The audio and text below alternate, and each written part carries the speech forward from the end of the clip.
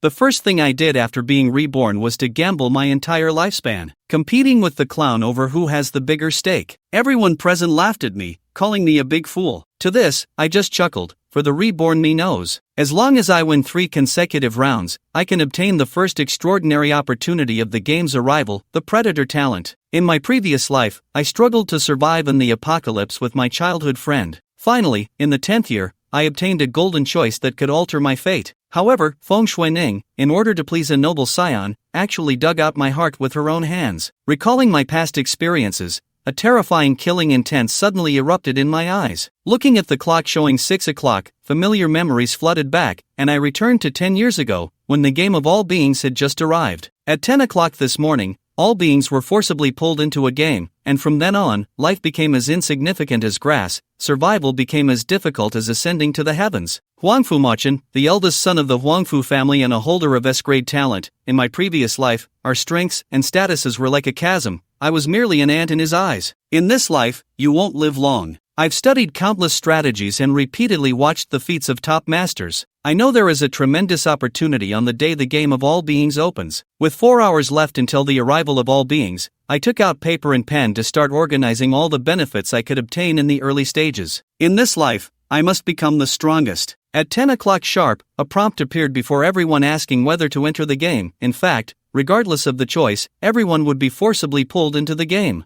I didn't hesitate and entered directly, arriving in a void space. On the left was a clown statue adorned with welcome jewelry. On the right was a small blackboard with the rules of the game written on it. To establish character information, please enter the nickname Wuxin to begin awakening. After a brief countdown, the talent will be activated. Seeing the prompt before me, I felt a surge of joy. Fortunately, just like in my previous life, luck smiled upon me, granting me top-tier charisma for 3 minutes, which would expire after use. In my previous life, it was thanks to him that I obtained golden blood, and then I rushed to the clown. Whether I can take off in this life depends on him. I took the hat off the clown's head and looked inside. The playing cards were still there, and at that moment, my inner urgency slowly faded. Young man, do you want to play cards with me? The originally stiff clown statue seemed to come to life, its eyes burning with intensity as it looked at me. Yes, I returned the courtesy to the clown. The moment I took the playing cards, the clown statue seen by other players would no longer activate. I don't like playing house. The clown suddenly pressed its pale face close, its red nose touching mine. Let me introduce myself. I'm the Joker of Fate. I love playing cards, but I love playing with lives even more. I'm also clear about the game rules of the Joker of Fate. Let's begin. Drawing a card costs 5 years of life. Seemingly taken aback by my audacity, the Joker of Fate paused and asked, "Are you really playing this big?" Alright, let me briefly explain. Comparing sizes, 1, 3, or 5 cards make a round, and your chips are your lifespan. The more rounds you win, the greater the rewards. By the way, whether you win or lose, your lifespan belongs to me. This rule is inherently unfair to players, but everything is as I expected. However, I have one request. Let's play 2 rounds, and it must end within 3 minutes. The Joker of Fate crossed its arms and grinned widely. No problem, I said as I skillfully began to shuffle the cards, preparing to activate my talent. To save time, you can take away 90 years of my life first. How can I accept that? Although I said this, the Joker of Fate had already placed its hand on my head, forgetting. Let me tell you, if your lifespan runs out, you will die immediately. When my vision cleared, I realized that if I didn't know my lifespan, I naturally wouldn't dare to play like this. In my previous life, I barely held on until the 10th year, which made me aware that my initial lifespan was 113. Now at 21 years old, putting up 90 years as a bet is the best wager I calculated, ensuring maximum benefits. As for the lifespan issue, I have my ways to resolve it. Stop wasting time, let's start. I drew a card directly. The little ghost talent was indeed useful, but I knew I was likely to lose the first round. When the Joker of Fate revealed its drawn card, it was indeed a big joker. The big and small jokers in this deck represented the Joker of Fate itself. If I kept betting single cards against it, I probably wouldn't win a single round. I clearly have the bigger card, I said, but it seemed like the Joker of Fate received some kind of instruction and pouted in dissatisfaction. Kid, since you're so brave, let's call it a draw. That's the best outcome. I quickly shuffled the cards and swiftly drew 3 jokers, along with an old king. The Joker of Fate's smile froze. No one had ever taken both jokers from him. Kid, I'll shuffle the cards for the next round. Looking at the straight flush in my hand, the Joker of Fate was in disbelief. It was absolutely impossible. In 6 rounds across 2 games,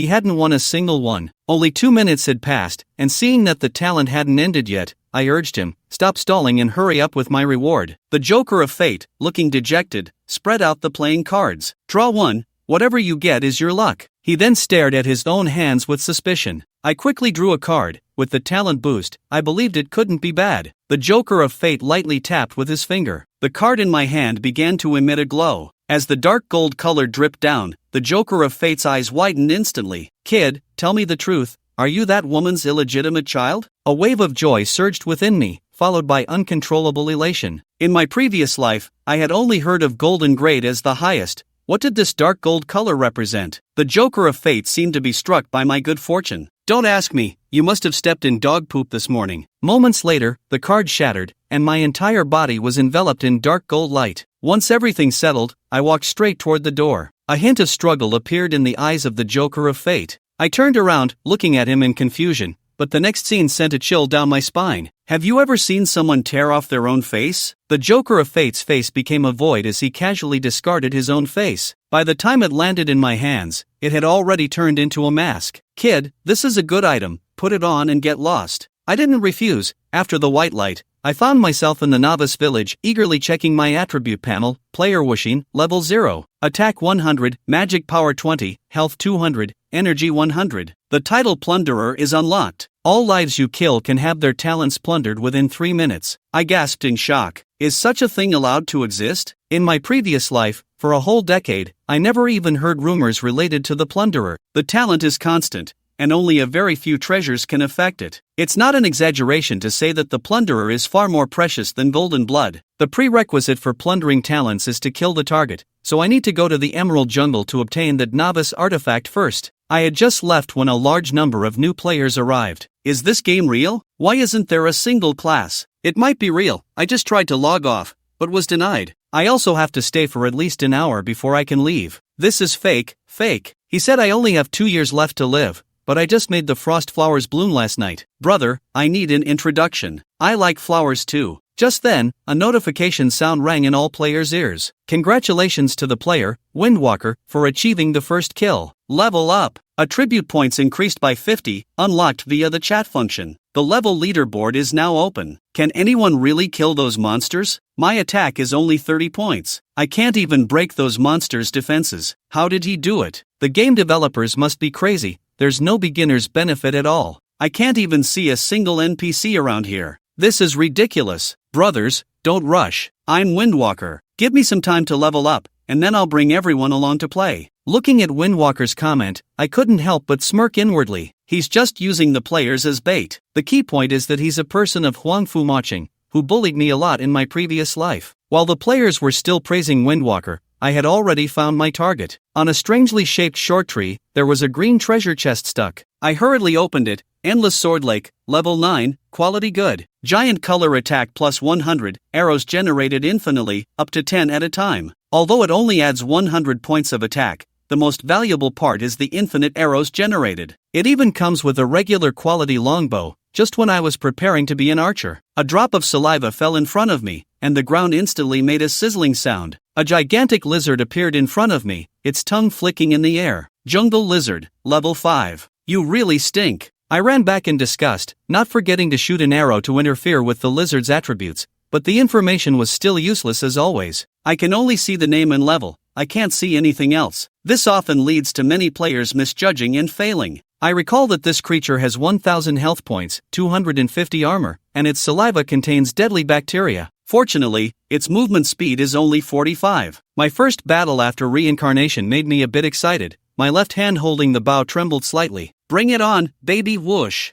I missed my shot and quickly retreated, nimbly weaving through the jungle. After creating a safe distance, I took a deep breath and used a special technique from my previous life to draw the bowstring fully. This arrow's force exceeded 500 pounds and shot straight at the lizard's left eye. The sword pierced through its entire head, and the lizard let out a painful screech as a massive damage notification popped up. -800. Do you want to plunder? Talent Plunder, Neurotoxin. Plunder successful at Earth level. Description: attack carries poison, dealing 10 damage per second for 10 seconds. 1% chance to trigger paralysis effect. Choose to retain or convert talent points. which can be used for talent upgrades. Isn't this just a weakened version of Golden Blood? The key is that it can be infinitely obtained. For now, I am still a Lone Ranger. The neurotoxin talent is very practical. Congratulations on leveling up. Gain 2 free attribute points and 100 from a level 5 jungle lizard. I leveled up twice, gaining nearly 600 experience points, with attack increased by 30, armor by 5, and movement speed by 15. I unhesitatingly allocated the other 100 free attribute points to attack. Then I flipped over the lizard's corpse and immediately spotted a game point card. What luck! It gave me 3 points. Besides that, there was a white chest piece, jungle lizard armor, level 5, normal quality, with armor plus 50 and health plus 100. I put it on right away. At that moment, several figures emerged from the forest, and upon seeing me, they began to scream in fear. The clown mask was already quite eerie, and combined with the dark jungle environment, it nearly scared Windwalker's little brothers to death. What are you shouting about? Windwalker kicked the loudest yellow-haired guy and said, "Open your eyes and see what's on his head." The yellow-haired guy squinted in fear. Seeing that I wasn't a monster, the yellow-haired guy became furious. "Are you stupid? Who told you to wear that broken mask? Kneel down and apologize." Before the yellow-haired guy could finish his harsh words, a black sword stone had already pierced through his throat. Seeing their companion fall, the little brothers were stunned. They had never seen someone act without talking tough first. Windwalker had a grim expression, his eyes glaring at me. "Friend, I'm Windwalker, you should have heard of me," I said, roll in a way that almost made Windwalker explode with anger. But looking at the lizard's corpse nearby, I decided to de-escalate the situation. The yellow-haired guy only had a subpar talent, which directly converted to 5 talent points. Seeing Windwalker hesitating to act, I turned to leave. "Brother Phone, I can't swallow this anger. With so many of us, he can't possibly kill us all." Faced with the discontent of his little brothers, Windwalker could only choose to appease them. "Alright, let's complete the task at hand first. Do you all not value your lives?" After saying that, Windwalker walked over to the lizard's corpse, took a picture, and sent it to the chat channel. In Novice Village No. 748, Feng Xuanning and her friend were idly chatting in their team. Her friend noticed she kept sneaking glances at Huang Fu Macheng, which reminded her of that childhood friend who had pursued her for years. "Is it your birthday today? You should hurry and log off. Jin Feng has probably prepared a surprise for us at school." Feng Xuanning gazed obsessively at Huang Fu Macheng, admiring his heroic posture while killing monsters. Upon suddenly hearing Chen Feng's name, she frowned and said indifferently, "Let him wait, it's not the first time." "Isn't that a bit harsh? What's wrong with her caring about you? Without my parents supporting her, how could that orphan have grown up? Besides, I really don't want to see him, always clinging to me day and night. I've thrown away all the junk he gave me. Plus, now that the game has arrived, he's such a useless coward that he probably doesn't even dare to leave the Novice Village. Look at Senior Macheng, he effortlessly gathers so many people to help kill monsters, and he even awakened an S-level talent. Following him would be great. As for that useless Chen Feng, let him wait." Seeing Feng Xuanning growing increasingly impatient, her friend wisely fell silent. It was indeed like that in my previous life. Even though Feng Xuanning was late, I didn't complain at all. I was even publicly humiliated by Feng Xuanning over a gift, losing face and missing the best opportunity to level up. But the current me is no longer the Chen Feng he knew. I was immersed in the joy of plundering, and with my gear, the Emerald Jungle had become my hunting ground. This place is filled with various insect monsters. Their attributes aren't strong, but their talents are extremely practical. For instance, the jump enhancement I just plundered allows me to jump 3 to 5 meters with minimal effort, and the speed is incredibly fast, useful for dodging many lethal attacks. Just like now, I easily jumped to dodge the Black Widow's web attack, landing on a tree branch 7 to 8 meters high, ready to draw my bow. A beam of black light pinned the Black Widow to the ground. After a brief convulsion, I plundered its talent, Successful Plunder of Spider Sense. This talent allows me to sense any movement within a 10-meter radius. Finally, I got it. This talent, combined with the Viper's heat sense and the evasion ability from jump enhancement, no monsters can get close to me at all. While searching for skill crystals, I keep plundering talents, and the ones I retain are incredibly useful, while other players remain oblivious. Level 6, Attack 580, Magic Power 20, Armor 75, Movement Speed 140, Health 500, Energy 400, Title, Plunderer. Basic talents, Neurotoxin, Earth Level, Jump Enhancement, Earth Level, Heat Sense, Earth Level, Spider Sense, Earth Level, Focus, Earth Level, Night Vision, Earth Level. Although the plundered talents are all single Earth Level and not very strong, their combined effects are terrifying, and duplicate talents can be converted into talent points. I continued to upgrade these talents as I silently moved through the jungle, quickly scanning each location for quite a while. I still hadn't found that skill crystal. Unfortunately, there are no monsters in the Novice village, and I have a talent for mental scanning. Just as I was at a loss, a sound of breaking air rang out. At that speed, the old me would have probably died on the spot, but now spider sense warned me in advance. I slightly shifted to the left and easily dodged the attack. A deep voice came from behind me, followed by the figures of a man and a woman. The man seemed a bit incredulous. The woman beside him spoke first. "You little brat, don't you dare steal my treasure." Treasure? I looked ahead. Not far away, a peculiar flower was about to bloom, and in its center was an orange skill crystal. Treasures in the game are classified by color, with rarity going from low to high: white, green, blue, purple, pink, orange, red, and gold, with orange representing S-level. It's only the first day of the game, let alone orange. Even encountering a white crystal would be a big deal. You should understand the principle of first come, first served. The man snapped back to reality, his eyes extremely wary as he firmly aimed his bow and arrow at me. After all, his reaction speed was truly astonishing. As the captain of the national archery team, no one had escaped his ambush since he entered the game.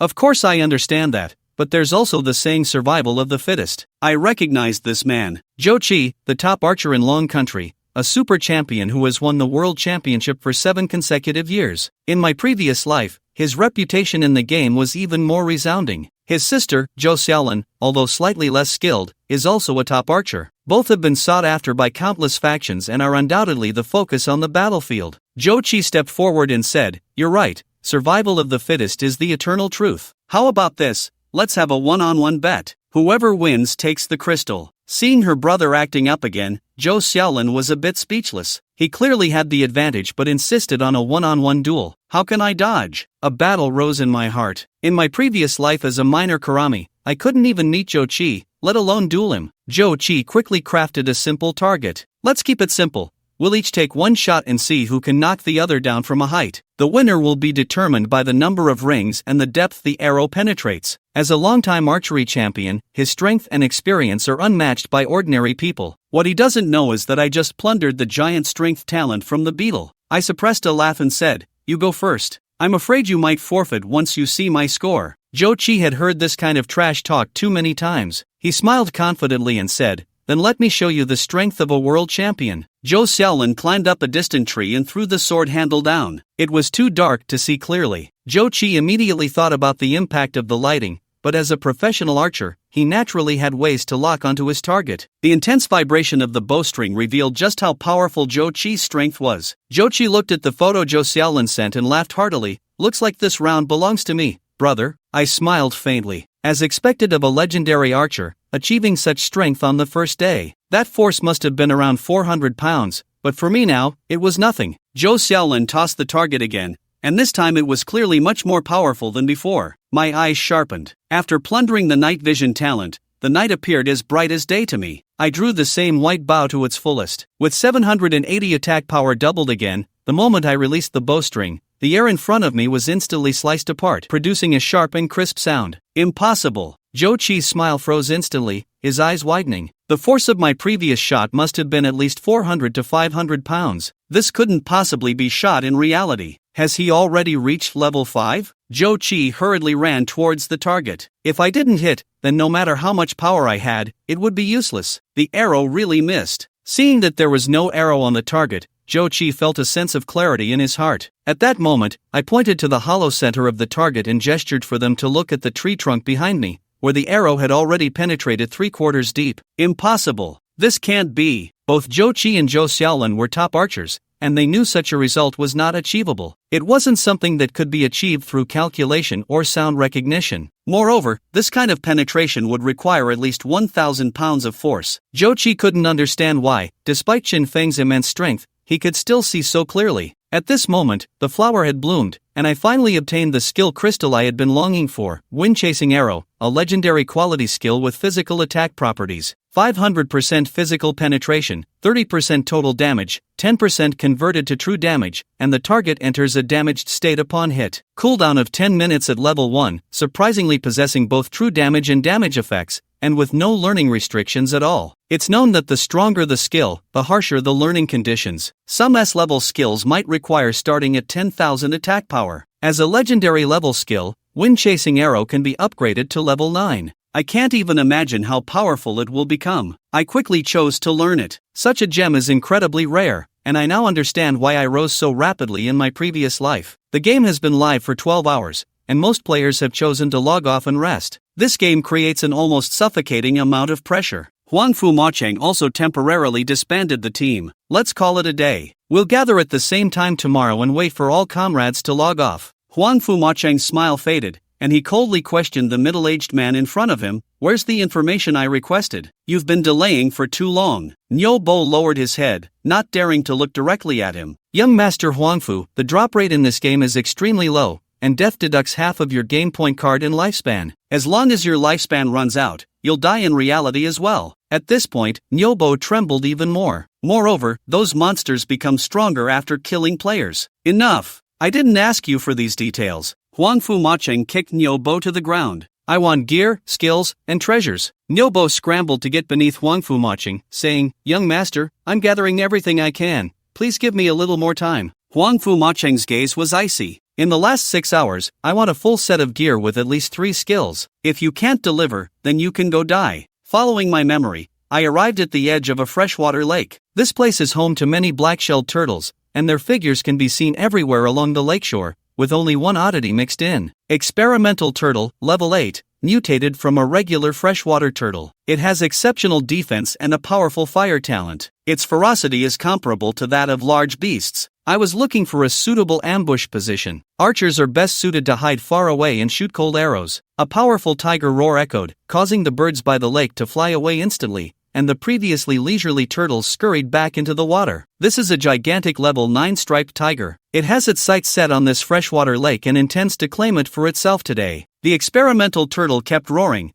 but its volume was almost cute. The tiger disdainfully swiped its front paw. It could easily kill several of these little creatures with just a spray of urine. Suddenly, a massive fireball erupted from the experimental turtle's mouth, instantly turning the tiger into a pile of ashes. Seeing this scene, I was even more delighted. Elemental talents are indeed powerful, and there are 3 monsters in the Novice village that have the experimental turtle among them. There are essentially no weaklings with elemental talents. This was the consensus among all players in my previous life. Once an elemental talent awakens, it means they come with built-in skills. The reason why elemental talent players haven't emerged yet is that elemental abilities are difficult to control. Once they adapt, there will be a large number of elemental players dominating the level leaderboard. After releasing the fireball, the red flame turtle seemed a bit lethargic, lying flat on the ground. I aimed at the red flame turtle, ready to use it to witness the power of the S-level skill. Damn, this is so hard to draw. After releasing the wind-chasing arrow,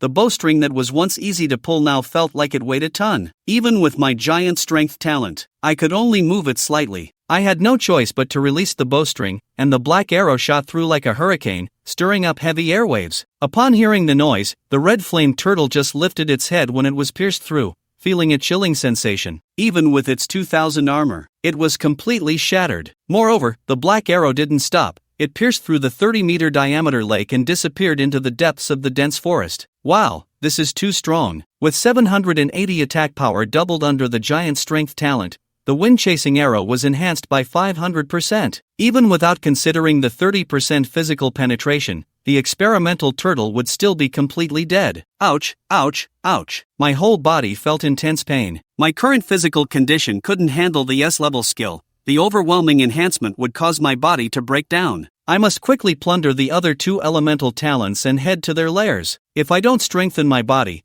I won't be able to enjoy this at all. Successfully plundered fire control and successfully plundered underwater breathing. It seems that besides the red flame turtle, another unfortunate creature was taken care of too. Fire control talent, level coin, fire resistance plus 500, consumes 100 energy to condense fire. 1 point of magic power causes 1 point of fire damage. The target suffers continuous burning, and with the underwater breathing talent, I can breathe freely underwater without any obstruction. A ball of flame rose from my palm. Having just acquired the fire talent, I could already use it, but unfortunately, I only had 20 magic power. On my way to the second elemental monster, I killed every monster I encountered, not only upgrading my giant strength talent to sea level, but I also put on a full set of normal quality gear, quickly leveling up to level 9, directly becoming the top of the level leaderboard. knowing that the second place is only at level 7. Meanwhile, Feng Xuening and her friend were also preparing to head downstairs, and they finally remembered Chen Feng. As soon as they stepped out the door, her friend shivered from the biting cold wind. Chen Feng must be frozen stiff by now. Feng Xuening smirked mockingly. He deserves it. If it weren't for Senior Maching telling us to log off,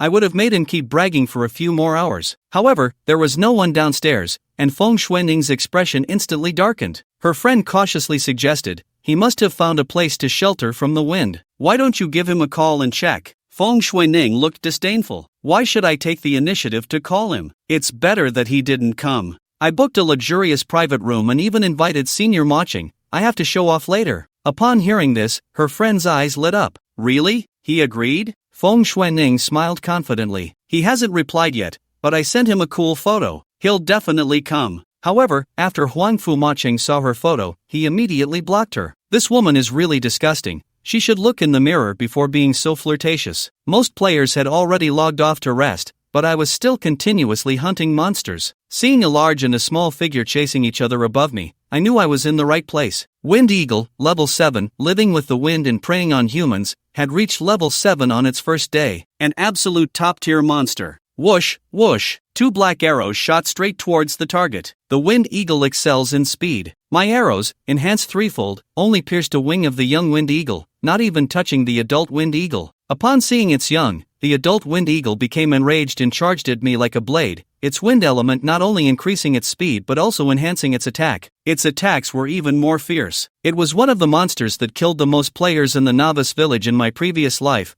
often hunting companions right in front of the players due to its wind talent and aerial advantage. Seeing it actively leveling up, I couldn't help but reflect. You're flying in the air while I have to put in effort. Since you're asking for death, let me send you on your way. It was just the right time to test the tenfold increase from my giant strength talent. My left arm swelled with blood as I bent down and swept. Thud. The Wind Eagle's body was shattered in midair. Defense was never its strong suit, especially against my strike, which was at least 8,000 pounds of force. The longbow couldn't withstand it either. It seemed it wouldn't hold up for long. Successfully plundered Eagle Eye, talent level B, granting super long-range vision. My pupils were covered with a thin membrane, allowing me to move at high speeds without any hindrance. My expression changed slightly. Why wasn't it wind control? Looking at the Plunderer's basic title, I had a vague suspicion. Could it be that I can only plunder one talent at a time? I walked up to the young Wind Eagle and shot another arrow. Successfully plundered wind control, talent level B, wind resistance plus 500,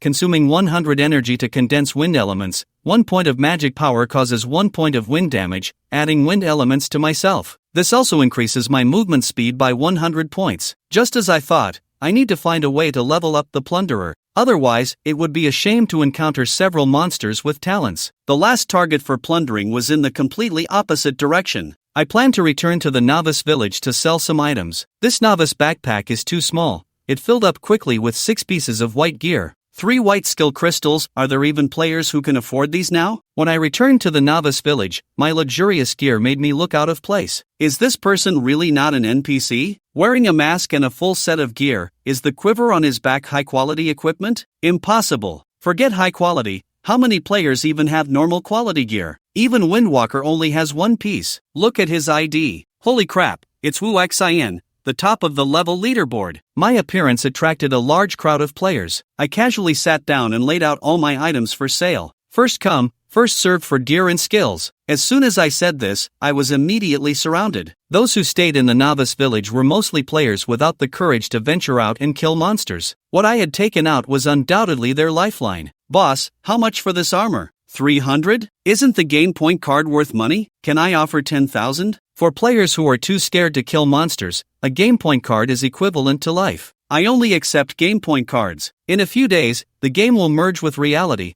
and money will be useless. 20,000? I'll offer 50,000. A bunch of people were shouting, but I remained unmoved. Brother Phone, come back quickly. Wu Xian is selling gear and skills in the Novice village. The yellow-haired guy hurriedly messaged Windwalker after seeing this. Recently, they were driven almost crazy by the low drop rate in this game. With their speed of killing monsters, they couldn't gather a complete set of gear, let alone the 3 necessary skills. I'll take all of it, Windwalker shouted as he rushed back. It's Windwalker. He killed a level 5 jungle lizard. He's already so strong. Why is he still fighting us for this gear? I looked at Windwalker coldly. How much do you want up front? Is 5 million enough? Windwalker said with a smug smile, reaching out to grab the gear. I swatted his hand away and coldly said, I meant game point cards. These 9 items total 4,795 game points. I'll just add a 0. Just give me 5,000 points. 5,000? Windwalker glared at me fiercely. Do you know what 5,000 points mean? Before he could finish, a sultry, deep voice interjected, it means you're a broke loser. Can you not block the way? A seductive figure emerged from the crowd. Handsome,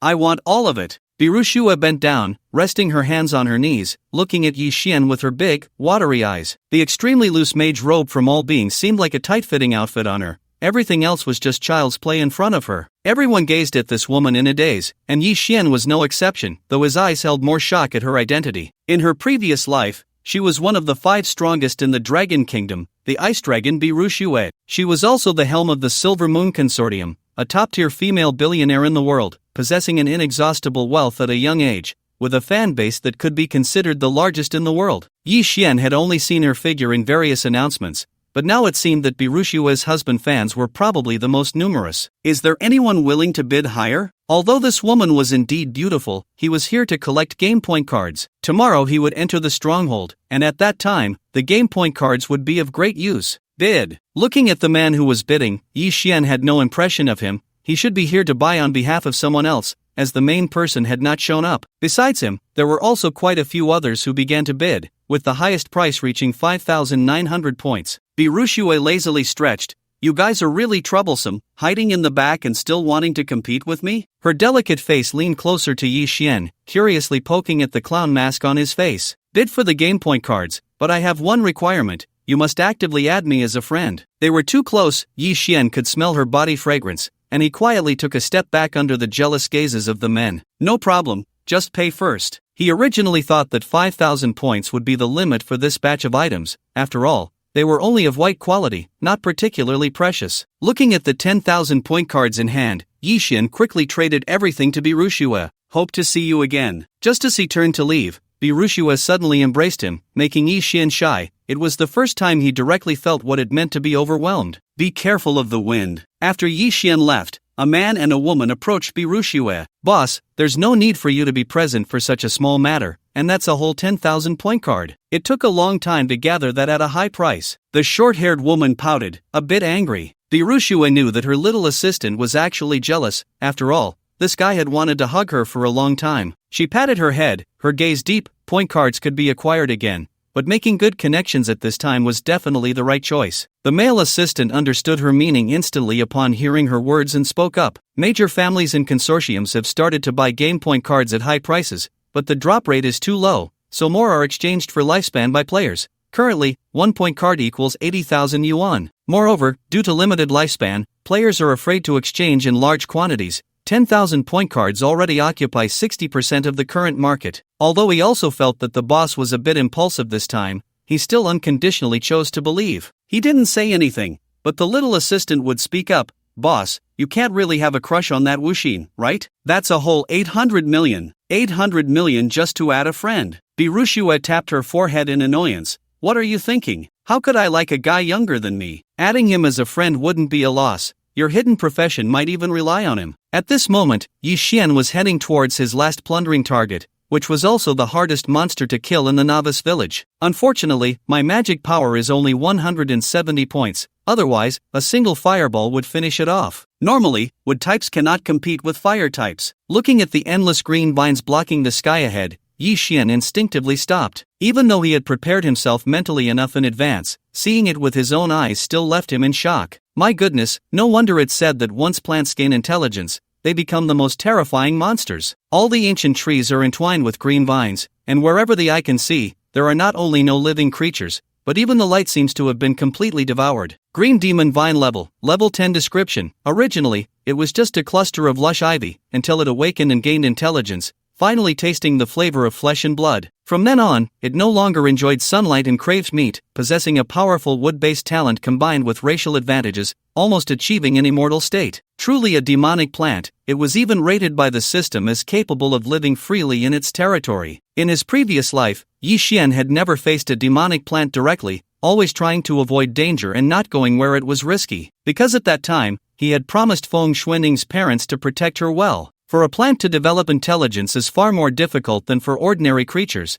and the rudimentary intelligence it possesses is likely only instinctual. The instinct to eat, combined with its immense power, leads to the suffering of other beings, the most famous being the demonic plant star. The entire planet's life was devoured by an ancient tree, its roots and stems spreading to every corner of the planet, even beginning to extend into the starry sky. If you were to develop for a few more days, I might really not be your match. Yi Xian ran deeper into the area. He needed to find the core of the demonic plant. No matter how many of these vines he severed, it was of no concern to it. He wondered if the level 10 demonic plant had any life essence. If it did, he would strike it rich. As his speed increased, the ubiquitous green vines finally launched an attack. Powerful lashes cracked through the air, and the vines, as thick as a thigh, looked more like giant pythons. Just as expected, he arrived at the right moment. The strategy he studied in his previous life clearly analyzed the green demon vine, stating that it awakens its wood-based talent 12 hours after the first day and develops a hint of intelligence. But this was also its weakest moment, with only a limited number of vines it could control, and its self-healing ability still in its early stages. Crash! Crash! Every arrow Yi Xian shot could sever a vine, and the sound of the bowstring being pulled never ceased. Who wrote this strategy? Is this what you call not many? From the beginning until now, Yi Xian had lost count of how many arrows he had shot, at least 700 or 800. Interfered by the vines, Yi Xian's speed slowed significantly,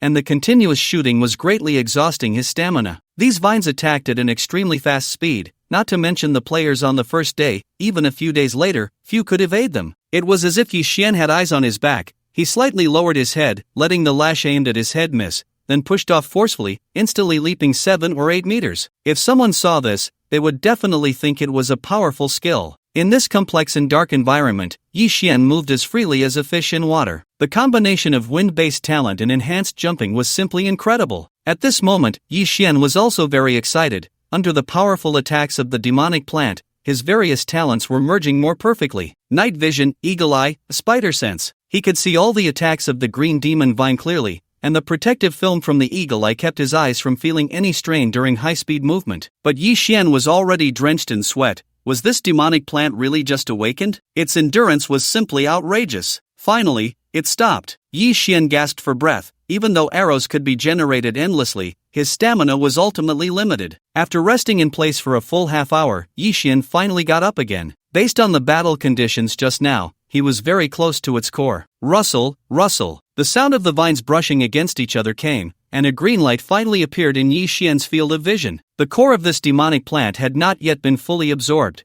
and it seemed to have just awakened not long ago. The deep green vine has grown to about 2 or 3 meters thick, but now it is basically useless, moving at an extremely slow pace. Yi Xian took out his bow and arrows and began to gather strength. What he needed to do was very simple: shoot through that core. Long before he arrived here, the man-eating vine had been moving its tendrils with nearly exhausted energy. As long as the core was protected, it would not die. Multiple thick green vines tightly wrapped around the core, the thickness probably exceeding 5 meters, which was simply beyond the capability of a novice player to shoot through. Yi Xian's gaze sharpened as he adjusted his physical state to its best. This first kill was going to be his today. The giant strength talent began to gather power. The wind-chasing arrow began to gather power. The high-level giant strength talent finally allowed the wind-chasing arrow to be drawn back further than the last time, just as Yi Xian was about to release it. Someone's coming? Yi Xian felt a bit stuck. The heat sensor showed a large number of figures approaching. If he released the wind-chasing arrow, he would immediately lose his combat ability. Watching the green demon vine wrap the core tighter and tighter, Yi Xian knew he could not delay any longer. Gamble! Just as Yi Xian was about to let go, feeling a deadly threat, the green demon vine began to struggle desperately, and the core emitted a strong green light. At the same time, the longbow in Yi Xian's hands actually broke apart. No way! In fact, when he killed the wind eagle last time, Yi Xian had noticed a faint crack appearing in the longbow. The white equipment simply could not bear the wind-chasing arrow, let alone the giant strength talent that Yi Xian had already leveled up. Under the illumination of the green light, the green demon vine seemed to return to its peak state.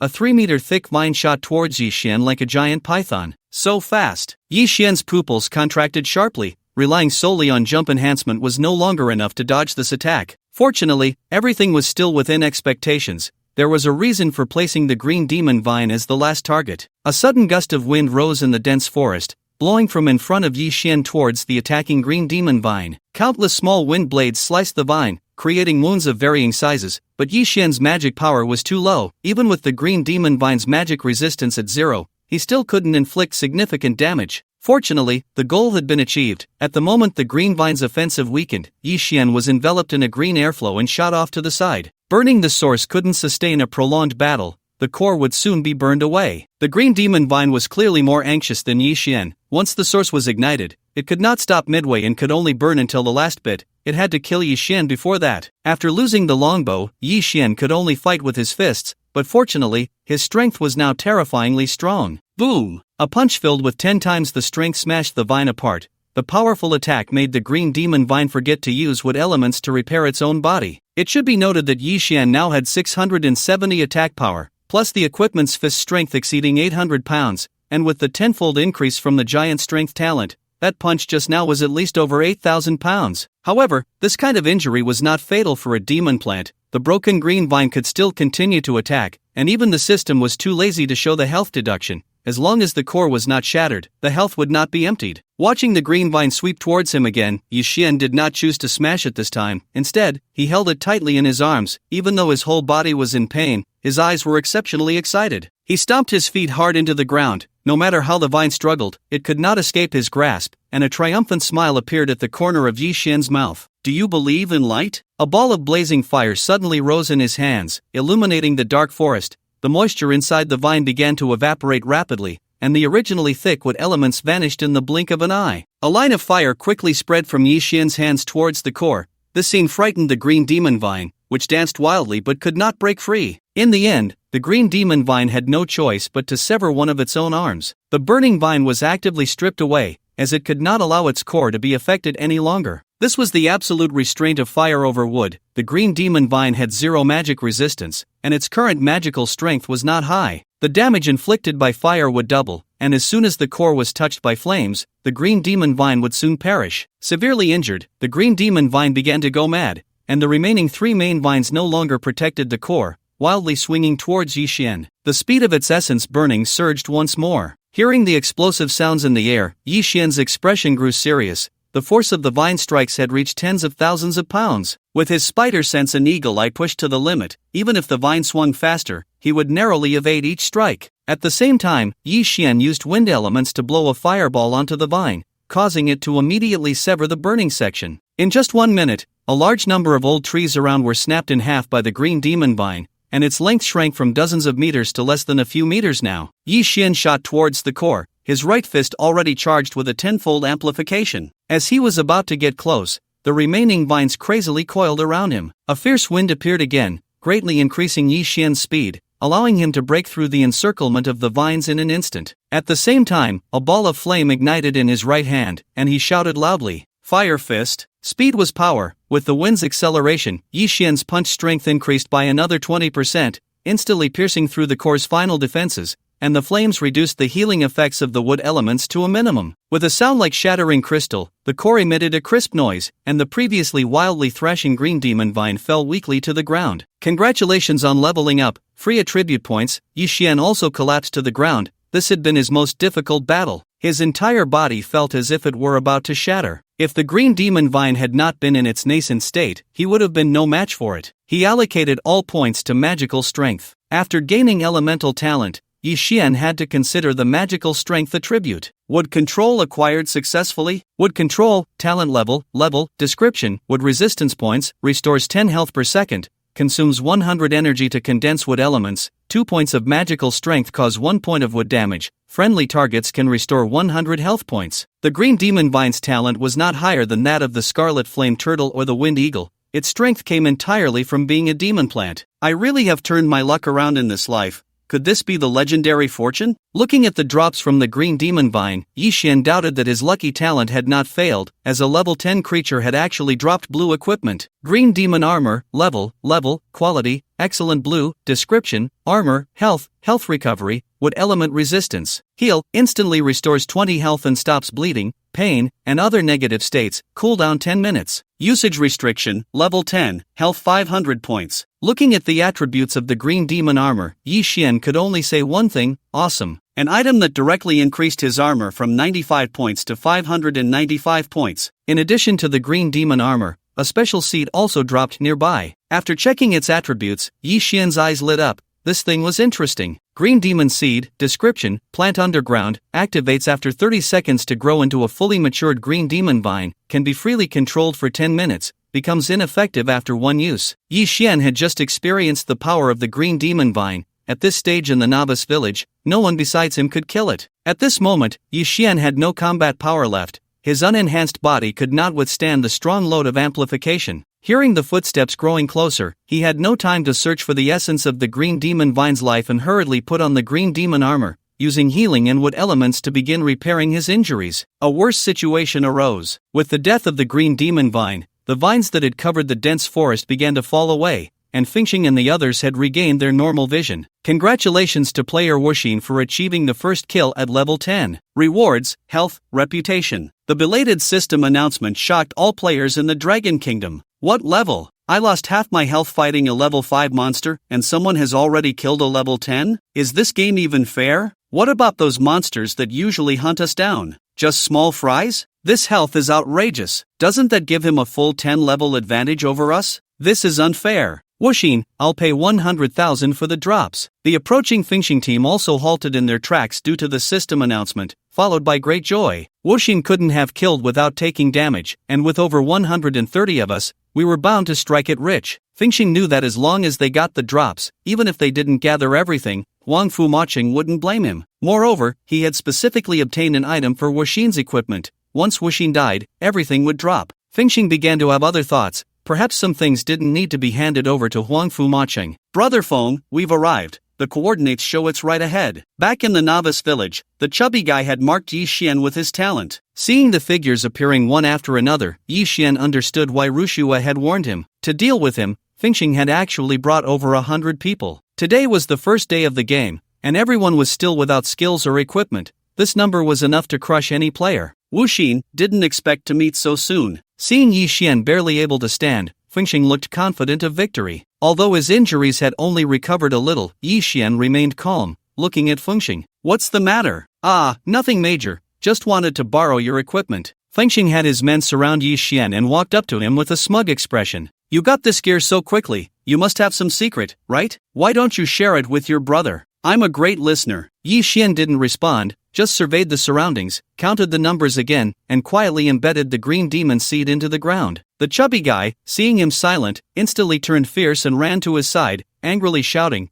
Brother Feng asked you to talk because he respects you. What are you stalling for? Do you want to die? Yi Xian didn't indulge him and shot back, I'm happy to, what's it to you? Turning to Fingxing, a wicked smile appeared on his lips. Didn't you want to know? Kill this chubby guy, and I'll tell you right away. At this, the chubby guy trembled. He knew Fingxing would definitely do it, and at that moment, Fingxing indeed drew out his only weapon, a long knife. Brother Feng, he's lying to you. You can't fall for it. Ignoring the chubby guy's cries, Fingxing swung his knife. Clang! The harsh sound of impact rang out, and Yi Xian coldly looked at Fingxing. Your aim isn't great. You can't even hit straight from this close. You're not hurt. Fingxing realized that his full-force strike couldn't break through Yi Xian's defense. Just as he finished speaking, he denied his own judgment, his eyes burning as he stared at the green demon armor. Take it off. Give me that equipment. If it weren't for the fear of hitting a vital area like the head, with Yi Xian's current defense, this group of useless players could hit him for 3 days without taking a single drop of health. What? Don't want to know the secret of the equipment anymore? How about this?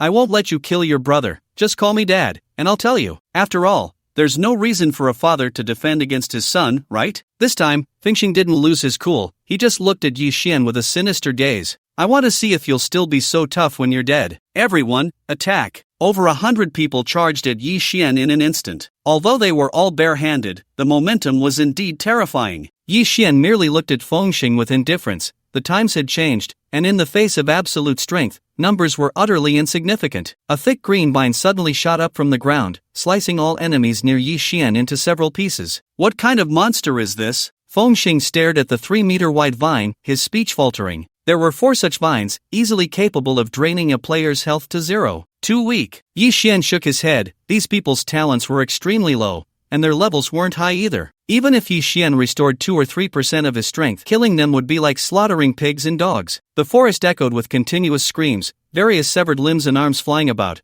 while Fengxing was hung upside down by a vine, witnessing everything unfold before his eyes. By the time everyone was dead, Fengxing was too terrified to speak. This man was as cold-blooded as a non-human. You see, this is the secret of equipment. As long as you kill enough, the gear will naturally come. At this moment, Fengxing dared not speak. He wished he could kill himself with a single blow to avoid facing this demon alone. Yi Xian drew an arrow from behind and coldly looked at Fengxing, asking, "Tell me, in which novice village is Huangfu-Machin?" Fengxing, already frightened out of his wits, blurted out instinctively, "Novice village," and just as the words left his mouth, his head was pierced through. Yi Xian nodded in satisfaction. Within 1,000, he would share the same stronghold as me. Even if he couldn't kill him now, in the game, he would never let Huangfu-Machin have it easy. The more than 100 people Fengxing brought provided Yi Xian with several hundred talent points, and his and the chubby boy's talents were quite useful, so Yi Xian kept them. Sharpness talent level description, consumes 50 energy points, physical penetration, better effect when attached to equipment. Fengxing's talent was actually quite good. Penetration is harder to enhance than attack, and it would be very effective against high-armored monsters. From Fengxing's earlier attack, it was clear he hadn't developed this talent much. It was a waste to leave it in his hands. Mark talent level description, marks a target, allowing real-time observation of the target's location within 50 kilometers, usable once a day. Seeing this talent, Yi Xian understood how his position had been exposed, but he truly couldn't find out how, as the talents he had plundered were still within the realm of regular talents. This made Yi Xian even more eager for the stronghold. From there, the true nature of this game would gradually reveal itself. Just as he was about to leave, he noticed a strange scroll dropped beside Fengxing's corpse. Witch's Curse, special item, upon the target's death, all equipment and items will drop. How could this thing appear in a novice village? The Witch's Curse was a very rare item in the previous life, only existing in certain special exchange scenarios, often triggering fierce competition among powerful players upon its appearance. This was because most precious treasures would bind to a player's soul, and under normal circumstances, even if you killed them to level 0, you couldn't loot it. But with the Witch's Curse, regardless of the binding state of you and the equipment, as long as you were killed, it would drop. Should I let Fengxing come to trouble me a few more times? The first level 10 player appeared 3 days after the game had launched in the previous life. And now, Yi Xian not only reached level 10 on the first day but even killed the demon plant, the green demon vine, that roamed the novice village. At this moment, major gaming forums in Longwa were filled with posts about Wuxin, and Yi Xian, who had already gone offline, couldn't find any useful information. Truly worthy of the demon value, it could actually enhance so many attributes. After killing Fengxing, Yi Xian finally found the life essence within the green demon vine. Just with a demon value of level 10, it increased his health by a full 1000 points and energy by 300 points. Yi Xian discovered that his bare attributes had skyrocketed after killing the green demon vine. Player, Wuxin, level 10, attack, 720, magic power, 230, armor, 95, magic resistance, 5, movement speed, 200, health, 2150, energy, 860, title, raider, beginner, talents, lucky occasional favor, invalid, wood control, level, fire control, level, wind control, level, sharpness, level, giant strength, level, neurotoxin, level, jump enhancement, level, silence, level, thermal sensing, level, spider sensing, level, night vision, level, underwater breathing, level, eagle eye, level, mark, level. Unfortunately, at this early stage of the game, the main body and the character have not yet merged,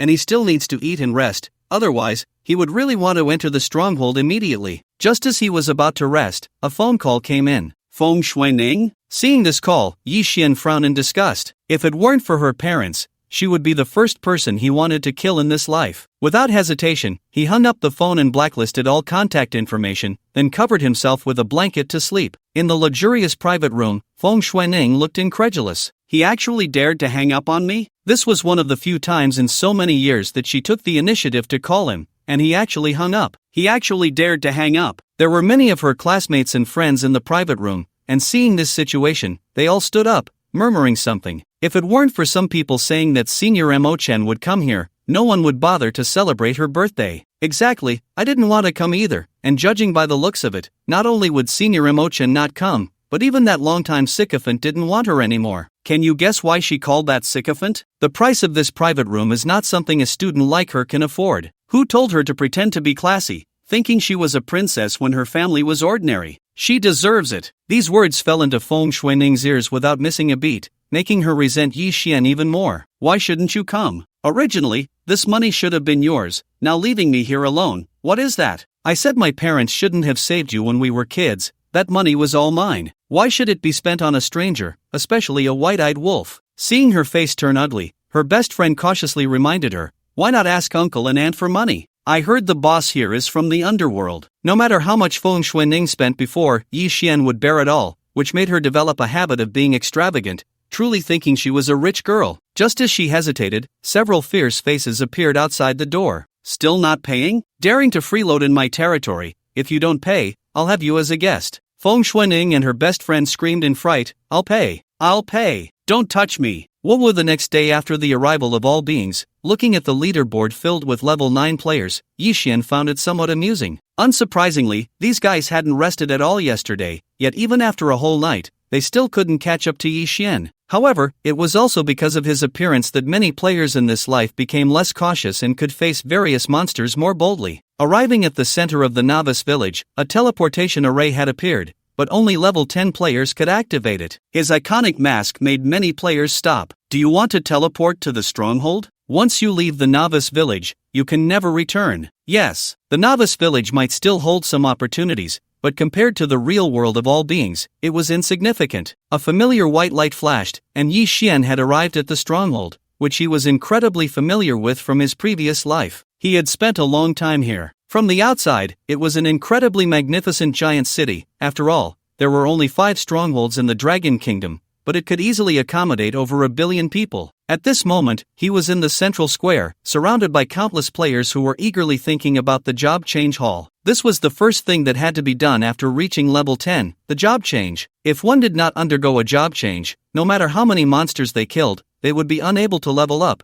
forever stuck at level 10. There were only 5 basic job change halls in the square: warrior, archer, assassin, mage, and priest. Without hesitation, Yi Xian walked towards the archer job change hall. Inside the hall, there was only a middle-aged man. Upon seeing Yi Xian enter, a long-lost smile appeared on his weathered face, but his mouth only uttered a formulaic line. Player Wuxin, are you sure you want to change to a powerful archer? Yes. Ordinary job changes did not require any tests, which was also a reward from the game for players leaving the Novice village. With a flash of light, Yi Xian successfully changed to an archer. Congratulations! You have successfully changed to an archer. Base growth value is 3. Everything was the same as in his previous life. A base growth value of 3 meant that he would gain 150 free attribute points for each level up in the future. Moreover, after the job change, there were restrictions on equipment and skills. Everything could only be related to the profession. After completing the job change, Yi Xian turned to leave and did not learn any skills in the job change hall because he would soon have better options. A system announcement rang out, and this time all players in Blue Star could hear it. Congratulations to player Wuxin for being the first to complete the job change. Reward, reputation, 1 hidden job change scroll. The Dragon Kingdom has taken the lead in occupying the territory. National fortune value. The 2 consecutive announcements caught players from other countries off guard. Baka, just a mere yellow-skinned monkey. Even if you get a head start,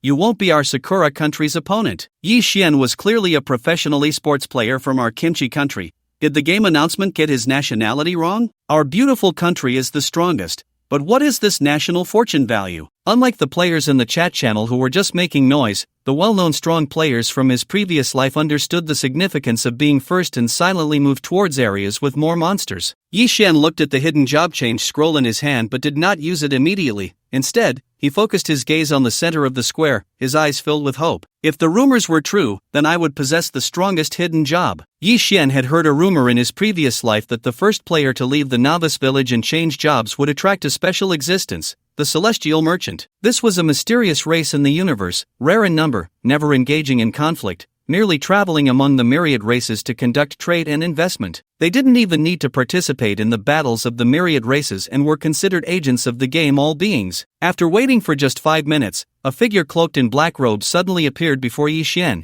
and a deep voice seemed to carry a hint of curiosity. Shiming? No, that's just its face. It seems it has high hopes for you. The Celestial Merchant looked at Yi Xian, confirmed he was Wuxin, and got straight to the point. I am a merchant. Let's see what you want to buy. Alright, you are the first player to change jobs in the Blue Star server. This purchase enjoys a 50% discount. Please choose quickly. I have to rush to another star server. A dazzling array of item information appeared before Yi Xian. Looking at the rare treasures, he wanted everything. However, the items offered by the Celestial Merchant were all within 200,000 game points, without any unattainable items. Please help me enable the search permission. Yi Xian made a small request to the celestial merchant. Hearing his words, the celestial merchant was somewhat surprised. This weak human should be seeing him for the first time, so how would he know about this function? Moreover, what could a player from such a backward civilization possibly search for? Search enhancement order. Hearing Yi Xian's search content, the celestial merchant realized he had underestimated this human. The sublimation tokens were not widely known even among the top races. A dense array of various sublimation tokens appeared, and Yi Xian deleted the unnecessary options,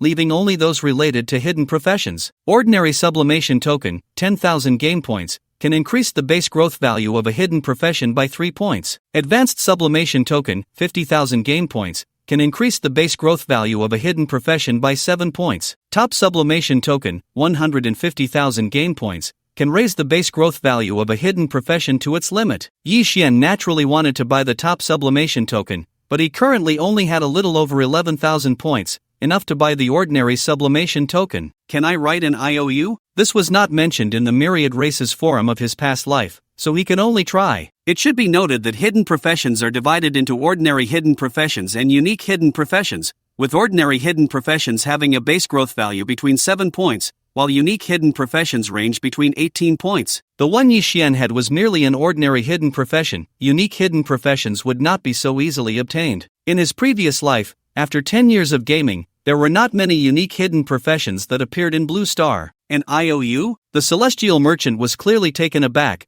After all these years, Yi Xian was the first to try to get something for nothing from him. For the sake of the game of fate, I can give you a 10% discount, but this is a small business, and I do not offer credit. Even with a 10% discount, Yi Xian's money could only buy the advanced sublimation token. If it were before, that would be fine, but now he could not accept it. There was no choice. It seemed he could only sign a high-interest loan. Yi Xian gritted his teeth and said, I will sign a 1-year investment plan with you. Upon hearing this, the celestial merchant trembled all over, a terrifying piece of information instantly locking onto Yi Xian. This plan had just landed, and even among the top star servers, few knew about it. How could a mere mortal who just reached level 10 know all this? Yi Xian now felt as if he was locked onto by the Grim Reaper, never having experienced such suffocating pressure. In his past life, no one had ever seen the celestial merchant take action, and everyone thought they could only trade among the myriad races under the protection of the system. This world is too vast. There will always be abilities that even you do not know about. Yi Xian's gaze was calm, not overly panicked,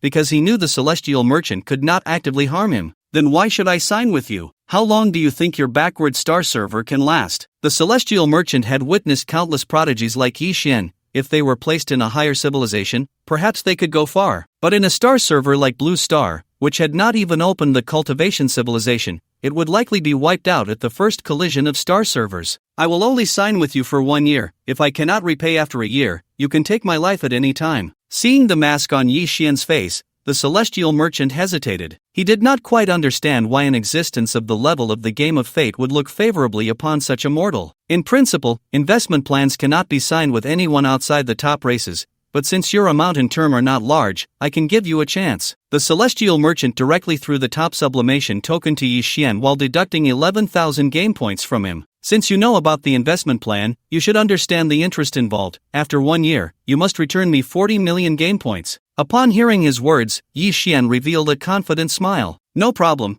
Bring more treasures when the time comes. I will definitely have money by then. The transaction completed, the celestial merchant prepared to leave. Looking at Yi Xian's mask, he suddenly extended a hand. Let me give you a small gift. The mask of fate is not just this. With a finger counting in the void, Yi Xian felt a cool sensation from the mask, just like when the clown of fate first gave him the mask. Mask of the Weeper, quality, unknown, description, a clown in the game world, with an inscrutable true face, skilled in tricks, even more adept at playing with people's hearts and souls. The Joker's lie, lies can cover everything, you understand. The free soul, killing has no karmic ties, the soul is forever free. All soul attacks weaker than the strength of the Joker will be ineffective against you. After Yi Xian checked his attributes, the wandering merchant had vanished without a trace. The Crier's mask gained an additional effect, which undoubtedly filled a gap for Yi Xian. Soul attacks have always been powerful and strange. When the Soul Clan descended upon Blue Star, they treated humans like chicks, slaughtering them mercilessly. No matter how high your physical attributes are, they can easily control or kill you in an instant.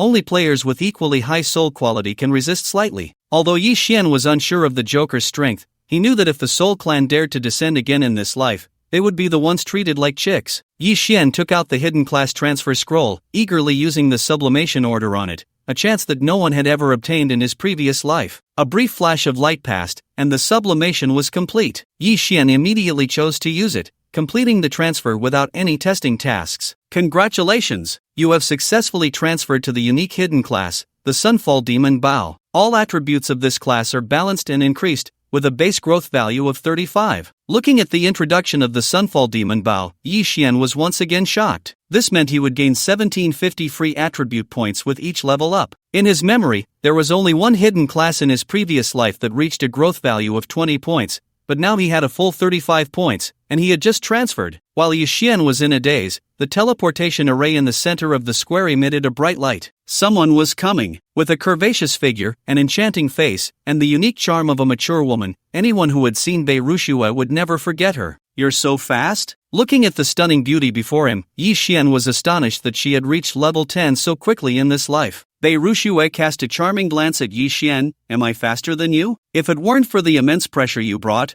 would I need so many people to help me level up all night? In her previous life, Bei Rushue had cautiously studied all beings for 5 days before leisurely leaving the novice village, and Yi Xian had undoubtedly accelerated everyone's progress in this life. Here, you actually have to deduct 10 game points every day. That's a bit expensive, right? Bei Rushue frowned, instantly noticing the difference between this place and the novice village. It's already very cheap. This is an extraordinary starting point. Yi Xian was currently checking the initial skills of the Sunfall Demon Bao, which had only one skill, but to him, it was equivalent to countless skills. Enchant skill level, level 1 quality, rare purple, description, consumes 50 energy points, physical attack, can add elements to equipment, cooldown time 3 seconds, wind element points for physical penetration, fire element points for magical attack, causing area damage, wood element points for magical attack, and converting 5 points of magical damage into health to heal oneself upon hitting the target. The initial skill is just this? I remember that ordinary classes only start with level 1 skills, and even then, Yi Xian was very satisfied with this skill because any skill that dealt percentage damage could be used for a long time, not to mention that the elements he would master in the future would only increase. Having obtained what he wanted, Yi Xian did not intend to stay here and waste time. Seeing his indifferent demeanor as he left without hesitation,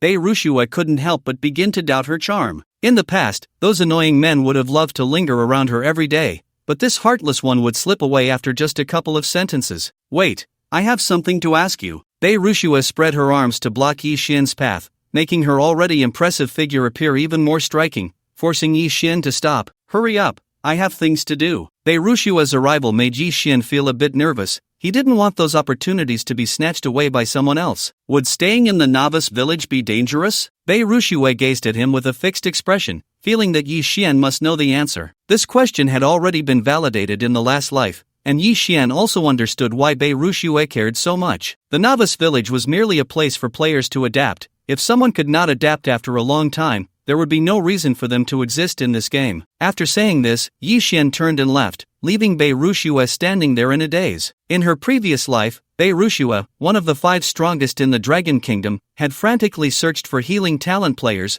willing to do anything if they could save her grandfather, but unfortunately, it never came to pass. The novice village would only exist for a month. Players who had not left the novice village after a month would be erased along with it. Looking at the remaining 670 game points, Yi Xian let out a bitter smile. He had been careless. That guy hadn't mentioned that the items from the Immortal Merchant were so expensive. After getting 10,000 points from Bei Rushue, he originally planned to spend 5,000 on a sublimation token and use the remaining 5,000 to strengthen his physical foundation at the Body Refinement Pavilion. However, the minimum cost for a single enhancement at the Body Refinement Pavilion was 1,000 game points, and other enhancement places were generally at this level as well. Yi Xian used the remaining points to buy a normal quality longbow and headed towards the Shadow Forest. If it weren't for that unlucky guy only staying there for 2 days, he wouldn't want to go to the Shadow Forest so soon. This information was also learned from the strategy in his last life. As long as a player with wood talent approached that area, they would receive a free level healing skill to heal it. The Shadow Forest was mostly filled with assassin-type monsters,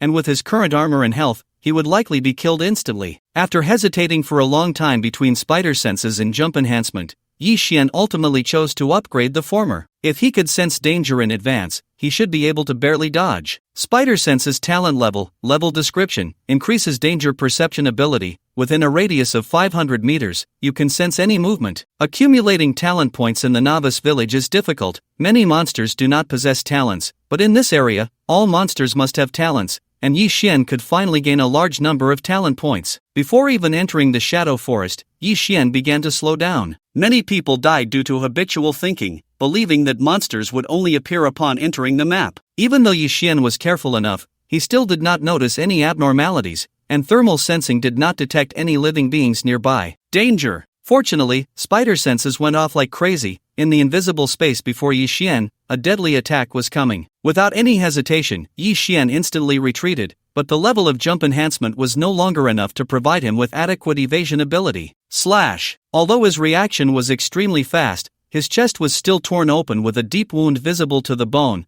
and the 500 points of armor from the blue demon armor were utterly insufficient. The attacker revealed itself as a robust black-furred werewolf, momentarily stiff after delivering a full-force strike. Shadow Werewolf level 12 description, whether day or night, you cannot see its figure. When you discover it, please first check if your throat can still breathe. That was close. If Yi Xian hadn't upgraded his spider senses and had taken that hit head-on, he would have certainly been killed instantly. The level 12 Shadow Werewolf had 2000 attack power, was extremely fast, and even when delivering a fourfold amplified attack, its body would not be affected. At this stage, any player encountering it would be killed instantly. Even with Yi Xian's 600 plus armor, it wouldn't matter. Yi Xian seized the moment of the Shadow Werewolf's brief vulnerability and chose to enchant the arrow with wind element. Only in this way would the shot be the fastest. The Shadow Wolf is a typical high-attack, high-speed monster, but its defense and health are just over 1000 points, making it a mutual one-hit kill relationship with Yi Xian. Buzz! The arrow pierced the air and instantly shot through the Shadow Wolf's head. With an attack power close to 1000, boosted by the giant strength talent and enchantments for a total of 4 times increase, along with the significant penetration from wind-type arrows and the sharp talent, the Shadow Wolf was directly killed. Leveling up has indeed become more difficult. Killing monsters now only grants 500 experience points for every 2 levels. Yi Xian picked up the 78 game points card dropped by the Shadow Wolf, feeling reluctant as he rummaged through it, but there was no equipment drop. Fortunately, this creature had decent talents. Stealth, talent level, description, can enter stealth in a non-combat state. Talents or skills below level cannot detect it. If attacking without wearing any equipment, it will not reveal its form. Yi Xian's figure gradually disappeared as he moved. With this talent, his safety significantly increased. The corpse of the Shadow Wolf also turned into a white light and vanished moments later. Yi Xian quickly jumped between the tree trunks, his form completely transparent, and with the help of the silence talent, he moved without making a sound. It's really hard to find them, they hide so well. The Shadow Forest is the domain of the orc race, primarily consisting of wolves, leopards, and cats, the 3 races best at stealth. In this territory, all the monsters you see are players, which is the truly terrifying aspect of all beings. They no longer have fixed activity ranges or hate settings. They wander everywhere, hunting each other. If Blue Star players continue to rely on their past gaming experiences to play all beings, they will ultimately pay a heavy price. Meow! Roar! Hearing this iconic call, Yi Xian felt a surge of joy. He finally found 2 monsters. Silently hiding among the dense foliage, he watched the fierce clash between the cat people and the leopard people, quietly knocking an arrow. Both monsters were level 12, equally adept at speed, and possessed excellent dynamic vision. To ordinary players, their clash appeared as 2 shadows darting back and forth. Strange, by common sense, such a closely matched battle shouldn't last this long, right? Yi Xian knew that these 2 monsters were players. Killing each other would grant experience points, but as sentient beings, they wouldn't waste time like this, especially at the risk of serious injury. Sensing something was off, Yi Xian put away his bow and arrow, circled around, and began to carefully observe all suspicious areas within 100 meters. Until he spotted a small tree bearing red fruits, Yi Xian instantly understood the reason for the 2 orcs' deadly struggle. The earth pear fruit. This is a good thing. Eating it would allow me to endure 3 times the power increase. Although this fruit is red on the outside, it looks similar to a regular earth pear, which is why players from the last life named it that. Its effect is to strengthen the internal organs, allowing players to achieve a higher power increase without injury. This is considered a somewhat common spiritual fruit, but it is also very precious, worth at least 30,000 points, as going to the body refinement pavilion would cost about the same to achieve the same effect. Watching the 2 orcs still fighting fiercely, Yi Xian quietly picked the earth pear fruit. Since he did not initiate an attack, his form remained concealed. After returning to the tree, he immediately swallowed the earth pear fruit. Its sweet and cool taste made Yi Xian shiver with delight. Ah, so refreshing. Yi Xian did not leave. He was quietly lying in ambush above. Facing 2 level 12 monsters directly was still somewhat challenging, but a sneak attack would be much simpler. Watching the scarred leopard person approach, Yi Xian shot a fire arrow directly. It couldn't dodge this injury. Boom! The leopard man's chest was blown open with a large hole, his blood completely drained. Yi Xian quickly grabbed what had fallen and left. The power of this explosion was greater than he had imagined, and he feared it would attract more monsters. At this moment, the stronghold had already welcomed wave after wave of guests, either possessing extraordinary talents or hailing from long-established families. Bro, do you think that stinky guy is still in the city? We're hidden classes now. We could definitely give him a good beating. Zhou Xiaolin waved her small fists, as if Yi Xian were right in front of her. I can't beat him. I still can't figure out how he dealt that kind of damage. The novice village doesn't allow class changes. Zhou Qi was deeply impressed by Yi Xian's strength. How is that possible? My growth value is 10 points now, and I already have 2 initial skills, both at level 0. Zhou Xiaolin was brimming with confidence, eager to smash Yi Xian's head. All players entering the stronghold first needed to change classes before exploring the various mysterious places in the city. Feng Xuanning and her best friend were currently excitedly trying everything out. Why does everything require game points? Isn't there anything free? If only Senior Mo Chen hadn't left. Feng Xuanning complained to her friend. Senior must have important matters. I think he has feelings for you. After all, he only took you to level up, ignoring all those classmates before. I'm just riding on your coattails. Her friend knew her too well. Her words made Feng Xuanning feel good, and she intimately took her hand. You're right, Senior Mo Chen definitely doesn't want to be apart from me. Although Huangfu Mo Chen hadn't come to her birthday party yesterday, she didn't blame him at all. She blamed Yi Xian for not coming to pay, which not only embarrassed her but also earned her a scolding from her parents. Thinking of this, her eyes filled with disgust, and her tone was dissatisfied as she said, "That useless guy actually blocked all my contact methods. It's so disgusting, trying to get my attention with such tricks." Her friend naturally knew who the useless guy she was talking about was. Don't mind him, he's probably being trampled by monsters in some corner right now. That's for sure. That kind of useless person will never leave the novice village in this lifetime, Feng Xuanning said resentfully. Even if he kneels down to me this time, I won't forgive him. Tonight, I'll go to his rented place and make him pay me back double for yesterday's money, and I'll crush all his filthy thoughts, making him roll out of my life. Before she met Huangfu Mo Chen, Yi Xian was still a decent backup, but now she didn't want Senior Mo Chen to know anything about Yi Xian. At that moment, her friend pulled Feng Xuanning toward a team. I don't want to face those monsters. Let's find someone to team up with. We can just hide in the back. Feng Xuanning thought the same, but her eyes were fixed on the player ranked first. I heard that the god Wuxin is also here. With so few people around, do you think we might run into him? The more she talked, the more likely it seemed, and she excitedly shook her friend's hand. If we can add Wuxin as a friend, we won't have to worry about leveling up. He seems even stronger than Senior Mo Chen. Meanwhile, the Wuxin in her eyes had already been exploring the shadow forest for 5 hours, and the difficulties made Yi Xian strongly yearn for the mental scanning talent again. This map is too big, I can't find anything, absolutely nothing. The intense physical exhaustion forced Yi Xian to stop and rest against a large tree. In his memory, only the three-eyed tribe member had the mental scanning talent. He first appeared in the stronghold a month later, and at level 35. Not to mention whether he could defeat him by then, the key was that he wasn't catching up. He was anxious. Yi Xian knew that the numerous treasures he was aware of were only a rough range. Without the mental scanning talent, he would have to spend a lot of time searching, which didn't seem worth it. Just as he was seriously contemplating, his heart suddenly skipped a beat. Yi Xian immediately used his spider sense to scan the surroundings, maximizing all his perceptions. Damn it, I hate these invisible things, I can't even sense their heat. Yi Xian firmly believed in his instincts, danger was approaching. How was I discovered while in an invisible state? Without hesitation, Yi Xian ran towards the direction of the water pool he had previously found. Even with the enhancement from his equipment, his movement speed was only 300 points, while these orcs were generally above 500 points, so he could only continuously release skills behind him, alternating between wind arrows and fire arrows, trying to slow down his pursuers, while his stamina and energy rapidly dwindled. Yi Xian's powerful perception allowed him to analyze the number of attackers from multiple angles, and this special invisible state was only possessed by shadow wolves. Damn it, that guy wouldn't have called for help, would he? Although he didn't know how far the werewolf clan's resurrection point was from the shadow forest, Yi Xian felt that the shadow wolf he had just killed was here for revenge. Yi Xian suddenly felt a tingling sensation on his scalp, warnings of danger came from all directions. He was surrounded. In the face of this situation, Yi Xian didn't slow down at all. He just focused all his enhancement talents on the wind-piercing arrow. Damn it, dare to block my way and see what happens. Before he even shot the arrow, Yi Xian knew that this longbow was about to break,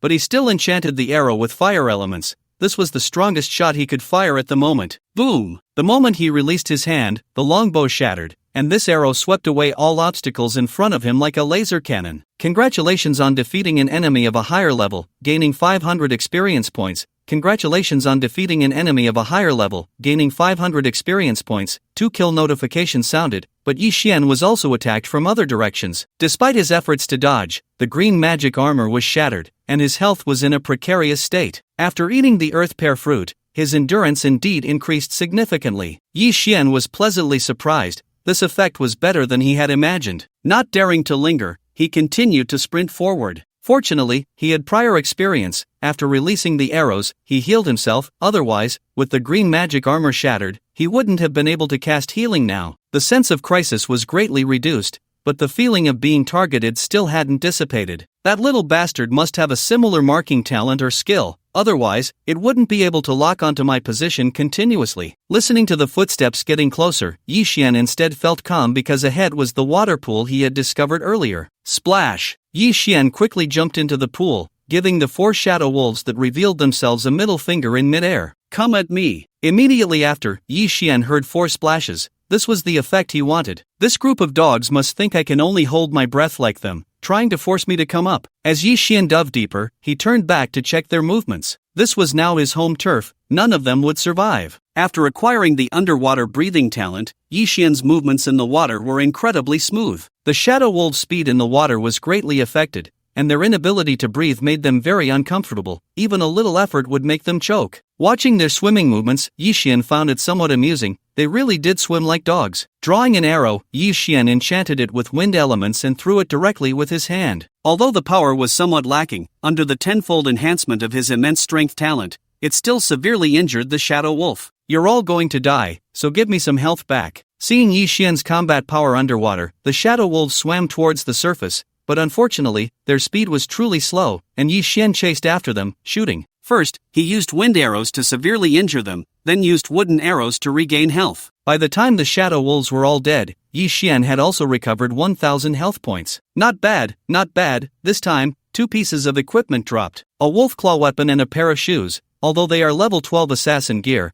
can still sell for a good price. However, these werewolves all had the same talent, so Yi Xian could only convert them all into attribute points. Just these 6 shadow werewolves provided 300 attribute points. Although leveling up a talent to the next level requires a full 50,000 points, at this rate, it won't be long before I can raise all my talents by 1 level. After killing all the shadow werewolves, Yi Xian did not leave the pond because he realized that he had dived so deep yet still hadn't reached the bottom. There were no monsters in this pond, and it seemed like he saw light below. Yi Xian decided to take a gamble. Outside the safe zones in all beings, every place was filled with danger, but also contained unimaginable opportunities. Yi Xian slowly swam toward the bottom of the pond, his body tense, ready to be attacked at any moment. So deep? Although he could breathe freely underwater, as he descended deeper, Yi Xian felt his body crying out. The pressure from the water was too much for his organs. Just when Yi Xian was about to give up, he finally saw an increasingly bright white light. What is this? A hole? An underground passage? Although the situation was unknown, Yi Xian's curiosity was piqued. This feeling was wonderful, different from the opportunities he had already known. Entering the hole, it stretched out toward another exit, and Yi Xian swam for a long time before finally emerging. Holding his breath alone would not have been enough to get through. Looking around, he seemed to have arrived at another pond, and there were many pure white transparent fish swimming in front of him. These fish looked somewhat delicious and seemed familiar. With so many memories from his past life, Yi Xian couldn't recall immediately. There were no opportunities underwater as he had imagined, so he began to swim toward the surface.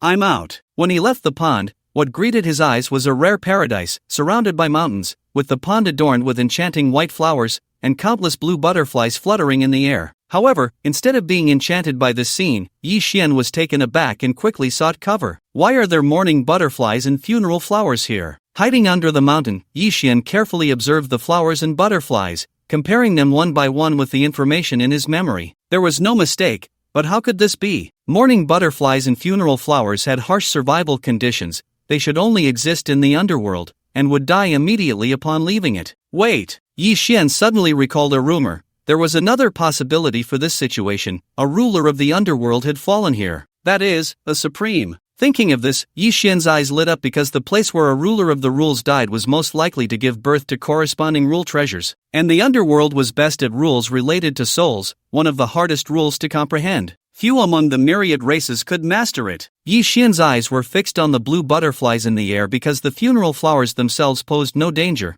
but the mourning butterflies were different. Every time their wings flapped, they scattered blue dust. Beings from the underworld were unaffected, but other beings would be ignited by karmic fire, and death was one thing, but the key was that after death, at least 50 years of lifespan would be deducted. Yi Xian only had 1 year left to live. If he got even a little bit of that dust on him, it would mean certain death. Just as Yi Xian was trying his best to avoid it, the sky full of mourning butterflies seemed to receive a command and surrounded Yi Xian tightly, countless dust particles already falling. It's over. Even if Yi Xian used all his strength to summon wind elements, he still couldn't blow away the blue dust. When the first particle touched him, transparent flames erupted all over Yi Xian's body. I didn't expect to fall here. Yi Xian smiled bitterly. His foundation was still too weak, far from being able to withstand the unknown risks. The flames of karma have ignited, beginning the calculation of causal damage. The system's notification sound echoed in his ears. This power was far beyond what Yi Xian could currently comprehend. Just when he thought he was doomed, a sudden twist of fate occurred. Players are not affected by karma. Damage calculation is 0. As the system prompt ended, the transparent flames surrounding Yi Xian gradually disappeared. Even though the soul butterfly had not dissipated, it no longer posed a threat to him. The Mask of the Weeper. With the help of the wandering merchant of celestial fate, his mask had unlocked a new attribute. Initially thought to only allow him to kill without karma,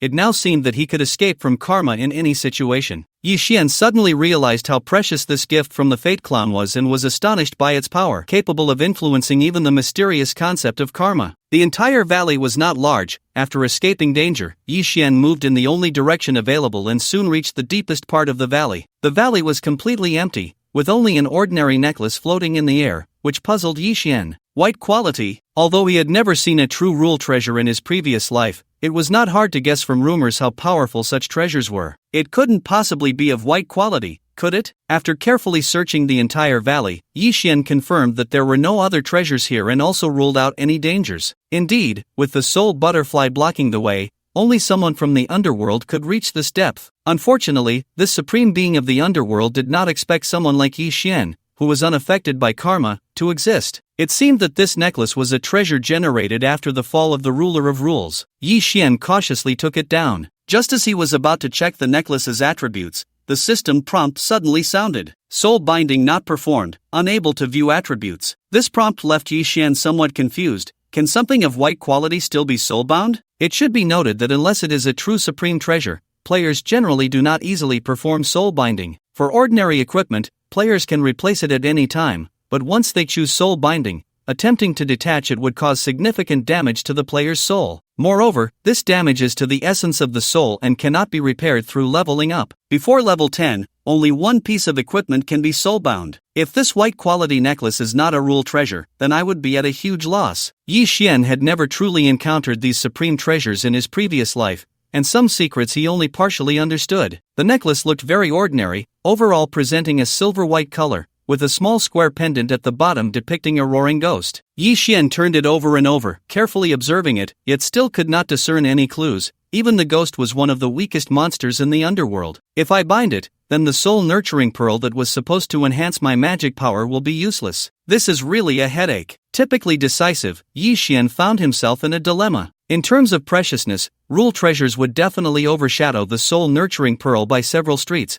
but the white quality still made him quite cautious. I'll take the gamble. I refuse to believe that the supreme being of the underworld left behind a useless item for their kin. Gritting his teeth, Yi Xian chose to perform soul binding, and the silver-white necklace automatically adorned his neck. Soul Chain of Vengeance of Hercules quality, ordinary white description, magic power, magic resistance, damage to the underworld and mechanical races. Living soul, absorbs the soul power scattered upon the death of living beings. 1 point of soul power increases 1 point of magic power. After accumulating 10,000 soul power, the equipment quality improves and permanently increases the player's current soul power by 10 magic power. Heart of Machinery, the strongest database generated by the fusion of soul rules and Hercules chip, capable of automatically recognizing information and providing prompts. Unrecorded data will be analyzed based on existing information to determine the most reliable effect. Seeing the introduction of the necklace's attributes, Yi Xian was shocked and opened his mouth. Is this the power of a rule treasure? Although it was only of white quality, the two major skill effects it possessed were simply outrageous. The Soul of Life allowed this equipment, within the realm of white quality, to increase magic power by up to 10,000 points, and the effects after upgrading would surely be even more insane. As for the mechanical heart, if it truly had the effects described,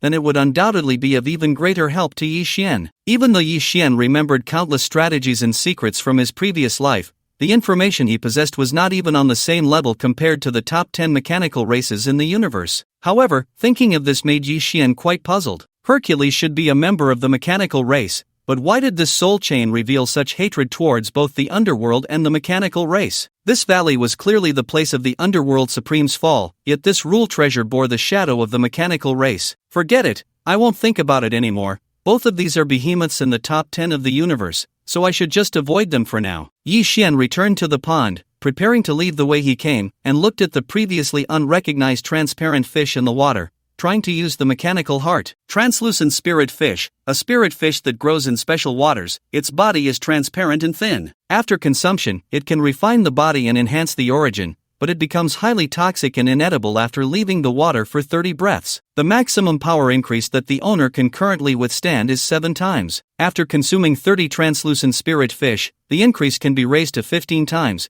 and this space will disappear in 12 hours, so be sure to leave before then. Looking at the information provided by the mechanical heart, Yi Xian could only exclaim again that he had struck gold. This thing is extremely precious to anyone, and even more so for him. He would never miss out on those powerful mutated talents in the future. Calculating the time to leave, Yi Xian quickly caught one fish, processed it simply, and directly threw the sashimi into his mouth. It had no taste, but a stream of energy spread throughout his body. Just as he was about to catch a second one, the mechanical heart's prompt appeared again. The body refining effect cannot be stacked. You must consume the first one completely before you can take in the second. Exercise or release skills to accelerate consumption. So Yi Xian began to dash around the valley, while also constantly testing the limits of his immense strength talent. Once he could freely use a 10 times increase, he could level up rapidly even in a stronghold. Not only was his endurance increasing, but all his attributes were also automatically growing under the body refining effect. Yi Xian clearly felt that his movement speed had increased by at least 50 points. Just as Yi Xian was crazily consuming the translucent spirit fish, the figure he had originally come to find in the shadow forest appeared before him. "Brother, look, it just threw me a skill crystal," Zhou Xiaolin exclaimed excitedly, jumping around in front of Zhou Qi. "Alright,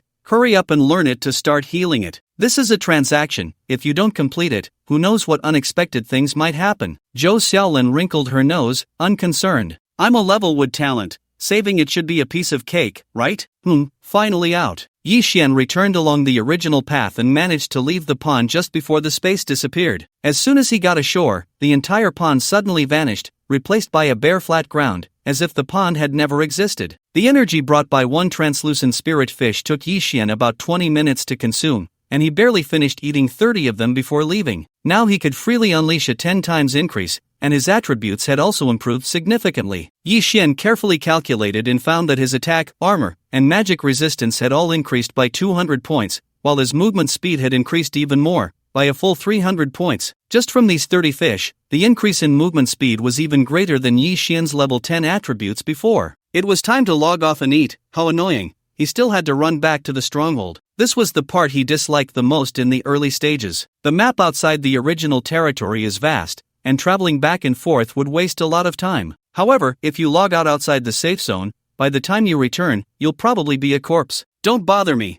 I'm in a hurry to eat." Spotting a leopard man jumping down from a high place, Yi Xian immediately unleashed a punch with a tenfold amplification. Congratulations on defeating an enemy of a higher level, gaining 500 experience points, absorbed 3 points of soul power. The shadow forest, which had once made him wary, now required no caution at all. As his movement speed increased, he could easily dodge all attacks, even without a bow and arrow. Killing them was a piece of cake. As Yi Xian approached the entrance of the shadow forest, he noticed a large number of players ahead, but they didn't seem to be in good condition. Were they being hunted? A few players were surrounded by 8 orcs, struggling to retreat towards the original territory, and among them, Yi Xian surprisingly spotted Feng Xuanning. The orcs, who should have been hunting each other, now displayed perfect coordination, continuously launching attacks from all directions. In the face of such a predicament, a female warrior wielding a spear remained calm and was directing the others. All warriors, move forward. Mages and archers, cover the edges with firepower. Priests, pay attention to the players under attack, and heal them at any moment. Most of the 30 or so players were warriors, and with mutual support, they were not instantly overwhelmed. The orcs' armor wasn't very high. Just a moment ago, 2 had been caught off guard and taken down in a flurry of attacks. However, this also meant that the remaining orcs no longer attacked with full force, instead relying on their speed and offensive advantage to continuously whittle down the player's health. The fear of being engulfed by death intensified with each wound. "Ah, I can't take it anymore," another warrior player snapped, voluntarily leaving the team to seek death. Faced with such an easy target, the orcs had no reason to let him go, delivering a swift blow to finish him off. The departure of this player exposed a gap in the team, and several others were instantly killed by the orcs. The female warrior in command frowned at this scene and coldly addressed a female mage in the center of the team. "Pure White Jasmine, if your people continue to disobey orders, I will immediately kick you out of the team." They weren't originally a team, they had only come together under the orcs' pursuit. Pure White Jasmine's team had rapidly diminished, while the female commander's team had suffered far fewer casualties, which was why she had to seek help. Hearing the commander's words, Pure White Jasmine felt displeased but could only warn her people, "You better not run off on your own. If I die again today, don't expect to have it easy when we return to reality." After saying this, the frustrated Pure White Jasmine suddenly yanked Feng Xuanning's hair, dragging her to the outermost edge of the team. "If it weren't for you, I wouldn't have come to this wretched place at all. You said there were earth pairs inside that could enhance attributes, but you didn't tell me the monsters here were so powerful. You did this on purpose. You want to get me killed. I shouldn't have agreed to let you join my team. Now you go die." Pure White Jasmine's actions were brutal, and tears filled Feng Xuanning's eyes from the pain, yet she didn't dare to resist, only able to sob quietly on the side. She was already petite and delicate, and now her pitiful appearance only drew sympathy from the male players in the team. "She's not even a warrior, sending her to the outer edge is just asking for her to die." "Yeah, how could you be so cruel? We're all women, why target her?" Those daring to voice their opposition were from the female commander's team, and Pure White Jasmine found their words amusing. As a woman herself, she knew all too well what kind of person Feng Xuanning was. When she was in her team, she always played the victim and took experience behind the men. "She's mine, how I arrange her is none of your business." Pure White Jasmine felt like she was about to explode. This group of blind men, she didn't believe any woman could fail to see Feng Xuanning's tea art. Just as she finished speaking, the female commander directly pulled Feng Xuanning behind her, saying, "Don't be afraid, I'll protect you. Following people like this will only get you bullied." After saying that, she fixed her gaze on Pure White Jasmine. "I am now the overall commander of the team, is it okay for me to arrange her?" With such a lifeline being thrown, what else could she say? Pure White Jasmine gritted her teeth in silence. If it weren't for the fact that she had died too many times today and had very few game points left, she would have definitely turned against this group of blind fools. At that moment, the situation changed drastically. 8 orcs burst out from the entrance of the shadow forest, 3 of which were the most troublesome shadow werewolves. In just 3 breaths, the team was instantly shattered, split into small groups. Pure White Jasmine was in a panic, frantically calling her subordinates to protect her. "Come protect me. Anyone who dares to run away alone, I will log off and kill your entire family." Faced with such a change, the female commander could only do her best to protect Feng Xuanning, who had just been pulled behind her. Puff! However, with just one strike, she was sent flying, blood spurting out, and she had no strength left to resist. Seeing that she wasn't instantly killed, the hidden Yi Xian was also quite surprised, as expected of the Ice Dragon's top general, but he wondered if she had changed her class to Gun Soul at this moment. Seeing the female commander heavily injured, Pure White Jasmine couldn't help but curl her lips into a mocking smile. She simply couldn't understand how there could be such a foolish woman in the world. "Everyone surround me in the center and quickly retreat to our stronghold." Although her numbers were few, the orcs were busy hunting down isolated players. As long as the others hadn't all died, she was temporarily safe. "Those who dare to run away on their own, think about your families in reality." Unsettled, Pure White Jasmine warned her subordinates again. She truly had the ability to carry out those threats. As the orcs fought among themselves, she managed to lead her team a distance away. Watching the werewolves charge towards the female commander again, she felt a wave of disdain. "Fool, if you had just looked back,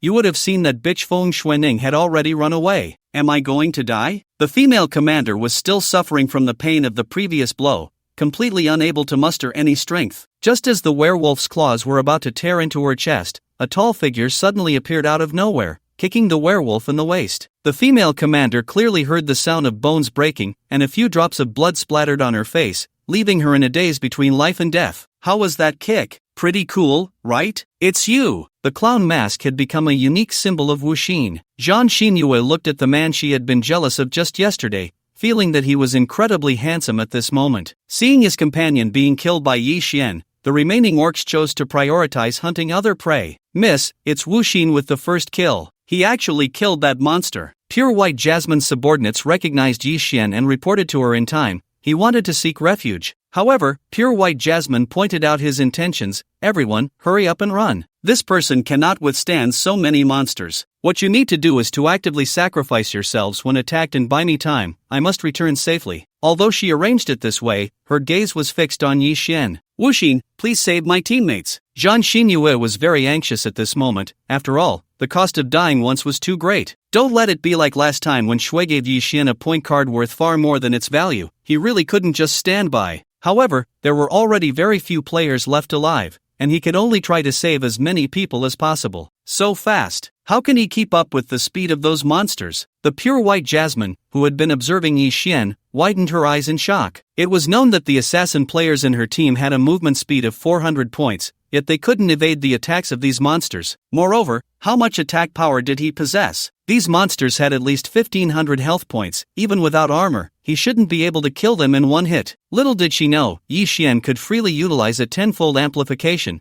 with his attack power nearing 10,000 points each time. Even if these monsters had 5 times their health, they would still be instantly killed. Unable to comprehend, the Pure White Jasmine realized one fact: Yi Xian was her only hope for survival. Quick! Rushed towards Wuxin at full speed. Faced with the full-on hunting of over a dozen monsters, Yi Xian could only barely save 3 people, but Feng Xuening not only survived but also quietly hid behind Zhang Xinyue. As soon as the Pure White Jasmine approached Yi Xian, she commanded without hesitation, "Take me back to my stronghold, and I'll give you 1 million. You don't need to doubt that I can't afford it. The Tian Group is my family's business. Don't say 1 million, even 100 million is nothing to me." She believed Yi Xian wouldn't refuse her request. After all, no one would turn down money. The surrounding orcs were restless but wary of Yi Xian's strength, leading to a stalemate. Hearing the Pure White Jasmine's words, Yi Xian sneered inwardly. This woman had nothing white about her except for her name, and the Tian Group was notorious for its appetite for human blood buns. Give me 1 million game points, and I might consider it. The confident smile of the Pure White Jasmine instantly froze. Are you kidding me? No one can produce 1 million game points at this stage. Not to mention my family, even the #1 beautiful country in the world couldn't manage it. Roar! Unable to hold back, the orcs began a tentative attack. Zhang Xinyue wanted to defend with her gun upon seeing this, but Yi Xian stopped her. What are you doing? I just saved you, and now you're going to throw your life away? At this moment, Feng Xuening was still tightly following Zhang Xinyue,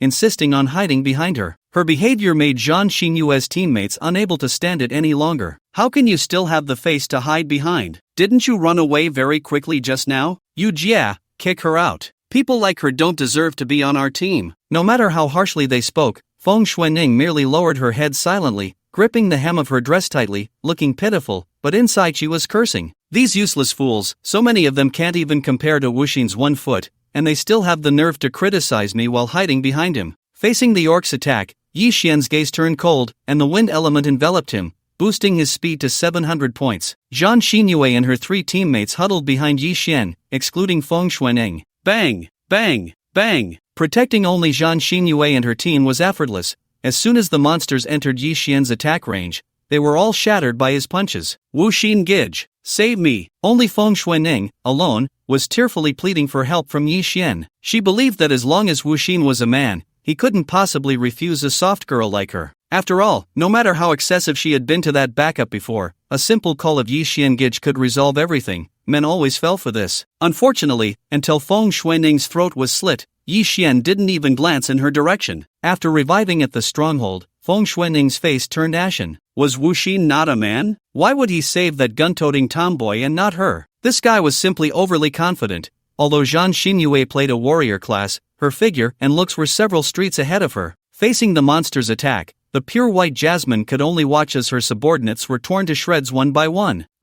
Once all her subordinates were dead, the pure white Jasmine could no longer control her inner fear and shouted at Yi Xian, "I promise, save me quickly. I'll give you 1 million game points." Just as she looked at Yi Xian with hope, the claws of the shadow werewolf had already pierced her heart. "I'm sorry, after considering it, I've decided to refuse." The pure white Jasmine's gaze instantly shifted from hope to hatred. "I won't let you go." Seeing that they couldn't take down Yi Xian and the others for a long time, the monster, which had already gained a lot today, chose to return to the shadow forest. Zhang Xinyue also collapsed to the ground in an instant. Yi Xian collected all the drops. "Are you still buying equipment? They're all for assassins, I can't use them." "Buy? Of course, I'll talk to my boss about it." Zhang Xinyue got up and walked in front of Yi Xian, realizing that her height only reached his shoulder, curiously circling around him. "I didn't expect you to be so strong, no wonder the boss likes you so much." As she spoke, Zhang Xinyue revealed a mischievous smile. "Why don't you take off your mask? I want to see what my savior looks like." Yi Xian didn't expect that the gun spirit from his previous life would have such a personality,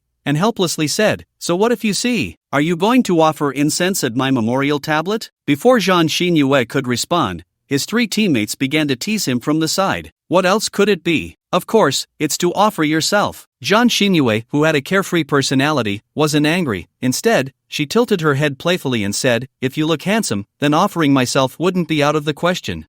Sister Yu is really moved. Yi Xian didn't have time to indulge in their teasing. Fortunately, Bei Rushue had already sent him a message. "Game point cards are really tight right now. Can I pay you 10 million in cash?" These pieces of equipment wouldn't sell for much anyway, and the 10 million was clearly Bei Rushue's way of thanking him for saving her. Just right, he was planning to buy a house. Renting was very inconvenient, so he agreed to the cash transaction. Looking at the notification that the money had arrived, Yi Xian got up to leave, staring Zhang Xinyue and the others into quickly following him. After all, only being with this man gave them a sense of security. Transferring money in all beings was still very safe, and it wouldn't leak personal information. Moreover, Yi Xian remembered that tonight all social networks and reality would merge, making things even more convenient. When Yi Xian returned to his stronghold, a figure seemed to have been waiting for him for a long time. "Brother Wuxin, are you okay?" Feng Shuining, with red eyes, ran up to Yi Xian, her voice a bit aggrieved. "Brother Wuxin, I don't blame you for what happened just now. I've liked you for a long time, can I add you as a friend?" Zhang Xinyue curiously observed Yi Xian's reaction, wondering how he would respond to such a delicate admirer. "Get lost." Yi Xian's voice was cold, directly ignoring her and choosing to log off. Watching Feng Shuining, who could no longer manage her expressions, Zhang Xinyue couldn't help but chuckle, and her companion's little skit made her shoulders tremble slightly. Brother, I won't blame you. I've liked you for a long time, doesn't brother like me?" "Brother, I sell tea, fresh and healthy green tea." Feng Shuining glared fiercely at the others, but she didn't dare to easily offend Zhang Xinyue, so she logged off to vent her anger on that useless person. Meanwhile, Yi Xian was browsing houses within the 10 million range. Since he was going to buy, he might as well get a good one. It would be more comfortable to live in. Soon, he selected a house he liked, priced at 8.5 million, with about 300 to 400 square meters, enough for him to mess around in. "Sir, please wait a moment, we will send a special car to pick you up shortly." One must say that Anju Club's ability to sell so many houses had its reasons. Just as Yi Xian continued to eat takeout, his phone rang. Looking at the caller ID, Yi Xian hesitated for a moment but still answered. "Xian, did you and Xuanning have a fight?" Yesterday, before the man on the other end could finish, there was a violent knocking at the door. Bang bang bang. Yi Xian didn't choose to hang up because he had already guessed who was coming. "Are you deaf? Have you been knocking for so long and can't hear?" Feng Shuining's face was filled with displeasure as she unleashed a torrent of insults at Yi Xian, who had just opened the door. "You made me lose all my face yesterday, so transfer 100,000 to me right now to calm me down." Feng Shuining spoke in a commanding tone, thinking Yi Xian would obediently spend money to please her like before. But Yi Xian merely looked at her coldly. "Do I owe you?" This attitude instantly infuriated Feng Shuining, and she pointed at Yi Xian's nose, starting to curse him out. "You ungrateful wretch! When we were kids, I spent all my family's money to save you, and I ended up without even a new outfit for the new year. If it weren't for you, I would have been an enviable princess, but instead, I lived in poverty for 3 whole years. My dad shouldn't have saved you from under that car. A useless person like you should have been blown to bits with your short-lived parents. Your whole family are short-lived ghosts." This was not the first time she had insulted Yi Xian. Growing up together, she knew exactly how to hit him where it hurt, but she enjoyed watching him suffer and be tormented. However, this time, instead of Yi Xian's pain, she was met with her father's furious roar. Beast! Upon hearing that voice, Feng Xuanning instinctively trembled, looking incredulously at Yi Xian's phone. Dad, you have to listen to my explanation. It's not like that. The man on the other end of the line seemed to age instantly, filled with guilt as he spoke to Yi Xian. I'm sorry, Xiao Xian, it's my fault for not raising my daughter properly. You must have felt very wronged all these years. It's all in the past, uncle. I'll transfer you 1 million right now, and I'll make sure to pay you back the 10 million as soon as possible. Forgive me for only being able to repay your life-saving grace with money. The man on the phone fell silent. He understood that from now on, Yi Xian would sever ties with their family. Ha ha ha, who would have thought that saving a little brat back then would earn me 10 million? Good people really do get rewarded. The desolate laughter made Feng Xuanning tremble even more. When she was a child, she had been caught stealing money and lying, and her father had beaten her until her body was covered in bruises. To this day, she was particularly afraid of this man. Once she confirmed the call had ended, Feng Xuanning immediately turned to Yi Xian with a fierce expression and slapped him. Smack! Accompanied by the crisp sound was Feng Xuanning's swollen face, followed by her piercing, shrill scream. You dare hit me! You worthless piece of trash actually dared to hit me! Feng Xuanning, like a shrew,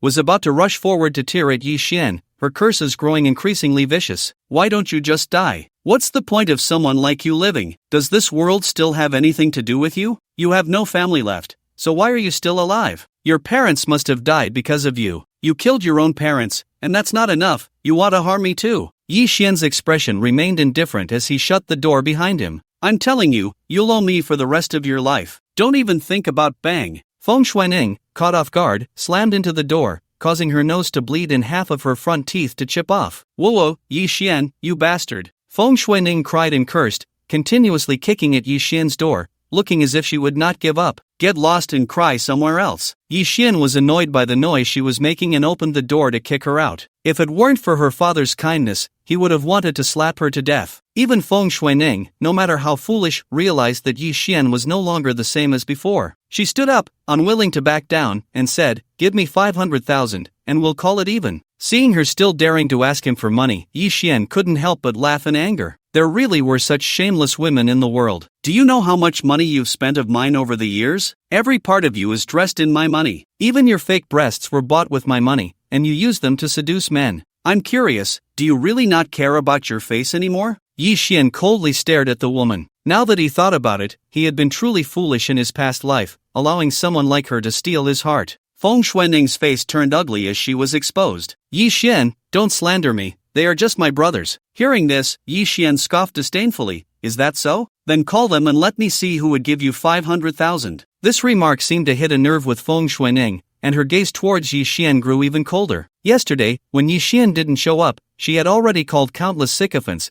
but when it came to spending money, none were willing. In fact, after she hinted at offering some benefits, someone even blocked her. Yi Xian, the world has changed. All beings is the future. You love playing games so much. What level are you now? With your cowardice, do you dare to leave the novice village? I tell you, I have already entered the stronghold. The gap between us will only grow larger until we become people from two different worlds. If you give me the money now, I can still give you a chance to grovel. Seeing that Yi Xian wouldn't give her money, Feng Xuanning could only use all beings as a topic, but what she said wasn't entirely unreasonable. It was just that she was the one who had fallen behind. Yi Xian crossed his arms, looking at her with indifferent eyes and a tone full of mockery. How did you enter the stronghold? Did you rely on following others like a dog? Not only do you hide, but you also steal their drops. You really have no shame. Feng Xuanning's body jolted. She had never stolen anyone's drops, except for that one time, just when the god Wuxin saved Zhan Xinyue. Why would he know? Among the survivors just now, there was no Yi Xian.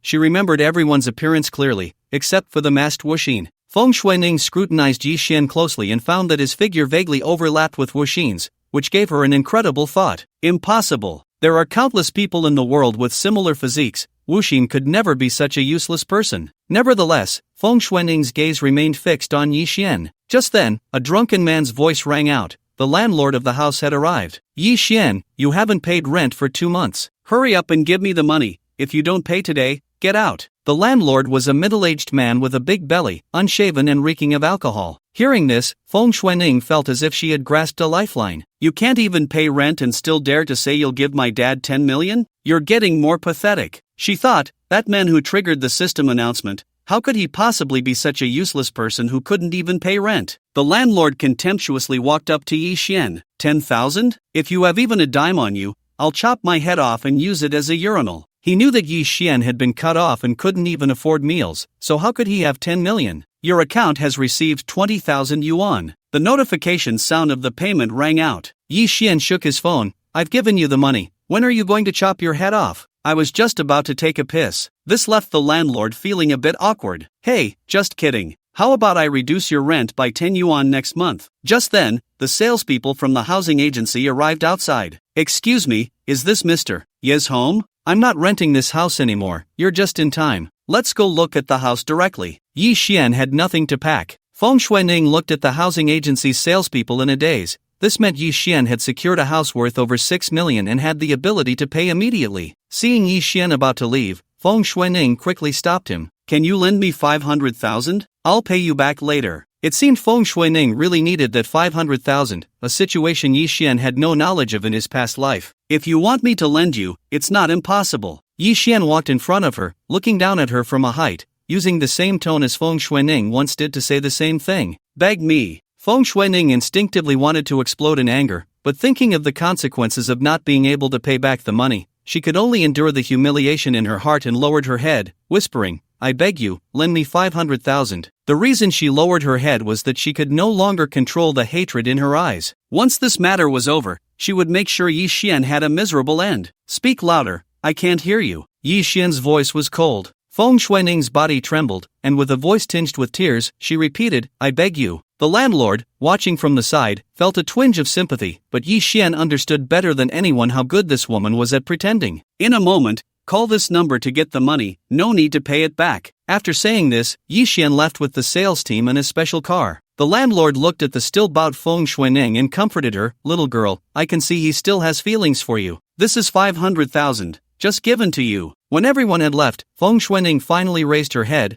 Just as before, as long as I pretend to be pitiful, he immediately softens. He is still that useless man. But thinking of the humiliation just now, Feng Xuening's eyes were filled with resentment. Yi Xian, this isn't over between us. Fortunately, she could finally pay back the money, and she couldn't wait to dial the phone number Yi Xian had left. Hello, who is this? The voice on the other end sounded somewhat familiar, but Feng Xuening didn't react immediately and habitually ordered, get me 500,000, it's already been agreed that I don't have to pay it back. The other end fell silent, and Feng Xuening, who had had enough for the day, directly started cursing. Are you deaf or dumb? Can't you understand when I tell you to get the money? Very good. You're the first person in years to dare to curse me. Huang Fu Imochen. Slap. Feng Xuening's phone suddenly fell, and her legs went weak as she collapsed to the ground. How could he have seen your Mo Chen's number? It's over, everything is over. After sleeping comfortably in his 400 square meter house for a night, Yi Xian couldn't wait to enter the game. As soon as he logged in, he found the chat channel was going crazy with messages. Damn, I found out I can actually browse the forum in the game. Not just that, my wife called me in real life, and I could answer it in the game. Various platforms for live streaming and social media seem to be synchronized into the game. Even my hundreds of chicken eating videos could be watched online. Bro, what chicken are you eating? Share it, I want to learn some skills. Seeing this scene, Yi Xian frowned. Why does it seem like the integration in this life is speeding up? He knew that all beings was constantly merging with reality, but in the last life, the network synchronization was completed after 5 days, and now it was only the third day. This change made him feel a sense of losing control. The memories of the last life could no longer serve as a 100% reference. He needed to speed up. Several important treasures had to be prioritized. Yi Xian ran straight to the Shadow Forest, where the creature that would drop a high-level skill had not been found yesterday, and today was its last day there. After a whole day of exploration yesterday, players seemed to have learned about the terror of the Shadow Forest, and Yi Xian encountered no one on the way. Roar! Several leopard men suddenly dropped from the trees. After a day of hunting, they had locked humans as the easiest prey to catch. The speed of the leopard men was faster than that of the cat and wolf clans, reaching nearly 600 points in extreme conditions, but they did not have the special invisibility effect of the shadow werewolves. Yi Xian had long locked onto their positions through thermal sensing. Even though he only had 500 points of movement speed, these foolish attackers couldn't even touch the hem of his clothes. Bang! Bang! Bang! The continuous sound of headshots rang out. By the time they wanted to escape, it was already too late. If anyone saw Yi Xian, they would only think he was a warrior, not an archer. Congratulations on achieving a level-up kill. gaining 500 experience points, absorbed 13 points of soul power. Yi Xian found that his experience points had reached 8,000. He only needed to kill 4 more level 12 orcs to complete his upgrade. Since arriving at the stronghold, the difficulty of leveling up had been steadily increasing, making it hard to experience a rapid rise in levels in a short time. The absorption of soul power seemed not to be fixed. Previously, one monster gave 3 points, but now 4 leopard men provided 13 points. Could it be that group kills had a bonus? Yi Xian realized that he was truly making the most of his monster hunting. He could gain experience points, plunder talents, and now absorb soul power, truly a case of one monster providing multiple benefits. Whoosh! Just as he was pondering this, a rapidly shot arrow triggered the spider sense alarm. Yi Xian's gaze turned cold, and his body was enveloped in wind elements, his speed instantly skyrocketing to 700 points. Before the newcomer could react, he had already grabbed her by the neck. Little thief, it's me. Zhou Xiaolin looked like a frightened little rabbit, her eyes wide with panic as she stared at Yi Xian. Do you two siblings enjoy ambushing people so much? Yi Xian flicked her forehead hard, causing Zhou Xiaolin to cry out in pain. Why are you so cruel? You actually hit me so hard. Zhou Xiaolin's eyes were filled with tears as she covered her reddened forehead. Where's your brother? How could he leave you here alone? Yi Xian discovered that the mechanical heart had actually analyzed Zhou Xiaolin's basic attributes. Attack, 800 points, health, 1,500 points. It seemed that both siblings had their own adventures. To know that an ordinary player at level 10 only had 700 health, she had directly doubled that. Talent, 67 for Life Wood, 33 for Vitality Forest. The mechanical heart had also detailed the grading of talents to be consistent with skill ratings. I must say, with the mechanical heart, Yi Xian felt like he had returned to the old online games. Plundering talents would become more targeted. Zhou Xiaolin, dissatisfied, waved her little fist at Yi Xian. After that flick, she knew she was far from his match. Feeling a bit embarrassed about having wanted to deal with him earlier, she stuck out her tongue. I'm much stronger now. The monsters here can't threaten me. As for my brother, he went back to buy arrows. Not everyone had equipment like Yi Xian that could generate arrows infinitely. You little thief, that hurt so much. Zhou Xiaolin pouted, gently placing her right hand on her forehead. Seeing the faint green light emanating from her hand, Yi Xian's pupils constricted, but he asked nonchalantly, is that a skill you got from your class change? Zhou Xiaolin proudly lifted her head, her forehead already back to normal. Not at all. I got this from saving someone yesterday. It's a level skill, aren't you envious? Watching her shake her head in a smug manner, Yi Xian couldn't help but flick her forehead again, though this time he didn't use much force. Don't easily share your information with others, especially in this game. After saying that, Yi Xian prepared to leave the Shadow Forest. The unfortunate person Zhou Xiaolin encountered was exactly who he was looking for. Last time, he had taken their level skill crystal, and this time it could be considered compensation. Unable to resist touching her forehead, Zhou Xiaolin suddenly felt a bit reluctant as she watched him walk away. You little thief, you bully me and then run away. This level skill was merely a bonus for Yi Xian. It was a healing skill, not quite to his taste. The reason he came to obtain it first was simply because of its high grade and how easy it was to acquire. Essentially a free level skill. Her talents were all at level, so Zhou Qi was likely above level. In the last life, everyone had hidden their talents well because talents were the most core aspect for players. Since she had obtained that skill, and Zhou Qi's talent was also high enough, they might as well give both of them a spot in that dungeon, saving him the trouble of looking for a level genius. Yi Xian is currently heading to the Falling Feather Canyon, where a large number of bird people live. They are truly ugly. Beast Feather Clan level attack, 1000 magic power, 300 armor, 175 magic resistance, 145 movement speed, 400 health, 3000 talent, wing splash, level, description: the lowest ranking branch among the feathered clan, with an ugly appearance and weak strength. The Beast Feather clan belongs to humanoid monsters, covered in feathers, with wings and bird claws, their heads resembling human shapes but twisted into various beastly faces. Mechanical heart. Each monster has vastly different attributes, and some even possess mutated talents, but none can escape Yi Xian's keen eye. Silently entering stealth mode, Yi Xian slowly approaches the Beast Feather people resting on the ground. Although their health reaches 3,000 points, they can still be killed in an instant under the tenfold amplification of the giant strength talent. Chirp! After instantly killing 3 bird people, Yi Xian is pursued by the enraged Beast Feather people. The bird people's talents are useless against him, directly converting into talent points.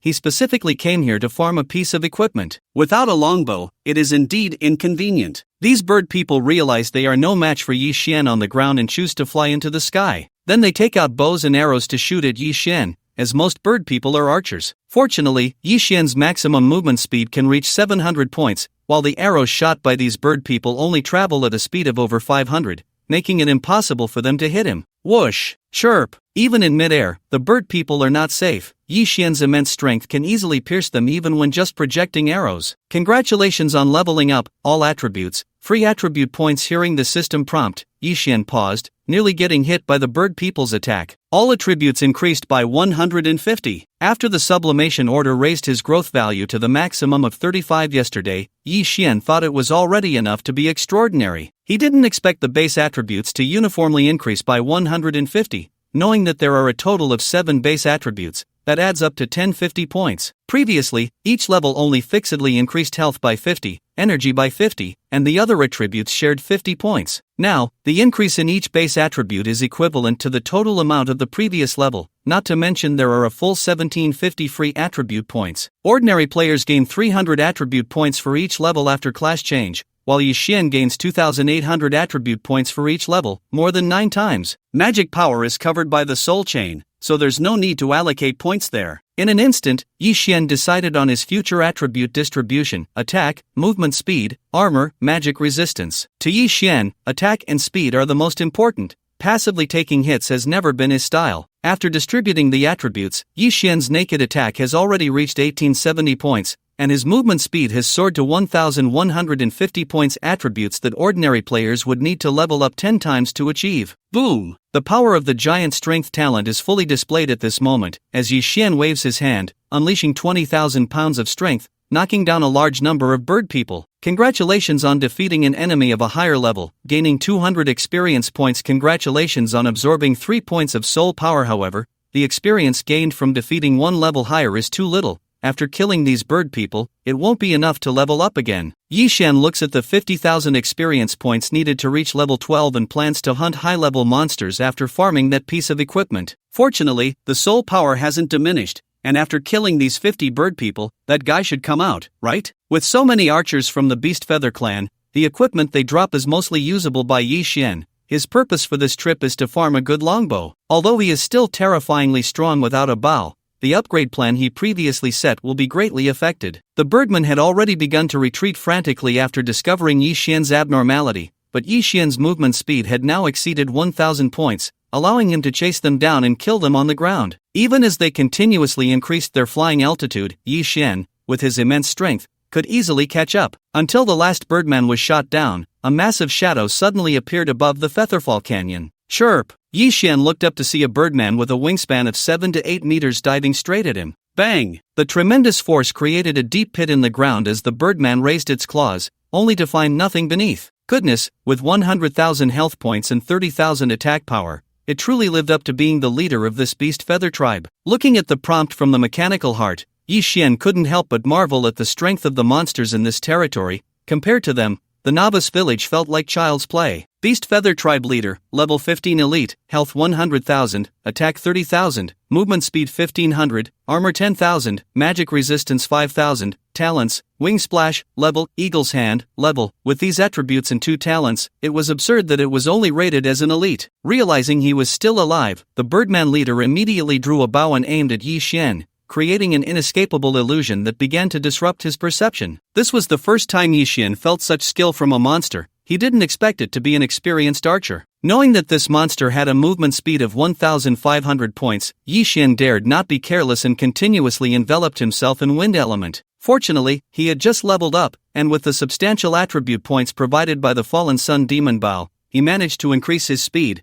Otherwise, it would have been tough today. Indeed, strategies are not omnipotent. The guide only mentioned how to lure this elite monster but did not indicate that its attributes were this high. However, this was actually Yixian's own oversight. He only remembered it was an elite monster but forgot that the post was from a guild. This monster was never meant to be taken down in a one-on-one fight. Even with the wind element enhancement, Yixian's speed barely reached 1,400 points, but thanks to the early warning from his spider sense, he could barely dodge the birdman's attacks. Relying on his own understanding of the elemental system was indeed too slow. Yixian was somewhat dissatisfied with the acceleration provided by the wind element. Although Yixian had the experience from his previous life, he was still at the beginner application stage with the 3 existing elemental talents. Moreover, the elemental system had a fatal flaw. Condensing elements required energy, and Yi Xian's current 1000 points of energy couldn't sustain continuous use. He needed to find a few exclusive elemental skills to learn. While dodging attacks, Yi Xian began to calculate. The fastest way to comprehend the elemental system was to learn corresponding skills.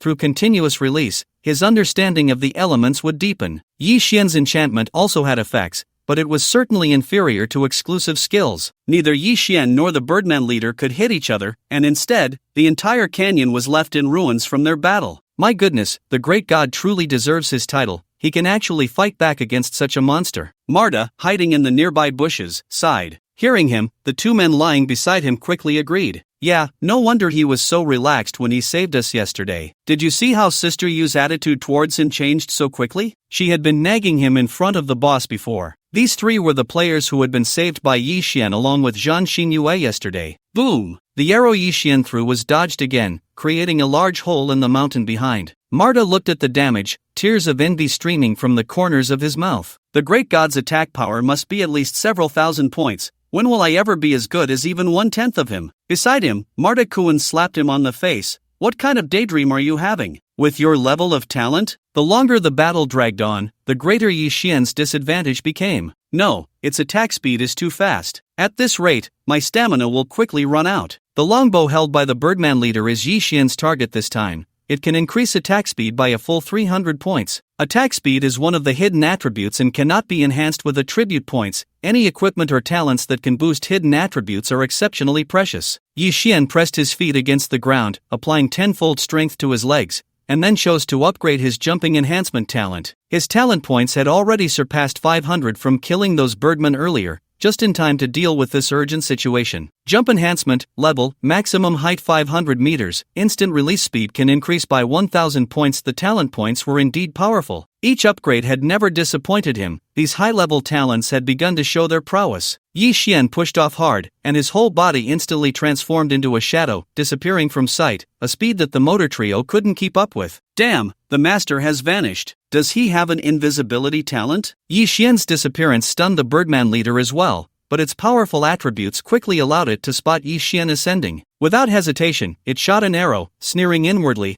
Ascending in front of an archer was the most foolish choice, but all of this was within Yi Xian's expectations. At the moment the arrow approached, he used the wind element to deftly evade. Sizzle! Although he reacted quickly, a gash was still scraped across his chest, and a large blood loss notification appeared above his head. Fortunately, Yi Xian's health was still robust. This scene almost made motors but gasp in surprise from the bushes. Wow, that height is at least 100 meters. Is the master a grasshopper? You haven't noticed the key point. The master lost 2000 health and didn't die. What does that indicate? Motor's lips calmly analyzed. It indicates that the master's health is several times yours. The finishing blow still depends on Motor Kuan. The Birdman leader saw Yi Xian still approaching and surprisingly completed knocking another arrow immediately after shooting. A normal person would still be in a recovery state at this time, which is the benefit of high attack speed. If this arrow is shot, Yi Xian wouldn't be able to dodge at this distance. Gritting his teeth, Yi Xian concentrated all his energy to condense the wind element, and his speed surged again, just as the Birdman leader released the arrow. Bang! Accompanied by a loud noise, the Birdman leader spat out a mouthful of blood. Hey, got you! Yi Xian punched the Birdman leader in the abdomen, then quickly grabbed its shoulder and began to strike at its head. With each punch Yi Xian landed, the Birdman leader's health dropped by 10,000, clearly showing that it was really not good at close combat, completely being crushed by Yi Xian. During this process, the Birdman leader, already dizzy from the blows, gradually lost control of its body, plummeting to the ground with Yi Xian. Motor's lips stared blankly at the Birdman leader's health. Who exactly is the monster here? Both of them are, but you are different. You are useless. Motor's lips could no longer tolerate Motor Kuan's sharp tongue and lunged at him. Can't you just shut up for once? While they were tussling, Yi Xian and the Birdman leader had already fallen to the ground, with the Birdman leader crushed beneath him, its bones shattered. Congratulations on defeating an enemy of a higher level, gaining 10,000 experience points, absorbing 100 soul power. Successfully plundered the Hand of the Eagle. Hearing the system notification, Yi Xian finally breathed a sigh of relief and loosened his grip on the Birdman leader's neck. Hand of the Eagle, level, increases attack speed by 20 with both hands. Looking at this talent, Yi Xian was a bit puzzled. Is it only useful for the hands? But it didn't matter. After all, Yi Xian wasn't good at using his legs. The Birdman leader's quick completion of the second arrow was thanks to this talent. Master, Do you want a wife or not? Yi Xian had long discovered the presence of the three through thermal sensing. Initially, he thought they were there to steal monsters, but it turned out to be these three conspicuous bags. No, women only slow down my draw speed. Picking up the equipment dropped by the Birdman leader, Yi Xian found that the attributes of this longbow were even better than he had imagined. Rapid strike bow, level 15, quality excellent blue description attack speed. Deadly rhythm, each shot increases attack speed, stacking up to 10. The effect disappears after stopping shooting for 5 seconds. Usage restriction, level 10. Attack speed 140 points. The mechanical heart showed that my attack speed is 150 points. With deadly rhythm fully stacked and combined with the Eagle's hand bonus, it can reach 195 points, and with the equipment enhancement, it totals 495 points. The more Yi Xian calculated, the more surprised he became. This attack speed was enough to support him in shooting 5 arrows per second, while an average player could only manage 1 arrow per second, which was already quite impressive. Mata-chan seemed not to expect Yi Xian to respond so decisively. After a brief pause, he began to explain the situation.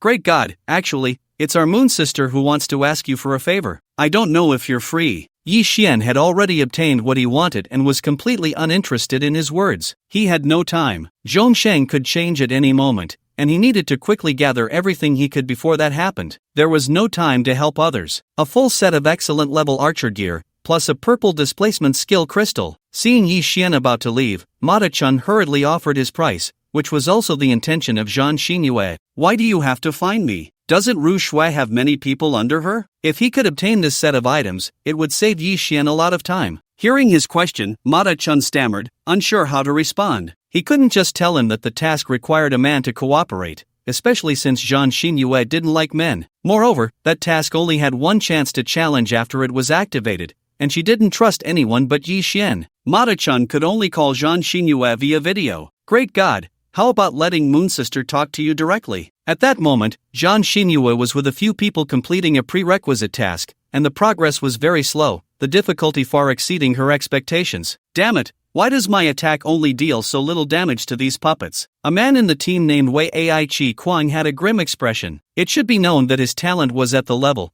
and he never encountered such a situation when killing monsters normally. Retreat, the vengeful spirits are coming. Looking at the souls drifting from afar, Zhang Xinyue could only give up the hard-won distance. The group only stopped after completely leaving the monster's line of sight. Wei Ai-chi Kwang cursed angrily, what kind of place is this? Those vengeful spirits clearly have no attack power. Why do they cause a stun when touched? Zhang Xinyue rubbed her forehead. In Zhongsheng, you can't check monster attributes, so every time you encounter an unknown monster, it inevitably leads to these troubles. Xinyue, we can't even get close to the task location. I think you should change to an ordinary profession first, and come back when your level is higher. Wei Ai-chi Kwang had already died here once and didn't want to waste precious early game time again. In his view, this task was impossible to complete right now. Zhang Xinyue frowned at his words, her tone cold. Call me captain or commander, we're not that familiar. She was well aware of the task's difficulty, but based on the current information, the gap between professions was like heaven and earth. The sooner one changed professions, the better. Wei Ai-chi Kwang's expression darkened slightly. Despite pursuing Zhang Xinyue for so many years, she still maintained a distant and cold attitude. Ding ding ding. Answering the video call from Mata-chan, Zhang Xinyue's tone was unfriendly. Didn't I tell you I'm completing a task? You better have something important, or else. Sensing Zhang Xinyue's bad mood, Mata-chan quickly turned the camera to Yi Xian. Moon sister, take a look at who this is. Hello, I heard you want to be my wife? When Yi Xian's clown mask appeared, Zhang Xinyue's expression instantly changed from cloudy to clear. Wu Xin. Hearing his teasing, she not only didn't get angry, but her voice became even more cheerful. Pfft, shameless, who wants to be your wife? Through the video lens, Yi Xian noticed that the environment she was in looked somewhat familiar and quietly asked, what trouble did you encounter to offer such a high price for my help? Zhang Xinyue knew she couldn't complete the task on her own, and after pondering for a moment, she said, let's meet at the stronghold, you'll know when you come to this map. She was quite happy chatting with Yi Xian, but beside her, Wei Ai-chi was so furious that his fists were about to crush. I really thought you were different from other women, turns out you're just a pretentious bitch. Zhang Xinyue briefly explained her deal with Yi Xian, and Wei Ai-chi's expression changed drastically. You're crazy, not to mention how precious the purple displacement crystal is, that entire set of green gear is worth tens of thousands of points. I don't agree. Unfortunately, no matter how much he opposed, it couldn't affect Zhang Xinyue. It wasn't your money, so why do you care? Wei Ai Qixiang shouted angrily. Aren't you using the consortium's resources? I'm telling you, I will report this to the boss immediately. Then hurry up, I'm going to pick up Wuxin first. Watching Zhang Xinyue leave the map, Wei Ai Qixiang dialed Bei Rushua's number. Slut, actually spending so much money for another man, I've really been blind all these years. If I can't have it, no one else can. After Yixian hung up the video call, he began to return to the stronghold, and he added these 3 conspicuous bags as friends. If the rumors from the last life were true, then these 3 were the real reason for the rise of the Silver Moon Consortium. From a distance, Yixian saw Zhang Xinyue and the others waiting outside. Before he could speak, an unpleasant voice came. You say this is how you ask someone to do a job, huh? You can only wait dryly for them to come over, and you don't even dare to urge them. As soon as these words were spoken, Zhang Xinyue's expression slightly changed, looking at Wei Ai Qixiang with dissatisfaction and warning in her eyes. Although she didn't know the situation, Yi Xian could tell this guy had hostility towards him, and he turned to Zhang Xinyue. Your friend? No, just a colleague. Hearing this, Wei Ai Qixiang became even angrier and said harshly, It's your honor to work for the Silver Moon Consortium. Do you really think we are begging you? Don't you know your own status? How dare you make us wait so long? As a punishment for you, New Moon has cancelled your reward. Do you have any objections? After saying this, he stared sharply at Yi Xian, who at first glance could tell that Yi Xian was just a worker in reality. Such a person would definitely not dare to offend the upper class. This left Yi Xian dumbfounded. Does Bei Rushua even dare to use such an idiot? Hearing this, Wei Ai Qixiang angrily scolded. Is our boss's name something you can call? You have no manners at all. No wonder you'll only be a dog for others in this life. Zhang Xinyue's face changed drastically, but before she could speak, everyone felt a shadow flash before their eyes. Let go! Yi Xian grabbed Wei Ai Qixiang's neck with one hand, lifting him off the ground, and Wei Ai Qixiang's face was already starting to turn purple. No! Zhang Xinyue anxiously wanted Yi Xian to let go, but no matter how hard she tried, she couldn't budge him an inch. Wuxin, no, he really can't die, at least not now. Zhang Xinyue looked at Yi Xian with pleading eyes. Wei Ai Qixiang was the grandson of a major shareholder of the Silver Moon Group, and if he were killed in front of her, it would bring great trouble to Bei Rushua. Unfortunately, this was not within Yi Xian's considerations, and the hand gripping the neck tightened further. Ding ding ding! Wei Ai Qixiang's video call rang. Seeing it, he seemed to grasp at a lifeline and quickly answered, directing the camera at Yi Xian. I was in a meeting just now. What's the matter? A voice as cold as snow came from the video, but she did not look up, continuously writing something at a large conference table. Zhang Xinyue quickly shouted, Boss, you need to persuade Wuxin. Hearing her voice, Bei Rushua raised her head in confusion, and the scene before her made her pupils slightly constrict. Wuxin, don't hold it against him, I apologize on his behalf. Without asking for the reason, she knew it must be about the obsession with love. Yi Xian gave no response, but the coldness in his eyes grew heavier. I owe you a favor, don't kill him. Bei Rushua felt a bit of a headache. Although she was the head of Silver Moon Group, she could not disregard the shareholders' feelings. Yi Xian merely looked at her coldly, then tossed that obsession with love aside. The original transaction reward, plus 50 million in cash, and regardless of whether the task is completed, I want the purple crystal. Is there a problem? Upon hearing his words, Bei Rushua did not hesitate. Fine. After being saved, obsession with love gasped for air while mockingly looking at Yi Xian, more convinced than ever that Yi Xian wouldn't dare to kill him. Seeing his expression, Bei Rushua said coldly, all expenses for Xinyue's task will be borne by your grandfather. Also, you'd better not speak. Even if you die in front of me now, your grandfather will have nothing to say. If it weren't for the fact that the map where Zhang Xinyue was just now resembled the treasure land in Yi Xian's memory, he would have directly killed obsession with love. As for offending Bei Rushua and the Silver Moon Consortium, that was not even in his consideration. Having lived again, he would not compromise himself anymore. Let's go, complete the task first. Noticing Yi Xian's attitude was completely different from before, Zhang Xinyue's disgust for obsession with love peaked at that moment. The task required at least 7 people, so they might still have to bring him alone. Zhang Xinyue cautiously watched Yi Xian, afraid he might turn and leave if he was displeased. It doesn't matter. Watching obsession with love revel in his small triumph, Yi Xian sneered inwardly, truly thinking I would let you go? Glancing at the others, he found that they were all of high talent. This should be the top tier of Bei Rushua's subordinates. The talent combinations were quite reasonable, 1 scout, 1 support, 2 defenders, plus Zhang Xinyue and that idiot's attack power, which would be enough to handle most maps. Yi Xian himself didn't even have a high talent yet, and these 6 people in front of him actually did. the consortium's strength was indeed formidable. Noticing his gaze, Zhang Xinyue explained, "These are all core members of other teams. They were specifically borrowed to help me with the job transfer task." After saying that, she took out a teleportation token from her bosom, which was only valid for 1 day. If they couldn't pass this time, they would have no chance left. With a flash of white light, the 7 figures had already arrived at the task map. Looking around, the entire sky was shrouded in darkness, and the ground beneath them seemed soaked in blood, exuding a foul stench. This was considered a safe area on the map. As long as they walked forward 100 meters, they would start encountering various monsters. Zhang Xinyue led the way and explained some important information to Yi Xian, who was here for the first time. "We previously encountered 2 types of monsters. One is the variously shaped puppets, which only lose a tiny amount of health when attacked. The other is the transparent vengeful spirit. If touched, one will instantly fall into a coma." Hearing her words, Yi Xian's suspicions grew stronger. Everything would be clear once he saw the monsters. If this truly was the Abyss battlefield, then they would make a fortune. The 100-meter distance was crossed in an instant, and as the puppets appeared ahead, Obsession with Love looked at Yi Xian with disdain. "Aren't you a god? It's your turn to step up." These monsters were hard to kill, and there would definitely be vengeful spirits not far away. He was just waiting to see Yi Xian make a fool of himself. "My attack power of 1500 can only deal a few dozen points of damage here. I'm curious to see how you, a poor loser, will end up." Yi Xian's equipment is mostly still the white gear obtained from the Novice village,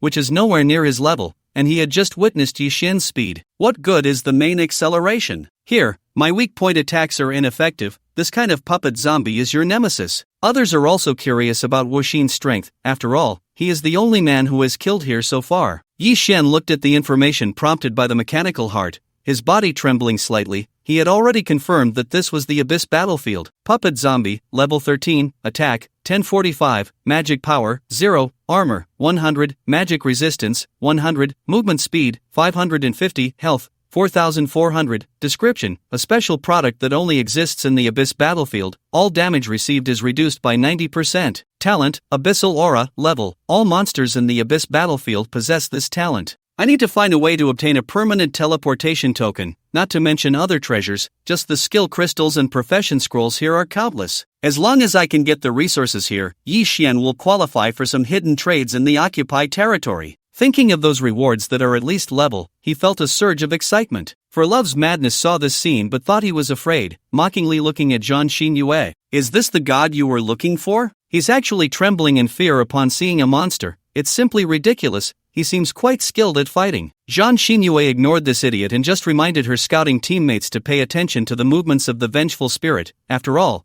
that was the real unsolvable threat. Yi Xian drew an arrow and aimed at the puppet zombie. He didn't choose to enchant it, just adjusted the giant strength talent to 10 times. His current physical attack was 1870, plus the bonus from the rapid shot bow, it became 2320. The tenfold talent offset the weakening, and after deducting armor, that was the damage he could deal to the puppet zombie. This damage was higher than expected. Aside from the 15 physical penetration from the sharp talent, there were also reasons like his shooting technique. Seeing this damage notification, for Love's Madness's eyes nearly bulged out, his mouth trembling but unable to utter a word. It shouldn't be. His speed was at least over 1000 points. Why is his attack power so abnormal? Where did such attribute points come from at just level 11? His attributes at this stage could not possibly be this high. This damage must be due to some special talent. Someone in the team voiced their opinion. At this moment, Yi Xian had already taken down the puppet zombie with 2 arrows and was crouching down to see if anything he expected had dropped. Meanwhile, in the sky above him, a transparent ghost was rapidly descending towards him. Oh no! The damage Yi Xian dealt shocked everyone. The scout had momentarily failed to notice the presence of the vengeful spirit. The spirit was fast, instantly passing through the unguarded Yi Xian,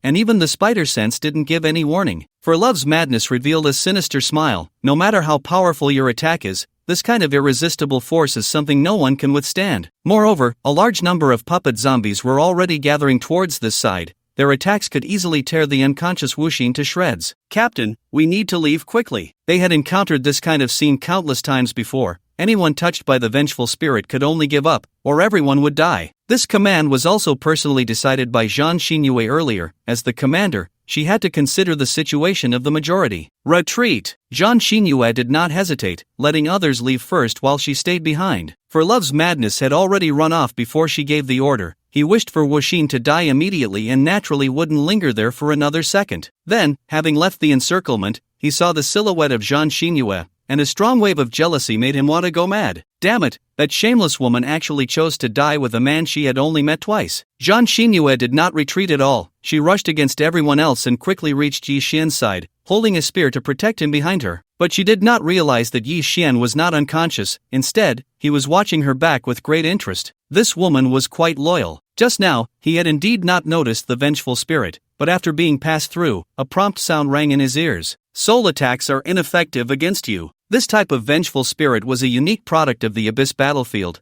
Physical attacks were ineffective against it, and it had no attack power of its own, but it would cause a soul shock to any living being that touched it. Only those with high soul quality could be exempt, and Yi Xian, due to the Joker mask, was completely unaffected. Unexpectedly, the virginity would still be lost. Well, after all, it was you who saved me back then, so consider this a repayment. Watching the swarm of puppets rushing forward, Jean Xinyue felt a bit dejected. She knew she was no match for them and didn't even have the thought of counterattacking. Just as she was about to give up resistance and quietly await death, Yi Xian's voice sounded from behind her. Never lose the courage to strike in any situation. The Overlord spear is not meant to be used like this. Pulling the stunned Jean Xinyue behind him, Yi Xian's bow and arrows began to fire wildly. To the group of love-struck individuals in the distance, it seemed he was not using cold weapons but rather a heavy machine gun. The sound of the bowstring vibrating never stopped, averaging 2 arrows per shot, and in just over 50 seconds, he had wiped out all the puppets. Congratulations on defeating 150 monsters beyond your level, gaining 37,500 experience points, absorbed 1,050 soul power, successfully absorbed abyss energy. The abundant experience almost made Yi Xian level up directly, but unfortunately, the monsters in the abyss battlefield did not drop equipment or point cards,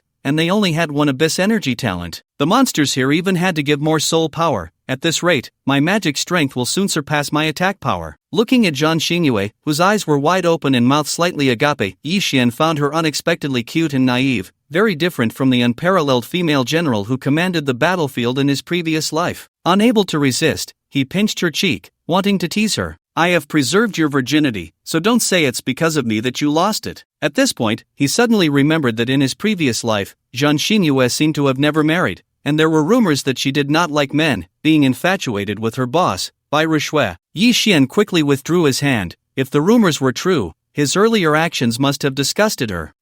Don't just stand there, quickly help me find these beads. The Abyss battlefield does not drop equipment or point cards, but one of the reasons it was still called a Supreme Treasure Land in his previous life was that the monsters here dropped attribute beads. Attribute beads could be used to enhance the 7 basic attributes, including fixed increases in health and energy, with each bead providing an increase of between 3 to 10 points. However, the drop rate for attribute beads was also super low, and each bead had different attributes and varying point increases. These 150 puppets had only dropped 7 attribute beads. Although she knew their rarity, Jean Xinyue still handed all of them to Yi Xian. At this moment, the love-struck group also rushed over. Although they had seen it with their own eyes, they still felt as if they were dreaming regarding Yi Xian's strength. He was definitely above-level talent, absolutely. Moreover, he was the kind who had been strong from the early stages. This was the unanimous thought among them, except for the love-struck one. They all resolved not to provoke Yi Xian. What is this? Looking at the beads Jean Xinyue handed to Yi Xian, the love-struck one frowned, having just seen their hands touch. None of your business. Yi Xian was not going to indulge him. Anyway, this guy was destined to die. Obsessed with love and already feeling extremely jealous, he no longer cared about Yi Xian's strength after getting high, especially since the attribute pearl was too precious. Hand over the pearl. You are merely our hired help.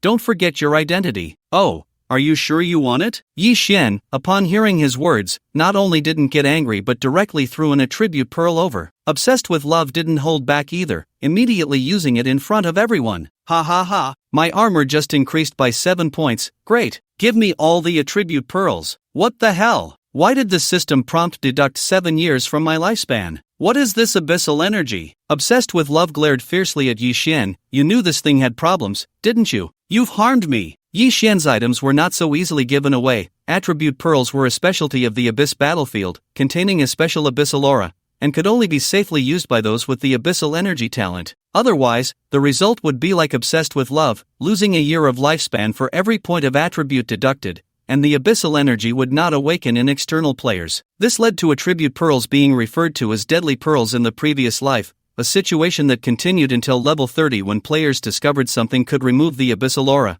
making attribute pearls highly sought after. But none of this concerned Yi Xian. He had already successfully plundered, and using more attribute pearls would not affect him. Perhaps even the creator of the Abyss battlefield never expected someone like him to exist. Ha, is that over there? Ahead appeared a manor covering over 1,000 square meters, and as everyone approached, they found it was completely decorated like a wedding venue. Yi Xian was a bit stunned at this scene and asked in confusion, Zhen Xinyue, isn't this a job change quest? It is a job change. Look at what's written here. She directly pulled out the job change book, but then instantly froze. A wedding invitation? Getting married, the most important thing is to be happy. Are you hungry? Come eat at the wedding banquet. Hey, don't say I didn't remind you. May 21st, 2056, Xingdia Manor. Come join the fun. The bride's name was indeed Zhan Xinyue, while the groom's position was empty. Please choose the groom. A cold system prompt sounded, and the task had begun. Obsessed with love suddenly shouted, Xinyue, give up this task.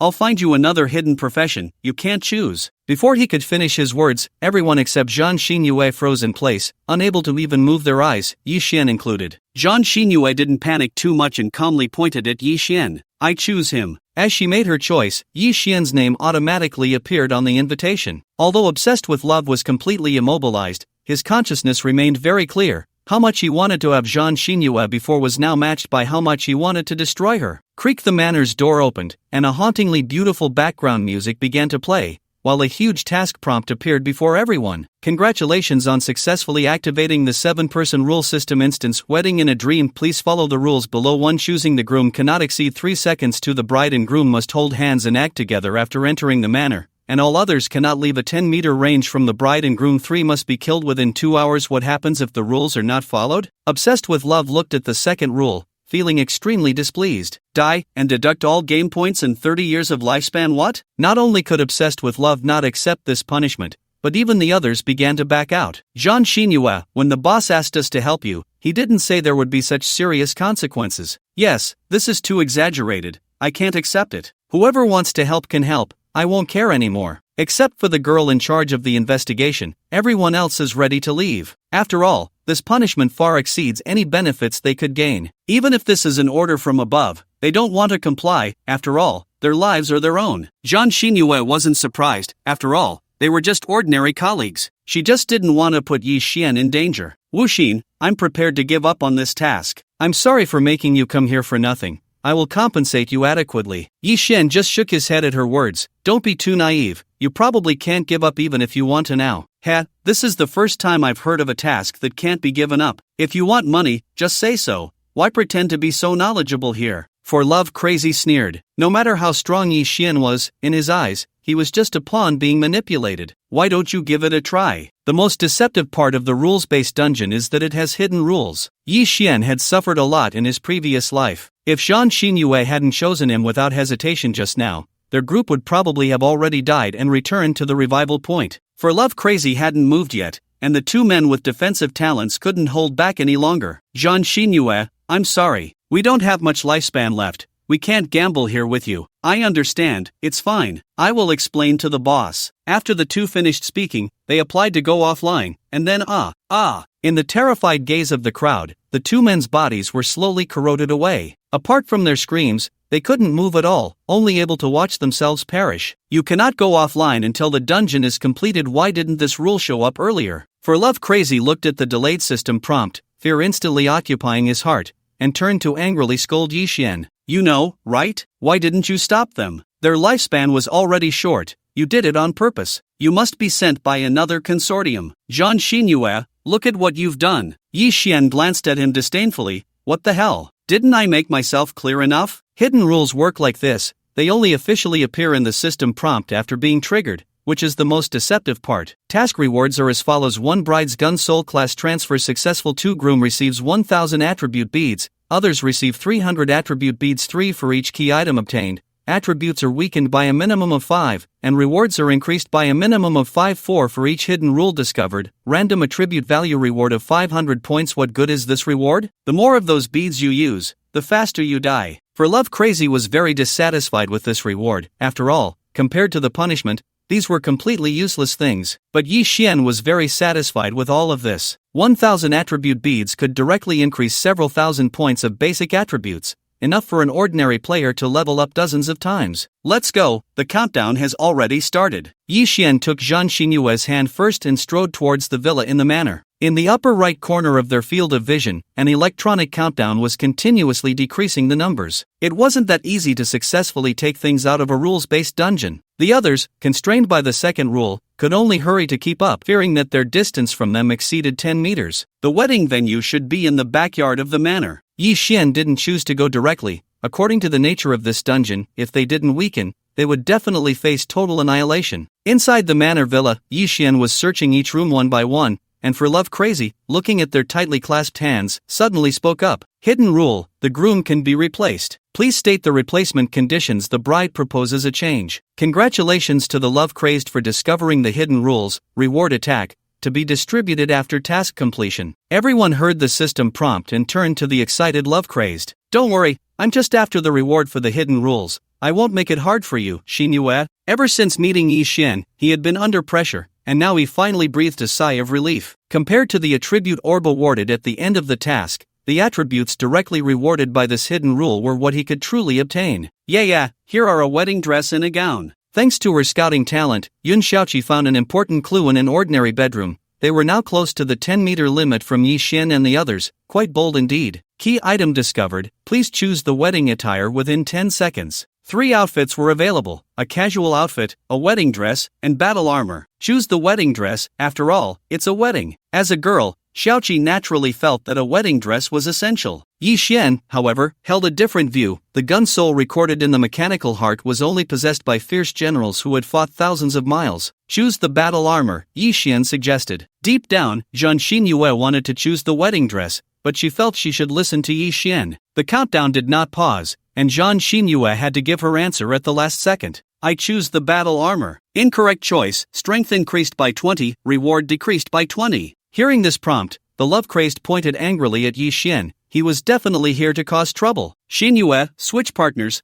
I'll be the groom, I won't let you down. Yi Xian didn't explain much, just pulled Zhang Xinyue to start searching the next room. From now on, no matter what suggestions I give, if they aren't what you truly want, don't accept them, understand? Okay. Yi Xian was the only man Zhang Xinyue didn't resist, so she naturally wouldn't choose to switch partners. The villa was simply too large. Half an hour passed, and they hadn't discovered any more key items until Yi Xian found a wooden ring in a small bedroom. Ring of waiting and protection, mythical grade accessory, 80% chance of having a death replacement effect, 100% chance of having a shield damage immune effect, other effects unknown. Although the prompt from the mechanical heart wasn't that detailed, the word mythical was enough to prove everything. It shouldn't be, this task isn't that difficult. Why is there a mythical grade accessory? Among all equipment, accessories were the most precious, not to mention this ring might have a death replacement effect. In a game that fully integrated with reality, that meant an extra life. Half an hour has passed, strength increased by 10, reward decreased by 10. Damn hidden rules. Listening to the system prompt,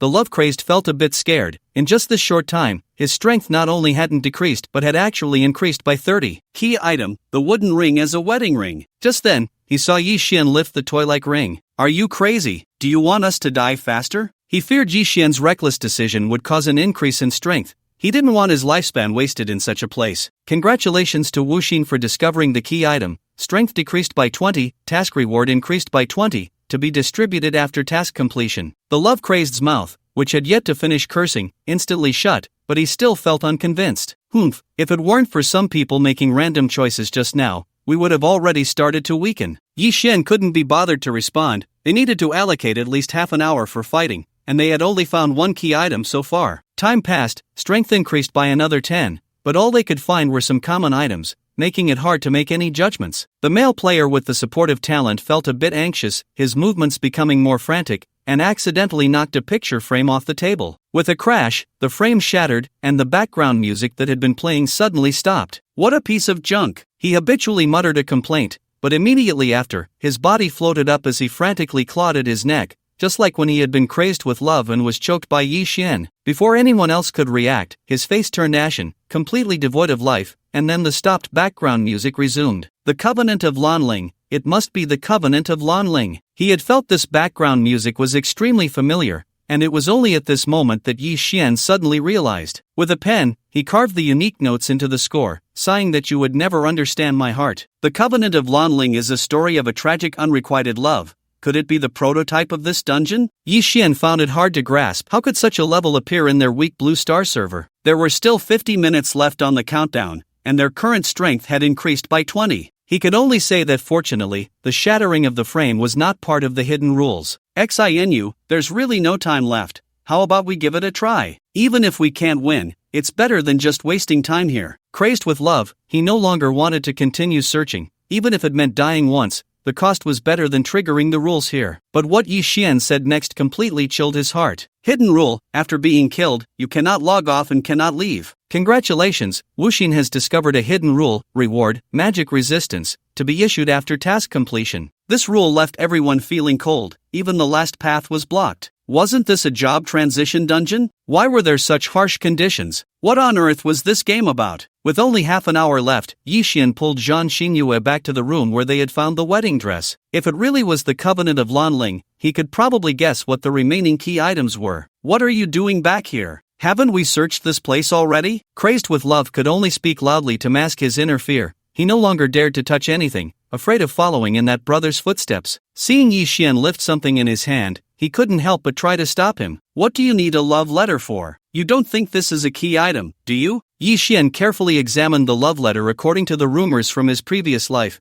and fortunately, having learned piano, he found that it indeed concealed a score. Key item, the love letter from the Covenant of Lanling. Congratulations, Wuxin has discovered a key item, strength reduced by 20, task reward increased by 20, to be issued after task completion. Immediately after, Yi Xian raised the pencil next to the love letter. Key item, the pencil from the Covenant of Lanling. Congratulations, Wuxin has discovered a key item, strength reduced by 20, task reward increased by 20, to be issued after task completion. Watching Yi Xian find 2 key items in such a short time, Crazed with love opened his mouth but didn't dare to speak. It would be best if they could complete the task. After all, he could get a lot of good things. Let's go outside. There were still 10 minutes until the next strength increase, and Yi Xian pulled Zhang Xinyue to start running outside. He had also fallen into fixed thinking, frantically searching within the room. But there were indeed some other items that should also be key items. The wedding venue was in the backyard of the manor, and Yi Xian didn't approach easily, just quickly scanning the edges. Sure enough, it was all roses. In the story of the Covenant of Lanling, the female lead's favorite flower was the red rose, and Yi Xian quickly picked 99 of them, swiftly making a bouquet. Key item, 99 red roses. Congratulations, Wuxin has discovered a key item, strength reduced by 10, task reward increased by 10, to be issued after task completion. Yun Xiaoqi watched as Yi Xian began to exert himself, her eyes sparkling with excitement. So handsome, yeah, can I be the bride? Zhang Xinyue angrily bumped her. Go to hell, this is a dedicated task, and you can't even handle a gun. How do you know I can't handle it? The gun I can use, you might not even be able to. Pa, little sly fox. As Yi Xian completed these tasks, there were only 2 minutes left until the next amplification. Run, hurry. Yi Xian didn't know how strong the final boss was, but after finally getting a 50% debuff, he couldn't let it recover. Fortunately, the flower bed wasn't far from the wedding stage. If he weren't worried about Yun Xiaoqi falling behind, Yi Xian would have wanted to speed up and deal with the love-crazed one along the way. Key scene, the groom places the wedding ring on the bride's finger. At that moment, a figure in white slowly appeared at the edge of the wedding stage, quietly watching the two who were still holding hands. He's level 300. The first to notice the man in white was Yun Xiaoqi, who had the detective talent. Looking at the level above his head, she couldn't help but feel a chill. Everyone had the same thought. What is this? What good is a 50% debuff? Even a 90% debuff wouldn't be enough. This task was simply beyond the current player's capabilities. Yi Xian took a deep breath. They couldn't fight him, but fortunately, this was a rule-based instance. He turned to take Zhang Xinyue's hand, gazing at her affectionately. Will you marry me? Zhang Xinyue instinctively nodded, but Yi Xian's gaze seemed to remind her of something. Her body trembled as she recalled what he had said to her not long ago. From now on, no matter what suggestions I give, if they aren't what you truly want, don't accept them, understand? Biting her lip, Zhang Xinyue looked at the terrifying white figure, her heart in turmoil. I don't want to. Although she didn't dislike Yi Xian, she truly didn't want to marry him just like that. Fortunately, the strength of this opponent, whether enhanced or weakened, was no longer something they could contend with. Correct choice, strength weakened by 30, gain increased by 30, task completed and rewards distributed. Zhang Xinyue felt a surge of joy, but when she thought of the terrifying level 300 man in white, what good was it? The love-crazed one was now somewhat uncontrollable, unleashing a barrage of attacks on Yi Xian. It's all your fault for not choosing a wedding dress as the first key item, otherwise, it would have been gone by now. This is our only chance to win. He wanted to continue cursing, but the man in white merely walked past him, causing him to fall to the ground in fright. Have you made up your mind? The man in white looked gently at Zhang Xinyue. You can't wear this ring like this. Do you know what level it is? His words were cut off by an automatic silencing, and Zhang Xinyue simply nodded firmly. I can't say I like him right now. I can't make a choice against my heart. This is just a task, just an instance. That won't do either. Seeing her stubborn expression, the man in white seemed somewhat helpless. He truly couldn't do anything about her. Then let's fight. Since it wasn't weakened to 100, they still had to fight. The love-crazed one, usually the most arrogant, was now slumped on the ground, and Yun Xiaoqi didn't dare to make a move. Fighting wasn't her strong suit. Don't be anxious, since everything is ready, aren't you going to let her see? Yi Xian didn't know when he had already sat down at the piano, watching the man in white with interest, his fingers moving slightly as a prelude began to play. The man in white's lips curled into a bitter smile. She is not her. Yi Xian looked at him with a hint of mockery. As far as I know, the Overlord gun talent only exists in one person in the world, and it leaves the most important mark of its owner. Seeing the man in white still silent, Yi Xian had no intention of letting him off the hook. You think her most important mark, isn't you? Even now, you're still so cowardly, aren't you? Watching this scene with madness for love, his legs began to tremble. Has he gone crazy? How dare he speak like that? Yi Xian did not continue to speak, only continuing to play the piece in his hands. The man in white initially thought it was just a wedding march, but gradually felt an unusual flavor. Unlike the old agreement with Lan Ling, this piece seemed very immature, yet it revealed a beauty of youth everywhere, like a pair of young lovers in love. Zhang Xinyue excitedly covered her mouth as countless stars suddenly appeared in the sky above the manor, as if they were in an endless starry sky. Immediately after, colorful butterflies flew out from the starry sky, dancing gracefully around Zhang Xinyue. How beautiful! The others were immersed in the romantic scene, but only the man in white felt a hint of familiarity from Yi Xian's music. Just as Yi Xian played the last note, a white light suddenly shot out from Zhang Xinyue's body, and two small figures appeared in the endless starry sky, playing house as bride and groom. When we grow up, you must remember to marry me. Definitely. That scene was exactly like the current wedding, with the starry sky as the backdrop, colorful butterflies as witnesses, and a simple wooden ring promising a lifetime. The man in white trembled slightly. It turned out he had never been in unrequited love. The person he loved most also loved him deeply, even though later, their relationship had become as distant as clouds and mud. Watching Yi Xian approach, he pretended to casually ask, "What was the name of the piece you just played?" "The Wedding in the Dream." Seeing the man in white fall silent again, Yi Xian delivered another sharp blow. This sentence was like the last straw, and the man in white suddenly exuded a terrifying aura. Player Wu Xin triggered hidden conditions unintentionally, mission ended. Everyone was instantly transported to a void space, with system prompts appearing before them. Reward settlement as follows: 1 bride's gun soul class transfer successful, attribute orb, 2 grooms attribute orb, level item 7 star map, 3 other people's attribute orbs. Looking at the prompts, the madly in love shouted excitedly at Yi Xian. Hand it over, quickly, that 7 star map, and all the attribute orbs. Zhang Xinyue looked at him with disgust and spoke for Yi Xian.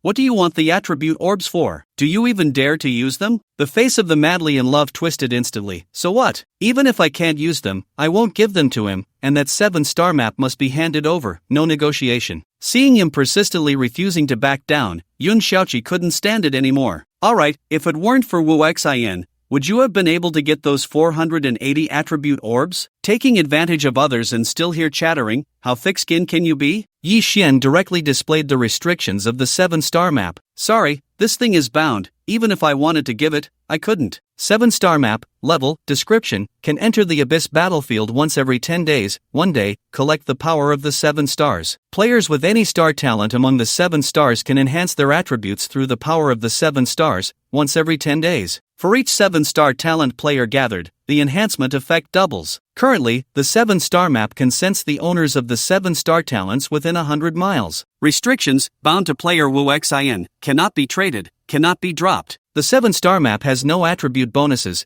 and Yi Xian cannot use it as he has no corresponding talent, but just being able to enter the Abyss battlefield made Yi Xian regard it as a treasure. All the madly in love and others could see was that restriction, completely unaware of the specific effects. Damn it, What a huge loss. Besides not handing over the 7-star map, Yi Xian was also eyeing their attribute orbs. I'm very interested in these attribute orbs. You guys keeping them is useless. Why not let me study them? I won't ask for the promised reward anymore. What do you think? Hearing his words, the first to agree was surprisingly the madly in love. Alright, but you can't go back on your word. After all, if a reward is to be paid, this considerable sum of money has to come from his side. Now, just using these worthless attribute beads to offset it, why not take advantage of it? A total of 3,560 attribute beads combined, and once used up, Yi Xian was stunned by the effect. He had added a full 15,000 points to his attributes: attack, magic power, armor, magic resistance, movement speed, health, energy. If Yi Xian didn't have the plunderer talent, he can only drool over these attributes,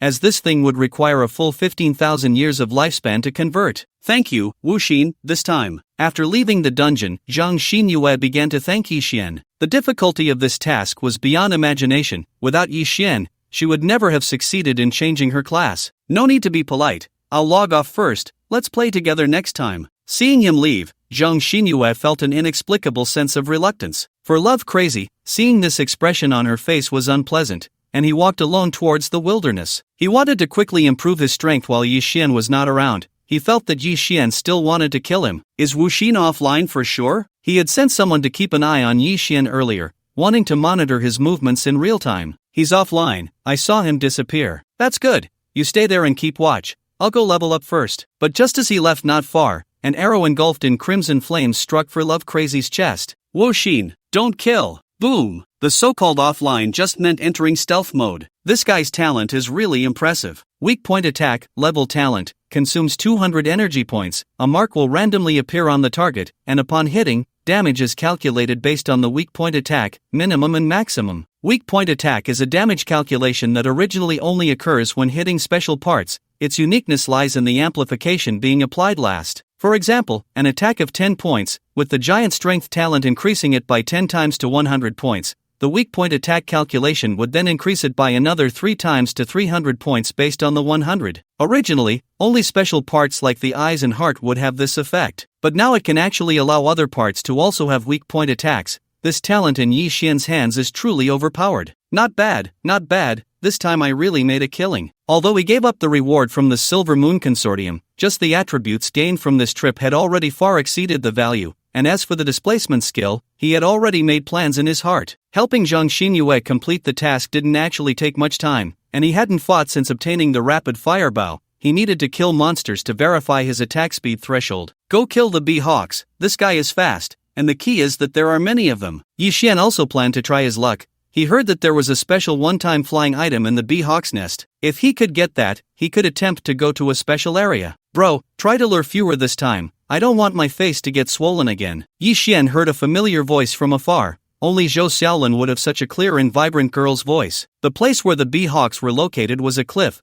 densely packed with their nests. At this moment, Zhou Xiaolin and Zhou Qi were frantically shooting at the swarm of bees in front of them, but their attack speed was clearly unable to keep up with the speed of the incoming swarm, forcing them to retreat while shooting. No way, too many, run. This was the least number Zhou Qi could lure, but they still found it hard to contend. Whoosh! Just then, a rocket flew through, hitting the swarm and exploding a surrounding area. Yi Xian now had over 3,000 magic power, and with the rocket, he could deal nearly 4,000 points of magic damage. These individual bee hawks had at most 1,000 health and couldn't withstand his damage at all. Why run? This number isn't even enough for me to warm up. Little thief, it's you. Zhou Xiaolin looked at Yi Xian with eyes full of surprise. Yi Xian's hands moved like shadows, and the two could only hear the continuous sound of explosions. In just 10 seconds, over 1,000 bee hawks had been eliminated. Congratulations on leveling up. All attributes, gain 1750 free attribute points, absorb 300 points of soul power. Not bad, not bad, averaging nearly 15 arrows per second. According to the previous distribution, the basic attributes had increased again, and the bear attack speed had reached 1,000 points. With the bonuses from the eagle's hand and the rapid fire bow, it easily reached 1,500 points. The scene before him made Zhou Qi abandon the thought of challenging him. Wasn't this just asking for trouble? Little thief, have you been single for 20 years? How is your hand speed so fast? Zhou Xiaolin could barely manage 4 arrows per second. Even though her brother's strength had recently surged, he could only manage 6 arrows per second. Although attack speed couldn't be directly increased through attribute points, the overall improvement in physical attributes would also affect attack speed. This was something Zhou Qi had just discovered. Previously, his attack speed was the same as Zhou Xiaolin's. I didn't see it before, but you actually know quite a bit. Yi Xian thought she was just a naive flower, but it turned out she was also quite experienced. Approaching the fallen bee hawks, he unceremoniously collected the items. Looking at the number of bee hawks on the cliff,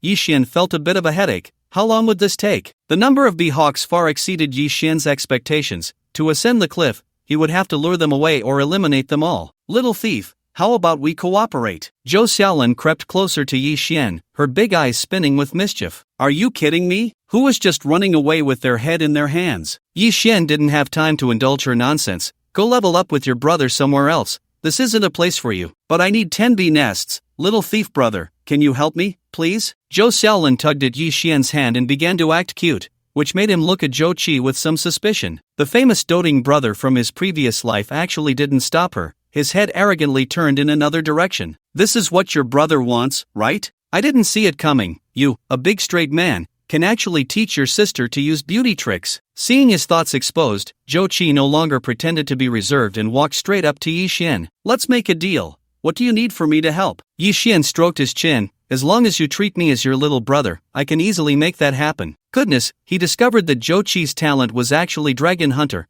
a top-tier talent that would only grow stronger in the later stages. You must be dreaming. That's impossible. Zhou Qi had his pride as a world champion. How could he be someone else's little brother? Zhou Xiaolin looked worried. But brother, your task has only a few hours left. It doesn't matter if the task fails. I just didn't expect that the person I admired before would take advantage of someone in trouble. As they spoke, Zhou Qi's head occasionally glanced at Yi Xian. Just wait here. Yi Xian stopped teasing him. After all, there was still a dungeon that needed his help. How about this? If I help you complete this task, you help me gather some information about this pattern. Zhou Xiaolin curiously leaned over, discovering it resembled a clover. So simple? Yes, in 2 days, gather all the locations where this pattern appears. Yi Xian knew that the Zhou family was one of the well-established families in the Dragon Kingdom, and Zhou Qi would definitely have a way to obtain this information. No problem. Zhou Qi nodded. Then I'll go lure the monsters and try to finish off 10 bee nest monsters as quickly as possible. Just as he was about to act, Yi Xian quickly pulled him back. This method will work. Just stay here and watch me perform. These bee hawks don't come out from a single nest. Each time, they form a pursuit team from different nests, so Zhou Qi's idea wouldn't work. Monstrous swarms like the giant hornets are not meant for solo players to level up. They are intended for the large teams that will form later in the guilds. However, one thing that sets Destiny apart from other games is that,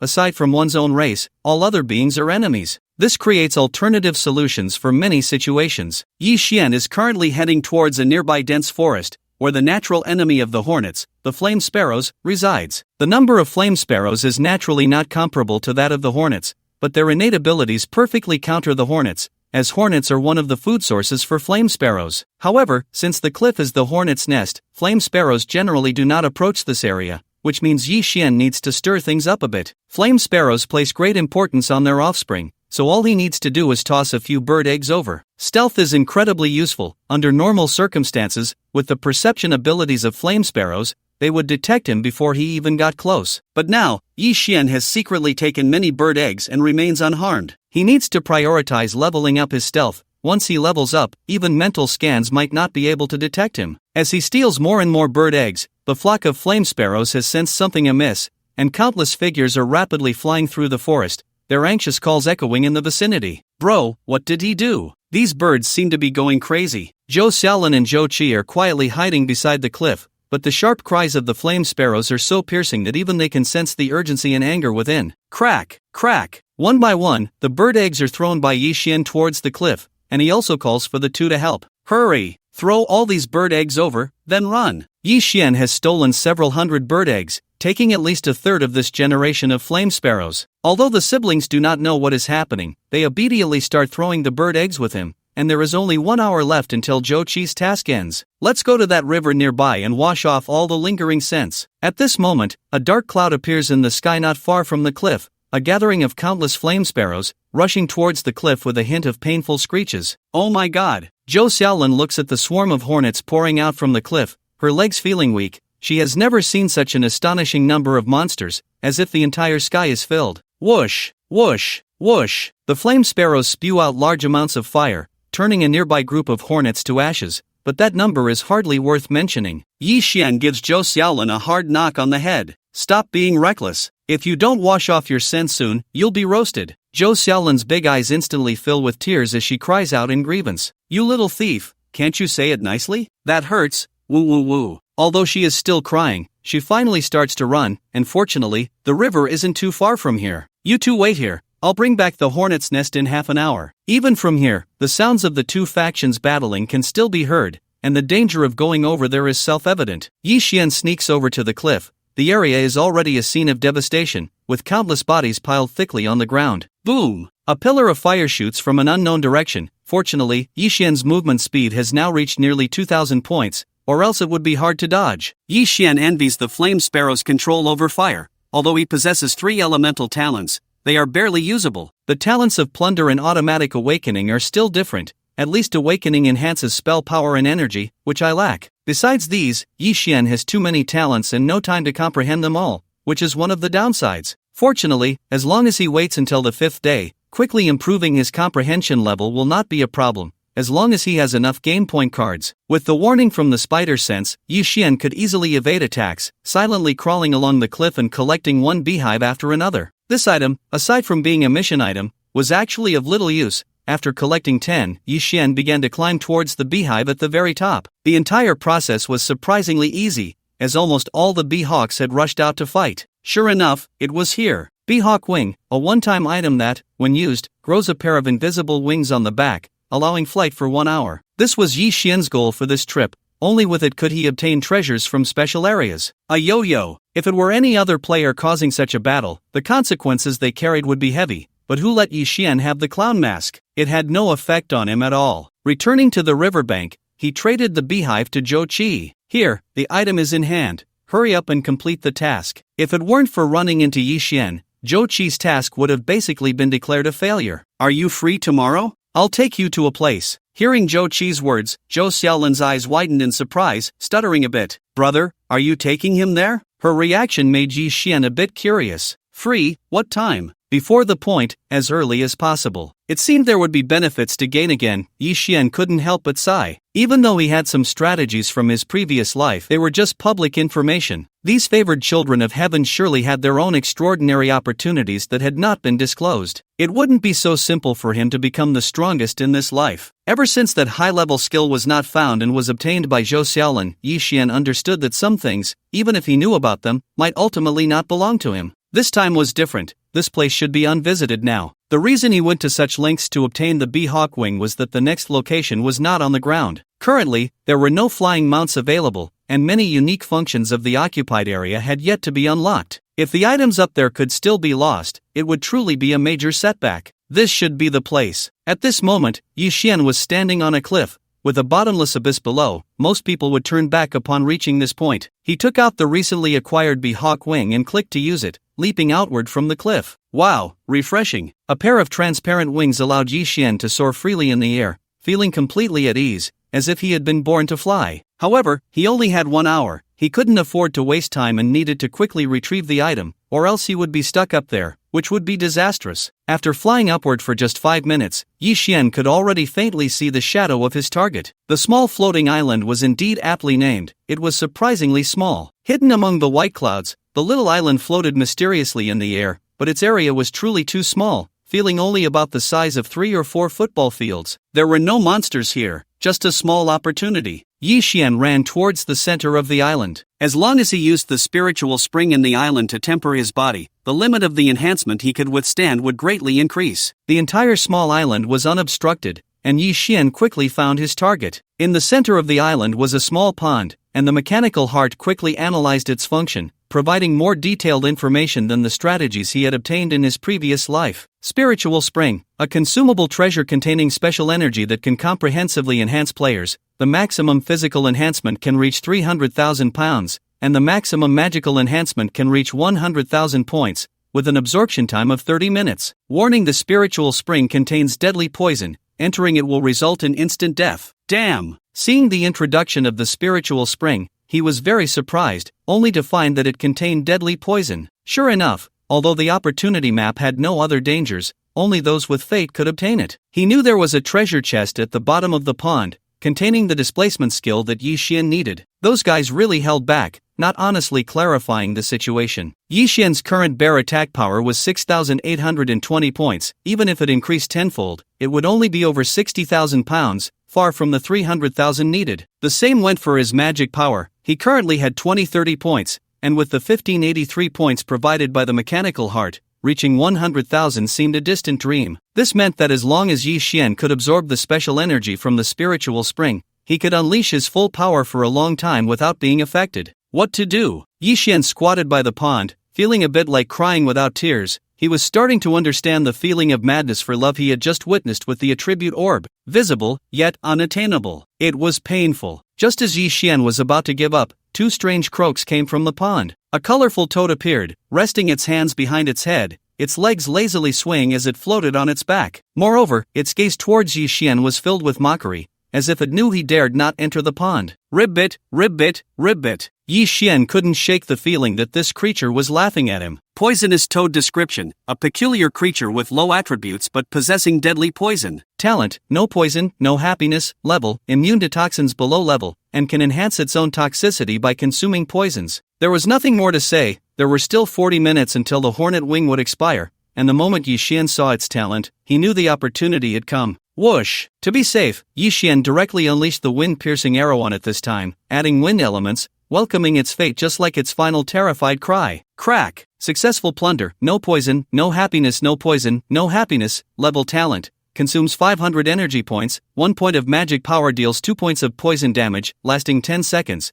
As more toxins are consumed, the damage per point of magic power increases, and it is immune to all poison damage below level. As the prompt sounded, Yi Xian leaped into the water, and streams of special energy began to burrow into his body, feeling as if someone was massaging him. Not only was his body comfortable, but his mind also became increasingly relaxed. But he couldn't afford to sleep now. He focused and swam towards the bottom of the pond. Sure enough, the pond wasn't deep, and Yi Xian quickly discovered the treasure chest. Quietly lying inside was a pink skill crystal. Epic level skill. Yi Xian now had a total of 2 skills, 1 rare and 1 legendary, and now there was an epic one. The gains from these 3 days were enough to crush the miserable 10 years of his previous life. Phantom Shadow skill level, level 1 quality, epic pink. Description: consumes 200 energy points, instantly appears at any position within 5 meters, while leaving a phantom that can act freely in place. The main body can swap positions with the phantom, and can displace and swap again after 2 seconds, up to 4 displacements, cooldown time 150 seconds. Learning conditions: level 10, movement speed 3000 points, wind talent above level, space talent above level. Did the conditions have to be so harsh? Level required 3000 points of movement speed,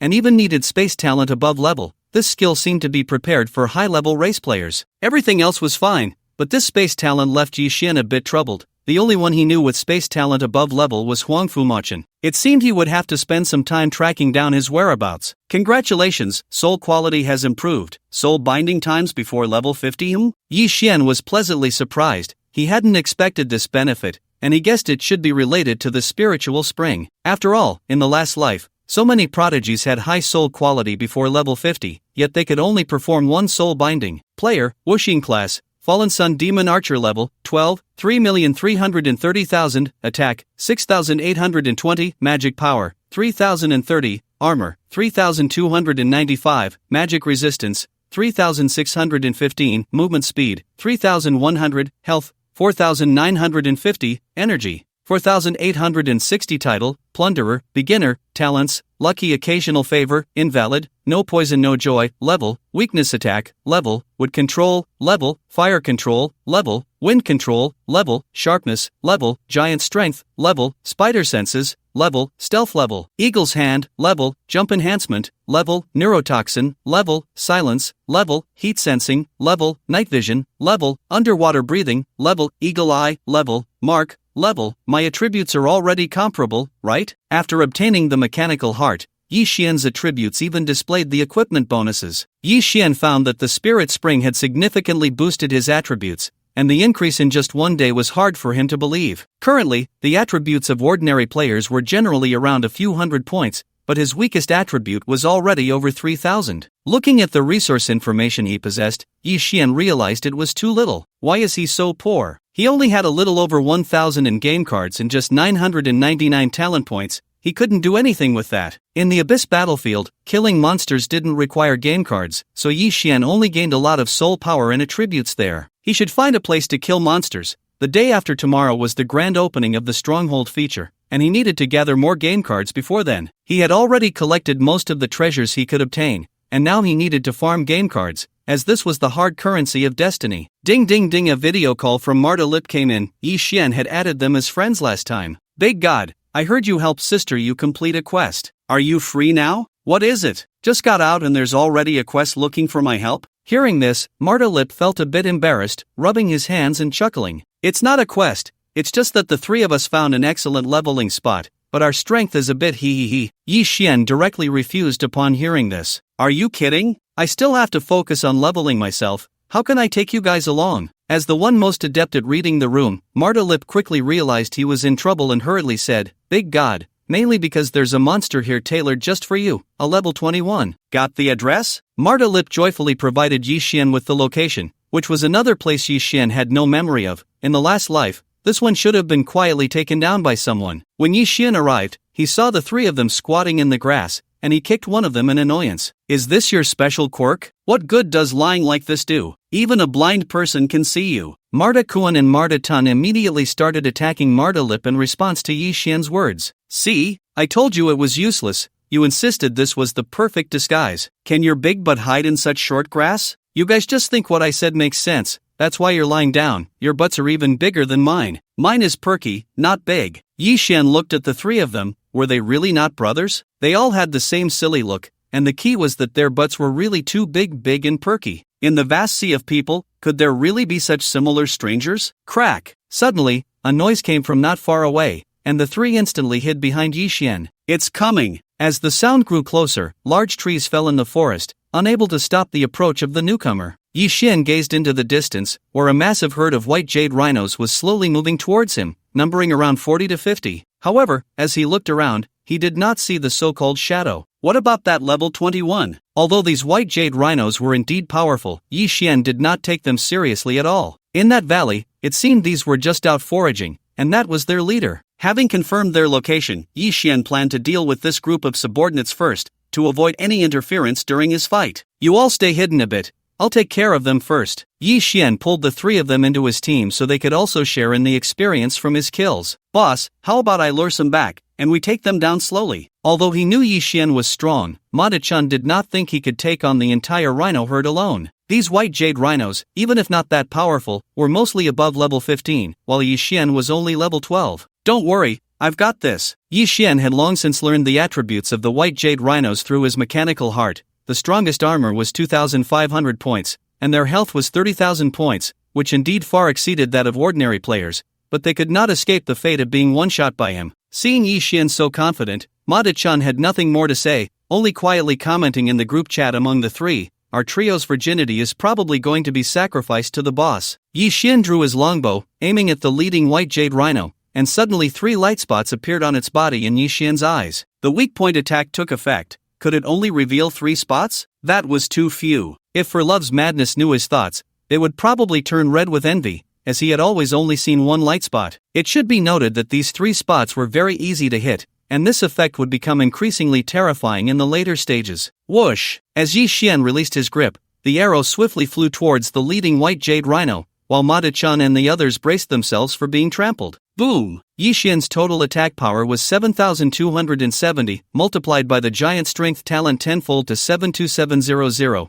and the sharp talent reduced the white jade rhino's armor by 15, dealing 70,570 points of damage, with the weak point attack further amplifying it by 3 times. An extremely exaggerated damage notification erupted from the white jade rhino, accompanied by the sight of its massive body collapsing. The trio of Madas stared with their mouths agape. This damage was something they wouldn't even dare to dream of. Am I seeing things? That's not 2001, nor 20,001, but a whopping 210,000. Mada-tun slapped Mada-chan across the face, confirming he wasn't dreaming when he saw his grinning face. I remember we could only deal a few points of damage before. This is a white jade rhino. The trio was equipped with top-tier gear, usually dealing over 1,000 points of damage when hunting monsters, so they speculated that the white jade rhino's armor might be above 2,000 points. Yet, this monster with such high armor was easily one-shot by Yi Xian. Are we really playing the same game as him? I remember the boss's damage couldn't reach this level. The most outrageous freak they had ever seen was their boss, by Ru Shui, but now they felt the most abnormal one was Yi Xian. Congratulations on defeating an enemy of a higher level, gaining 1200 experience points. Congratulations on absorbing 3 soul power. So stingy, only giving 1200 experience points. Leveling up seems far away. Yi Xian complained, but his hands did not stop. He was too lazy to enchant the arrows, simply taking down the entire herd of white jade rhinos one by one. In less than 10 seconds, the trio watched their experience points skyrocket, their mouths stretching into wide smiles. Do you want these? The equipment dropped by the white jade rhinos was mostly useless to Yi Xian. He just collected the point cards, and in just a few seconds, he had another 500 point card in hand. Yes, yes, yes, great God, do you want point cards or cash? Mata and his companions actually held a relatively high position in the consortium, second only to Shui in the hands of Zhang Xinyue. If there are point cards, then point cards it is. If not enough, cash will do. After dealing with the small monsters, Yi Xian walked towards the valley. The drops here were unlikely to be useful to him, but there was one item he was determined to obtain. White Rhino King, white, level, 20 attack, 17,800 magic power, 20 armor, 57,900 magic resistance, 5 movement speed, 2370 health, 500,000 energy, 9999 description. The king of the White Jade Rhino clan, possessing exceptional strength and defense, not skilled in magical attacks, with astonishing health, and a 90% probability of having the Berserker blood talent. Goodness, 500,000 health and nearly 60,000 armor. And this is just a white one. No wonder the human race is looked down upon by other races. A normal white jade rhino has 2,500 points of armor, and this one has directly multiplied that by 23. It's truly exaggerated. There is a difference, though. This white rhino king, while rated, is merely the weakest of the white tier. It possesses charging skills, 80% defensive skills, 50% soundwave skills, and 10% earth or metal magic skills. Before the fight even began, everything about the white rhino king had been thoroughly analyzed by the mechanical heart. Striking first, Yi Xian was preparing for a surprise attack when he noticed that the white rhino king had already charged at him first. As expected, its intelligence was indeed higher. With just over 5,000 armor, Yi Xian did not want to be gored by this creature's glinting horn. Its towering 5-meter frame also limited its speed. With only 2,370 movement speed, it couldn't even touch the hem of Yi Xian's clothes. Why is there only one light point? When Yi Xian aimed at the white rhino king, he found that the weak point attack only showed a single light point, which was quite different from before. It seemed this talent wasn't all-powerful, it depended on the target of the attack. My goodness, the great god is really toying with it, not even able to touch it at all. Mata looked at Yi Xian with envy, wondering why it felt like the great god's attributes were so terrifying. How was this achieved? Shu, don't talk, just watch and learn. Mata stared intently at Yi Xian's maneuvers. This wasn't something that could be accomplished merely by attribute suppression. Here it comes, releasing skills. The white rhino king roared and transformed into a white light, charging fiercely towards Yi Xian. This speed had already exceeded 4,000 points, and even Yi Xian couldn't match it. Wow, so fast. The Mata trio couldn't see the white rhino king's movements at all. By the time they regained their senses, Yi Xian's body had already been pierced by the white rhino king. Bang! The white rhino king, undeterred, crashed into the mountainside, and looking at the 10-meter diameter super pit, the Mata trio's heart sank. It was over. The great god was definitely done for. Soloing a level 20 was still too difficult. We've put the great god in danger. Whoa, great god, we're sorry. The white rhino king pulled its horn from the mountainside, its wise eyes revealing a hint of confusion. It hadn't felt like it had hit an enemy just now. Roar! Just as it was in a daze, an arrow accurately struck its back, right at a weak point. 7,270. A single arrow dealt 70,000 damage. Even with the white rhino king's health, it couldn't withstand Yi Xian's several weak point attacks. It's the great god, he's not dead. So great, woo. Yi Xian had been on guard against the white rhino king's skills. When the white light appeared on it, his spider sense began to go off wildly. Although he hadn't learned phantom magic yet, his displacement ability was not weak at all. The jump enhancement instantly increased his movement speed by 2,000 points, propelling him into the air 100 meters high. As he fell, Yi Xian's arrows continuously shot towards the white rhino king, but unfortunately, not every shot could hit the weak point. This weak point was constantly changing and never fixed, making it difficult for even Yi Xian's skills to hit every time. Attacks that did not hit the weak point could only deal over 20,000 damage, which the white rhino king did not care about too much, as its own healing ability was extremely abnormal. It could recover 300 health per second, so a mere 20,000 health could be regained in just over a minute. Watching Yi Xian still in free fall, A hint of disdain flashed in the White Rhino King's eyes. As soon as this little bug landed, it could easily crush him. Another arrow shot forth, and the White Rhino King did not dodge, as its movement speed was not enough to escape. It expected another 20,000 damage, but instead felt a sharp pain coursing through its body, and its health began to drop continuously. Truly a top-tier talent. I haven't even started to devour the toxin, and I can already deal such damage. Once I find some potent poison, every point of magic power will deal at least hundreds of points of damage. The talent I plundered from the 7-colored toad is incredibly useful. Yixian now had a total of 4,613 points of magic power, which could deal 92,000 damage over 10 seconds, while the White Rhino King only had 5 points of magic resistance. During the time the toxin continued to drain health, Yixian did not stop his assault, continuously shooting arrows at the White Rhino King. This wave of damage not only took a large chunk out of the White Rhino King's health bar but also reduced its healing speed by 30%. Not bad. By enchanting the arrows with poison elements, although it didn't increase damage, this heavy injury effect was very precious. The initial skill of the Fallen Sun magic bow produced increasingly diverse effects as Yixian mastered more elements. Seconds passed, and Yixian had landed back on the ground. He consumed another 500 energy to test the effect of no poison, no joy. Whoosh! Seeing the arrow before him, the White Rhino King finally dared not gamble anymore. It threw back its head and let out a long howl, generating a shield that intercepted the arrow. Damn! This skill is so overpowered? Yixian looked at the information from the mechanical heart and couldn't help but be astonished. This shield actually had the same health and armor as the White Rhino King. Fortunately, it could only exist for 10 seconds, otherwise, it would be really troublesome. Each time he used no poison, no joy to condense toxins, it consumed 500 energy, and even with Yixian's current energy, he could only release it about 10 times. So, Yixian focused entirely on dodging the White Rhino King's attacks, planning to counterattack once the shield disappeared. Roar! As a creature of brute strength, the White Rhino King was not an ordinary monster. It was very aware of its situation and did not hesitate to reveal its trump card. While opponents usually thought its attacks were physical, the White Rhino King was different. It had awakened a rare soul-type talent. The combination of a long howl and soul impact would typically kill ordinary opponents instantly, and even those who survived would be left in a daze. Thus, a white light erupted from the White Rhino King's body. It intended to smash this little bug to pieces. Oh no! The 3 members of the Mata trio, as bystanders, immediately sensed something was wrong and rushed towards the White Rhino King recklessly. It's the soul impact. Damn it,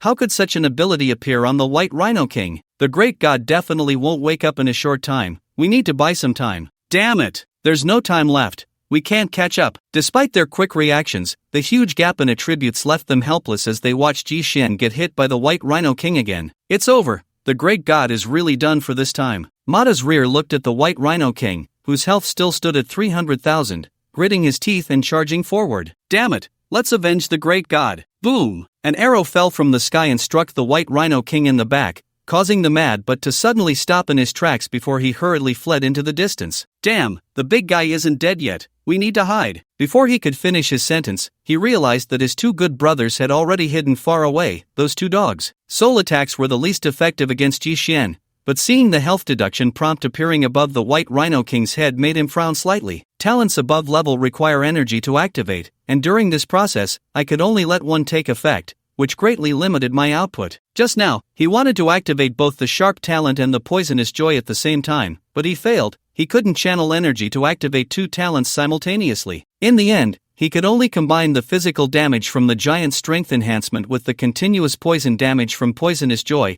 unable to have the piercing effect of sharp at the same time. Thus, this arrow only dealt 100,000 damage. The greatest advantage of talents over skills is that there is no cooldown. As long as you can withstand it, you can use it again immediately. Although the White Rhino King still had 200,000 health, he had completely lost the desire to fight, as Yixian had completely overturned his perception of the human race. A white light reappeared on him, but now it was not for killing. He just wanted to get away from this freak as quickly as possible. Unfortunately, his movement speed was hardly worth mentioning to Yixian. The mad trio watched this scene and began to plan how to buy equipment. The gear dropped by the White Rhino King was definitely not what the big guy needed. How much money do you all have left? Let's work hard to eat it all up. I have 3,000. I have 2,200. The demoralized White Rhino King was soon dealt with by Yixian, and rich loot scattered all over the ground. Congratulations on defeating an enemy of a higher level, gaining 50,000 experience points. Congratulations on absorbing 117 soul power. Soul plundering. Successful soul impact, level, soul attack. If the final damage exceeds 500 points, the target will be stunned for 5 seconds. Another hidden attribute, exclusive to soul attacks, defense, and health. Truly a rare soul talent. All my soul attributes are still at the basic 100 points. This thing is too strong against physical damage. Its def directly filled half of Yi Xian's experience bar, but he only picked up the game point card and the White Rhino King's Snow White Horn. No matter how many combinations I try, talents can only activate one. Fortunately, other auxiliary talents do not have this limitation. Yi Xian had been continuously trying. During his attack, only one talent could take effect. Even if he used enchanting skills, he couldn't add multiple elements at the same time, and he couldn't use the sharp talent either. However, talents like weak point attack were not affected. The last 200,000 health of the White Rhino King was instantly wiped out by his giant strength poisonous joy weak point attack. Weak point attack was called first, separated from other talents, while sharp had to be activated simultaneously with elemental talents to work on the same arrow. Yi Xian speculated that the problem lay here. Level talents all required energy to activate, and applying them to different talents at the same time seemed unfeasible. Yi Xian didn't know how to solve this situation either, as most people only had one talent and wouldn't have such troubles. Big guy, are you selling these things? Yi Xian nodded. He couldn't use any of these items, so it didn't matter who he sold them to. Damn, all three are purple rare grade. Mad but suddenly let out a strange cry. He knew the drop quality would be much higher, but the probability of all being purple was too low. I want this great sword. No way, I had my eye on it first. Among the 3 pieces of equipment, the most precious was undoubtedly that weapon, attack, armor, health. Moreover, it could be equipped immediately at level 14, and the Mad Trio were all very eager for it. Are you blind? Yi Xian pointed to a nearby purple skill crystal, which was the real treasure. Blood Shield, level skill, consumes 800 energy points, condenses a shield that envelopes the entire body, with shield attributes consistent with the user, lasts for 10 seconds, cooldown time of 3 minutes. Looking at the description of the Blood Shield, the Marta trio was practically drooling, but even if they pooled their money, it wouldn't be enough to buy 3 pieces of purple gear. Big shot, we might not have that much money. Marta's lips were a bit tight. In fact, this skill was very suitable for Marta, as he was already following a tank warrior style. Together we have 8,000 card points, which might only be enough to buy that heavy sword. Hearing his words, Yi Xian was quite surprised. After all, it was only the 3rd day, and they had so many card points. However, with 3 pieces of purple gear plus a purple skill, they indeed didn't have enough money. Marta quickly added, big shot, we can write you an IOU, plus we have 75 million in cash, hoping to use it to offset part of the cost. You 3 aren't rich 2nd-generation kids, are you? Upon hearing they had so much cash, Yi Xian felt they didn't seem like they were working for someone like Shui. No, we just have a little money. Yi Xian directly traded the items over. These 3 had a strange luck about them, and he felt he could gain a lot from them in the future. No need for the IOU, next time you have something strange, just contact me directly. Today had kept Yi Xian extremely busy. Since helping Zhang Xingyue complete her task, he hadn't had a moment's rest, but the rewards were unprecedentedly rich. Not only had his attributes jumped significantly, but he had also directly obtained 2 level items. Although he couldn't learn the displacement skill for now, it was still in his hands, and it had reached the epic level. After taking stock, Yi Xian logged off to rest. He couldn't keep going any longer. As soon as he left the game, he felt an extreme hunger. He had consumed too much today and hadn't eaten for over 10 hours. When engrossed in the game, he lost all sense of time, which was too damaging to his body. Fortunately, the hunger meter would appear the day after tomorrow, and he would be able to check his physical condition at any time. The house Yi Xian bought was in a great location, with plenty of places to eat nearby, but right now he just wanted to inhale carbohydrates. Boss, half a pound of beef noodles. This was a very busy noodle shop, filled with people, and Yi Xian's shout immediately attracted everyone's attention. Although he ordered a large quantity, the boss was clearly someone who had seen a lot, and soon brought out a large bowl of noodles. Yi Xian then transformed into a relentless eating machine, seemingly not even needing to chew, as his mouth kept moving, and the noodles seemed to never stop. Just then, a clear female voice called out the same order. Boss, half a pound of beef noodles. Hearing this voice, Yi Xian lifted his head from his bowl. What a small world. I remember the Zhou family isn't in the city. Walking into the shop was Zhou Xiaolin, not tall but with a perfectly proportioned figure, her long, straight legs striking. Even in a simple white shirt, she exuded an incredible charm. Following her was her shadow, Zhou Qi. It seemed they had just logged off as well. Brother, are you really taking that stinky guy tomorrow? Zhou Xiaolin sat at the table next to Yi Xian, glancing at the noodles in his bowl while speaking. I think if we take him, we can reach further positions, and everyone will get more rewards in the end. Although Yi Xian had only taken advantage of the situation to provoke a war between the two clans when helping him obtain the hive, Zhou Qi was already certain that no player could match him now. But there are only so many spots. If you bring that little thief along, are you going to kick someone out? Zhou Qi said domineeringly, that place can only be opened by me. I can give the spots to whoever I want, and letting that guy tag along twice is already enough to report to my aunt. Humph, now that little thief has taken advantage of it. He even hit me on the head today, and he hit hard. Thinking of this, Zhou Xiaolin gritted her teeth in hatred. Once I learn that skill, I'll tie him up, whip his butt with a vine, and make him learn to dance like a sexy male streamer. Hearing this, Yi Xian couldn't hold back and started coughing violently, his face turning red from choking. You, Zhou Xiaolin, just wait until we meet tomorrow. I won't let you off easy. Zhou Qi seemed used to his sister's wild talk and lightly retorted, don't even say you'll learn that skill. Even if you learn a few more advanced skills, you'll still just be bullied by him. What should I do then? I still want to bully him a bit. Zhou Xiaolin thought of Yi Xian's arrogant look and couldn't help but ask, brother, can we beat him together? Then he can be your little brother and be forced to call me sister. Ha ha ha. After a tiring day yesterday, Yi Xian woke up a bit late today, almost close to 10 o'clock, so as soon as he logged in, he saw Zhou Qi's message. Hurry over, my sister is here to pick you up. Yi Xian was puzzled. Why not just send a location? Why did someone need to lead him there? Hey! A pair of delicate little hands slapped hard on Yi Xian's shoulder. When Zhou Xiaolin realized he wasn't scared at all, she walked out a bit disappointed. So boring, this didn't even scare you. Yi Xian raised his hand and, under her cute, bewildered gaze, flicked her forehead. What are you doing? Ouch, that hurts. That's what you get for wanting to whip my butt and make me learn sexy dancing. You were dreaming. Lead the way. Didn't your brother say to get here before 10? Zhou Xiaolin glared at Yi Xian, her silver teeth clattering. You know it's late and you're still online. Just wait, we're not done. Although she was angry, she still obediently led the way,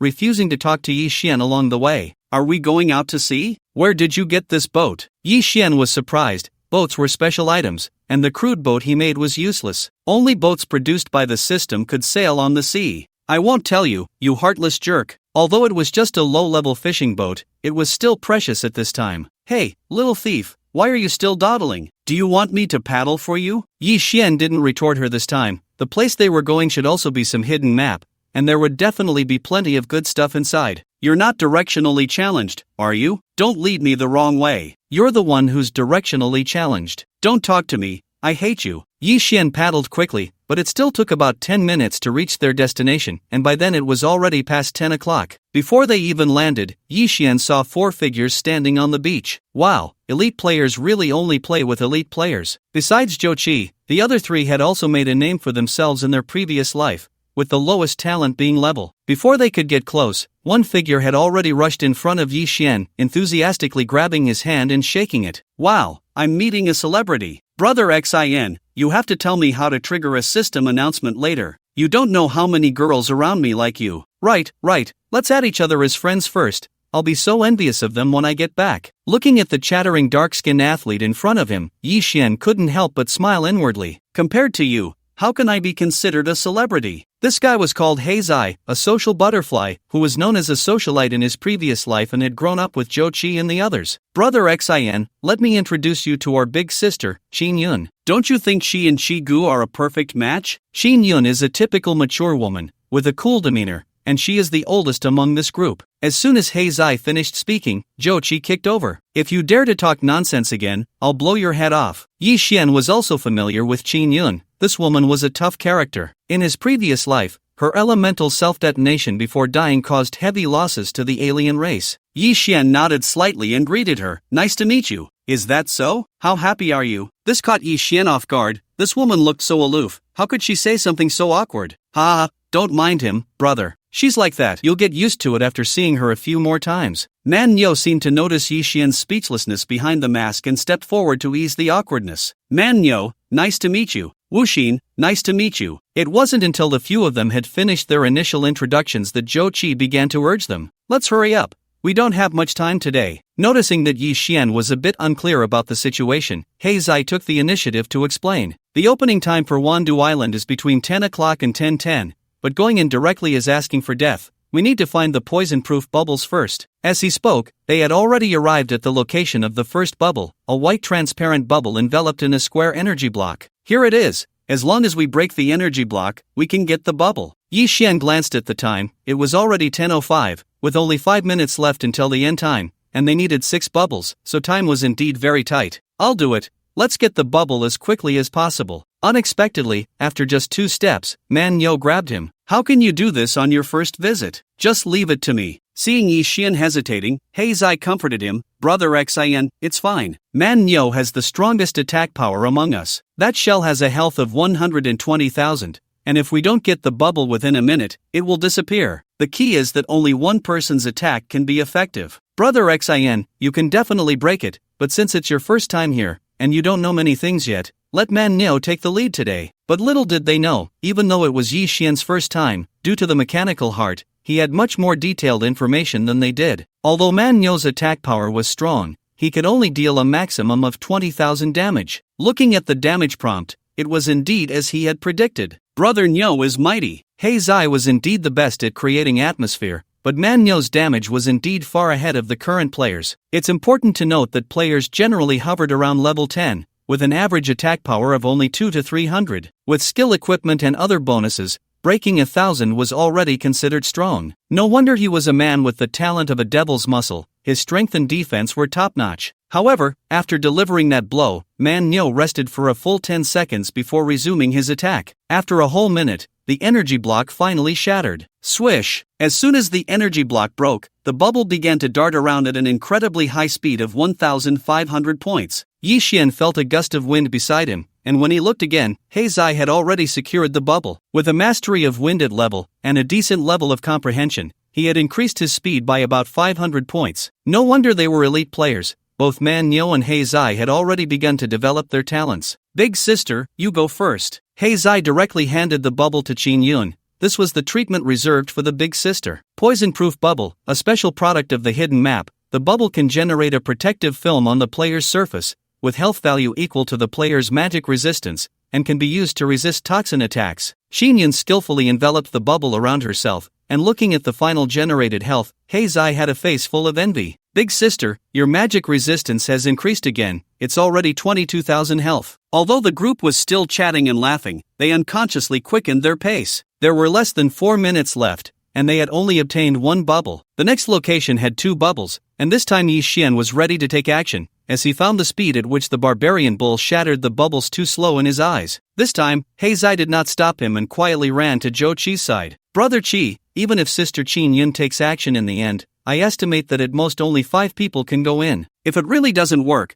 I'll just stay out this time and let Wu Xian go. Zhou Qi looked at him in surprise. You're being so generous? Are you giving up on the Shunkong fruit? If I remember correctly, you're just a few hundred points short. Brother Qi, you specifically brought him here to prove that he can definitely help us reach a farther area. When you all come out, just share some points with me, haha. Noticing that Heizai was indeed worried, Zhou Qi gestured for him to look back. You think you can get a free ride? This guy's strength will completely refresh your understanding. At that moment, the barbarian bull and Yi Xian stood before an energy block, almost simultaneously launching their attacks. Wow! Heizai almost shouted at the damage Yi Xian dealt. It was just too outrageous. Then something even more outrageous happened. While the barbarian bull was readjusting its charge time, Yi Xian continued without pause and threw another punch. What the hell? Is his damage really that high? Unable to hold back, Heizai pointed at Yi Xian and sought confirmation from Zhou Qi. But Zhou Qi was also unclear. He knew Yi Xian was strong, but he didn't realize he had become this abnormal. Oh no! Heizai, hurry and chase the bubble. Qin Yun was the first to recover from her shock. If it weren't for her lack of speed, she would have already dashed after it. Damn it, it's too late. Heizai's maximum speed could reach 1,800 points, but now he had missed the best opportunity, and the mere 300 points advantage was not enough to catch up to the bubble. Just as he was feeling dejected and stopped, he saw a figure instantly snatch the bubble. Little thief, you're so fast. Zhou Xiaolin couldn't help but scream. She realized that as long as Yi Xian was around, there was nothing that couldn't be solved. After grabbing the bubble, Yi Xian smashed another energy block with 2 punches. Brother Xian, with your attack power and speed, did you not use any skills? When Heizai saw Yi Xian nod, he excitedly ran to hug Zhou Qi. Brother Chi, you're so cool. Bringing Brother Xin to help, we can definitely clear the level today. Kicking that guy out was really the right move. With such monstrous attack power and super high movement speed, Heizai could hardly imagine how many attribute points Yixian had obtained. His own base attributes were already high, with top-tier talents and various opportunities, but even so, his highest attribute was only 1,800 points, which was simply incomparable to Yixian. Zhou, are you really okay with kicking him out like this? Xinyan seemed to know some inside information and looked a bit worried. Zhou Qi shook his head slightly at her words. I thought he would cause a scene today, but I didn't expect him to accept it obediently. This is good, it won't be too ugly. The 10,000 Poison Island was a very precious opportunity, and the chances were limited. Letting that person drag them down would be irresponsible to the others. Zhou Qi's siblings would use these two bubbles first. After all, it was Zhou Qi who discovered the 10,000 Poison Island, and the key to open it was also in his hands. Although there were only 2 minutes left, under Yixian's violent attacks, the last 3 bubbles were easily obtained. With all the bubbles in hand, everyone was no longer anxious, and Heizai's mind began to turn with some mischievous thoughts. Brother Xin, how about we make a bet? Yixian was a bit puzzled as to why he suddenly wanted to gamble. What kind of bet? Heizai put the bubbles on himself. Let's bet on the final health of the poison-resistant bubble. As long as your health is higher than all of ours, you win, and I'll give you 10,000 points. Yixian didn't expect that in this day and age, there were still people who would actively send money. He agreed right away and then started putting on his poison bubble. Aren't you going to ask what happens if you lose?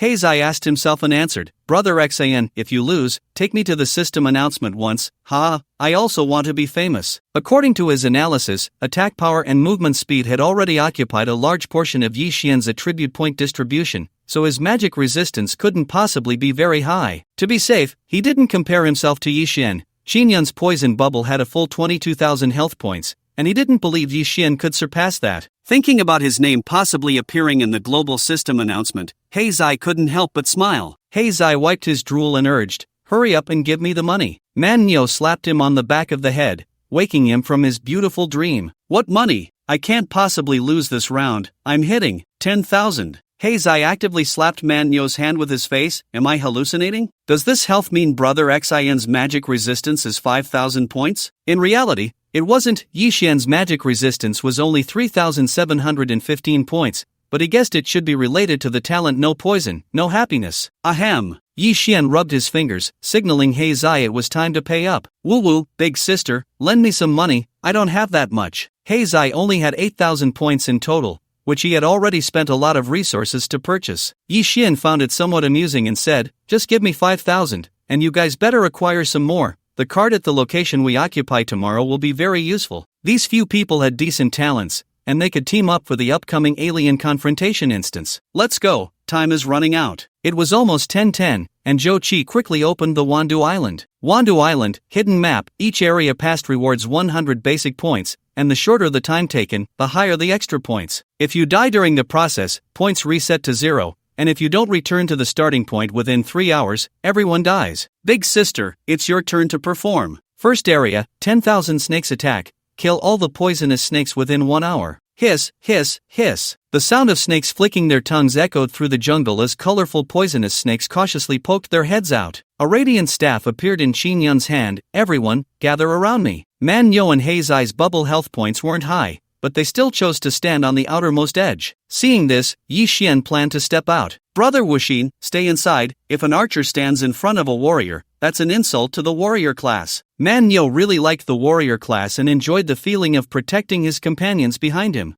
Heizai shared the same view. Brother Xian, just focus on dealing damage inside. Leave the outside to me and Brother Nyo. Countless poisonous snakes had already attacked from all directions, and Xinyan's first skill was finally released. Flame waterfall, rise. As long as the poisonous snakes approached within 3 meters of the team, a flame waterfall would surge from the ground, but her attributes couldn't instantly kill this group of level 15 monsters. Nice, they're slower than yesterday. Heizai excitedly slashed at the poisonous snakes, trying to push them back to prevent them from getting close to the 4 damage dealers at the core position. Yixian noticed that these poisonous snakes didn't have high attributes, with health points around 7,000. But their poison was quite disgusting. As Yixian began to attack, Heizai found that the poisonous snakes he could hit were becoming fewer. Brother Xian is really amazing. This attack power, this attack speed, his monster killing efficiency is even higher than the big sisters. After maxing out his attack speed, Yi Xian performed a series of 15 arrows in 1 second, directly blowing up the 2 siblings beside him. The only one who could compete with him was Qin Yun, who had dual element talents. Thunderclouds, fall. A large dark cloud covered the sky, and bolts of lightning struck down. Generally, it only took 3 strikes to kill a poisonous snake. She possesses dual elemental talents in fire and lightning, not only maximizing her magical attack but also covering the entire snake swarm with her attack range. In just 1 minute,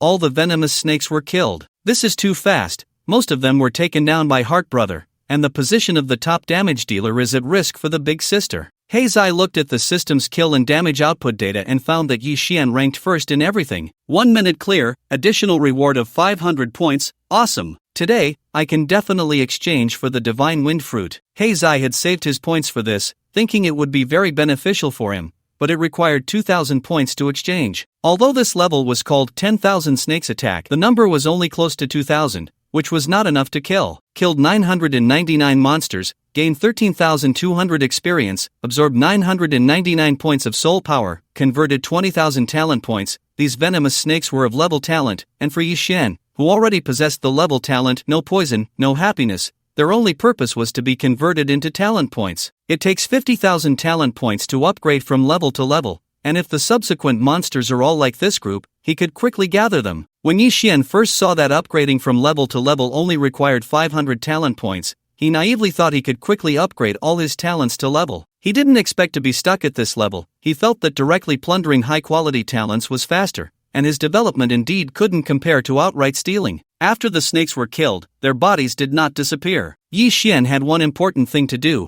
He touched each different type of venomous snake. I knock, big brother, don't touch, they're all poisonous, even when dead. Heizai was shocked by his actions and almost jumped in place. On the first day, they had already fallen into a trap, resulting in little gain before hurriedly returning to the starting point. Successfully absorbed toxins, no poison, no happiness. Talent toxicity increased to 3 points. This group of venomous snakes was not many in types, barely increasing the toxicity a bit, but this significantly boosted Yi Xian's poison damage. Second area, shatter the poison element barrier. Ha, it's my turn to perform. Heizai eagerly rushed to the front, not forgetting to explain to Yi Xian. Heart Brother, this barrier only loses health when attacked with elemental attacks, so you all can take a break. Only Zhou Xiaolin, Heizai, and Qin Yun had elemental talents, so even if Zhou Qi and Yi Xian had high talents, they couldn't play a role in this level. No need, I'll join too, striving to get the highest reward in each area. He hadn't enchanted earlier, so they still didn't know that Yi Xian also had elemental talent. The air fell silent for a few seconds,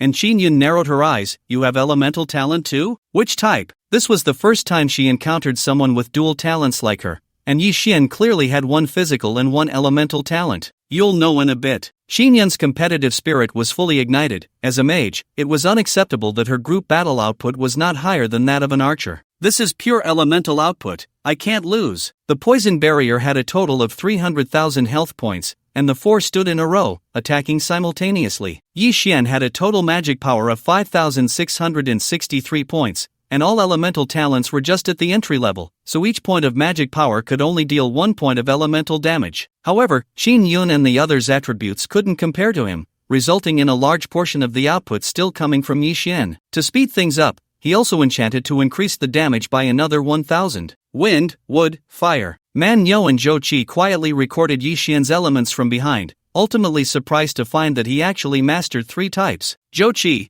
your friend is really terrifying. Manhwa prided himself on having seen many geniuses, but he had never encountered someone like Yi Xian. After trying all the elements, Yi Xian discovered that the fire element caused the highest damage to the poison barrier, so he focused solely on condensing the fire element for the attack. Under the full bombardment of the 4, the poison barrier was shattered in just 30 seconds. Yi Xian dealt 160,000 damage, Qin Yun dealt 80,000, and the remaining 60,000 came from Zhou Xiaolin and Heizai. After the poison barrier broke, a cloud of poisonous gas enveloped the entire area, causing the health of everyone except Yi Xian to plummet rapidly, with Zhou Xiaolin's health dropping to just 1 point. This time the unluckiest one is Sister Xiaolin. They had clearly encountered this situation before, and Heizai teased with a hint of schadenfreude. Oh, some people were laughing at me yesterday, some won't enjoy the buffs in the next level. Destroy the poison barrier within 30 seconds, reward 1,000 points. Manhwa frowned, feeling uneasy. Although the reward this time was generous, the health loss was too much,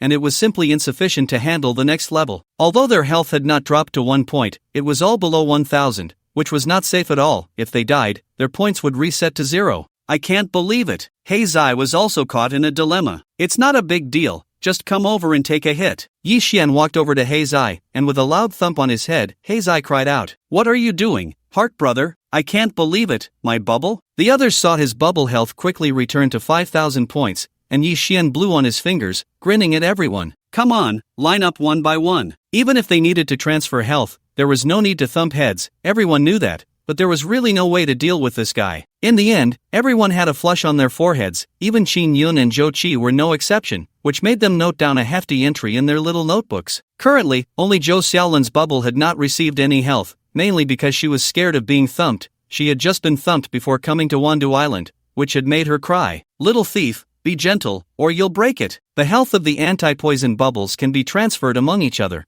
and this information was also provided by the mechanical heart. Moreover, even if Yi Xian distributed 4000 health to everyone, he would still have 6000 left, truly a health powerhouse. Third area, entering this area immediately rewards 500 points of magic resistance. Killing all 5 poisons will clear the level. Poison arrow frog, black spider, stinging scorpion, king cobra, black and white centipede. These are the exclusive 5 poisons of Wandu Island, all with the same high poison attribute, losing 100 health per second, which ordinary players simply cannot withstand for a few seconds. However, their attributes seemed very low to Yi Xian, with only 200,000 health, and none of the other attributes even reaching 1000, they felt like defective products. What is that? Yi Xian noticed a connecting line in front of the poison arrow frog in the center, seemingly requiring a player to connect with it. We need to send someone out to stand there and endure the poison from the poison arrow frog, which will lose 400 health per second. Manhwa's expression was serious. During this time, it would not actively attack, while the others needed to quickly kill the other 4 monsters. Zhou Qi was also a bit troubled. They had been stuck here before. The most troublesome part was that the poison from each monster would stack, and to kill them, they had to use their fists to deal damage. Weapons and elemental damage were ineffective. Using fists meant they would inevitably be contaminated with poison, and with 4 monsters, that was 400 points lost per second. With the current 5000 health, they could only last 12 seconds before having to rely on their magic resistance and health to endure. Zhou Xiaolan added that this poison would cause excruciating pain, and the person standing on the connecting line would endure the suffering from everyone. Moreover, as long as the player on the connecting line died, everyone would die as well. Hearing this, Yi Xian couldn't sit still. Then I'll go connect the line. The toxins were ineffective against him, and his health and magic resistance were the highest. As long as they killed the monsters, it would be fine. Hearing his words, Qin Yun immediately refused without hesitation. "No, I'll go. Big sister, you've already gone twice. Let me go this time." Heizai and the others all knew how intense the pain from these toxins could be, but every time, Qin Yun rushed to take it on, just like when they were kids. "Stop whining. Who among you has higher magic resistance than me? Plus, I'm the oldest. In my eyes, you're all little brothers." Qin Yun was already 25 this year, indeed older than them by quite a bit. Heizai was about to say that Yi Xian's magic resistance was higher, but was quietly kicked by Manhwa. However, he managed to stop Heizai but not Zhou Qi. "Before, we couldn't stop you because your magic resistance was indeed much higher than ours, but now Wuxin's magic resistance is the highest. I don't agree to you going." "Why? Are you worried about me?" Qin Yun teased Zhou Qi while walking towards the connection line. Every time she said something like this, Zhou Qi would get choked up, but she didn't expect that this time Zhou Qi was different. Yes, as soon as those words came out, not only did Qin Yun's body suddenly stiffen, but the others also covered their mouths in shock. "Is it that easy to break?" Yi Xian had heard some rumors about the two in his previous life, but it seemed that even until they died in battle, there was no news of them being together. "No." Although Qin Yun's tone remained firm, it revealed a hint of panic and secret delight. The toxins combined dealt 400 damage per second, meaning they had to kill all the monsters within 12 seconds. Besides Wuxin, could anyone else do it? He stood at the connection line, which could indeed buy more fighting time, but how many seconds could they withstand the toxins? Besides these reasons, Qin Yun was actually worried that Yi Xian would blame Zhou Qi for this. After saying these words, Qin Yun didn't wait for Zhou Qi to respond and directly stepped onto the connection line, which also meant the level had officially begun. In just 1 second, Qin Yun's fair face had already started to sweat. The pain from the poison arrow frog alone was unbearable for any normal person, so one could imagine how much suffering Qin Yun had endured before. "You all stay put, don't move if you don't want Qin Yun to suffer more." Seeing Zhou Qi and the others excitedly about to step forward, Yi Xian quickly shouted to stop them while locking onto the nearest target, the king cobra. Sure enough, it was a defective product. A dense array of light spots appeared in Yi Xian's vision as he maximized his speed and activated his immense strength talent. 10,000 damage reappears. With one punch, he instantly killed the king cobra, and without losing speed, he rushed towards the other monsters. Boom! Boom! Boom! Boom! Zhou Qi and the others just stood there dumbfounded, listening to the explosions. Yi Xian took down one with a punch, finishing the fight in just 5 seconds, but unfortunately, the toxin's potency did not increase. Defeated the battle within 5 seconds. Reward points, 1,500. Brother Xan is awesome. Heizai shouted this from the bottom of his heart, while Zhou Qi immediately helped Qin Yun down. After resting for a moment, they entered the fourth area they had never been to before. Fourth area, pass to clear the level. This place was unfamiliar to Zhou Qi and the others. There were no animals here, but the scenery was pleasant, like a paradise. Every second, health is being deducted. This place must be toxic, right? Heizai noticed that the air here was extremely fresh. After taking a big breath, he found that the health deduction changed from 1 point per second to 3 points, and the key was that the anti-poison bubble couldn't hold up. Looking at the information displayed by the mechanical heart, Yi Xian held everyone back. You all stay put, I'll go scout ahead. Remember, don't touch anything. This area was filled with countless toxic strains. Anyone unaware of the situation would die upon contact, but for Yi Xian, it was a great boon. Good stuff, these are basically toxins of level or above. The fourth area is neither too big nor too small. As long as it's a toxin that Yi Xian hasn't absorbed before, he devoured it all. Toxin absorption successful. The talent No Toxin, No Happiness increases toxicity by 8 points. What a big gain. Although he still didn't know what the points could be exchanged for, just the increase in toxicity was already worth it. After confirming that he hadn't missed anything, Yi Xian returned to the others. Follow my footprints, don't go the wrong way, don't touch anything. If you touch anything here, you're done for. This area is actually much more difficult than the previous 3. Those who are unaware wouldn't pay attention to the flowers and plants underfoot, and a careless step could lead to instant death. Fortunately, there were no other toxins present here, otherwise, besides Yi Xian, the others probably wouldn't survive. Health deduction did not exceed 1,000, reward points 1,000. Following Brother Xan to earn points is too easy. This is 1,000 points. They had to fight hard for 500 before, and now just by walking, they get 1,000. Heizai decided he must hold onto this big leg tightly. Fifth area, defeat to clear. Just as everyone stepped into the fifth area, a small green shadow suddenly lunged at Yi Xian. Put! A spray of blood erupted, but the one injured was Zhou Xiaolin, who stood next to Yi Xian.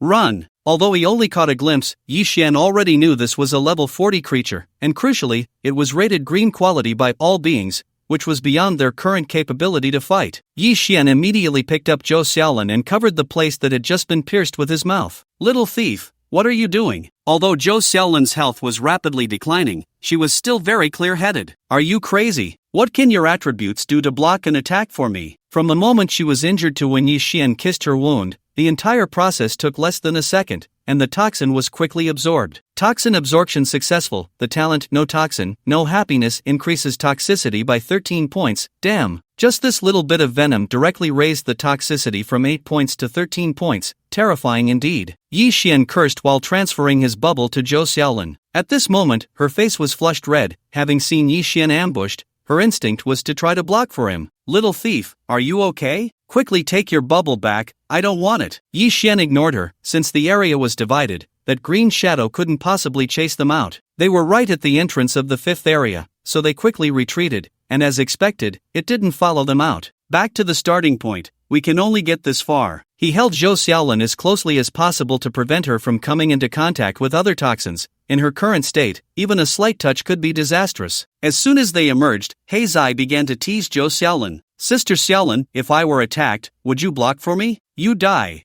far away. Heizai suddenly nudged Yi Xian mischievously and whispered, Brother Xan, isn't Sister Xiaolin's shoulder very smooth? Although Heizai asked very quietly, everyone heard him clearly. Zhou Xiaolin's face turned even redder, and she angrily shouted, Heizai, if you dare to talk nonsense again, I'll tear your mouth apart. Qin Yun, as the big sister, naturally had to ease her sister's embarrassment. Let's distribute the points first. Everyone currently had 4,400 points. They had previously split them evenly, keeping their own share. But now it was different. Yi Xian was a newly acquainted friend, and throughout the process, he was undoubtedly the main force. I propose everyone transfer at least 1,500 points to Wuxin. I agree. Heizai was the first to express his opinion. Before, they could only earn a few hundred points, and now they were so affluent. The others had no objections and prepared to transfer points to Yi Xian. Wait, if it weren't for Zhou Qi, I wouldn't have been able to come here. If you insist on transferring, just give me 400 points each, I don't want more. For them, Yi Xian naturally had a good impression. In the last life, they had sacrificed so much for the human race and the Dragon Kingdom, and their personalities were very much to his liking. Yi Xian knew it was impossible to not let them transfer at all, and 400 each wouldn't affect their exchanges.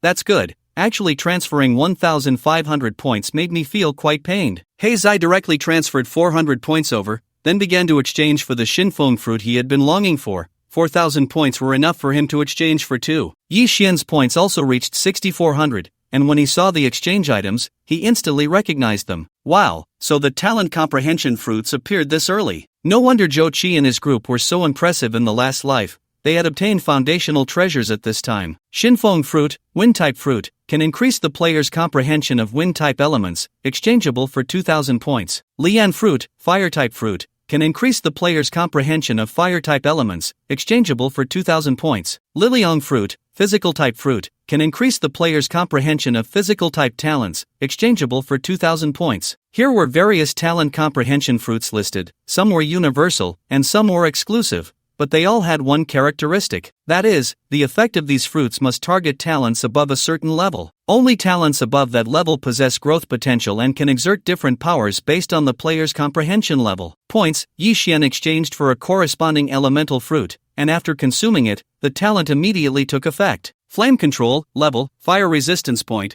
consumes 100 energy to condense fire elements, 1 point of magic power causes 2 points of fire damage, and the target suffers continuous burning, losing 100 health per second for 10 seconds. Wind control, level, wind resistance point, consumes 100 energy to condense wind elements, 1 point of magic power causes 2 points of wind damage, and applying wind elements to the target can increase movement speed by 500 points. Wood control, level, wood resistance point, consumes 100 energy to condense wind elements, 1 point of magic power causes 1 point of wood damage, and can restore 500 health to allies when released. Wow, this effect is amazing. The damage caused by each point of magic power increased from 1 point to 2 points, and the effects added by the elements also saw a significant boost. Yi Xian originally thought that to enhance elemental talents, he would have to wait until the territory function opened up tomorrow, but unexpectedly, there was now another way. Moreover, the effects of these fruits were much more effective than those broken places in the territory, and the key was that it didn't cost any money. Haha, now who can catch up with me, old Hei? After using the Shinfeng fruit, Heizai began testing his maximum speed on the beach,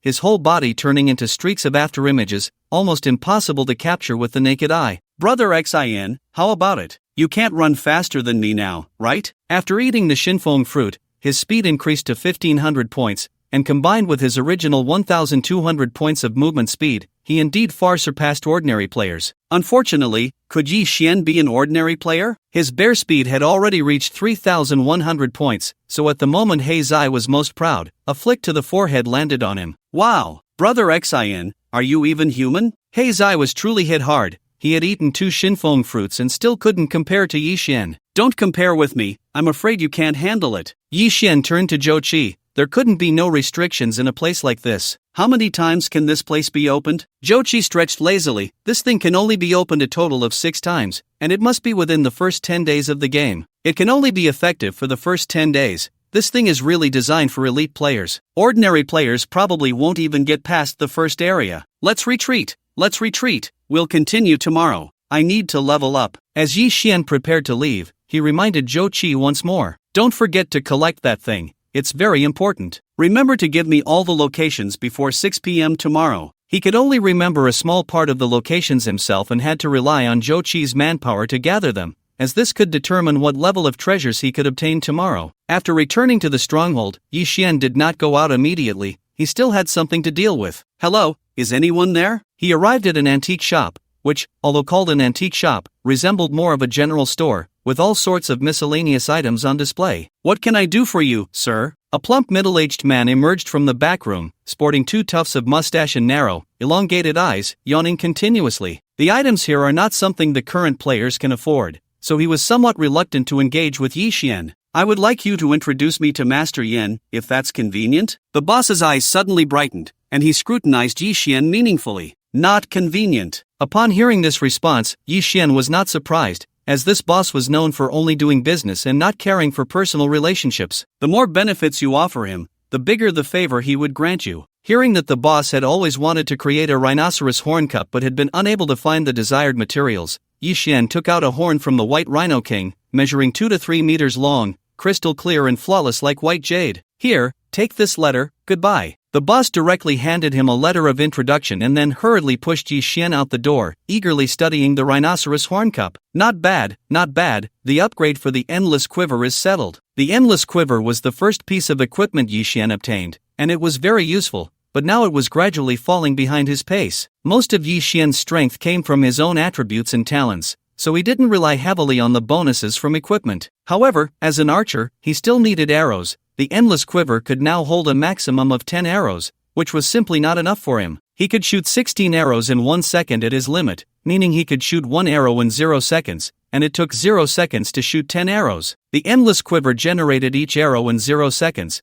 barely keeping up with his attack speed. But his attributes changed every day, and the endless quiver had to be upgraded, otherwise, it would affect his full output. Master Yin was a forging master in the stronghold, and as long as he took action, he could quickly complete the upgrade of the endless quiver. Just as Yi Xian reached the door of the forge and was about to knock, he heard a deep voice from inside. "Kid, bring me some monkey wine, or I won't open the door." Monkey wine? Yi Xian naturally knew about this, but he couldn't get it now. The monkey groups that could brew monkey wine in the stronghold were all above level 30, and they definitely existed. His attributes were still only level 12, and the risk of doing this was too great. Yi Xian slapped his forehead. It didn't have to end in a direct confrontation. "I've really been fighting too much lately. I can go invisible. I can just sneak in and steal it, right?" The territory outside the stronghold was very vast, and the further he went, the higher the chance of encountering high-level monsters. The area where the monkey groups were located already belonged to the level 30 monster zone, so Yi Xian quickly entered stealth mode. What appeared in his sight was a large fruit grove,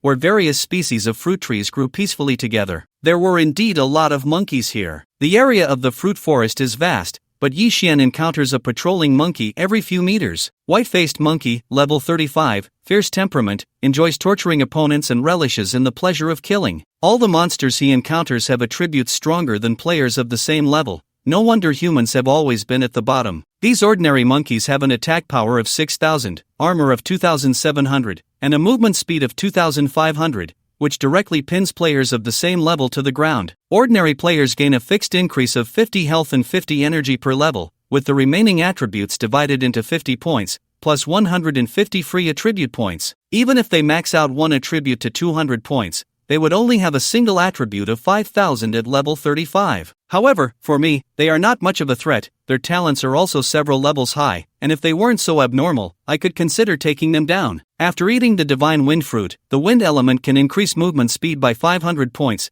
and with basic attributes reaching 3,600 points, these monkeys can't catch up to him at all. As he ventures deeper, the monkeys he encounters become fewer, but soon he discovers the reason. In the center of the fruit forest stands a towering tree, several dozen meters high, with a tree hole at the bottom where monkeys continuously toss fruits inside. Beside the tree hole, a 10-meter tall white-faced monkey is dozing off. Without a doubt, this is the leader of the monkey group. Impressive, impressive, level 45. Yi Xian merely glanced at it and dismissed the thought of attacking. Just as his attributes far exceed those of ordinary players, these attributes are not something regular monsters can compare to. This Monkey King has a health of 5 million, not to mention its hundreds of thousands in attack power and a movement speed of 80,000. If Yi Xian were to be discovered by it, there would be no escape. This is ridiculous. The Endless Quiver is only a level 9 green gear. The difficulty of leveling up shouldn't be this great. Yi Xian stealthily crawls into the tree hole, and fortunately, these monkeys have regular physical talents,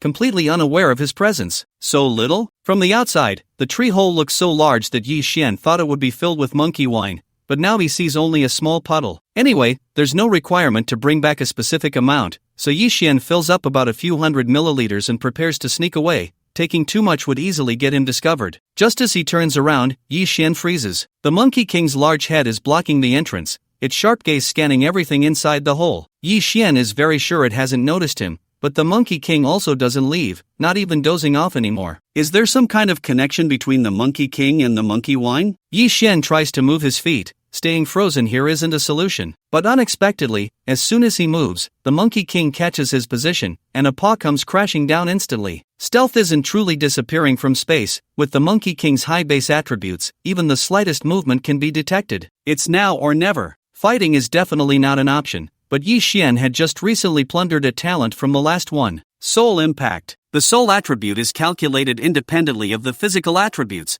and the Monkey King's soul defense is not low, a full 800 points. But even if it only causes 200 points of soul damage in the end, the Monkey King's attack momentarily freezes. Roar! Below 500 points indeed couldn't stun the Monkey King, but the pain erupting from deep within its soul makes it unable to adapt for a moment. It clutches its head tightly, wishing it could punch itself a few times. So useful, the White Rhinoceros King is truly a good monster. Normally, whether human or other races, level 80 players can only awaken physical talents, except for special forms like the Soul Race. Among the remaining 20, most will awaken elemental talents, so it's extremely rare for a typical physical monster like the White Rhinoceros King to awaken a soul talent. The monkey wine is waiting for me. It won't be long before I take you all away. This wine is not just an ordinary delicacy. Besides its excellent taste, it also puts the drinker into a state of intoxication. In this state, the skill proficiency of the player will skyrocket, eliminating the need for tedious practice and comprehension. Master Yen, the monkey wine has arrived. Yi Xian didn't take out all the monkey wine,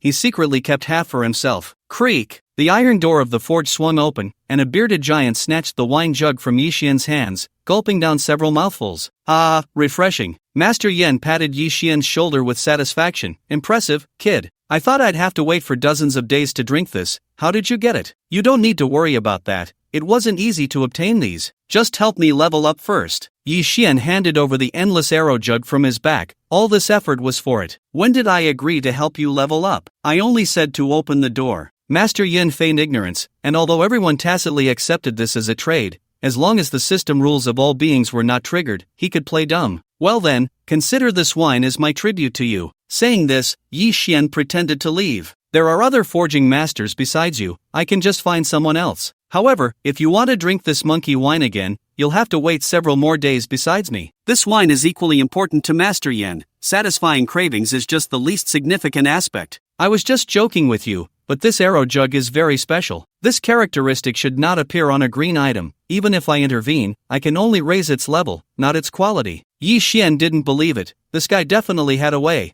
just needed to pay a price. I still have some monkey wine. If you help me improve the quality, I'll give it all to you. Deal. Seeing his eager outstretched hand, Yi Xian shook his head. Master Yen, let's establish a task with all beings first. Upon hearing this, Master Yan's lazy gaze instantly sharpened. Unexpectedly, on just the fourth day, he encountered someone knowledgeable. Unlike ordinary online games, All Beings has a very high degree of freedom. They can deceive and cheat, and promised trades can be revoked at any time. Therefore, in the previous life, there was an unspoken rule for trading. One must establish a task with the All Beings system. Only after being bound by the system rules could they not backtrack. Kid, I can establish a task, but this little monkey wine isn't enough. Master Yan's expression turned serious, speaking each word clearly. I can raise this thing to purple quality, but you must give me a jug of monkey wine every 3 days for a month. Okay, let's start. In just 1 hour, Yi Xian had already obtained what he wanted. Endless arrow jug, rare, purple, attack power, maximum capacity of 100 arrows,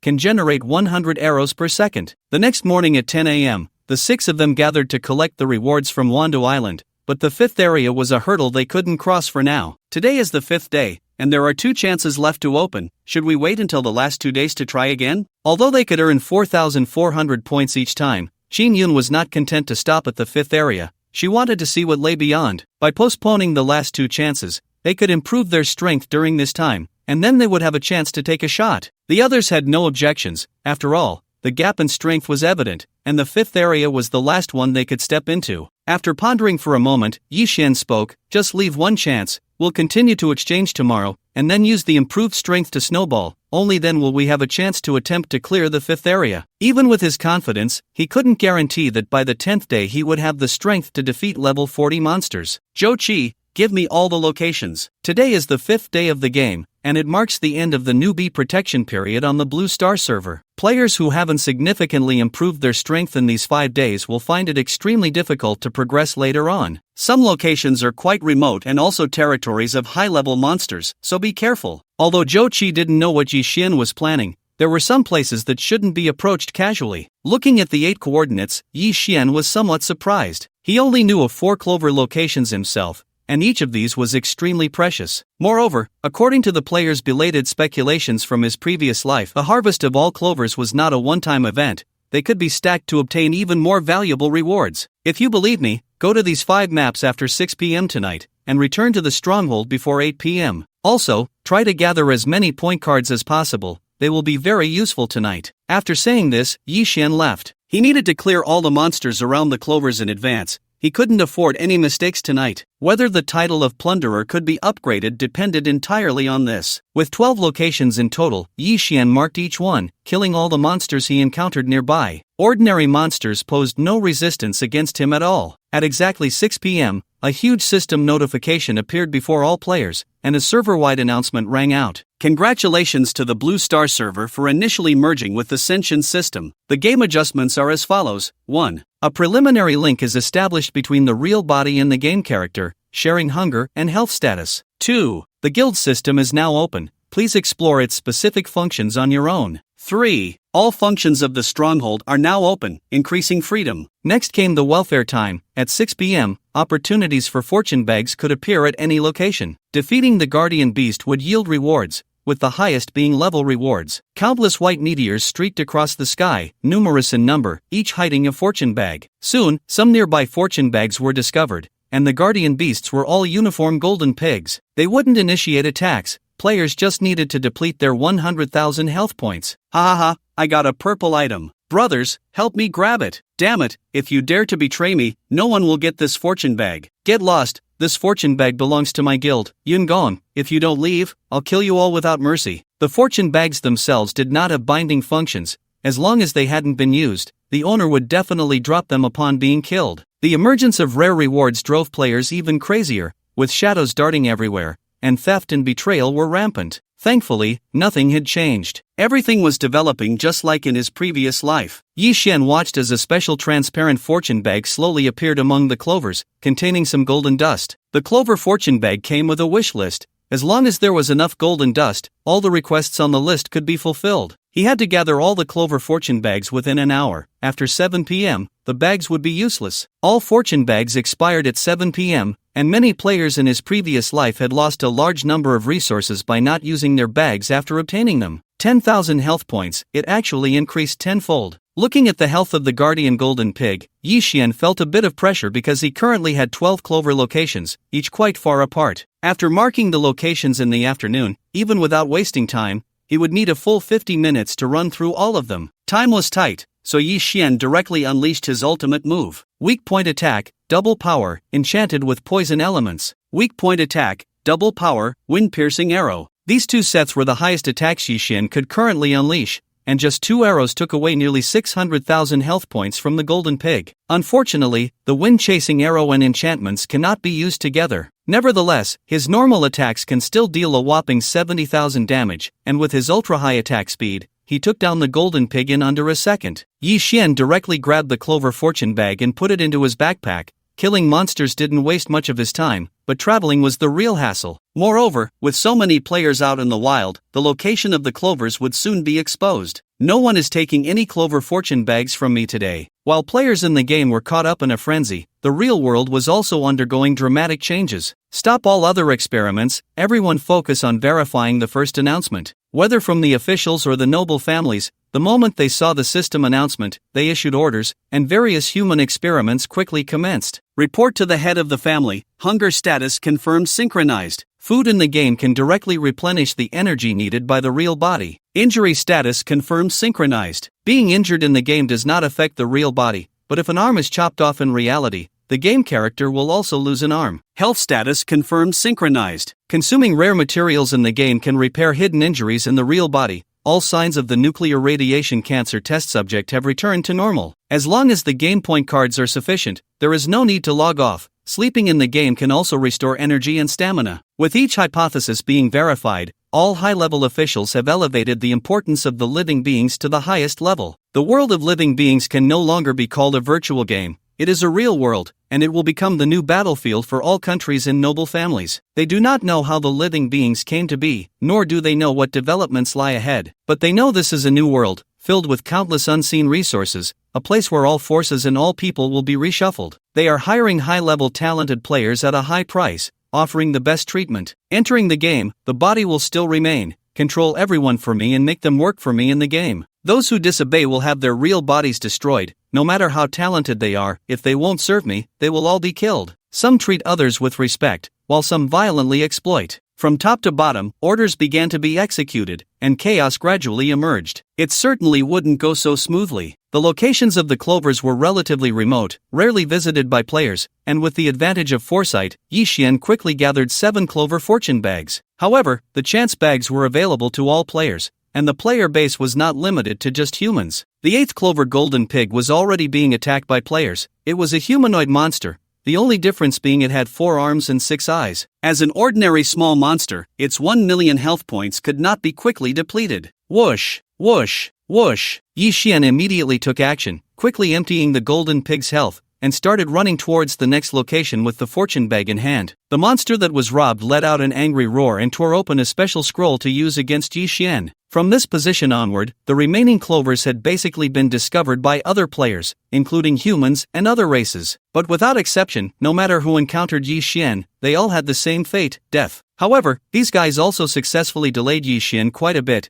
He had only just gathered 11 clover fortune bags. Damn! Only 1 minute left. The last clover golden pig was now being besieged by dozens of players, and leading the charge was the pure white Jasmine, with whom he had previous grievances. At this moment, her eyes were blazing, constantly launching attacks on the golden pig. Push harder. Use more strength. Faster, faster. It's almost here. Despite the golden pig having 1 million health points, its health was still rapidly decreasing under the siege, now only down to 100,000. Looking at the transparent fortune bag that was about to be in her hands, pure white Jasmine excitedly licked her lips. Relying on the sheer number of people, she had already snatched quite a few fortune bags from others, and none of the rewards she opened were unsatisfactory. And this golden pig with a full 1 million health points would definitely be her biggest gain tonight. This fortune bag was bound to yield high-level rewards. Ha! My beauty truly attracts the favor of the heavens. Just as she was eager to step forward, a familiar figure suddenly appeared beside the golden pig, and with just one punch, he took away all the remaining health points. Everyone was stunned for a second by Yi Xian's powerful attack, but watching him flee rapidly, pure white Jasmine was jumping up and down in anxiety. You dog, put that down. If it weren't for the fact that there was less than a minute left, Yi Xian would have sent this woman back to the revival point without hesitation. After running far away, Yi Xian quickly took out all the clover fortune bags, pouring all the golden dust into the first fortune bag. So much, I'll fill my wish list completely. If the golden dust is insufficient, the items on the wish list won't be realized. But as far as Yi Xian knew, in his previous life, someone had realized a wish of value level with just 1 clover fortune bag. There was no upper limit to the rewards of such a bag, and now he had a full 12 portions of golden dust. The rewards he could obtain would be terrifying. There were 20 seconds left. No time to waste, just fill it up. A single page can hold 10 wishes, and Yi Xian had already thought them through earlier. Otherwise, this little time would truly not be enough. It began. The first item on the wish list, upgrade the title of Plunderer from beginner to intermediate. This title could be said to be the greatest opportunity Yi Xian had gained since his rebirth, but because it was so rare, he had no idea how to upgrade it. With his eyes fixed intently on the fortune bag, as soon as the golden dust began to diminish, it would prove that this wish could be realized. It moved, but before Yi Xian could feel excited for 2 seconds, he noticed something was off. What the hell? This is consuming too quickly. In just 3 seconds, the originally rich golden dust became thin, as if a boy with thick hair had suddenly turned into a balding man. Yi Xian's eyes were glued to the title of Plunderer, but it still showed as beginner in parentheses. This situation made Yi Xian feel a hint of unease. He thought of an extremely unfortunate scenario. No way? That kind of thing can't really happen to me, right? If the system determines that the wish can be realized, but during the actual realization process, the golden dust is insufficient, the result would be a complete loss. The wish wouldn't be realized, and the golden dust would be gone. Until all the golden dust disappeared, the title of Plunderer did not change, and for the first time, Yixian felt despondent and powerless. What does it mean to draw water with a bamboo basket? There were only 5 seconds left until 1900 hours, and Yixian didn't know the locations of the other clovers. It seemed today would end like this. But just then, a new clover fortune bag was thrown in front of him. "Little thief, hurry up, there's still time." Zhou Xiaolin's voice came from behind, and Yixian quickly poured the golden dust into the previous fortune bag. It was replenished. The golden dust continued to be consumed. Seconds.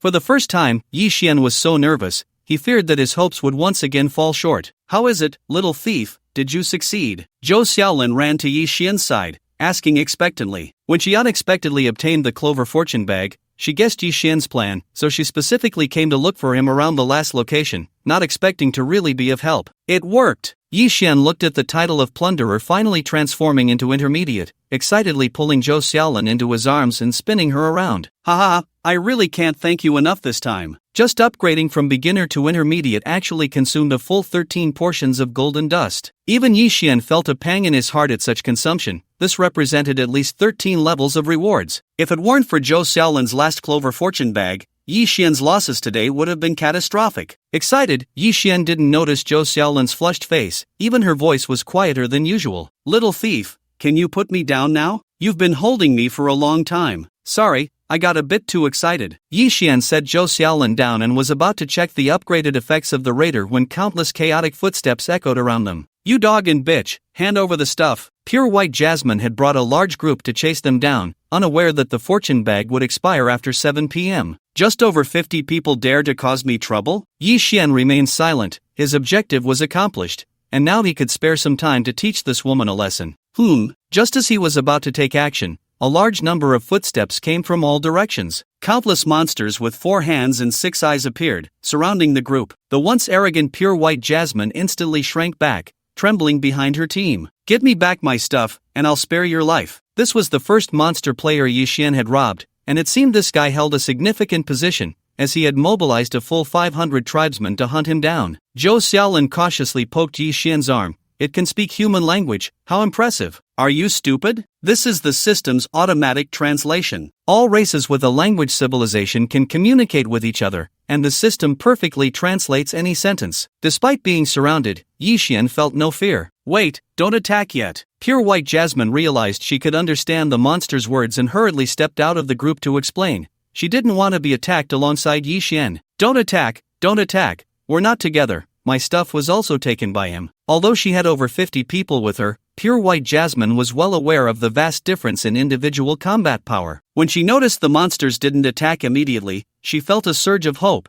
thinking she could leave safely. Whoosh! At that moment, an arrow flew past her. Pure White Jasmine's expression froze in delight, and she hurriedly retreated back into the group. "Damn you, Wuxin! Break through with all your might, keep me in the middle." Yixian had intended to kill everyone from the start. As long as no high-level monsters appeared, these hundreds of people posed no threat to him. "Kill! Avenge the young master." Yixian's arrow instantly killed the monster player seeking revenge, causing all the 6-eyed monsters to go into a frenzy. From their attributes, Yixian could easily guess that this was just an ordinary small tribe. After all, the so-called young master was so weak and had no life-saving items. The average level of these monsters was around level 20, and no one could withstand Yixian's basic attack. My god, his attack speed is too fast. With so many monsters, they couldn't even reach him? The huge commotion had already attracted the attention of countless players, and as they looked at Yixian, who resembled a war god, all eyes were fixed on him. He's only level 12, how can he take down a kid in one shot? I've seen these 6-eyed monsters before. When we fought 6 against 1, we almost flipped.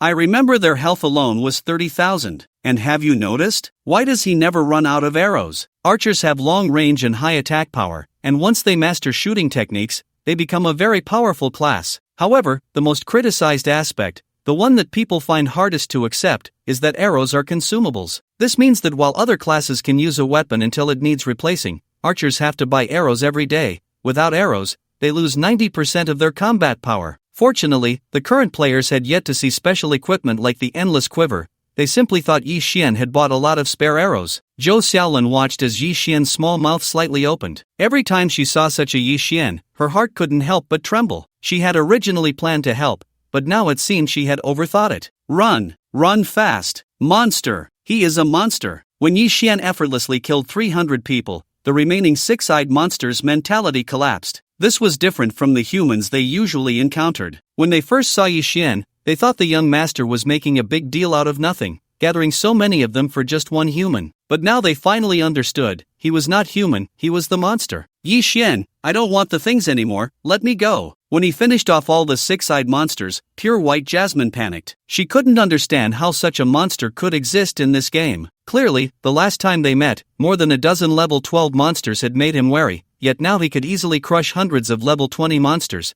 and it had only been 2 days. Faced with her pleas for mercy, Yi Xian continued his attack with a blank expression. This woman had been a traitor in her past life, betraying countless people from the Dragon Kingdom to align with a powerful race as a show of loyalty. Although Yi Xian was not an angry youth, he could not accept the existence of such a person. I tell you, this matter is not over. Pure white Jasmine threatened Yi Xian as she faced death. Going solo has its limits. Next time, I will definitely tear you to pieces. With a single arrow, he gently took her away, and a cold smile rose in Yi Xian's heart. If it were an ordinary online game, she would indeed be right, but in the realm of beings, individual strength was the only thing that mattered. Little thief, I just saw many players recording. By now, it must have spread all over the internet. Zhou Xiaolin looked at Yi Xian with some concern, as this meant his methods were now public and could easily be targeted once thoroughly studied. It's fine, give them another week, and they won't catch up to me. Though he said this, Yi Xian still planned to quickly seize new abilities. Players without trump cards could easily face setbacks. After all,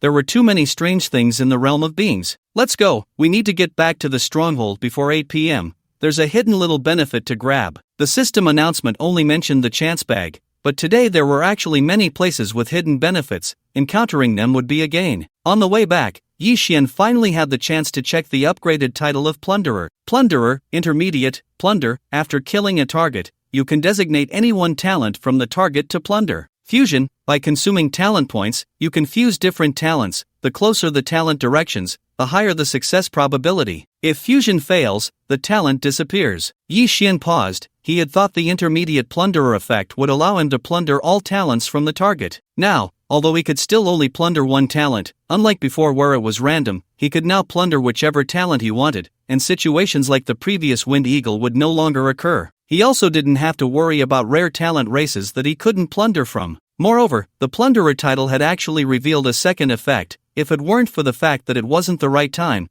he would have wanted to fuse several talents immediately to test the effects. Little thief, what exactly is in the stronghold that you're in such a hurry to return? Throughout the journey, Yi Xian appeared very anxious, fearing he would miss something. Let's go, this thing only lasts 10 minutes, getting one would be a huge profit. Today was the day when all functions were open, and many previously inaccessible areas in the stronghold could now be entered. So when the two returned, they found that the players in the stronghold were simply countless, all excitedly darting around. Wow, you can actually test attributes for free here. You can see your own stats just like in previous online games. What is this function? It costs 1,000 points to use it just once. Isn't that too expensive? My body has been enhanced. Here, using it once can actually enhance 10 physical attributes. As players explore, more and more functions are discovered. Players finally realize that leveling up doesn't necessarily have to rely on killing monsters, and increasing physical attributes doesn't have to depend solely on attribute points. In this stronghold, as long as you have enough game points, all the functions you can imagine are available. Little thief, this place is too run down. Is the hidden benefit you mentioned really here? Zhou Xiaolin followed Yi Xiandong, darting around, and finally arrived at a very remote location. She couldn't see any benefits here at all. My brother and the others found many special function buildings. Before 20 minutes, you could apply for a monthly or yearly card, which could save a lot of money, so let's hurry over. Yi Xiandong certainly knew the places she was talking about, but this was one of the most precious spots in the stronghold, and the current discounts were beyond imagination. Follow me, I guarantee you won't regret it. Yi Xiandong led the way into the first building, which looked like a simple dojo, with a small space divided into 6 rooms. Hey, is anyone there? Zhou Xiaolin looked inside, feeling the emptiness, and couldn't help but shout a few times. Stop shouting, there's no one here, it's all automated. Saying this, Yi Xiandong walked to the center of the dojo, and a system prompt appeared before his eyes, while he couldn't help but urge Zhou Xiaolin to come over. Hurry up and come over, we can still catch another dojo later. Welcome to the training dojo, Please select the training room you wish to open. Level 1 training room, 5,000 points. Level 3 training room, 10,000 points. Level 5 training room, 30,000 points. There are only 3 levels of training rooms, corresponding to the skill levels, and you can practice skills below level 5 here at most. Ah, little thief, little thief. Zhou Xiaolin excitedly grabbed Yi Xuandong's hand. It says here that in the training room, you can release skills infinitely without any consumption, and there will be no cooldown time. Doesn't that mean I can keep leveling my skills to level 5 here? That's right, the most terrifying thing about this dojo is the improvement of skill proficiency. As long as there are enough points, their skills can quickly rise to level 5. Yi Xiandong already knew all this, but these were not benefits. Hurry up and get a membership. There are only a few minutes left, and we need to rush to another dojo. Currently in a special event period, players with Fate can apply for membership before 20 minutes. Level 1 member, 1,000 game points, 10% off each purchase. Level 2 member, 5,000 game points, 50% off each purchase. Level 3 member, 10,000 game points, 100 reputation points, 10% off each purchase. This is the benefit Yi Xiandong had been thinking about, which would only appear at 20 hours and 10 seconds, and only those with extremely good luck would encounter it. Hurry up, do you have enough points? Zhou Xiaolin nodded but felt a bit regretful. But I can only apply for a level 2 membership. I don't have any reputation. She looked at Yi Xiandong enviously, as he was probably the only player with reputation points among them now. The two quickly completed their membership and then rushed to another completely different dojo not far away. Wow, so beautiful. As soon as she entered, Zhou Xiaolin's eyes sparkled, her hands tightly clasped to her chest. This dojo seemed to be immersed in a sea of flowers, with various flowers blooming simultaneously across seasonal barriers. The flowers were competing for beauty, which was truly delightful. Seeing her like this, Yi Xiandong unceremoniously gave her a light knock on the head. There are 3 minutes left. Are you going to get it or not? Zhou Xiaolin covered her forehead in grievance. This man really puts in a lot of effort every time, not understanding how to cherish a lady. The purpose of this dojo is similar to that of the training room earlier, but it is more akin to the fruit of talent comprehension. Here, one can enter different rooms to comprehend elemental abilities, with fees varying according to the rarity of the elements. Damn, I don't have enough money. The highest membership level in the occupied area is only level 3, and Yi Xian still has a reputation value of 100, but he is short of points, needing another 4,000. Looking at Zhou Xiaolin, who had just completed her registration, Yi Xian anxiously gazed at her. Do you have 4,000 points to lend me? Zhou Xiaolin had also spent 10,000 points on 2 level 2 memberships, so Yi Xian wasn't sure if she had enough money left. Game points are always precious at any time. Seeing Yi Xian's somewhat flustered expression, Zhou Xiaolin revealed a sly smile, seizing the opportunity. Call me sister and I'll lend you the points, how about that? Yi Xian usually maintained a calm demeanor, and it was rare for him to be put in such a position. Dream on, I'll find someone else, like Birushue. Zhou Xiaolin became a bit anxious upon hearing this. She knew Yi Xian was acquainted with Birushue, but she didn't want him to seek help from another woman. No way, I'll lend it to you, but there's only 1 minute left. Don't you want to get the level 3 membership? Watching her unhesitatingly turn over the game points, Yi Xian's gaze softened a bit. She knew he wouldn't really go look for Birushue, but she still didn't want to expose him, fearing it would delay his membership upgrade. After all, the difference between level 3 and level 2 memberships was significant. Without this hidden benefit for 10 minutes, even a level 1 membership would require an enormous amount of points to obtain. Thanks, if it weren't for you today, I would have suffered a huge loss. Yi Xian said this sincerely. Both the previous Clover fortune bag and the missing 4,000 points were urgently needed by him. Humph, then you should treat me better. Seeing her lift her little head in a cute manner, Yi Xian found it somewhat amusing, considering he wasn't really 20 years old. How can I not treat you well? Look, I only brought you to these 2 great places. Seeing the satisfied smile on her face, Yi Xian could only marvel at how easy it was to please her. However, he wasn't wrong. These 2 places were indeed significant, and the slots were quite limited. Both the training room and this place only had 3 membership slots, and these slots were universal across all occupied areas, meaning there were only 3 in the entire Blue Star server. If Zhou Xiaolin hadn't unhesitatingly given him the valuable golden dust, he wouldn't have brought her here. Is there more? Is there more? Zhou Xiaolin felt that with such a large area, Yi Xian must know of more good places. Definitely not today. The hidden benefits expire at 10:10 p.m. Today's opportunities will change many people's lives. In the last life, it also started from this day, making it increasingly difficult for ordinary players to survive. They either had to join a guild or rely on powerful families, with no other options left. But at the same time, countless dark horses emerged, and guilds and families could no longer dominate alone, leading to a true race competition. All players who received opportunity fortune bags today must participate in the race war in half a month with a level cap of 25. Players should strengthen their abilities during this time. Dying in the race war will directly deduct 100 years from your lifespan. Half a month? Yi Xian suddenly raised his head. The last race war was clearly a month away and had nothing to do with the opportunity fortune bags. Damn! This puts a lot of pressure on me. In the last life, humans were almost wiped out by the other participating races. Even someone like Birushua could only protect herself. In half a month, can I catch up to those monsters? In my memory, they were level 30 at that time,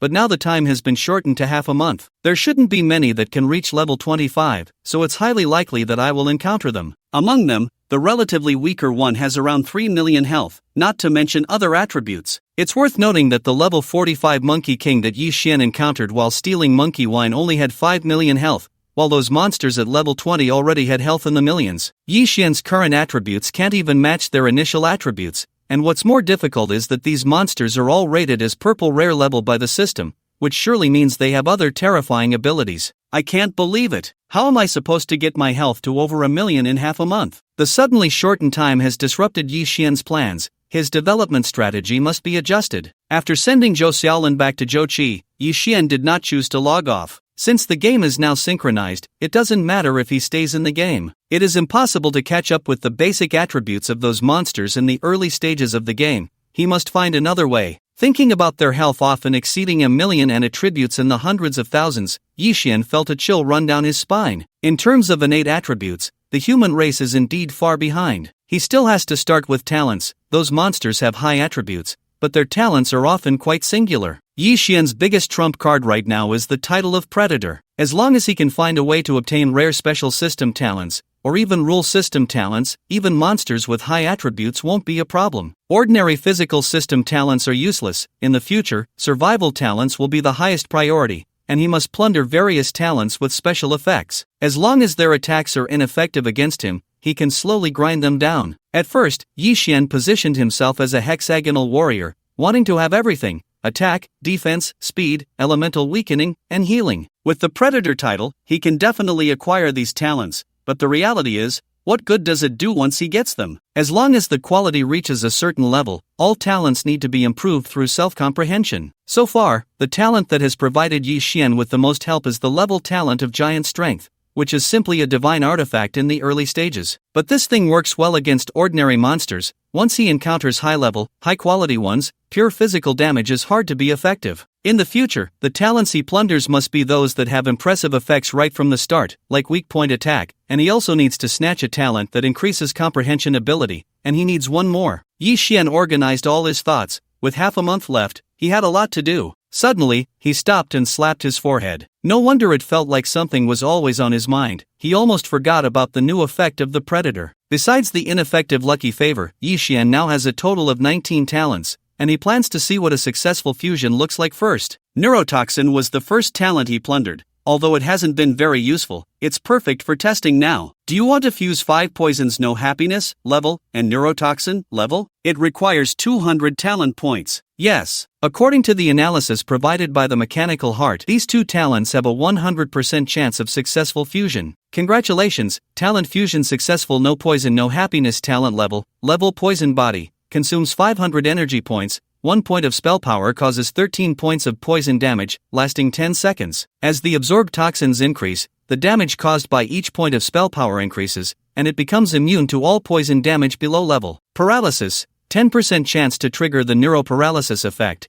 It only takes effect once on the same target within 1 minute. The effect hasn't changed much, it just increased the paralysis effect of the neurotoxin, with the probability rising from 1 to 10. Moreover, this effect is now bound to No Poison No Happiness, which means it has growth potential, and it might even reach 100 in the future. Not bad, not bad. Yi Xian looked at the remaining talents and categorized them into 4 types based on the hints given by the Mechanical Heart. This should also be the fusion combination with the highest success rate. Silent level, underwater breathing, level, silent as the grave, level, can enter a stealth state in non-combat situations, making no sound whether on land or underwater. The level seems to be determined by the highest talent at the time of fusion, and it appears that upgrading can only be done through talent points. Although the silent talent was effective before, achieving complete silence was impossible, let alone underwater. The fusion effect of the Predator seems more like an upgrade to the original talent, which is undoubtedly a good thing for Yi Xian. I wonder what they will fuse into. After all,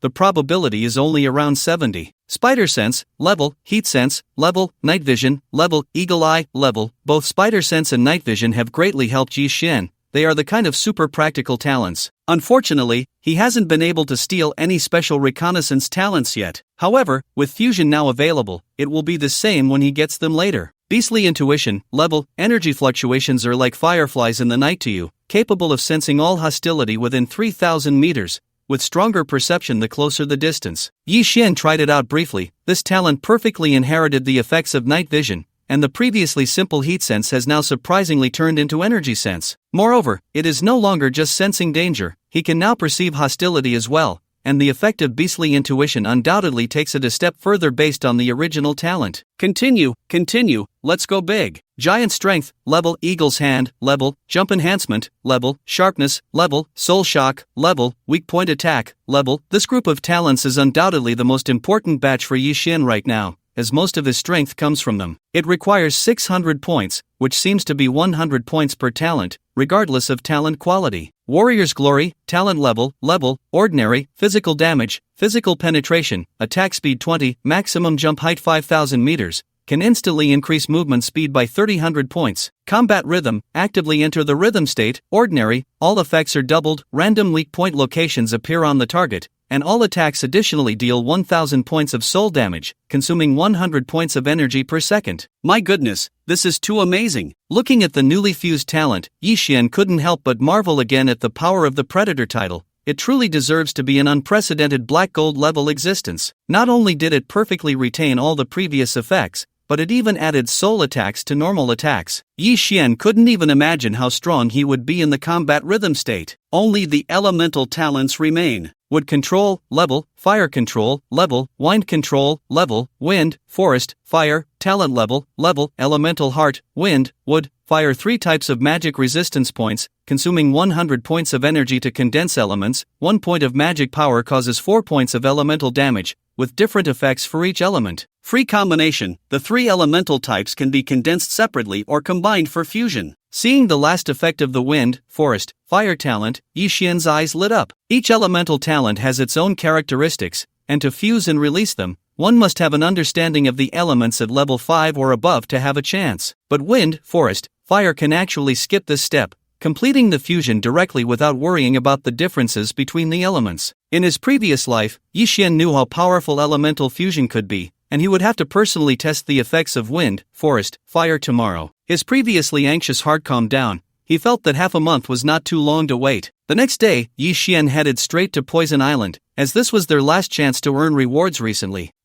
Before Yi Xian even disembarked, he saw that the beach was filled with countless figures, all surrounding Zhou Qi and his group. Sanner, we grew up together, and you actually brought outsiders to steal our things. He Zai's voice was filled with anger, wishing he could tear the person in front of him apart. So you do remember we grew up together, yet you kicked me out for an outsider. Sanner glared at Zhou Qi with resentment. Since you are so ungrateful, don't blame me for being ruthless. Hand over the goods. Don't provoke young master Huangfu. Standing behind him was Huangfu Machin, who would have sent someone to steal yesterday if he hadn't spent some time verifying the so-called talent comprehension fruit. TCH, a wolf raised on kindness. If I help you again, I'll be a dog. Huangfu Machin was not interested in their relationship, looking at Zhou Qi with an arrogant tone. I know you, the Zhou family is not bad, but you should understand the gap between noble families. If you're smart, don't misjudge yourself. He had the confidence to say this. The Huangfu family was one of the 3 major families in the city, ranking among the top in the entire Long Kingdom, a solid first tier. Families like the Zhou family, which were second tier, had no courage to resist them. Oh,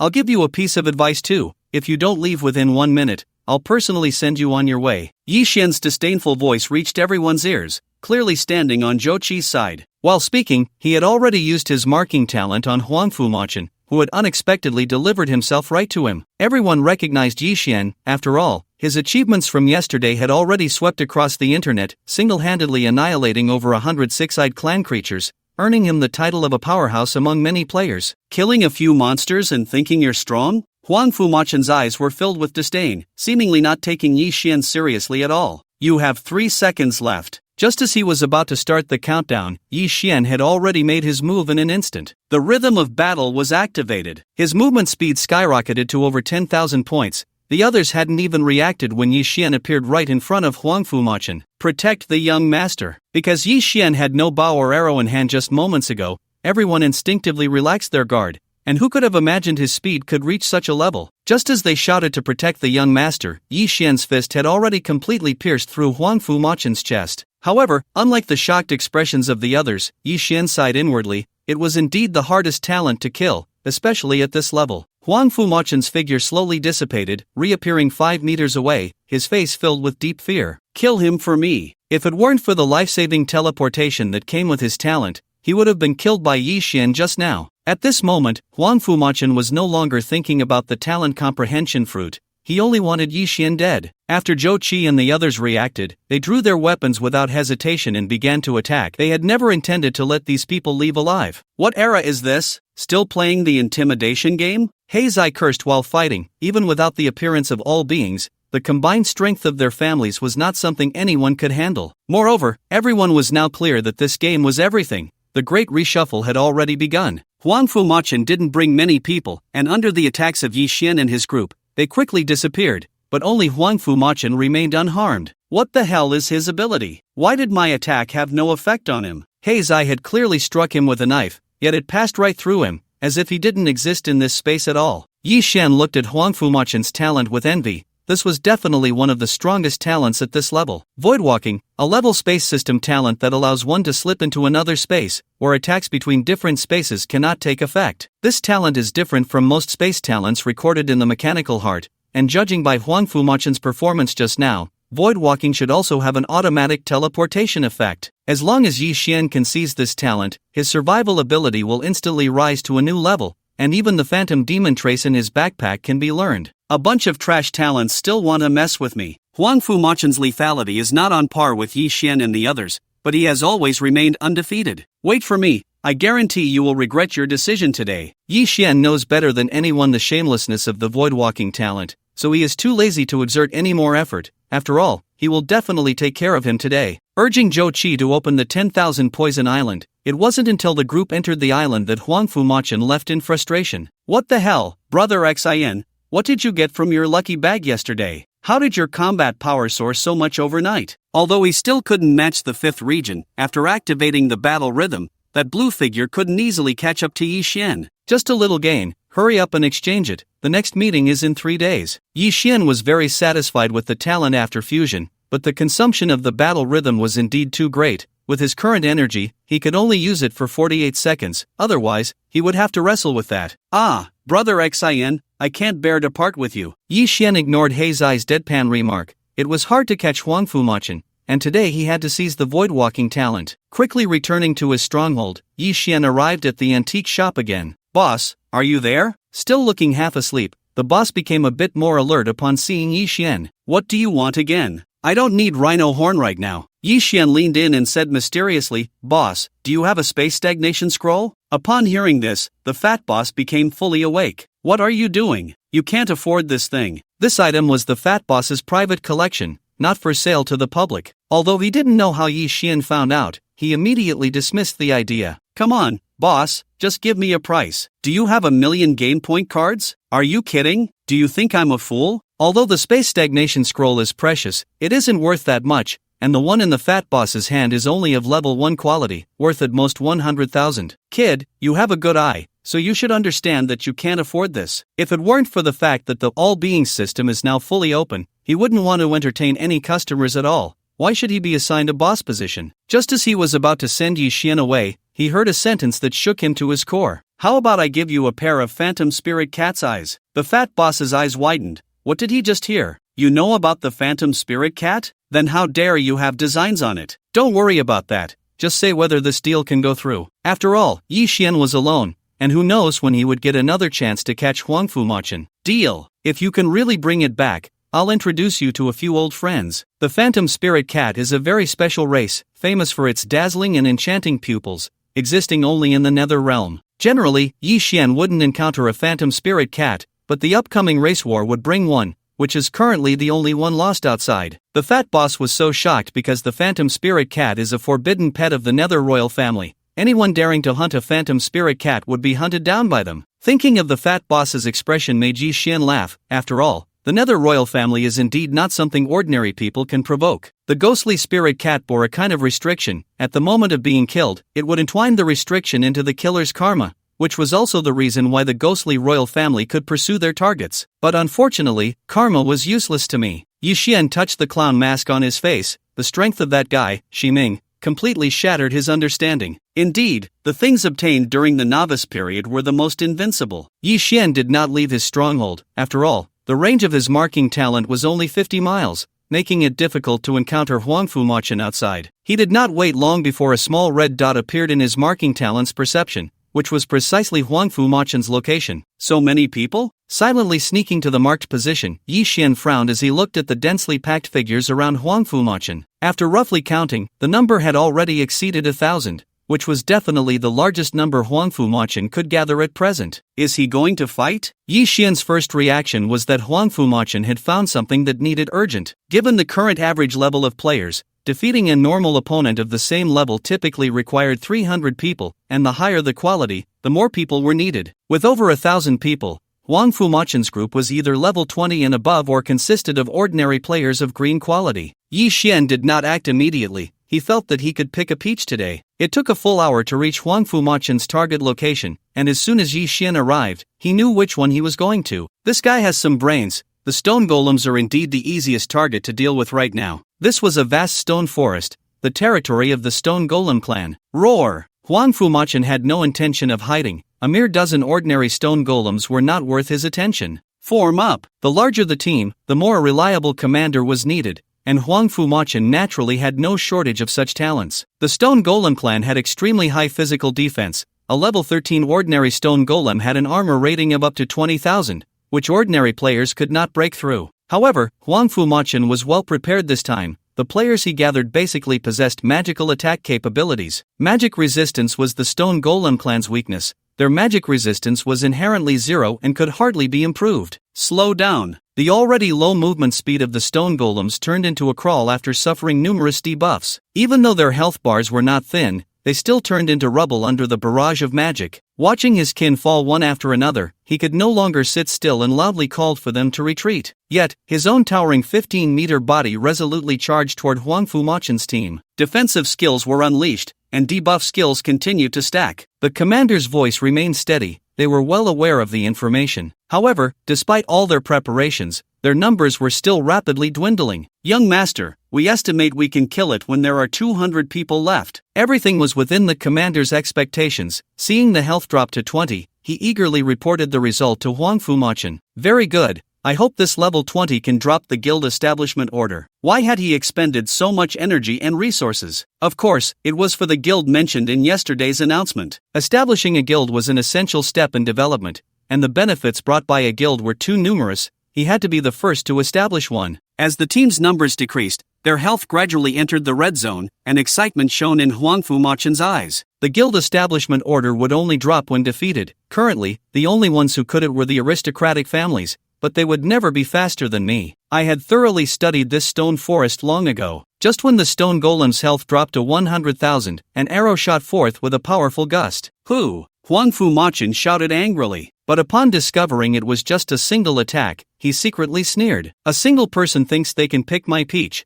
They truly do not know the heights of heaven or the depths of the earth. The armor reached 70,000, and archers were always physical attackers. How dare he make a move now? Fool! Huangfu Machin looked at the appearing Yi Xian with disdain. If you had waited a little longer to act, you might have actually stolen it from you. Now, boom! The massive explosion made Huangfu Machin turn back involuntarily. What the hell? Wasn't there still 100,000 health just now? Despite the high armor of the stone giant leader, and although Yi Xian's attack was still physical, the the terrifying damage easily drained the last 100,000 health. Congratulations on leveling up, all attributes, gain 1750 free attribute points. The generous experience reward instantly raised Yi Xian's level to 13, while a large number of items exploded beside the stone giant leader's corpse. Guild order? Yi Xian collected the dropped items one by one, and looking at the token-like object in his hand, Huang Fumachin could no longer contain himself. Kill him for me. Having already been infuriated on Wandu Island, now being robbed of the fruits by Yi Xian,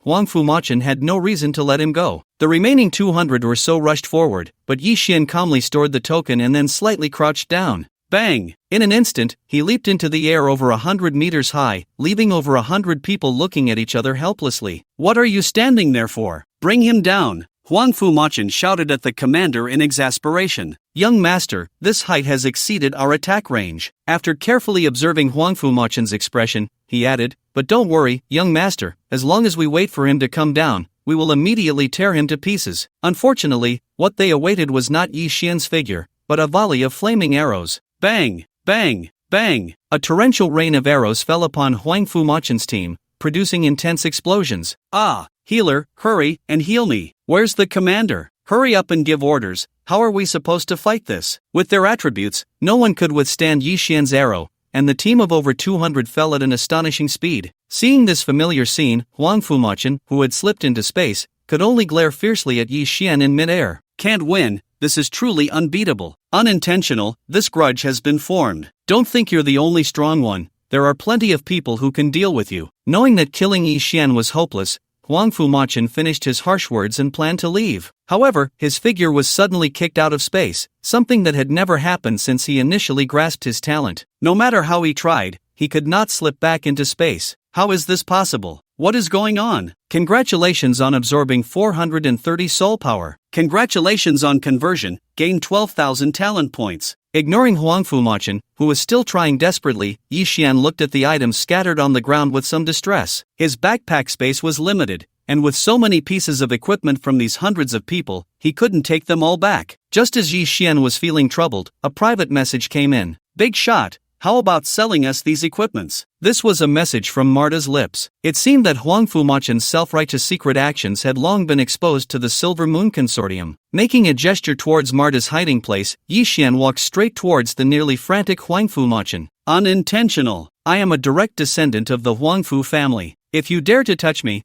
I will make you die without a burial place in reality. As a core member of a prestigious family, Huang Fumachin understood better than ordinary players the severe price of dying once. He was the owner of an ultra-rare space-type talent. As long as he stabilized his development, he would surely surpass all competitors of the Huangfu family and become the new head of the family. Let me go. I will agree to any conditions you propose. Women, luxury cars, villas, whatever you want, I will give you. The effect of the space stagnation scroll lasted a full 10 minutes, so Yi Xian was not in a hurry to act immediately. Oh, is the life of the direct line of the Huangfu family only worth a mere 1 billion? Yi Xian spread his left hand, looking at him mockingly. A flat price, 5 billion. Why don't you go rob it? What do you think I'm doing right now? Even though Huang Fumachin has countless assets, it's impossible for him to take out 5 billion in liquid funds. I don't have that much on hand right now. I'll transfer you 1 billion first, and I'll gather the rest in reality. Huang Fumachin's face darkened as he opened the operation page. Not only had he been robbed today,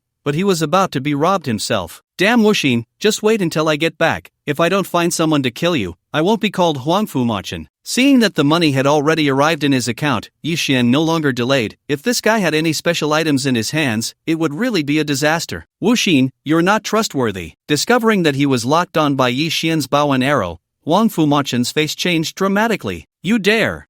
With a violent explosion, Huang Fumachin's voice abruptly stopped. Successful plunderer void walking, finally got it. With this talent, Yi Xian's ability to save his life skyrocketed. Items like the space stasis scroll were too rare, and he had ways to deal with it himself. Void walking, talent level, void, can allow oneself to slip into another space. Attacks between different spaces cannot take effect. Walking, can walk freely in the alternate space, consuming 100 energy points for every meter advanced. Guardian of Space, automatically teleports to a safe position within 100 meters when encountering fatal danger, cooldown time of 1 minute. Yi Xian was very satisfied with the effect of void walking. As expected of a level talent in the space system, it was naturally in an invincible position. With it, Yi Xian became even more determined about his next target. Boss, we'll be taking these things away. Seeing Yi Xian kill Huang Fumachan, the Marta trio emerged from the bushes, surprisingly followed by a group of over 100 people. They used an item. Yi Xian squinted, he hadn't noticed these people earlier. Boss,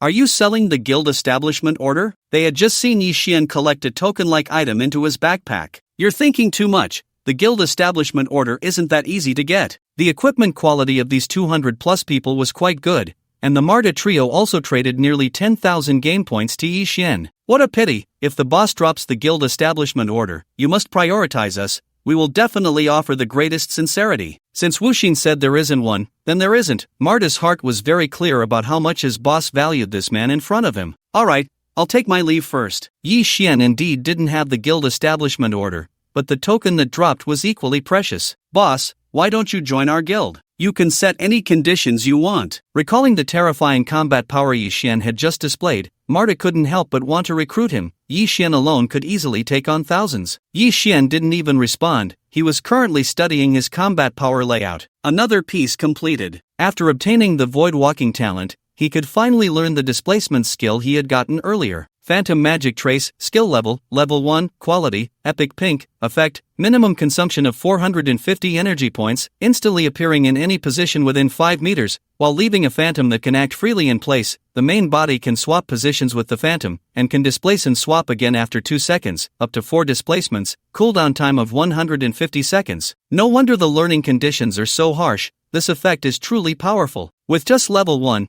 it has 4 instant displacements and 4 phantoms. This is playing with the enemy like a dog. With Void Walking and Phantom Magic Trace, Yi Xian finally felt some confidence for the upcoming race war in half a month. Player, Wuxin, Class, Fallen Sun Demon Bao, Level 13, 130,000, Attack, 6,820, Magic Power, 3,030, Armor, 3,295, Magic Resistance, 4,115, Movement Speed, 3,100, Health, 4,950, Energy, 4,860, Title, Plunderer, Beginner, Talents, Lucky Occasional Favor, Invalid, Void Walking, No Poison No Joy, Level, Warrior's Glory, Mark, Level, Wind Forest Fire, Beastly Instinct, Level, Silent, Level. Looking at his attribute panel, Yi Xian nodded in satisfaction. Although he was still far from the attributes of those monstrous races, his talents alone had already proven his potential. After acquiring the spatial talent, Yi Xian decided to quickly enhance his attributes. He prioritized stacking the soul chain to 10,000 points,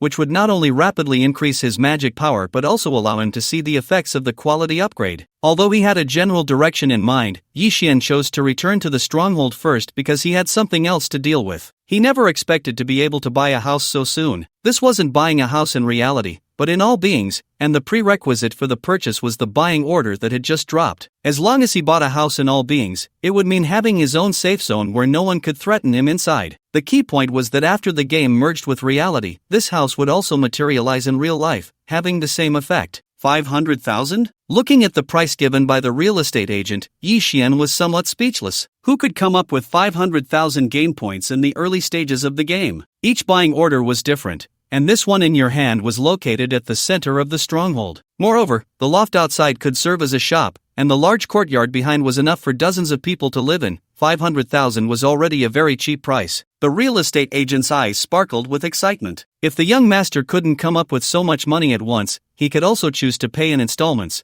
The more installments, the more cost-effective it would be. Yi Xian knew about the installment plan, but he didn't expect a house in the early stages to be this expensive. Young master, there's a promotion right now. If you choose a 1-year installment, we'll give you 2 premium companions. When Yi Xian left the real estate office, 2 sexy and graceful women followed him. Not bad, just in time to have them help sell things. This would definitely be a huge profit. Yi Xian knew the whereabouts of many items, and simply selling them to others like Shui was no longer suitable. This buying order appeared just in time. He had to pay off the huge sum of 5 million within a year, but he was already tied to the Immortal Fate merchant for a total of 40 million, so this amount was nothing. He purchased a location at the intersection in the center of the stronghold, where the daily foot traffic was enormous. Not bad. The space in these 2 small buildings was surprisingly vast. Yi Xian tossed some unnecessary items from his backpack into the hall. These 2 would naturally organize them. Wait for me to prepare some more things, and in a few days, you 2 can open the shop.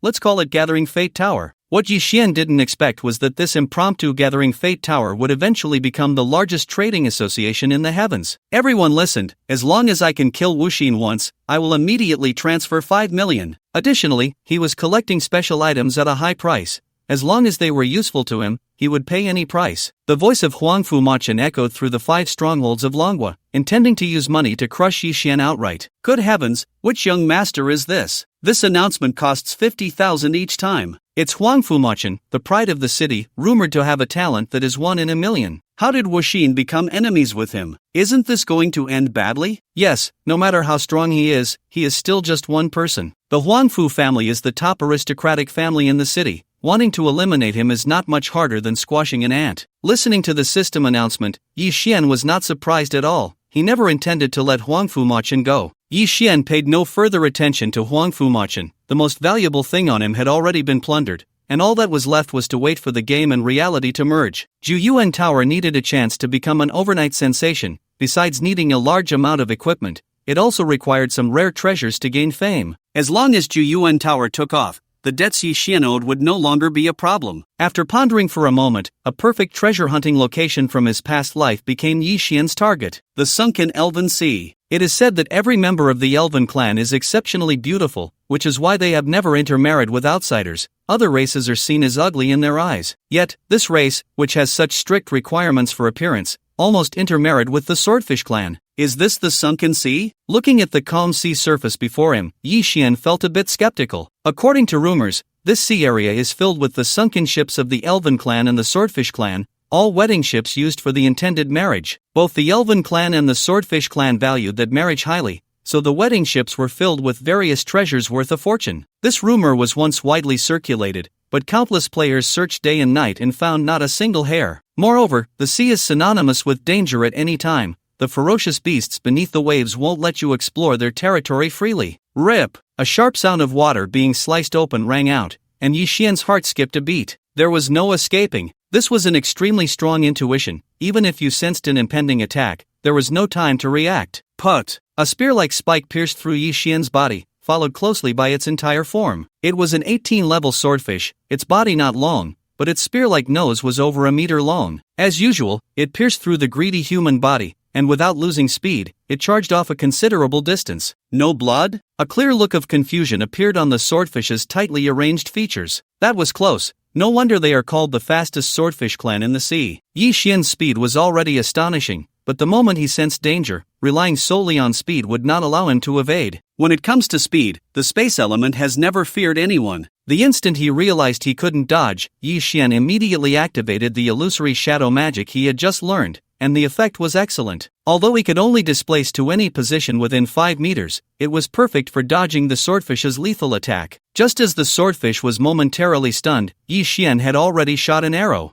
Bang! A direct kill. Level suppression did not apply to Yi Xian. The swordfish is a very powerful race among the sea creatures, but their advantages and weaknesses are too obvious. Their overwhelming speed and penetration are the foundation of their strength, but their weak defense and low health make them very easy to be killed in one hit. Penetrating arrow? This swordfish only dropped one piece of equipment, to be precise, an arrow. Penetrating arrow grants physical penetration, dealing 800 points of true damage. A good item. This was the first time Yi Xian had obtained such suitable equipment, although each penetrating arrow could only be used once. The deeper he swam into the sunken sea, the more frequently swordfish appeared, and their levels increased. Indeed, there was not a trace of any sunken ships. Ordinary players cannot move freely in the sea like Yi Xian, but even so, he could not find any clues. In his previous life, many people chose to give up after searching in vain, but there was another reason Yi Xian had come here again. The sudden rapid development of Chen Pengzi's trading company was due to inexplicably acquiring a large number of rare treasures. Many people speculate that it was he who discovered the sunken ship. Now, more than a month has passed since he made his fortune. Could it be that being too early has caused some clues to be missing? Do I really have to go deeper? The area of the sunken ship is vast, and now Yi Xian can occasionally see swordfish tribesmen at levels 30 or 40. If he goes further in, even he would find it very easy to be caught. Ha! When? The moment Yi Xian raised his eyes, he found himself surrounded by countless swordfish. Within 100 meters, various levels of swordfish densely filled the area, leaving no room for escape. Even with Yi Xian's perception, he still couldn't figure out how these swordfish had surrounded him. Human, what have you discovered? The school of swordfish slowly parted, and a swordfish with golden threads on its back fixed its sharp gaze on Yi Xian. Level, bronze level. The instant he saw this one, Yi Xian knew he could no longer continue his exploration. No matter how powerful he was, he couldn't challenge a level 45 creature with his mere level 13, especially not against the swordfish tribe, which ranked among the fastest of all races. Want to escape? It seemed that the swordfish sensed Yi Xian's thoughts, and its body transformed into a streak of light, rushing towards Yi Xian at an invisible speed. Unfortunately, no matter how fast it was, it couldn't stop Yi Xian from slipping into the void. Losing its target, the swordfish quickly spread out its perception but found it impossible to detect even the slightest breath of Yi Xian. Where is he? Split up and search. At this moment, Yi Xian was not using the phantom magic to conceal himself as before. Instead, he directly utilized void walking to slip into the spatial interlayer. He truly had to thank Huangfu Machin. This talent was incredibly useful. Why did Yi Xian feel this way? Because he discovered that after slipping into the void, the enemies outside could not see his figure, but he could clearly perceive everything happening in that space. While in the void, Yi Xian seemed to sense something. Faint spatial fluctuations were coming from more than 30 meters ahead. Void walking consumes no energy as long as one does not move, but once movement begins, it requires 100 energy for every meter. Yi Xian currently had a total of 4,860 energy points, and more than 30 meters was still within his capacity. However, Yi Xian had just acquired this talent, and his development of it was very shallow. His current speed could only be described as tortoise-like. It took him a full 5 minutes to cover just over 30 meters. Damn it! Why is the consumption of stamina so high besides energy? No wonder Huangfu Machin in his previous life didn't make a name for himself early on. With Yi Xian's attributes, he could only use this talent to escape at this point. After struggling to reach the location of the fluctuations, Yi Xian discovered that this should be a spatial anchor point. It seemed he had found the key. If nothing unexpected happened, the real sunken ship was inside. After fiddling for a long time, Yi Xian still couldn't get in. Although he knew this was a spatial anchor point, he didn't know how to crack it. Despite living a second life, he actually knew very little about those true secrets. There was no way out. It seemed he had to seek outside help. Just as Yi Xian was preparing to retreat, a system announcement echoed throughout the Dragon Kingdom server. Player Huangfu Machin used the battle order against player Wuxin. The battle order cannot be refused by either party. Preparation time is 1 hour, with a maximum of 2,000 companions that can be summoned as soon as the news broke. The Dragon Kingdom chat channel exploded. Damn, is this the power of the Huangfu family? They found a countermeasure against Wuxin so quickly. A noble family is still a noble family. No matter how powerful Wuxin is, what can he do? Let alone 2,000 people. If he can find 200 allies, I'll eat shit. This battle order is too overbearing. It forcibly drags people into a competition. Fortunately, there is a 1 hour preparation time, otherwise, Wuxin would have no room for resistance at all. Player Huangfu Machin uses the acceleration order, reducing the preparation time to 1 minute. There was a brief moment of silence in the chat channel, quickly overwhelmed by countless messages. It's over. What has Wuxin done to provoke Huangfu Machin like this? 1 minute, he probably won't even have enough time to send a message. It's always been hard for a poor family to produce a noble child, no matter the era or the field. They possess countless resources, and these tokens we've never even heard of, and in the end, they all fell on Wuxin. Just sit back and watch the show. Wuxin is completely finished this time. Yi Xian was also slightly surprised. He didn't expect this guy to actually collect the battle order at this moment. He had underestimated the resources of the aristocratic families. However, he knew the terror of the battle order. Perhaps this time he could make a significant profit. Ding ding ding. Countless private messages popped up, all inquiring about the situation of this battle. Zhou Qi, Zhou Xiaolin, He Zai, Manhwa, Qin Yun, the Mata brothers, Zhang Xinyue, and Bai Shui were among the few people he had connections with. He Zai, Xinggu, pull me in, pull me in. I'm so strong lately. Zhou Qi, add me in. Zhou Xiaolin, little thief, you can't leave me out of such a fun thing. Manhwa, bro, no more talking, let's fight. Qin Yun, I'm best at group battles. Aside from Bai Shui's special identity, the Mata brothers and Zhang Xinyue also firmly expressed their desire to join the battle. Seeing these messages, Yi Xian felt quite gratified. It seemed like he was doing well this time. He sent battle invitations to everyone, and as long as they clicked to agree, they would be transported to the battlefield when the fight began. Countdown 5, 4, 3, 2. Player Huangfu Machin uses the ban invitation order, forcibly disconnecting all of Wuxin's teammates. What the hell is this? Can it be played like this? Isn't this game too unreasonable? What can Wuxin do now? Isn't this just a game of being toyed with? Look at the information prompt. Wuxin only managed to invite 5 people, and they were all disconnected by Huang Fumachan. These aristocratic youths are too ruthless. 5. Yi Shen looked at the information prompt and found that only Zhou Qi and the others had chosen to agree to join the battle. Little thief, I'm sorry, we can't help you anymore. Zhou Xiaolin felt a bit upset. She also sensed that Yi Xian was doomed this time. Just wait to watch the show. Yi Xian's invitation to them was out of acknowledgement for their concern for him, not because he really needed their help in battle. Countdown ends, both sides enter the battle space. Yi Xian, who was originally hiding in the spatial layer, instantly disappeared, and when he reappeared, he was in a void, facing the smug Huang Fumachan. I told you, I won't let you go. How about it? Isn't my efficiency very high? Yi Xian observed his surroundings while disdainfully replying, the efficiency of seeking death is indeed very high. This is the first time I've seen someone so eager to die. Battle rules: 1. The winner obtains all equipment, items, point cards, and resources, including soulbound and real estate, from the defeated side. 2. The winner gains 10 years of lifespan, while the defeated side loses 50 years of lifespan. 3. The winner receives 100,000 game point cards, undergoing a comprehensive refinement once. For both sides need to propose another wager. The battle order is an extremely precious item, not only because it forces both sides to fight but also due to the incredible rewards it brings. Lifespan is something Yi Xian desperately needs, and who wouldn't want more point cards? But what truly made Yi Xian covetous was that comprehensive refinement. As long as he won this battle, the refinement from the battle order could elevate both his body and soul, allowing him to withstand a combat power limit starting at least from £1,000,000. Wu Xin, for this battle, I have bet everything that guild establishment order can only belong to me. If it weren't for the repeated setbacks at Yi Xian's hands,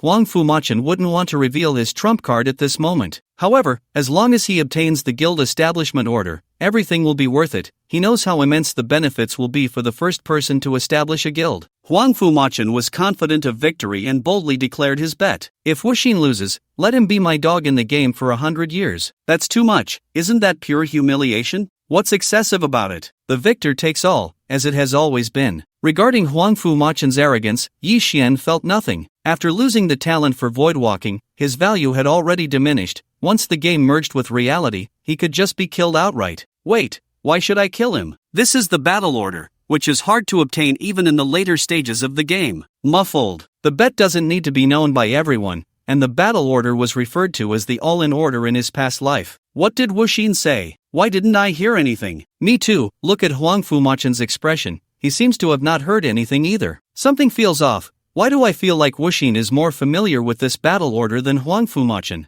Bet established. Starting to teleport to a random battlefield, Yi Xian and Huang Fumachan's figures disappeared from the void, but everyone could see them in the official live broadcast room. Wu Xin is in a terrible situation, all alone. Look at Huang Fumachan's side. It's directly full with 2,000 people. Fortunately, this battlefield is large, not like an arena scene. Otherwise, Wu Xin would have no chance at all. The way you say that makes it sound like he has a chance now. Although they randomly landed in a jungle battlefield, the huge disparity in numbers made the players completely pessimistic about Yi Xian. Everyone spread out, forming groups of 100, searching for Wu Xin's traces with all their might. Upon seeing someone, they immediately signaled, "Do not act rashly." This time, Huang Fumachan was fully prepared. Although the time was short, he still managed to gather several professional commanders. As 20 teams spread out, the battle officially began. Although it was a jungle battlefield, the entire space wasn't large, and Wu Xin would be discovered soon. Look, each of Huang Fumachan's teams is spaced closely, always ready to support each other. So professional, these 2,000 people are probably all professional players. I really can't think of how Wu Xin could achieve victory. Wu Xin, damn it, where did Wu Xin go? The chat channel was originally filled with voices of pessimism, but players found that no matter how they switched perspectives, they couldn't find Yi Xian's figure. Silent. The moment Yi Xian was teleported over, he entered stealth mode. He was no stranger to the battle order. Although he hadn't personally experienced it in his last life, he had studied quite a bit of related battle live streams. The battle space would never be very large. This jungle battlefield was one of the few large venues, but it still couldn't withstand a carpet search by 2,000 people. At this moment, Yi Xian was hidden beside a 100-person team at the edge, calmly watching them search everywhere. I really don't know what the higher-ups are thinking, gathering so many of us just for a mere Wu Xin. Those items were collected with countless efforts. Today, we're putting everything on the line. I thought we were going to war with some family. And what happened? It turned out to be overkill. the things on Wuxin are worth hardly anything combined. The 100-person team then split into smaller teams of 10, looking around expectantly. Stealth can only be entered in a non-combat state, so as long as he chooses to act, Yi Xian must kill a small team as quickly as possible and then leave swiftly. Even with his current strength, he wouldn't dare to confront a professional team of 2,000 head-on. Drawing an arrow, Yi Xian used his non-toxic talent to poison it, then swiftly jabbed it at the nearest player. You said that the Heartless would hide in. Before he could finish, his throat was pierced. Yi Xian's figure was then exposed to all the players, and after a brief moment of shock, the team displayed a very professional combat quality. Bind. The support players acted simultaneously, casting the fastest binding skills, while several players in the back row instantly notified other teams. Watching their movements, Yi Xian quietly breathed a sigh of relief. All these skills were non-targeted. As long as they didn't hit him, they were effectively useless. Targeted skills were generally rare skills above a certain level. Not everyone could possess them. Very few of these players had attributes over 1,000, and whether it was the speed of skill release or flight speed, they simply couldn't catch up to Yi Xian's 3,100 movement speed. To the outside players, Yi Xian didn't seem like an archer at all, as he strolled leisurely to each enemy, then gently stabbed. The poison damage alone had already exceeded 70,000 points, and none of these players could withstand it. The remaining 10 seconds of continuous damage didn't even need to be used. In just a few seconds, a team of 10 had been completely wiped out. Seeing other teams rapidly approaching, Yi Xian decisively chose to retreat, the entire process taking no more than 10 seconds. When the others arrived, they only saw a ground full of corpses and the remaining 9 teams standing dumbfounded. What the hell? Why can the Heartless go invisible? Isn't he an archer? The key isn't invisibility, he just instant-killed 10 players, all above level 10. Isn't that a bit too easy? Right, when he killed those people just now, I felt like he was just taking a walk, with no pressure at all. Now I finally understand why Huangfu Machin was willing to pay such a high price to deal with the Heartless. I feel like he might be in trouble. Yi Xian's actions directly caused the chat channel to explode and plunged Huangfu Machin's previously relaxed team into silence. All teams expanded to 200 players, with squads consisting of 50 players each, and no team was allowed to leave each other's line of sight. The commanders quickly adjusted based on the current situation, raising the danger level of the Heartless to the highest. Additionally, when the Heartless appears again, even if it costs us our lives, hold him back, even for a second. Several commanders understood that to win this battle,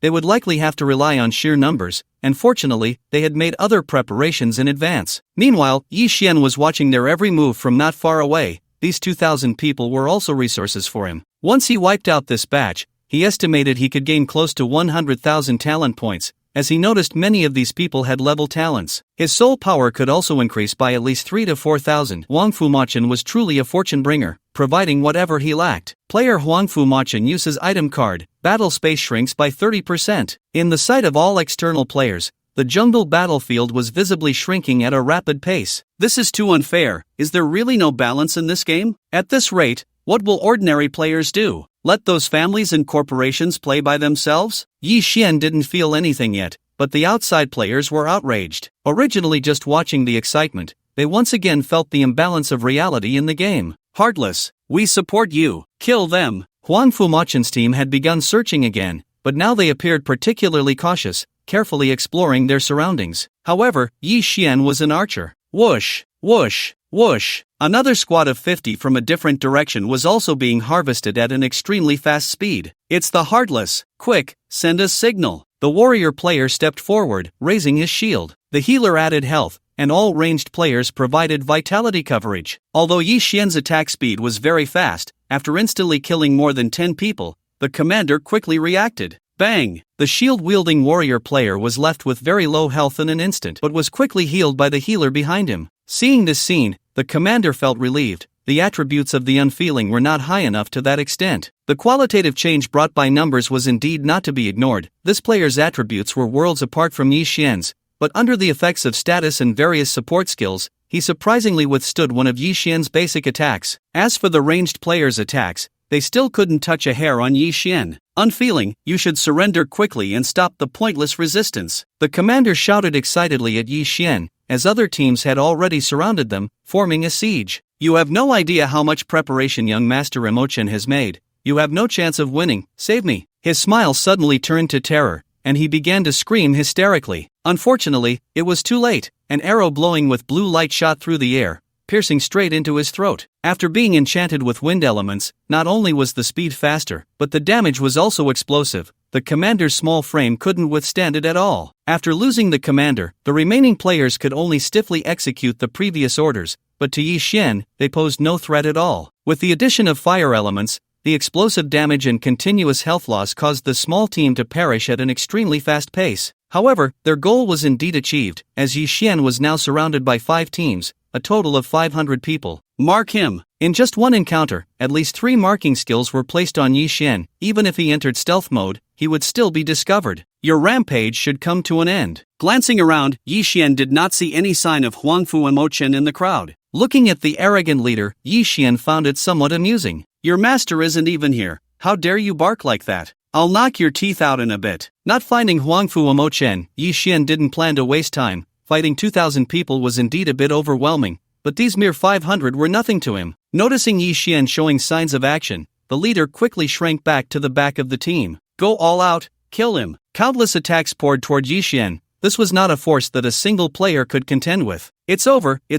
Unfeeling can't handle this now. Why didn't he leave earlier? I can't figure it out either. According to his previous actions, he could have gradually worn down all the teams. Did he suddenly lose his mind? Is his stealth actually limited, and now he can't use it? Are you all even paying attention? Unfeeling already has several marking statuses on him. What good is his stealth now? The chat channel was in chaos. Unknowingly, they were no longer just spectators. They wanted Unfeeling to win this battle. The glory of the warrior. Under everyone's gaze, Yi Xian's feet trembled slightly, and he leaped into the air in an instant. Wow, that launch speed. All the attacks couldn't keep up with Yi Xian's figure. If it weren't for the official livestream following his perspective, the players wouldn't have known how high Yi Xian had jumped. This height must be at least 800 meters, right? Is Unfeeling even human? Is this a skill or a talent? How do I feel like Unfeeling has endless abilities? Can one person really learn so many things? In a normal state, he could reach a height of 5,000 meters, but that was completely unnecessary. After all, Yi Xian's purpose for jumping up was just to reenact the scene from before. The bowstring pulled back, and the scene of a machine gun firing was recreated. Whoosh, whoosh, whoosh, whoosh, whoosh,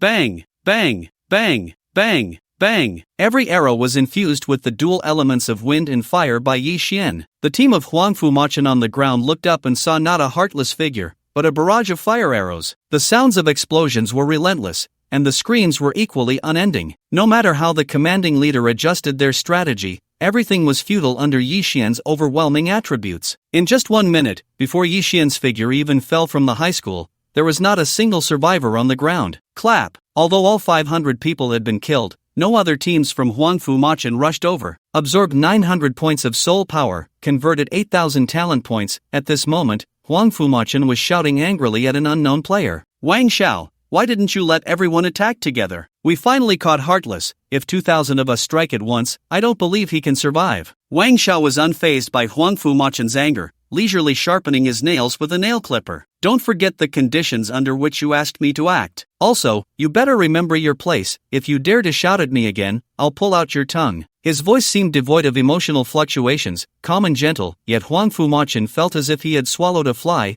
uncomfortable and irritated. Wang Xiao, although you are a direct descendant of the Wang family, don't forget that our Huangfu family is not to be trifled with. Huangfu Machen's voice was deep and powerful, as if he was trying to bolster his own courage. Although we can't match your 4 great families yet, with the new era upon us, you will need the support of more powerful families. Otherwise, your other strong competitors won't let you off so easily. Wang Xiao paused his movements, his gaze fixed on Huangfu Machen. Noisy, if you dare to chatter one more time, I'll kill you immediately. Go ahead and try. Huangfu Machen's expression changed, but recalling the rumors about Wang Xiao, he could only choose to swallow his anger. Next wave, send in 1,000 people. Wang Xiao pointed to the team behind Huangfu Machen, while the others stood by. I want to see if this Heartless is worth my effort. At this point, Huangfu Machen had nothing more to say and could only mutter under his breath, what a madman. Aside from the situation on the jungle battlefield, Birushuite at the Silver Moon Consortium was also caught in a storm. Just before, when Yi Xian invited them to join the battle, Wei Ai Qishang had used a special method to forcibly log a few of them off. The moment Birushua realized this, she knew it was bad.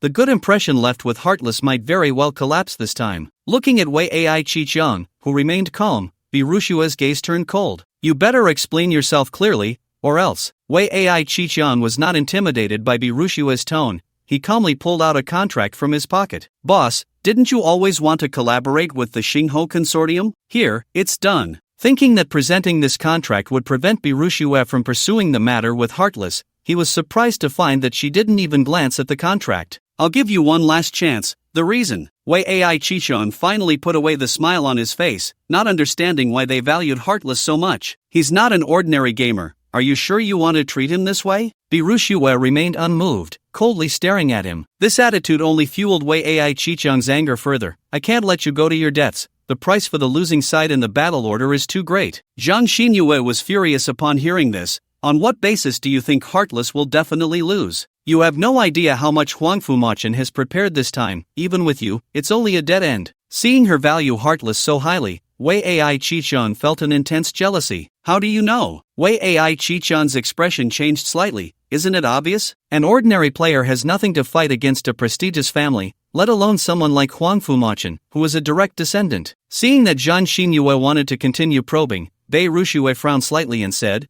"Alright, let's leave this matter here." After saying that, she looked at the lovesick person with a meaningful gaze. This is a warning not to repeat it. After Yi Xian killed 500, he quickly disappeared from the sight of the external players and entered stealth mode again. The area of the jungle battlefield was already small, and the time spent in battle was enough for Huang Fumachan to surround him, yet he never appeared until the end. What is this guy up to? The battle order has no other benefits to gain, so all means are based on the final victory. Huang Fumachan's actions left Yi Xian momentarily puzzled. Just a few minutes later, Yi Xian found Huang Fumachan's main force. People? They stood there openly, not searching around like before, seemingly waiting for Yi Xian's arrival. As if sensing something, the leader of this 1,000-man team stepped out of the ranks. No need to hide, this area has been restricted by young Master Machan. As soon as you get close, you'll be marked. After confirming this, Yi Xian lazily decided not to remain invisible any longer. He had not developed these talents to a deeper stage in such a short time.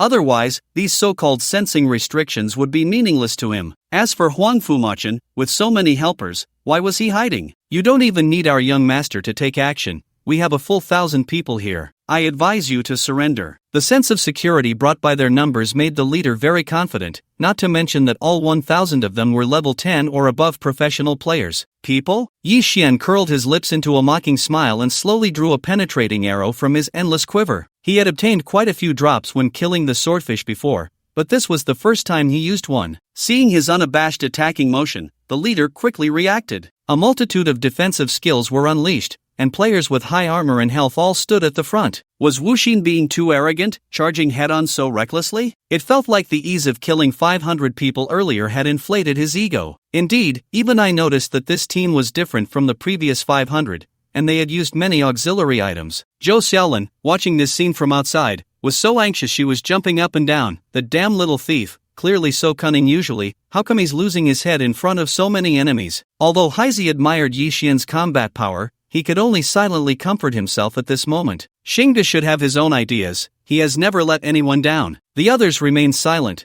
but with a full 2,000 enemies, there was no reason not to worry. After preparing for defense, the leader's orders did not stop. Countless players charged towards Yi Xian, with several ranged attacks arriving first. What good is having so many people? Let me show you remnants of the old era what the future trend looks like. Yi Xian excitedly pulled back the bowstring, fully unleashing the wind-chasing arrow for the first time. His current attack power was 7,270, which could reach 72,700 under a tenfold increase, and then the wind-chasing arrow would amplify by 500 on that basis, totaling 363,500. A full 360,000 damage, let alone this group of players being around level 10, even if they leveled up another 10 levels, they would still be no match. After Yi Xian released his hand, the wind-chasing arrow shot forth like an enraged dragon emerging from the sea, violently tearing through the air, spiraling at high speed, resembling a tornado rushing towards the front line. Buzz! The sound had just begun when the arrow struck the first enemy. Under the powerful rotation, this player was directly torn to pieces,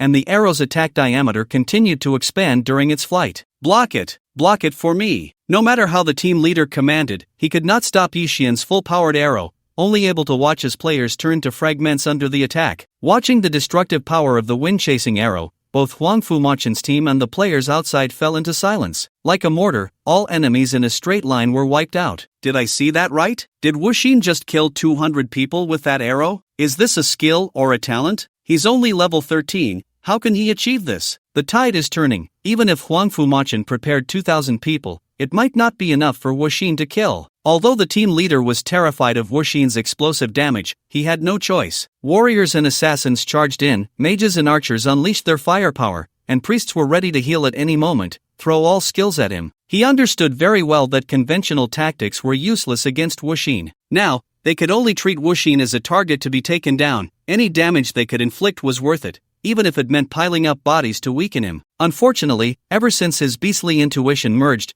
Yi Xian's perception had become extraordinarily powerful. He sensed these attacks during their charging phase and didn't even need to use Phantom Shadow. He could dodge simply by utilizing wind elements. Even if a few targeted damage skills managed to hit him, it was difficult to break through his astonishing armor and magic resistance. Damn! What kind of freak is Wuxin? Since all beings does not have a mechanism for forced health deduction, the team leader found that even though a skill had finally hit Wuxin, there was no health deduction prompt above his head. What kind of monster has young Master Machen provoked this time? Explosive attacks, incredible speed, and armor and magic resistance far beyond ordinary people. No matter how many ordinary players there were, they posed no threat to him. While Yi Xian was dodging attacks, he wasn't idle. These 1,000 people were not equipped with special items, and conventional skills were indeed useless against him. He only needed to take them down one by one to quickly clear his opponents. TSK, how pitiful. Although I don't know what Huang Fumachen is planning, letting you all come to your deaths like this makes me feel a bit sorry. That said, Yi Xian's actions did not pause for a moment, as if he were harvesting wheat, taking down player after player. You must know how heavy the cost of dying once in the game is. Tell me Huang Fumachen's plans, and I might spare your life. There are too many strange things in all beings, and Yi Xian still does not possess the strength to handle every situation, so being cautious is not a bad thing. Don't be delusional. There's no way you can win against young Master Machen in this gamble. The team leader naturally didn't want to die here, but if he betrayed Huang Fumachen, he wouldn't be able to live in reality either. He knew which was more important. Yi Xian didn't really intend to gather any intelligence. In the duel between the two sides of the battle order, one must kill all of the opponent's members to achieve victory. Although the wind-chasing arrow had killed 200 people, the remaining numbers were still too many, and it would be difficult for Yi Xian to finish them off quickly. Just as Yi Xian continued to pick off players, a figure suddenly appeared behind him, wrapping around him at incredible speed. Die! This was an assassin player, glowing with white light, who directly self-destructed before Yi Xian could react. The brutal damage directly deducted 2,000 points from Yi Xian's health, and a system prompt sounded. You have been attacked by Blood Curse. Your attack is reduced by 50, speed is reduced by 50, defense is reduced by 50. Little Black succeeded. Charge at him. Take him down. Beastly intuition is a passive talent,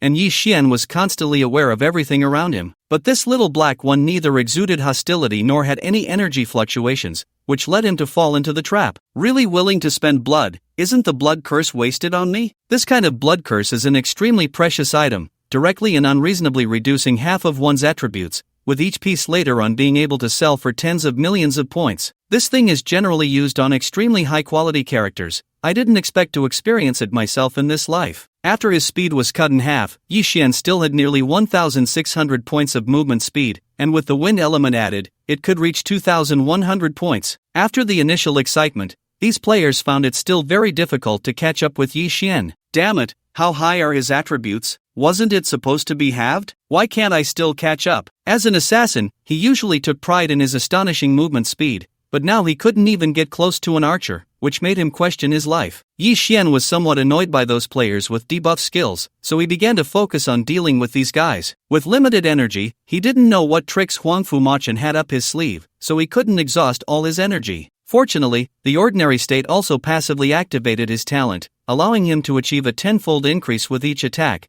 making him quite fast at killing. A group of players approached, with warriors in front, prioritizing the protection of mages and priests. The team leader noticed Yi Xian's offensive had slowed down. He needed to find a way to consume as much as possible to prepare for the final battle with Huang Fumachen. So annoying, you really are. I have to say, an excellent commander can indeed bring a lot of trouble. All beings is already anthropomorphized. It seems not to consume energy, but stamina is indeed consumed in reality. There was no other way. Yi Xian directly used Phantom Magic Trace. After leaving an illusion in place, he quickly approached the team leader's position, he had to deal with this guy first. Protect me! Protect me! The team leader screamed while running backward, trying to delay for a second. Countless warrior players formed a human wall in front, trying their best to block Yi Xian's advance. Unfortunately, the displacement of Phantom Magic Trace belongs to the space system, directly passing through their human wall and instantly appearing in front of the team leader. Without any nonsense, he shot an arrow like an assassin. Zing! The team leader, running backward, didn't even notice Yi Xian had appeared in front of him, and his throat was pierced through. You can't win. After losing the commander, the remaining players basically fought freely, chaotically launching attacks at Yi Xian. It's worth mentioning that none of these people chose to flee, they all opted to fight to the death. In minutes, all the remaining people were dead. Yi Xian stood alone in the center of the battlefield, surrounded by corpses lying in disarray. Gulp! I would call Wuxin the number one player in the game of all beings. The number of people really had no meaning in front of him. He didn't even use many flashy skills, just shooting one arrow after another to kill over 1,000 people. Where did Huangfu Machin go? Why is he sending them in batches like the Calabash brothers saving their grandpa? He wouldn't be scared, would he? The chat channel in the Dragon Kingdom was silent wave after wave today. Yi Xian's performance completely shattered their previous understanding of the game. The number of players seemed no longer a powerful standard. This ignited hope in many solo players. They genuinely liked freedom but had never been able to truly play on their own before. Because of the large number of guild members, they would seize various resources. If you didn't join a guild, you could only be bullied and left behind. Yi Xian's current performance seemed to announce the arrival of a new era. While numbers were still important, they were no longer the only winning factor. Come out, I've been watching for so long. Yi Xian actually didn't feel any hostility, but his intuition told him that Huangfu Machin and his last 500 subordinates were nearby. Clap, clap, clap. A round of applause echoed, and Wang Xiao appeared contentedly from the void, followed closely by Huangfu Machin. How did you discover us? This void scroll is an epic level item. I wouldn't have used it if it weren't for you. Looking at the unfamiliar figure before him, Yi Xian felt a bit puzzled. It seemed this guy was even more powerful than Huangfu Machin. Wuxin, how about you come with me? Wang Xiao, ignoring Huangfu Machin's displeased expression, eagerly tried to recruit Yi Xian. The battle just now had truly amazed him. As long as you come with me, I'll let you win this fight. Not only that, I can offer you more. Don't doubt my abilities. My surname is Wang. After saying this, Wang Xiao clasped his hands behind his back. No one would refuse an invitation from the Wang family. This was his confidence, and also the confidence of the Wang family, one of the 4 great families of Longwa. Sorry, I'm not into that. Yi Xian smirked, looking at Huangfu Machin and joking. I didn't expect you, Huangfu Machin, to be into this kind of thing, and from the looks of it, you're the one on the bottom. Ha ha ha. Shut the hell up. You're the one on the bottom. Huangfu Machin's face turned red with anger. His status and strength were indeed inferior to Wang Zhao's, but he hadn't fallen to that level yet. Do you dare refuse me? Wang Zhao's expression darkened. Since his birth, few had dared to refuse him. Wuxin, you need to think this through. The person before you is the most outstanding direct descendant of the Wang family. Huangfu Machin suddenly introduced him kindly. Have you ever heard of the name Wolf Walks 1,000 Miles? Before Yi Xian could respond, the chat channel erupted again. I can't be hearing this wrong, right? Huangfu Machin said this man is Wolf Walks 1,000 Miles? The one who dominates multiple online game rankings? Oh no, Wuxin is finished. Wolf Walks 1,000 Miles once took on 3 opponents in a tournament. His solo combat ability is definitely in the top 5 in the online gaming community. Isn't the shocking part supposed to be his identity as the young master of the Wang family? You bunch of poor losers only know how to discuss games. The Wang family controls half of Longwa's manufacturing industry. Even many state-secret military factories are under their responsibility. Their business empire spans various industries, and saying they are as rich as a nation is not an exaggeration. I'm really envious of Wuxin. Just playing a game can catch the eye of the young master of the Wang family. His worries for the rest of his life are over. The Wang family is one of the 4 great families of Longwa, a true behemoth. Even the Wangfu family has to bow their heads in their presence. Wang Xiao displayed exceptional business talent from a young age, so the higher-ups of the Wang family let him take over a significant portion of their business empire early on. He was also obsessed with gaming, not only excelling in skill but also founding the top online gaming guild, Wolf King, shining brightly among many online games. He had a presence in every popular game, earning substantial profits for himself. Wolf Walks 1,000 Miles? Yi Xian was certainly familiar with this name. It was just that in previous online games, Wang Xiao had never shown his face. Remembering now? Then hurry up and come over to serve young Master Wang. Huangfu Machin's words were uncomfortable for anyone to hear. He originally wanted to continue insulting Yi Xian but noticed Wang Zhao's slightly warning gaze. Damn, I've gone too far. Wang Xiao isn't an idiot. If I keep talking, he probably won't let me off. Huang Fumachin naturally didn't want Yi Xian to truly ally with Wang Xiao. After all, that would mean all his efforts had been in vain. He had already paid too high a price to deal with Yi Xian. If you want me to join, it's not impossible, you just need to agree to one condition. Wang Xiao raised an eyebrow. He knew no one would dare refuse him. Seeing Yi Xian's mischievous smile, Huang Fumachin felt uneasy. Wolf walks 1,000 miles eats meat, while dogs walk 1,000 miles to eat shit. Yi Xian raised his right hand and pointed at Huang Fumachin. Send your dog to me, let me see what the deal is. Are you messing with me? Wang Xiao realized that Yi Xian was toying with him. What? You won't even give me a dog, and you expect me to serve you? Although the Huangfu family is not as powerful as the Wang family, it is still one of the strongest families in the city. Huang Fumachin, as a direct descendant of the Huangfu family, represents the family's prestige, and even Wang Xiao does not have the right to casually send someone away. Commoners, do you think playing a game can change your fate? Dream on, get up. At this moment, Huang Fumachin was completely enraged, disregarding Wang Xiao's attitude and directly attacking. He only wanted to see Wuxin dead. You have to wonder if Wuxin is a fool, such a great opportunity and he doesn't seize it well. This is someone even more formidable than Senior Machin. At this time, Feng Xuening and her best friend were also watching the live stream, and they couldn't understand Yi Xian's actions. Feng Xuening still held some different thoughts about Wuxin, unconsciously defending him. Perhaps he was just too strong-willed. A top player like him would definitely not want to be beneath others. Looking at Wuxin's figure, for some reason, she suddenly thought of Yi Xian. They really looked alike. Impossible, the world is so big, there are so many people with similar builds. Moreover, with Yi Xian's personality, he would never appear in such a place so early. If he received such a request, he would probably rush to be someone's dog. How could he refuse? In the past, Yi Xian had been so humble in front of her. Even if someone splashed water on him in public, he would still smile. Although Yi Xian had shown a very strong side last time, in her eyes, it was all just an act. As long as she ignored him for a while, he would obediently return to his original self. My God, Xuening, look at that! Her best friend suddenly screamed, bringing Feng Xuening's attention back to the jungle battlefield. In just a minute since Huang Fumachin broke through, a huge change had already occurred in the center of the field. Wang Xiao knew that Wuxin could not be used by him, so he could only kill him, allowing Huang Fumachin to win this battle. The remaining 500 people had already equipped special items under his command, aiming to maximize his combat power. Beast transformation? At this moment, there were no players in front of Yi Xian. Instead, there was a giant wolf over 10 meters tall. Its body was covered in blood-red fur, and its fierce fangs seemed to be stained with remnants of its last meal, making it hard to tell whether it was real or an illusion. Yi Xian tentatively pulled the bowstring, and a swift shot hit the blood-red giant wolf. With a tenfold increase, Yi Xian's attack power was over 70,000, but it surprisingly showed a big number. It's over, Wuxin's attack can't break through the defense. Is this the strength of a wolf that travels 1,000 miles? Just now, Wuxin had slaughtered so many people like cutting vegetables, but when he encountered Wang Xiao, he still had to kneel. This giant wolf looked terrifying, as if it were transformed from those 500 players. The blood-red giant wolf looked real, but it was still an energy body. Although it was unclear what method Wang Xiao used, it indeed had strength not less than that. The giant wolf's hind legs pushed hard against the ground. Bang! 2 deep pits instantly formed, and the giant wolf, like a streak of blood-red light, swiftly pounced towards Yi Xian. Although he knew it was an energy body, as he looked at the wolf's mouth so close, Yi Xian seemed to smell a foul stench. The exaggeratedly opened wolf's mouth came down to bite fiercely. Crack! That was the sound of teeth clashing, and at the same time, Yi Xian's figure completely disappeared. Outside the arena, Zhou Xiaolin's heart tightened, and she couldn't help but grab Zhou Qi's arm. Brother, is that little thief okay? Zhou Xiaolin's eyesight was not as good as Zhou Qi's.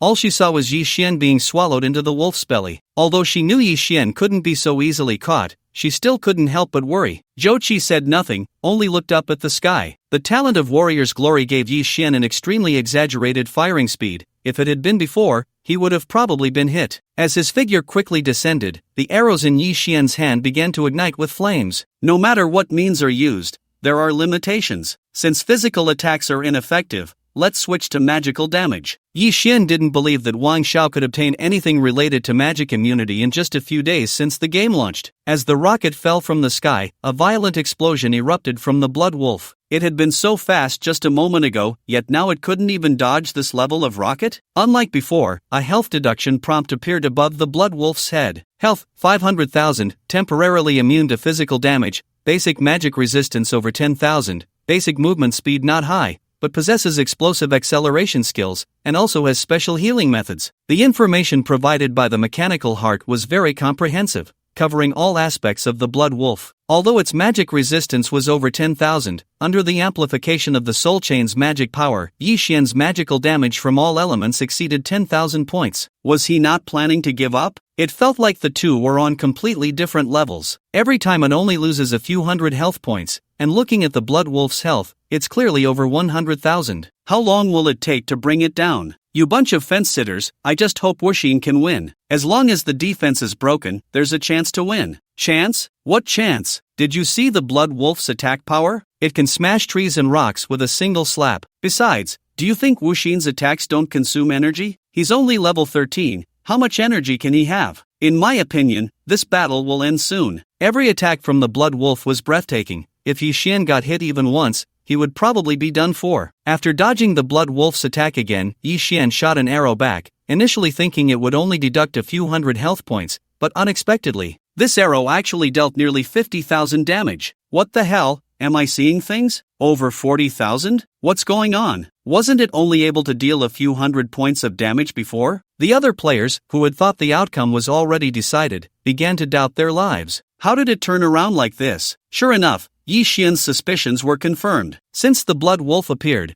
Wang Xiao and Huang Fumachen had not spoken again. The limitation of becoming an energy entity must have completely lost its autonomous control. This Blood Wolf had been using purely instinctual attacks, very mechanical. Undeniably, its attributes were extremely powerful, and at this stage, no player could compare to it. But perhaps Wang Xiao didn't expect a player like Yi Xian to exist. His numerous powerful talents allowed him to hold on until the Blood Wolf was weakened. Bang! Bang! Bang! Taking advantage of this time, Yi Xian's arrows did not stop, directly knocking off over 400,000 health from the Blood Wolf. No way, I feel like the Blood Wolf is about to go down. Is Wuxin really going to achieve the impossible? Wang Xiao is so disappointing. He was so impressive just now, and now he's so pathetic? I still preferred the rebellious look you had earlier. Just when everyone thought Yi Xian was about to win, his movements suddenly halted. Roar! Again, it was that explosive speed. Yi Xian had timed it perfectly and leaped into the air again, needing just 3 more arrows to take down the Blood Wolf. Seeing this scene, Zhou Qi also breathed a sigh of relief. It was about to end. Bro, look! Everyone thought the Blood Wolf would fall after its last desperate resistance, but after howling, it did not charge at Yi Xian. Instead, it stood still. Countless streams of blood-like liquid surged in from all directions, and the Blood Wolf's state visibly began to recover. Watching the blood energy being drawn in, Yi Xian narrowed his eyes. Wang Xiao was indeed ruthless. He had tampered with the entire 2,000-person team in advance, and this blood energy came from the players Yi Xian had just killed. Although the game had not fully merged with reality, this blood energy would also consume players' real lifespans and vitality. 10,000? Looking at the data provided by the mechanical heart, Yi Xian frowned slightly. Not only has it returned to its peak state, but its health has even doubled. Wuxin, you really have some skills. It seems the first form is not your match. At this moment, the Blood Wolf's eyes surprisingly regained clarity, and Wang Zhao's voice came from its mouth. Meanwhile, Yi Xian noticed that the 7-star diagram was faintly vibrating, indicating nearby players with the 7-star talent. The Blood Wolf is now under Wang Zhao's control, making it increasingly difficult to deal with. After leaping into the air once more, the Blood Wolf raised its head, a triumphant smile curling at the corners of its mouth. Its jaws opened wide, and countless red lights gathered, compressing into a crimson laser that shot towards Yi Xian. Damn, Wuxin can't dodge in midair at all. Ha, are we going to lose? Lose my ass, have you forgotten the displacement skill Wuxin used before? This laser is fast, but as long as you move a few meters to the side, you'll be fine. The Blood Wolf's energy laser was incredibly fast, reaching beneath Yi Xian in just 1 second. Just as Yi Xian was about to use phantom magic to evade, he found it had no effect. You are currently in a silence state and cannot use any skills. The system prompt sounded just as the activation had already pierced through Yi Xian's chest. The intense discussions in the chat channel abruptly stopped, plunging into 3 seconds of silence. Why didn't he use that skill? Out of energy? Or is the skill still on cooldown? I think it might be a problem with the casting preparation. He probably didn't expect the Blood Wolf's attack to be this fast. Seeing Yi Xian get hit, the Blood Wolf let out a chilling, maniacal laugh. It was Wang Zhao's voice, so satisfying. Every time he defeated these powerful opponents, it filled him with the same excitement and joy. He loved this feeling. He had a silence skill that he had gone to great lengths to obtain, but it always brought him surprises. Today, he even pulled down the currently dominant Wuxin. This feeling was just too great. You seem to be laughing quite happily? Wang Zhao's maniacal laughter suddenly stopped as he turned back in disbelief, seeing Yi Xian pulling the bowstring, completely unharmed. Bang! A violent sound of vibration came, and the penetrating arrow, infused with additional poison, struck the blood wolf directly. Sure enough, watching the blood deduction prompts continuously appearing above its head, it still couldn't resist magical attacks. What's going on? Wasn't Wuxin just hit? Didn't it look like he was pierced? Could it all have been an illusion? It wasn't the displacement skill used before. My god. How many trump cards does Wuxin still have? The game has only been live for a few days, and most players have yet to see those even more incredible talents, skills, and items. However, that was truly dangerous. Yi Xian fell into a silenced state, unable to use any skills, and the activation speed was so fast that it left no time to react. Fortunately, he finally triggered the automatic displacement effect of the void walking talent, which was not affected by the silence skill. Although Yi Xian's hard power crushed Wang Zhao and his 2,000 men, under the influence of special skills and items, it was still easy to flip the situation. This also made Yi Xian want to acquire more talents so he could face various situations with ease. As for the blood wolf in front of him, looking at the dwindling energy, Yi Xian decided not to drag it out any longer. Battle Rhythm, activate. After entering the rhythm state, Yi Xian's instant movement speed could increase by up to 6,000 points, and even the Blood Wolf's explosive displacement skill wouldn't be able to touch him. Arrow after arrow shot out like a machine gun, and Wang Zhao looked at the dense barrage of attacks with disdain. Wuxin, what are you still struggling with? This pure physical attack is ineffective against me. Don't you understand that by now? He felt a bit disappointed. The only means Wuxin had to deal damage to him was through magical attacks, but with his current health, the little bit of damage from magical attacks was utterly insignificant. Wang Zhao was not prepared to dodge these arrows. He exerted force with his hind legs, his eyes fixed intently on Yi Xian's position. For archers like this, once he got close, none could resist him. This game should come to an end. Wuxin. The powerful reaction force caused Wang Zhao's speed to surge, and at the same time, the first arrow had already struck his body. Wang Zhao, who had initially dismissed it, suddenly stiffened. Ah! Ah! Cries of agony echoed through the sky. The intense pain seemed to spill out of the screen,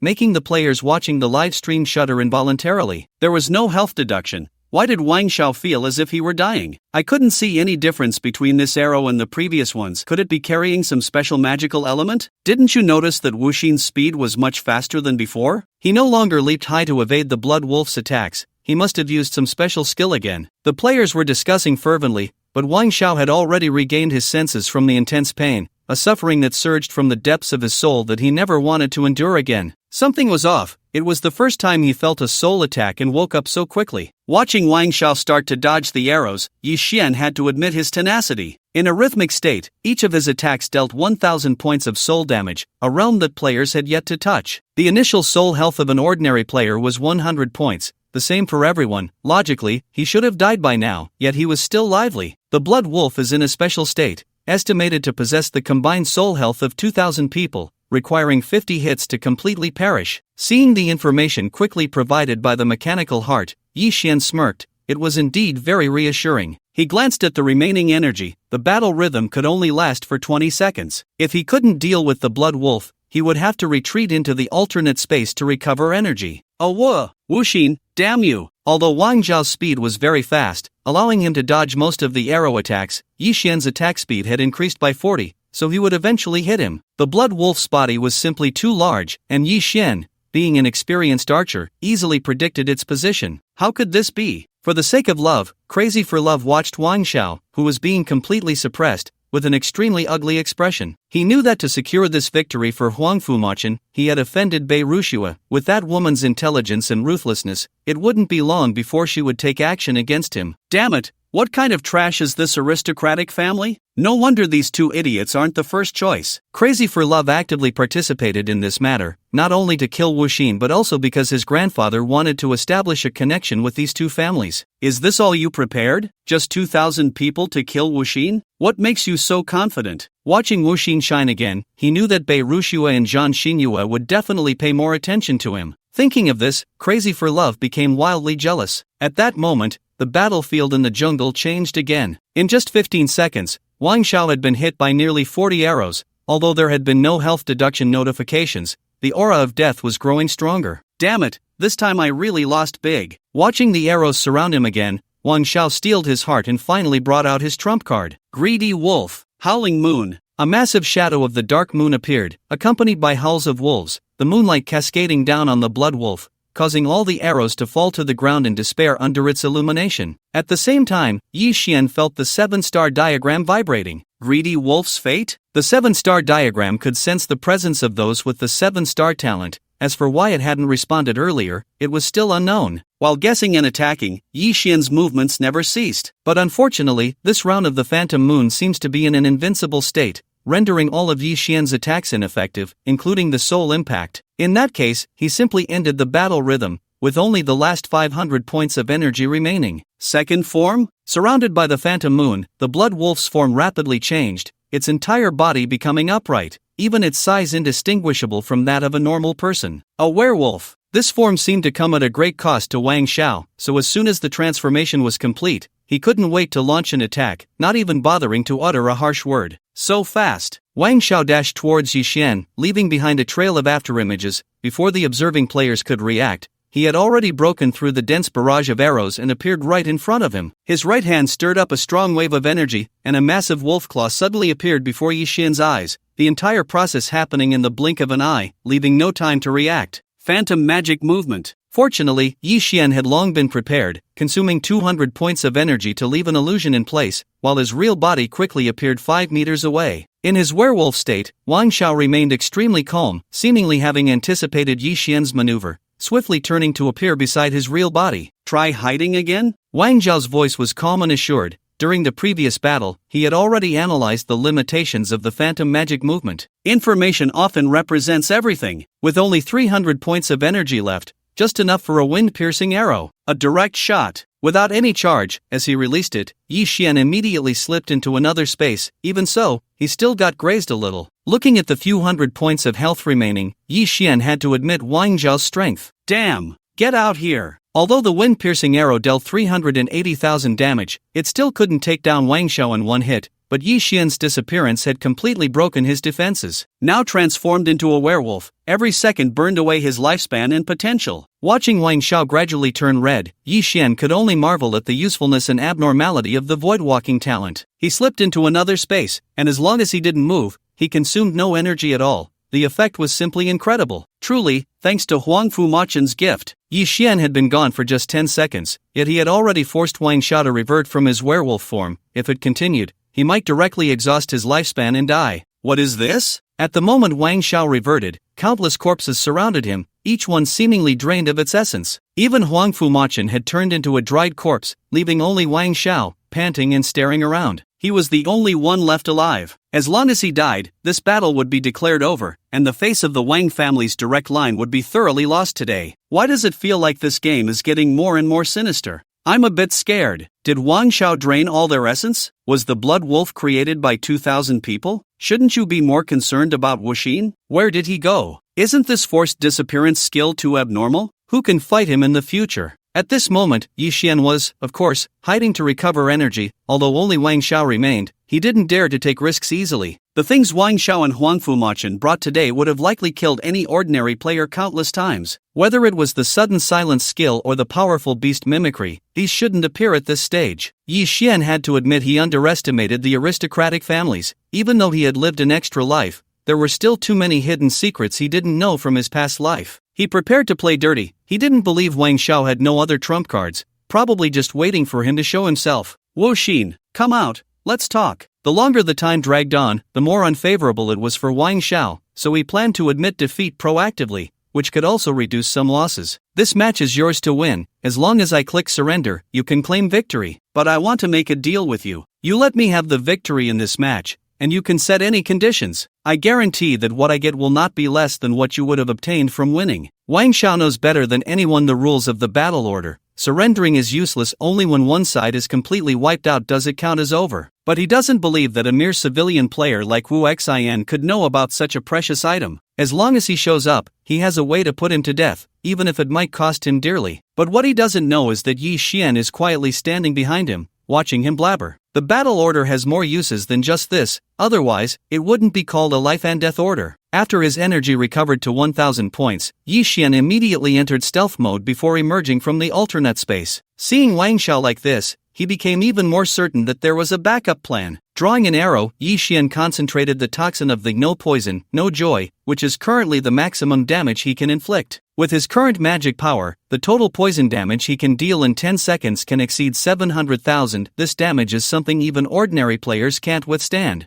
Bang! The sound of the bowstring vibrating caught Wang Xiao's attention. He turned around in surprise, only to find that he couldn't see Yi Xian at all. After launching this attack, Yi Xian had once again slipped back into the alternate space. Damn it! Wang Xiao's attributes couldn't withstand such exaggerated damage. Before he could finish cursing, he was already dead, still clutching an unknown small knife tightly in his hand. Battle concluded, winner, Wu Xian, with the system announcement ringing out. All the live streams instantly closed. What the hell? Why did it close? What about the rewards after the battle? Can't we see them? I still want to know what bets they made. Zhou Xiaolin's anxious heart finally relaxed. Although she had great confidence in Yi Xian, after all, the opponents were the direct descendants of two prominent families, and they had a full 2,000 professional players with them. At first, she actually thought Yi Xian would undoubtedly lose. Brother, the little thief seems to be getting stronger and stronger. When can I beat him up? Hearing her mumble, Haizi chuckled beside her. Sister Xiaolin, I know a way to make Xian Gu obediently let you beat him. Do you want to hear it? Zhou Xiaolin saw his mischievous grin and knew what he was going to say, opening her mouth. Get lost. At the same time, cheering with joy was Zhang Xinyue. For this man, whom she found least repulsive, she was determined to bring him into the Silver Moon Consortium. Boss, when are we going to trick Wu Xian over? Zhang Xinyue deliberately leaned closer to Bei Rushue, greedily inhaling her alluring feminine scent. Isn't that up to you? The wedding has already been held with someone else. Bei Rushue lifted Zhang Xinyue's delicate, fair chin and said, she only liked me. I see your soul is almost taken away by Wu Xian. Oh, boss, what nonsense are you talking about? I'll go pour you some tea. Watching her flustered rush outside, Bei Rushue concealed the smile in her eyes. This battle might have caused a slight crack in their originally harmonious relationship. She had to speed up her actions. While everyone was still intensely discussing this battle, Yi Xian remained alone on the jungle battlefield. Also left behind were 2,000 professional players who couldn't log off. Congratulations to player Wu Xian for gaining 10 years of life, 100,000 game points, and all equipment, items, and points from the losing side. Huang Fumachin, you really are a good person. Yi Xian didn't expect that just a few days later, the issue of his lifespan would be alleviated. These 10 years of life immediately pulled him out of a high-risk state. Moreover, the equipment from these 2,000 professional players gave Yi Xian's gathering pavilion an immediate stock, ready to open for business. Whatever is lacking, give whatever is needed. Yi Xian felt that his killing intent towards Huang Fumachin had dissipated just a little bit. After this battle, Yi Xian's game points skyrocketed to 170,000, and the soul power he absorbed reached over 7,000, allowing him to level up soon. He also obtained quite a few precious items from Huang Fumachin and Wang Xiao, and at this moment, Yi Xian was holding a small knife, feeling a bit of fear. Fall, special item, flying knife form, locks onto a target to launch an attack, ignores defenses, and will definitely deduct 100,000 health points. He actually couldn't quite figure out where these aristocratic families obtained such special items. Items with locking and ignoring effects became increasingly precious as time went on. It didn't matter if you were immune to physical or magical attacks.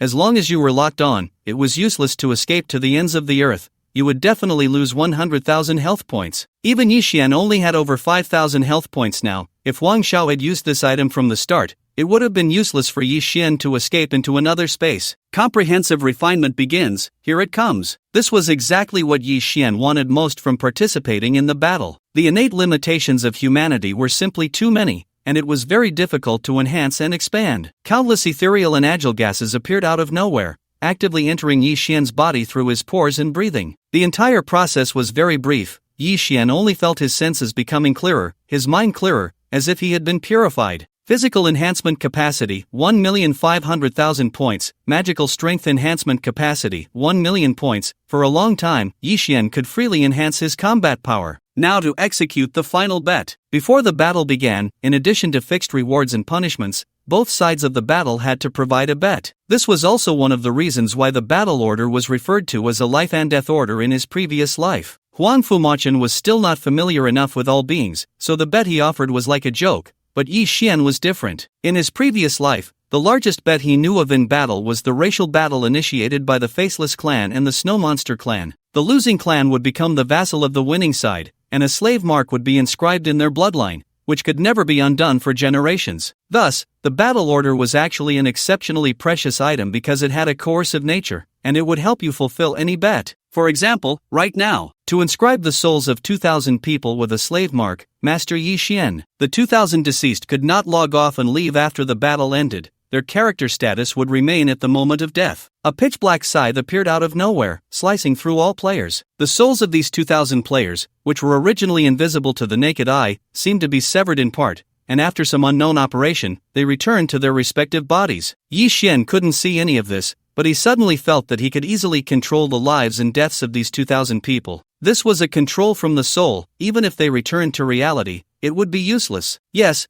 now there were hidden pieces left in the Huangfu and Wang families, and the racial battle in half a month wouldn't be so easily manipulated. In his previous life, Huangfu Machan was like a towering tree to Yi Xian, but now, just a few days after his rebirth, he had not only easily controlled his life and death but also brought the more powerful Wang Xiao under his command. With these two, Yi Xian would be able to learn more secrets of the aristocratic families. He had to figure out the source of these items. Whether it was the battle order or the fall, they were not things that current players could access. No matter how many resources these aristocratic families spent, it was impossible to collect these items in just a few days. There must be secrets unknown to ordinary players involved. With the final bet completed, Yi Xian was also teleported out of the jungle battlefield. Damn, why haven't I left yet? Still at the location of the previous spatial anchor point, Yi Xian sensed the external situation and discovered that the Swordfish clan had actually set up camp here. Fortunately, that level 45 swordfish was not around, otherwise, Yi Xian would have found it very difficult to handle. He couldn't crack the spatial anchor point for now, so he could only remember the location and deal with it later. Anyway, he had the equipment now, so he would first open the gathering pavilion. Looking at the swordfish group still wandering outside, Yi Xian felt a bit troubled. As soon as he detached from the alternate space, even if he entered stealth mode, moving through the water would still give him away. He couldn't hide from these creatures that had lived in the sea their whole lives. With the speed of the Swordfish clan, that level 45 would arrive quickly,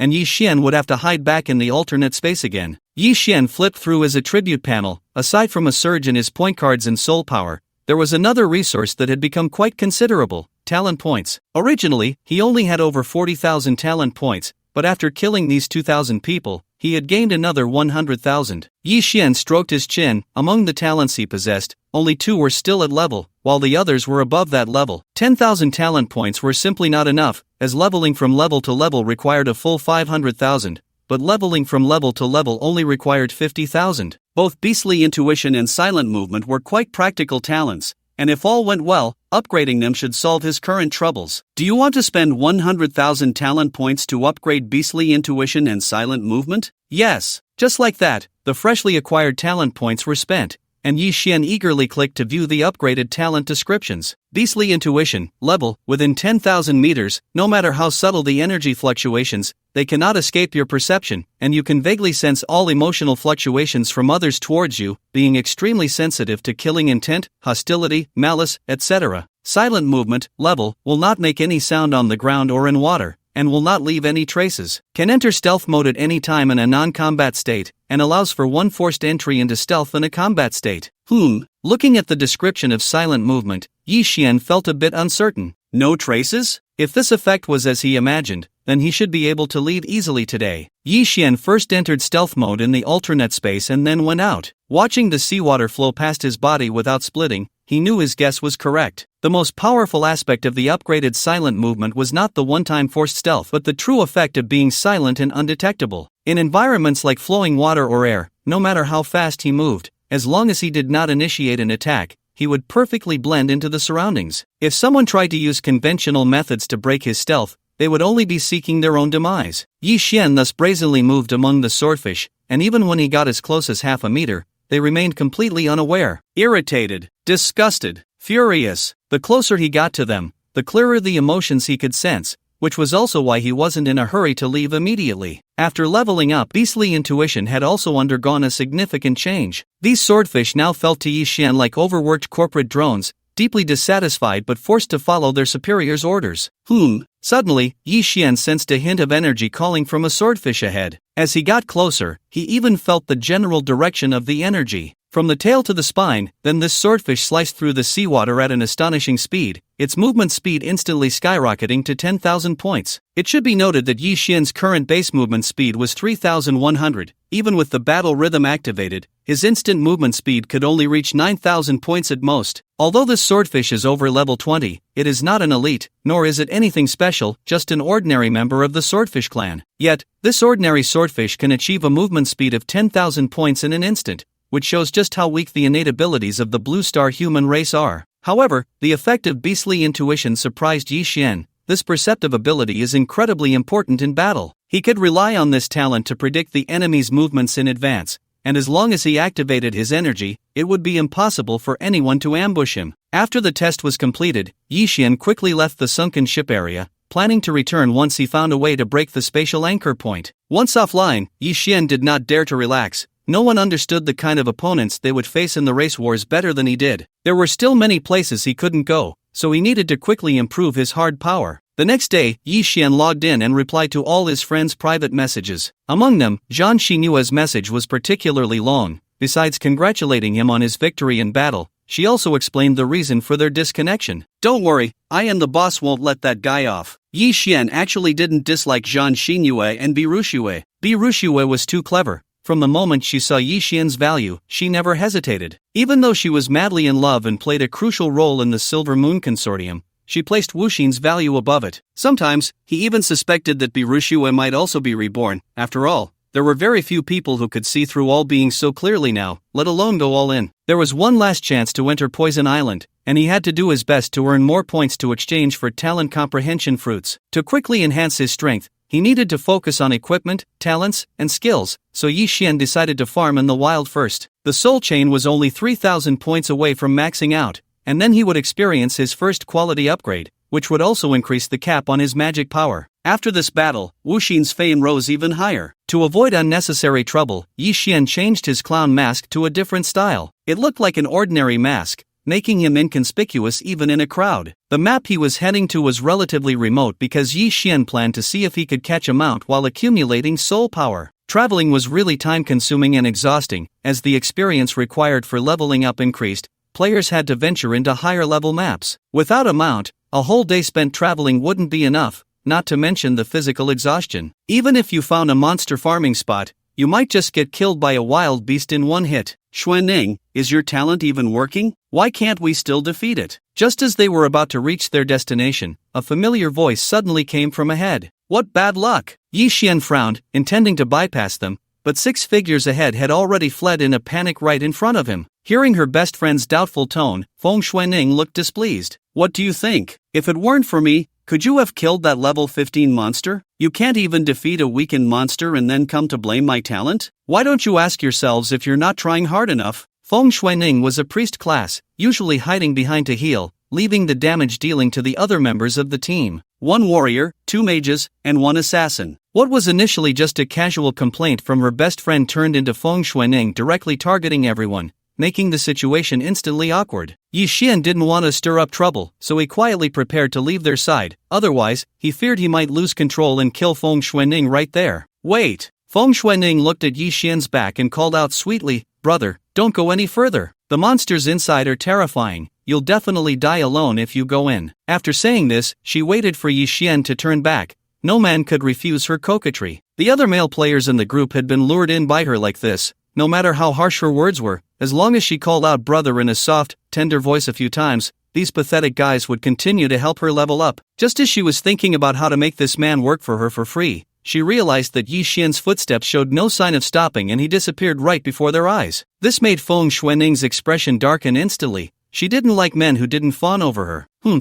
This brat really doesn't know his place, thinking he can go into the map alone to kill monsters. The other male players couldn't help but start to comfort Feng Xuanning. After all, they had come with ulterior motives from the start. "We 6 almost got killed by a single monster, and he thinks he can go alone? How arrogant! We only dared to come to this map because we have Sister Xuanning's debuffed talent backing us. What right does a single dog have? And he even tries to imitate others by wearing a mask. Does he really think all archers are called Wuxin?" Feng Xuanning also noticed that Yi Xian was an archer and wanted to pull him into the team to increase their firepower, especially since they had just barely failed to kill the monster before. Watching Yi Xian stride forward without hesitation, Feng Xuanning sneered. That monster was definitely still ahead. I want to see how this arrogant man dies. After saying this, she took the initiative to chase after Yi Xian, and the others hurriedly followed. Xuanning, stay back a bit. I'm afraid I won't be able to shield you from damage in time. The further they went into this map, the more players there were, not because it was a great place to level up, but because there was a type of mount that could be tamed here. This mount was a rather special existence in all beings. It wasn't a player, nor was it a race that truly existed in the real world. A sound similar to a goat's bleat came from ahead, followed by a figure rushing out at high speed. It's coming! It's really still here. Feng Xuanning excitedly grabbed her best friend's hand. That warrior from earlier, at level 12 with a full 900 health points, had been reduced to low health with just a single hit. This pathetic guy was level 13, but as an archer, he would definitely die instantly. I won't heal him after he pretended to be strong in front of me. It would be best if he had just a sliver of health left. I would walk in front of him, make him beg me to heal him, and then let him bleed out slowly. Ah! Feng Xuanning whispered these words in her best friend's ear. After all, she had to maintain her image in front of those few sycophants behind her. Although this goat-like monster was level 15, its movement speed and attack were only close to 1,000 points,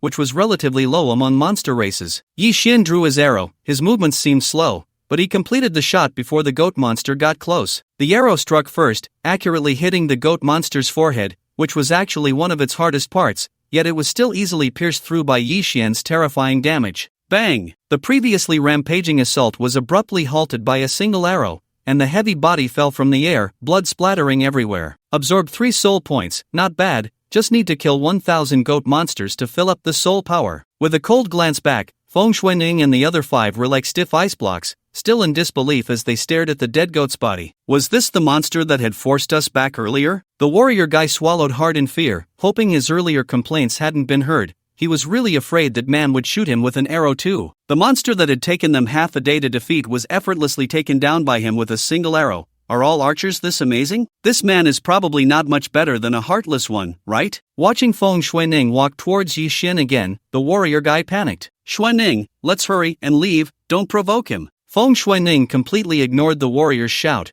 She only had one thought in her mind. She absolutely could not let this man go. Killing a level 15 monster with a single arrow, even the senior Mo-chan, whom she had always admired, couldn't do that. Brother, you're amazing. This is the first time I've seen such a powerful archer. No man dislikes the gaze of a woman who admires him, especially one as beautiful as her. Just wait and see how long you can keep up the act. Even a wooden man like Yi Xian is completely enchanted by me. How much better can you be? Get lost. Feng Xuanning's bright smile froze. This person must be a zero. How could he speak to her like that? It seemed her brother really didn't like her, so she would just leave. With tears in her eyes and a wronged expression, the sight nearly broke the hearts of the male players around. Yi Xian drew an arrow and drew a horizontal line on the ground. Step over this line and you die. Soon he would have to do his best to catch that mount. If it weren't for her father's face, Yi Xian would definitely kill them all to avoid unnecessary variables. Feng Xuanning's chest rose and fell with anger at Yi Xian's actions, gritting her teeth as she glared at his back. She hated men who lacked romantic understanding the most. With a fierce look in her eyes, she said, "Let's go. I heard the pure white jasmine is nearby, let's find her." She didn't believe that a master like Yi Xian would inexplicably come to such a remote place. No matter what his purpose was, she wouldn't let him have his way. This area was filled with flocks of goats, either in small groups or in dozens or hundreds. The deeper they went, the more they gathered, but for Yi Xian, it was just a matter of shooting a few more arrows. However, killing them one by one was indeed too inefficient. Even if his attack speed was fast, it couldn't compare to a real area attack skill. But Yi Xian wasn't in a hurry because he currently had quite a few elemental talents. Elemental types were always the kings of mass farming. As long as he developed them enough, he could quickly increase his monster killing speed. As for area attack skills, there was currently nothing he found appealing, and skills always had limits. Only talents were truly limitless. Mean.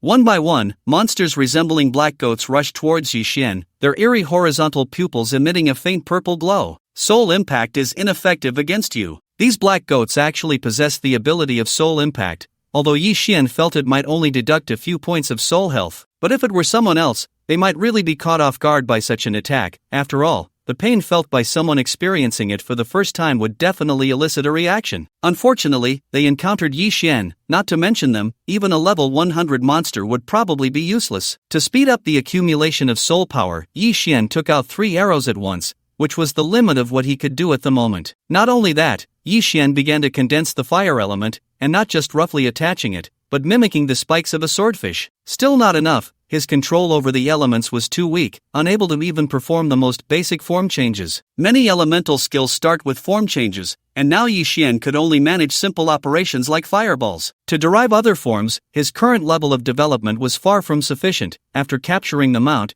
he would have to enter seclusion for training. Time passed little by little, and the black goats were killed by Yi Xian batch after batch. His soul power was nearing 10,000 points, but unfortunately, the figure he most wanted to find still hadn't appeared. He needed to quickly acquire search-type talents. Otherwise, each time his plans would waste a lot of time searching for targets. Congratulations! Your soul power has reached 10,000 points, and the quality of the soul chain of vengeance, Hercules, has improved. Fortunately, the soul power has finally been fully charged. This is currently the simplest and most straightforward way to enhance combat strength. The upgraded soul chain looks no different from before, but the silver-white radiance it emits seems a bit brighter. Soul Chain of Vengeance, Hercules, excellent, green, magic strength, magic resistance, damage to the underworld and mechanical races. Storage, comes with space for storing equipment and items, size 1000. Living Soul, absorbs the soul power scattered at the moment of a living being's death. 1 point of soul power increases 1 point of magic strength. After accumulating 50,000 soul power, the quality of the equipment improves and permanently increases the player's current soul power by 20 magic strength. Heart of Machinery, the strongest database generated by merging the rules of the soul with Hercules chip, capable of automatically recognizing information and providing prompts. Unrecorded data will analyze the most reliable functions based on existing information, enhancing intelligence. Soul Lock, locks the target's soul into the soul chain, devouring the soul to nourish the soul chain itself. After the soul's will is worn down, it can search its memories, with a quota of 0. Seeing the introduction of the soul chain, Yi Xian's eyes couldn't help but light up. In 2 lifetimes, he had never seen a green equipment with such exaggerated effects.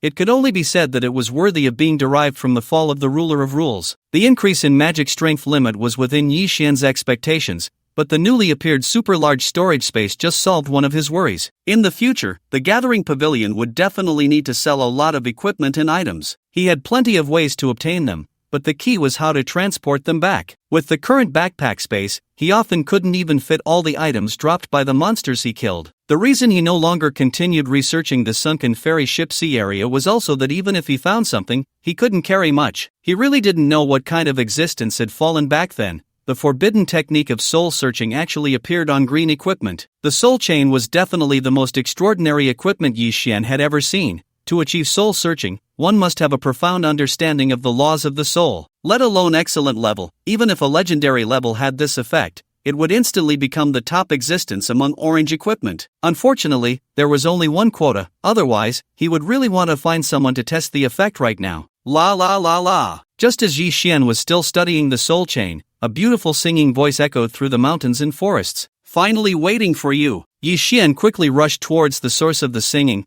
This was the target he was looking for. Overall, it resembled a dark stallion, adorned with tiger stripes, with a sharp horn standing on its forehead, a crimson tail, and a call that resembled a melody, enchanting all who heard it. Whispering Wind Steed qualification, rare level, 5 attack, 3000 magic strength, 3000 armor, 1300 magic resistance, 750 movement speed, 9000 health, 12,000 energy, 6,300 description, a special mount with powerful wind and dark element talents, extremely fast in movement. Although its song is melodious, its nature is fierce, and it has high aggression. This was the information provided by the Heart of Machinery after seeing the Whispering Wind Steed. At just level 5, its movement speed had already reached 9,000 points, and that was without using talents and skills. Fortunately, it was only level 5. Yi Xian breathed a sigh of relief. The lower the mount's level, the easier it is to tame. As for the method of taming, it was very simple. Beat it into submission. In all beings, fists represent everything. There are many ways to tame a mount, but those all require special items or skills. Yi Xian had not yet obtained those, so the simplest and most direct way to conquer a mount was to beat it into submission. The Whispering Wind Steed was only level 5, and its mind was not yet mature, so it shouldn't be a big problem. If you encounter a mount that has already grown to several levels, as long as you don't have any items, even if you kill it, it won't be tamed by you. The Wind Chaser horse, upon seeing Yi Xian, actually revealed a strange smile, its mouth slightly open, showing a mouthful of sharp teeth. This creature is not a vegetarian, it eats meat. Its primal instincts didn't sense any energy fluctuations, but a wave of danger surged, as if its life was in imminent peril. Crack! The Wind Chaser horse opened its mouth wide and bit down hard at Yi Xian's head, only to let out a painful wail immediately after. That was the pain from the violent collision after its upper and lower teeth bit into nothing. Yi Xian's figure slowly vanished, his main body appearing 5 meters away, while arrows rained down like a storm towards the Wind Chaser horse. Swish, swish, swish. Although the Wind Chaser horse felt somewhat uncomfortable from its own bite, dodging these arrows was incredibly easy. It bared its teeth and disdainfully looked at Yi Xian. What a bold one, trying to eat me at just level 5. The Wind Chaser horse had decent attributes, but its health was only 12,000 points. If Yi Xian managed to hit it once, it would probably be dead. However, this little creature hadn't encountered many races, so it didn't have a cautious heart towards the unknown. Seemingly tired of playing, the Wind Chaser horse summoned a surge of energy beneath its feet, its body instantly disappearing as if it had crossed the distance of space, reappearing right behind Yi Xian. But this time it had learned its lesson and didn't try to bite Yi Xian's head again. Instead, it thrust its sharp horn forward. Bang! The Wind Chaser horse froze, its horn easily caught in Yi Xian's hand. The primal instincts sensed confusion and helplessness from it. Your attack power is only 3,000 points, not even enough to break my armor. What are you thinking with that little head of yours? Yi Xian said while his right hand was not idle. Controlling his strength, he delivered a punch that brought the Wind Chaser horse to its last bits of health. He was afraid of accidentally killing it since it was still a child. Put! The Wind Chaser horse couldn't help but start spitting blood, its blood-stained sharp teeth looking even more ferocious. Fear, panic. Yi Xian realized that the primal instincts were incredibly useful. He could perfectly sense the emotions of the Wind Chaser horse, possibly because it was so small. 2 choices, pick one. Become my mount, and I'll take you to enjoy the good life. I'll beat you up every day while enjoying the good life in front of you. The Wind Chaser horse couldn't understand what Yi Xian was saying, but it vaguely felt that this man had ill intentions. Besides the wind attribute, it had also awakened a dark attribute talent, best at ambush and curses, but the moment it secretly summoned energy. Bang! Yi Xian directly punched it on the head. The force was just right, leaving it dazed but unharmed. The energy it had painstakingly gathered lost control in an instant, and it spat out another mouthful of blood. I don't have time to waste with you. In the last 3 seconds, if you don't submit, you'll die. Just as Yi Xian began the countdown, he saw a contract appear in the void before him, which was the contract for the Wind Chaser horse. As a special mount, it had the right to freely choose whether to hand over the contract. As long as it was unwilling, even if it was killed, it wouldn't be tamed. Yi Xian decisively signed his name on it, completing the process. He hadn't expected it to go so smoothly. This Wind Chaser horse was only level 5, and it didn't even run away upon seeing him, getting scared into signing the contract. The mount contract was extremely precious because once signed, the life of the Wind Chaser horse was firmly in Yi Xian's grasp. Therefore, mature mounts wouldn't be easily tamed. Even if they were beaten into submission, they wouldn't hand over the contract. Moreover, even in his past life, the existence of mount contracts was only revealed much later. Before everyone knew about this, even if one managed to tame a mount, it had to be well-fed and well-treated, because if the mount was unhappy, it would go on strike and could run away at any moment. If it weren't for the fact that the silly Wind Chaser horse insisted on eating Yi Xian, with its speed and wind affinity, it would actually be very difficult for Yi Xian to tame it. Alright, from today on, you shall be called Little Black. When you grow up, I will find you 10 little mares. I don't know if it understood this sentence, but its head involuntarily nodded twice. After simply using what elements to heal Little Black, Yi Xian prepared to rush back to his stronghold. He had been busy running around lately and hadn't been able to properly improve his strength. Now that he had enough skill points, it was time to go back and raise the proficiency of his skills and talents. Let's go, Little Black, let me feel your speed. Finally, he didn't have to travel on foot. Although Little Black was only level 5, its body was already quite large, not to mention just Yi Xian, even 2 more would fit comfortably. The speed it had, even without the wind element, could be described as lightning fast. In just 1 minute, they had already run out from deep inside, while Yi Xian had spent several hours getting in, even though he had been killing monsters along the way. Stop! They had returned to the place where they had encountered Feng Xuaning's team before, but now it was surrounded by a dense crowd of figures, roughly estimated to be at least 200 people or more. The one who spoke just now was a burly warrior player, clad in heavy armor that looked very defensive. "Kid, no matter what you took from inside, hand it over now." The armored man rushed in front of Little Black, but he didn't expect that Little Black was already 2 meters tall, causing him to look up at Yi Xian as he spoke. This made the armored man even angrier. "This place has long been claimed by our Tian family group, don't you know? Everything here belongs to our Miss Jasmine, so hand over everything on you immediately." Yi Xian's gaze was never on this man. Pure white Jasmine still liked to be surrounded by people wherever she went, just like before. Seeing Yi Xian ignore his words, the armored man drew his long sword, intending to teach this damn civilian a lesson. Bang! As if sensing Yi Xian's impatience, Little Black kicked out directly. With 3,000 attack power, it couldn't break Yi Xian's defense, but it was enough to instantly kill such an ordinary player. What the hell? The captain was killed in one hit? Wasn't the captain's armor nearly 2,000 points? How could he be killed by this beast with one kick? It must be that masked man who did something. How could this beast, being only level 5, have such attack power? Although everyone suspected something was off, no one stood up for the armored man. Instead, they all hid further away. "Sister Jasmine, the treasure I mentioned is inside, but it might have already been taken by someone." From the crowd, Feng Xuaning's affected voice came through, and Yi Xian's eyes turned cold. "It's her again." The crowd in front of pure white Jasmine parted, and seeing Yi Xian riding on Little Black, her eyes lit up. Although Yi Xian was wearing a mask, his tall stature and unfathomable aura gave her a sense of unusual charm. "Handsome, what good stuff did you get inside? Show me." Yi Xian did not answer her question, merely looking at Feng Xuaning with indifference. "I think I mentioned before, step over the line and you die." Thinking of Yi Xian's terrifying attack power, Feng Xuaning's expression changed slightly, and she quietly hid behind pure white Jasmine. "Do you dare to ignore my words? When has pure white Jasmine ever suffered such humiliation?" Even in the stronghold, there were very few she couldn't afford to provoke in her Tian family group. Moreover, she looked down on a casual player like Yi Xian even more. Seeing Yi Xian slowly stringing his bow, pure white Jasmine sneered disdainfully. "I currently have a total of 235 people here. You say one person can stab you once. How long do you think you can hold out? Do you think just because you're playing an archer, you're invincible? Wanting to take on 100 by yourself? What a joke. I don't want to repeat myself for the third time. Hand over your things." Although Wuxin has just accomplished the feat of defeating one, allowing many players to gradually recognize the essence of this game, at this stage, the number of players remains an insurmountable chasm. Others may not understand pure white Jasmine, but among the few top players with high-level talents she knows, if dozens of them attack at the same time, they too cannot avoid being killed. Except for that freak Wuxin, she can easily handle any solo player with these 200 plus people. That's the benefit of power. "Xiao Hei, I'll kill one person, the rest are up to you." Yi Xian's arrows were aimed solely at one person from the beginning, and no matter how she dodged, it was useless. Beneath Feng Xuaning's seemingly calm exterior, intense fear and regret surged. Sitting on Xiao Hei's back, Yi Xian quietly aimed at Feng Xuaning, not loosening his grip, letting the aura of deathlock onto her. Hiss! Xiao Hei let out a long howl,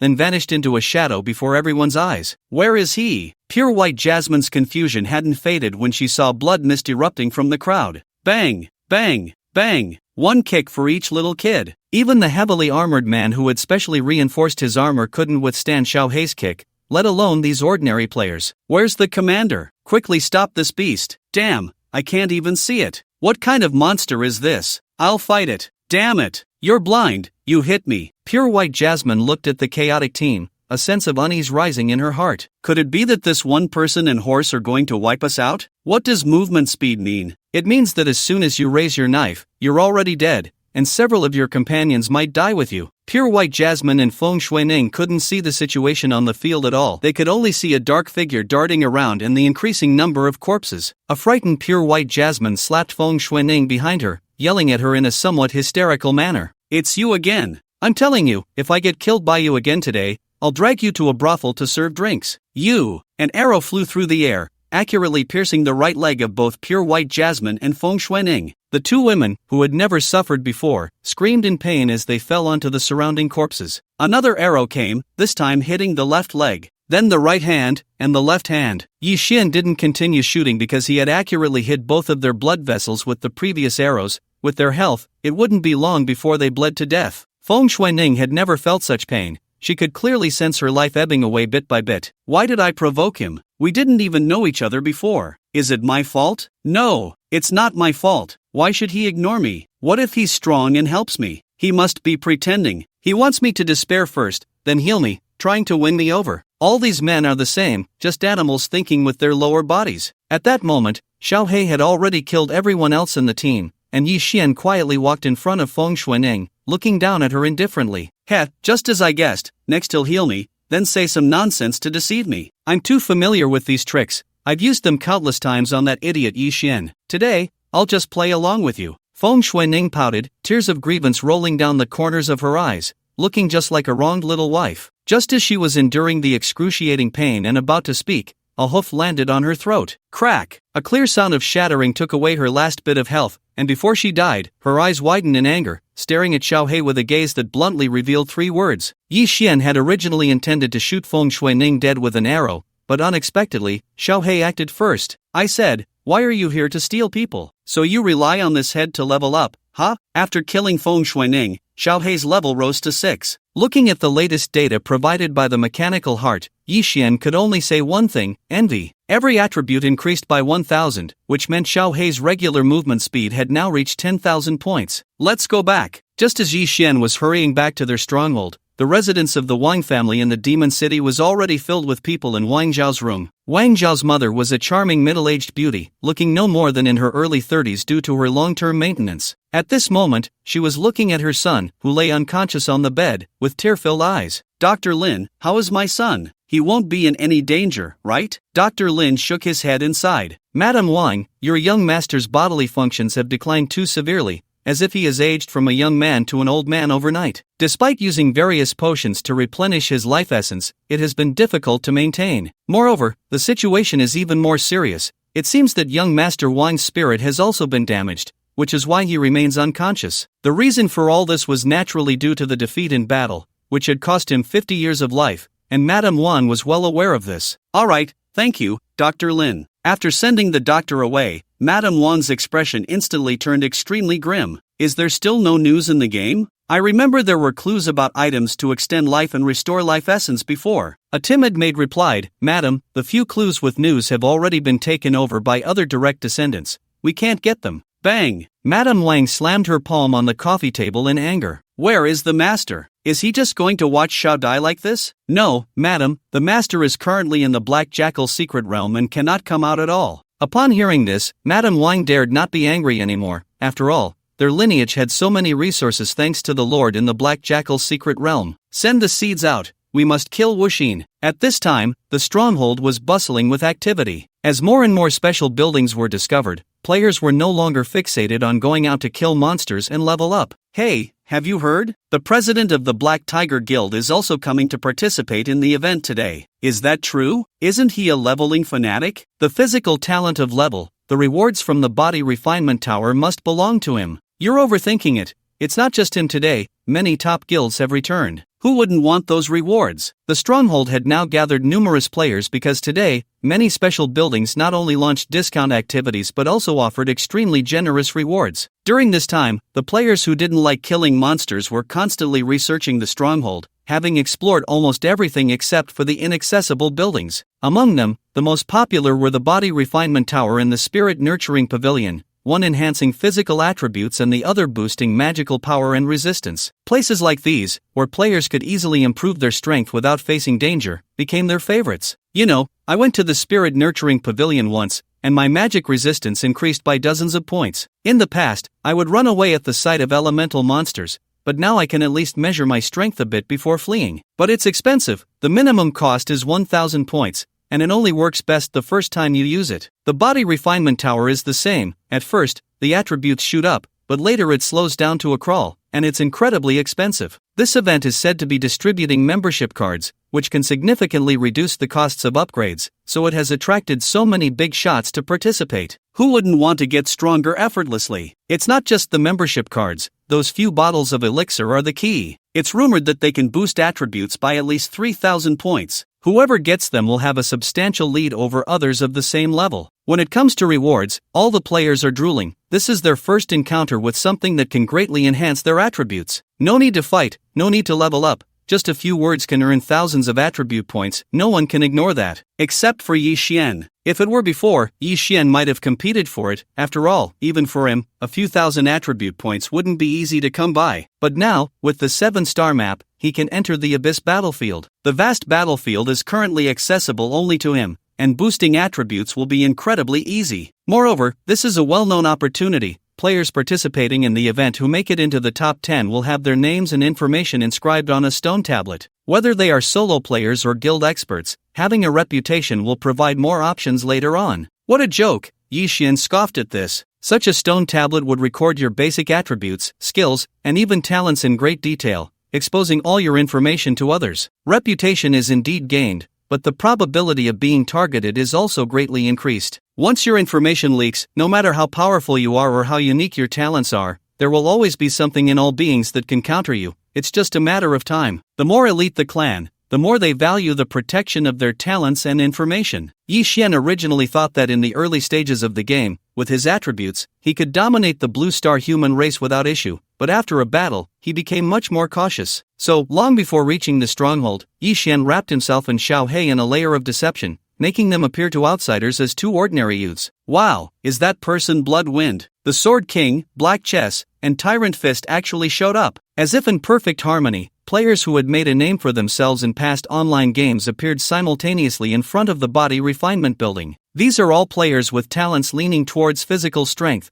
while players with elemental talents have also gathered a group at the Spirit Nurturing Pavilion. After a simple scan, Yi Xian found that these people were indeed not simple. Their talent evaluations were all at least level A. Black Tiger has gone up. How high do you think his attributes will be? The lowest attack power should be over 800 points. The last time I saw him, he shattered the shell of a spirit turtle with one punch, and that turtle's armor was 800 points. Yi Xian wasn't very interested in this, just comparing attributes. Even the 5 dragon generals from his past life wouldn't be his match at this point, and they certainly wouldn't be in the future. He stroked Xiao Hei's soft fur. He needed to find a place to settle it. One inconvenient aspect of all beings is that it is too realistic. There's no space for mounts unless he later acquires something that can hold living creatures. Let's go. I know a place that's perfect for you. Consider it a favor. There's a pet shop in the stronghold that offers a full range of services for pets. Although Xiao Hei is a bit large, it should still count as a pet. After settling Xiao Hei, Yi Xian headed to his destination, the training dojo. Please select a training room. It is now the 7th day of the game, and there is one last opportunity to enter Poison Island. Yi Xian needs to reach a level capable of defeating 40 level greens by 10 AM on the 10th day. Only then can they pass through the 5th area and finally exchange for a batch of talent comprehension fruits. Selecting the level 5 training room. The higher the level of the training room, the better the training effect. Yi Xian plans to raise the levels of the 3 skills he has as much as possible. When the 5th level training room costs 30,000 points, players who are not members at level 3 can enjoy a 90% discount. Please select your training time. Hours. Yi Xian had experienced the effects of a 5th level training room in his previous life. Although these 3 skills were of high rank,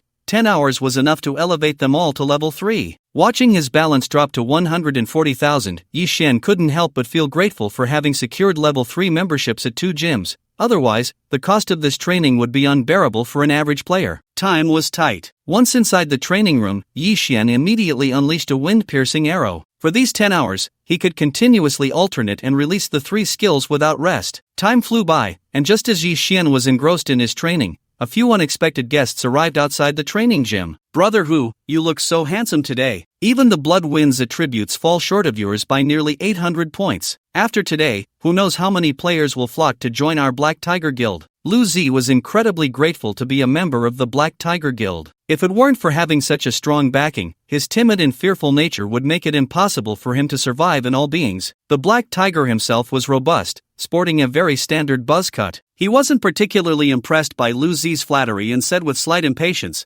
"Didn't you say you found a hidden good place? Where is it? We've been walking for so long, and I still need to go level up." Lu Zi quickly pointed to the dilapidated training gym ahead. "Brother Hu, it's right here. Weren't you always worried about upgrading that skill? This place can definitely meet your needs easily." Just as he finished speaking, several teams rushed over from other directions. The Black Tiger frowned slightly. They were all old rivals. "First, tell me about the uniqueness of this place." Lu Zi also sensed something was off and hurriedly explained the function of the training gym to the Black Tiger. This was something he had discovered by chance, as the location was indeed very remote. Upon hearing this, the black tiger's eyes lit up, and without hesitation, he stepped into the gym. "Let's go! Occupy all 6 spots for me, and the costs will be reimbursed by the guild." Lu Zi revealed a bitter smile at this. He had been too anxious earlier and hadn't had the chance to inform the black tiger about the training room's prices, which were not eligible for reimbursement. Damn! 5,000 an hour. Why not just go rob a bank? Although the black tiger was the guild leader, he only had a few tens of thousands of points in hand,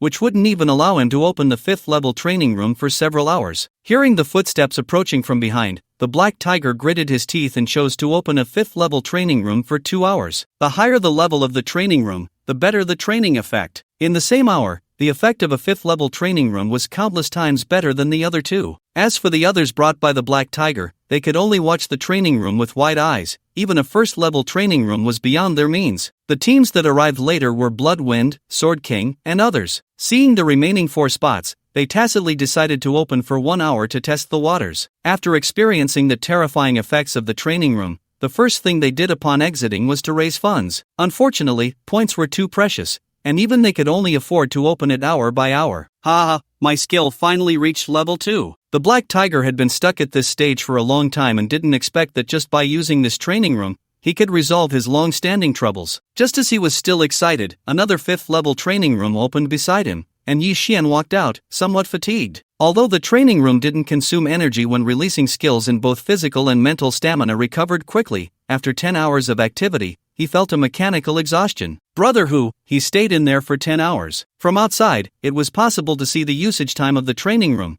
and Lu Zi immediately informed the black tiger as soon as he noticed. 10 hours. The black tiger looked at the seemingly ordinary boy in front of him with some shock. Could he be the son of a hidden aristocratic family? An hour, that's 300,000 game points. Who on earth could come up with that? He was just about to get familiar with Yi Xian when he unexpectedly saw Yi Xian walking towards another training hall without looking back, and at that moment, a private message suddenly popped up. "Bro, hurry over to the pet shop. I found a pet that's perfect for you, it's so cool. Come quickly, those annoying guys are here too. If you don't come soon, someone will snatch it away." Yi Xian rubbed his somewhat stiff shoulders. All 3 of his skills had already reached level 3, and it was difficult to make further improvements in a short time. With the remaining 140,000 points, he decided to use them all to comprehend and develop his talents. Each of his talents was above level 1 and had infinite growth potential. The training hall could simulate various environments suitable for comprehending talents, so Yi Xian spent the next 2 days immersed in the training room, fully developing his abilities. At the same time, the incredible effects of the training hall quickly spread throughout the area, turning the originally remote location into a popular spot. Countless players, even those who couldn't afford it, camped out here every day because the players who could use the training room were all either rich or powerful, and they wanted to get familiar with them. My god, who was that level 5 training room god? He actually stayed for a full 46 hours. At 30,000 an hour, that's 1.38 million points. Is that even money a player can come up with? I really suspect he found some loophole in the game. 1.38 million is absolutely impossible for anyone to have. In just 2 days, Yi Xian became famous in the area in another way. Today, many players gathered outside, waiting to see the true face of this wealthy player. The door to the training room slowly opened, and Yi Xian walked out while twisting his neck. Although he was surprised by the number of players, he didn't find it too strange. After all, once the training room was discovered, it was impossible to keep it a secret. Get lost. Pure White Jasmine pushed away the common players in front of her with disgust. It was these annoying guys that prevented her from getting close to Yi Xian right away. She took a few steps to stand in front of Yi Xian, and her expression quickly softened and became humble. "Hello, I am Tian Limo, the young lady of the Tian family. My father would like to invite you to." Before she could finish her sentence, Yi Xian walked past her with a blank expression, not even glancing at her. A flash of coldness crossed Tian Limo's eyes, and she quickly turned to follow Yi Xian. This was a true wealthy young master. She couldn't let him slip away. Not only him, but many first-class guilds and young masters and ladies from aristocratic families were all waiting along Yi Xian's path. But unfortunately, no matter what promises they made, Yi Xian ignored them all. "Ha, I thought you were some old friend, but it turns out you're just a bumpkin." An extremely discordant voice plunged the scene into silence. A young man in white looked disdainfully at Yi Xian, who was walking without stopping. "You must have gotten lucky and managed to get a level 3 membership here, right? With a 10% discount, so you probably only spent a little over 100,000 points at most. Only this group of ignorant commoners would hype you up as some wealthy player, It's really laughable, wasting my time. Just as the young man in white was mocking him, a girl beside him suddenly turned cold. Lee Hai, don't think you're so impressive just because you're from the Lee family. If it's just over 100,000, then show us. Her words caused an uproar in the crowd. The Lee family? Is it the Lee family I'm thinking of? With that arrogant demeanor, isn't he a typical member of the Lee family, the overlord of the Demon City, one of the 4 great families of Long Country? Shoo, keep your voice down. If you want to die, don't drag me down with you. Who is that girl? How dare she speak to someone from the Lee family like that? It feels like she knows that wealthy player. Lee Hai's expression was grim. Shaolin, you waited here for 2 days just for this kind of trash? He looks like a common player who stumbled upon some dog shit luck. Ordinary people without any background will ultimately be eliminated. Don't you understand that? Zhou Shaolin couldn't be bothered to pay attention to this arrogant fool. After saying that, she ran directly to Yi Xian's side. Little thief, is this your true appearance? Previously, Wu Xian always wore a mask, so Zhou Shaolin actually didn't know Yi Xian's real looks, but she knew that this person in front of her must be him. What's wrong? Are you disappointed? Yi Xian's current appearance was that of an extremely ordinary face, far from his original looks. You're such a bad person, this can't possibly be your true appearance. Zhou Shaolin wrinkled her delicate nose and tilted her head in a somewhat spoiled manner. But even if you really look like this, I still what? Still won't tell you, he. Seeing the two of them chatting and laughing, Lee Hai's expression grew even darker. However, he was indeed here on a mission. Join my Lee family, and you can choose whatever you want. The moment he saw Yi Xian, he knew he was definitely not one of his kind. Yi Xian could never be a scion of a prominent family or a wealthy young master, so he couldn't be bothered to pretend to be polite and directly chose the second option in his mission, which was to win Yi Xian over. Another goal was to stabilize Yi Xian first. Memberships weren't fixed. As long as he found a transferable item, he could immediately transfer Yi Xian's membership over. You be my subordinate, and I'll consider it. Yi Xian noticed that the young masters he had encountered so far all had some bad habits, but he also understood that these guys weren't in the front ranks of their families for a reason. Lee Hai's eyes darkened. You better take that back. The wrath of the Lee family is not something you can bear. Then hit me. Zhou Shaolin discovered for the first time that Yi Xian could be so cheeky, and she couldn't help but chuckle. Vile woman. Lee Hai could no longer control his expression. Zhou Shaolin was the woman he had his eyes on, but now she was flirting with another man right in front of him. You better not make a move in the territory. The consequences of making a move in the territory were too severe, but as long as he got outside, he could easily handle Yi Xian. After leaving a harsh remark, Lee Hai departed. The others, seeing this, dared not continue following Yi Xian, as the deterrent power of the Lee family was still there. Little thief, if you don't come out soon, I'm going to barge in. Zhou Shaolin followed Yi Xian towards the pet museum. It was almost time for the last trip to Wandu Island. Without you, we wouldn't have the confidence to venture into the 5th area. Yi Xian checked the time. It was the early morning of the 10th day,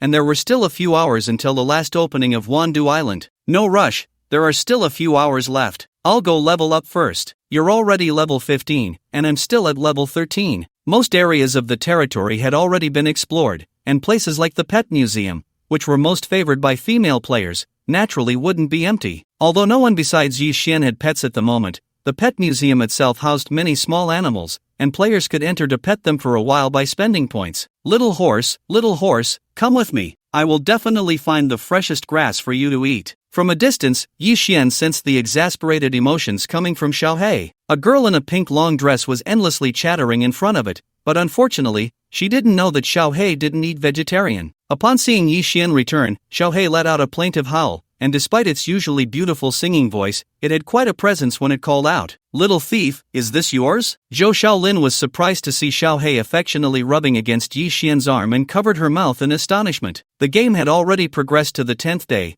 and all the monsters were fierce and aggressive upon seeing humans, immediately attacking. Whether they are herbivorous monsters or carnivorous monsters, there is absolutely no way for them to coexist peacefully with humans. For so many days, it's not that no one has noticed the exhaustion from traveling, but whether in the occupied territory or the wilderness, nothing suitable for transportation has appeared. Right, my mount, isn't it handsome? The occupied territory doesn't allow riding, otherwise, Yi Xian wouldn't want to walk this little distance at all. Wait! The pink girl spread her arms wide, her chest thrust forward, blocking Yi Xian's path. How much is this horse? Sell it to me. Yi Xian raised an eyebrow, not selling. The pink girl looked haughty, lifting her delicate chin disdainfully. 10 million, thank this game, otherwise, you could never earn this much money in your lifetime. Zhou Xiaolin couldn't stand others looking down on Wuxin, her little mouth opened, ready to retort. At that moment, a large hand suddenly covered her mouth. Zhou Xiaolin turned to the side, and the owner of the hand was Yi Xian. At this moment, Yi Xian was intently staring at the pink girl's chest. This made Zhou Xiaolin furious. All men are the same,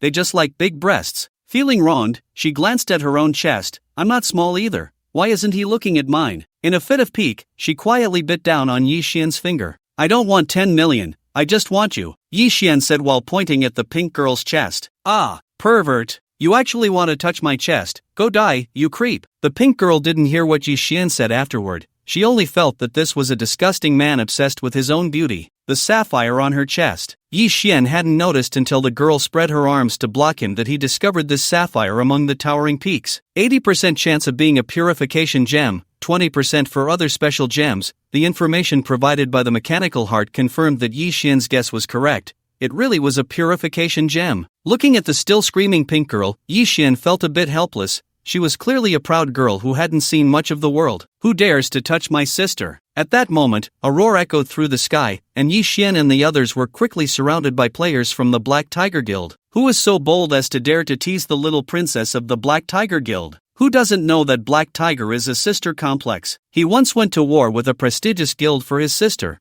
practically killing in a rage. It's human nature to watch the excitement, and a large number of players quickly gathered around the pet shop. The moment Black Tiger saw Yi Xian, he was slightly taken aback, but in an instant, his expression turned to anger. Don't say Yi Xian isn't a true rich man. Even if he were, he would never allow anyone to bully his sister. Is everything okay? Did he do anything to you? Brother, he took advantage of me. He touched my chest. Whoa, I don't want to live anymore. The pink girl's clothes weren't even wrinkled, but she still tightly covered her chest, looking as if she had been wronged. This poor acting left the onlookers speechless, yet Black Tiger believed it wholeheartedly. You come here to die. Black Tiger's face turned red with anger, and he directly unleashed his full power, using the skill he had upgraded 2 days ago. Heart extraction. The name was very cliché, but its power was anything but weak. A massive amount of energy gathered in his right hand, forming a huge tiger claw nearly a meter long, reaching for Yi Xian's chest. It's over. This kid is probably going to be torn to shreds. Black Tiger's attack power was already as high as 1500 points,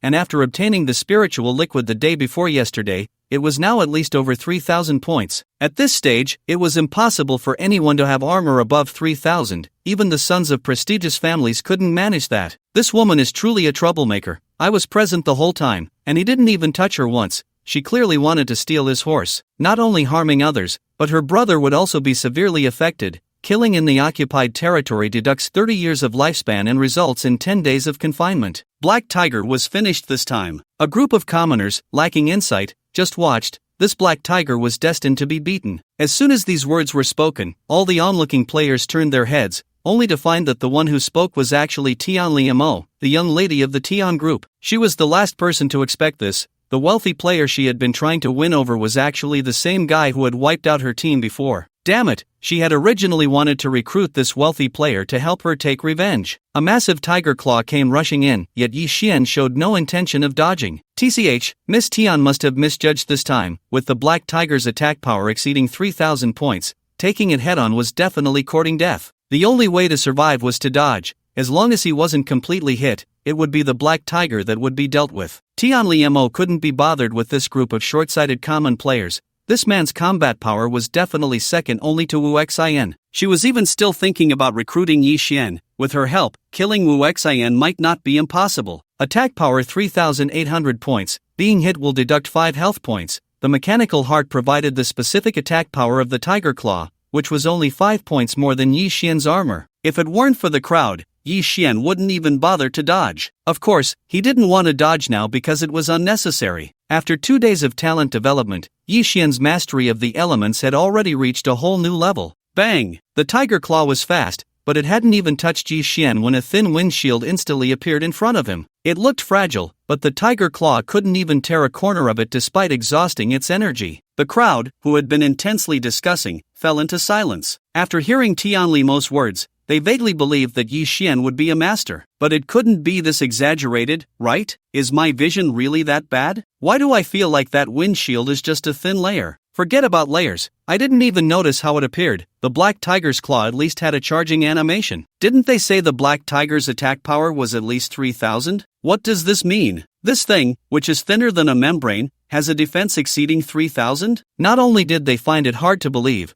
but even the Black Tiger himself fell into intense self-doubt. The spirit liquid didn't specifically enhance any one attribute, so the Black Tiger's attack power had only increased by a few hundred points, but his Black Tiger heart had already reached level 2. Overall, his attack power definitely exceeded 3500. Why couldn't he even break through such a small windshield? Crash! He was deep in thought, but the rules of the occupied territory wouldn't wait quietly for him. 5 black chains appeared from the void, instantly locking the Black Tiger's limbs and head. The Black Tiger's face gradually turned a purplish color as the oxygen he was inhaling decreased. Bro! The pink girl finally stopped pretending, anxiously tugging at the chains on the Black Tiger, but unfortunately, it was completely ineffective. This is it, not only was he unharmed, but the Black Tiger would also be punished. Is this what a caring little sister is like? Little sister, do you want it? The number of players in the occupied territory was already quite considerable, and conflicts were common. So, everyone was used to the appearance of the black chains. In the occupied territory, you only had one chance to act, and regardless of success or failure, there would be penalties. Unless you have been maliciously attacked by the player Black Tiger, do you choose to remove the penalty? Looking at the option that popped up in front of him, Yi Xian turned his gaze to the pink girl. Weren't you crying for a long time? Why do you look like you haven't shed a single tear? The pink girl turned her head fiercely. Mind your own business. Oh, it seems you don't want to save your brother anymore. Well then, let your brother stay in the void prison for a while. The players only knew about the surface-level penalties in the occupied territory, but Yi Xian understood that the actual penalties were much more severe. Once a player had been imprisoned, unless they had psychological issues, it would be nearly impossible for them to achieve anything in the future. How could this be? You lecherous man, hurry up and let my brother go, or I won't let you off the hook. The pink girl spends her days playing with cats at the pet shop, completely unaware of the serious consequences of her actions in this territory. Yi Xian's patience has been worn thin by her ignorance and arrogance, and his voice unconsciously carries a hint of coldness. In the last 10 seconds, agree to my request, and I'll let your brother go, otherwise, you'll face the consequences. The chilling countdown leaves the pink girl in a dilemma, unable to bear seeing her brother in pain. The thought of Yi Xian's disgusting gaze makes her feel that his request is merely a way to toy with her body, just a game, and she doesn't want to pay such a heavy price. Miss, just agree to his request. There are protective mechanisms for girls in the game. You don't need to think too much. Seeing her like this, the Black Tiger's subordinates are speechless. She knows nothing about the game except how to cause trouble. The Black Tiger Guild cannot be without its leader, so they hurriedly explained the penalties of this territory to her in detail. Is it really that serious? After learning the details, the pink girl feels somewhat relieved. At least she won't be toyed with. What is your request? Looking at her raised chin, one might think Yi Xian was the one begging her. No need, I changed my mind. It seems the heart of purification hasn't been soulbound to her. If that's the case, then I'll just kill her to get it. If it doesn't drop the first time, I'll kill her a few more times. I don't believe this person won't show up in this territory for a lifetime. Clang! The black chains begin to tighten, pulling the Black Tiger's body towards the void. No, I agree to you. I'll agree to any request. Yi Xian stops in his tracks, one hand reaching for her chest. Don't resist. If it weren't for this woman spending all her time in the pet shop, never even stepping out of this territory, Yi Xian wouldn't bother to continue this tug-of-war with her. TSK, these men really are no good, always thinking about that kind of thing. What's wrong? Don't you like delay? Oh, sorry, you don't have one. Even if this man isn't a rich tycoon, his background should be decent. Why is he so eager? The pink girl is truly crying this time, her eyes tightly shut, tears uncontrollably streaming down her face, instantly evoking sympathy from the surrounding players. After guarding her purity for so many years, she never expected to be subjected to such treatment by a stranger in public. The pink girl can't express how regretful she feels now. Why don't I feel anything? Didn't they say that when a man climbs the mountain, one would feel weak all over and have a racing heart? The pink girl timidly opens her eyes, only to find that Yi Xian and Zhou Xiaolin have already walked far away, not having touched her at all. Ahem, that sapphire was taken by him. Sister, do you still not know its purpose? The Black Tiger painfully rubs his throat. He's smart enough to realize that Yi Xian came for the sapphire from the start. A man of such strength can have any woman he wants. Brother, you're okay. The pink girl looks at the black tiger in surprise, unaware that since the sapphire was revealed, it has been of no use, and no system information has appeared for so long. Thinking about her earlier self-indulgence, the pink girl feels a tingling sensation on her scalp. How embarrassing. Was it just for this thing? I thought you liked her chest. Hearing Zhou Xiaolan's somewhat sour words, Yi Xian finds it amusing. She's not as pretty as you. As for the chest, he deliberately pauses here, noticing that Zhou Xiaolan indeed subtly puffs up her little peaks. Who doesn't like big ones? Indeed, he still prefers big breasts. Zhou Xiaolan immediately deflates. Although she's not small, she's still a distance away from being big. Do you have any other plans today? With a few hours left, Yi Xian plans to level up a bit. After all, the attribute points he gains with each level up are quite substantial. None. At this moment, they had already left their stronghold. Yi Xian directly picked up Zhou Xiaolan and let her sit in front. Let's go, let you experience the speed of Little Black, and by the way, level you up. From Li Hai's previous description, this silly girl should often wait for him outside the training room, otherwise, with Zhou Qi and the others leveling speed, she wouldn't only be at level 15 now. As players gradually adapted to their talents, the powerful numerical advantage of the human race began to take effect. Ah, so fast. Wuxin, slow down. I can't take it anymore. Zhou Xiaolan had never experienced such a rapid speed of 10,000 points, and Little Black seemed to be doing it on purpose, bumping along the way, their bodies colliding constantly. You're too hard, it hurts when you bump into me. Yi Xian always felt that her words had a deeper meaning, but he had no evidence. Come on, let's start today's leveling feast. Staying in the training room for the past 2 days had almost made his bones rot. Unlike skill training, understanding talent relied more on the mind. This time, he came to a map with a relatively high level, where the monsters were mostly solitary and generally above level 20. Level 23, it looked like a winged fox, its cry sharp, resembling the mournful call of a wild goose,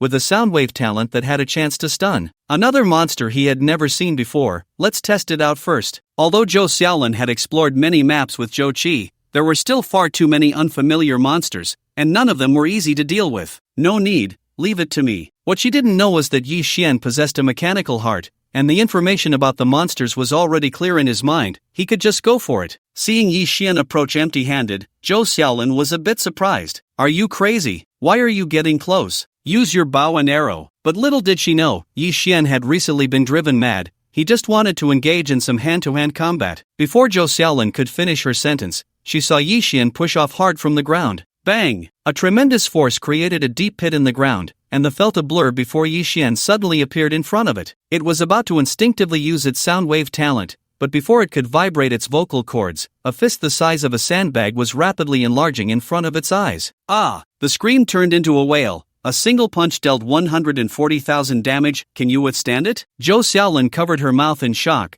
watching the health deduction prompt appear above the S head. She could hardly tell whether this man was a warrior or an archer anymore. You didn't use a skill just now, right? A normal hit dealt 140,000? And you were barehanded, without using arrows? Zhou Xiaolan considered herself surrounded by talented players, but there was no one as abnormal as Wuxin. Ah, refreshing. Yi Xian's attributes hadn't increased, but the damage he dealt had more than doubled compared to before. Even with the 10 times bonus from, his normal damage was only over 70,000, now it was close to a 20 times bonus. The talent of Warrior's Glory finally began to show its true brilliance. Now, a 10 times bonus was the minimum, and in good condition, he might even exceed a 20 times bonus. Have you seen my peak period? Next came Yi Xian's moment to show off. Zhou Xiaolan hadn't lifted a finger the entire time, and the monsters she encountered were basically instantaneously killed by Yi Xian. She seemed to see an all-around combat machine. Powerful physical output, insane movement speed, 4-element magic bombardment,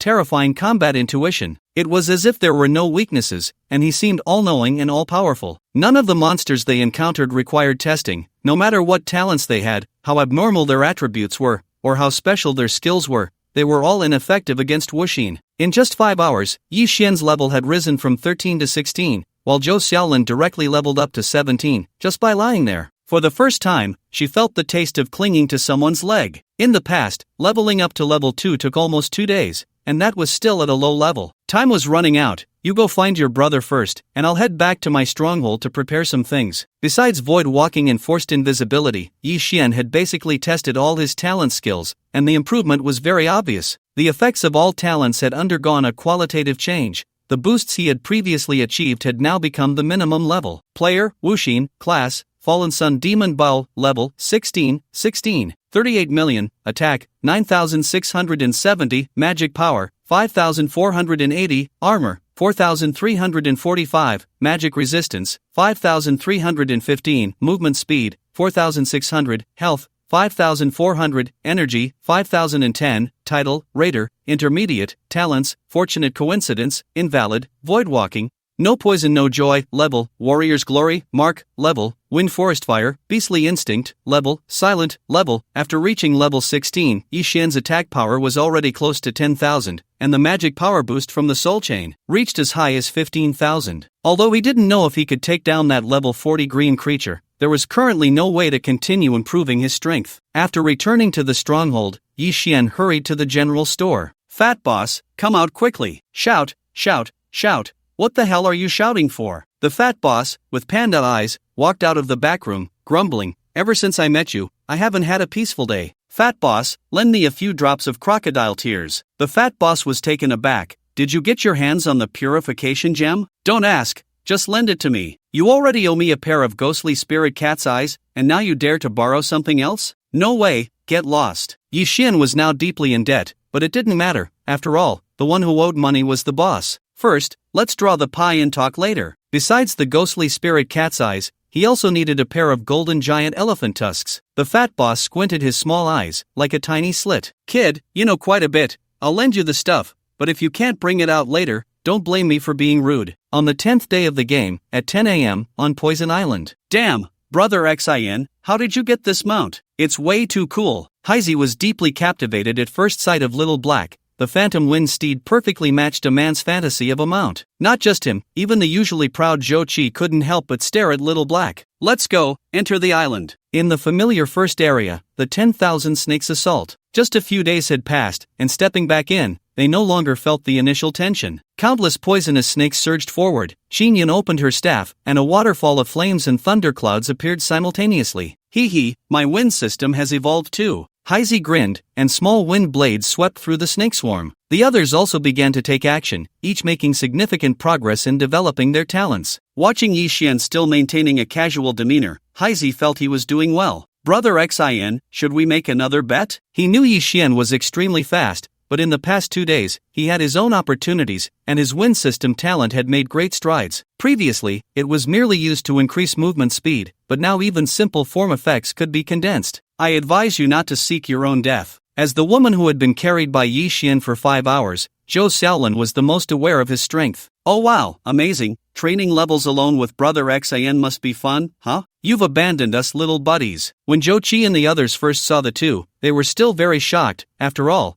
they had stayed up late to level up and were only at level 17. In just a few hours, Yi Xian and Zhou Xiaolin had each leveled up significantly, one by 3 levels and the other by 2. Their efficiency was simply astonishing. What are we betting on? Another 10,000 point card. Hearing this, Heisei shook his head vigorously. Point cards were too valuable now. Every single one was precious. If you win, I'll give you Sister Xiaolin's contact information, and I can help you pursue her. This was said quite loudly, and Zhou Xiaolin, upon hearing it, didn't refute but instead stole a hopeful glance at Yi Xian. At this moment, the group had already arrived in the second area, and Yi Xian had a rough understanding of their progress, so he didn't intend to waste time. The poison barrier still had 300,000 health, and while Heisei was still talking about the bet, he noticed that 2 flames had already ignited in Yi Xian's palm. Boom, boom, boom. Fireballs the size of fists smashed into the barrier as if they were free, each one powerful enough to rival a grenade. In just 3 seconds, the poison barrier was shattered. Heisei, who had been eager to challenge Yi Xian, felt his enthusiasm sink like a stone. Damn, Brother Xin, you've activated it, right? Last time, it took 4 of us 30 seconds, but now Yi Xian did it alone in just 3 seconds. Even though Zhou Qi and the others knew Yi Xian had made significant progress, they never expected it to reach this level. Elemental magic had never been his strong suit. The longer one spent with Wu Xian, the more one could feel the gap between genius and ordinary. Xin Yun, as a top player with dual element talent, had a far superior sensitivity to elements than someone like Heisei, who was only half-baked. She looked at Yi Xian with some suspicion. Just now, it wasn't only fire elements, you used wind elements to wrap around and even compress the flames? Yi Xian was a bit surprised. He hadn't expected Xin Yun to have such a deep understanding of elements. However, the fireball technique wasn't that simple. Merely compressing fire wouldn't yield such power. Almost done, let's hurry to the 5th area. There's still a tough battle ahead. As for the 5 poisonous creatures in the third area, they had all been killed instantly before, and now they would die even faster. Yi Xian shot an arrow that pierced through all 5. Before Qingyun even felt the pain, it was already over. Be careful! In previous attempts, they had been forced back by attacks as soon as they stepped into the 5th area, and aside from Yi Xian, they didn't even know who the attackers were. 5th area, defeat to clear. Zhou Qi seemed to have gained a skill related to eye abilities, and his gaze seemed to shine. Here it comes. It's the green snake. This time, Zhou Qi finally caught a glimpse of its figure, though it was very blurry, but he decisively drew an arrow and shot. Lightning 9 strikes. He shot 9 arrows in a row, forming a straight line toward the green figure. As fellow archers, Yi Xian and Zhou Xiaolin instantly coordinated, predicting all possible escape directions of the green snake and began shooting at the empty spaces. At this moment, the significant difference in attributes became apparent. Often, Yi Xian had already shot 6 or 7 arrows while Zhou Xiaolin had only shot 1. Unfortunately, it was useless. From the data on the mechanical heart, Yi Xian knew the green snake had a skill called Shadow Split. Sure enough, its originally small and agile body instantly transformed into countless green lights, scattering in all directions. With its speed, the three's arrow formation couldn't completely block it. However, they weren't fighting alone. Qingyun had already been charging up on the side, releasing a massive area-wide firefall that surrounded all the green lights. Before entering, Yi Xian had already informed them of the general attributes. Each person just needed to complete their part of the battle. Green Leaf Serpent Woman level, 40 attack, 12,800 magic power, 42,100 armor, 1,600 magic resistance, 3,500 movement speed, 9370 health, 7 million energy, 15,000 description. The queen of the Green Leaf Serpent clan, swift and deadly, possesses the Shadow Split skill and a natural toxic talent, level. By condensing her original venomous blood, she can inflict up to 20 points of poison damage per point of magic power. The Green Leaf Serpent Woman has 42,100 points of magic power, and if she fiercely consumes a large amount of energy and vitality to condense her original venomous blood, she can deal a maximum of 842,000 damage. Anyone present who is hit by such an attack will surely return to the fountain. The flame waterfall continues to shrink, and the encircled Green Leaf Serpent Woman cannot evade, having to endure the damage to break free. Xinyan's magic damage is quite high, and damage notifications keep popping up above the Green Leaf Serpent Woman's head. The intense pain draws her hatred, and with a flick of her tail, she transforms into an afterimage rushing towards Qingyun. Besides toxins, speed is her strongest attribute. Hiss! Her large mouth opens, revealing a few petite venomous fangs. As a mage, Qingyun's ability to survive before acquiring a displacement skill is very weak. Seeing that she has no time to dodge, a cold glint flashes in the serpent woman's icy snake eyes. Hey! Get back! He Zai appears in front of Qingyun. His task is to prevent any unknown figures from getting close. Strong wind blow. This is the skill he has been practicing hard recently. A hurricane appears out of nowhere, blowing the smaller Green Leaf Serpent Woman directly back to the flame waterfall. Big sister, how's that move? This move doesn't deal much damage, but it has a strong control effect, making it very difficult for anyone to approach him. The Green Leaf Serpent Woman loses control of her body, and Yi Xian and the others naturally won't miss this opportunity. Except for Manhwa, who is purely melee, the others launch their attacks with all their might. Hiss hiss hiss. Their cooperation is more tacit than expected, and the Green Leaf Serpent Woman loses nearly 100,000 health as soon as the battle begins. Damn, her movements are too agile, most of the damage from each attack is evaded. He Zai and Manhwa's task is to protect Qingyun, so they observe very clearly from the side. The Green Leaf Serpent Woman is not just fast, her movements are also exceptionally flexible and varied, dodging almost all attacks. Even though she can't dodge, only graze her body, and the damage is far from full. Use items. We can't take her down with brute force. Even though the Green Leaf Serpent Woman is not a warrior type, her health still reaches 7 million. Moreover, Yi Xian has an ominous premonition that a level 40 creature shouldn't be this simple. Zhou Qi and the others have prepared many precious items during this time. Even if they can't kill the Green Leaf Serpent Woman, they can ensure their safe retreat. Seemingly angered by the series of attacks, the Green Leaf Serpent Woman arches her body slightly and directly launches herself, still targeting Qingyun. Manhwa expresses that he has been waiting for this moment. The ground around Qingyun was initially inserted with some unknown cylindrical objects,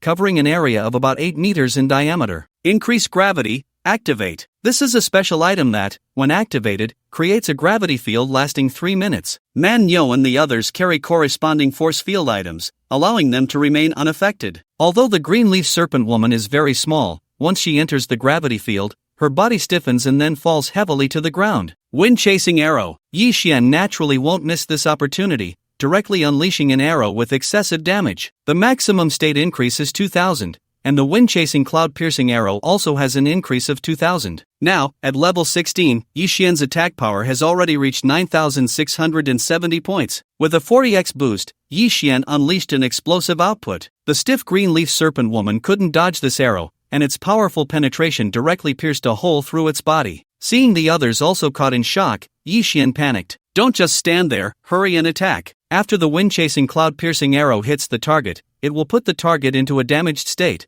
reducing their defense by 50%, making it the best time for additional damage. Zhou Qi was the first to regain his composure, looking at the green leaf serpent woman, who still couldn't adapt to the gravity field, and shot out an arrow that had been charged for a long time. The arrow, with great momentum, seemed to carry a hint of dragon's roar. Whether it was an illusion or not, the green leaf serpent woman, who was originally preparing to use the shadow split skill to dodge, suddenly stiffened and took the full brunt of the arrow. No wonder he was a legendary archer in his past life. At this moment, he could deal such damage to a level 40 creature. Manhwa and He Zai were also continuously throwing various disposable items at the green leaf serpent woman, adding up to tens of thousands in total. Damn, even after dealing full damage, it still has 1 million health left. How are we supposed to play this? He Zai had already used up all the damage type items in his hands, and looking at the 1 million health bar above the green leaf serpent woman, even he, who was usually optimistic, felt a bit disheartened. Qin Yun and Zhou Xiaolan's energy and stamina were also nearly depleted,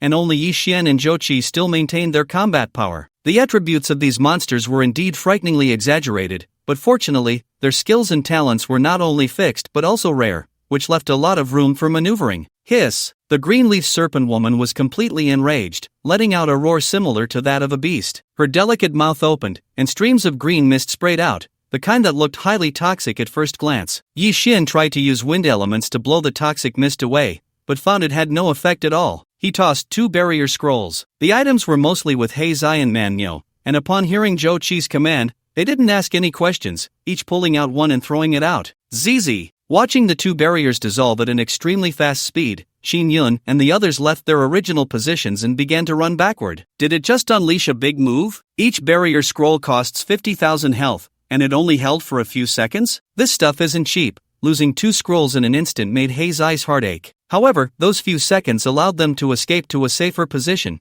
and the toxic mist began to dissipate slowly after being obstructed. Its attack method was singular. As long as they avoided close contact and the toxic mist, they could slowly wear it down. Just as Manhwa finished saying this, he was slapped in the face. In the moment when everyone was caught off guard, the green leaf serpent woman suddenly appeared behind Zhou Xiaolan, her cherry-like mouth already close to her neck. Xiaolan! He Zai frantically gathered wind elements, but the speed was far from enough. Is it the end? Zhou Xiaolan already felt the cold breath coming from her neck. With her attributes, it was impossible to withstand this bite. They say death is painful. I wonder if I can hold back my tears. Just as she quietly awaited her health to deplete, she suddenly heard He Zai's surprised cheer. Brother Xin, you're so damn cool. A dazed Zhou Xiaolan turned her head and found that Yi Xian, who had been 10 meters away just moments ago, had somehow appeared beside her, holding the green leaf serpent woman. Did he save me again? The situation had unfolded so suddenly that it was difficult to save Zhou Xiaolan just by speed, so Yi Xian directly used Phantom Magic Trace. Fortunately, after leveling up to level 3, Phantom Magic Trace was quite powerful, with a displacement range of 20 meters, otherwise, Zhou Xiaolan's virginity might have been lost here. Hiss! Perhaps it was the proximity that allowed Yi Xian to finally sense the intense emotional fluctuations from the green leaf snake woman. Anger, disbelief, and a hint of shame? Yi Xian wasn't sure if his beastly instincts were mistaken, feeling shame emanating from a snake. The green leaf snake woman's body shrank slightly, her small mouth darting towards Yi Xian's wrist with lightning speed. Get lost!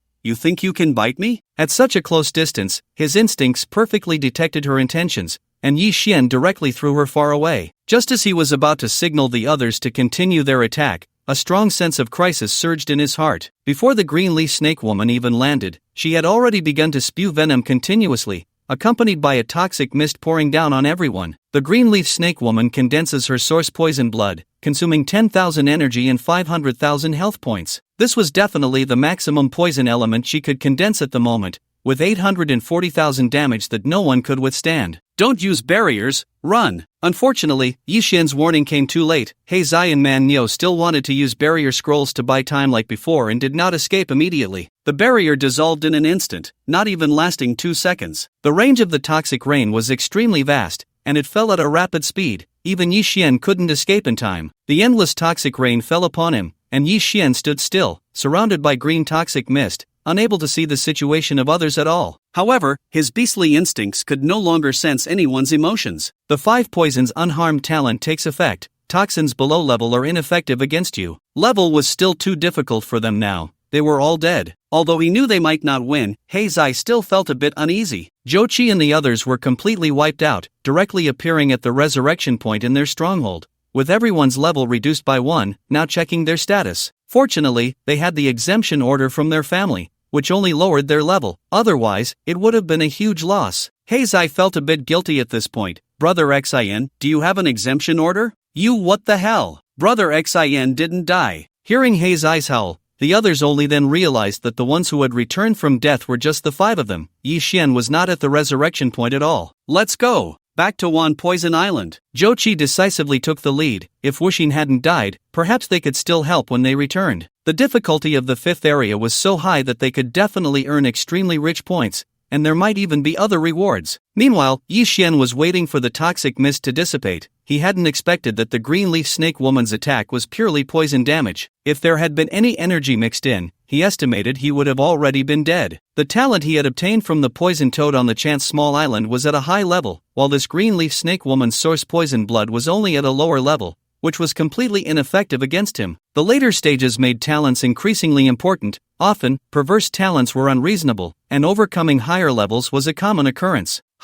Yixian frowned slightly. Clearly, only the green leaf snake woman remained, yet his beastly instincts sensed another emotion. This emotion was unmasked, pure and naked greed, and the target was his body. As the toxic mist gradually dispersed, a figure slowly emerged from where the green leaf snake woman had been. Hiss! A head of greenish-blue hair cascaded down like a waterfall, just covering the peaks that were faintly visible in front of her chest, her upper body bare, and below her slim waist was a delicate, graceful snake tail. Damn seducer! Yixian was still a bit taken aback upon hearing the green leaf snake woman speak. He had never heard that the green leaf snake clan could transform into human form in his past life. Moreover, she immediately called him a seducer, and he hadn't even taken any advantage yet. Just as he was about to retort, he noticed several red handprints on the green leaf snake woman's towering peaks and couldn't help but reach out to compare. It seemed that when he saved Zhou Xiaolin just now, he had indeed squeezed a bit hard. No way, what a coincidence. Yixian felt a bit at a loss. After all, the tactile sensation when the green leaf serpent woman was in her serpent form was not good at all. It was slippery and slimy. Besides that, there was a blood hole under her right breast, a testament left by the wind-piercing arrow that had shot through her. In human form, the green leaf serpent woman is one among a million green leaf serpents that might possess a humanoid shape. Often, the humanoid form has talents that are completely different from the serpent form.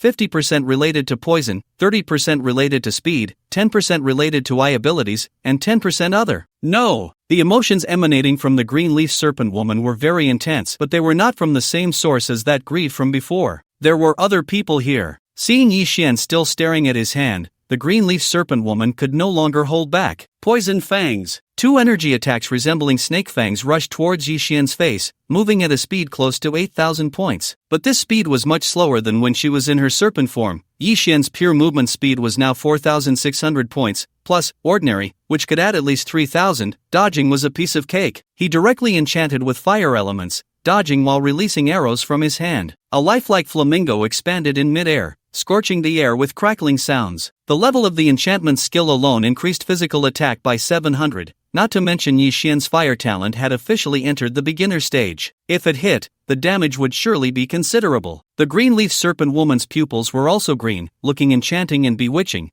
staring at the flamingo in mid-air without any reaction. Shadow split. She could still use the skill from her serpent form, and as she twisted her serpent tail, her whole body appeared graceful and charming. Yixian couldn't help but say, that little waist was truly deadly. However, appreciating was one thing, but he did not slack off at all. After releasing the flamingo, Yixian continued his attack. Enchanting with both wind and fire elements increased speed and penetration while also greatly expanding the attack range. At this moment, Yixian looked more like a mage, as a fire tornado erupted, with a diameter of up to 2 meters, roaring towards the landing point of the Greenleaf Serpent Woman. Hiss! The Greenleaf Serpent Woman's shadow split entered cooldown, but she spewed out a large cloud of highly toxic mist, colliding with the fire tornado. Damn! The more powerful fire tornado was no match for the toxic mist. After all, even with the soul chain enhancement, Yi Xian's magic power was just over 20,000, incomparable to the Greenleaf Serpent Woman. Moreover, it seemed this creature had become clever. Each attack carried energy, not just simply converting into toxins. Strong concealment. Although the range of the toxic mist was wide, its diffusion speed was not fast. After forcibly entering stealth mode, Yi Xian quickly changed his position. With the silent effect, the Greenleaf Serpent Woman had no idea where Yi Xian was now. Her serpent tail kept shaking, as if sensing something. If it were the previous silent effect, she might have sensed it. After all, the level difference was there, but now Yi Xian's development of his talent had entered the next level. The Greenleaf Serpent Woman still had 500,000 health. In her humanoid form, her intelligence had increased, but her movement speed was obviously not as good as before. As long as he hit a few more times, he could take her down. Yi Xian only regretted that the wind-piercing arrow had entered cooldown, and his energy was running low. Hiss! Got you! The Greenleaf Serpent Woman was enveloped in a strong green light, her movement speed skyrocketing, instantly reaching in front of Yi Xian. Clearly, he was still in stealth mode, but the Greenleaf Serpent Woman seemed very certain he was here, with several bursts of energy exploding around him. There was no way to dodge. Yi Xian could only use Phantom Magic Trace again. Now the cooldown for Phantom Magic Trace was only 60 seconds, unlike the previous cooldown, which he estimated would have cost him dearly. Looking into the enchanting green eyes of the Greenleaf Serpent Woman, could it be that she has truly awakened a talent related to her pupils, making invisibility ineffective against her? Energy reduced by another 500. Watching the last 1,000 points of energy, Yi Xian felt a mix of despair and frustration. He had numerous talents, and his damage output was explosive. Yet, he was constrained by energy. Every skill and talent required a significant amount of energy to unleash high damage. He hesitated on whether to enter the battle rhythm, feeling that with just regular attacks, he might not be able to defeat the Greenleaf Serpent Woman, and could only try using soul damage. Now, the energy was only enough for 10 seconds. Even if he entered the battle rhythm after that explosive displacement from the Greenleaf Serpent Woman, he would likely only be able to hold his ground. As he watched the Greenleaf Serpent Woman charge again, Yi Xian prepared to invoke the exchange effect of Phantom Magic, returning to his previous position. You can't escape now. Was the exchange successful? It was, but the Greenleaf Serpent Woman immediately pursued him again, and Yi Xian found his entire body in a state of rigidity, unable to move. Without hesitation, the Greenleaf Serpent Woman unleashed her venomous fangs at close range. Just as the fangs were about to strike, Yi Xian still couldn't move an inch. Medusa's Gaze, a level talent that petrifies the target, rendering them immobile. The petrification duration depends on level, aptitude, and magic resistance, and can only take effect on the same target once every 10 minutes. Damn! Looking at the information provided by the mechanical heart, Yi Xian was surprised to find that the Greenleaf Serpent Woman indeed possessed an awakened eye talent. However, it wasn't the so-called effect of detecting invisibility, it was a petrification effect from her special abilities. Yi Xian was only level 16, while the Greenleaf Serpent Woman was a level 40 green creature, meaning the petrification would not end anytime soon. A satisfied look appeared in the Greenleaf Serpent Woman's eyes. She was finally going to deal with this troublesome human. At first, she hadn't taken Yi Xian and his group seriously, so she hadn't used her full strength, only to find herself in such a dire situation. But why did this man, on the brink of death, still wear a playful smile? Just as she planned to corrode Yi Xian's corpse with poison, he vanished once again into thin air. Hiss! A little trick. If I found you the first time, I can find you the second time. Although she didn't know how Yi Xian had broken her petrification, that state of invisibility didn't truly keep him safe. The Greenleaf Serpent Woman delved into her mind, seeking help from another being deep within her soul. Hiss! Master, where is that scoundrel now? Habitually flicking her tongue, she appeared no different from an ordinary person, her tongue even looking more pink and enticing. An ancient voice echoed, one only the Greenleaf Serpent Woman could hear. Can't find him, he has slipped into another space. The Greenleaf Serpent Woman was somewhat shocked. Space-type talents, regardless of their quality, were extremely rare. What should we do, Master? Just let him go? Hiss! Let him go? The Master suddenly let out a howl to the sky, laughing heartily. After waiting so long for such an exceptionally talented young man, how could I possibly let him go? Today is the last chance to enter the Poison Island, and it is also the last day before his soul dissipates. From the very beginning, he had been observing everyone entering Poison Island, and he had originally favored a young man named Zhou Qi. But the moment Yi Xian appeared, he captured all his attention. Invisibility, battle power enhancement, for elemental talents, with the poison element certainly above level, and now even a space-type talent. He had never encountered a player with so many talents in the previous era. Any one of these talents, if developed to the highest level, would be enough to make one a formidable force. He felt it was heaven's favor that he encountered Yi Xian on the last day. "Give me your body." "All right, master." The eyes of the green leaf serpent woman, now reopened, had become extremely unfamiliar, filled with a strange heat. Fortunately, her spatial talent had only developed to level 3. If she were to reach level 4, a mid-level elemental tier, I truly wouldn't be able to force you out. No matter how powerful he once was, he was now merely a soul on the verge of dissipating. Otherwise, he wouldn't have come to this nascent star realm to take a chance. Yi Xian hid in the alternate space. Although he could no longer feel the emotions of the green leaf serpent woman, the sudden change in her gaze filled him with an ominous feeling. Pressure. Endless pressure surged from the alternate space, like being squeezed from a bottle, and Yi Xian felt as if he was about to be expelled from it. A spatial stagnation scroll? No, the green leaf serpent woman hadn't taken out any items, and Yi Xian's heart sank. Achieving this level without items meant either a profound understanding of spatial abilities or being a player above level 200. Could it be like the last time he helped Zhang Xinyue? How did these high-level beings end up in the Blue Star realm? He distinctly remembered there being restrictions. How had he encountered 2 in just a few days? No matter how Yi Xian tried to activate his void-walking talent, it was useless. He was directly expelled from the alternate space. "Kid, you finally decided to come out." The green leaf serpent woman's voice still sounded feminine, but Yi Xian immediately sensed something was off. What the hell? Is there an old man behind this? Is the green leaf serpent woman some down-and-out protagonist? Entering the alternate space didn't consume energy, so Yi Xian attempted to enter again, but unexpectedly found he couldn't even get in this time. "Don't waste your effort. This 5-minute spatial stagnation has drained my last bit of essence, and your level 3 spatial power can't break through it." Seeing this, Yi Xian couldn't be bothered to talk. He directly shot out a wind-imbued arrow and quickly ran away. If he had a way to try and kill the green leaf serpent woman, he had no thoughts at all about this old monster. "Heh, do you think you can escape?" Yi Xian's figure suddenly stiffened, stopping in place. "What the hell? Wasn't it said that petrification could only take effect on the same target once every 10 minutes? From the moment he entered the alternate space to being forced out, the whole process had only taken a minute. There was no reason for him to be petrified again. Current state is not petrification, but suppression. The mechanical heart provided the answer directly. Another special state, suppression. Yi Xian felt a chill in his heart. Suppression was a more terrifying state than petrification, as it not only immobilized him but also rendered his talents and energy unusable. The green leaf serpent woman swayed her alluring waist and walked in front of Yi Xian,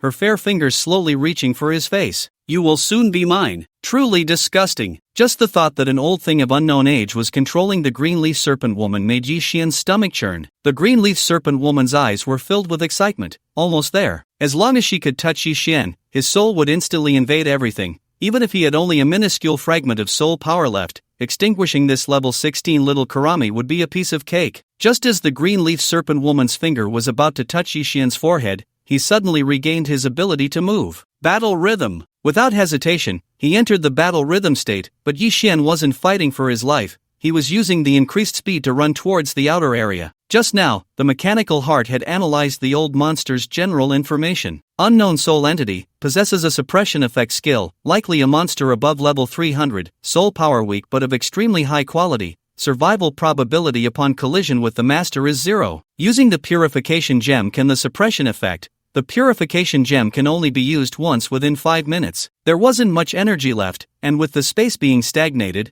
the phantom magic trace was also unusable. Yi Xian felt that he was currently running at his highest speed, at least 20,000 points. The speed of the green leaf serpent woman was at most on par with his. She could not catch up to him. Damn it! The petrification effect of the green leaf serpent woman could no longer be used, while his suppression had no limits. However, continuously releasing it placed too much burden on his soul, and he feared that the subsequent devouring might lead to an accident. Burn the source. He began to burn the green leaf serpent woman's source without hesitation. If Yi Xian turned back, he would see her health continuously decreasing. Besides her health, even the original soul of the green leaf serpent woman was shrinking rapidly. "No, master, please don't." The green leaf serpent woman's health kept dropping until it reached the last 10,000 points before stopping, her soul becoming as weak as a candle flame about to extinguish. Damn, such low quality. Burning this much isn't enough to unleash a complete suppression. The old monster cursed as he raised his right hand, nearly allowing Yi Xian to escape due to the green leaf serpent woman's inferior source. Suppression. Although it did not achieve complete suppression, Yi Xian had no items left to purify again. His entire body came to a halt, even his expression carrying a hint of seriousness. The old monster understood better than anyone that a long night brings many dreams. The green leaf serpent woman transformed into a green light and quickly approached. This time, she eagerly reached out to grab Yi Xian's shoulder. Yi Xian felt as if something had slipped through the green leaf serpent woman's hand and into his body. After completing the invasion, the green leaf serpent woman fell straight to the ground,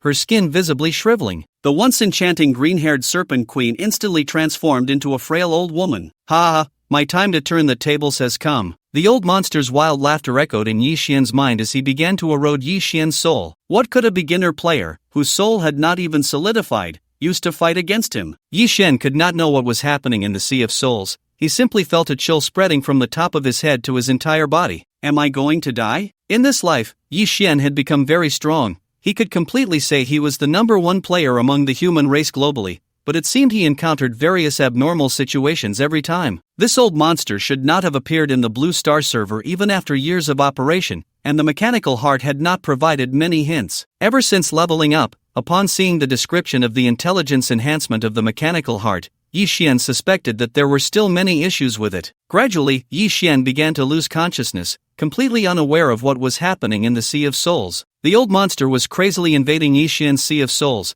As long as he erased Yi Xian, this perfect body would become his. With this body, I will return sooner or later, Spirit King, just wait for me. Just as the old monster was about to succeed, a crying clown face appeared above Yi Xian's Sea of Souls. Oh dear, you probably won't be able to go back, little one. The old monster suddenly looked up. Who? The face of the clown of fate occupied the entire space above the Sea of Souls. Even the old monster had never seen such terrifying soul power. Impossible! How could a god-favored one appear in such a remote place? The old monster screamed in terror. This was not a power that an ordinary player could possess. The terrifying soul clearly contained divine power. Even in the last era, he had reached level 450 and had not become a god. Why would this unremarkable kid receive divine favor? You should die for a moment, otherwise, the guy I have my eyes on might exhaust the Sea of Souls soon. The clown of fate let out a slight breath, and the old monster's soul began to disintegrate, unable to even let out a final scream. The collapsing soul of the old monster scattered into transparent streams, allowing Yi Xian's Sea of Souls to begin recovering at an astonishing speed, followed by endless expansion. You can consider yourself lucky, kid. Even I didn't have such a soul sea at level 16. It wasn't until Yi Xian's soul sea fully returned to normal that the trickster completely vanished. At this moment, hurried footsteps echoed from outside the 5th area, and Zhou Qi and the others finally rushed back to Wandu Island. Wu Xin. Seeing Yi Xian on the ground, Zhou Xiaolin couldn't care about anything else and ran over to hold him in her arms, continuously using healing skills. Zhou Qi and Qin Yun were much calmer,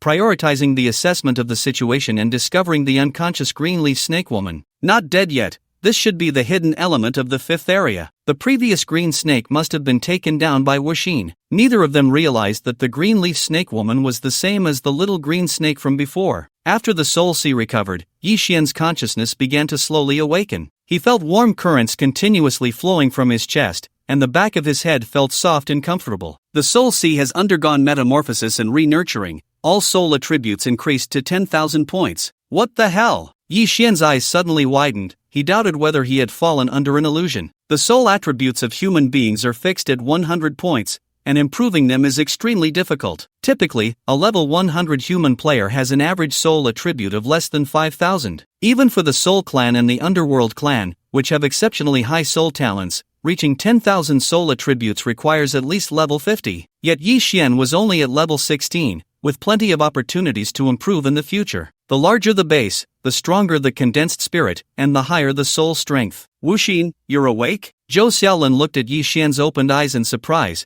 then realized he was leaning against her little mountain and hurriedly pushed him away, her face flushed with embarrassment. Although she wasn't quite sure what had happened, it seemed the old monster had already been defeated, and now only the green leaf snake woman remained in the entire 5th area. Zhou Qi nodded at the awakened Yi Xian, signaling him to kill her. As a level 40 green, killing the green leaf snake woman would undoubtedly trigger a system announcement. Hei Zai and the others had no objections. The 5th area could be said to have been cleared solely by Yi Xian, and they were already satisfied with the points they could earn. Yi Xian wasn't polite either. He didn't care much about the other rewards. but he couldn't afford to lose reputation points. If it weren't for the 200 reputation points he had obtained back then, he wouldn't have been able to get a level 3 membership at the training dojo, and he didn't know how long it would take to improve his skills and talent levels on his own. With a clean and swift arrow, he took away the last bit of health from the green leaf snake woman, and a flood of game notifications flashed before Yi Xian's eyes. Congratulations on defeating a level 40 green enemy, gaining 1.5 million experience points. Congratulations on leveling up to level 17, gaining 1,750 free attribute points. Congratulations on leveling up to level 18,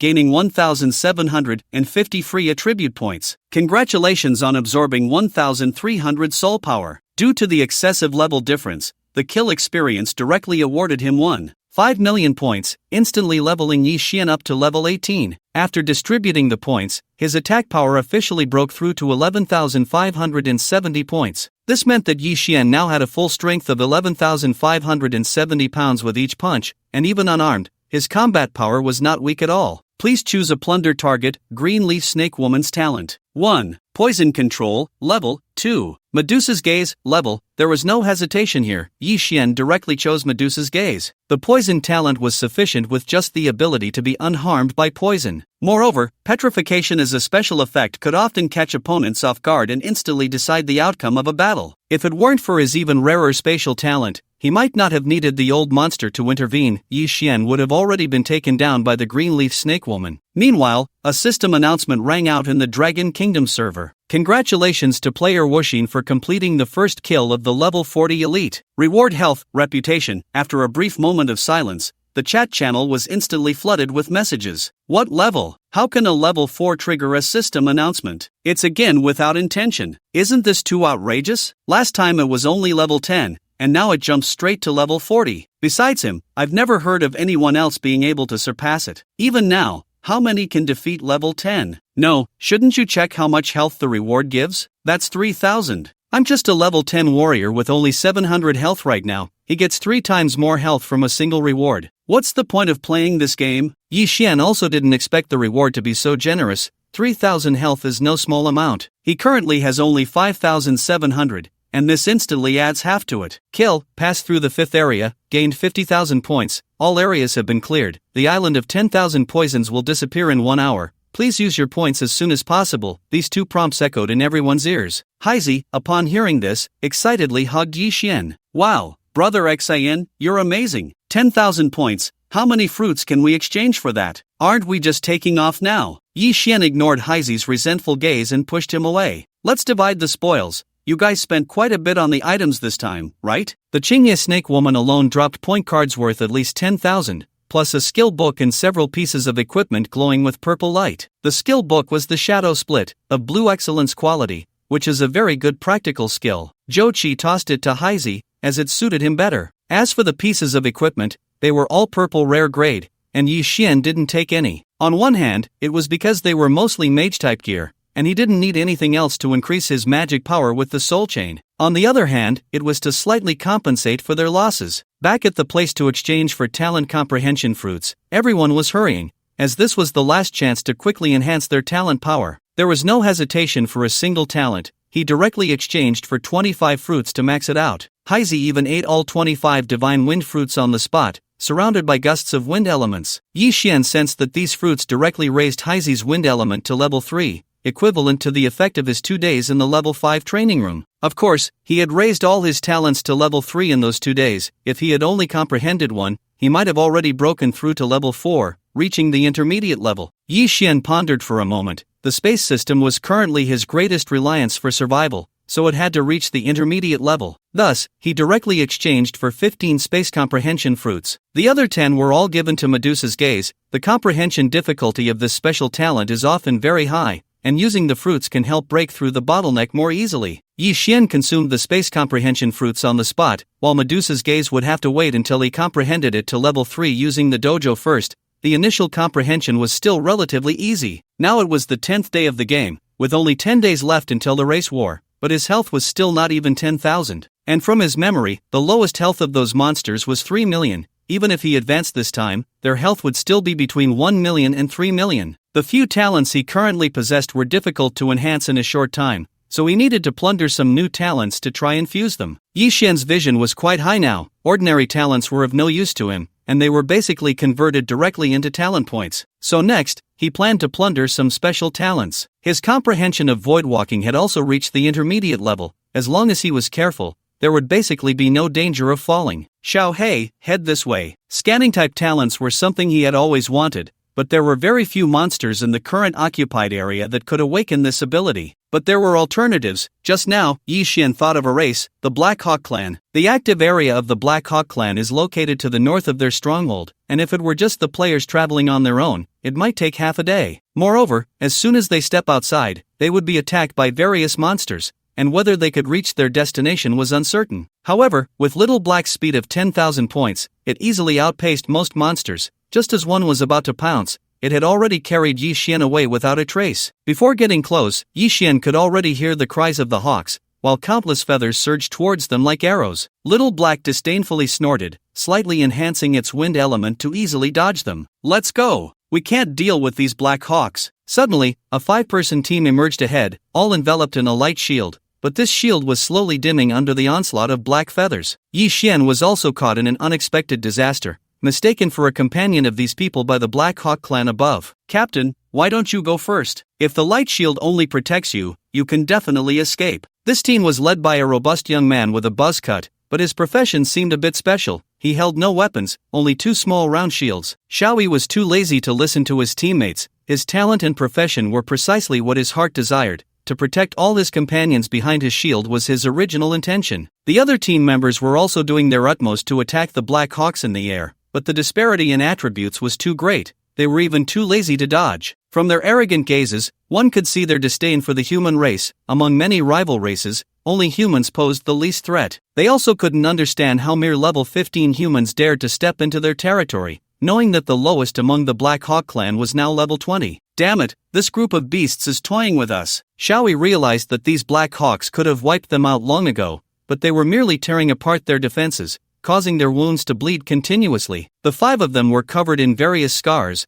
all inflicted by these Black Hawks. A soldier can be killed but cannot be humiliated. As a soldier, Xiaoyi wished he could hold a few bombs and perish together with them, but unfortunately, even the official dragon country couldn't intervene in this game. It seemed that this area was no longer explorable. He decided to have the higher-ups send the Zodiac team to take over. Xiaoyi was ready to give up. With their current abilities, they truly couldn't complete the task from above. Just then, Xiaoyi noticed Yi Xian standing alone ahead. He had already dismounted and was drawing his bow, aiming at the Black Hawks in the sky. It's useless, hurry and leave. Xiaoyi exclaimed anxiously. His teammates were top archers in reality, but their arrows were easily swatted away by the Black Hawk's wings. However, Yi Xian's movements were incredibly fast. Before Xiaoyi could finish his sentence, an arrow had already been shot, a very ordinary strike. Useless? Little Black looked at Xiaoyi with a very speechless expression. Indeed, they were useless. Although Yi Xian's arrow was faster than the previous archers, the Black Hawks still didn't take it seriously, swinging their right wings to swat it away as before. Bang! Underestimating Yi Xian led to the Black Hawk being shot to pieces, leaving not even a whole corpse behind. Hurry, arrows are useless against them. Xiaoyi's voice grew fainter as he stared at the falling remnants of the Black Hawk, somewhat dazed. Was this still the monster that had just toyed with them? Congratulations on defeating an enemy of a higher level, gaining 500 experience points. Congratulations on absorbing 3 points of soul power. Do you want to plunder the talent Black Feather in the Sky level? It seemed not all Black Hawks could awaken the talent he desired. After converting it into talent points, Yi Xian shot a few more arrows to instantly kill the remaining monsters. Watching the monsters that had just toyed with them fall, Xiaoyi and the others were stunned. Is he really human? They had previously ambushed a Black Eagle tribe and lost 3 men even while they were on the ground. Now he was taking them down one by one with a single arrow. Even seeing it with their own eyes, they were all in shock, unable to accept this reality. They were all elite soldiers in real life, with physical and mental qualities far exceeding those of ordinary players. This place is not for you to explore, you should leave quickly. The moment Yi Xian laid eyes on Xiaoyi, he recognized him. This man was famous in his past life as the Holy Shield of Light in the army. It was a very special class talent that came with a hidden profession, and this profession had no offensive skills. The Holy Shield of Light was born solely for protection, with all skills and talent effects aimed at safeguarding others. However, Xiaoyi was not famous in his previous life just because of his talent. He was also a tough guy. Without offensive skills, he used his shield to smash. With his superb fighting skills in reality, he had turned the Holy Shield of Light into a balanced offensive and defensive profession. Not having obtained the talent he had hoped for, Yi Xian continued forward, heading in the direction where Xiao Yi and the others had just escaped. "Brother, please wait." Xiao Yi quickly caught up to Yi Xian, taking 2 steps for every 3 he took. The monsters inside are not just level 20, even if you are strong, it's too dangerous as an archer. Although Yi Xian had just displayed astonishing attack power, it was well known that archers typically had high attack but low defense. Without the help of teammates, getting close to any melee monster would mean certain death. "Brother, we won't hide it from you, we belong to the Dragon Kingdom military, and we are here on a mission." Xiao Yi looked sincerely at Yi Xian. "If your goal happens to be the Black Eagle tribe as well, we can cooperate." Yi Xian did not stop his steps. He was currently walking a path of versatility. Even though he had a good relationship with Zhou Qi and the others, he would not often level up with them. In all beings, the principle was to never let anyone know all your means.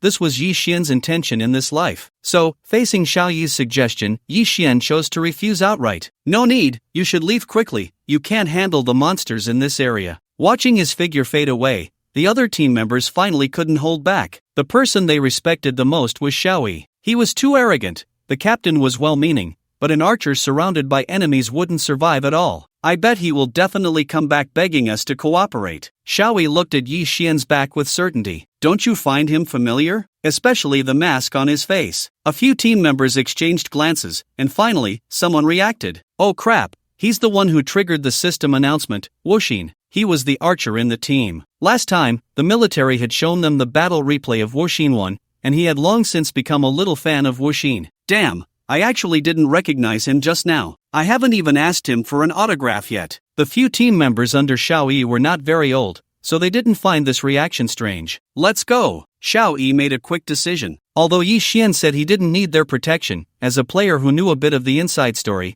he naturally hoped Yi Xian would become stronger. "Did you forget? There's a common mission between different teams." The team members replied in unison, to recruit top players in the game. That's right. This was the common mission assigned to them by the military higher-ups. Was there anyone stronger than Wuxin in this game? The few of them hurriedly chased after Yi Xian. As long as they protected him, with Wuxin's powerful output, perhaps they could still complete the exploration task in this area. However, not long after they entered, they saw the scattered corpses of the Black Eagle tribe, densely packed and numerous. This is the elite we discovered earlier at level 27. The bodies add up to at least 400 or 500. Did we really waste 2 minutes just now? Even Xiao Yi couldn't imagine how an archer could survive under the siege of so many monsters. No, this isn't survival, it's a one-sided massacre. A few of them rushed forward at full speed, quickly chasing after Yi Xian, but their speed seemed to be no match for Yi Xian's killing pace. Finally, after chasing for a full 10 minutes, they heard the cries of the Black Hawk tribe. "Captain, why does it feel a bit off?" The once clear and high-pitched cries now sounded like a chicken being strangled. Immediately after, Xiao Yi and the others witnessed an unforgettable scene in their lives. Yi Xian, alone on horseback, was chasing over 1,000 Black Hawk tribe members. Arrows shot into the sky as if they were free, some emitting flames, others spinning violently, and with each attack, at least one Black Hawk fell. The Black Hawk tribe initially fought back fiercely,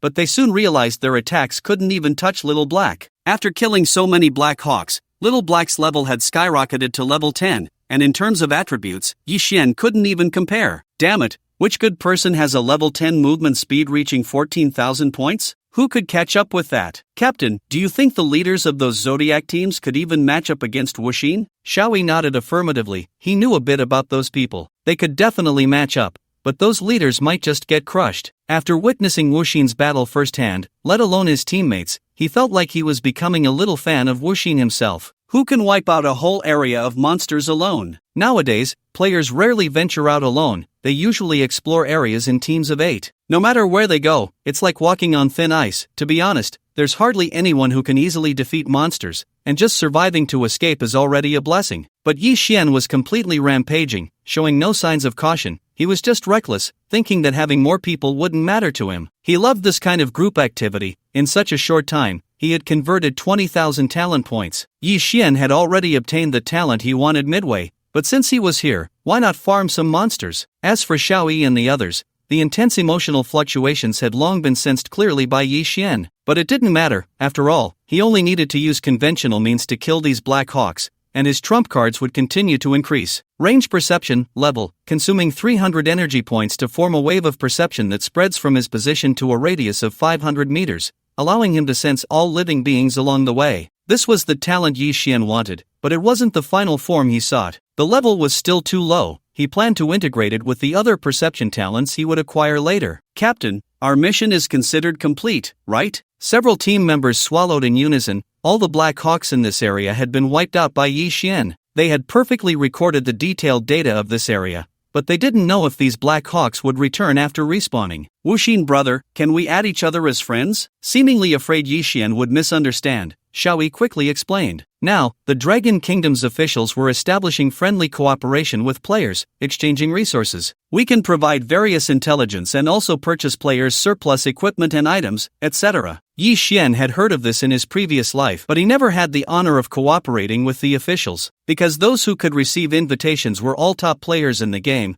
and in his last life, Yi Xian was far from having that qualification. However, speaking of it, Yi Xian really needed to borrow some intelligence from the Dragon Kingdom for something that was particularly rare. Even the aristocratic families might not have any news about it. You can add me, but I need a clue about something. Please help me ask around. It's called the Void Nail. Yi Xian was still thinking about that sunken elven ship in the sea area, where the strength of the spatial anchor point was average. As long as he had the Void Nail, he could successfully enter it. After adding each other as friends, Yi Xian began to head towards the next location of the talent monster he was going to plunder, the Cold Tide Cave. As soon as he stepped inside, both Yi Xian and Little Black couldn't help but shiver simultaneously. It was truly unreasonable. What kind of bats would live in such a cursed place? This time, he was going to plunder ultrasonic perception. In his previous life, he had never encountered such a monster. He had only heard that the bats in the Cold Tide Cave had excellent perception abilities and could always avoid being hunted in advance. Without any ready-made scanning talents, Yi Xian planned to plunder all the perception talents he could find and then fuse them into one. The Cold Tide Cave was filled with a chilling atmosphere, and the rest was an endless darkness. Yi Xian had to consume 20% more energy to condense flames here than outside. These bats were still hanging from the top of the cave, and each bat possessed this talent. Yi Xian didn't linger this time. After plundering, he quickly rushed to the next location. Then, in order, he plundered infrared perception talent, crisis perception, X-ray vision. Most of the talents he could think of for observation and perception were plundered, all of them being high-level talents. Yi Xian didn't know if he could fuse them into the effect he wanted. He directly used Beastly Instinct as the main body for fusion, selecting to fuse all other perception talents, even including the marking talent from before. Consuming 1700 talent points, are you sure you want to fuse? Confirm. Congratulations, talent fusion successful, life wave, talent level, high, wave perception. All life emits unique waves, capable of sensing the emotions and energy usage of other targets within a range of 10,000 meters. Life map consumes 300 energy to emit a perception wave from the user's position, returning the locations of all life within a radius of 3,000 meters to the mind and updating coordinates in real time, capable of detecting hidden states. This talent indeed had a probing function, but it was only effective for living beings. If Yi Xian wanted to see every blade of grass and tree within the target range, he still needed to find monsters with mental scanning talents. However, he wasn't too disappointed. After all, having this talent would be very useful for his subsequent actions. Monsters with special talents were often scarce and did not have fixed activity areas. With the LifeWave talent, he no longer had to run around randomly hoping for luck. Just as Yi Xian was trying out his new talent, someone was already making a fuss for him. It's impossible to give it to him. A large hand slammed down hard on the proposal table. It was a man with a face full of scars. We only have one void nail, and there are only 10 days left until the hero battle. It must be used on that dark rift. As soon as he finished speaking, a gentle yet firm female voice countered his suggestion. The dark rift is too dangerous. Rashly entering will only backfire. The more it gets to this point, the less we can take risks. Others might not know the horrors of other races, but don't you understand? If we keep dragging our feet like this, the future of the Dragon Kingdom will only be enslavement. The scarred man had always disdained the conservative approach, even at this time still considering stability. Even if we open the dark rift, what then? Shenlong, as the leader of the Rabbit Zodiac group, was strong and did not yield an inch against the scarred man. Even ordinary races from the outside find it so difficult to kill, and you want to hunt the dark races? Is your head really kicked by a donkey? Faced with Shen Lanchuan's mockery, the scarred man was equally unwilling to back down. At least my team members completed everything they were supposed to. not missing a single task objective. Unlike some people, who are all talk and no action, too afraid of this and that, they might as well stay home and wait to die. Shinlanchuan didn't want to continue arguing with the scarred man. He knew very well how many times his subordinates had died because of his arrogance. You also understand the cost of death. This broken void nail is our team's trophy, and how to deal with it is up to me. After saying this, Shinlanchuan stood up, preparing to leave, but the scarred man shouted after her. Everything is for the Dragon Kingdom. What does sacrificing potential matter? What does dying matter? As long as the final victory belongs to the Dragon Kingdom, everything is worth it. A cold smile appeared at the corner of Shinlanchuan's mouth. Such words might fool those naive youngsters. Then why has your brother Li Hai never died even once? And I heard that your brother has been probing into the real news about Wuxin lately. Pighead, I advise you to think carefully about which side you want to stand on. At this moment, Yi Xian was completely unaware of all this. He was heading to a special valley where a certain monster's talent was very suitable for him. However, to his surprise, before he even entered, he ran into the long-lost Zhang Xinyue and Birushua outside the valley. Wow, so handsome. The moment Zhang Xinyue saw Yi Xian, she couldn't help but scream, then excitedly jumped over and hugged Xiaohei tightly. Wuxin, sell it to me. It's just perfect for me. As the owner of the Overlord Spear talent, Zhang Xinyue indeed needed a mount like Xiaohei. Saying this, it's community property. If you want a ride, then go ahead. Pa, shameless. Only when encountering Yi Xian would Zhang Xinyue show the personality of a little girl. Long time no see, you've been quite impressive lately. Looking at Birushue, who was beaming with joy, Yi Xian's eyes still flashed with a hint of amazement. No matter how many times he saw her, he couldn't ignore her stunning feminine charm. Just as he was about to greet her, Yi Xian was stunned by the information transmitted from the mechanical heart, staring blankly at Birushua with her mouth slightly open. Xianin Ice Emperor, level, possessing an extreme ice attribute talent, combined with the Xianin body can unleash an ultra-cold power that surpasses absolute zero, even souls cannot escape. Current level, 16, magic strength, 18,000 points, immune to pure ice damage below level, ice element comprehension level between 4 and 5. He knew Birushua's talent was strong, but how could her attributes be so abnormal? A magic strength of 18,000 points at level, while his own fallen son Demon Bao's profession attribute points were 35 times the maximum level, and even now, his allocated bare equipment magic strength was only 5,780 points. Birushua's profession couldn't possibly be stronger than his, so this attribute point must come from her talent. Ice damage immunity, comprehension level close to 5. For the first time, Yi Xian witnessed a true genius among humans. No, a level genius would be a genius in any race. It was just that the basic attributes of humans were too low. He was shocked by Birushua's talent,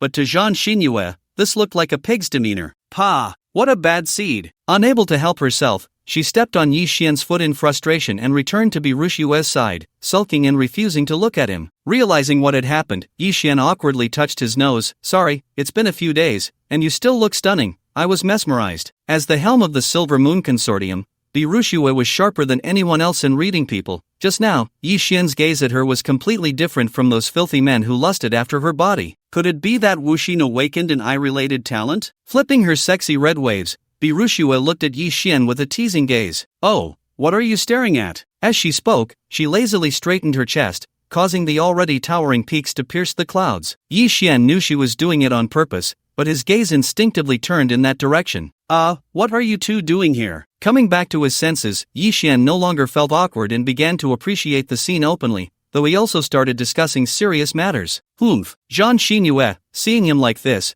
was even less inclined to pay him any attention and could only let Birushua express her thoughts. I heard that this map contains many strange plant species, one of which is called the blood ginseng deer, and my goal is to find it. It seemed that Birushua was still trying to find a way to save her grandfather. That was Yi Xian's first reaction after hearing her. The blood ginseng deer was a special monster, resembling a ginseng but taking on the form of a small deer. When in danger, it would pull out its roots and flee, extremely adept at earth escape techniques, and once it was out of danger, it would find a good spot to bury itself. No wonder you want to go personally. The blood ginseng deer had the innate ability to escape underground, making it nearly impossible for ordinary players to catch it. They were more likely to be counter-killed and devoured by it. Birushua, with her keen mind, immediately caught the implication in Yi Xian's words. How did he know I could catch the blood ginseng deer? As a top-tier talent, the Xianin Ice Empress, Birushua could turn the ground into ice before the blood ginseng deer could escape. Once it lost its ability to burrow, the combat power of the blood ginseng deer was not very strong,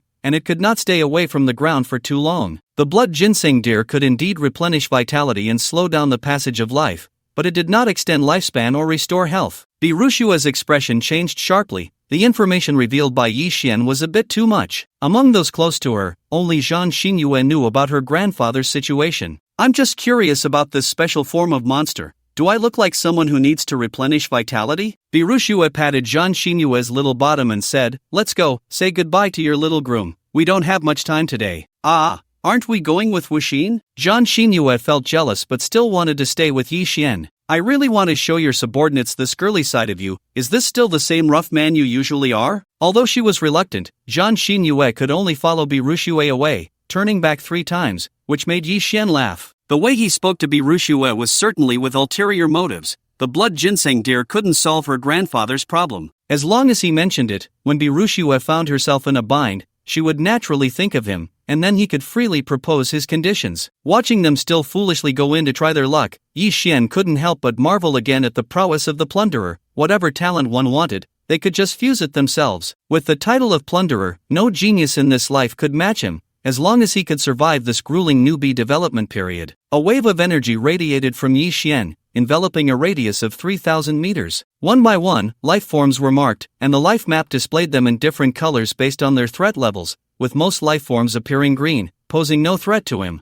At the same time, the life map would project a rough image of the life forms. Although not as precise as a mental scan, Yi Xian was already very satisfied with this effect. Very useful, not bad. Currently, there were no targets within the 3,000-meter range that Yi Xian wanted to find. The distance was still a bit short, and he needed to raise his comprehension level. As Yi Xian continuously changed positions, he marked most of the races in the valley. Interesting, has Birushua been targeted? Seeing a large number of shadows appearing at various locations on the life map, he can only think that the big boss of the Silver Moon Consortium had been betrayed. Unfortunately, everyone knows that Birushua is a seductive female boss, but no one knows that she is a ruthless ice dragon, the 5-dragon general from her past life, with blood on her hands from every person she encountered. Found it. At that moment, Yi Xian finally located a suspected target on the life map. Garlic mushroom. This is the reason Yi Xian came to this valley. It is also a special type of plant monster, resembling a mushroom, but it doesn't have to stay in the ground all the time. It looks cute, but it is quite bloodthirsty. After arriving, Yi Xian saw nothing in his field of vision, not to mention the garlic mushroom. He didn't even see a few crickets. Indeed, it had gone into stealth. It had eaten everything clean. The garlic mushroom is extremely aggressive and indiscriminate in its attacks. Within its activity range, there are basically no living beings left. Looking at the garlic mushroom in the upper right corner of the life map, which seemed eager to try its luck, Yi Xian found it somewhat amusing. It must think it was hiding very well. From it, Yi Xian sensed a very obvious gluttonous and bloodthirsty emotion. This creature should not be new to eating people. A shadow flew out from the garlic mushroom, hitting Yi Xian with astonishing speed. Realizing he was instantly blinded, Yi Xian smiled with satisfaction. This was the effect he wanted: blindness. At the same time, the head of the garlic mushroom opened directly, and countless hideous tentacles wrapped around Yi Xian's body. Not bad, the blindness lasted about 2 seconds. Although everything was dark before him, it did not affect his ability to dodge the tentacles of the garlic mushroom. The fluctuations it emitted were simply too obvious. The experience was over, so there was no need to keep it alive. With a casual flick, he cast a flamingo spell, turning it to ash. Congratulations on defeating an enemy above your level, gaining 200 experience points. Congratulations on absorbing 3 soul power points.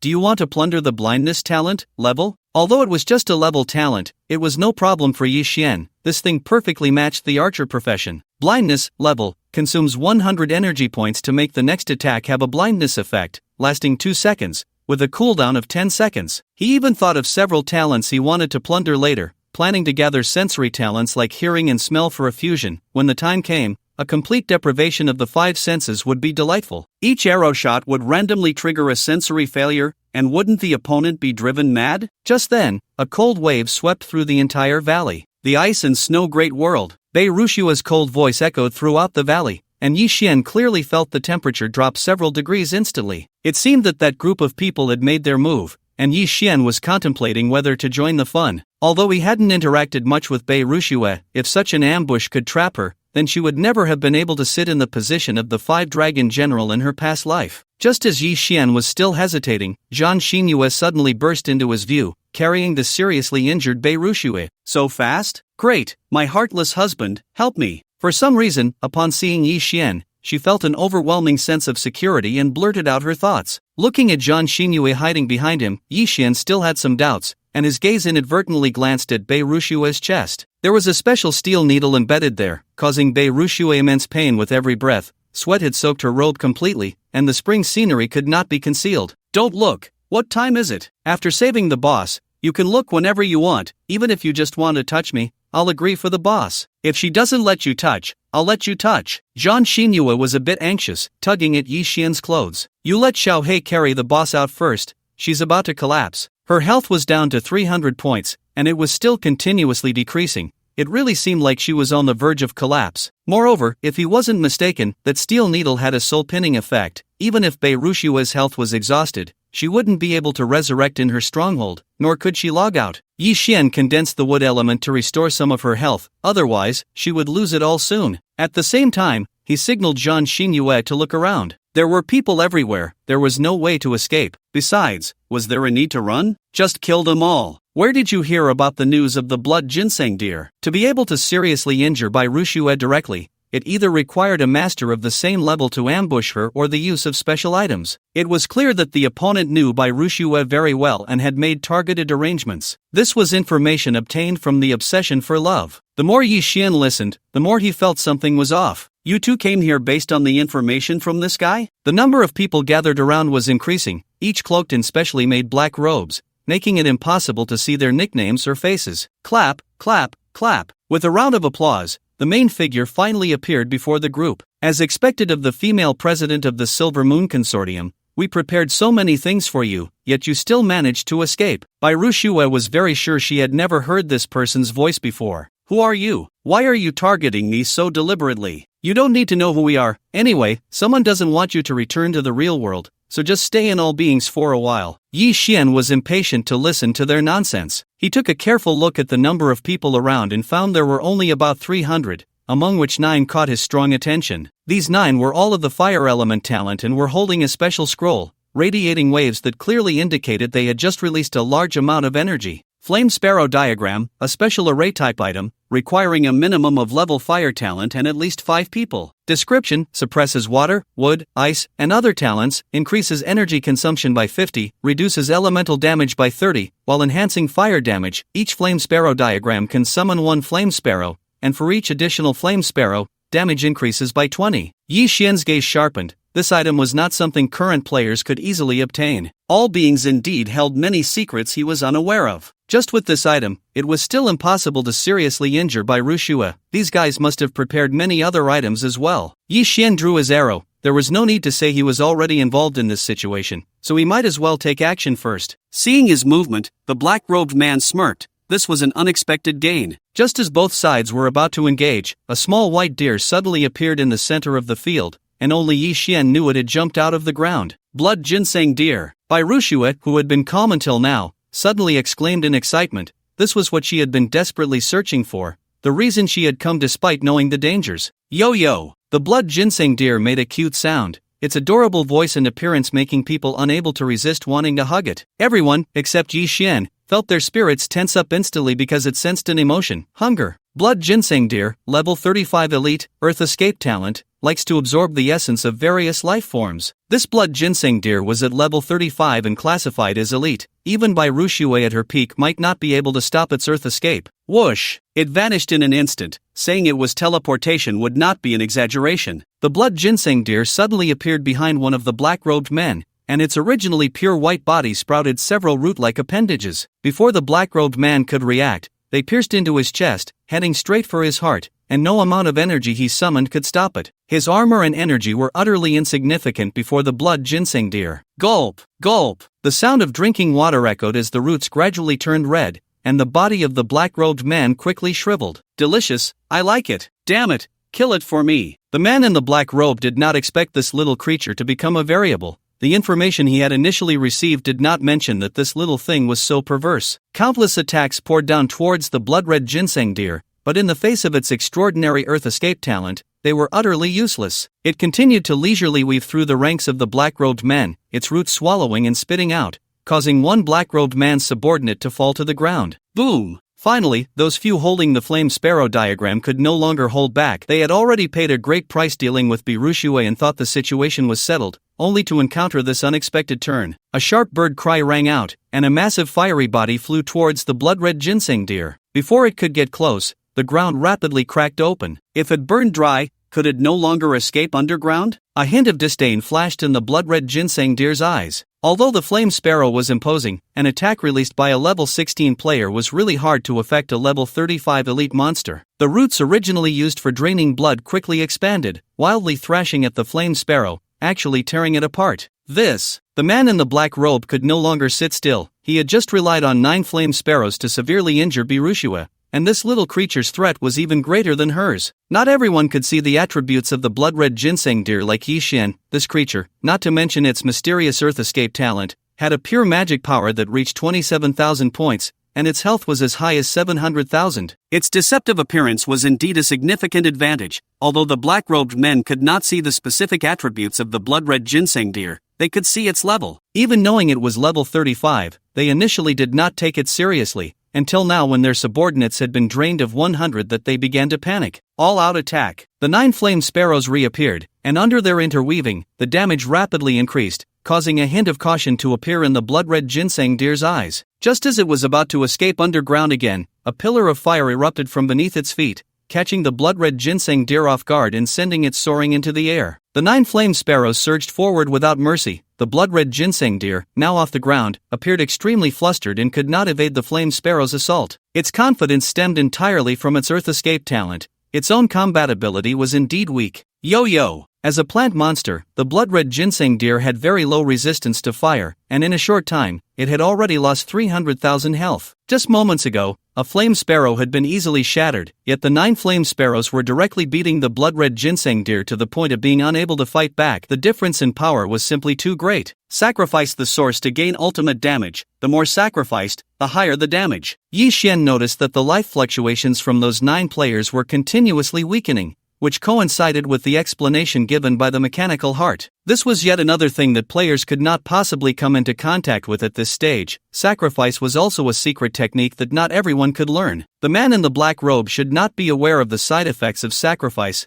otherwise, he would never allow 9 talented players to learn it. Moreover, when dealing with Birushue, these few should have already sacrificed once. Crash! Just as the man in the black robe was intently watching the blood-red ginseng deer, a sound of a bowstring vibrating suddenly reached his ears. Yixuan shot an arrow and quickly followed with another. He would not foolishly wait for them to free their hands. Protect the young master. Countless black-robed subordinates rushed to shield the man in the black robe. Damn it, I curse your grandpa. Seeing Yixuan make a move, Zhang Xingyue, holding his spear, prepared to rush out. Fortunately, Yixuan noticed in time and directly grabbed her by the neck and pulled her back. Don't go out and cause trouble, just take care of your boss. At the same time, the 9 players could no longer bear the terrifying consumption of the flame sparrow diagram and fell to the ground, pale-faced. The blood-red ginseng deer's health had now dropped to 200,000, and its originally cute and silly face had turned exceptionally ferocious. The moment it landed, the figure of the crimson blood ginseng deer immediately vanished. Not good. Yixuan's expression tightened. Everyone else thought the crimson blood ginseng deer had fled, but the emotion he sensed was one of furious revenge. Don't steal my kill. Sure enough, as he shifted his gaze, the crimson blood ginseng deer had already appeared behind a player holding a flame sparrow diagram, with numerous roots beginning to entwine. This was a level fire-type talent that Yixuan was determined to seize. 9 levels meant a substantial amount of talent points. Cutting off someone's source of income was a major taboo. But at that moment, Yixuan was too far from that player. No matter how fast his attack was, it couldn't bridge the distance. The roots of the crimson blood ginseng deer had already reached the player's chest, and the player, who had already lost a significant amount of his essence, was preparing to wait for death when he suddenly heard Yixuan shouting anxiously at him, "Run!" At that moment, a glint of green flashed in Yixuan's eyes, Medusa's gaze. The ferocious expression of the crimson blood ginseng deer seemed to freeze, even the thrashing roots became motionless. Although the player didn't know what was happening, being alive was certainly the best outcome. Instinctively, he ran towards Yixuan. Why is he trying to save me? Just as he had taken a couple of steps, a violently spinning arrow instantly pierced through his heart. Do you want to seize the level fire control talent? Yes. After successfully obtaining it, Yixuan's excited gaze turned towards the other 8 players with the flame sparrow diagram, as did the crimson blood ginseng deer. Their blatant expressions completely infuriated the man in the black robe. Are you kidding me? I'm the hunter here. What are those expressions on your faces? Neither Yi Xian nor the Crimson Blood Ginseng Deer was part of his original plan, but that didn't mean he had no way to retaliate. The remaining 8 players with the Flame Sparrow diagram moved closer to the man in the black robe. These few could not be sacrificed here. Don't let Ru Shui down. This was originally meant for you, but unexpectedly, it would be used on them. He had brought only elite players this time, most of whom had level talents, and there were quite a few at level, but now they could only be sacrificed. The man in the black robe pulled out a special white bamboo from his pocket and began to chant incantations in a rapid, incomprehensible manner. Meanwhile, Yi Xian and the Crimson Blood Ginseng Deer ignored him and continued their assault on the 8 players. Clang, clang, clang. Whether it was Yi Xian's arrows or the roots of the Crimson Blood Ginseng Deer, they were all deflected by a transparent protective shield. What is this thing? Yi Xian looked at the white bamboo, feeling somewhat uncertain. Soul bamboo, a special plant that can be used to store souls. Soul bamboo. This is bad. Yi Xian instantly felt a chill run down his spine. The appearance of this thing was always associated with a strange race. Soul bamboo, soul race. It was only the 10th day of the game. Why was something related to the soul race appearing now? The remaining 200 subordinates of the black-robed man suddenly stood still, and wisps of pale, transparent gas began to drift out from their 7 orifices. Soul extraction, physical death in reality. It really is the soul race. The information provided by the mechanical heart undoubtedly confirmed Yi Xian's suspicions. In his previous life, the soul race's arrival and their bizarre soul skills had caused tremendous losses to the Blue Star human race. Soul attributes were calculated separately, and humans initially had a fixed 100 points. Facing a race that couldn't attack souls was not a big deal, but once encountering the soul race, who were experts at manipulating souls, they could easily be controlled. The soul race could not possibly descend upon the Blue Star server now. Even extracting the souls of these 200 people would be futile. They must have used some speculative means to temporarily project themselves, but this was not good news for Yi Xian and the others. Currently, they found it difficult to inflict any substantial damage on the soul race. The Crimson Blood Ginseng Deer was unaware of this and continued to angrily attack the few players. Put Ru Shui on Little Black's back. We need to run first. Although Yi Xian also possessed soul attack methods, he didn't believe that his current energy could pose much of a threat to the soul race. Just as he was about to make a move, a wave of dizziness hit, and everyone fell unconscious to the ground, except for one person who remained awake. My lord, you have arrived. The man in the black robe knelt on one knee, looking as if this was not his first encounter. A dark cloud quietly floated in mid-air, and after a long while, a cold snort was heard. This is the last time. The dark cloud was very displeased with the black-robed man's actions of using him as a thug. If it weren't for the orders from above, he would have eliminated the black-robed man at the first opportunity. He really couldn't understand what those above were thinking, spending such a high price to gather intelligence on such a worthless star faction. The dark cloud disdainfully glanced at the feigning unconsciousness of Yi Xian. As a race that played with souls, he could distinguish between true dizziness and feigned unconsciousness. Self-righteous fool. Ignoring this little bug, the dark cloud began to continuously expel items. Scrolls, skill books, equipment, items. Yi Xian finally understood where all those various items in the hands of the noble families came from. In other words, the Blue Star faction was already filled with the shadows of various foreign races. Yi Xian felt a chill in his heart. He didn't understand why this was happening. The Blue Star faction was truly at the bottom in all beings, so why were these great clans expending so much effort here? The power of a human soul was simply insufficient to sustain the dark cloud for long. After giving everything to the black-robed man, he considered the task complete and turned his gaze back to Yi Xian. An invisible hand of soul reached down towards Yi Xian, making it impossible for him to continue feigning unconsciousness. The battle rhythm instantly activated. Yi Xian held one person in each arm, wedging Bei Rushui and Zhang Xingyue at his sides, while signaling Xiao He to leave at full speed. Dark Cloud, Level 32 Soul Race, Special Racial Form immune to physical attacks, Soul Attribute Attack 3000 points, Defense 1300 points, Health 4500 points, Soul Power 3000 points. Although this creature was only Level 32, its soul defense reached 1300 points, and even with the battle rhythm activated, Yi Xian couldn't break through its defense. Fortunately, Xiao He, as a rare mount, had a decent soul attribute, and the Dark Cloud soul intimidation hadn't been used to its full extent. Otherwise, Xiao He wouldn't have woken up so quickly. My lord, we can't let them escape. The black-robed man, seeing that Yi Xian and the others had vanished without a trace, urged the Dark Cloud anxiously. Are you teaching me how to do my job? The Dark Cloud snorted coldly, and blood instantly began to flow from the black-robed man's 7 orifices,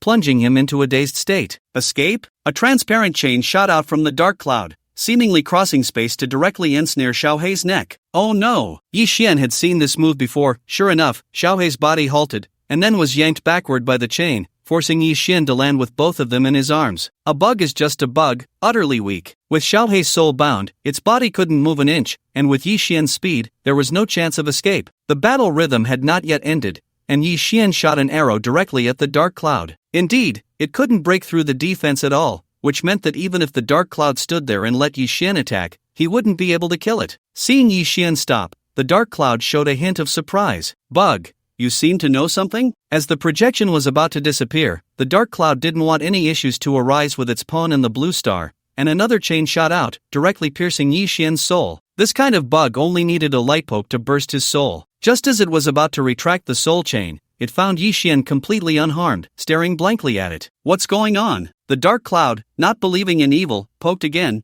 but still nothing? If someone could see the soul chain, they would notice it continuously poking at Yi Xian's scalp, the speed increasing, and the dark cloud growing more and more agitated. How is this possible? There is only one reason for this situation, and that is that the soul attribute of this bug far exceeds its own, which makes the proud black cloud unwilling to believe it. It is a rare and noble soul clan. Aside from the underworld clan, which other race can compete with them in terms of soul? I poke. No matter what, it refuses to admit that this bug truly surpasses it in soul attributes. I seem to have overestimated you a bit. Yi Xian looked at the black cloud before him as if he were looking at a fool. After his soul attribute was reshaped, all his attributes reached 10,000 points, so its mere 3,000 attack power could naturally not harm him. But isn't the most bizarre thing about the Soul Clan all those strange soul operations? What use is it for it to keep poking me with chains? It turns out not all players from great clans are intelligent. Yi Xian was not prepared to keep pretending. He should now be considered the nemesis of the Soul Clan. Not to mention his soul attribute of 10,000, just relying on the Mask of the Weeper, no Soul Clan could inflict pure soul damage on him. Hearing Yi Xian's words, the black cloud was even more furious. It was actually mocked by a bug. Die for me! More chains shot out from the black cloud. This was already the last part of its soul power projection. Yet Yi Xian boldly took all the damage right in front of it. The reason I ran just now was actually because I was afraid you would run. Can you understand that? After saying this, the small knife in Yi Xian's hand instantly plunged into the black cloud, causing the previously disdainful black cloud to stiffen. The fall could deal 100,000 damage, which was quite a waste on your mere 4,500 health. Projections can be cancelled at any time, so Yi Xian had been thinking about how to kill the black cloud. For ordinary players, the Soul Clan is indeed a nightmare, almost unsolvable, but for Yi Xian, it posed no threat at all. However, conversely, Yi Xian also had no way to deal with the Soul Clan for the time being, unless he gains soul attack capabilities. Do you want to plunder the soul chain talent level? Seeing this prompt, Yi Xian finally smiled with relief. The projection indeed carried the essence, and this time he had bet right. He directly chose to plunder. With this talent, many of Yi Xian's territories could begin to be conquered. Soul chain talent level description, consumes 300 points of soul power to condense a soul chain, which can perform soul attacks on targets and bind the target's soul, causing the same binding effect on the target's body. Seeing the effect of the soul chain, Yi Xian had to endure the unique talents of these great clans. Although the level is only 1, it is a soul type, and just based on this, it is already much stronger than many level 1 conventional talents. At least that is the case in the early game. With the soul chain, even the subsequent race wars no longer felt so urgent to Yi Xian. After all, who would have thought he would encounter the Soul Clan at this time? And he just happened to have an item like the Fallen Hand. This thing should also have been given to the Wang family by other races, but unexpectedly, it directly benefited him. Looking at the others who had fallen into a coma, Yi Xian drew his arrows and shot down the remaining 8-level talent holders one by one. Convert 8-level talents to gain 400,000 talent points. What a big profit. But unfortunately, the Flame Sparrow map did not drop. Just as Yi Xian was about to shoot the black-robed man, Birushua let out a soft moan and slowly woke up, her eyes still revealing a hint of innocence. This woman's acting is really good. If it were someone else, they might have been deceived by her, but Birushua probably didn't expect that from the very beginning. She could not hide anything from Yi Xian. Her serious injury was real, but from the moment Zhang Xingyue appeared carrying her until now, Yi Xian had not sensed a trace of panic from her. The greatest emotional fluctuation was when the blood ginseng deer appeared. Any other situation seemed to be within her expectations, including the appearance of the Soul Clan Black Cloud. Wuxin, this time I owe you again. Beiruxia said this sincerely. Although she did have a backup plan, it was certainly better to keep those precious things if possible. Walking up to the man in the black robe, Beirukshu lifted his hat, and to her surprise, this guy, Yi Xian, was someone she recognized. The direct descendant of the Li family from the demon city, Li Hai. Beirukshu frowned slightly. The Silver Moon Consortium already had many enemies, and adding the Li family from the demon city would be a tremendous pressure. Wu Xin, I want this person and the blood ginseng deer. Feel free to make any requests. She hadn't expected to encounter Wu Xin here, and all her preparations had gone to waste, but it was better that way. Yi Xian pondered for a moment and suddenly reached out to grab Beirukshu's chest. This action made Beirukshu's heart race. Although she admired Wu Xin greatly, it wasn't to the point of allowing him to act recklessly. Perhaps she should let him have a little success. A touch wouldn't hurt. Beirukshu was startled by her sudden thought. Although she appeared to be a charming mature woman, she had never been with a man. Just as she hesitated, Yi Xian had already succeeded. This thing belongs to me now. In 6 days, you need to bring 7 players with a talent level above level 7 to the stronghold. You and Zhang Xingyue must come too, to help me complete a task for free. What Yi Xian held in his hand was the soul nail that had just been inserted into Beirukshu's chest. This thing was also quite valuable. Soul nail, special item, if it hits a target and they die, they cannot be resurrected or log out. This item can be used infinitely and will have miraculous effects in certain special scenarios. Beirukshu had actually prepared for a significant loss, as she remembered that Wu Xin was not a warm-hearted good person, but she didn't expect the request to be so simple. This made her involuntarily have other thoughts. After all, she knew best how alluring she was to men. Just to be clear, the people you bring must be obedient, otherwise, if they get killed, I won't take responsibility. After saying this, Yi Xian rode away on Xiao He, leaving Beirukshu standing there in shock, realizing he really had no ulterior motives. Little did she know that Yi Xian was now preoccupied with the scene of the black cloud spitting out treasures. It seemed that the wealthy families in the real world were likely already negotiating with other races. A large amount of information and resources had been invested in them, but the cost was unknown. This situation plunged Yi Xian into a greater confusion. Why would these great families choose to serve Blue Star? After returning to the stronghold, Yi Xian went straight into the training dojo and then integrated the level fire control into the Wind Forest fire talent. Leveling up from level to level was a qualitative change. Both the affinity for fire elements and the comprehension ability had reached a new level. Yi Xian couldn't help but think of Beirukshu's level talent. Her ice element's lethality was definitely extraordinary, and the heavy injury earlier was probably intentional. Any player with a talent level above level was worth cultivating, and the Li family from the Demon City had just lost 9 level talents. They must be bleeding from the heart. However, Yi Xian also had some grievances about talent upgrades. I really can't believe it. Converting 8 levels only costs 400,000 talent points, while upgrading a talent from level to level requires 500,000. It's such a scam. This meant that Yi Xian would need to plunder 10 levels just to upgrade one of his own talents, or it would be faster to directly plunder higher level talents. Yi Xian spent the entire night in the training room, and he was very satisfied with the level of fire control. If he obtained the Flame Sparrow diagram, the power he could unleash would definitely surpass those players. Early the next morning, Yi Xian rode Xiao He to find the next talent plunder target. It was now the 11th day of the game, with only 9 days left until the race war. Although Yi Xian felt less urgency after obtaining the soul chain, he still planned to follow the original plan to plunder those talents. Captain, is there really a kung fu drum frog here? Have we been tricked? In a patch of reeds by the water, Xiaoyi and 7 team members were frantically searching for something, each covered in various mud and grime. It should be fine. I heard that the belly of this monster can be used to make a special kind of drum. As long as we hand it over, we can earn a hefty amount of task points. This was a relatively simple task that Xiaoyi found in the military task system, and it was not particularly dangerous. Sigh, the tasks are getting harder and harder. I heard that even the Zodiac team has died several times, but the Zodiac team has good benefits. They get priority for equipment and skills, and their task points are more than those of ordinary teams. A few team members looked at Xiao Yi in unison. Captain, I heard several Zodiac teams have invited you. Why don't you go? Everyone knew the reason Xiao Yi didn't go, but it made them feel like a burden. They wanted their captain to have a better future. Xiao Yi was about to express some sentiments,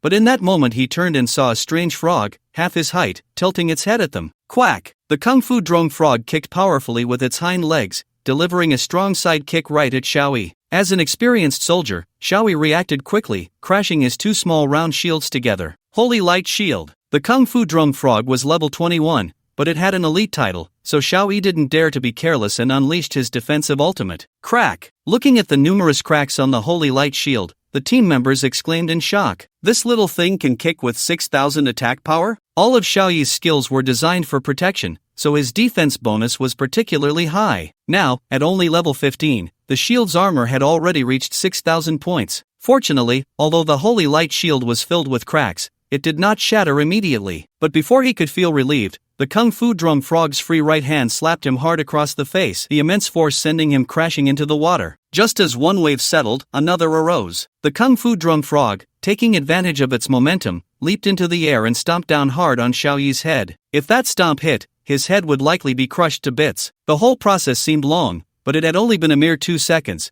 The Kung Fu Drum Frog's movements were incredibly swift and fluid. This meant that, apart from Xiao Yi, all the others had not reacted in time. Captain! In just 2 seconds, the team members hadn't even finished charging their skills and could only watch in despair as the scene unfolded. Boom! At that moment, a fireball shot towards the Kung Fu Drum Frog at high speed. Faced with this sudden attack, the Kung Fu Drum Frog twisted its back and performed multiple backflips in midair to evade. Ahaha, I won! I told you it wouldn't hit. A boy and a girl emerged from the left side of the reeds. The boy looked so pleased, while the girl pouted in dissatisfaction. She had just launched a sneak attack, but who would have thought that the Kung Fu Drum Frog could not only move but also dodge her full force strike? Quack! Seemingly angered by the girl's attack, the Kung Fu Drum Frog retaliated with a sidekick. The boy reacted extremely quickly. Almost as soon as the Kung Fu Drum Frog moved, he slashed out with his sword. Get back! A 3-meter-long sword energy was about to collide with the Kung Fu Drum Frog, but it once again demonstrated its incredible body control. It came to a sudden stop mid-sprint,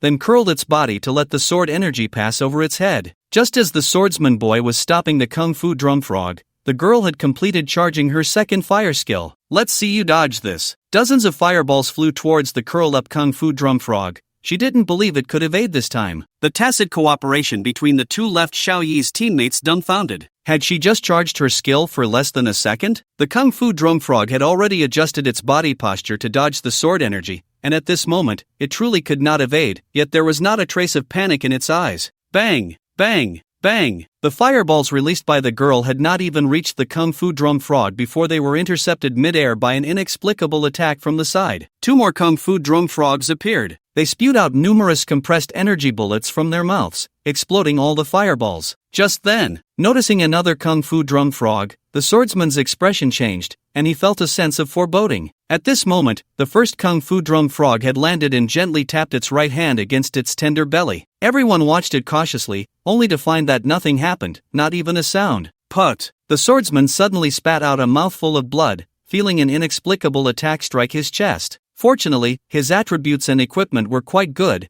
which saved him from being instantly killed. Be careful! Xiao Yi shouted at him from behind, but he was horrified to discover that he couldn't hear his own voice. A huge health deduction prompt appeared above the swordsman's head, and his health dropped to 0. It was then that everyone realized the 3 Kung Fu Drum Frogs were continuously shooting compressed energy bullets, but due to the lack of sound and the transparent color of the energy bullets, they were hard to detect. Damn it! Get closer to me! Although she knew they couldn't hear her, Xiao Yi still shouted at her teammates with all her might. Fortunately, their tacit understanding remained, and the 7 of them skillfully hid behind Xiao Yi, allowing her massive holy shield to envelop everyone. Boom! Boom! Boom! The attack power of the energy bullets seemed to be less than that of the Kung Fu Drum Frog's sidekick, as the holy shield showed no signs of shattering. Quack! Quack! Quack! The 3 Kung Fu Drum Frogs simultaneously stopped making noise and then, in unison, launched powerful sidekicks towards Xiao Yi and the others. It was over. A single sidekick had nearly shattered the holy shield before, and now with 3 coming at once, Xiao Yi knew she couldn't withstand it. Damn it, if I can't take it, then I won't. Xiao Yi raised her right hand, bringing her small round shield down forcefully towards the air in front of her. If the Kung Fu Drum Frogs were to kick, they would inevitably be met with her shield strike. Just as she prepared for a desperate gamble, the 3 Kung Fu Drum Frogs suddenly froze midair, motionless, and then fell straight into the water. What's going on? In Xiao Yi's bewildered gaze, Yi Xian stepped out from the side, calmly collecting all the drops. Do you want to plunder the talent of sound disappearance level? Another 5 cents talent acquired. The Kung Fu Drum Frog itself had strong combat power, and with its exceptional combat intelligence and this sound disappearance talent, it could often fight above its level. As for Xiao Yi and the others, the swordsman and the mage were both level talents, equipped with top-tier gear. Together, they might barely be able to defeat 1 Kung Fu Drum Frog, but Yi Xian, instant kill? The mage stared at Yi Xian in shock, completely unaware of what had just happened. Everything had been heading in the worst direction,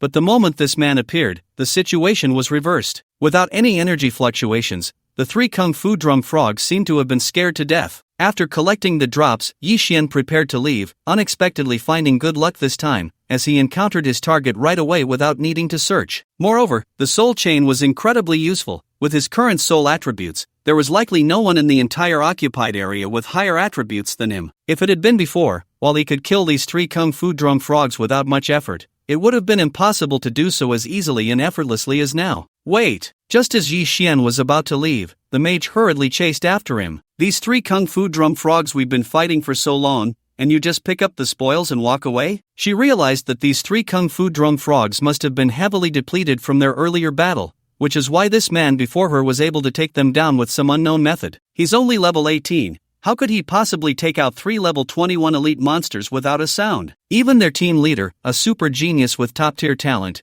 would need some time to deal with these 3 monsters. Given that Wuxin's reputation is so great now, Yi Xian had been shrouding himself in a layer of lies every time he went out to save trouble. If this woman knew that the person before her was Wuxin, she probably wouldn't have continued to speak out. Noticing Yi Xian had stopped, the female mage directly reached out her hand in front of him. Hand it over, the monster drops, especially their bellies, must be given to me. She and the male swordsman were both members of the Zodiac Pig team, but they had been terrified after the last few missions, so they chose a relatively simpler task this time. If they didn't bring back the bellies of the kung fu drum frogs, they would likely be kicked out of the team. It was a good thing she hadn't gotten too close. As soon as she did, Yi Xian noticed the Zodiac Pig emblem on her gear. A member of the Zodiac Pig? The female mage was taken aback. Could this man before her be from another Zodiac team? No, he didn't have any other Zodiac emblems on him, so it seemed he was just a regular team member. Realizing this, the female mage became even more certain that this person before her definitely didn't kill the monsters by his own strength.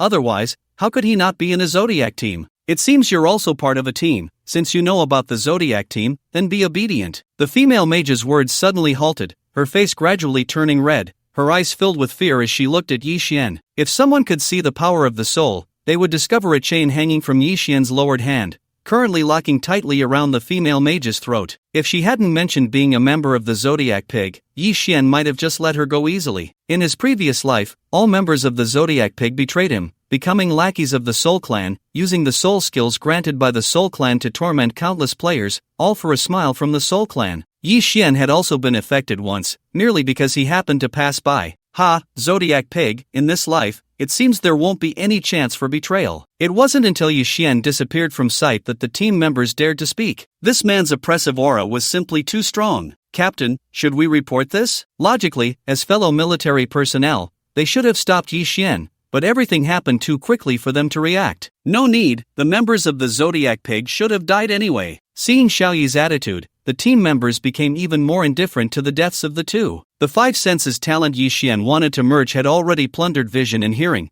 The 2 most important rings were already in hand. The remaining 3 were relatively less significant, but considering the effect of the merge, it was better to get them all at once. For the loss of smell, Yi Xian currently thought of only one thing: the leaves of the bitter tree. This was discovered by players in his previous life while exploring the stinking swamp map. If you didn't eat the bitter tree leaves, that stench could make you take 2 steps and vomit 3 times. If it were before, it would have been very difficult for Yi Xian to find a living bitter tree. Because they were just like ordinary trees, they didn't move and survived solely on photosynthesis. They were one of the most passive species in the area, basically never taking the initiative to kill, so for a long time in his previous life, everyone didn't even know such a race existed. Arriving at the general area, Yi Xian directly unleashed his life wave. Damn, so many! Looking at the dense marks of bitter trees returned on the life map, Yi Xian was somewhat stunned. This entire area was filled with them. Wait, are these trees really bitter trees? Clearly, each one looked different, and many didn't even have bitter tree leaves. Yi Xian carefully compared the data transmitted by the mechanical heart and finally confirmed that these were all bitter image trees. However, not all the leaves of the bitter image trees had the effect of causing loss of smell,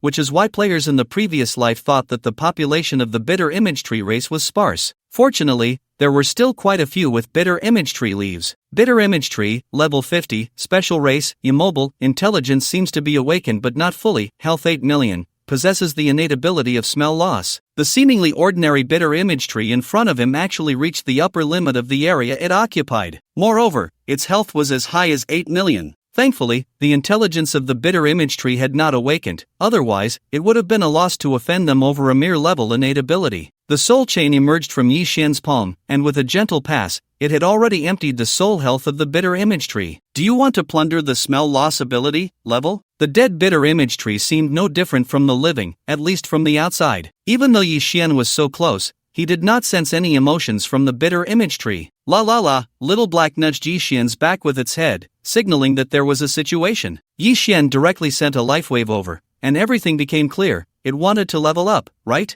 In the direction indicated by Little Black, there was a large area of thornflowers, and after eliminating them all, it could at least level up twice. This was originally his goal, to find a holder of the touch loss ability. Help me, brother! A girl dressed in pink was desperately dodging the attacks of the thornflowers. I'm going to die, brother. You've changed. You don't love me or care for me anymore. Black Tiger endured the pain in his heart and pretended to be unaffected. If his sister didn't train a bit, it would be really hard for her to survive in this game in the future. The level of these thornflowers was around level 18, and their attack methods were singular. With his sister's talent and equipment, she could easily handle them one-on-one. Stay calm and fight. Carefully observed the trajectory of the attacks. Black Tiger regretted a bit, he had spoiled this sister too much, leading to her extremely weak combat ability. Faced with the attacks of the thornflowers, she could do nothing but dodge. This was the most suitable monster he could find for training. He estimated that his sister wouldn't last a second against other monsters. Just as the pink girl was still crying out,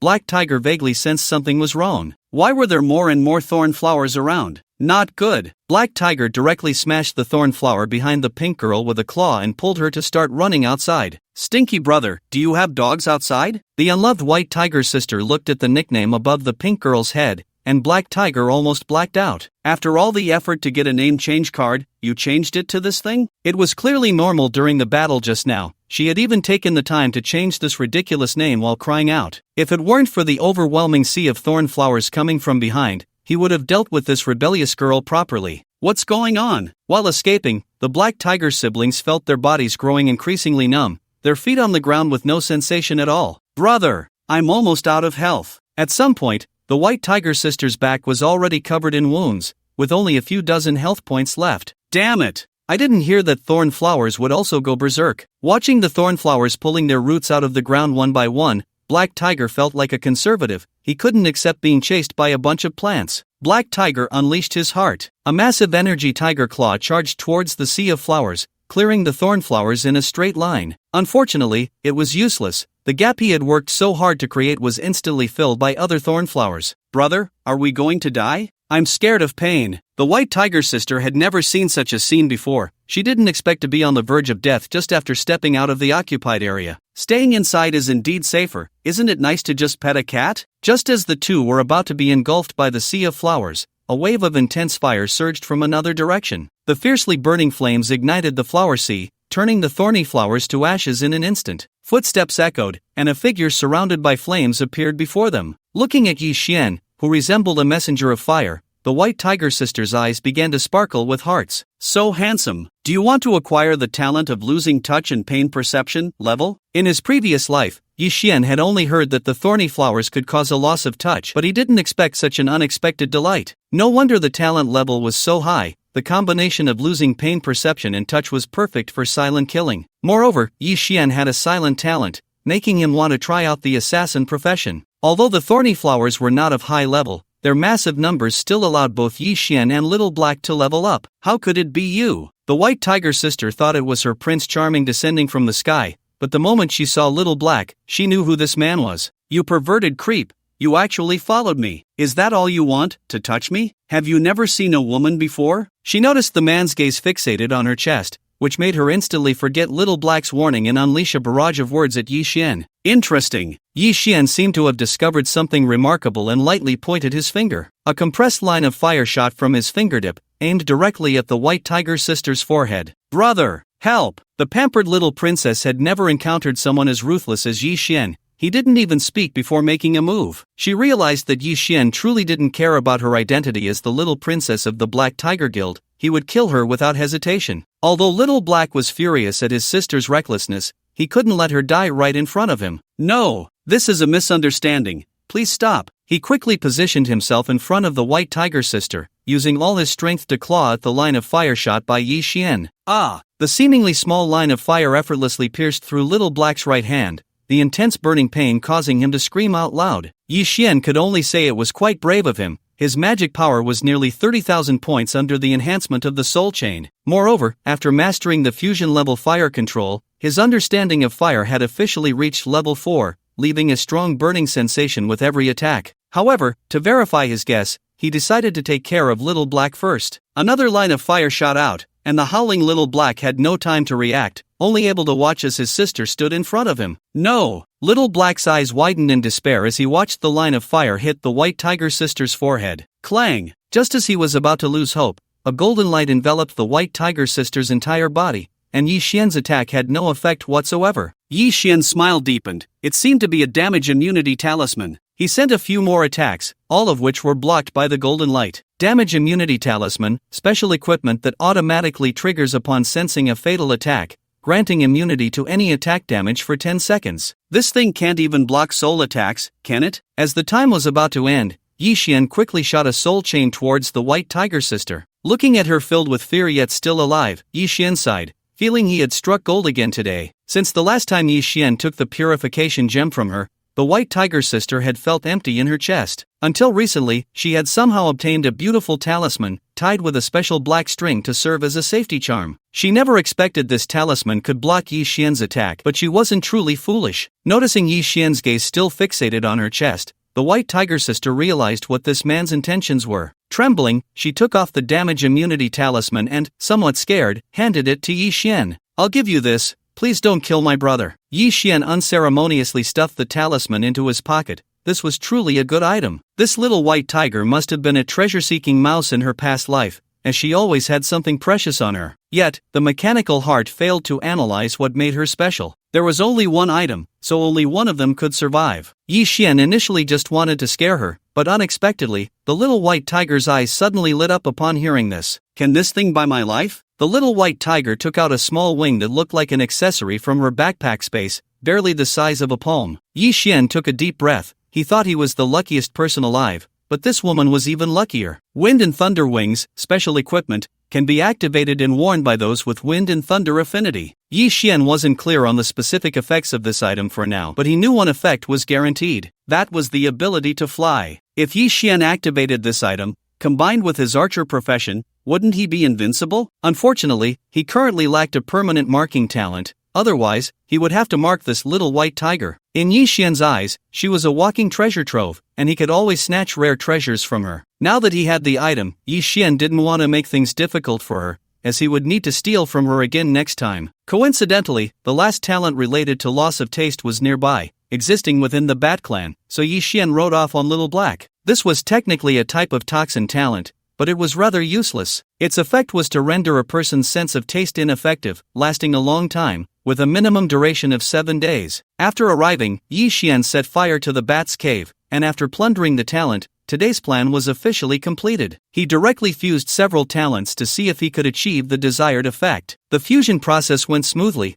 as these talents could basically be categorized together, and Yi Xian's luck in this life had been consistently good. Sensory deprivation, level, consumes 300 energy points to freely choose one sense to deprive, duration 10 seconds, cooldown 30 seconds. The description was very simple, so Yi Xian decided to test it on Little Black. After consuming energy, Yi Xian discovered that he could only deprive one specific sense. Each additional sense would cost an extra 100 energy. However, the effect was still very significant. Even with Little Black's terrifying attributes, it was still affected. It seemed this talent was only interfered with by hidden attribute resistance. No matter how high the other attributes were, it didn't matter. Yi Xian looked at the talents and skills he currently possessed. Basically, each one required a considerable amount of energy to use. For Yi Xian, expanding his blue energy became an urgent issue. The dungeon wouldn't open for a few more days, and even if others like Shui died, he had to get that item. Besides that, he also needed to plunder a high-level lightning attribute talent. After activating the wind and thunder wings, his combat effectiveness would be even higher. Just as Yi Xian was preparing to rest, his private message lit up. "Master, the void nail has been located.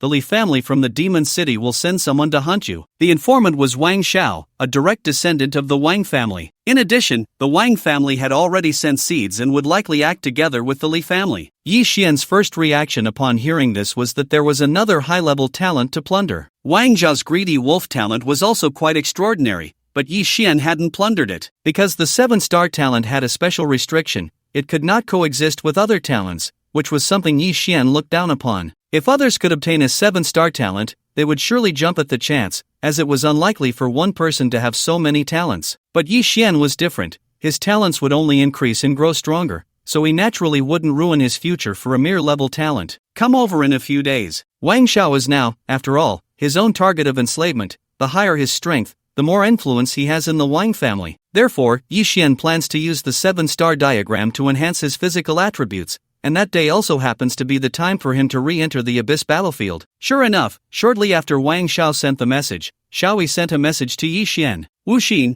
I have good news for you. There is already a void nail in the inventory above, but this special item is very precious, and it definitely cannot be given to you for free. After saying this, Xiaoyi anxiously awaited Yi Xian's reply. State your conditions. Seeing that Yi Xian did not refuse, Xiaoyi secretly breathed a sigh of relief. After our rabbit team's leader negotiated, we can give you the item first, but afterward, you need to help us clear a map. Your rabbit team? Not long ago, Xiaoyi was just an ordinary captain. On the 12th day of the game, Yi Xian originally planned to first go and plunder the lightning attribute talent. However, last night, Xiaoyi transmitted the void nail over, and to avoid any prolonged complications, he decided to first retrieve the sunken elf ship. Xiaoyi's team members had already disbanded and joined other teams yesterday, not wanting to drag down this upright captain any longer. Xiaoyi also did not insist further. He needed a better environment to become stronger so that he could truly protect those he wanted to protect. Therefore, when he learned that he had joined the rabbit team, Yi Xian was not too surprised. The rabbit team had a relatively good reputation in his past life. However, with more people, it was naturally impossible for everyone to be united in heart. He was curious to see who among the so-called family-like rabbit team would choose to betray. As soon as Yi Xian emerged from his hiding place, he felt that there were quite a few assassin players lurking in the public area outside. Ordinary players naturally could not detect them, but the intense emotional fluctuations emanating from them were as obvious to Yi Xian as fireworks in the night. La la la, Little Black hummed his favorite song while running, leaving a group of assassin players standing awkwardly in place. Report to the captain, we can't keep up, we can't poison in advance. No one expected that a level 12 mount would actually far surpass them in speed. No matter how they activated their displacement skills, they couldn't catch a glimpse of Little Black's rear and could only helplessly report to their superiors. So useless, even with Little Black deliberately slowing down, we still can't catch up. Yi Xian originally planned to harvest a wave of talent points first. After all, even a mosquito is meat. But who knew this group of useless players couldn't even catch up to Little Black, who was letting them win? Soon, Little Black carried Yi Xian to the beach where the sunken elf ship was located. Little Black couldn't swim and couldn't follow him over. Just as Yi Xian was about to enter the water, the people hiding in the dark finally couldn't hold back. A barrier formed along the coastline, separating the seawater from the beach. If Yi Xian were to enter the water, it could lead to considerable trouble. At the same time, Yi Xian felt the effects of multiple debuff skills. Your movement speed is reduced by 10, your armor is reduced by 15, your magic damage is reduced by 30, your magic resistance is reduced by 15. Debuff skills are not something everyone can learn, this time, for were placed on Yi Xian, indicating that the Li family was indeed willing to put in the effort. Roar! As he was affected by the debuffs, several energy-formed beasts had almost charged to Yi Xian's side. This scene fell into the eyes of everyone. Some were disappointed, while others were delighted. Only Xiaoyi looked anxiously at Shen Lianchuang. Captain, are we just going to watch? Shen Lianchuang said nothing, only quietly watching Yi Xian at the center of the beach. To win Yi Xian over, she had directly given him the precious void nail. She didn't believe that the man whose reputation was at its peak would fall so easily. Watching the impending attack, Yi Xian did not show much emotional fluctuation. His opponents had never been these fellow players. This entire setup is indeed seamless, not to mention players. Even ordinary elite monsters might suffer serious injuries. But now, Yi Xian's attributes and talents have far exceeded the imagination of his fellow players, so he couldn't even be bothered to move. La la la, Xiao Hei looked disdainfully at the incoming attacks, still humming his favorite tune. In the shocked gazes of others, Xiao Hei kicked and shattered a wild beast, and even the afterimage it left on the field had yet to dissipate. This is a mindless mount? This is Shen Lanjuan's first encounter with a mindless mount. She had heard from Xiaoyi about its power, but she never expected its mount to be so abnormal. This horse's attack power and movement speed are both over 8,000 points. After making this judgment, Shin Lanjun couldn't help but be taken aback. This attribute has already surpassed that of the members of the Zodiac Group 99. If Yi Xian knew her thoughts, he would only tell her one thing. Woman, your knowledge is still too shallow. Xiaohei gains 1,000 points in all attributes with each level up, and now at level 12, its attack power is 10,000, and movement speed is 16,000. This is still its bare attributes, not counting its wind and dark system talents. Noticing that the subsequent attacks were delayed, Yi Xian's expression grew slightly impatient. Various rare items had appeared in the many situations he had inadvertently encountered before. Now, this ambush specifically targeting him was just this? A basic barrier-breaking skill, a few debuff skills, and some energy-based attacks? These things are indeed very precious for ordinary players, especially since the game has only just started a few days ago. But isn't the Li family in cahoots with the Soul Clan? Why are they so miserly in their approach? At this moment, the scarred man was also secretly shocked by Xiaohei's strength. If he knew what Yi Xian was thinking, he would probably be immediately on the defensive. Rare items are precious precisely because they are seldom found anywhere. Even the Soul Clan wouldn't throw them around like cabbages. Moreover, dealing with an ordinary player, even if he is the top player among commoners, even if he once was something. To put it bluntly, the people Huang Fumachin found are not even worth the attention of the Li family. He wouldn't need 2,000 people to deal with a mindless mount. Mindless, I am a member of the Dragon Kingdom's military. I now order you to hand over the void nail to me. The scarred man no longer stayed hidden. He was ready to make a passionate move. Do you know how precious this void nail is? Currently, there is only this one in the entire Dragon Kingdom. Although I don't know what you need it for, it certainly isn't as valuable as handing it over to me. As the top player of the Dragon Kingdom, I hope you prioritize the bigger picture and consider the entire Dragon Kingdom's players. As soon as this guy appeared, Yi Xian immediately recognized him. The leader of the Zodiac Pig, also the legitimate son of the Li family, Li Ping. Moreover, he is the brother of Li Hai. He has a fierce and intimidating face but loves to morally bind others and is quite fond of his subordinates. So tell me, what do you need the void nail for? Yi Xian had already released a life wave when he first arrived at the beach, marking all those who thought they were well hidden on his life map. Of course, can I tell you this? The scarred man sneered inwardly. Do you think I would tell you that the Soul Clan gave me a mission to open a dark rift to weaken ordinary players' strength? This is a matter of national secrecy, not something a commoner like you can know. You just need to know that the Dragon Kingdom needs this void nail. You just need to hand it over obediently. Don't worry, I will apply for a reward from above. Perhaps you will even be awarded a banner, bringing glory to your ancestors. As soon as he said this, not only did Yi Xian look at him with a gaze of disbelief, but even Xiaohei wore a face of mockery. Is it him who has a problem with his brain? Or does he think others have a problem with theirs? How about I recommend a few books on rhetoric to you? How did you become the team leader when you can't even deceive people properly? The scarred man smirked. How did I become one? Heh, you'll find out soon enough. Li Ping could become the leader of the Zodiac Pig not just because of his identity as the legitimate son of the Li family. It was his insane talent and the blood of madness that had always been his reliance. As he prepared to strike again, dozens of figures appeared around the beach. Wow, you really think highly of me, 30 at level 14. This group of people would undoubtedly be elite players no matter where they were placed, and Li Ping did value them. The Li family's ambush had just suffered heavy losses, so even though most of these level 14 players came from the Wang family, Li Ping must have paid a great price. Assassins went invisible, warriors charged. Leading the charge was Li Ping, burning with the blood of madness, his bloodthirsty gaze matching the fierce scar on his face. Just as Li Ping was about to get closer, Xiaohei calmly raised his little hoof and swung it forward. Damn it! Looking at the massive wind blade stretching over 10 meters, Li Ping could hardly believe his eyes. This wasn't an attack from Yi Xian, this was just his mount. Having just ignited the blood of madness, his body's enhancement hadn't reached a high level yet, so Li Ping ultimately chose to dodge. Not just him, all the attacks trying to get close to Yi Xian were shattered by Xiaohei's hoof. The assassin's invisibility was utterly useless, and the warrior players were kicked down to low health in one blow. If it weren't for those few priest players timing their healing perfectly, the beach would have been littered with corpses by now. Is this it? Watching Yi Xian's nonchalant attitude, Li Ping's expression grew increasingly frenzied. No one has ever looked down on me like this in over 20 years. Boom! Li Ping's body erupted with faint red steam as the burning of the blood of madness accelerated. At the same time, multiple buff skills landed on Li Ping, making his offensive power even more ferocious. Seeing this scene, Yi Xian immediately understood that the people Li Ping had brought were not very skilled in attack skills,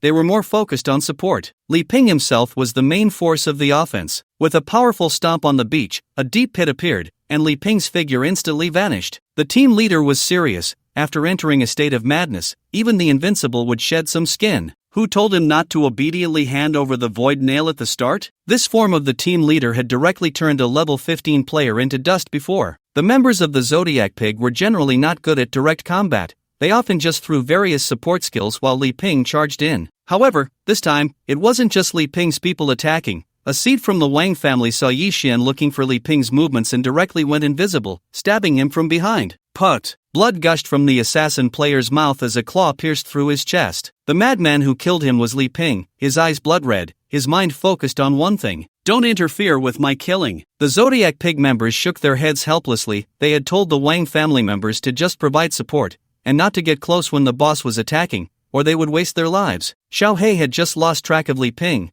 but upon seeing him reappear, several wind blades slashed toward him. However, at that moment, Xiao He's attack speed couldn't keep up with Li Ping, and when he reappeared, he was already beside Yi Xian. Now do you understand why I'm the team leader? The blood-red eyes were only 30 centimeters away from Yi Xian, and before he could finish his act, Xiao He kicked again. Just a mere beast, seeking death. His attack power was around 5,000 points, but due to the blood of madness and numerous buff skills, his real attack power exceeded 50,000. He didn't believe a mere beast that could run a bit faster could compare to him. Team leader, aren't you going to make a move? Xiao He looked anxiously at the deep blue Shenlong beside him. Li Ping's current attack power is no longer something that Yi Xian's mount can withstand. If we don't take action now, everything we've done before will be in vain. Shenlong Jun naturally understood what he meant, but she wanted to see Yi Xian take action himself. She wanted to see if this man had any value worth recommending to the higher-ups. The blood-red steam surrounding Li Ping was already very thick as he threw a straight punch at the hoof of the little black horse. An arrogant beast, even those with 50,000 armor and 300,000 health were killed by my punches back then.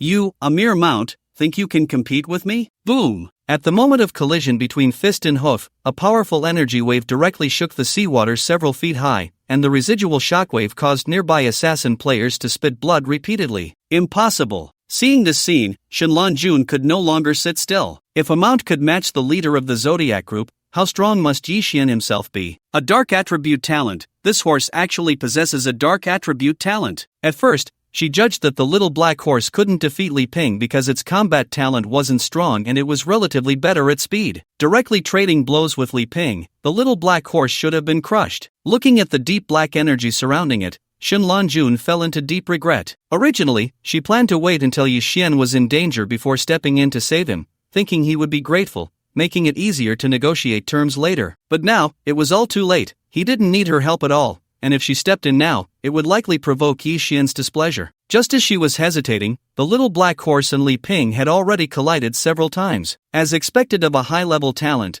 the attack power kept increasing. Yi Xian had been observing the limits of the frenzy blood and found that Li Ping's attack power was still rising. However, in contrast, his rationality seemed to be fading, leaving only a pure desire for slaughter. A talent with both obvious strengths and weaknesses. To be honest, Yi Xian looked down on it a bit. Realizing that Li Ping had no more tricks up his sleeve, Yi Xian didn't want to waste any more time and prepared to take action. Stop! At that moment, Shenlong Jun finally stepped in. Li Ping, you are simply disgracing the military. At this point, the crazed Li Ping couldn't hear anyone else's voice. He only wanted to kill the beast in front of him. Damn it, illusion! This wasn't the first time Shenlong Jun had seen Li Ping in this state. Her talent was the nemesis of frenzy blood. The mentally weakened Li Ping was directly pulled into an illusion, standing still in place. Seeing Shenlong Jun's sudden appearance, Li Ping's people quickly shielded him behind them. Looking at the members of the Zodiac Pig who were at odds with her, Shenlong Jun's eyes were filled with anger. Are you Li Ping's people or the Dragon Kingdoms? Seeing no one answer, Shenlong Jun walked in front of Yi Xian and felt a bit restrained. Mr.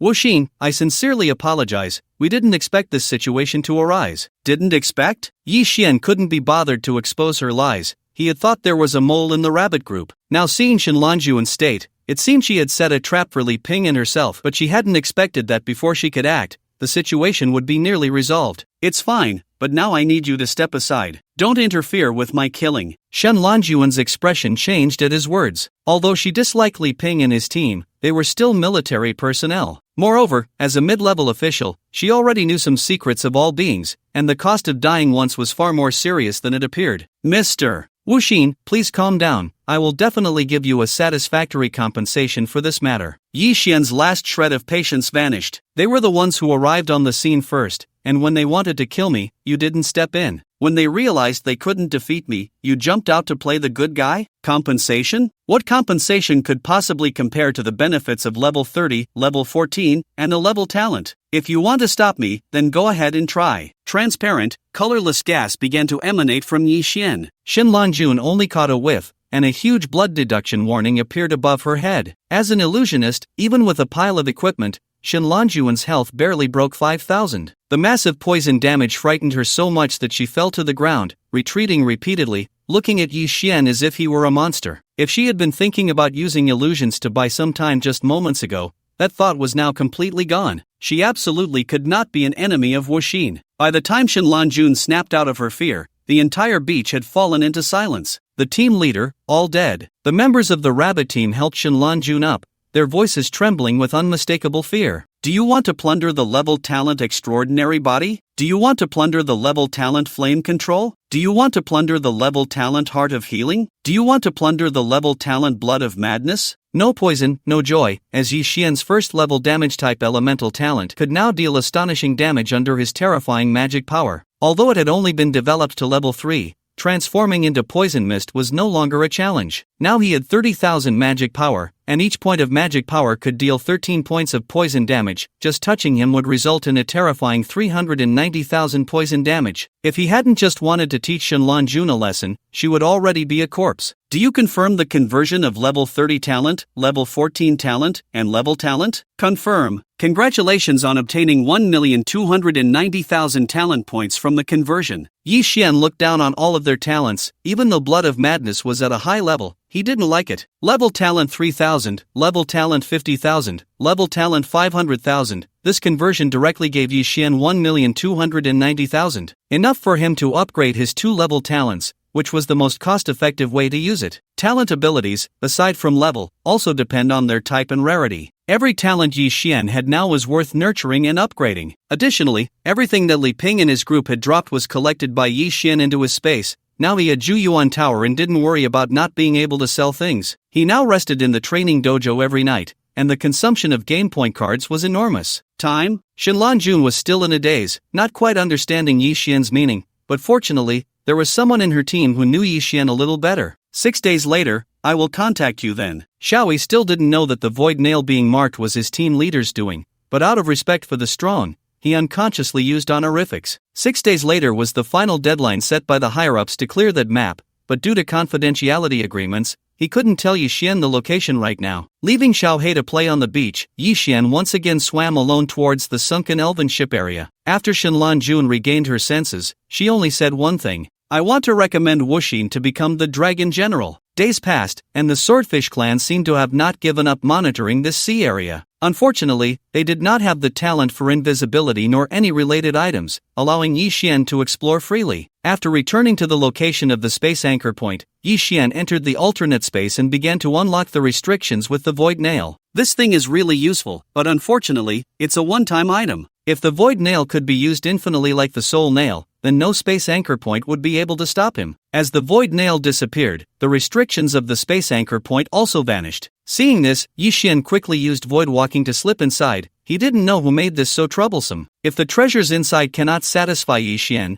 then he will definitely cause a scene. He slipped into the spatial anchor point, and to his surprise, it was still filled with seawater. Did someone directly extract this part of the sea and place it into another space? Yi Xian was startled by his own thoughts. How powerful must one's spatial abilities be to accomplish this? For safety's sake, Yi Xian maintained his invisibility. After swimming for half an hour, just as Yi Xian was beginning to doubt his life choices, he finally spotted a massive sunken ship ahead. Throughout the process, Yi Xian continuously released life fluctuations, yet there was not a single living being in the entire spatial sea. So big? Upon reaching the sunken ship, Yi Xian realized it was actually a giant vessel. Its length was roughly estimated to be 500 meters, width 80 meters, and height a full 120 meters, taller than many office buildings in reality. The side of the hull was lined with dense windows, and peering through a few that were occasionally open, he saw that it contained cannon barrels. Although it was rumored to be a wedding ship for the elf and swordfish clans, the safety features were impeccable. Jumping onto the deck, Yi Xian discovered that although the ship had been submerged for who knows how long,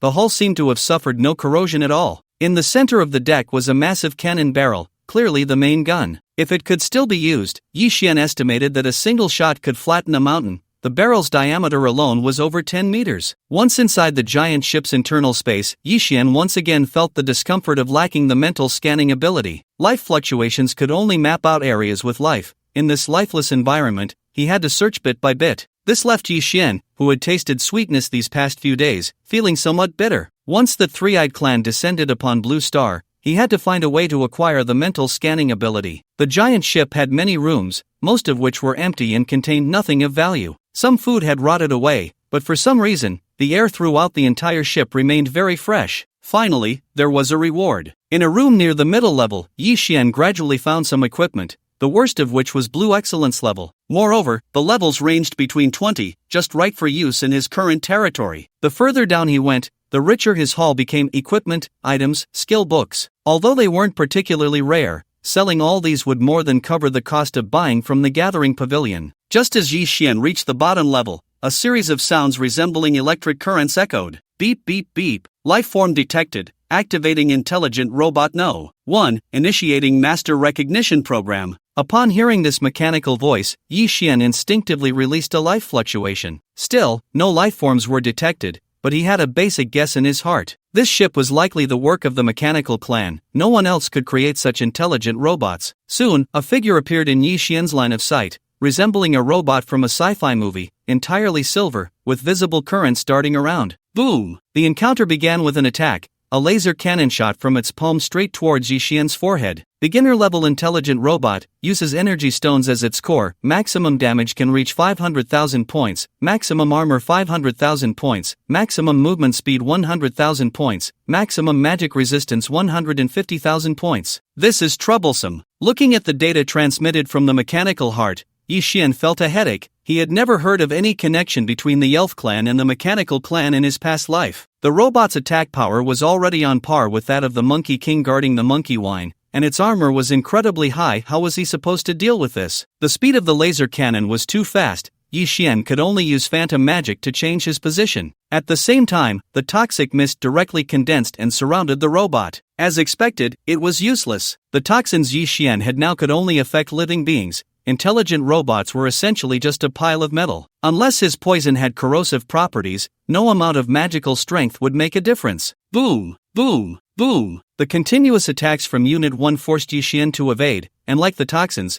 the newly integrated sensory deprivation had no effect on the robots. Yi Xian's greatest trump card, the soul chains, was equally ineffective. These machines had no souls. No wonder the mechanical race showed no respect to the soul race. It turned out they were naturally countered by them. Seemingly realizing that long-range attacks were ineffective against Yi Xian, Unit 1's back sprayed out a stream of energy, propelling itself rapidly toward Yi Xian's position. At the same time, its right hand drew a laser sword and swung it directly at Yi Xian's forehead. Battle rhythm, activate. Strong concealment. Unit 1's speed was too fast. After the Phantom Shadow skill went on cooldown, Yi Xian had no choice but to activate the battle rhythm to retreat. Once in stealth mode, Unit 1's eyes began to flicker with red light, scanning the surroundings.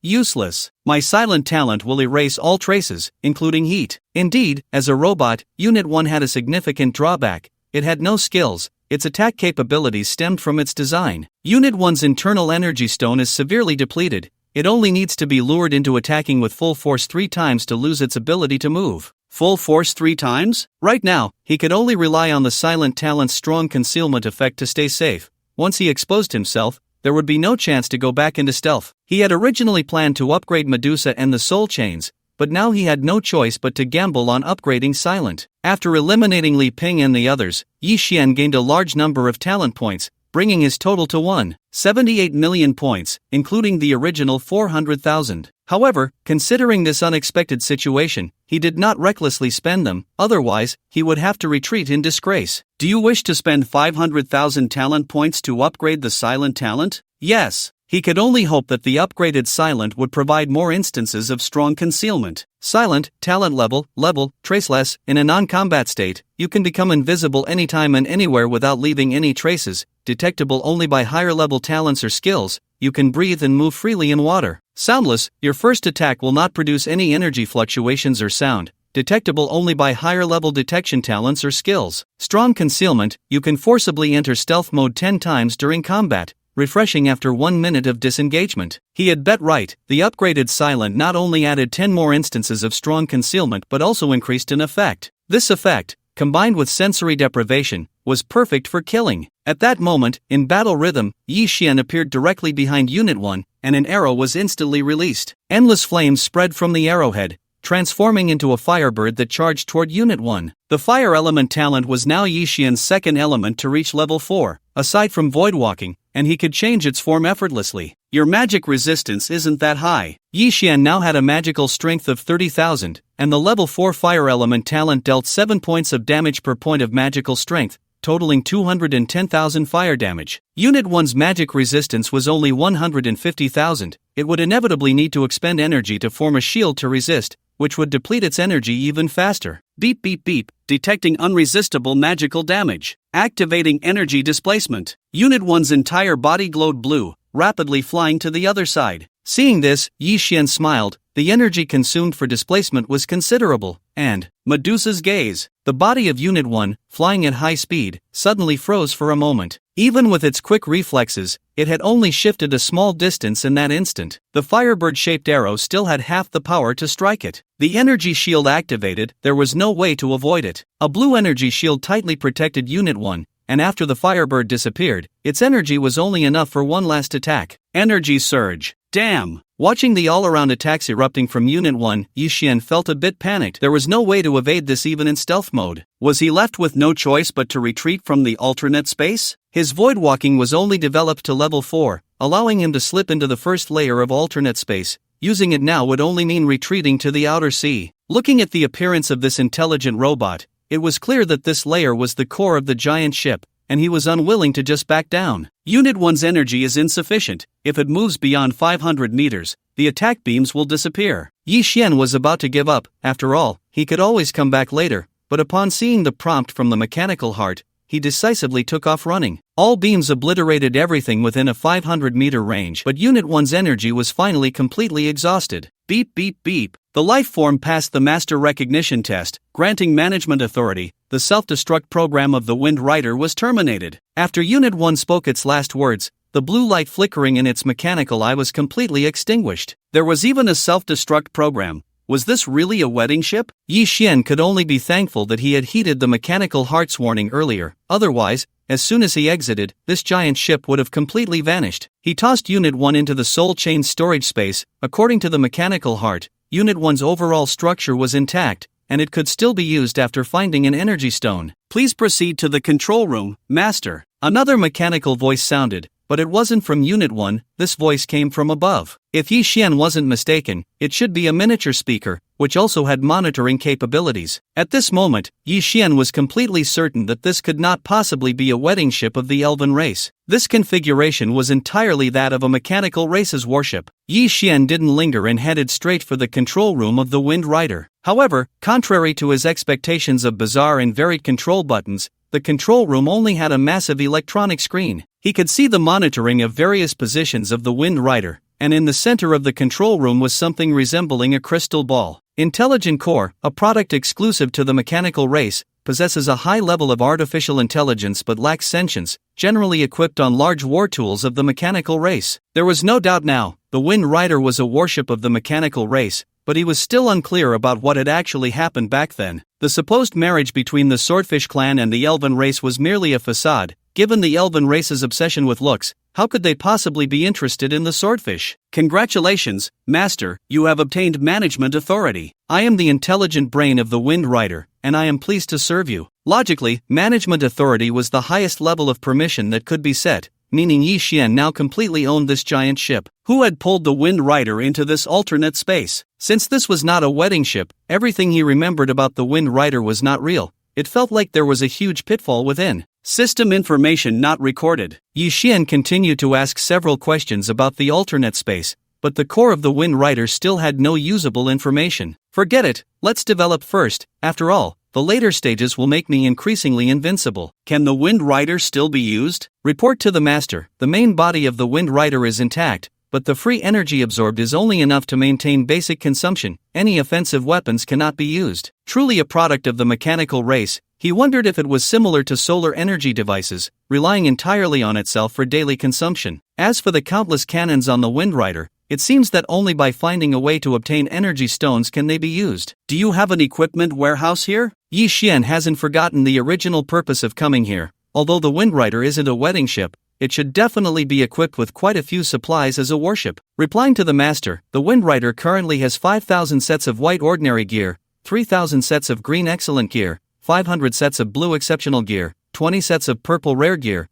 and 5 sets of pink epic gear. How many? Hearing the AI's response, Yi Xian's mouth couldn't help but drop open. These are all sets. A huge virtual screen projected in front of Yi Xian, densely listing all the attributes of the gear. The sets range from level 10 to level 50. Covering all level intervals in the occupied territory. What on earth were the mechanical race planning to do back then? Although all these sets originated from the mechanical race, they don't all have that mecha style. Yi Xian chose a 25 level purple rare set for himself. Heart of Glory set level, 25 description, attack, armor, magic resistance, movement speed, health, energy. Level downgrade, equipment level reduced by 10 levels. Energy recovery, recovers 50 energy points per second. Energy capacity, can store up to 5,000 energy points daily, available for use at any time. Cooldown reduction, reduces skill cooldown time by 20. The Heart of Glory set is entirely silver white, looking just like ordinary clothing, but its effects perfectly meet Yi Xian's current needs. The increased attributes are extremely exaggerated, essentially doubling all of Yi Xian's attributes except for magic power, and it has a level downgrade effect, allowing him to equip it immediately. Moreover, all the effects of the other sets are urgently needed by Yi Xian.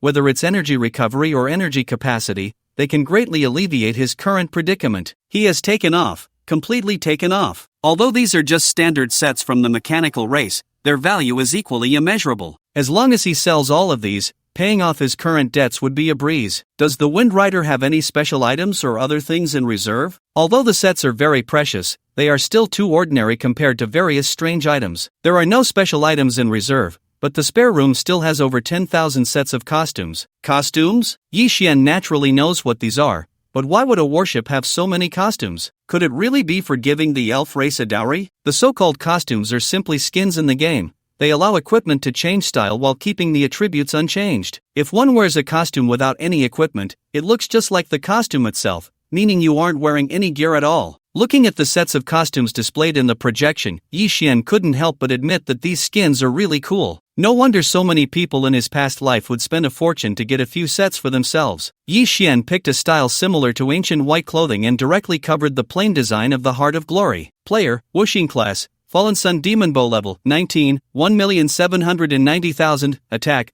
12,520, magic power, 5,930, armor, 5,395, magic resistance, 6,515, movement speed, 6,550, health, 8,850, energy, 5,460, title, Raider, intermediate, talents, lucky occasional favor, invalid, void walking, level, poisonous joy, level, warrior's glory, level, wind forest fire, level, silent, level, Medusa's gaze, level, soul chain, level, life wave, level, 5 senses deprivation, level. After a long time, he opened the attribute panel, and looking at his luxurious stats, Yi Xian couldn't help but say to himself, the future is promising. With only a level 19, even the lowest basic attributes are already above 8,000, and there are as many as 9 talents, with the lowest being at level. This doesn't even account for the separately calculated soul attributes, which are even more outrageous, all at 10,000 points. In the entire occupied area, as long as there are no advanced items or races arriving, Yi Xian feels that he can truly walk sideways. There are still 1.28 million talent points left.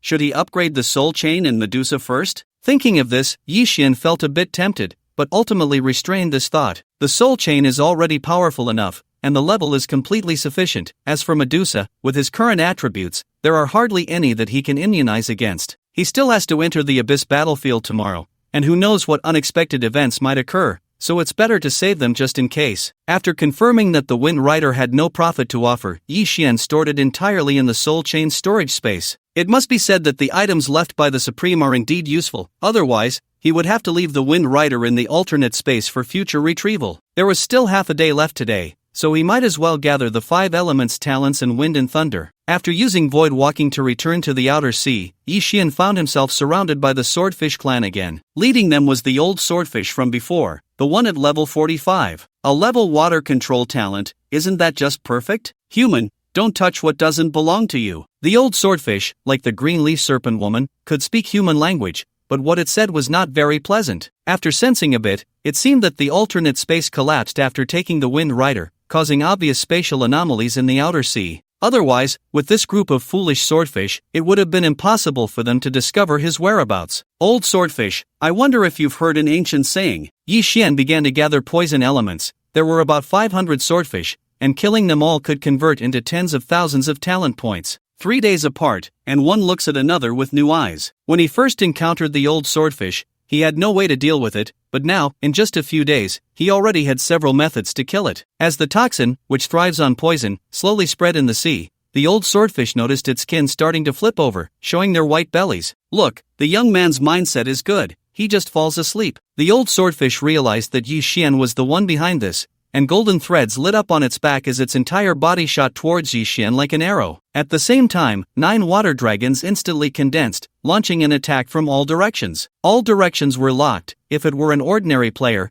they would have to choose to endure it. Boom! A violent explosion sounded, and the shockwave spread outwards from Yi Xian's position. But the old swordfish found that Yi Xian was not in position at all. Raising its head, it spotted a figure charging up in the air above the sea. Sure enough, there is a spatial talent. The old swordfish finally confirmed that Yi Xian had spatial talent, which made it feel uneasy. Today, it was likely unable to kill this human. Old swordfish, taste my 9 fire dragons. Although he could instantly deal with the old swordfish using the soul chain, he also wanted to see how much elemental damage he could achieve now. The old swordfish scoffed at this. Clown, you overestimate yourself. Although it did not favor elemental attacks, its water control talent at level allowed it to unleash tremendous power without much development. Similarly, 9 water dragons emerged from the seabed, and in terms of form, they indeed appeared more realistic than Yi Xian's fire dragons. Hiss hiss hiss hiss. As the water dragons collided with the fire dragons, not only did a violent explosion occur, but a large amount of high-temperature steam was also generated in the air above the sea. Watching as the fire dragons were extinguished,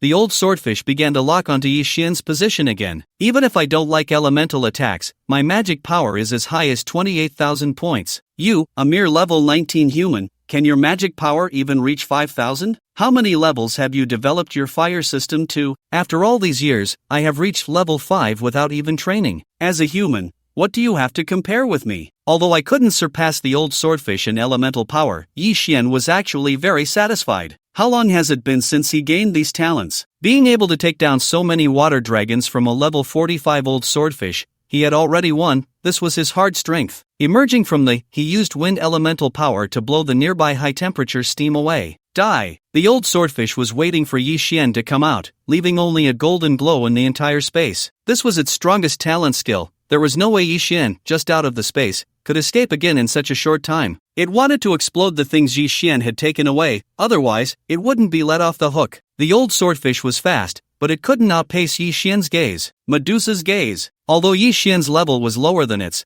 and Medusa's gaze was only level 1, as a special talent, it still displayed its terror. The old swordfish's offensive came to an abrupt halt, leaving only a pair of astonished and bewildered eyes. However, the old swordfish felt no sense of crisis. It just stood there, letting this human kill it. It was afraid that he couldn't break through its defenses, and with a health pool of 4.5 million, what was there to fear? Except for soul damage, at this stage, no player could kill me. There were no underworld or soul races here. Looking at Yi Xian's outstretched palm, the old swordfish realized that its mobility had been restored. Kid, although you do have some skills, you are still far from my opponent. As long as you spit out what you took, I will let you leave safely. The old swordfish's voice trembled more and more. It saw something. As a level 45, it was about to condense its soul and could vaguely see a trace of soul power. What was wrapped around this human's hand, if not the soul chain, the signature of the soul race? Could it be that he is a soul race player? No! Spare me! The old swordfish couldn't finish its words before it was pierced through by the soul chain,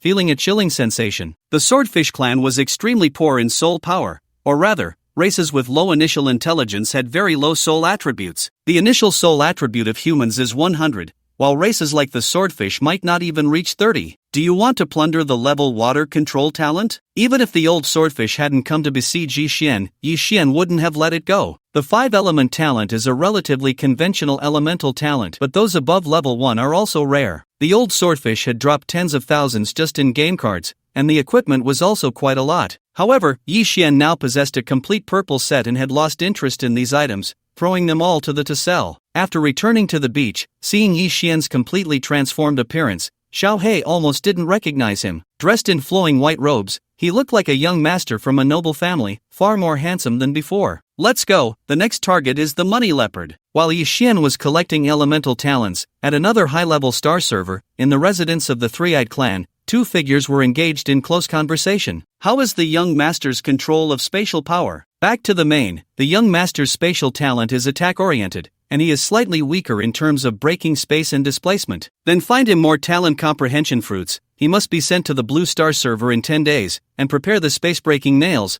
That thing must be seized. Soul Race Forbidden Area. What's going on with the black clouds? Why has part of the source been lost in a newly opened star server? Sir, the star server where the black clouds lost their source is the Blue Star server. It's actually the Blue Star server. Is the race war about to start? Yes. Send some more items to the chess pieces. Before obtaining that item, the Blue Star server must not be wiped out. At the same time, the Meizu, Lizardmen, Ice Race, and other mid to high-level races increased their investments in their chess pieces in the Blue Star. At this moment, a meeting regarding Yi Xian was also being held within the Dragon Kingdom. I firmly oppose Wuxin becoming the Dragon General. Li Ping did not hesitate to voice his opposition to Shen Lanchuan's proposal. Are you kidding? The Dragon General is a position just below one person in the Dragon Kingdom. If Wuxin becomes the Dragon General, how will he manage? Wuxin is too bloodthirsty and selfish, completely disregarding the bigger picture. Someone like him must never be allowed to take on the role of Dragon General. Hearing this, Shen Lanchuan slammed the table and stood up. If he won't take it, then will you? So many people ambushed Wuxin alone, and they couldn't even defeat his mount,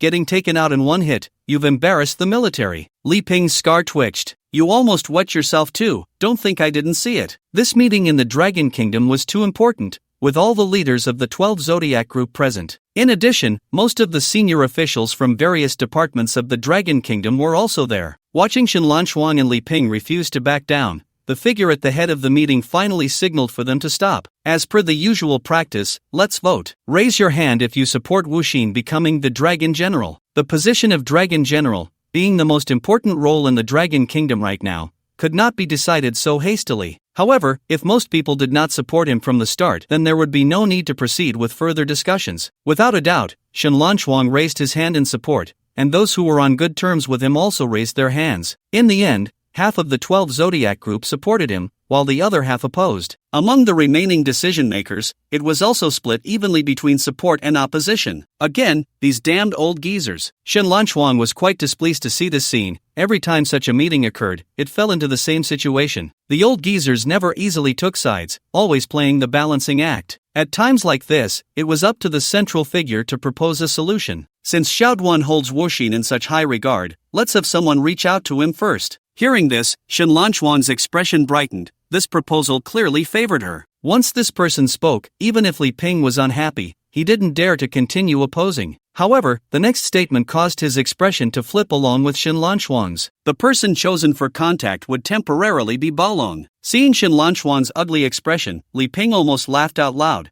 Who didn't know Balong's personality? Even if he became the Dragon General, he wouldn't change. Not giving Shen Lanchuan a chance to refute, the central figure directly left the meeting. And just like that, the meeting was adjourned. Congratulations to player Wuxin for completing the level 21st kill. Rewards, energy, reputation. Congratulations to player Wuxin for completing the level 31st kill. Rewards, energy, reputation. The chat channel was no longer surprised by Yi Xian's first kill. After all, he had already taken down a level 40 before. What kind of dream do I need to have to be as outstanding as the great Wuxin? Another 2 first kills. I'm so envious. I only have a few hundred points of energy now, but this reward starts at 1000, plus reputation points, which seems like no one else has earned besides Wuxin. But don't you find it strange? Why are there rewards only for integer level first kills? Many skilled players who killed before didn't get any first kill announcements. Right, many level 15 kills didn't have system announcements either. Don't ask, just know it's a system setting. But Yi Xian actually knew the reason. Integer levels represent the evaluation standard for that level. Many non-integer kills, once their level reached an integer, actually no longer qualify for titles. The evaluation standard had entered another tier. Do you want to acquire the Earth System Control talent? After continuously killing 4, Yi Xian finally gathered the basic 5 elements talent and wind system talent, successfully leveling up to level 20. The lightning system is hard to come by.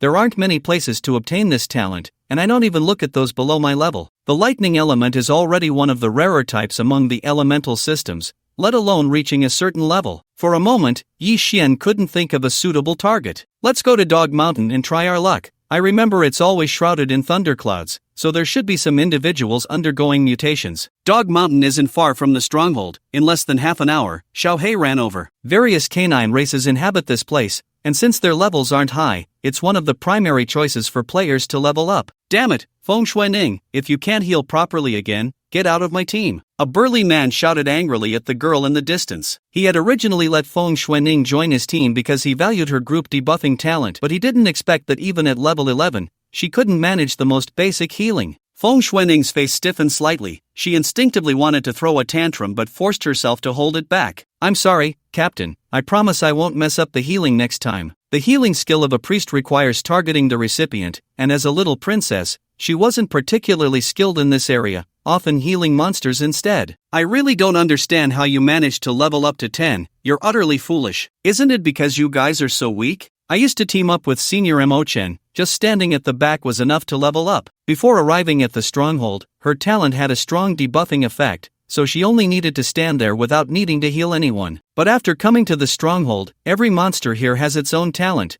and their strength far exceeds that of ordinary players. Moreover, her talent hasn't been developed much, and its effectiveness is decreasing. Ultimately, this led to her being abandoned by Huangfu Mo-chen, and despite relying on her looks and talent to join several teams afterward, she couldn't stay long and was kicked out. These dogmen are so realistic. They fawn over me because I'm pretty, but when I don't give them what they want, they push me aside. Feng Xuening now harbored deep resentment towards Huangfu Mo-chen. She never expected to be rejected by him after offering herself, and he even directly expelled her from the team. They're all a bunch of useless people. They can't even defeat a weakened monster with a power of 5, yet they blame me for inaccurate healing. This Black Tiger Guild is truly a misnomer. However, Feng Xuening only dared to curse these words in her heart. She had completely lost her way to find a team. If she were also expelled by the Black Tiger Guild, she would really have to stay in the stronghold and wait for her life to run out, as she certainly didn't have the guts to face those monsters alone. I can't face these monsters, and that useless Yi Xian definitely can't either. At least I managed to stick with Senior Mo-chen to get to the stronghold, while he's probably still a pitiful worm that no one wants, likely unable to even leave the novice village. In fact, Feng Xuening missed Yi Xian a bit. If he were here and saw her being scolded, even if he couldn't win, he would still help her fight back. He wouldn't abandon her just because of her poor skills. Instead, he would protect her even more carefully. It's outrageous. How dare he sever ties with our family, thinking he can get away with it. I must find his character in the game, and when the time comes, I'll make him beg me. If he begs satisfactorily, I'll help him level up to 10. If he dares to give me a cold shoulder again, then let him stay in the novice village for life. In the recent days without anyone fawning over her, she finally remembered how good Yi Xian had been to her. Moreover, her father had recently cut off her allowance, making her days increasingly difficult. You can come back home when you earn Yi Xian's forgiveness, otherwise, get out. These were her father's exact words, deepening Feng Xuening's resentment towards Yi Xian. Just as she was lost in thought, her hand trembled, and she accidentally healed a monster again, causing the one that was about to die to take away another companion. Feng Xuening, damn it. After killing the last monster, the big man with a dark face could no longer control his inner fury and slapped Feng Xuening across the face. Get out of my team right now. The game All Beings was already difficult enough, and with such a pig teammate, even 9 lives wouldn't be enough to die. Feng Xuening couldn't withstand the slap from the big man, falling to the ground with her right cheek swelling up. Just as she was about to curse, she immediately put on a pitiful look upon hearing the big man's words. Captain, don't leave me behind. My game card and life are almost gone. Can you bear to see a girl like me being tormented by wild dogs? Whoa whoa. Seeing the hesitation on the big man's face, Feng Xuening cried even more, her tears flowing like rain. That dog of a man, he's still easily manipulated by me. Just then, continuous barking echoed from the mountains. Damn it, run! It's a pack of hyenas. The big man's expression changed, and he called to his teammates to start running, completely ignoring Feng Xuanning on the ground. Compared to his own life, she was nothing. Don't leave me behind, please. Feng Xuanning felt a sense of despair. Once again, she had been abandoned. She had never missed Yi Xian as much as she did at that moment. No matter how reckless she was, Yi Xian would always tolerate her. If Yi Xian were still by her side, no matter how difficult the leveling up was, he wouldn't abandon her, nor would he let her face those monsters alone. Whoa, Yi Xian, where are you? I'm scared. Though her eyes were blurred with tears, her instinct to survive urged her to crawl down the mountain. The barking behind her grew closer, making Feng Xuanning even more terrified. She had already died too many times. Pat pat. A sound of footsteps echoed, and in her daze, Feng Xuanning seemed to see the figure she was most familiar with. Yi Xian? How could he be here? Her face lit up, but she instinctively cursed. You dog, where have you been? I tell you, this time I won't forgive you. As her vision cleared, Feng Xuanning saw the iconic clown mask, and her curses abruptly stopped. Why is it the god of indifference? Woof woof woof. In just that moment, the pack of hyenas had already reached them. Seeing this, Feng Xuanning cried even harder, crawling towards Yi Xian in a pitiful state, her whole body weak and unable to stand. God of indifference, please save me. I'm willing to do anything if you just save me. Yi Xian moved his feet, and seeing this, Feng Xuanning felt a surge of joy. It seemed her beauty still had some effect. As long as I climb into the god of indifference's bed, whether it's that useless Yi Xian or that white-eyed wolf Huang Fumachin, I will make you all pay the price. However, Yi Xian merely walked past her with a blank expression,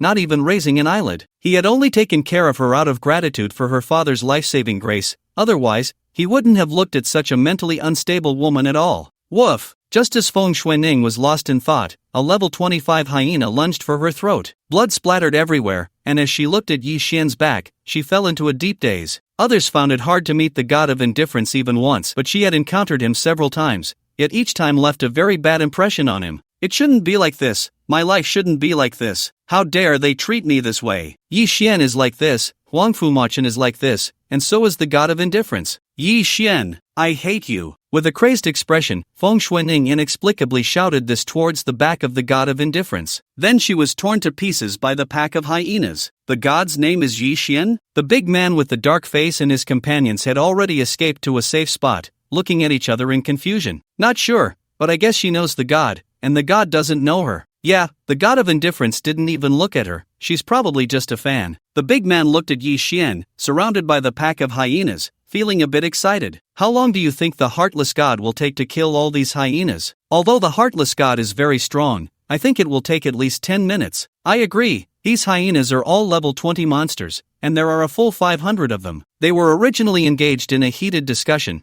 but slowly they found themselves speechless, because wherever Yi Xian walked, all the hyenas fell to the ground, silent and eerily still. Gulp! The black-faced man instinctively swallowed. Now I finally understand why the Black Tiger boss insisted we must show respect when meeting the heartless god. This bizarre method is even more terrifying than visible strength. Yi Xian did not stop. The target he was looking for must be at the mountain's peak, the closest point to the thunderclouds. Races like hyenas are among the lowest quality monster races in their territory. Their individual attributes are not much stronger than those of human players, but thankfully, such races exist, otherwise, human players would have no chance at all. As he walked step by step up the mountain, various canine races emerged, with increasing quality. However, now that the toxins could turn into mist, Yi Xian was too lazy to take action himself. Races like canines, which are social, were perfect for Yi Xian to farm talent points. In just a short while, he had gained over 100,000 talent points, having killed nearly 10,000 canine monsters. The closer he got to the mountain's peak, the fewer monsters Yi Xian encountered. The monsters at this position had an instinct for danger that exceeded ordinary imagination. They would not easily provoke players like Yi Xian. Boom! Although the sky around was clear, the mountaintop of Dog Mountain was shrouded in dark clouds, with visible lightning flashing within. Just as Yi Xian was observing the thunderclouds, a majestic figure pounced at him from the right side of the rocks, like a mountain pressing down. Whoosh! Yi Xian had already used Life Wave before coming up, so every move of this dog was within his expectations. A wind-imbued arrow shot out, and Yi Xian used the recoil to retreat. Bang! Although Yi Xian did not use all his strength for this shot, it was still quite powerful, yet it was unexpectedly bitten apart by the dog before him. Zzz. Watching the electricity dancing in its mouth, Yi Xian felt satisfied. His luck was as good as ever. Howling Thunder Mastiff, level 35, possesses Thunder Control talent, attack 100,000, armor 40,000, movement speed 50,000, health 2 million. As a creature, its attributes did not seem impressive, likely related to its race. But with its level of thunder talent, its true combat power far exceeded its basic attributes. The Howling Thunder Mastiff despised anyone encroaching on its territory. After biting through the wind arrow, it was instantly electrified. It charged towards Yi Xian at an inexplicable speed. This speed must have exceeded 70,000 points. The acceleration effect of the thunder element was indeed significant. In the blink of an eye, the Howling Thunder Mastiff passed right through Yi Xian's body, but it felt no joy. Its instincts warned it of impending death. Roar! The Howling Thunder Mastiff let out a furious roar, terrified to find that its body was completely immobilized. In addition, it lost its vision, hearing, and its proud sense of smell. A strong panic filled its heart. It could only frantically gather thunder elements to protect itself, as this was the only way to feel a semblance of safety. The effect was indeed impressive, even avoiding the attack. Yi Xian did not take this opportunity to launch an attack. He wanted to test the effect of the new talent with this one. Seconds later, the Howling Thunder Mastiff returned to normal, no longer daring to approach Yi Xian easily. However, sensing Yi Xian's mockery, it, as a creature, was not prepared to let it go easily. Spit, spit, spit. Highly concentrated thunderballs sprayed from the Howling Thunder Mastiff's mouth towards Yi Xian, like a machine gun, never stopping. The speed of the lightning ball was very fast, but Yi Xian's movement speed had reached 8,500, allowing him to easily dodge it with a bit of wind element enhancement. However, the explosive power of the lightning ball was somewhat beyond Yi Xian's expectations. Looking at the deep craters, he desired the lightning affinity even more. Soon, 30 seconds passed, and the deprivation of the five senses struck again. Although he had experienced it once, the boundless emptiness of everything disappearing still plunged the Howling Thunder Mastiff into panic once more. It was too tormenting. Perhaps due to the impact on the Howling Thunder Mastiff's mental state, it took a full 5 seconds to return to normal this time. Boom! The thunder at the mountain peak grew louder, and the Howling Thunder Mastiff realized that this man before it was completely different from any humans it had encountered before. Is this what the human race is like? The Howling Thunder Mastiff inadvertently glanced at the thundercloud. It still had a chance, as long as it could use that move. As the lightning ball spewed forth, it ran further away, hoping that the strange move would not reach it from a distance. Was that all there was to it? Watching the Howling Thunder Mastiff only spitting out lightning balls back and forth, Yi Xian felt somewhat disappointed. This was also a flaw of many races.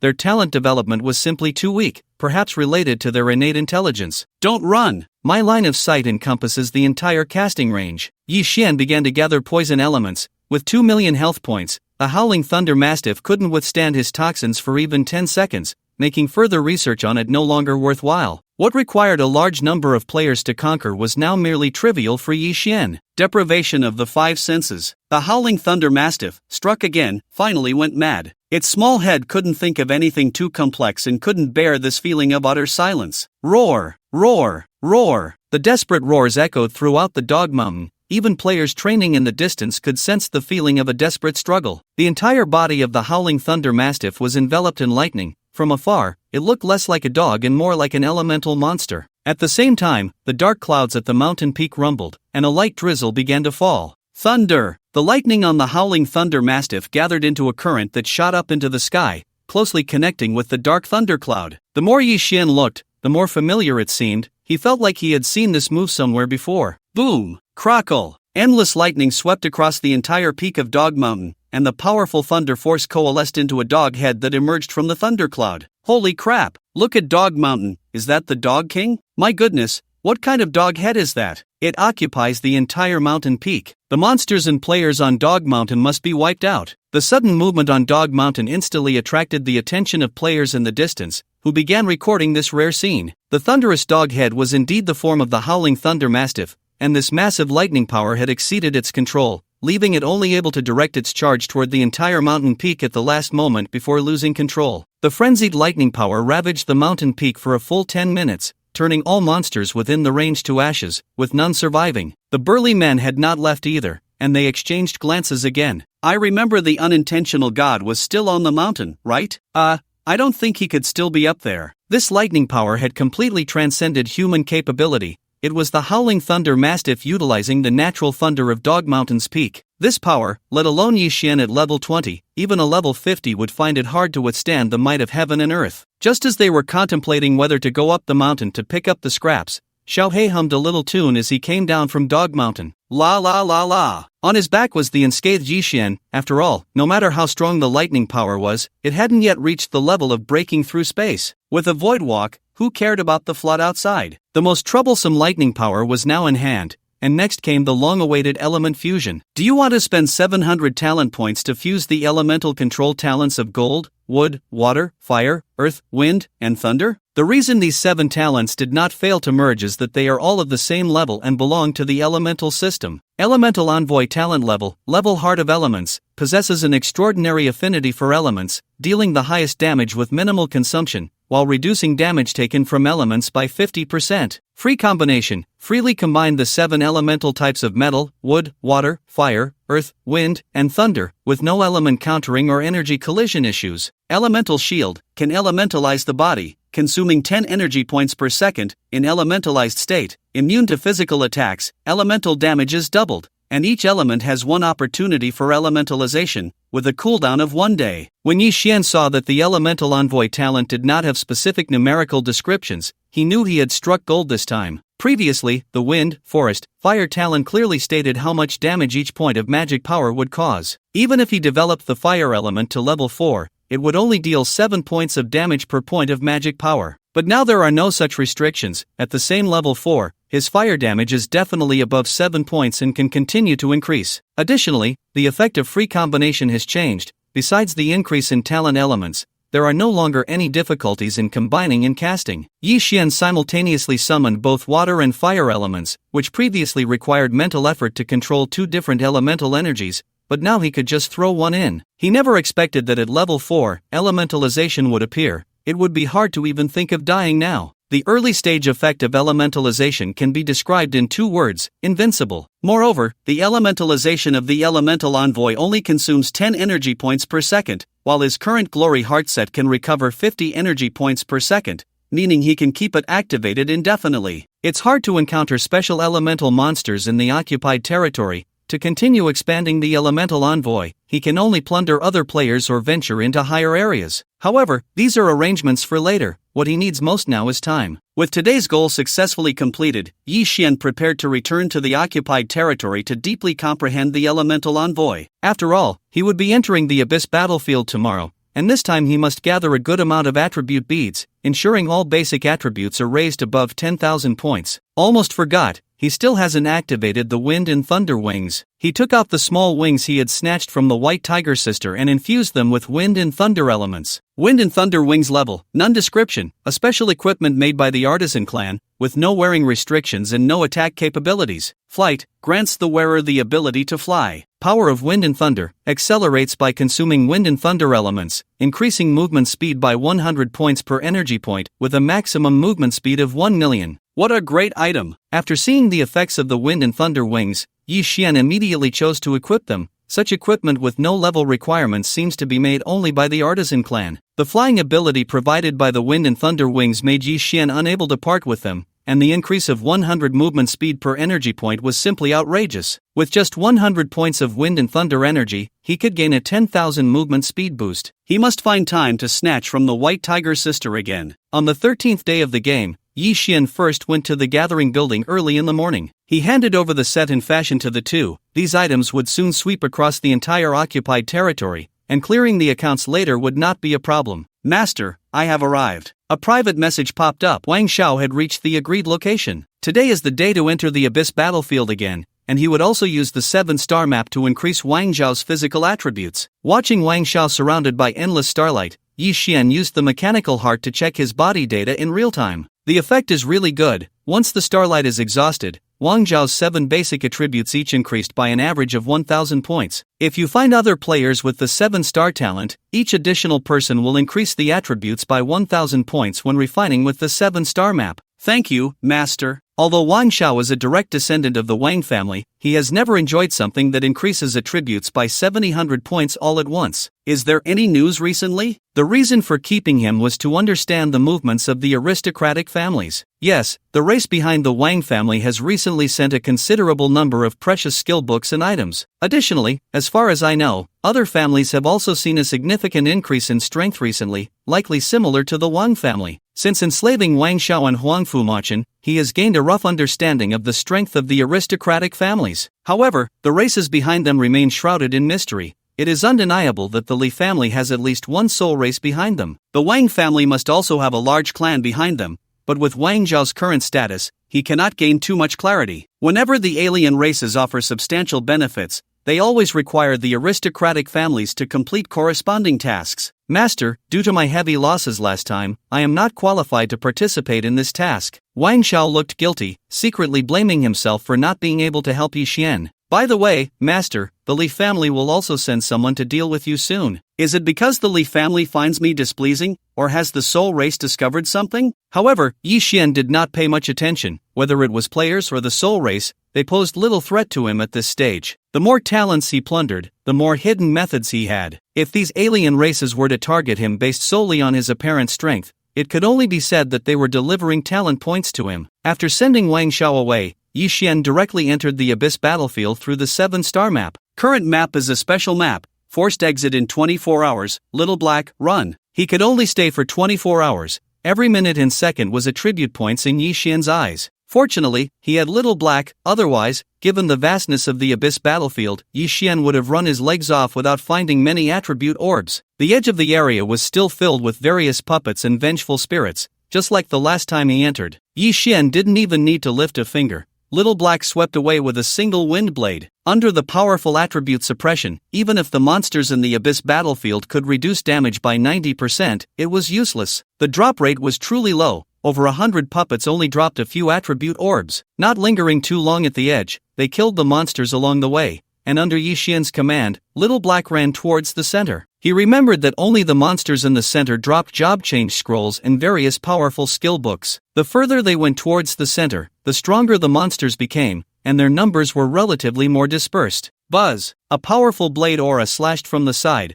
a full 3 meters wide. Bone General, level 35 skeleton, attack 20,000, movement speed 8,000, armor 500, health 15,000, skilled with blades and life, 80% chance to drop blade type skill books. After easily dodging the blade aura, Little Black retaliated with a wind blade towards the nearby Bone General. Crack! With Little Black's current magic power of 10,000, this wind blade was actually severed by the Bone General with a single strike. Even after death, its attack power was still 20,000, but its health was only 15,000. Making it possible to kill in one hit. Yi Xian wasted no time and launched a wind-piercing arrow. The monsters in the Abyss battlefield were somewhat similar to the underworld race, being special existences that had been reborn from death, so toxins were ineffective against them. Yi Xian's attack power was now close to 20,000, and with a 20-fold amplification from the wind-piercing arrow, it could reach 400,000 damage. Coupled with various penetration and true damage, the Bone General's health was instantly depleted. The Bone General's bones scattered, dropping a large pile of items, with over 100 attribute orbs alone. Additionally, a skill book and a job change scroll dropped. Frenzied Blade /level skill can consume 300 energy points to unleash a massive blade aura. Assassin class transfer book, after use, it allows the player to transfer to the hidden class of assassin, with a growth value of 7 points. Not bad, a good start. Although the assassin is one of the hidden classes with the lowest growth value, it is still a treasure that ordinary players find hard to come by. This was just the first monster Yi Xian encountered after arriving in the central area, and he felt that he would earn a fortune today. Once the life wave was activated, all monster information within a radius of 3,000 miles was relayed to Yi Xian's mind. Surprisingly, there were only a dozen monsters in the area? It seemed that most of the monsters in the central area acted alone, which was good news for Yi Xian. As he ventured deeper, the attributes of the monsters increased, and to speed up his wealth accumulation, Yi Xian decided to directly use the soul chain. The monsters in the Abyss battlefield were basically beings with flawed souls, making it very quick to kill them using soul power. Each monster in the center dropped attribute orbs, and the drop rate for other items was also quite high. If an ordinary player came to this position, they would often be overwhelmed by the high attributes of the monsters. After all, even the highest damage would be reduced to very little after a 90% cut. Another 500 orbs, nice. But Yi Xian didn't have that worry. If he still had only 100 points of soul attributes like before, he would never be able to kill this quickly. Moreover, with the Glory Heart set restoring energy, as long as there were no continuous high-intensity battles, his energy could fully recover. The life wave locked onto a position. Xiao He was responsible for the journey. The soul chain harvested. and Yi Xian was in charge of collecting the drops in a bag. Yi Xian pushed through the entire central area like a bulldozer, and at this rate, he feared he could wipe out all the monsters in a single day. Brother, this place is so scary, I want to go back to the pet museum. After instantly killing a level 40 monster, Yi Xian heard a familiar voice in his ear. Something's not right, how did they end up here? Yi Xian entered stealth mode and stealthily approached the source of the voice. This place is too strange. I can only deal a few hundred points of damage. It's known that Hu has always prided himself on his attack power, but the Abyss Battlefield's 90% damage reduction is simply his nemesis. Brother, be careful. Hu was pinned down by the monster in front of him and couldn't move, while two more hands reached out from behind to grab his head. Damn! No matter how hard he tried, Hu couldn't break free. Just as his brother was about to be in trouble, Hu quickly took out a circular item from her backpack. Get lost! With her shout, the monster that even Hu couldn't escape from was directly sent flying. Not only that, but a damage notification also appeared above the monster's head. Wow! This damage is several times higher than Hu's. Where did you get this treasure? Hu stared in shock at his sister, who was both familiar and unfamiliar. She never left the house, so where did she get these good things? Brother, you don't need to worry about that. Hu proudly shook her head. From now on, I'll protect you. I'm not afraid of anyone except that bastard Wu Xin. Hu naturally hoped his sister would grow stronger. However, thinking of that terrifying man, Hu's expression turned serious. I know you have some adventures, but I'll warn you again, no matter what, don't provoke Wu Xin again, do you hear me? Hu had been nagging her about this for days, but this time Hu didn't retort, because Wu Xin had already become her inner demon, waking her up several times in her dreams these past few days. Brother, don't worry, look, my neck is empty. The white tiger sister was also frightened by Yi Xian. I don't dare to wear many of my favorite little things now, afraid of that pervert. At this point, she suddenly felt a chill down her back and suspiciously looked behind her. Brother, do you feel like there are people around? The black tiger looked around, and aside from seeing that monster limping closer from a distance, there was not a trace of any human. Don't be so jumpy, we've been in here for almost half a day, and this broken place has nothing but monsters. At this point, the black tiger felt a bit helpless because he could hardly defeat any of these monsters. What about that broken teleportation stone of yours? Now look, I've wasted a whole day. As a leveling fanatic, the black tiger's heart was bleeding. A day was enough for him to level up half a level. Watching the monster approach, the white tiger's sister once again sent it flying far away. The monster in midair roared angrily, feeling like it was going to explode from rage. That was really foul-mouthed. Brother, let's hurry and find this treasure site. The white tiger's sister excitedly pulled out a parchment. This was exactly their goal for this trip. If we head in this direction for about half an hour, we should arrive. The black tiger led the way while feeling puzzled. Why had that monster stopped making noise? Who cares? It might have been taken out by other monsters. The white tiger's sister urged her brother to hurry. She didn't like fighting monsters. Treasure hunting was her favorite. Once she gathered a full set of high-level equipment, she would go find that bastard Wuxin for revenge. Indeed, she had the spirit of a treasure-hunting mouse, even having a treasure map. Little did the white tiger's sister know that Yi Xian, whom she had been thinking about, had been right beside her just moments ago. Picking up the items dropped by the monster, they added several hundred attribute orbs to their account. This level of monster was indeed something the siblings couldn't handle, but Yi Xian was feeling a bit conflicted. Should he continue farming attribute orbs and job change scrolls, or should he follow to see this so-called treasure site? Split into two paths. Little Black would go to the outskirts of the Abyss battlefield to farm attribute orbs while he went to grab the treasure. After all, no profession could compare to his fallen son Demon Bao, and with the sets provided by the Wind Rider, he wouldn't lack cards anymore. He wanted to see just how lucky this white tiger sister really was. Brother, don't you think it's a bit strange? Even the white tiger sister, no matter how foolish, realized something was off at this moment. Previously, they would encounter monsters they couldn't defeat at regular intervals, but now they had reached the location indicated by the treasure map without any obstacles. Could there be some ancient evil god or underground demon here? The white tiger sister, feeling a bit scared, hid behind her brother. It's always written like this in novels. This treasure map must be a trap. Hearing her ramblings, Yi Xian, hidden in the shadows, rolled his eyes while picking up the monster drops. If it weren't for their weak strength, he wouldn't bother playing babysitter. He had already dealt with all the monsters he could sense in advance. Otherwise, with their combat skills, they wouldn't even reach the treasure site with a treasure map. Just as the siblings were contemplating whether to retreat, the treasure map in the white tiger sister's hand suddenly floated into the air. At the same time, a white light covering a radius of 10,000 meters shone out, directly forcing Yi Xian's figure to appear. Minimum team size met.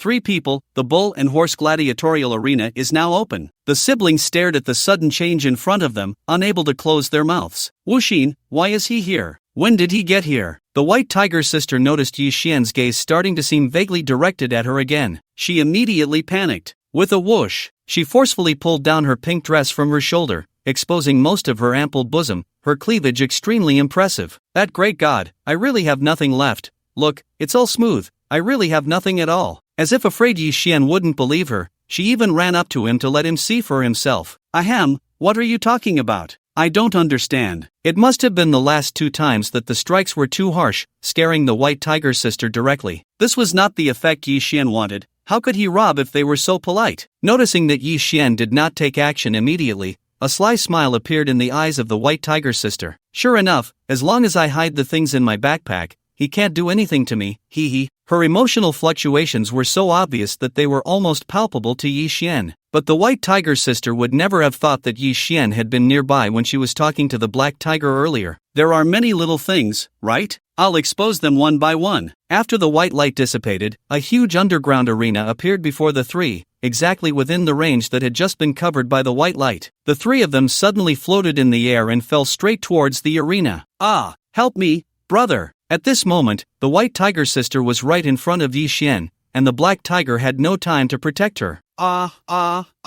Actually, the height was only a few dozen meters, and Yi Xian was getting a bit annoyed by her shouting. Stop howling, we've already landed. Yi Xian was currently holding her by the nape of her neck, letting her flail around chaotically. This height was still manageable for the black tiger, who only lost a bit of health. As soon as they landed, he hurried over to hug his sister, fearing that Yi Xian might be displeased and kill his precious sister. Unexpectedly, it turned out to be the bull and horse arena. He had never heard of it being related to these siblings before. In his previous life, Yi Xian knew about this arena, but by then it had already been occupied by the Jiang family, and not just anyone could use it. It seemed that these siblings had quite a connection with the Jiang family. No wonder the black tiger dared to go to war with other families for his sister. The rules of the bull and horse arena are as follows. 1. Each challenge is against one team, divided into individual and team parts. Winning individually earns 1 point, winning as a team earns 20 points, and the team with the higher score advances to the next round. 2. The use of soul power is prohibited. 3. Each team cannot use more than 3 types of props in each match. 4. Skills involving possession or summoning are not allowed in matches. 5. Contestants cannot exceed level 50. 6. All members of the individual combat team must take turns to fight. Looking at these competition rules, Yi Xian thought to himself, as expected. It was rumored that this arena was built by a large clan to train their disciples. The original intention was to increase combat experience and allow clan members to fully understand and skillfully use all their abilities. In his previous life, the combat power of the Jiang family disciples exceeded that of their peers by more than 10% thanks to the training in this bull and horse arena. Please name the team. The 2 siblings immediately looked at Yi Xian. After all, with this man around, it was their turn to speak. No heart. Naming was too troublesome. Let's just go with the nickname. First match, No Heart Team, 3 members, versus Lizardman Team, 9 members. As the system voice fell, a box door opened on the opposite side, and 9 humanoid figures walked out. However, Yi Xian recognized at a glance that these were not real Lizardman players. They were likely special existences that had been resurrected in the Abyss battlefield. One at level 15, one at level 20. It seemed that this first match was meant to be an easy win. After all, even the white tiger sister was now level 18. Which of you 2 will go first? You can't avoid it anyway. Just as he finished speaking, the white tiger sister raised her hand eagerly. Big brother, I'll go first. According to tradition, the first one is definitely the weakest. If she was the weakest, then the one coming out from the opposite side must also be the weakest. The white tiger sister's thinking was that naive. Why did they send out the captain first? Before the match, it was impossible to know who the opponent was. Looking at the lizard man in front of her with a big level 20, the white tiger sister was on the verge of tears. The match began, and the lizard captain quickly charged at the white tiger sister with a flick of its long tail. Brother, save me. The lizard man clan is tall and slender, naturally suited for close combat as assassins, and with the vision of white tiger sister, she simply cannot see their movements. The match began. Then the match ended. White tiger sister could not escape being instantly killed. Facing a true monster, she could do nothing but scream. Fortunately, in the bull and horse arena, there is no real death. The moment she was deemed defeated, white tiger sister was teleported away. It's your turn. Watching his sister in shock, black tiger felt a bit worried. but the match would not stop. No matter how much it hurt, he had to focus on his own battle first. Yi Xian checked White Tiger Sister's talent again with his mechanical heart. Soft little kitty, level, possessing excellent dynamic vision like a cat, and with a flexible body capable of performing various unexpected extreme movements. It was the same as the last time he checked, although it was a level talent, it had nothing to do with luck. Could it be that she really had the legendary luck? It's okay, don't cry, brother is here. Even with 90% damage reduction, a level monster is still not enough for Black Tiger to handle. After the match, he immediately began to comfort his little kitty sister. The matches are in turns, which means after I finish, it will be her turn again. After saying this, Yi Xian stepped onto the stage, and White Tiger's sister looked at the lizard man opposite her with some fear. Brother, am I really useless? Just as she wanted to say something more, Yi Xian came down. It's your turn. White Tiger's sister's lips parted slightly, suddenly wanting to curse. Can't you drag it out a bit longer to let me catch my breath? Sister, you can use items. Don't you have a lot of little things? Although he knew this wouldn't help White Tiger's sister, he still didn't want to see her panicking in fear. Right, I still have. What else do you have? Yi Xian suddenly interrupted White Tiger's sister's excitement with a meaningful look. Looking into his eyes, White Tiger's sister hurriedly rushed to the stage. This man was far more terrifying than the lizard man. Using the same moves, facing the lizardman's attack, White Tiger's sister was clearly much calmer than before. Ordinary lizardmen are not fast, and with her dynamic vision, she could see everything clearly, so this time she lasted almost 10 seconds before being defeated and sent off the stage. Next came the endless cycle. Black Tiger wins, Yi Xian wins, White Tiger's sister loses. She earned a total of 6 points. Sorry, that great god, I'm really not good at fighting. Each time she lost extremely quickly, White Tiger's sister felt a bit embarrassed. It was one thing to face a strong opponent, but being crushed at level 18 against a level 15 was indeed a bit shameful. Team match begins, all team members dead, match ends. The pace in the bull and horse arena is fast, with almost no rest between battles. As soon as the lizardmen appeared, they scattered, with 2 targeting White Tiger's sister. Although her combat power was nearly non-existent, it was always good to take one out first. Hiss! The lizardman's claws tore towards White Tiger's sister's throat. Based on her previous performance, she should have been teleported off the stage by now. But unfortunately, this time it miscalculated. With someone by her side, especially a man as strong as Yi Xian, White Tiger's sister suddenly felt no fear at all. Facing the lizardman's attack, she executed a perfect backbend to evade. At the same time, Black Tiger, who was always watching his sister's movements, followed up with a punch that sent the lizardman flying. Good job, sister, you're amazing. After encouraging her, Black Tiger was about to engage with the other lizardmen when he heard the system announce the victory. The winning team for this match is the Heartless Squad. Earned 26 points. Reward, 3,000 attribute orbs, 1 body tempering. We won? Black Tiger looked around. The lizardmen that had originally scattered were now nowhere to be seen. Wow, brother, you didn't see it, but Heartless took them out in an instant. White Tiger's sister found it really cool when Wuxin didn't kill her. The terrifying monster in her eyes was effortlessly taken down by him with a single arrow. Taken down in an instant? Black Tiger knew Wuxin was strong, but didn't the monsters here have a 90% damage reduction? How could he take them down so easily? Just as the siblings were in shock, the rewards began to be distributed. Yi Xian didn't explain much, simply pocketing all the attribute orbs and looking forward to this so-called body tempering. Boom, boom, boom. Suddenly, several large drums appeared around the bull-horse arena, and the huge drum sounds echoed throughout the arena. Before the three could regain their senses, they began to feel their internal organs vibrating. Moreover, in addition to the drum sounds, another sound emerged. Moo! Yi Xian suddenly looked up. He definitely hadn't misheard. This was the ancient bull demon. In his previous life, Yi Xian had caught a distant glimpse of an ancient bull demon during a great battle. Hundreds of meters in size, an unmeasurable health bar, and a terrifying power that could move mountains and seas. So just hearing the first sound, he was absolutely certain this was the call of the ancient bull demon clan. The drum beats and the bull's roar intertwined, and the physical tempering of the three officially began. Unlike simple attribute growth, Yi Xian felt as if his entire body was being hammered. He couldn't see anything, yet it seemed like the impurities in his body were continuously being expelled. The entire process was painless and lasted a full quarter of an hour. The body has completed its initial tempering, all attributes increased by 50, physical limit increased by 2 million pounds, magical strength limit increased by 3 million points. Wow! Seeing the prompt from the mechanical heart, Yi Xian almost shouted out loud. He couldn't have misread it, right? The attributes didn't just increase by a fixed amount, they increased by 50 on top of his original base. Opening his attribute list, indeed, all attributes had basically surpassed 10,000, and the lowest was surprisingly his armor, with a bare attribute of only 9,745 points. Wow, my attack power has actually exceeded 1,000. This reward is incredible. White Tiger's sister had never felt so strong. She thought those lizardmen were no longer her opponents at all. Even Wuxin, looking at Yi Xian's aura of a skilled master,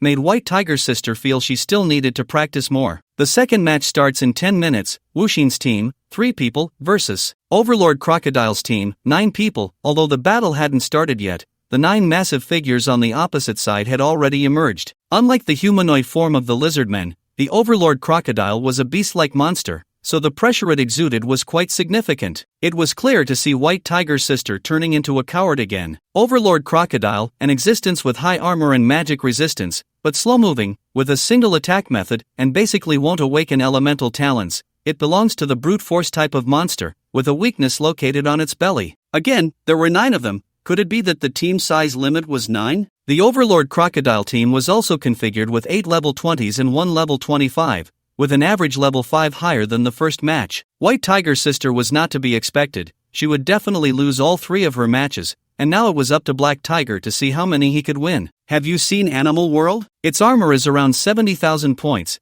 and one must find a way to attack their belly to deal significant damage. Yi Xian's team only had 3 people, so there wasn't much strategy to speak of. They could only try to inform them about the characteristics of the Overlord Crocodile. Although they didn't understand how Yi Xian knew the armor of the Overlord Crocodile, the two were now focused on being obedient. Minutes passed, and White Tiger's sister was the first to enter the arena again. Just 5 seconds in, she was chased and screamed, directly jumping off the stage in fear. Black Tiger covered his eyes, unable to bear to watch. Given the speed displayed by the Overlord Crocodile, his sister clearly had a chance to hit and run. Private Marseille, great god sauce, Vatasaiva, I'm still so scared, boo-hoo, its mouth is just too big. Ignoring this crying woman, Yi Xian had other things to verify. Quick battle, quick resolution. When they opened the Bull and Horse Arena, they had already been in the Abyss battlefield for almost 10 hours, and the remaining time was not much to begin with. Although the last battle was fast-paced, it still took about 10 minutes after it ended. With the body tempering and rest time, it was about half an hour, so the first match took a total of 40 minutes from start to finish. He didn't know how many matches they needed to fight in total, but the rewards would definitely become more generous as they progressed. Black Tiger Heart Extraction. Right from the start, it was a big move. The huge tiger claw felt even more real,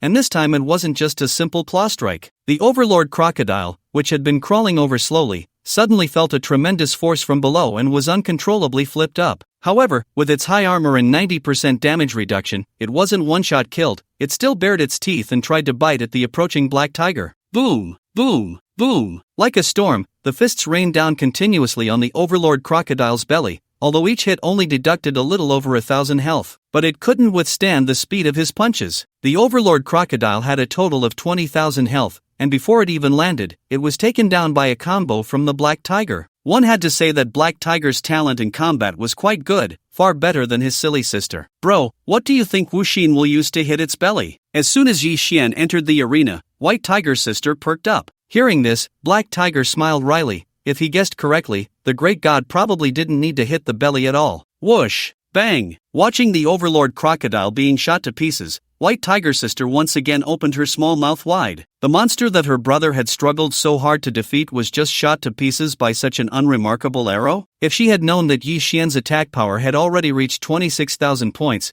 she probably wouldn't have been so surprised. Now, the bonus from the mortal state was between 10 to 20 times. Even the lowest damage increase would reach 260,000. How could the Overlord Crocodile possibly withstand that? The winning team for this match is the Wuxin squad, gained 26 points, reward, 50 current experience points, reward, 8,000 attribute pearls, Overlord Crocodile set, 1 copper skin tempering. Yi Xian still took all the attribute pearls. The Overlord Crocodile set happened to be a level 20 set, but he completely looked down on it because it was too ugly. Overlord Crocodile set, level 20 excellent, armor, magic resistance, health, can summon an Overlord Crocodile Phantom to charge and deal massive damage, cooldown time 5 minutes. He directly tossed it to Black Tiger. Anyway, he had also leveled up to 20 with the experience from the rewards, and having the set would make the next battle smoother. You gave it to me? Black Tiger originally thought he could only tag along for the tempering rewards, but he didn't expect to have an unexpected gain. This was a blue set. In the days of playing the game, He had never seen anyone wear a set before, and the attributes were all in the thousands. Even the strongest tank under his guild only had 4,000 armor and 6,000 health. After putting on the Overlord Crocodile set, he could completely crush the guild's top tank in terms of attributes. Before he could finish being happy, the copper skin tempering began. Streams of thick, ancient bronze liquid appeared, wrapping the three of them tightly. Ah, it hurts. Bro, help. This time, the tempering was not as comfortable as the first match. Even Yi Xian was gritting his teeth. However, the effect of the copper skin tempering was also quite astonishing. Yi Xian saw his armor and magic resistance rising rapidly. Armor, magic resistance. Although it seemed that the attributes didn't look as good as the rewards from the first match, Yi Xian knew that his skin had undergone a significant change. Taking a small knife out of his backpack,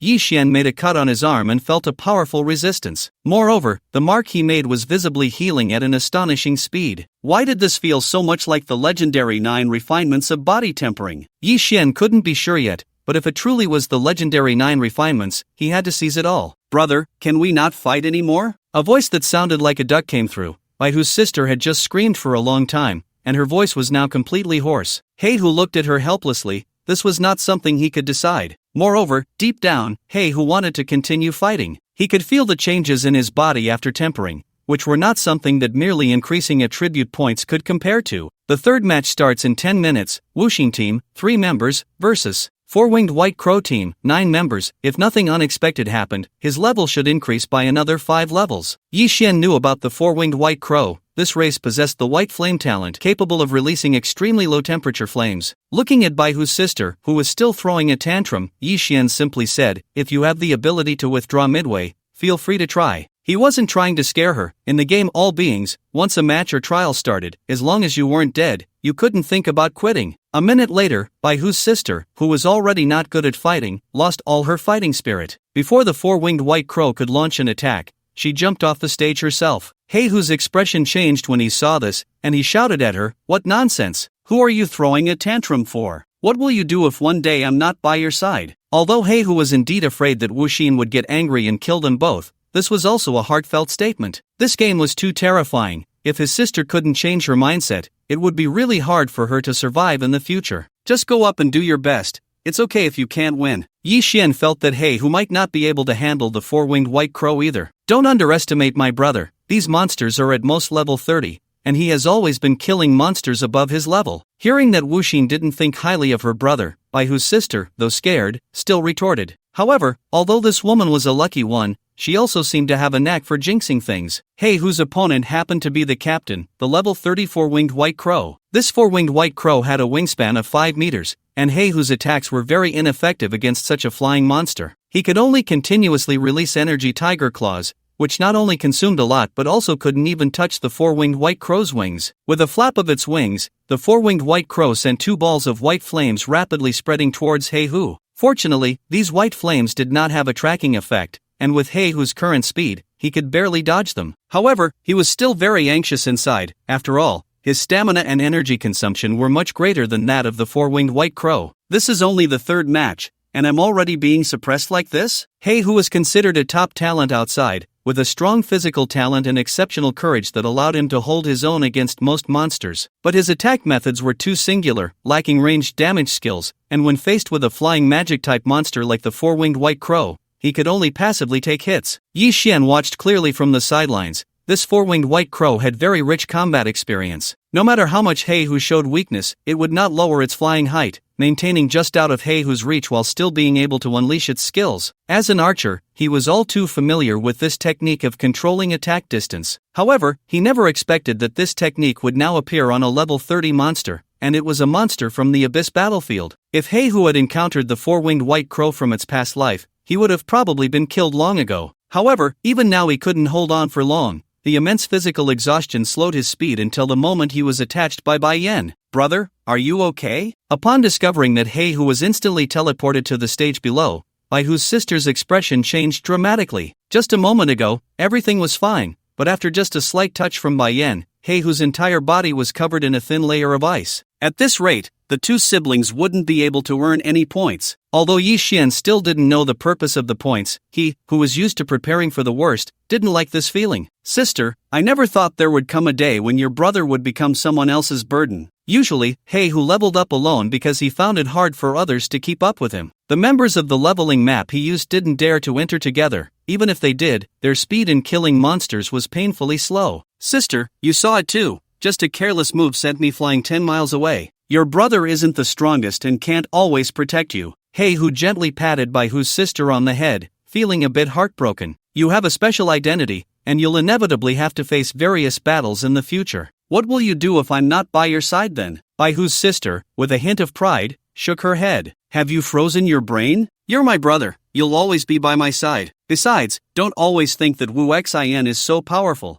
I don't believe he can still take down these monsters as easily as before. These monsters are all level 30. Before she could finish her sentence, she saw Yi Xian shoot the four-winged white crow in midair into pieces with an arrow. No matter how high or fast the four-winged white crow flew, it couldn't escape Yi Xian's arrows. This man is the real monster. As expected, the following scenes turned into Yi Xian's solo performance. No one else could score in the individual battles besides him. The winning team for this match is Wu Xian's team, gained 23 points, reward, 50 current experience points, reward, 10,000 attribute pearls, 1 refining of fine meat. Indeed, it was the 9th refinement of body tempering. Seeing the rewards for this match, Yi Xian finally confirmed the greatest opportunity in this bull and horse arena. It was rumored that the 9th refinement of body tempering could cause a transformation of a being's essence, allowing it to leap to a higher quality. If Yi Xian completed the 9th refinement of body tempering, he would no longer be an ordinary person. The attribute points he gained with each level would undergo earth-shattering changes. The biggest gap between the blue star human race and other races lay in the attribute points,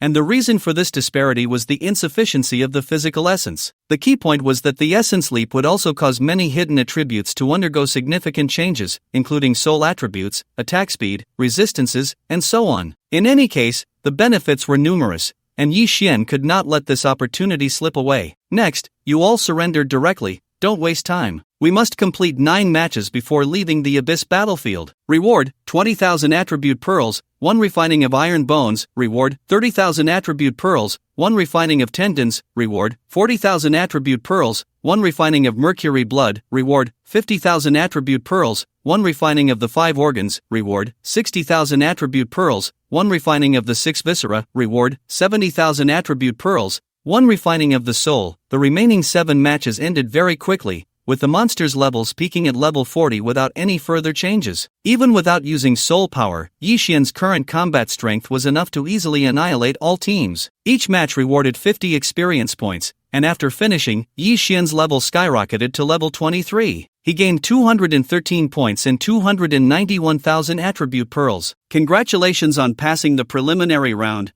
You have received a ticket to the finals. A ticket to the finals? Does that mean the battle just now was only a qualifying match? Who has such a grand scheme to use the 9th refinement of body tempering as a reward for the qualifying match? Finals entry ticket. Wu Xian's team has passed the preliminary round, and all members have been recorded. They will be forced to participate in the bull and horse arena finals in 6 months. It is recommended that the captain expand the team to a maximum of 9 members, at which point they will battle teams from other star servers. The current team score is 213, the lowest among all teams. It is advised to enhance the members' strength, as death in the finals means real death. The finals only restrict items, with no limitations on any other combat abilities. The winning team will receive a divine blessing. Please seize this opportunity. Divine blessing? Neither in this life nor the last had Yi Xian ever heard of such a thing. Is there really a god in this game? Just as Yi Xian pondered this, his body began to undergo tremendous changes, with constant notification sounds ringing out. Player Wuxin's body has undergone the 9th refinement of body tempering. Life essence has transitioned. Automatic attribute points increase with each level. Free attribute points available at each level. Hidden attribute attack speed increased to 5,000 points. Hidden attributes for critical hit and resilience activated at 500 points each. All soul attributes increased to 15,000 points. What a windfall! Yi Xian did not expect the effects of the 9th refinement of body tempering to be so astonishing.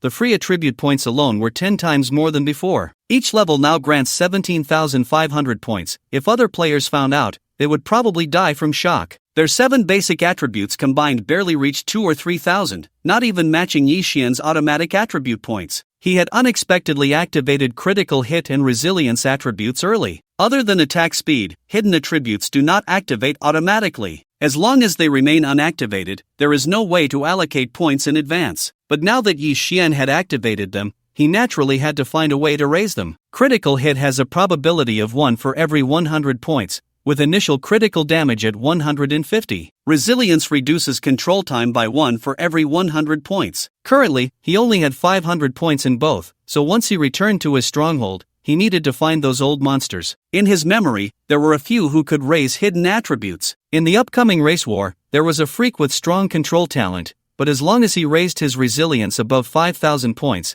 that person would pose no threat to Yi Xian. Brother! The notification says my free attribute points have increased to 3,000 points. This can't be a dream. The white tiger sister's voice was still hoarse, but that didn't stop her from excitedly pulling the black tiger and shouting, "Don't say that!" The black tiger hurriedly covered her mouth. Could such things be said casually? Oh, I understand. The white tiger sister slyly glanced at Yi Xian. Heh, now it's my turn to turn the tables. With 3,000 points at level 10, that's 30,000 at level 10. Once I reach level 30, dealing with Wuxin will no longer be just a dream. I want him to return everything he took from me. Yi Xian looked at the white tiger sister's expression with some exasperation. He didn't even need to consciously sense her emotions. It was all written on her face. Approaching the black tiger, he found his nervous demeanor somewhat strange. Are you afraid of me? The black tiger wiped non-existent sweat from his forehead. No, it would be strange if you weren't. They've only met twice, and each time they nearly died at his hands. How could they not be afraid? The black tiger was very clear. Since he and his sister had gained such great benefits, what about Yi Xian? The increase in strength was probably beyond what they could imagine. Did you see the system notification? This time, it could be considered as riding on their opportunity, so Yi Xian planned to refrain from robbing the white tiger sister for now. You two have already been recorded in my team. I just checked, and the team can only add members, not kick anyone out, so, before he could finish, the white tiger sister angrily shouted at him. What? We just got the finals entry ticket, and you want to kick us out? The black tiger nervously tugged at his sister, feeling a bit embarrassed. The two of them had come all the way lying down, which led to their team's score being the lowest. Any captain would probably want to kick them out. Yi Xian squinted. This woman seemed to be less afraid of him now. Since that's the case, I'll take back my earlier thoughts. I did want to kick you two out, but if I can't, then there's nothing I can do. Yi Xian's voice suddenly dropped. Pay the protection fee. You got such a big benefit for nothing. You don't really think I'm your babysitter, do you? Seeing Yi Xian reveal a hint of killing intent, the white tiger sister recalled the fear of being dominated by him and shrank back behind her brother. You're unreasonable. This place was opened by me. Clearly, you benefited from it, and every bead from each matches with you. What do you mean you opened it? That map of yours is just a route. Yi Xian lied without needing to draft a script. Anyway, with the mask on, they couldn't see his expression. I have a map too, otherwise, how did I get here? Besides, it was said from the beginning that 3 people were needed to meet the opening conditions. The white tiger sister's stubbornness flared up. She felt Yi Xian had followed her here, otherwise, what a coincidence it was. The great god wants something.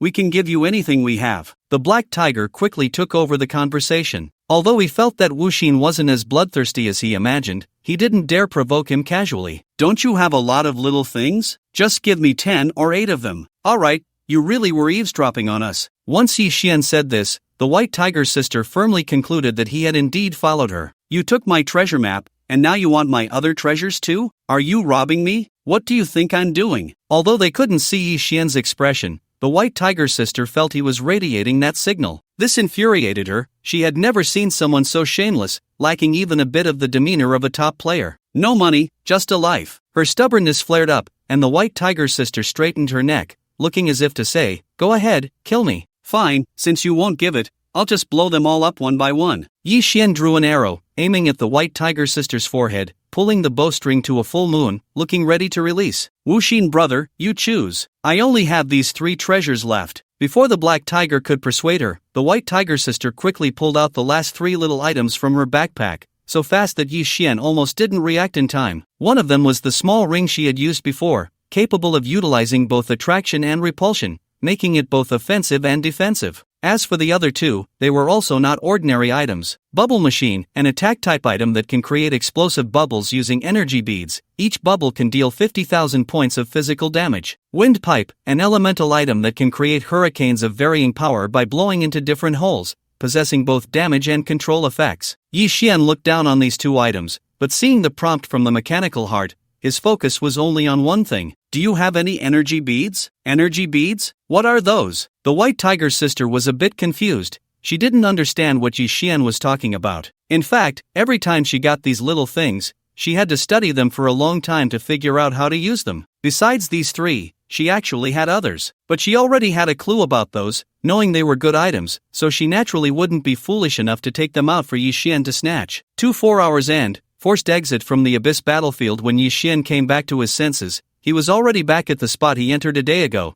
and naturally, the Black Tiger siblings were no longer in sight. Energy beads. I wonder if there are any in the occupied area? If I can get energy beads to start the Wind Rider during the race war, I could just slaughter them without any pressure. La la la la. Little Black has also been transmitted, and its level has risen to level 18, looking quite pleased. After receiving the attribute orb sent by Little Black, Yi Xian's number of attribute orbs reached a terrifying 300,000. Each attribute orb can increase points between 3 and 10, which means these 300,000 orbs can at least add 900,000 attribute points. Hiss! Even Yi Xian was shocked by this incredible harvest, which far exceeded his expectations. Originally, he had anticipated that in 24 hours, he would be lucky to obtain a few tens of thousands of attribute orbs, and now he was simply too satisfied with this quantity. Indeed, encountering opportunities is the fastest way to enhance strength. Thinking of this, Yi Xian couldn't help but feel grateful that the reward was Body Refinement 9 refinements, allowing him to complete a source leap at level 23. Otherwise, even if he obtained 300,000 attribute orbs, a large portion would be wasted. Because for ordinary life forms,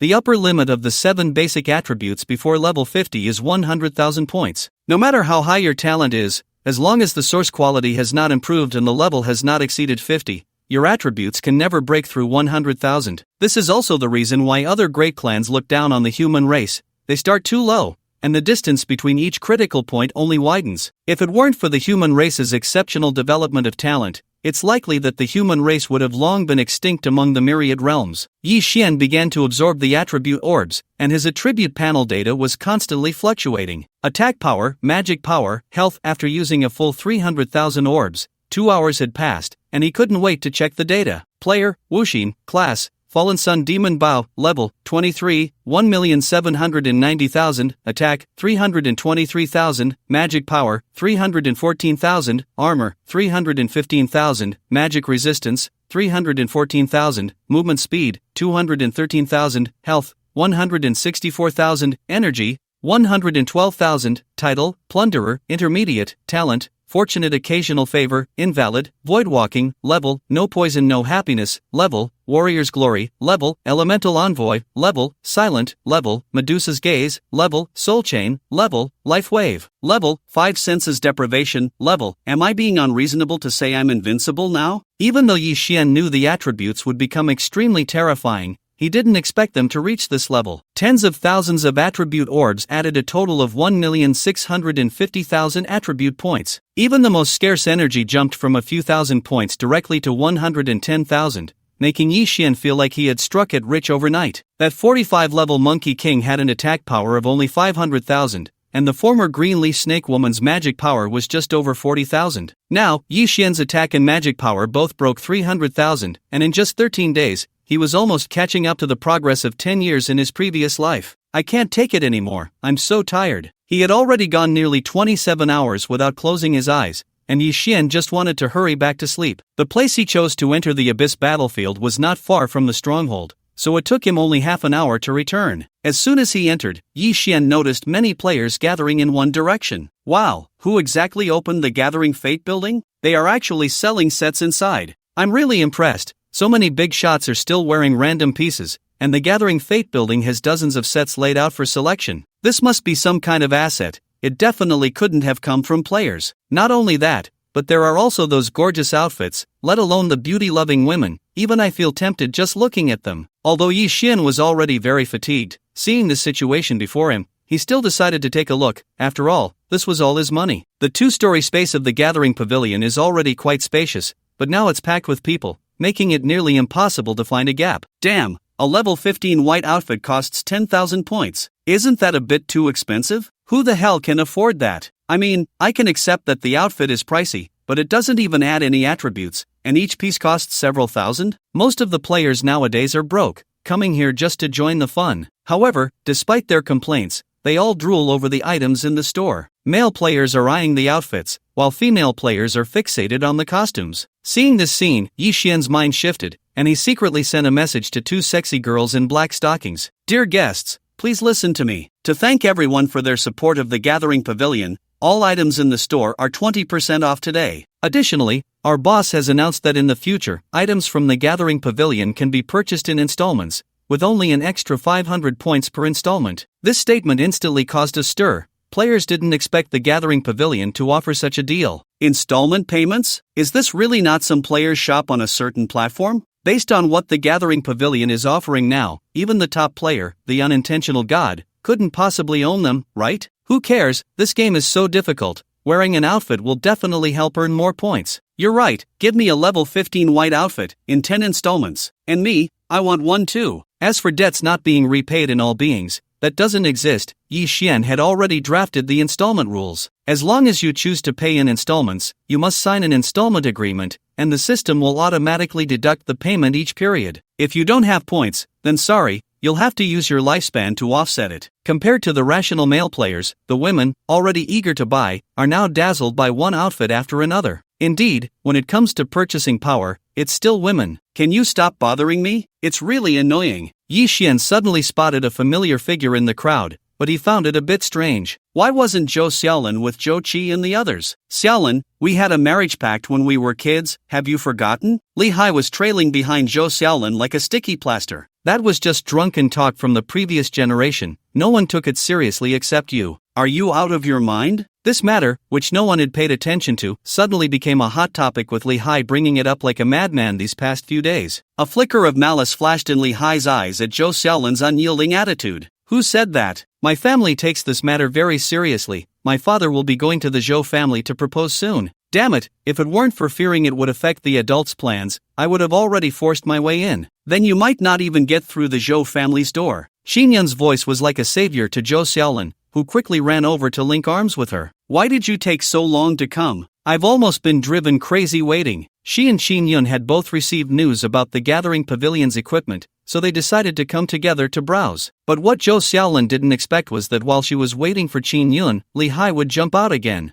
I went to raise money. These things are so expensive. How can I afford them without raising money? Watching the two ignore him, Li Hai's expression finally couldn't hold up anymore. He, the direct descendant of the Li family, was treated like a guest of honor wherever he went. Although Zhou Xiaolin and Qinyun's families were not weak, they were not on the same level as the Li family. These damn martial arts families are just a bunch of reckless fools who aren't afraid of death. Li Hai took a deep breath. Now was not the time to fall out. Sister Qinyun, just tell me what you want to buy. My Li family may not have much, but we do have money for some equipment and clothes. Qinyun didn't even lift her eyelids upon hearing this, only replying, then buy a set of level 20 blue excellence gear for me in Shaolin. No problem, just wait a moment, beautiful ladies. As soon as Li Hai entered, he chased after Zhou Xiaolin without letting up, completely unaware of the price of the gear. A set costs 100,000? Why don't you go rob a bank? When he saw the price of the blue gear, Li Hai was completely thrown off. He, a direct descendant of the Li family, only had a few thousand points in his hands, and this broken equipment actually dared to sell for 100,000. As time passed, players increasingly recognized the importance of points, so even offering high prices now made it difficult to acquire a large number of points. If you can't afford it, don't act tough. Xinyun pulled Zhou Xiaolin to start selecting items. She was here on a mission this time. The gear from Juyuan Tower couldn't be endless. Buying one set meant one less set available. I've already notified your brother and the others. The points saved up by several families are with me now. We must secure the maximum number of sets. Zhou Xiaolin nodded vigorously. The game's difficulty was increasing. A step ahead means a step ahead. This batch of gear can completely widen the gap between players. Get your boss over here. Tell him Li Hai from the Li family has business to discuss. The two girls in black stockings were stunned. Can someone who can't afford anything be so brazen? Who is this guy, causing trouble at this time? The Li family from Yaodu is used to being arrogant. This Juyuan Tower is a game. Let's see how he gets dealt with later. This is someone who is used to being a big shot in reality. How dare he be so domineering in the game? He really doesn't know how to write the word death. Hearing the whispers of the surrounding players, Li Hai sneered inwardly. This group of lowly people had such a narrow view, they couldn't even touch players in this game. What if he was unreasonable today? Even if he defecated on their heads, he wouldn't care. What the hell? It's Wuxin. As Yi Xian revealed his true self, players in the crowd began to scream. He actually came to Juyuan Tower. Do you think he can afford these sets? Of course. Do you think a god is as poor as you? The god has killed more than you've ever called for a girl. Just the points dropped are probably enough to buy several sets. Yi Xian's appearance was just to give a legitimate reason for wearing this set of Glory Heart. He didn't want to expose that Juyuan Tower was his. Moreover, he wanted to make a deal with Zhou Xiaolin and the others. Little thief, you came too? Seeing Yi Xian, Zhou Xiaolin was happier than anyone else, her big eyes shining instantly. What else would I come here for? Are you stupid? Humph, you're the stupid one, you're the stupidest. Li Hai was still waiting for the Black Stockings' reply, but upon seeing the two flirting, his blood boiled. What's the difference between this and putting a green hat on me? This idiot comes and chats with women. I want to see how shocked he will be when he sees the price of the gear. What player number 1, just a lowly person without a guild, will be dealt with sooner or later? Get me a set of Glory Heart gear and a white outfit. Li Hai scoffed at Yi Xian's words. Glory Heart is a level 25 purple set, costing 300,000. Shouldn't you check the price before speaking? Otherwise, it's just a joke. Before Yi Xian could say anything, Zhou Xiaolin stepped forward. What does it have to do with you? At least Brother Wuxin isn't like some people, pretending to be rich when they're broke. You! Li Hai's face darkened. This lowly person actually embarrassed him in front of so many people. What the hell? It's so expensive. 300,000. Even a god would find it hard to come up with that, right? Although Yi Xian was famous, points were really hard to come by. Ordinary players couldn't even scrape together 1,000 points. Pretending to be casual, Yi Xian took the suit from the black silk and chose to release the hidden settings of the suit, restoring the original appearance of the Glorious Heart. The Glorious Heart belonged to a standard suit, resembling modern decorations overall, but it looked very simple and beautiful. Did I really buy it? The big shot really has 300,000. That's so impressive. Big shot, look at me, pure natural 36. I can do any pose you want. Although Yi Xian's appearance was still a mystery, a powerful and wealthy man like him in all beings was simply the perfect partner. Looks didn't matter at all. Li Hai looked at the suit on Yi Xian, his eyes filled with uncontrollable shock. He knew much more about all beings than an ordinary player, so he understood how difficult it was to obtain 300,000 game point cards. Could it be that Wuxin was not a commoner? The thought sent a tremor through Li Hai's heart. If Wuxin was truly a disciple of some noble family, with his strength and the resources of that family, there would be no chance for other families to rise. Yi Xian ignored the dazed Li Hai and approached Zhou Xiaolin and Qin Yun. One suit for each of you, I'll give them to you. Ha! Zhou Xiaolin's cute little mouth opened wide, and Qin Yun looked equally surprised. Ah! The women around them were practically green with envy at this scene. Why didn't the big shot give me one? I don't need it, just give it to Xiaolin. The value of the suits was simply too precious, and the relationship between Qin Yun and Yi Xian wasn't close enough for that. Are you really not considering it? Yi Xian's lips curled into a mischievous smile. I have some connections with the owner of Juyuan Tower. I can have him sell you all the suits you need in advance, and without interest. Really? Qin Yun's face lit up with joy. If that were the case, their family's strength would surge dramatically. He. Li Hai had already recovered from his daze. Wuxin couldn't possibly be from a noble family, and he had almost been fooled just now. Don't think that just because you have a bit of money, you can brag here. Those who occupy a territory have their own rules. Who do you think you are to influence them? With such a large number of suits, even level 50 equipment was available. The owner must be someone significant. If Wuxin could really establish a connection, he wouldn't believe it even if he were beaten to death. If I give the equipment to them today, you can eat the poop of the Papa Bear. If it weren't for the fact that he couldn't resist the rules of the territory right now, Yi Xian would have slapped him dead. Ha ha ha, you can pretend in front of others. Li Hai laughed loudly, but can you scare me? If you can really buy the equipment they want without interest today, I'll eat 2 lumps. Yi Xian couldn't be bothered to argue and directly drafted a contract with the system. Although I know you're trying to scam me, I'll indulge you, just sign. If you sign, then if you can't do it today, you'll sign a slave contract and become my dog, Li Hai, from now on. Sometimes Yi Xian didn't understand how these noble disciples thought. He was the number 1 player in the game on the surface, and his combat power was evident. Yet these guys never tried to win him over properly, only thinking of causing him trouble and then using him. Truly ridiculous. Ha! This is going to be fun to watch. Do you think the big shot can really establish a connection? Of course not. You know these things, to put it bluntly, it's just a high-level AI, there's no humanity to speak of. And do you really think the Li family disciples are fools? They have much more information than we do. How could they jump into a pit? What if Juyuan Tower isn't like that? Think about that possibility with your pig brain. Could it really be that Wuxin is the big shot? Zhou Xiaolin looked anxious at this scene and quickly grabbed Yi Xian's hand, preventing him from signing. You can't sign with a petty thief. The value of the set is too high. The quantity we need might require tens of millions of game point cards, and the boss here would never agree to that. Lehigh laughed even more wildly upon hearing that number. What does tens of millions even mean? He didn't believe any relationship could be worth that much. There were countless players who had turned against each other over just a few hundred point cards. No worries, I see some people are just hungry. I enjoy satisfying these quirks of others. Zhou Xiaolin and Qin Yun had quite a few disciples from their families, and to meet their needs, they would have to give them all the sets below level 25 from Zhu Yuanlu. It was precisely because of this that Lehigh was utterly convinced that Yi Xian couldn't accomplish this task. Unintentional, still pretending to be tough. If we give this batch of equipment to them, what about the other players? I refuse to believe that a business like Zhu Yuanlu would ruin its own reputation. However, the next second, he was directly slapped in the face by two young ladies. Hello, ladies. Our boss just sent a message. All sets below level 25 are sealed, and you can come to collect them anytime. However, there won't be any discounts on the price, and there are no interests.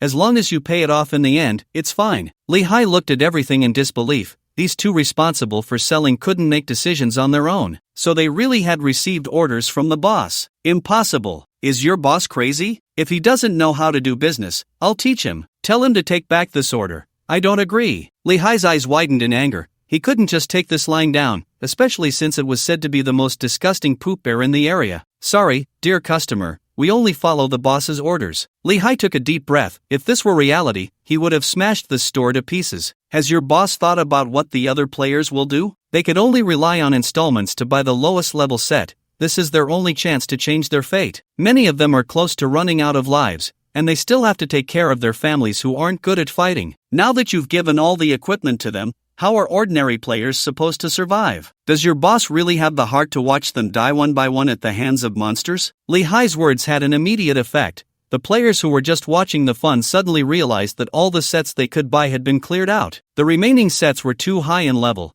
Buying them was of no use to them at all. Damn it! Get the boss out here. I was just about to make an installment, and now they won't sell to me. This is fraud. Exactly. Why only sell to those two? Are our lives not worth anything? Unintentional. I've always admired you, but I'm so disappointed in you right now for disregarding us for two women. I don't even know what's so good about those two. Together, they don't even compare to me. Unintentional. You've lost my favor. I will kick you out of my pond. For these brainless fools, Yi Xian couldn't be bothered to say a word. Instead, Zhou Xiaolin's face turned red with anger. Just as she was about to rush out to take on the crowd, Yi Xian quickly pulled her back. No need. He simply said, those who spoke just now better not leave the area. As soon as these words were spoken, the entire place fell silent. Any player who had seen Unintentional Smash would know he wasn't just boasting. Lehigh's teeth were about to grind to dust at this scene. Damn it, a bunch of cowards. This customer and all the players who spoke just now, our boss said, Zhu Yuanlu does not welcome you. Please leave immediately. Furthermore, all items from Zhu Yuanlu will no longer be sold to you in the future. This statement from the sister made those players regret it deeply. This was Zhu Yuanlu. Anyone with a bit of sense understands that Zhu Yuanlu will only produce more and more good things in the future, but for now, these have nothing to do with them. Watching Lehigh, who wanted to take advantage of the chaos and sneak away, Yi Xian directly activated the agreement they had just signed. It was absolutely impossible to play tricks in Zhongshang, for pitch-black chains locked Lehigh's limbs, and at the same time,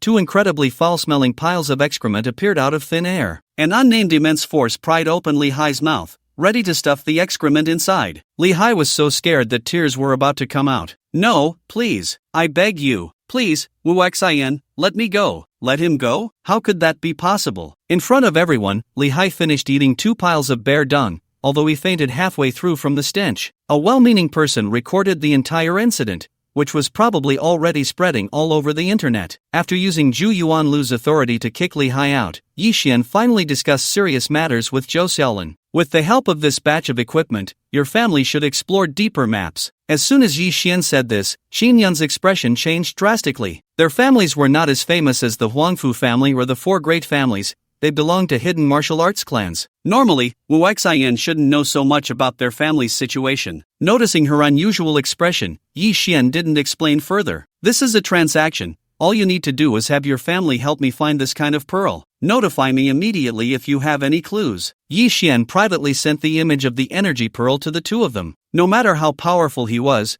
ultimately a lone wolf, and he couldn't handle situations like this. Alright, such a simple transaction was something Qin Yun had no reason to refuse, and this way, the family and Wu Xian were also connected. After saying goodbye to Zhou Xiaolin, who was reluctant to part, Yi Xian chose to log off. If he didn't sleep soon, he estimated he would lose a few days of his life. Damn it, I want Wu Xian dead. On the other side, Li Hai had actually woken up long ago. He was too embarrassed to stay online any longer and smashed everything in the room to pieces. Although it wasn't his real body eating excrement, the feeling was no different from eating it himself. Young master, please calm down. The butler was trembling in front of Li Hai, fearing that one wrong word could cost him his life. It's been so long, and you still haven't found any news about Wu Xian in reality? Ever since they had suffered setbacks at Wu Xian's hands, he and his brother had started thinking of other ideas. No matter how strong they were in the game, it was incredibly easy for them to deal with a lowly person in reality. Young master, the game's confidentiality measures are really too good. We can't obtain any useful data at all. Moreover, Wu Xian has always been wearing that clown mask, so it's hard to. *slap.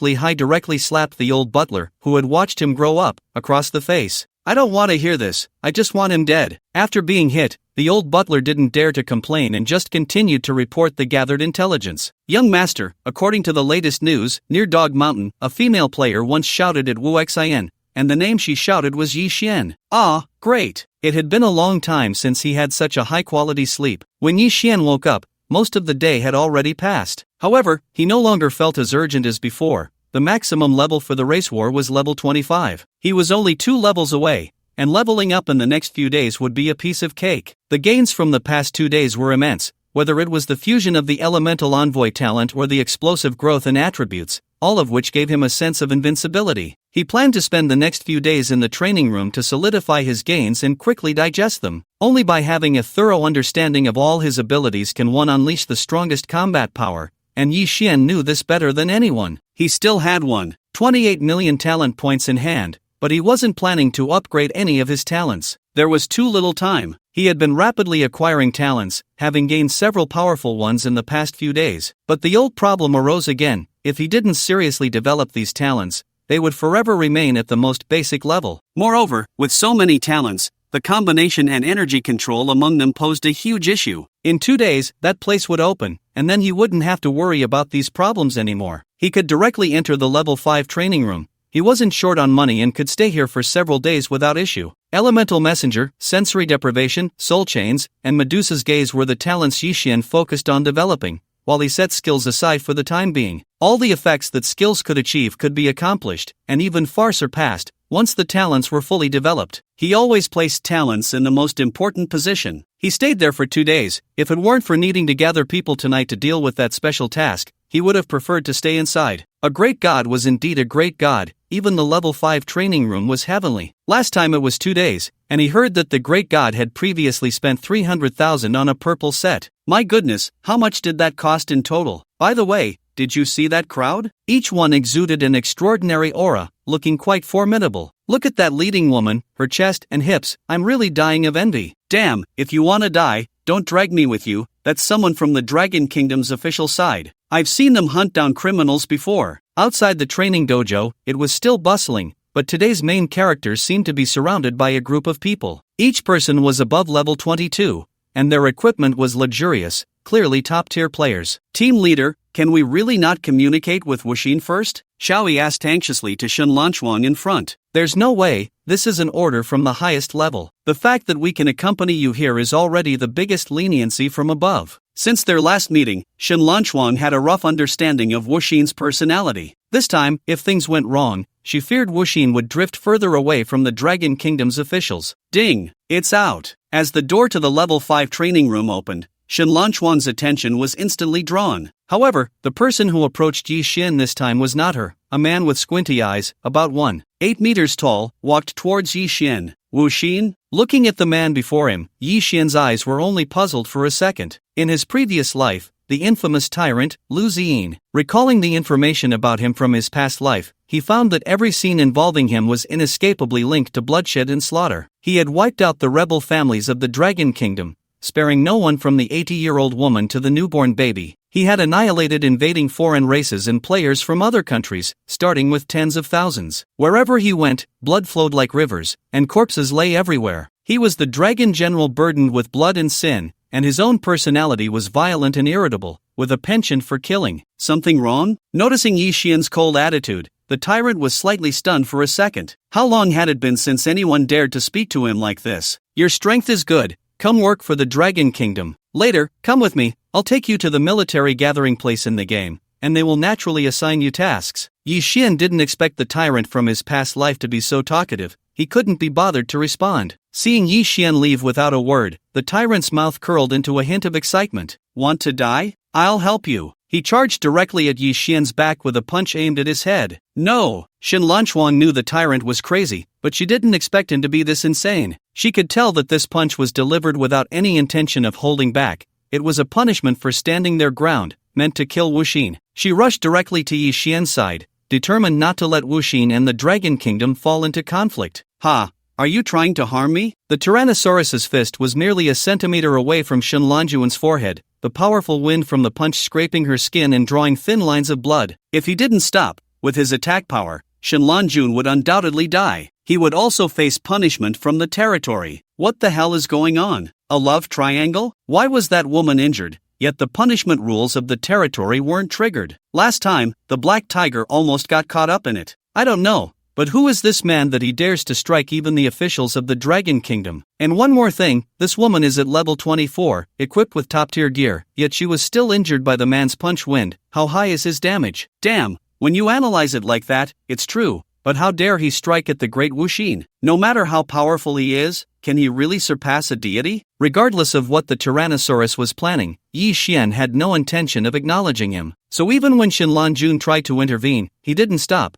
having no good feelings towards her either. Wuxin, wait! After realizing she was fine, Shen Lanjun ran directly in front of Yi Xian, spreading her arms to block him. We really have important matters to discuss, concerning the hidden map that requires your help to clear. Yi Xian only wanted to gather people like Ru Shui. That was something that could only be tackled today. Just send me the information privately. He wasn't interested in wasting time with them. As for the data, nothing could be more accurate than the mechanical heart. If you take another step, I'll kill Zhou Qi, Zhou Xiaolin, and everyone else. The Tyrannosaurus's voice had turned cold, his feelings towards Yi Xian shifting to extreme disgust. Not only that, but in reality, I will make their families pay the price. If you don't believe me, feel free to try. Yi Xian paused for a moment, then continued walking outside. If you touch them, I'll kill you back to level 0. If you don't believe me, feel free to try. It's over. Watching their exchange, Shen Lanjun closed her eyes in despair. From the moment the Tyrannosaurus was sent to confront Wuxin, she knew something would go wrong. She didn't understand. She had clearly stated Wuxin's importance, so why were they still making things difficult? Heh, interesting. The Tyrannosaurus laughed in anger. I won't let you leave. Do you dare to walk away? Seeing Yi Xian not stop for even a moment, the Tyrannosaurus shouted to the members of the rabbit group, expel everyone. No one is allowed near the training dojo. As a dragon general of the Dragon Kingdom, his orders were military commands to those below. Although Xiaoyi and the others were reluctant, they had no choice but to take out the official certification of the Dragon Kingdom and begin expelling players one by one. What kind of organization is so overbearing, saying expel and just expelling? This is a game. You can manage things in reality, but you want to manage things in the game too. Is there no law? What's your employee number? I want to file a complaint against you. Despite the players' complaints, they obediently retreated outside. They still didn't have the guts to go against the Dragon Kingdom officials. Heh, really bold. Seeing Yi Xian still walking out, the Tyrannosaurus laughed in anger. Then he took out a duel flag and planted it in front of Yi Xian, completely halting his steps. Player Lu Ziyin challenges you to a duel. Please place your bets. Go ahead and keep walking. Aren't you very impressive? The only duel flag in the Tyrannosaurus's hand was unexpectedly used here. This was an item that could be used directly within the territory. The chosen opponent must participate in the duel. Yi Xian was no stranger to the duel flag. In his past life, many players had used it to resolve conflicts. The stakes of the duel flag were limited, unlike the absurdity of the battle order. Moreover, the duel flag was somewhat like the situation in a bull and horse arena. One wouldn't actually die, as the system would automatically determine the winner and loser. Are you out of your mind? Since we can't leave for now, let's first deal with this foolish Tyrannosaurus. No matter how much you talk big now, you'll regret it once the duel starts. The Tyrannosaurus also had no intention of discussing matters first. He planned to subdue this unruly top player before anything else. To save your face, I drove away all the players before throwing down the duel flag, so you should thank me properly. Yi Xian didn't expect this notoriously infamous Tyrannosaurus from his past life to be such a chatterbox. This was completely at odds with his bloody and violent image. The Tyrannosaurus had already set the stakes. The loser would become the winner's subordinate. The stakes of the duel flag needed to be mutually acknowledged by both parties, not just one bet each. Yi Xian had no objections to this.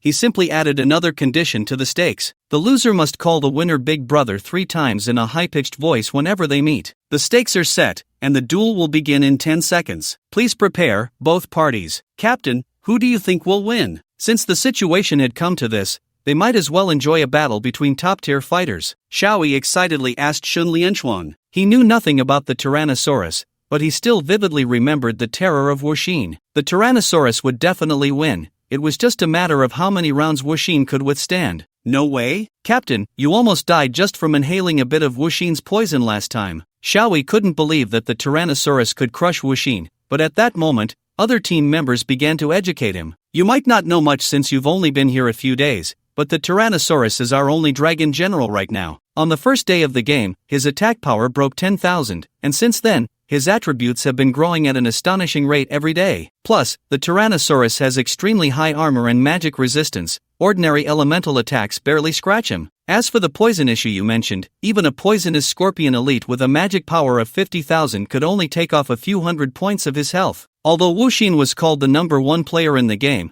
there were actually many hidden masters who had not yet revealed themselves. While what they said seemed reasonable, Xiaoyi still believed that Wuxin was truly invincible. If you all say the Tyrannosaurus is so powerful, then why have all the first kills been taken by the great gods so far? This statement immediately silenced the other team members. Actually, it's not that common. The ones we find are not even at integer levels. It's just a matter of luck. Yes, if those people were the Tyrannosaurus, he could still secure the first kill. Shen Lianshuang raised her hand to signal them to stop discussing. In any case, watch this match closely. You can learn a lot from the battle between top experts. Yi Shen looked at the Tyrannosaurus across from him, who wore a half-smile, feeling somewhat speechless. Why did he have to provoke him of all people? It would be better to just break his defense directly to avoid future troubles. Countdown finished, duel begins. You arrogant fool, if I don't subdue you today, I won't deserve the nickname Tyrannosaurus. Lu Ziyin appeared very delicate on the outside, but once the battle began, he became exceptionally fierce. With a stomp, the Tyrannosaurus's figure instantly vanished, and the air was filled with sonic booms. So fast. The members of the rabbit team standing outside the duel arena couldn't keep up with the Tyrannosaurus's speed. By the time they reacted, the Tyrannosaurus had already appeared in front of Yi Xian. With a swing of his arm to gather strength, his fist tore through the air, producing a piercing shriek. The power of this punch was clearly stronger than the one Shen Lianshuang had blocked earlier. It was over. A dragon general was indeed a dragon general. This punch is likely to shatter even Xiaoyi's bright holy shield with its impressive 90,000 armor in an instant. I feel the damage is at least over 100,000 points. Everything happened in the blink of an eye. Just when they thought Yi Xian was about to be killed in one hit, a finger slowly lifted. It looked incredibly slow, yet it perfectly blocked the tyrant's fist. Was Wuxin scared silly? He actually thought he could stop the Dragon General's full-force strike with just a finger? I could almost hear the sound of his finger breaking. No one believed in Yi Xian, except for Shen Lianshuang and Xiaoyi, whose expressions were grave. The tyrant's speed was visibly fast. So what was going on with Yi Xian's finger that arrived first? Boom! The moment the finger collided with the fist, a powerful shockwave spread out. The loud noise made the players outside even more curious, each one scratching their heads, eager to see the spectacle. How is this possible? Looking at Yi Xian, who was unscathed, the members of the rabbit team were wide-eyed. This wasn't just some casual strike, it was the Dragon General. A single finger blocked it, which meant, according to the attack-defense conversion, his defense was over twice the damage. Does that mean Wuxin's armor is at least over 200,000? Is that reasonable? At this stage, it's impossible for anyone to reach 200,000 armor solely based on attributes. Shen Lianshuang had seen experts far beyond her team members. Currently, the highest bear attribute and fastest growth belonged to our Dragon General, the Tyrant. But even he, during the last test, only had 70,000 armor, and with the set, at most 78,000. So Wuxin must have used some other ability. It was absolutely impossible to take the tyrant's punch just based on attributes. Hearing the leader's analysis, the other team members quietly breathed a sigh of relief. Whether it was talent or skills, they were all based on one's own attributes. Wuxin's ability couldn't be used without limits. Once the cooldown time arrived, he would naturally be taken down by the Dragon General. The tyrant thought the same. Although he was stunned for a second, he quickly regained his composure. To take one of my punches with 30% of my strength, you're not bad. Yi Xian looked at him with calm eyes. If I wanted to kill you, in that second just now, you would have died 100 times over. Today, he aimed to crush the tyrant in all his proud aspects. At the same time, he wanted those old-timers behind him to know that the times had changed, and the old ways no longer worked on him. Compliment you once, and you really start to puff up. The tyrant sneered, and his figure began to shift continuously, launching attacks from all directions. Boom, boom, boom. Whether the tyrant used his fists, legs, or elbows, Yi Xian merely extended a finger to block. Watching Yi Xian with his left hand behind his back, not even moving his feet an inch, the members of the rabbit team fell into silence. If it weren't for the series of loud bangs, if they hadn't personally felt the shockwaves from the collisions, they might have really thought that the person jumping around and attacking madly was just an ordinary player. They were unwilling to believe that person was the only dragon general now, the one they admired. Another whip kick was blocked by Yi Xian's fingertip, and the tyrant realized a fact. Yi Xian's ability had no cooldown time. Even now, he didn't believe that all of this was achieved solely through Yi Xian's attributes. It's over. Why do I feel like our dragon general is the one being crushed? Is it just my illusion? I thought the dragon general was so powerful in battle before, but now it feels quite ordinary. Not just ordinary for a dragon general, but Wuxin is a bit too abnormal. This must be talent. It actually has no usage restrictions, easily blocking even the dragon general's damage of over 100,000. Although Xin Lianchuan was equally shocked by Yi Xian's performance, she still didn't believe the tyrant would lose. Armor is useless against the Tyrannosaurus, he is just playing around now. At this moment, the two have already separated, and the Tyrannosaurus looks very satisfied. Not bad, it's been a long time since I've fought this joyfully. Ever since his talent awakened, his attributes have been exploding day by day. Whether it's the monsters he encounters or the other members of the army, they simply can't withstand his casual strikes. He has forgotten how long it has been since he fought so freely. However, defense is completely useless to me. As he spoke, a surge of black electricity erupted from the Tyrannosaurus, instantly increasing his oppressive aura. I've never heard of the Tyrannosaurus having a thunder element talent, let alone a special thunder. Shenlong had seen this move from the Tyrannosaurus before and explained to her teammates. This isn't thunder, it's one of the effects of the Tyrannosaurus's talent. Back then, the military's advance was blocked by a giant mountain turtle. Although it was only level 34 at the time, its armor was as high as 200,000. Since all beings doesn't have a forced health deduction mechanism, no matter how they attacked, they couldn't harm the mountain turtle at all. The entire Zodiac team was deployed but couldn't deal with this monster, and in the end, they had no choice but to call in the Tyrannosaurus. At that time, the Tyrannosaurus was level 15, but his attack power had already reached 60,000 points. After realizing that conventional attacks were ineffective, the Tyrannosaurus used this black thunder. Then, in just half an hour, he brutally killed the giant mountain turtle. That's why she knew that pure high defense was actually useless against the Tyrannosaurus. She hoped the Tyrannosaurus would show mercy and not let Wuxin feel any gaps. Xiaoyi listened closely from the side, feeling a bit worried for Yi Xian. Is the Tyrannosaurus really that terrifying? What's so strange about that black thunder? Here I come. Before the words fell, the Tyrannosaurus had already completed the motion of throwing a punch. The afterimage was still in place, while his real body had already started to clash with Yi Xian. The sound of explosions began to ring out continuously. The observing teammates found that the arena was filled with the Tyrannosaurus's figures. His speed was too fast now. Before the afterimage disappeared, he had already completed multiple attacks. What terrified them even more was that,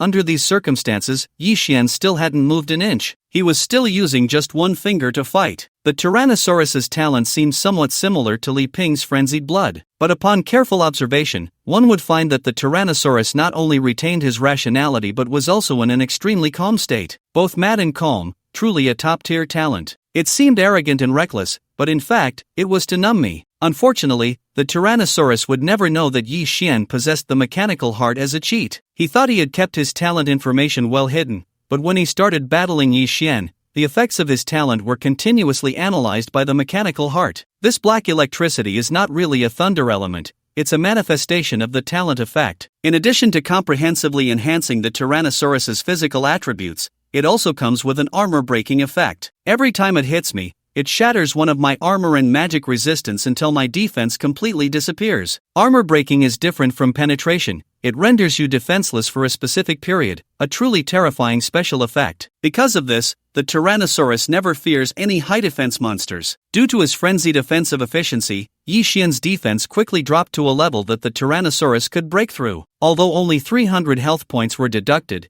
it excited the observing teammates. The Dragon General is still the Dragon General, even against the god Wuxin, it doesn't matter. Ha, you're done for, Wuxin. The Tyrannosaurus's momentum surged again, his fist wrapped in intense black thunder, as if he were about to shatter the air itself. Put! This time, Yi Xian did not extend his finger, allowing the Tyrannosaurus's fist to penetrate his chest. Damn! This scene startled the watching team members, who couldn't help but exclaim. They did not know the function of the duel flag. Even Shenlanjun clenched his fists. If Wuxin really died at the hands of the Tyrannosaurus, he would be even less likely to accept the position of Dragon General. No! There was no health deduction prompt popping up above the god's head. Xiao Yi was the first to notice something was off. If Wuxin had really been hit, it was impossible for him to be unharmed. After all, just now, his defense had already been unable to withstand the Tyrannosaurus's attack. Damn it! What the hell is this? As the party involved, the Tyrannosaurus naturally understood the situation best. Just now,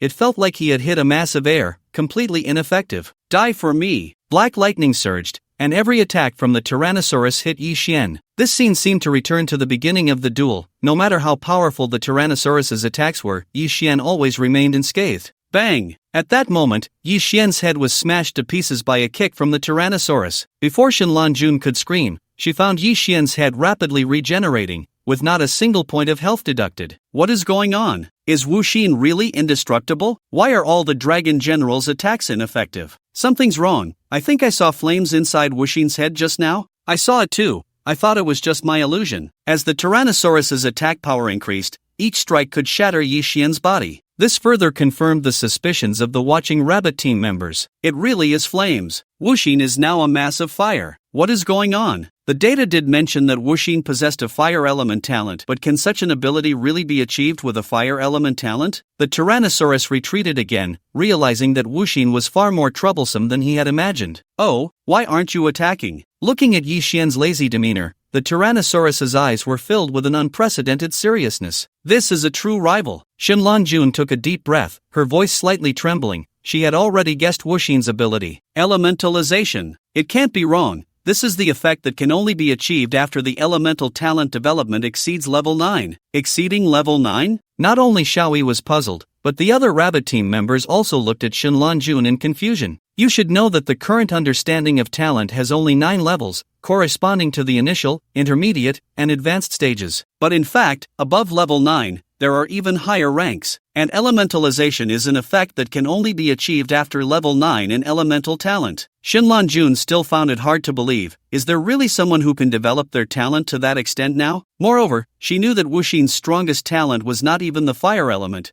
What exactly is this guy, human or monster? Elementalization is the nemesis of physical talents, and in that state, it will be immune to all physical damage. As soon as this was said, the light in the eyes of the rabbit team members gradually dimmed. Who doesn't know that the Tyrannosaurus is most famous for its explosive, punch-to-punch combat style? Now that Wuxin has directly achieved physical immunity, no matter how high the Tyrannosaurus's damage is, it is completely useless against him. Just like now. Are there any other means? Looking at Yi Xian's ever-calm eyes, the Tyrannosaurus knew he could no longer hold back. He could lose face, but the Dragon General of the Dragon Kingdom could not. The Tyrannosaurus slowly closed his eyes. He can only choose to enter the second phase. Not good. Seeing this action, Shenlanjuan's expression changed. Retreat. All of you get out of here. The rabbit team members were a bit puzzled. Weren't they just told to watch and learn? Why were they being chased away now? Shenlanjun did not expect the Tyrannosaurus would be forced to this extent. She was one of the few who knew about the tyrant's talent. Once in this state, the tyrant would become incredibly terrifying and would kill all life in front of it. After driving away all the team members, Shenlanjuan stayed behind. She couldn't leave. Whether it was Wuxin or the tyrant, if either of them got into trouble, it would be a loss for Manhwa. As a level illusionist,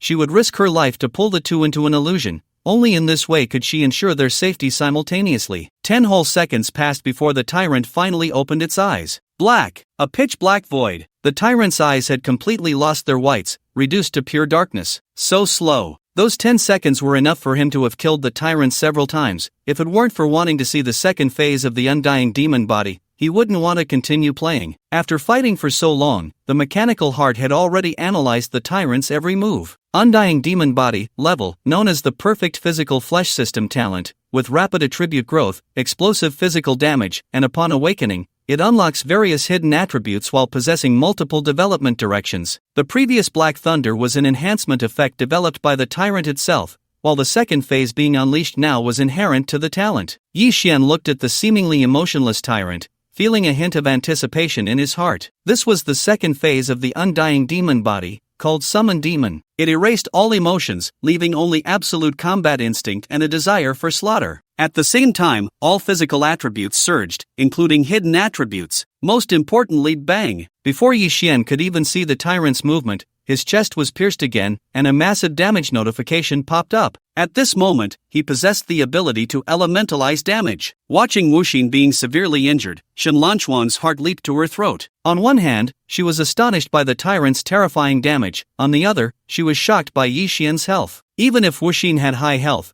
it was impossible for him to withstand the tyrant's next attack. Shenlanquan gritted her silver teeth. Even if she had to fall back to the Novice village today, she had to protect both of them. Due to her emotional fluctuations being too obvious, even if Yi Xian didn't deliberately sense it, he understood it clearly. This woman was a daydreamer. However, the tyrant had indeed undergone a qualitative change after going berserk, dealing 50,000 damage in a single blow while in an elemental state, living up to its level talent. Why has it stopped moving? Is that all the power it has? One thing they said earlier was not wrong. Whether it was talent or skills, they relied on the attributes themselves. These attributes included the 7 basic attributes, hidden attributes, soul attributes, and even the attributes carried by the talent itself. Combat was a collision of various attributes. Was the tyrant strong after going berserk? Very strong. But at the same time, the physical burden on its body increased exponentially. It couldn't release its power as freely as before. Although it had the special effects that only a level 9 physical talent could possess, it would explode its body in less than 3 punches. This ability was somewhat redundant for him now. Yi Xian was right, he had no restrictions using elementalization,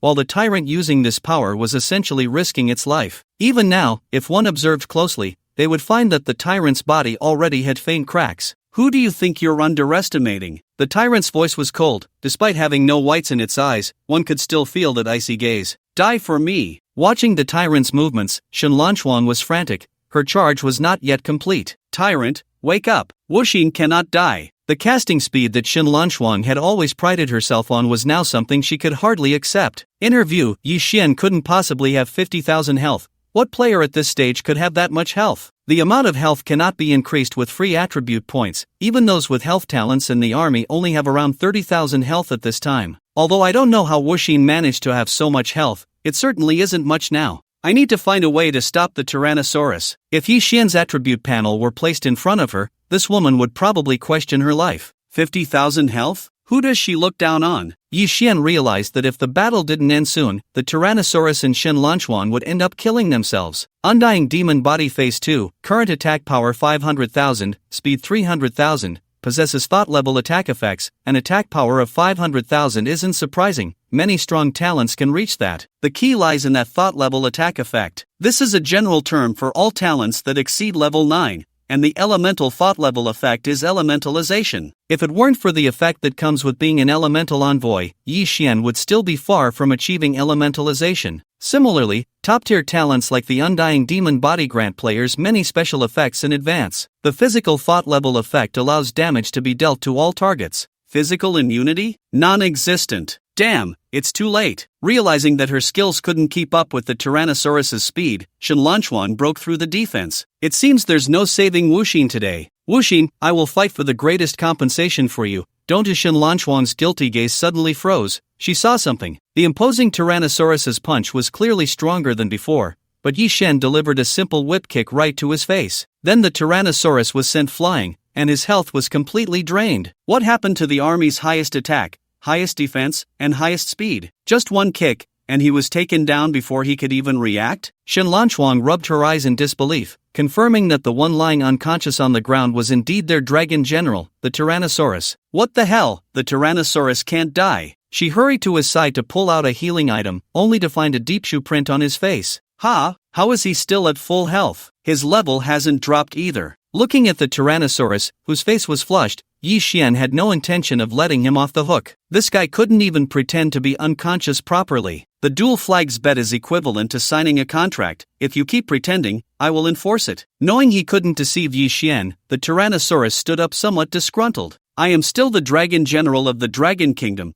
Can't you give me a little face? Seeing the somewhat aggrieved Tyrannosaurus, Shen Lanchuan was momentarily stunned. Is this the Tyrannosaurus? The bloodthirsty and irritable Tyrannosaurus? Call me Big Brother. Big Brother. Not enough respect. Don't go too far. Looking at Yi Xian's casually raised right hand, the Tyrannosaurus decisively surrendered. Big Brother. The way he called made Yi Xian feel a bit nauseous. He preferred the previous rebellious demeanor of the Tyrannosaurus. Shen Lanchuan watched the scene, feeling a bit lost in the wind. The Tyrannosaurus, subdued? Throughout the entire duel, Yi Xian only made one move. That one whip kick directly made the Tyrannosaurus submit? If the Tyrannosaurus knew what this woman was thinking, he would only say, you'd submit too if you took a hit. Yi Xian's current attack power is 300,000, with the common state providing a minimum increase of 10 times and a maximum of 20 times. This means his physical average damage is between 3 million and 6 million. If it weren't for the source leap increasing his amplification limit to the tens of millions, Yi Xian would be struggling with amplification again. Just now, to teach the Tyrannosaurus a lesson, he used 6 million in strength. Only someone who experienced it would know how that felt. Moreover, the Tyrannosaurus is more sensitive to physical damage than anyone else, so he is very clear about the gap between himself and Yi Xian, not to mention he is not someone who can't afford to lose. I came to invite you to become a Dragon General. Not going. Alright. Watching the two men finish their conversation in just a few words, Shen Lanchuan felt a darkness cloud her vision. No, Wuxin, wait. Seeing Yi Xian start to walk outside again, Shen Lanchuan hurriedly chased after him. Wuxin, you may not know what being a Dragon General means? Let me put it this way, a Dragon General is the highest military rank. Your orders are military commands and can summon any military district as exceptions. Except for the highest decision maker, you can completely disregard anyone's face, including other Dragon Generals. Noticing that Yi Xian remained unmoved, Shen Lanchuan still did not give up. Moreover, the entire Dragon Kingdom will serve you. Any treasures or clues you need will be prioritized. The Dragon Kingdom will mobilize the entire nation to ensure your strength. I have to say, the Dragon Kingdom is indeed very sincere towards the Dragon Generals. With official support, the speed of development will be countless times faster than going solo. However, everything has a price. There's no free lunch in this world. But Yi Xian had his own thoughts. Seeing him stop, Shen Lanchuan's face lit up, thinking Yi Xian was tempted. But Yi Xian's words plunged her heart into despair. I will never become a Dragon General. That will never change. Watching Shen Lanchuan hesitate to speak, Yi Xian gestured for her to hold her tongue. But I can cooperate with you. Cooperate? Yes, just like helping you clear that special map the day after tomorrow. We each get what we need. If you want my help, just offer a reward that satisfies me. Conversely, if I have a need, you can specify the reward. Shen Lanchuan still held on to hope. Yi Xian's potential was undoubtedly the most terrifying in the Dragon Kingdom right now. As long as he agreed to become a Dragon General, the prophecy of the Four-Nation invasion would be a joke. Are you really not considering it? With official help, your strength will definitely soar. Yi Xian shook his head again. Go back and tell those old guys. If they are willing to cooperate, we can make equivalent exchanges each time. If not, I'll find someone else. As long as that guy isn't too stupid, he will definitely cooperate with me. A person like Yi Xian, once he chooses to cooperate with the aristocratic families, would truly be a disaster for the officials. Watching Shen Lanchuan's troubled expression, the Tyrannosaurus found it somewhat amusing. This woman didn't understand Yi Xian at all. How could the mere Dragon Kingdom catch his eye? Outside the training hall, the number of players surrounding them only increased. Yi Xian enveloped himself in a layer of lies and walked out. He didn't want to waste any more time. So, have you all settled in your territory? Yi Xian sent messages to Zhou Qi and Biruxue. This time, a lot of manpower was needed. The two sides combined barely had enough. Level 10, 10 levels, only then can that special dungeon be opened. When Yi Xian arrived at the meeting point, he found that both sides had already gathered. Little thief, why did you take so long to get here? You made us wait forever. As soon as he appeared, Zhou Xiaolin ran over, puffing up her cheeks. She had thought that coming early would allow her to spend some time alone with him,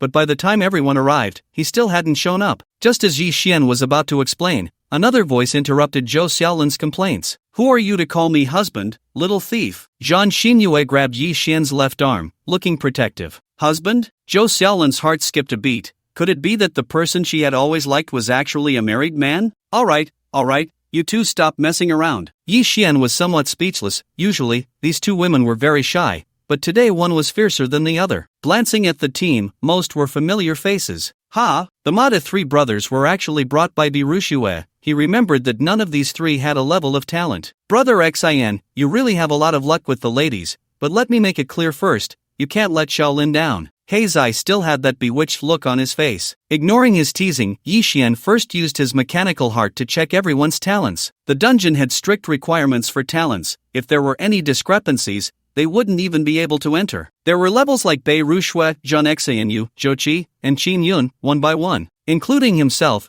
the requirement of 5 levels was met. Heizai and Manhwa already knew their talents, so Yi Xian focused on checking the people Bei Rushue brought. The talents of these 3 brothers hadn't changed, but they had forcibly risen in level. Even Yi Xian couldn't imagine what treasures could enhance talents so much in that occupied area. These 3 indeed had strange luck, just like Bai Hu's sister. The other 4 people Yi Xian had no impression of, just ordinary level talents. With this, at least they had gathered enough to enter the dungeon. Little thief, is there some big trouble this time? Why do we need so many people? Zhou Shaolin obediently stayed by Yi Xian's right side, but her undertone was clear to everyone. Aren't we enough? Why do we need to find others to help? Zhang Xinyu, equally unwilling to back down, walked on Yi Xian's left side. Hubby, he can call as many people as he wants. Why are you asking so much? You. What? Mada looked at the usually aloof big sister, feeling as if he had entered a parallel world. This was not the female warrior who usually despised men. This was just a jealous little girl, and she was calling him hubby so casually.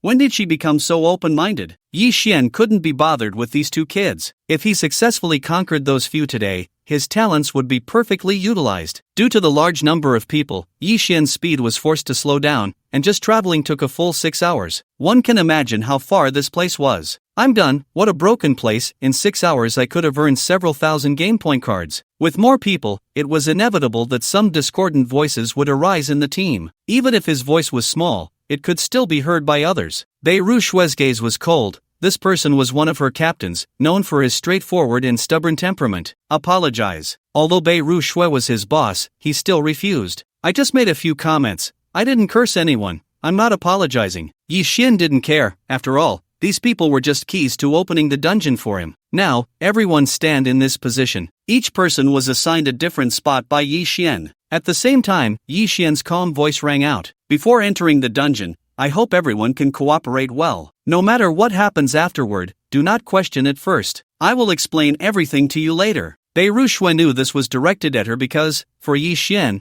there were clearly more strangers on their side. Now, everyone began to gather energy simultaneously. After saying that, Yi Xian directly started to condense fire elements, enveloped in intense flames. As waves of energy gathered, a vortex gradually formed in midair. At first, it was only the size of a fist, but as everyone gathered more energy, the vortex grew larger. However, at that moment, an abnormal situation occurred. They found that the energy they were condensing was being slowly devoured. This was not simple consumption, but it was being siphoned away. On their own attribute panels, the energy limit was continuously decreasing, and this was permanent. Damn it, I'm done. The man who had complained earlier directly dispersed the energy in his hands, and the vortex that was about to take shape in midair disappeared. The conditions to open this dungeon were non-negotiable. I clearly told you before to bring a few obedient ones over. Seeing Yi Xian dare to speak to Bei Rushue like that, the complaining man's expression grew increasingly ugly. Unmindful, pay attention to your identity. No wonder you're just a commoner, your words are so rude. You asked us to help,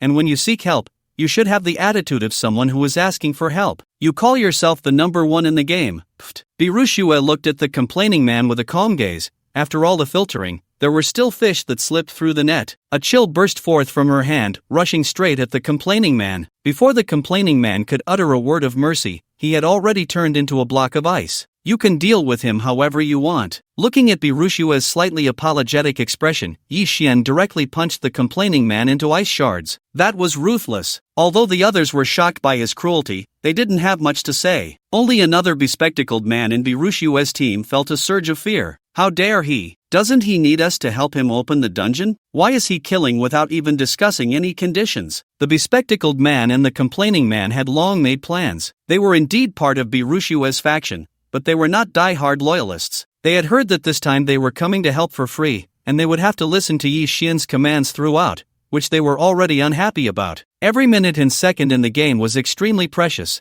A little negligence would mean falling behind the monster's upgrade speed. So they planned to create some trouble for Yi Xian first, then take the opportunity to extort some benefits. But what they didn't expect was that Yi Xian was utterly merciless, killing without hesitation. Can you find 2 reliable high-talent players? This question was directed at Zhou Qi and the others. It seemed very difficult for Birushue's side. We're done, our circle is just these few people, and why do we need 2? Yi Xian directly answered them with his actions. Seeing him walk over, the bespectacled man appeared extremely flustered. It can't be, I didn't say a word. He can't possibly know we're in cahoots. But the fact was, Yi Xian didn't say anything unnecessary and directly burned him to ashes. Although they didn't really need their combat power, several levels in the dungeon required them to take positions. Yi Xian didn't want such situations to arise again. All unstable factors needed to be eliminated. What are you doing? But Yi Xian's actions caused dissatisfaction among Birushue's other companions. They had come to help for free, but now Yi Xian was killing at will. What did he take them for? If you can't manage your people well, then I'll find others to help. Yi Xian was very disappointed in Birushue. Her management of her subordinates was too loose and lenient. In this regard, there was a significant gap between her and the aristocratic families and the officials. You don't need to worry about the rest. They're just venting their frustrations. Birushue faced Yi Xian's rudeness without any dissatisfaction. Instead, she actively recommended others. If you still trust me, I'll call 2 more people over. I don't have that much time. This place is too remote. Even if he led the way just now, it took 6 hours. They are nearby, 10 minutes is enough. Since Birushue said so, Yi Xian no longer refused. One could only say that the current Birushue was still far from the decisive ice dragon of her past life. Noticing that Yi Xian was in a bad mood, Zhang Xinyu quietly slipped to his side. Don't be angry, recently, the boss has forcefully eliminated several major shareholders in the consortium. While their strength has greatly diminished, many have also chosen to leave. There aren't many trustworthy people left in the consortium now. It's likely that they cleaned out the unstable elements led by those infatuated with love. But Yi Xian didn't care about that. If Birushue couldn't even handle this little matter, he wouldn't continue to cooperate in the future. Sister Shui, we're here, I miss you so much. Just then, a familiar voice reached Yi Xian's ears. Turning around, I really saw the Black Tiger siblings. What the hell, how are you here? Before Birushue could introduce them, Baihu's sister had already lost her composure and shouted, I've really had bad luck lately. To come all the way out here and still run into him. Do you know each other? Then she noticed Black Tiger nodding bitterly, while Baihu's sister shook her head wildly. These are my 2 good juniors, Zhang Hu and Zhang Yahan. So they are from the Zhang family, which means Birushue is also related to the Zhang family. Indeed, the connections between these major powers are always intricate. Let's get started. You've explained the rules clearly, right? In fact, even if Birushue didn't mention it, these 2 wouldn't dare to easily defy Yi Xian's decisions. The Black Tiger siblings replaced the 2 who had died, and the vortex began to appear again. Everyone's energy levels started to decrease, and there was no discount for the losses from the first time. This meant that they were supposed to only deduct energy once, but now it was deducted twice. It wasn't until the vortex turned into a fixed spatial passage that everyone's energy deduction stopped. My energy level decreased by 500. Me too. Adding the initial deduction of 250 points, this loss was quite severe. After all, aside from automatic growth, there was no other way to regain energy. Everyone looked at Yi Xian, hoping he could provide an explanation. Enter the spatial passage. Yi Xian didn't want to explain, he couldn't explain. This instance contained a hard rule from start to finish. The instance opener is not allowed to disclose information to anyone else. If it weren't for this restriction, Yi Xian would have already told them everything in detail. Information is the most important resource in the early stages. He disliked instances that required multiple people to cooperate because he had no one he could trust from the bottom of his heart. Hopefully, the 7 apertures Linglong heart talent exists as the strategy says. If it weren't for needing to solve the problem of multiple talents not being able to release simultaneously, he wouldn't come to this kind of instance even if it killed him. After the group walked out of the spatial passage, they arrived in a cave with multiple paths. Ahead was a wide main road and there were 3 other paths in different directions. Each person took a position. In their area, there was a circular platform in front of each passage, and one in the center as well. In this first level, 5 players with level talents needed to occupy the circular platform and resist its repulsive force with all their might. Meanwhile, monsters would continuously emerge from the 4 passages. These monsters needed level talent players to kill, but level talent players couldn't deal damage. However, Yi Xian couldn't explicitly state these rules. Once he did, the instance would immediately fail. After standing on the circular platform, a selection box popped up in front of Yi Xian. Choose attack power or magic power? For Yi Xian, there was no difference. He chose attack power. After making his choice, a progress bar appeared on the circular platform. At the same time, waves of repulsive force came, roughly equivalent to 1,000 pounds of pressure. This amount of force felt like a mere tickle to Yi Xian, so he began to observe the situation of others. After the 5 players made their choices, the 4 passages had already started to spew out monsters continuously. The level talent players had taken their positions. 4 people stood in the main passage ahead, while 2 stood in each of the other 3 passages. Hiss! The monsters in the first level were only of 2 types: snake-skin monsters and earth-shaking scorpions. Snake-skin monsters had the head of a snake and the body of a human, and they always appeared riding on the backs of earth-shaking scorpions. The snake-skin monster was level 25, and the earth-shaking scorpion was level 20. Each passage released monsters at a fixed frequency, seemingly endless. This level posed no pressure for them, as they were all high-level players with level talents. On the circular platform, Bei Rushue also found it very easy to resist the repulsive force. Her magic power had already reached 70,000 points and would soon hit the 100,000 point limit, so she was observing everything in the dungeon. When did Zhang Hu become this strong, and how could he dare to fight monsters alongside Yahan? Since the Zhang siblings achieved the source leap with Yi Xian, their strength had been growing rapidly. Now, Zhang Hu's bare attack power had reached 40,000, making it easy for him to kill ordinary green monsters. Zhang Yahan, with her powerful attributes, had erased her fear of monsters and was training her combat skills with her brother every day. Yi Xian was also watching them. If Biru Shui was indeed from the Zhang family, then the reason for the Zhang family's immense strength in the previous life was clear. Zhang Yahan and the strange luck of the Manga 3 brothers, Biru Shui's top-tier talent, and her position as a dragon general. It was only natural for the Zhang family to become the #1 family in the Dragon Kingdom. As time passed, the progress bar on the platform had completed half of its journey. Yi Xian felt the force had reached 100,000 pounds. He could still withstand it with his bare attributes, while others had begun to use their talents or skills. Damn it, why are these snake-skinned monsters endless? The number of monsters had not decreased during the battle, instead, it was increasing. The speed at which monsters poured out of the passage had not slowed down at all,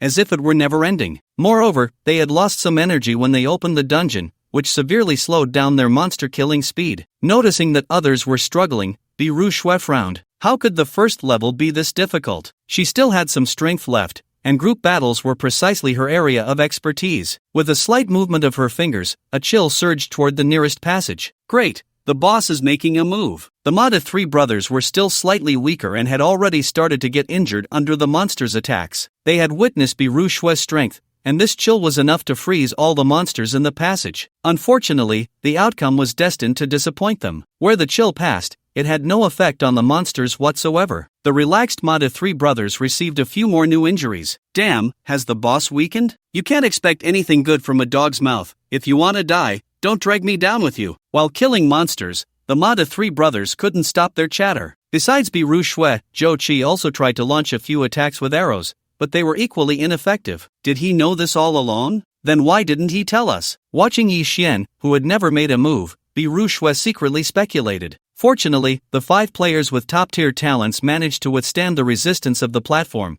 and the progress bar finally completed the last segment. Why are there no experience points or drops from killing these monsters? Heizai encountered this situation for the first time and was somewhat puzzled. Yi Xian still didn't provide much explanation because the first level wasn't over yet. Although the progress bar had finished, the 5 players with top-tier talents could not leave the platform. Just as Heizai and the others were waiting for Yi Xian's further instructions, the cave suddenly shook violently. Hee, it's great to see you, my little darlings. 2 passages suddenly opened at the top of the cave, and 2 tall figures jumped out from inside. Snakeskin Monster Elite, level 35, possessing high agility and superb swordsmanship. Earth-shaking Scorpion Elite, level 35, possessing high armor and frenzied knife skills. Unlike the ordinary earth-shaking scorpion before, this elite earth-shaking scorpion also had a humanoid body. 1 male and 1 female, they looked like rough clay figures. They could actually speak human language. As advanced players, Heizai and the others had seen quite a few of these types of monsters. Any monster that could speak human language possessed a certain level of intelligence, making them significantly more dangerous. Husband, why waste words with them? Just take them down. The snakeskin woman finished speaking and immediately twisted her snake tail to attack Jiang Yahan, as she perceived this woman to be the easiest to handle. Ha, the lady is right, here I come. The earth-shaking scorpion was a reckless man, wielding a large knife and charging directly at the black tiger. A man should fight the strongest. Jiang Yahan looked bewildered at the suddenly appearing snakeskin woman, too fast for her to react. Clang! Fortunately, Black Sai was quick, and after noticing the snakeskin woman's movement, he rushed over and blocked her attack with a knife. What are you standing there for? Fight! Black Sai wished he could spit fire at Jiang Yahan, who was still rooted in place. He had never seen a high-level talent player with such poor combat ability. Die! Luckily, the bull was in sync, and while Black Sai was parrying, he was already gathering strength, delivering a powerful punch towards the snakeskin woman. Oh ho ho! What a strong man, but too slow. The snakeskin woman slightly twisted her waist to evade the bull's attack and casually slashed at the nearby Madasan brothers. On the other side, the earth-shaking scorpion collided directly with the black tiger. Both preferred a head-on fight. The pure clash of strength created violent waves in the air. Is this the gap between humans and monsters? Although it wasn't the first time seeing it, Bei Rushue still felt a deep sense of despair for the future. These were just two elite monsters, and whether it was Black Sai, the bull, or Jiang Hu, they were already high-level players among humans. Now it was 10 against 2, and they were still trading blows. The gap was simply too large. Oh my, I love your chest muscles, I'll make you feel so good soon. The snakeskin woman, relying on her speed, moved effortlessly through the crowd, occasionally touching the bull's solid chest muscles. When she realized no one could keep up with her speed, she gradually let her guard down. Ice Wind Fan. Just then, Jiang Yahan, who had been overlooked, suddenly took out a small fan from her backpack and waved it gently. A cold wind emerged from the small fan, slowly flying towards the snakeskin woman. Hee hee, playing house, this speed can't even catch up to warm poop. The snakeskin woman only began to dodge when the icy wind was almost upon her. She thought this kind of attack would never hit her in a lifetime. Ha! What the hell? Why is it chasing me? The snakeskin woman discovered that no matter how she dodged, the icy wind could always lock onto her position, and its speed was increasing. She felt she was about to be unable to escape. Crack! Ultimately, the snakeskin woman was caught up with, and her towering 3-meter body was directly frozen, turning into a large ice block. Why didn't you take out this good thing earlier? The bull's tofu was almost gone. Black Sai was not inexperienced. Such a target-locking item was definitely a rare treasure. Sorry, I forgot when I got nervous, hee hee. Jiang Yahan was truly uninterested in fighting, so often her mind was blank. Black Tiger descends. On the other side, Jiang Hu also unleashed his ultimate move, a powerful black tiger roaring as it charged at the earth-shaking scorpion. As an elite, the earth-shaking scorpion naturally would not back down, but it had no big moves and could only shout casually. Chop the head with the big knife. The black tiger collided with the large knife, creating a violent explosion, and the earth-shaking scorpion's knife flew out of its hand. At the same time, its health was completely drained, and looking at the frozen snakeskin woman, it actually showed a look of relief. Ah, so refreshing. The earth-shaking scorpion died, and the bull smashed the large ice block into pieces. Congratulations on passing the first level. Please proceed through the main passage to the second level. At this point, they had successfully passed the first level, and Yi Xian and the others walked down from the platform. Xin Go.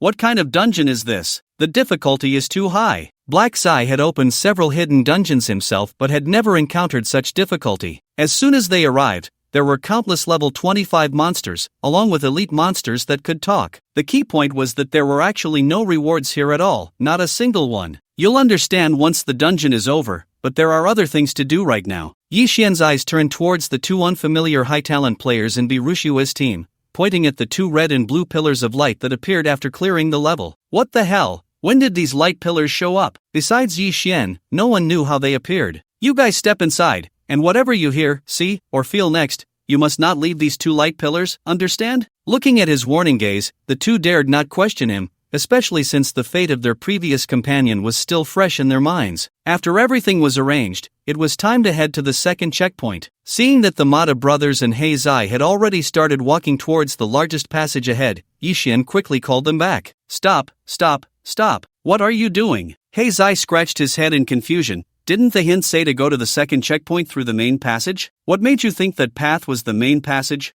Nothing. Yi Xian pointed towards the direction where the two elite monsters had fallen. That up there is the real main passage. If you really habitually walk towards the widest passage ahead, you'll only encounter monsters that you can never finish killing, until you die in the dungeon. This dungeon only has one chance to challenge, and with various harsh conditions, no one completed it in the previous life. However, after failing, you will learn all the information about the dungeon, because once it is opened, it will disappear forever. It was precisely because of this that someone wrote a strategy guide for others to see in the previous life. Can you guys make it up there? Yi Xian was asking Birushue and the other magic-type players. After all, with this height, physical-type players could basically jump up with some effort. Let me do it. Birushue's graceful figure twisted as she lifted her delicate leg towards the air, exuding a cold aura. Ice ladders appeared out of thin air beneath her feet, allowing her to walk elegantly up to the passage at the top of the cave. Clap, clap, clap. Heizai and Manhwa couldn't help but applaud. Elegant, so elegant. This made things much easier. Everyone followed Birushue's steps and easily reached the second checkpoint. Now it's your turn. The second checkpoint was similar to the first,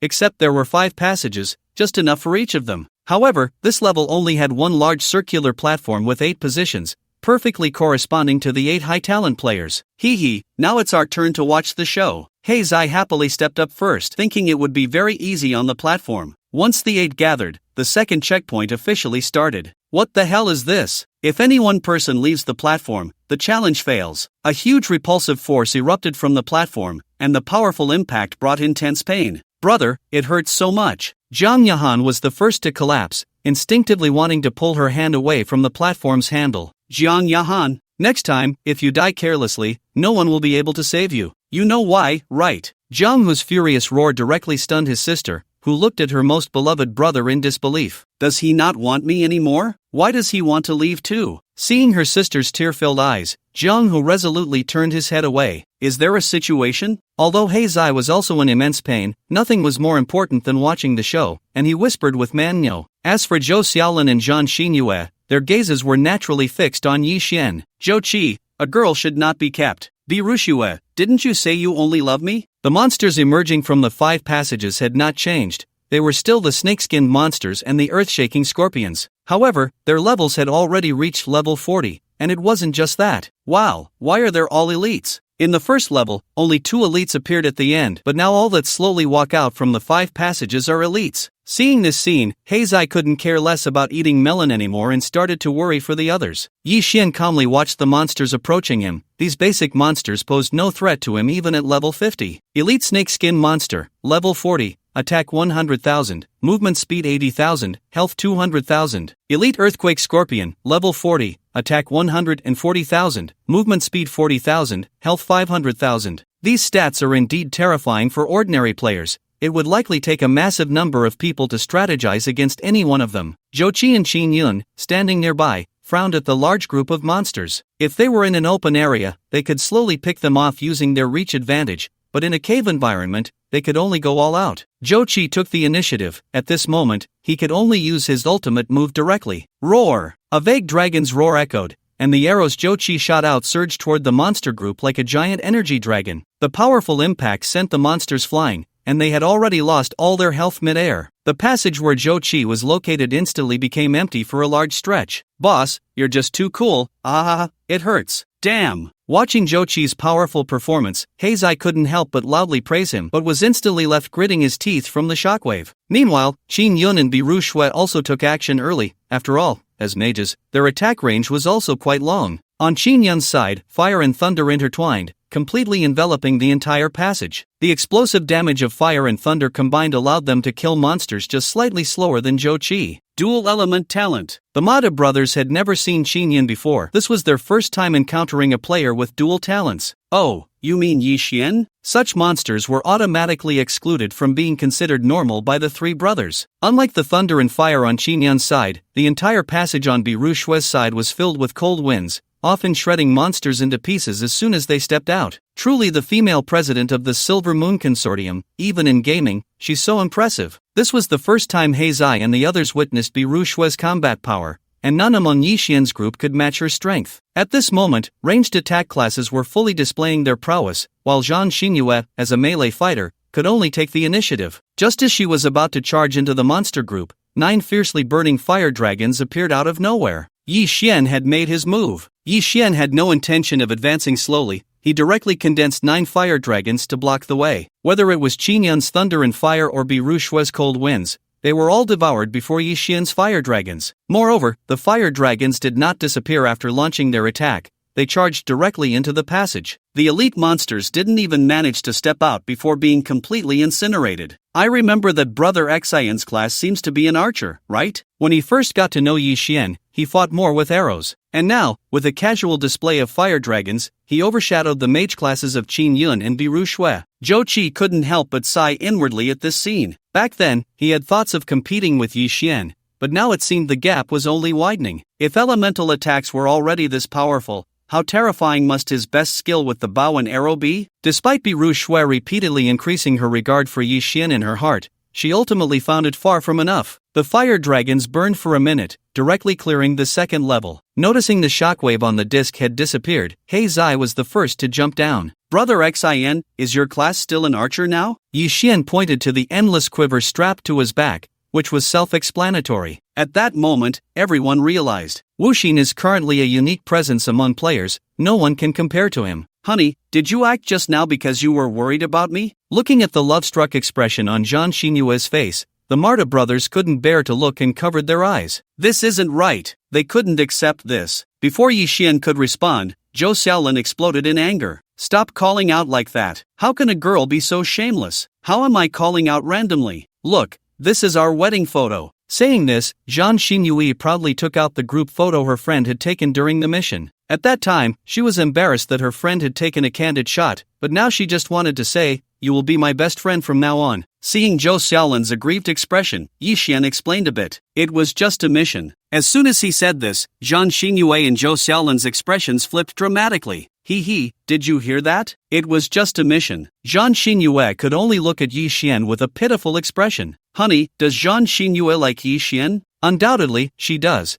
but it hasn't suddenly reached this level. You have to know that Yi Xian can sense the emotional fluctuations of others. She must be under some pressure to want to get closer to him. You three stay behind for this level, Yi Xian said to the Marta brothers. The second level also had light columns appearing, but this time there were 3. Don't worry, we guarantee to complete the mission. This time there were no other complications, and Yi Xian led the way toward the front passage. As they moved toward the next checkpoint, the 2 left behind from the first level were already struggling to hold on. Ever since they entered the light column, various women's moans filled their ears. Seductive, youthful, aloof, enchanting. At first, there were only sounds, but now all kinds of women were sticking to the light column, posing and teasing them. Damn, I can't hold on anymore. The 2 left behind were male players, now blushing furiously from the teasing. This is definitely not human, and these sounds are a huge problem. They've seen women before, and those who have experienced the internet age could be said to have seen countless women. I know there's a problem, but damn it, I just want to get out. What the hell is this? Even with their eyes tightly shut, the fire of desire in their hearts only grew stronger. As for the Marta trio, who had just entered the light column, they hadn't encountered any abnormalities yet. We're out? He Zai originally thought they would enter another layer of the cave, but now they had come out directly. Wow, this place is beautiful. The mountains overlapped, and the rivers flowed beside them. The mountains were covered with all kinds of flowers, and when the wind blew, the entire sky was filled with colorful petals dancing. Just as He Zai was immersed in this scene, he suddenly noticed a small dot appearing in the sky. A heavenly treasure? Excitedly rubbing his hands, He Zai felt this must be a big treasure. But as the small black dot got closer, a huge shadow loomed over everyone. It was a giant rock over 10 meters wide. Crap! He Zai immediately added wind elements and ran back, while Yi Xian drew an arrow and infused it with fire magic. Whoosh! The size of the arrow was insignificant compared to the giant rock, but upon embedding into the rock, it caused a violent explosion. It shattered the rock into small pieces, rendering it harmless. Hiss! He Zai's body suddenly stiffened as a short knife pierced through his heart from behind. Weak point attack triggered, and He Zai died instantly. Damn it! Manhwa's eyes turned blood red, his muscles bulging, and he punched toward the shadow. They no longer had any immunity left. This meant that He Zai's death would definitely result in a loss of his essence, which would have serious implications for the future. However, Manhwa's full-force strike didn't even touch the edge of the shadow. After killing He Zai, it vanished without a trace. Invisibility? This is the signature move of the assassin class, but the basic invisibility has too many flaws and cannot achieve complete disappearance in front of a master. Impossible. There are still only the heartbeats of 9 people here. Could it be that the murderer has no heart? After Black died, no matter how the bull sensed, he could not hear the heartbeat of the 10th person. Yi Xian knew why. this shadow was ranked 6th in this instance and possessed the talent of the assassin's way. It was very much like his silent approach, only able to be found through counter-invisibility talents or skills, otherwise, they could only wait for it to appear on its own. He tried a little, and indeed, he couldn't even detect the life fluctuations. It was likely that even a mental scan wouldn't find its location. Zhou Qi and Qin Yun were also very angry, but they remained calm. To avenge Black, they couldn't lose their reason. At that moment, a figure fell from the sky, directly aiming a powerful strike at Zhang Yahan's head. Just as she was about to meet her end, Biru Shui immediately began to gather ice and snow elements beside her. Why can't I call upon energy? Biru Shui's face changed drastically. As a mage, if she had no energy, what was the difference from being useless? Just as Zhang Yahan was about to be crushed, Zhang Hu directly shielded his sister with his body. His attack speed couldn't keep up, so he could only protect her this way. Fortunately, Zhang Yahan didn't falter this time and used an item to send that figure flying. Zhou Qi's keen battle instincts had him ready to attack, and an arrow shot directly at that figure. Ding! In midair, there was no evasion, but the arrow made of fine iron struck it, producing a sound of steel clashing. Even with Zhou Qi's damage exceeding 100,000, it couldn't inflict any damage at all. After landing, the bull, Zhang Xinyue, and Zhang Hu quickly launched a siege, but hitting it felt like scratching an itch. Elemental energy couldn't be summoned, and physical damage couldn't penetrate. What kind of monster was this? Qin Yun was momentarily at a loss. How could they fight this? Heh, foolish human players. Another voice came from the mountaintop,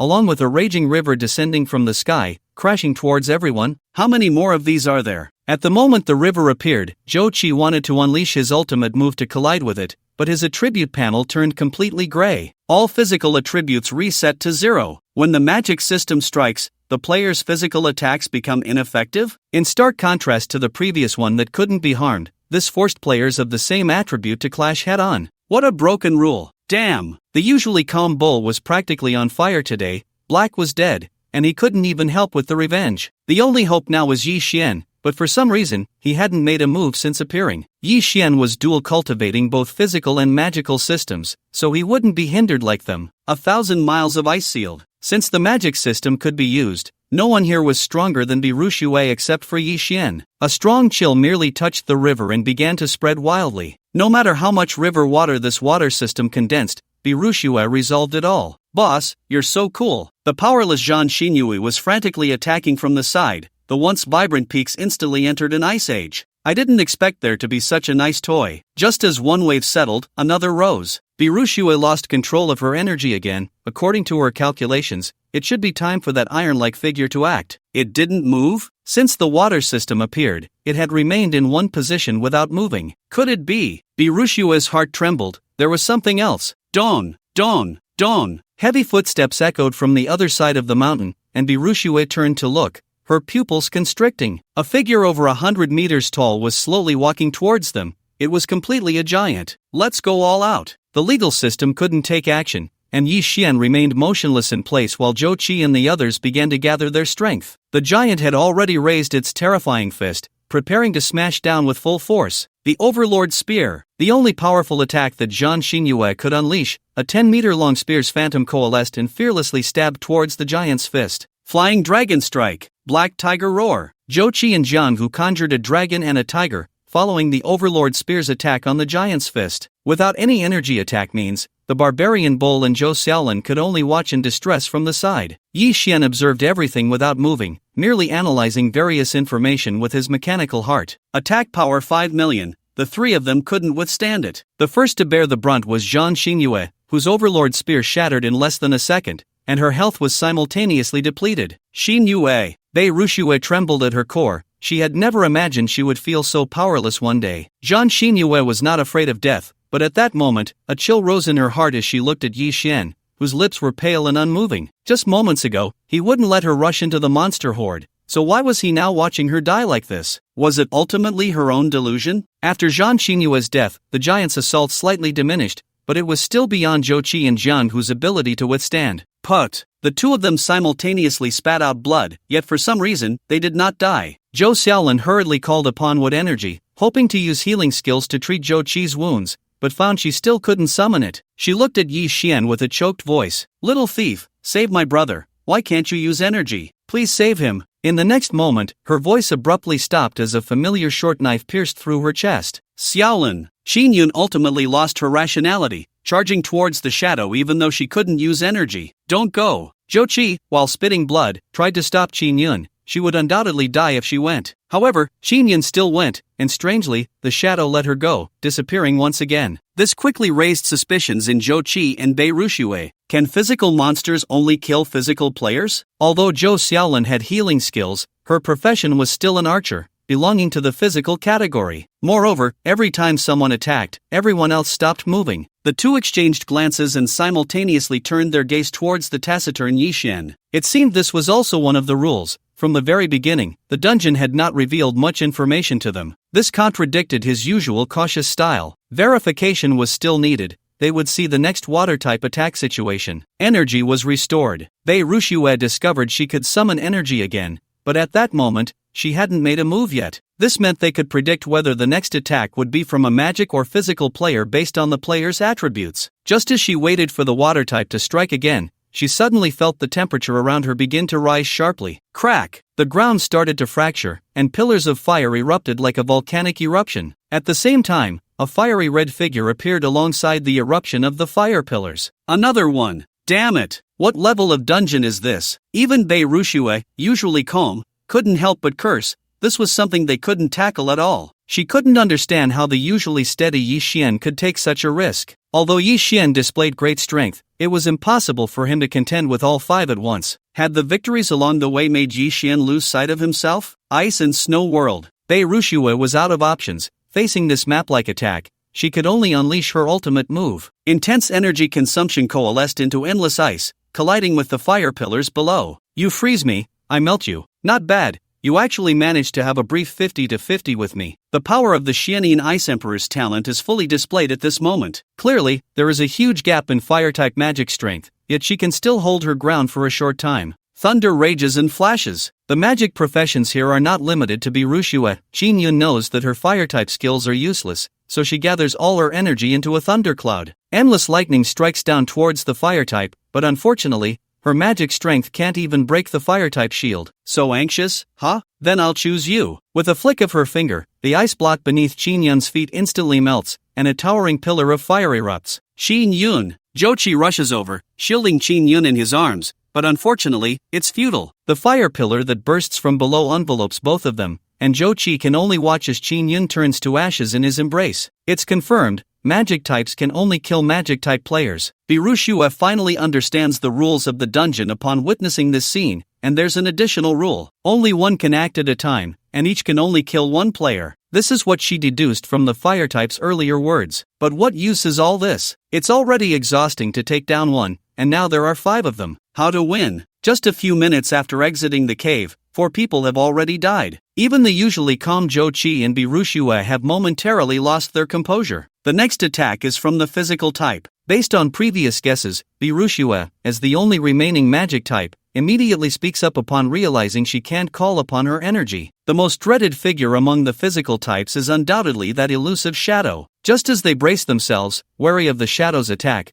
a voice calls out from the giant's shoulder. Boss, kill that muscle man first. Jochi and the others are startled. Another one. Shouldn't there only be one able to act at a time? And why specifically target the bullman? The giant seems to trust this voice's judgment completely, launching a full-force punch at the bullman. Kill! The bullman, already filled with rage, has no intention of dodging, pushing the devil muscle man's talent to the limit. His entire body swells with blood, veins threatening to burst, growing to nearly 3 meters tall. Jochi and Zhang, who naturally cannot let him take the hit alone and join the fray. But at this moment, both of their ultimate skills are on cooldown, leaving them to use only ordinary skills against the giant. Ha! Stubborn resistance. The ultimate skills of the 3 in front couldn't hold him back, and now they are even less of a match. Jochi can only watch as the bullman is brutally turned into a mist of blood right before his eyes. He has no time to grieve because the next one has already begun to act. 6th, kill that woman. Woman? Which woman? Bei Rushue is powerful, and Zhang Yaohan possesses a special repelling item. It can be said that each of the survivors is not so easily killed, even if they are. Soon, the shadow provides an answer. It appears instantly behind Zhang Yaohan, while Zhang, who is already prepared and strikes with all his might. But, unfortunately, it's still too slow. The 6th speed is not just fast, but rather eerie. What Zhang Hu intercepts is merely a shadow, while the real body has already broken through and slashed Jiang Yahan's throat. The timing is just right. If Jiang Yahan were still alive, she would know what the one in charge was saying, because her item was just 1 second away from cooling down. Fifth, exhaust that woman with the water gun formation, her mana is running low. Then, right after, the fourth directly turns her to ash. This voice reveals the arrangements below without any concealment. Although Birushua's expression remains unchanged, she is secretly astonished. How did it know my energy is about to run out? Although her talent is at a high level, she is still just a level 22 player, and her source has not undergone a leap. After several large-scale attacks, her energy was no longer sufficient to support her in continuing to cast wide-range skills. Second brother, just watch, I'll spray her to death with one mouthful of water. Old 5 opened his mouth wide, and countless highly compressed water jets shot towards Birushua like lasers. Self-ice seal. The speed of the water jets was fast, but Birushua's ice melting speed was even faster, instantly donning herself in a layer of ice armor. Clang, clang, clang. Even though Old 5's attack had strong penetration, it was utterly ineffective against Birushua. Ice was superior to water. Old 4 took action. This ice armor restrained Old 5, and without over 6 million damage, it couldn't be broken. However, against fire, about 2 million would suffice. In her ice-sealed state, Birushua couldn't move, but she could hear Old 2 clearly. How did she know this information? This self-ice seal was Birushua's first use, even Zhang Xingyue had never seen it. Yet, this one could immediately know the damage needed to break the ice armor. Old 5, you can't do it, just watch your fourth brother. Old 4 also opened his mouth wide, and scorching flames erupted, heavily surrounding Birushua. If one could see the ice armor's health, they would find it dropping at a rate of 100,000 points per second. It wouldn't be long before Birushua was exposed to the flames. Just then, Zhou Qi and Jiang Hu discovered that the restrictions had disappeared. Even though it was now the spell casting time, they could act normally. Flying Dragon Strike, Black Tiger Roar. Just as their big moves finished cooling down, the two chose to unleash them without hesitation. Old 4 smirked at this scene. Did a few level 20 players think they could break his shield? 10. Old 4's health didn't drop at all because the 2's attack target wasn't him at all. 2 massive damage notifications appeared above Old 5's head, confirming Zhou Qi's guess. Apart from the one attacking, the others couldn't move at all, and even active defense was impossible. With only 4 left alive, they finally found a way to break the deadlock. There was one more thing. After Birushua withstood Old 4's fiery attack, she immediately voiced her speculation upon breaking the ice seal. Their attack time was only 30 seconds each. The attack target had to find a way to drag out this time while the others attacked with full force. The next attack was uncertain because the energy restrictions had been lifted. However, they still had Old 2. Ever since Old 2 appeared, every attack target would be announced by him. This was also a rule. Big brother, smash that person. Although Old 2 didn't specify who the target was, the giant's fist was already smashing down towards Jiang Hu. This giant and the assassin Old 6 were the most lethal, always taking a life with every strike. Zhou Qi and Birushua had no time to help him. They were currently launching a frenzied attack on Old 5. Seeing his health being whittled down by 2 despised ants, Old 5's eyes nearly burst with rage. If it weren't for the broken restrictions of this dungeon, the water he spewed could drown the entire mountain. How could he allow these 2 clowns to act so arrogantly here? Bang! The giant's fist smashed down, as if the entire mountain was about to shatter. If nothing unexpected happened, Jiang Hu should be dead beyond recovery. The giant lifted his fist and then smashed down again. After shaking the mountain once more, the giant's attack time ended, and Old 5's health was reduced to below half by Zhou Qi and Birushua. You actually didn't die? Jiang Hu was enveloped in a golden shield, having withstood the giant's 2 attacks. Faced with Zhou Qi's astonishment, Jiang Hu could only painfully pull out a jade token, but it was already completely shattered. For survival, the next attack will surely kill me. Although I have survived this round of attacks, if Yi Xian doesn't take action, it will be difficult for them to complete this dungeon just by relying on their fear. Old 3, continue the attack. This time, the order was not locked onto a specific target, but Old 3 still chose to attack Jiang Hu. So you think you can just treat me like a soft persimmon, huh? Although Jiang Hu's talent is only at level, after experiencing the source leap, his strength has undergone a qualitative change. Moreover, Old 3's greatest strength is not its attack, so despite having an advantage in attributes, it still couldn't take down Jiang Hu for a while. Black Tiger's Heart. A massive tiger claw reached for Old 3's heart, with a powerful attack power of 150,000 points. Unfortunately, when it hit Old 3, it only produced a faint sound of steel striking. Damn it! What kind of monster is this, not even losing a drop of blood? This is already a powerful skill second only to Black Tiger's Roar, but it had no effect on Old 3 at all. Zhou Qi and Birushue were still frantically attacking water system Old 5, and without the ability to actively defend, their health was visibly decreasing. Almost there! Almost there! Old 5's health was down to the last sliver, around 100,000 health points, and the magic system was indeed easier to kill. Damn it, I can't hold on much longer. Although attacking is not Old 3's strongest direction, it still managed to push Jianghu's health down to the minimum with its level 50 attribute advantage. Now it was a matter of whether Jianghu would die first or Old 5 would. While they were locked in a fierce battle, the cave was not peaceful either. The two players on the first level had reached their limit, their minds now hazy, slowly stepping out of the light column. At first, they only felt various enchanting sounds, but then countless illusions followed. They could no longer distinguish whether they were in the game or reality, being devoured by a giant creature, discarded in the endless deep sea, or being informed by Birushue and others that the dungeon was over. In addition, there was the never-fading seductive music, their heads growing heavier, and they no longer needed to resist. The moment was about to arrive, and both Jianghu and Old 5 had only the last sliver of health left. Zhou Qi held his breath and focused, aiming at Old 5's heart again with the spiral arrow. Arrow shot with this technique could cause more damage. As long as this arrow hit, Old 5's health would be emptied. No! The terrified Old 5's eyes were filled with anger and fear. How could he accept being killed by these filthy bugs? The arrow sliced through the air, emitting a piercing shriek. Just as Old 5 was about to die, Old 3, who had been fighting Jianghu, unexpectedly turned and ran towards Old 5's position. What the hell? What's going on? Jianghu had no ability to stop it,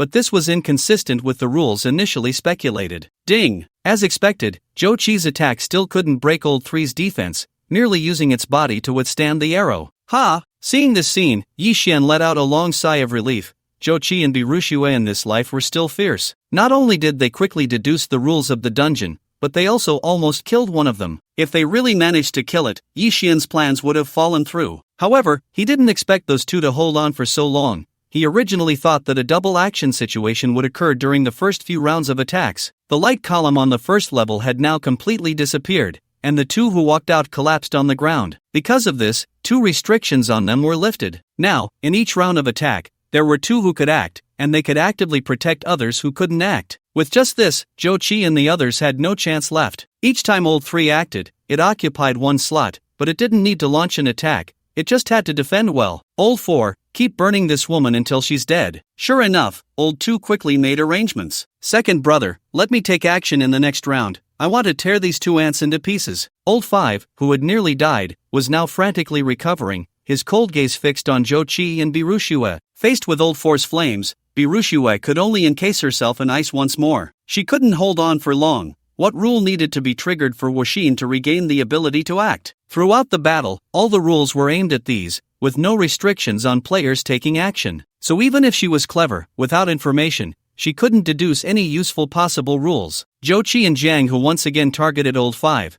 but unfortunately, no matter how they attacked, Old 3 stood firmly in front of Old 5. Damn you all! Just wait, I'll make sure to take you down in the next round. Old 5 was defenseless. This group was ignoring everyone else and just targeting him, clearly treating him like a soft persimmon. Although he had a water affinity, he was the most irritable among all the brothers. There was no way out. This dungeon couldn't be cleared. Jianghu had completely given up. If there had been some hope before, now there was none at all. Now they still needed to buy time. Zhou Qi's gaze was resolute. They would either wait until Wuxin regained the ability to act or find a way to abandon the dungeon. The cost of death was enormous, so knowing they couldn't clear it, they had to minimize losses as much as possible. In the next round, Old 1 took action, still targeting that man. Just as Old 5 was being targeted, Jianghu was also targeted by Old 2. Damn you! Jianghu was also defenseless, as he had already used his last life-saving item. Facing the giant's fist, Jianghu cursed, but still fearlessly swung his own fist. Roar! The sound of the tiger's roar was sharper than ever.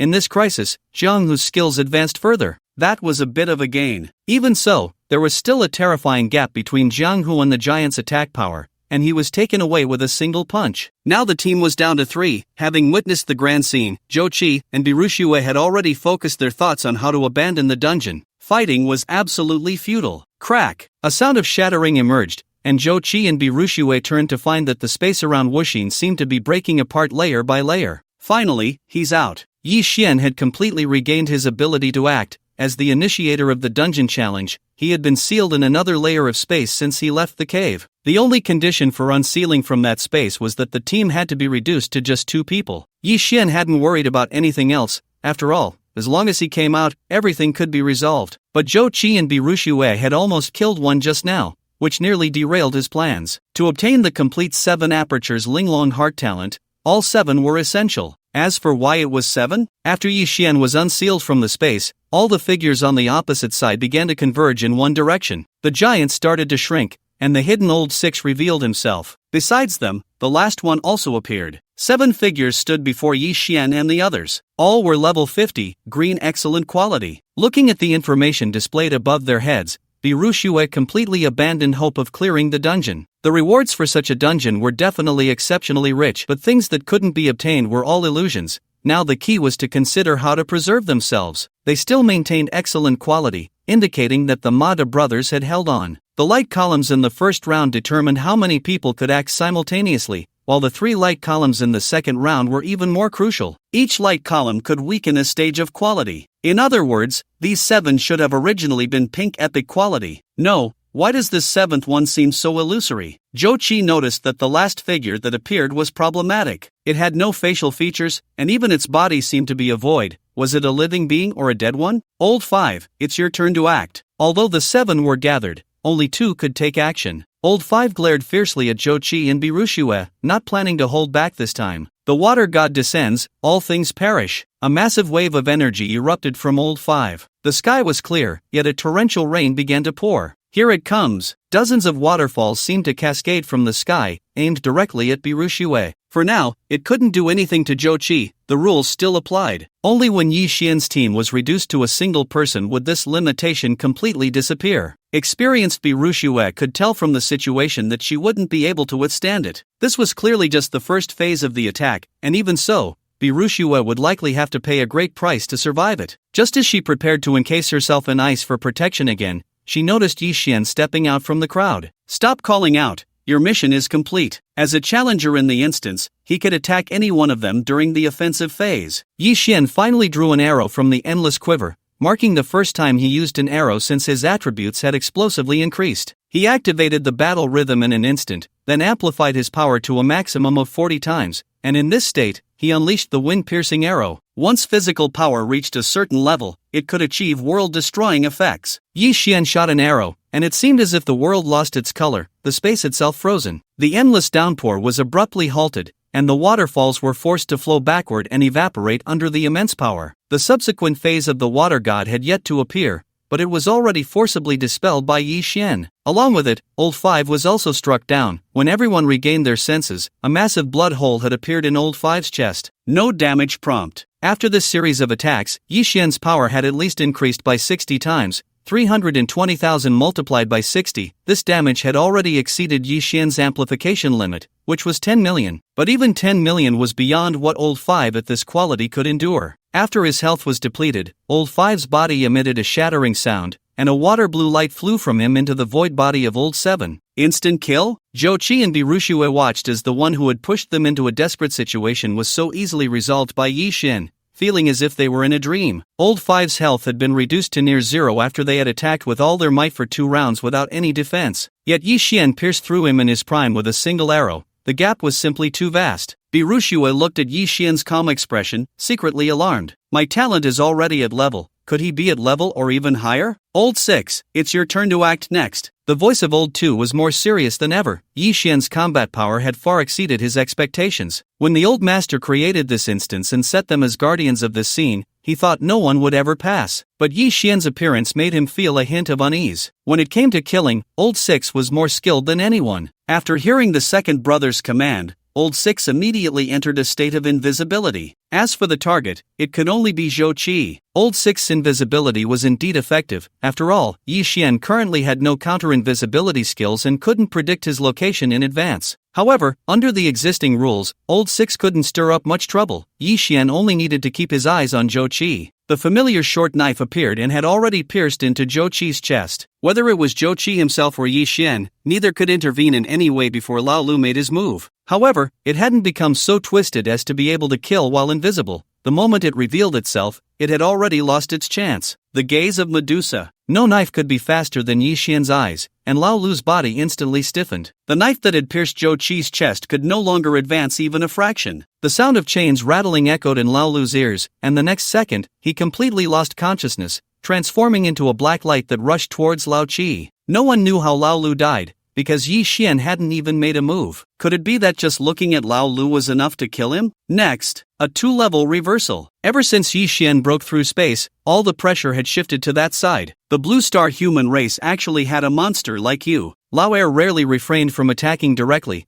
Based on the combat power Yi Xian had just displayed, they would all be instantly killed in one-on-one fights. Lao San, you and Lao Da attack together, and be sure to protect Lao Da. Among the remaining people, only Lao Da and Lao San could cooperate, using extreme offensive and defensive power to match Yi Xian. Even though Lao Da had shrunk from giant form to human size, that exaggerated strength had not diminished at all. However, 5 million pounds of strength was something Yi Xian could also unleash. Bang! Without using arrows, they exchanged 2 punches directly. Watching Lao Da fall into a disadvantage, Lao Er's worst fears came true. Damn it, if it weren't for the suppression of the dungeon rules, what was 5 million in strength to Lao Da? It felt somewhat unwilling. Being left here as a gatekeeper was not by their choice. Initially sealed and forced to create this dungeon by the master, their strength and essence had been significantly weakened. As long as this dungeon opened, as long as they killed all the challengers, they could have true freedom. Unfortunately, it seemed they were heading towards the situation they least wanted to see. Lao Da's attack power was strong, but other attributes were clearly lacking. After Yi Xian repelled him, he shot another arrow in hot pursuit. Ding! It was the same sound of metal clashing, but Yi Xian's arrows were not so easy to catch. Green light began to emerge from Lao San's head. This arrow had been poisoned by Yi Xian just now. For every point of magic strength, it dealt 13 points of damage, and upon contact, it inflicted 4.03 million magic damage, which would continue for 10 seconds. Can't hold on any longer. This thought now shifted to this side. Although Lao San had incredibly high armor and magic resistance values, under the total poison damage of over 40 million, he transformed into a light and entered Lao Qi's body. Forget it, let's go straight to the final stage. In front of Zhou Qi and Birushue, Yi Xian didn't want to expose his other talent abilities. The sound of chains rattling echoed, but only the 3 in front could hear it. Seemingly sensing something, Lao Er's pupils suddenly contracted. You actually possess spirit. Unable to finish, Yi Xian's soul attribute had reached 15,000 points, and he simultaneously operated 3 soul chains to pierce through the body. Lao Da, Lao Er, and Lao Si also transformed into light and entered Lao Qi's body. Yi Xian looked at this scene with slight excitement. The talent he wanted, the 7 apertures Linglong Heart, and that energy-related divine artifact were all on Lao Qi. After all 6 transformed into light and entered Lao Qi's body, the originally ethereal body gradually began to solidify. Strike first for the advantage. The 3 soul chains Yi Xian had previously condensed had not yet disappeared and directly pierced towards Lao Qi. Ding! A blue transparent barrier formed, and no matter how the soul chains attacked, they could not break through. At the same time, a blue lotus flower rose from Lao Qi's head, and the barrier was emitted by the blue lotus. It was said that the blue lotus was a sacred object of energy, but it was never mentioned that it also had a soul defense function. If the soul chains couldn't work, then Yi Xian would probably have to reveal some other means today. Old Seven's body began to grow larger, just like that giant before. At the same time, he gathered a high-pressure water column in his left hand and a lava gun in his right, throwing them towards Yi Xian. Multiple abilities released simultaneously? Zhou Qi and Birushue exclaimed in unison. This was completely against common sense. The game had already been going for 16 days, enough time for players to establish some common game rules. One of these rules was the invocation of energy. Whether it was a skill or a talent, as long as energy was required, there would inevitably be a time lag. Of course, this did not mean that one had to wait for every talent or skill to fully charge before invoking another energy. It meant that the invocation of energy must follow a certain order. It was impossible for 2 energies to be invoked at the same time. Old Seven's gigantification and the simultaneous use of water and fire abilities meant that energy was being invoked together, and Zhou Qi and Birushue were perceptive enough to notice this. You two, back off. Yi Xian's body erupted in flames, instantly completing his elemental transformation. In this level of battle, even Birushue was not qualified to participate. Whether it was Yi Xian or Old Seven, their damage started at several million. Even a slight touch would result in instant death. After merging with the elemental messenger, he had spent most of his energy on it over the past 2 days. Now, all elements had been developed to level 4, and with the bonus from elementalization, he was more than enough to compete with old 7, who was only of green quality. Fire dragons surrounded Yi Xian, crazily launching attacks at old 7. The elemental clash was like fireworks, colliding and disappearing in mid-air. At the same time, a large amount of high-temperature steam spread, forcing Zhou Qi and Birushue to retreat again and again. The byproducts of the battle were not something they could easily handle. Faced with this reality, the two couldn't help but smile bitterly, realizing that the gap between them and Yi Xian had reached a chasm-like level. Old 7, now fused with all talents, not only had terrifying attack power but also unmatched speed. The flaws that existed on the giant were now nowhere to be found. At this moment, Old 7's arms waved, creating afterimages. From Zhou Qi's perspective, it was as if he saw 1,000-armed guanyin. The entire mountain peak shook under Old 7's strikes, feeling as if it would collapse at any moment. Current attack is merely physical damage, no need to dodge. The mechanical heart quickly analyzed the situation for Yi Xian. Old 7's offensive seemed frightening, but in reality, it posed no harm to him at all. Now, Old 7 had also inherited Old 2's talent, quickly finding the weakness of elementalization. As a former epic level being, how could they not possess psychic level attacks? Old 7's figure silently vanished from the spot, a power from Old 6 that was most difficult to counter. Yi Xian took a deep breath and also entered a state of invisibility. Previously, he had always been the one to ambush others, so he had never thought of acquiring an anti-invisibility talent. Now, encountering something that couldn't even detect life fluctuations, he elevated the priority of anti-invisibility to the same level as mental scanning. Watching the previously intense battlefield fall into silence in the blink of an eye, Zhou Qi and Birushua's hearts, which had just relaxed, tightened again. Yi Xian and Old 7 were now in a state where they could not detect each other, so the targets of their attacks naturally shifted to Zhou Qi and Birushue. Zhou Qi initially thought that this time would be like before. Even if Old 7's knife was faster, it couldn't surpass Yi Xian's gaze. But he did not expect that Old 7, at this moment, had fused all abilities, so how could his strikes still be merely piercing? The power of the eldest brother, the speed of the sixth, the insight of the second, combined with their respective psychic level abilities. All of this combined to create a slash that spanned over 10 meters. No matter whether you are elemental or corporeal, nothing is uncuttable. Self-ice seal. This strike directly enveloped both of them. Although Birushue reacted quickly, unfortunately, this time the ice seal couldn't save her. The two were undoubtedly bisected, their health instantly depleted. Medusa's gaze. Sensory deprivation. Yi Xian had no intention of saving the two. Now that they were dead, he could use his abilities without any burden. After all, dying in the dungeon incurs no loss. As long as he clears it, everything will return to normal, and everyone will receive considerable benefits. Level difference too great. Sensory deprivation can only last 3 seconds, petrification effect lasts 4 seconds. That's enough. The soul chains had never given up on attacking from the beginning until now. The Blue Lotus was not an exclusive soul equipment. Even if it had a certain degree of soul defense, it was definitely not a strong point. Although Yi Xian couldn't summon energy simultaneously, the elemental emissary was not 7 talents, but 1 talent. 5 beams of different colored light converged, transforming into a beam that shot towards Lao Qi. At the same time, a pair of wings spread behind Yi Xian, the power of wind and thunder suddenly appearing, and in the blink of an eye, he was already above Lao Qi. A wind thunder spear was formed in an instant, thrown with all his might towards the top of Lao Qi's head. Although Lao Qi couldn't perceive everything outside, its reaction was not slow at all. Golden patterns instantly covered its entire body, and with its massive form, it seemed like an ancient Buddha in the world. Bang! The 5-element beams and the wind thunder spear all hit, striking Lao Qi as if ringing a bell. However, it still didn't have the ability to withstand all the damage, and a huge health deduction prompt appeared above its head. 10,000. If Lao Qi remained invisible, Yi Xian really had no way to deal with it. But when it was forced to act as a dungeon monster, the rules became everything for it. It had to reveal itself to kill other players. 10,000 health points could be killed. Yi Xian's current combat power was indeed frightening. Generally speaking, monsters having 2 talents was already very rare. They relied more on the attribute suppression brought by their high-quality origin. Yi Xian not only had terrifying attributes, but the number and quality of his talents also broke historical records. So even if Lao Qi fused all its talents, it still wouldn't have as many as Yi Xian. Roar! Lao Qi let out an angry roar. It had already entered a desperate situation. Its already massive body began to grow larger, and its eyes emitted golden light, directly breaking the limitations of sensory deprivation. Yi Xian's offensive continued,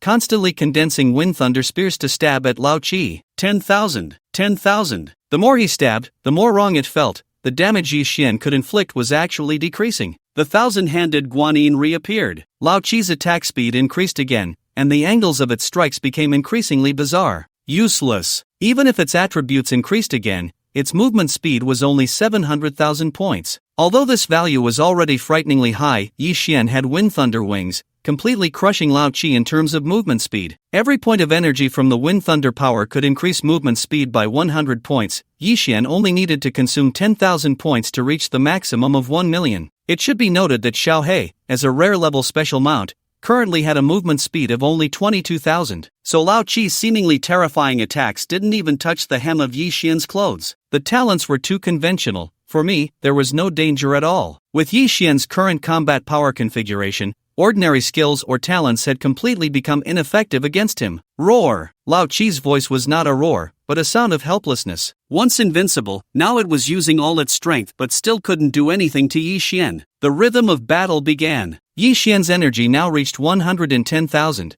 and he no longer had to calculate so meticulously in the rhythmic state. In this state, Yi Xian's attack power could easily reach several million, and hitting Lao Qi truly felt like blood pain. In the continuous battle, the sole defense of the Blue Lotus was finally breached. Hiss! Killing was this simple for Yi Xian. The soul chains were invincible in the early stages. At the moment Old Seven's soul shattered, 7 illusory figures appeared. Watching freedom, so close yet snatched away by Yi Xian, Old Two's eyes turned fierce. Humans, sorry, you can't claim the greatest reward of this dungeon. This dungeon was originally set up by the master to keep the Blue Lotus. However, over the years, for some unknown reason, the Blue Lotus formed a soul bond with Old Seven. So even now, as they were about to perish, as long as Old Seven did not actively dissolve the bond, Yi Xian could not obtain this legendary energy artifact. This was a high-quality red-grade mythical equipment. Although heavily sealed by the master, it still belonged to the rarest category within the myriad star realms. Can't get it? This was supposed to be the time for Old Two to explain the game rules and all the background to the challenger. But since they were crushed by Yi Xian this time, they had lost all hope of survival and naturally were not prepared to fulfill their obligations. After struggling for so long, with all their companions dead, to end up with some trivial rewards, how does that feel? The usually calm and rational Old Two had completely lost his mind at this moment. This was their only hope of survival. He had never imagined he would stumble in such a lowly star realm as Blue Star. Speaking harshly so early? No regrets? Yi Xian looked at the grim-faced Old Two with a half-smile, waiting for a message. Congratulations on clearing the dungeon. Please choose to retain the kill of the 7 brothers. Here it comes. This message was visible not only to Yi Xian but also to Old Two. At this moment, Old Two's expression was indescribable, 3 parts confused, 3 parts bewildered, and the rest was naturally regret. He did not expect this dungeon to have such a setting. No one had told him. From the beginning, the only information he received was that killing all challengers would grant them freedom. Unintentional, although we had some misunderstandings before, keeping us 7 brothers would definitely not be a loss for you. Since there was still a glimmer of hope for survival, Old Two was not going to give up. Compared to life, what was this bit of dignity? You just saw our talents. Keeping us is absolutely the right choice. Originally, the reward of this dungeon was the Blue Lotus, but now it has formed a soul bond with my 7th brother. So even if you kill it, it won't drop anything. As for the others, killing them would yield nothing as well. But as long as you keep us, you will gain 7 epic level subordinates. What are you hesitating for? If Yi Xian were just an ordinary player, what Old Two said would indeed be the most correct choice. The builders of the dungeon must have been under some pressure to seal the 7 of them within it. However, whether they killed the challengers to gain freedom or were defeated by Yi Xian as they were now, they could still find a way to survive. After all, killing them yielded nothing. Any normal person would know what to choose. Unfortunately, they did not know that what Yi Xian coveted most was the new talent produced after their fusion, the Heart of 7 Apertures. This talent was not very useful for ordinary players, as talents were limited in number. But Yi Xian was different. His talents would only increase. As long as he obtained the Heart of 7 Apertures, he could use as many talents as he had simultaneously, making this thing even more attractive to Yi Xian than the Blue Lotus. As long as you keep us, we will all sign a master-servant contract with you. Old Two was out of options, although signing a contract would also mean losing freedom. At least they could survive. Yi Xian's gaze was calm as he decisively chose to kill. Why? Old Two did not understand why such a self-destructive action, harmful to others and not beneficial to oneself, was being taken. Because your talents are too ordinary. Too ordinary? The gaze of the 2nd brother before his death was still filled with confusion. Was it just his hallucination? The 1st brother changed effortlessly, his attacks unmatched. He discerned his weaknesses, calm and wise. The 3rd brother was indestructible, with skin of copper and bones of iron. The fourth brother was merciless like fire, and the fifth was the king of water. The sixth was a shadow assassin, with eerie killing prowess. The seventh could merge and had the blue lotus. Was this what he called too ordinary? As long as he chose to keep them, Yi Xian could have a powerful team and even possess a mythic level piece of equipment. Killing them would yield nothing at all. Why did it have to be their death? Yi Xian looked at the 7 brothers who were about to die and took out an item from his space. Witchcraft curse, special item, upon the target's death, all equipment and items will drop. Who said soul binding wouldn't yield anything? Do you want to plunder the talent 7 Apertures Linglong Heart? Yes. 7 Apertures Linglong Heart talent level Linglong, all talents are compatible with each other, with no conflict issues, allowing simultaneous invocation and release of energy. Barrier breaker, see through all illusions below level. Same frequency, when your life wave matches the target's life wave, you can hear the target's inner voice. In his previous life, the 7 Apertures Linglong Heart was rated as one of the most useless level talents. Its main function, Linglong, was useless for 99% of players. Generally, having 1 talent is normal for players, 2 talents is genius, and 3 talents are close to the pinnacle. Among those Yi Xian knew, only Qin Yun had dual talents. She was still very powerful. Many players with so-called multiple talents had low levels, with basically no room for improvement. In such a life or death game, the supportive talent of 7 Apertures Linglong Heart was not popular, let alone its main effect being so lackluster. As for the other 2 effects, they seemed strong, but many skills could achieve similar results. The most critical point was that the 7 Apertures Linglong Heart had no room for development. Its effects were fixed. A level fire control talent could be continuously developed to reach an extremely terrifying level. However, the 7 Apertures Linglong Heart had no room for expansion from its inception to its peak. But all of this was based on the assumption that you were an ordinary player. Now, the one who possessed the 7 Apertures Linglong Heart was Yi Xian. This talent, deemed the most useless in his previous life, was destined to become the cornerstone of Yi Xian's invincibility, showcasing the true splendor of a level talent. Although Yi Xian's talents had been increasing, the enhancement of his combat power was not significant. Each surge in combat power was primarily due to a dramatic increase in attribute values. However, having lived a life, Yi Xian was very clear that the reason his attribute values could grow exponentially time and again was that the base was too low. Despite his current attack power of over 300,000, it was still insignificant in front of a true great clan. Moreover, the growth of attribute values was limited by the source level, and the higher the value, the slower the growth. Once an attribute value crossed the 1 million threshold, one would find that every point of improvement was extremely difficult. But talents were different. Every time the development level of a talent increased, there would be a significant qualitative change in combat power. When it reached the level of thought talents, the various perverse characteristics of talents would gradually begin to show. For example, elementalization. If the physical system merely enhanced physical attributes without developing corresponding physical thought level abilities, then no matter how high your attribute values were, they would be of no use. Yi Xian's talents were not particularly numerous yet, but using them had already become very troublesome. Moreover, if they couldn't be released simultaneously, the difference between multiple talents and single talents was not very significant, which was one of Yi Xian's previous dilemmas. However, now everything was easily resolved, and it was worth the many favors he owed to complete this dungeon. As for the blue lotus he originally wanted so much, now that he has obtained it, he is actually not as surprised anymore. After all, with 110,000 energy, it is basically enough. If he can't defeat an opponent even while using the battle rhythm, then having more energy is pointless. At this moment, the blue lotus has completely detached from Lao Chi's soul,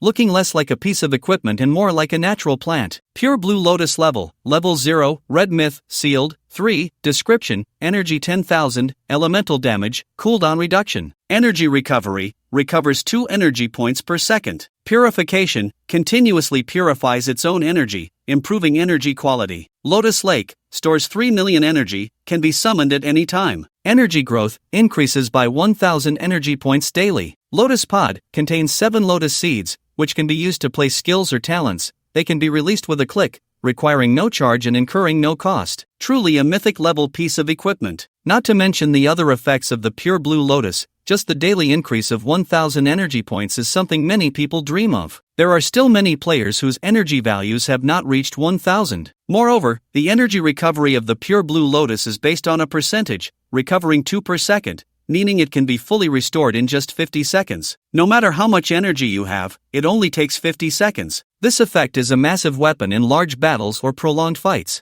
But how should these 7 lotus seeds be arranged? Although Yi Xian knows that the pure blue lotus is an energy artifact, he is actually unclear about its specific effects. The talents and skills he currently possesses that are suitable to be placed in it are not many. After pondering for a moment, Yi Xian decided to put in those related to control and displacement. Silently placing 1 seed, his forced invisibility would increase to 20 times. Placing 1 for void walking, the number of automatic teleportations triggered in danger would become 2. 1 for Medusa's gaze, 4 petrification, 1 for sensory deprivation and 1 for phantom trail. This occupied a total of 5 slots, leaving the rest for Yi Xian to fill with other talents he might acquire. It truly is a good item. This is still in a sealed state at level 0. Once it is unsealed, each effect will likely double. Mythic level equipment already belongs to the realm of artifacts, and aside from the extremely rare immortal level equipment, they are the top tier on the equipment leaderboard. So far, Yi Xian has obtained all the good items that have occupied his memory. The 7 apertures Linglong Heart and the pure blue lotus have completely resolved Yi Xian's energy issues,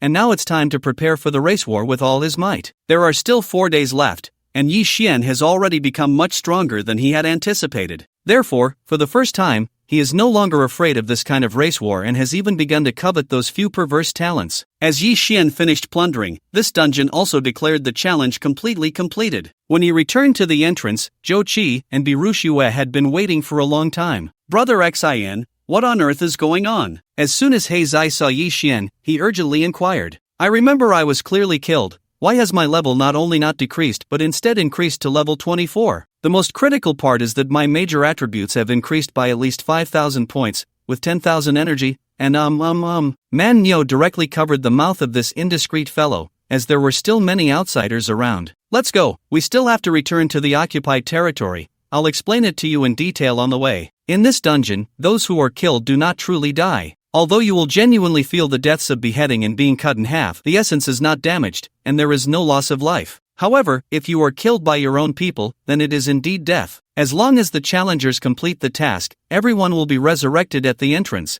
and the rewards will be exactly as promised. If all goes well, their talents should have undergone significant changes by now. Just as Yi Xian and the others were rushing back to their stronghold, the Li family had already found Yi Xian's real-world information. Is it confirmed? Li Ping asked his subordinate in charge of intelligence once again. Young master, the name Yi Xian is quite common, but the female player named Feng Shuining only knows one Yi Xian. Excitement and ferocity filled Li Ping's eyes. In the game, I really can't do anything to you, but finding you in reality is just a matter of minutes. This wasn't the first time he had done such a thing. As soon as he discovered a talented player, he would immediately resort to threats and temptations, using every means possible. Of course, he wasn't the only one doing this. Most factions operated this way. They could acquire talent while simultaneously stifling its development. How could one expect to overturn the class hierarchy through this game so easily? Gather the personnel and head to the city immediately. The Li family, no matter how strong, was just a noble family. Compared to the official power of the Dragon Kingdom,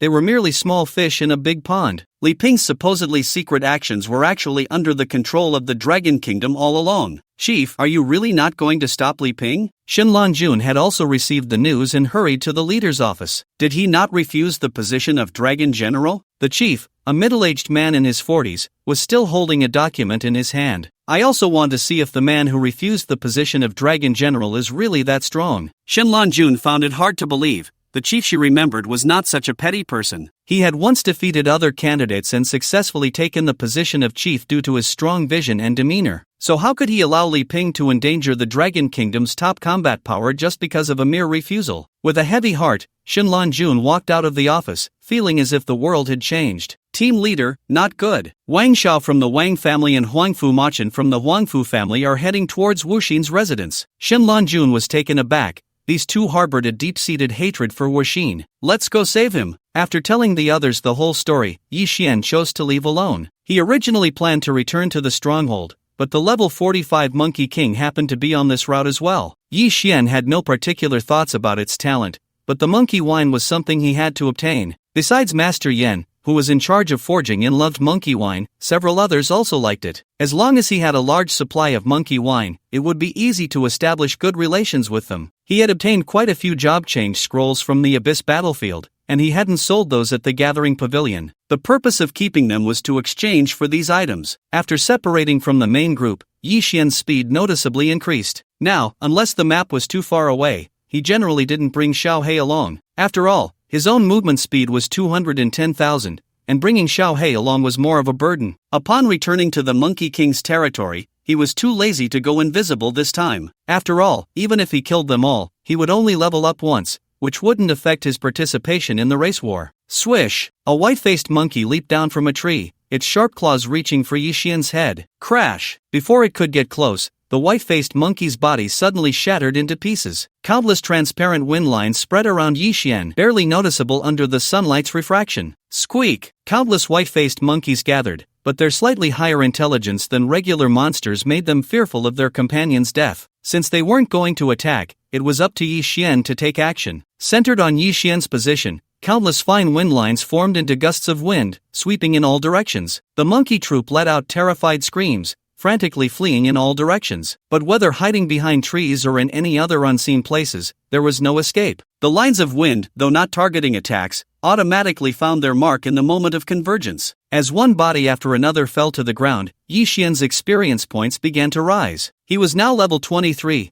and killing these level 35 ordinary monsters didn't yield much experience. He estimated he would need to kill the Monkey King to achieve a level up. Roar! The Monkey King, who had been guarding the monkey wine, was now left alone as its monkey subjects continued to die. It was becoming a lone commander. What was the point of guarding the monkey wine when all the monkeys were dead? The Monkey King charged at Yi Xian in a frenzy. What had once amazed Yi Xian with its speed of 80,000 now seemed trivial. Too slow. A wall of earth rose from the ground, directly blocking the Monkey King's path. In a fit of rage, the Monkey King threw a punch, its attack power reaching a staggering 500,000, which it took great pride in. Howl! It expected the mere earthen wall to shatter under its fist, but upon impact, the wall remained unscathed, while a deep, bone-revealing wound appeared on the Monkey King's fist. The Monkey King's eyes seemed to blaze with fury. The previously unremarkable earthen wall now sprouted golden spikes one after another. Magic resistance was indeed not its strong suit, but it still had around 100,000 points. It couldn't understand how these tiny golden spikes had breached its defenses. One couldn't afford to be dazed in battle. Accompanying Yi Xian's voice were countless resilient and powerful vines. Layer upon layer wrapped around the Monkey King, and no matter how it roared, it couldn't break free. At the same time, the golden spikes that had just pierced its defenses reappeared on the vines, scraping its skin and drawing blood. Bloodthirsty and frenzied. A very typical beastly talent. The Monkey King's eyes turned blood red, and its body began to swell,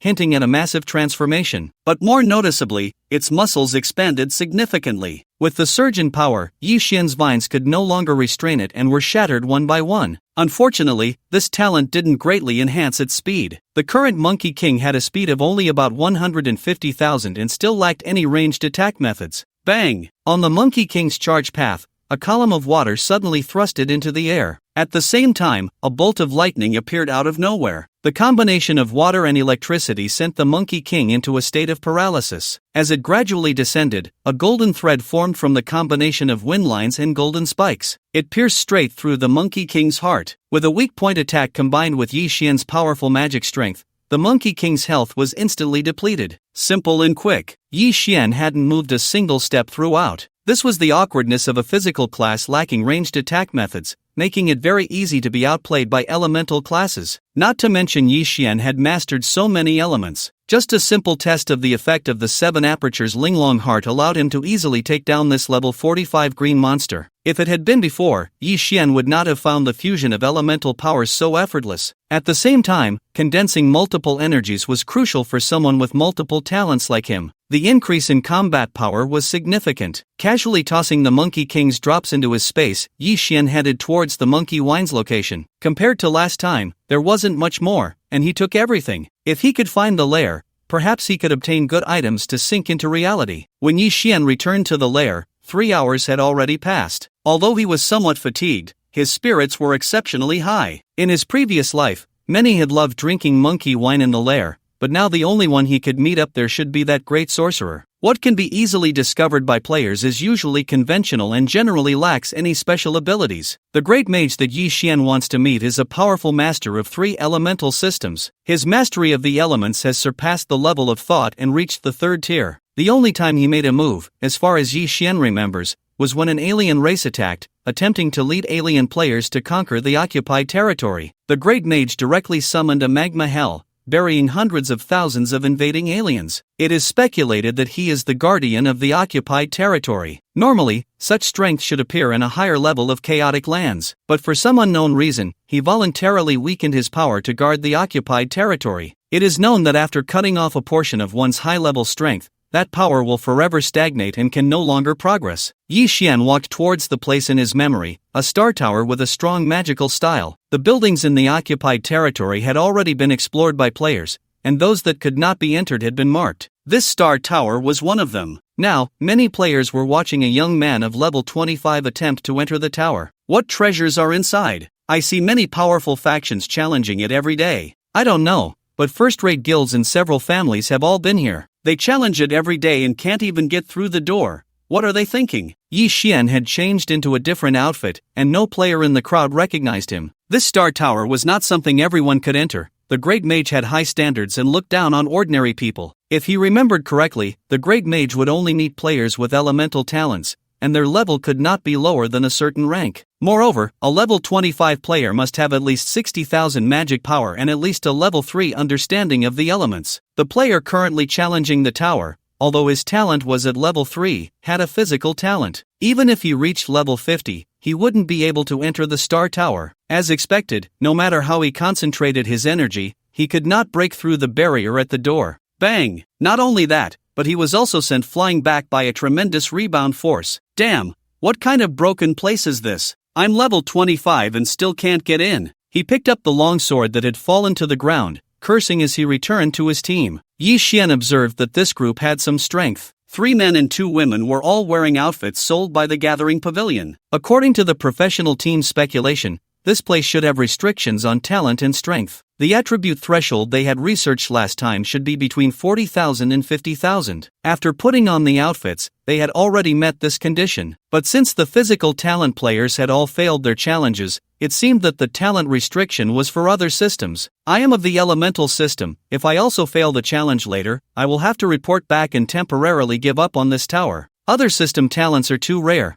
It's not worth wasting more time here. Hearing all this, Yi Xian could only sigh at the strength in numbers. Their analysis of the Star Tower was basically close to the truth, but they were slightly mistaken. Although the Great Mage had many pieces of equipment for amplification, he always believed that one's own attributes and talents were fundamental. Therefore, attributes stacked through equipment would not catch his eye at all. If you challenge while wearing equipment, the magical barrier will detect your equipment bonuses and then increase the difficulty accordingly. Only players with bare attributes above 60,000 can enter the Star Tower to meet the Great Mage. Moreover, the Great Mage emphasizes fate and will only need 5 players at a time. Once this quota is filled, unless your strength exceeds that of the Great Mage, no one else can enter the Star Tower. As expected, this elemental player was also forced back by the barrier. The other players watching the spectacle felt somewhat disheartened. It had been so long, and not a single one had managed to get inside. Hey, look, someone else is going in. At a glance, this is just someone looking to join the fun. Which faction doesn't come in groups? Who would dare to challenge alone? Besides, I bet he hasn't even figured out the rules yet. This person is Yi Xian. The Great Magus has a peculiar habit. Once a challenge begins, it must continue. If no one challenges, he will close the challenge entrance and go to sleep. So when he saw that no one was continuing to challenge, he hurried out. If he didn't go now, he'd have to wait until tomorrow. The young man who had previously wielded a sword looked at the seemingly ordinary Yi Xian with some disdain. If even he had failed the challenge, how could this ordinary player dare to join in? Let's go, time to level up. Saying this, he prepared to walk outside, but then noticed his teammates were frozen in place. Confused, he followed their gaze, and Yi Xian walked into the Star Tower as if he were going home, effortlessly. The magical barrier that had previously sent them flying seemed to not exist at all. Holy crap, he went in. The surrounding players erupted in noise. They had waited so many days. They had seen countless factions come to challenge, all without exception failing miserably. And now, a nameless rookie on his first challenge had gone straight in. They weren't just spectators, they began to privately message their factions. Such buildings, inaccessible to ordinary people, often held incredible opportunities, and this was a consensus among them. After entering, Yi Xian was directly teleported to a study, the room astonishingly large. It seemed endless in all directions, filled with enormous bookshelves. I didn't expect the Blue Star human race to have a talent like you. You've made me look at you a bit more favorably. A weathered voice came from the right, and Yi Xian rounded the bookshelf to see an old man with white hair. This must be the Great Magus. looking just like an elder elemental powerhouse. The great Magus sat at a desk, on which rested a crystal ball. At that moment, the crystal ball was projecting Yi Xian's attribute information. Although not 100% accurate, it was close enough. Attack power and magic strength were both over 300,000. The great Magus looked at the information in the crystal ball, quite surprised, as it indicated that Yi Xian, barring any accidents, had 2 talents. One was a perfectly balanced physical type, and the other an elemental type. In this broken place, you can still achieve a source leap. Your luck is quite good. The crystal ball's capabilities were almost on par with the mechanical heart, analyzing Yi Xian's basic situation clearly. Not bad, I'm quite satisfied, then accept my legacy. Come here, I'll first change your profession for you. Yi Xian hadn't even said a word yet, and the great Magus had already arranged everything for him. Senior, no need, I already have a profession. Just kidding, his fallen son Magic Ball was fully leveled. Plus, with his current attribute points after the leap, he would lose out on growth value if he accepted. You don't want to? The great Magus was taken aback. How many people had once wanted to be his student but were rejected? Now he was offering to take on a disciple, and someone was refusing? Do you know how powerful the profession I want to pass on to you is? I know. Do you know how high the growth value of the profession I want to pass on to you is? I know. Anyway, it's not as strong as mine, Yi Xian was clear in his heart. Moreover, the great Magus's profession was only elemental, which made it even less suitable for him. You might not understand in this broken place why a profession is so important. The great Magus began to earnestly persuade Yi Xian. Don't be fooled by your current attributes seeming high at several 100,000, and that each attribute increase appears very simple. But that's because your base is too low, do you understand? Once you reach my level, you'll find that every single point of attribute growth is extremely difficult. At that point, leveling up will be your only way to significantly increase your attributes. So a good profession provides greater help as time goes on. So, you understand, right? Yi Xian nodded, understanding. Then come over here. Watching Yi Xian finally walk over, the great mage smiled with satisfaction. This good seedling must not slip away. Whether he can win against those old fellows will depend on him. I appreciate your kindness, but I do have a profession. Seeing that the great mage was about to persuade him further, Yi Xian hurriedly took out the monkey wine. Senior, actually, I came here to make a deal with you. You see, the great mage's somewhat unpleasant expression instantly turned into obsession. Good stuff. You actually managed to snatch so much wine from that little monkey? He really craves this. If he weren't stuck in this place, he would have gone to snatch it himself long ago. However, he could never have imagined that Yi Xian could easily kill the Monkey King now. The monkey wine was completely emptied. Impatiently taking a sip, the wrinkles on the great mage's face seemed to relax. You seem to be quite extraordinary. Tell me what kind of deal you want to make? Although monkey wine is precious, it's impossible to exchange it for any rare treasures. However, the great mage had quite a few things that Yi Xian needed. Senior, I heard that the things in your possession can be synchronized to reality? As soon as Yi Xian said this,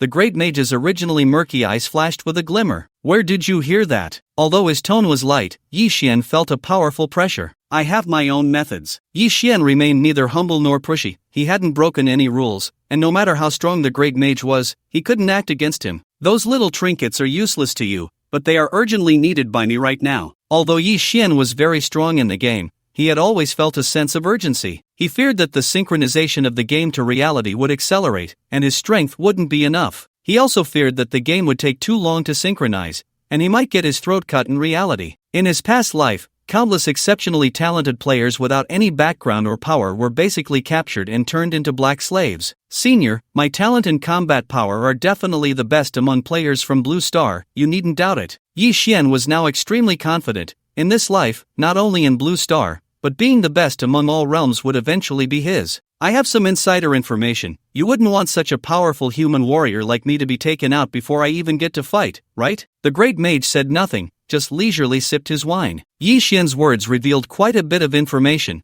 which was not accessible to current players. But the crystal ball showed that Yi Xian was also a native of Blue Star. I can give you some self-protection items, but you have to do something for me. Although Yi Xian had a rough idea, he still asked honestly. What is it? Go and kill all the members of the Centaur tribe in this territory and erase their resurrection points. The difficulty of this task is not ordinary. Although the number and territory of the Centaur tribe in this area are not large, places with resurrection points are generally very difficult to attack. This means Yi Xian has to single-handedly challenge an entire race's territory. You don't need to worry about their guardian. I will take action. Good. Then there's no problem. there probably aren't many who can defeat the Great Mage in the entire Blue Star. As long as the Guardian doesn't intervene, he still has the upper hand against other players. The Great Mage waved his fingers, and a crack in the void opened, slowly retrieving a ring from inside. Among his 3 elemental types, there was surprisingly also a space element. Yi Xian found this scene somewhat amusing. It was as if the Great Mage was deliberately showing off his power in front of him. He was still brooding over Yi Xian's earlier refusal to become his disciple. This is a defensive ring. When you are in deadly danger, it will automatically generate a shield around you with no blind spots. Throwing the ring to Yi Xian, the Great Mage slowly closed his eyes,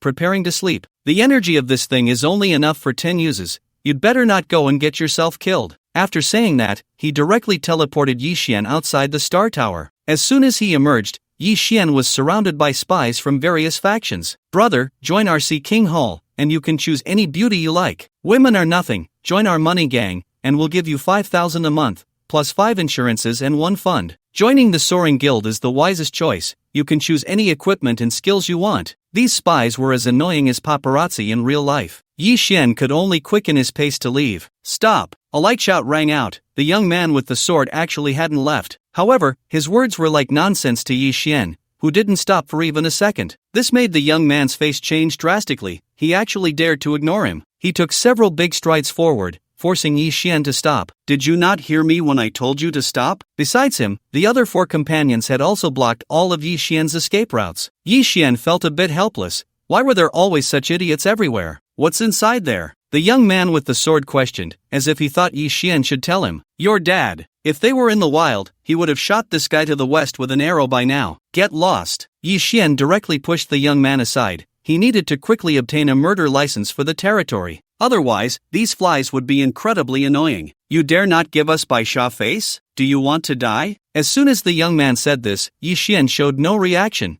but the spies from other factions around them took several steps back. Damn, I was wondering why they were so arrogant. Turns out they are from Bai Sha. They were a guild built by multiple consortiums, and they had the capital to be arrogant. Many guilds had been wiped out by them before. They were extremely vicious. Shoo, keep your voice down. These people are incredibly petty. It would be over if they heard you. Don't screw me over. Bai Sha? Yi Xian knew this guild. In his previous life, they had been wiped out by someone named Birushue. Even after being pushed away by Yi Xian, the young man still stuck to him like a stubborn plaster. Speak. What is the purpose of this tower? What did you obtain from inside? Tell me everything in detail. Looking at his entitled expression, one might think Yi Xian was his subordinate. It was really annoying. Yi Xian's good mood for the day was completely ruined by this trash. He had to get a murder license tomorrow when he logged in. The young man with the sword continued to cling to Yi Xian. After all, in their territory, no one dared to act against him. You better disappear from my sight within 3 seconds. A cold and proud voice rang out from behind the young man. It was Birushue, whom he had just parted from not long ago. The Bai Sha Guild was built by her rival consortium, and both sides were in a state of irreconcilable conflict in both the game and reality. Although the young man with the sword had a high status, he was still far from being comparable to Birushue. Only as opponents did they know how skilled this cold and beautiful woman was. You wait for me. This harsh remark was not directed at Birushue. Even if he were given 10 more orders, he wouldn't dare. Yi Xian felt a bit speechless. What was going on? He should find a time to kill these idiots back to the Novice village. It had been a long time since he encountered such gems. Without thanking Birushue, Yi Xian quickly left.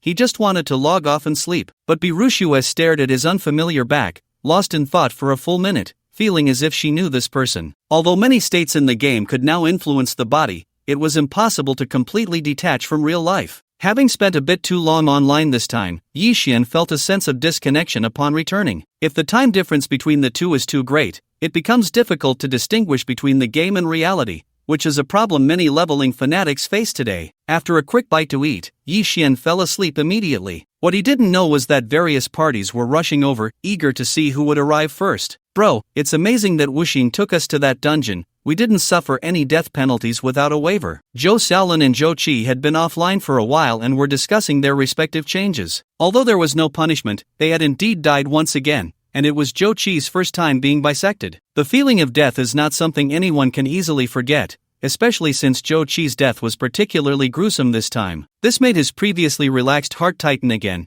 He had been progressing rapidly in strength, widening the gap between him and his peers. He had even unconsciously slowed his own pace to wait for his sister and the others. It was only during this task to help Yi Xian that he truly realized what a gap in strength meant. He understood that he might never catch up to Yi Xian, but that suited him just fine. In the past, he had always been the one letting others chase after him, often feeling a sense of emptiness without a goal. Now, with Yi Xian, he believed his strength would undoubtedly reach unprecedented heights under this pursuit. By the way, bro, has your talent changed? Talent is fundamental to a person, so at the beginning of the game, Zhou Qi and the others had agreed not to disclose the details of their talents. However, as siblings, Zhou Xiaolin and Zhou Qi naturally had no such restrictions. It has changed. The effect of my talent has strengthened significantly. Zhou Qi felt a bit emotional as he spoke. He had initially thought this was Wuxin owing them a favor, but he didn't expect such a great benefit in the end. Although his talent hadn't increased in level, its effect had undergone a qualitative change. This kind of reward that could influence talent was something he had never heard of before. Based on your changes, it seems that the longer you persist in the dungeon,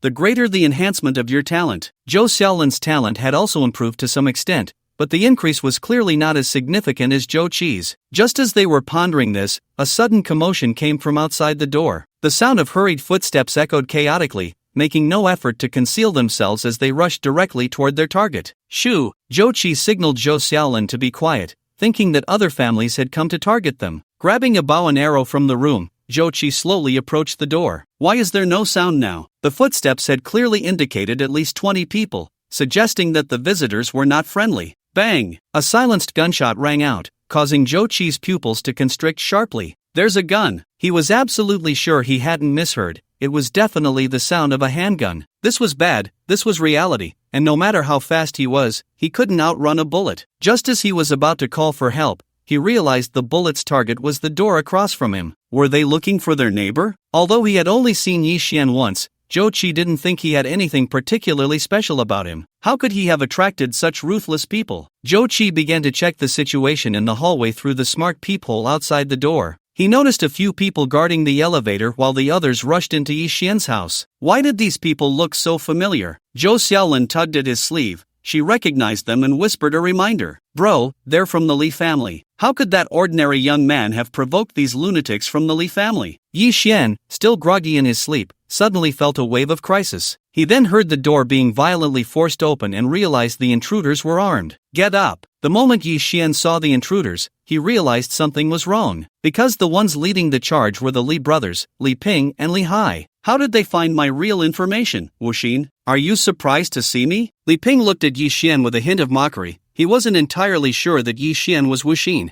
After all, from the clues they had gathered, the Yi Xian that the woman named Feng Xuening knew was clearly just a sycophant. There was no comparison to the Wuxin in the game, but as the only lead they had, Li Hai had no reason to give up. How could I possibly be the Wuxin god? Are you mistaken? Yi Xian merely glanced around and noticed that the 10 or so people entering the room were all armed. Damn it, even if the defensive ring activated, it wouldn't be enough to withstand this. I can only play it a bit cautiously for now. Still pretending, if you're not him, how did I find you? Li Hai seemed convinced that Yi Xian was Wuxin, and regardless of whether he was or not, he had to take him away today. Just as Yi Xian was planning to stall for time, a commotion broke out outside the door. Are you blind? You dare to stop me, Huang Fumachin, in the city? As the fighting ceased, a large group of people surged into Yi Xian's living room. Seeing the aggressive Huang Fumachin, Li Ping suddenly felt an ominous premonition. Huang Fumachin, do you want to die? That's my person. Although the Huangfu family was indeed a local power in the city, how could they possibly compare to the strength of the Li family from Yadu? Li Hai scolded Huang Fumachin without holding back, showing no regard for face. Huang Fumachin did not refute this. After all, if it weren't for Yi Xian being his master, he wouldn't have provoked this group of lunatics from the Li family. Young Master Hai, Yi Xian is my friend. Is there some misunderstanding between you? His words left Li Hai dumbfounded. He's your friend? If Yi Xian and Huang Fumachin were friends,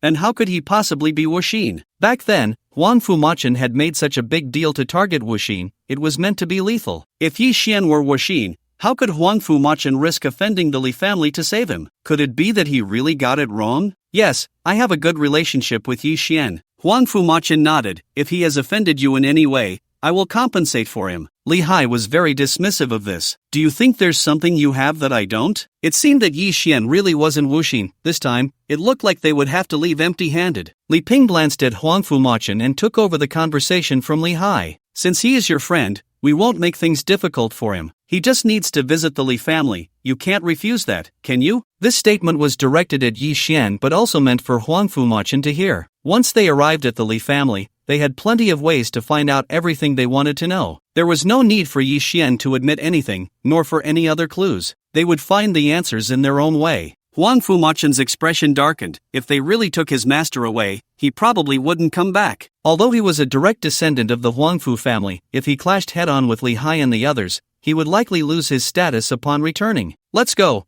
I'll take you to see another world. Li Hai now felt that Yi Xian was not wuxing, so he seemed a bit distracted. What he really wanted to deal with was that invincible man in the game, not just find someone to be a scapegoat or a punching bag. Halfway through, Li Hai noticed that Yi Xian was still standing there. I'm not going. Since Huang Fumachan is here, things will be easier. Li Hai and his group had brought over 20 people this time. It was impossible to forcibly take him away against Huang Fumachan's men. Even if they had to abandon Huang Fumachan as a pawn, Yi Xian had to stay. Not going? This perked Li Hai up. Which ordinary person could remain so defiant in the face of such a situation? Was it really just a case of a blind cat stumbling upon a dead mouse? Was Yi Xian truly so careless? He took a gun from his subordinate and without hesitation shot towards Yi Xian's thigh. Bang! The shot hit its target, but it wasn't Yi Xian. Huang Fumachan fell to the ground in response, a bloody hole in his thigh, writhing in pain. Crash! Seeing their young master hit, the subordinates Huang Fumachan all drew their guns at Li Hai. Li Hai's men instinctively aimed their guns back. Chaos ensued. If they weren't careful, everyone would end up dead. Are you out of your mind? Why are you blocking the gun for him? He's your father. Despite being aimed at by multiple guns, Li Hai showed no fear and unleashed a torrent of insults at Huang Fumachan. You better have your men put their guns away, or I swear I'll kill you and it won't matter to me. Do you believe that? Huang Fumachan, enduring the excruciating pain, signaled his men to surround him and Yi Xian. Li Hai narrowed his eyes at this. Even he, no matter how foolish, sensed something was off. When have these aristocratic youths ever risked their lives for someone else? Are you really going to protect him today? Li Ping never expected to catch such a big fish today. Even if Yi Xian wasn't careless, his identity was definitely not simple. Then I'll have to call your family head. Aside from the Li family identity, he's also the Zodiac group leader. Do you think the Huangfu family will treat you the same way when they find out you went this far for a mere outsider? Huang Fumachan didn't speak, but another voice rang out. If you can bring him, Yi Xian, I'll chop off my head and kick it like a ball. Wang Xiao had arrived. He burst into the living room with a dozen people, immediately standing in front of Yi Xian to confront Li Ping. Seeing this scene, Li Ping frowned. What is Yi Xian's identity that even the Wang family wants to protect him? No, it's not the Wang family protecting him, it's Wang Xiao. What are you doing here? For Wang Xiao, who was also from one of the four great families, Li Hai's tone was slightly less harsh,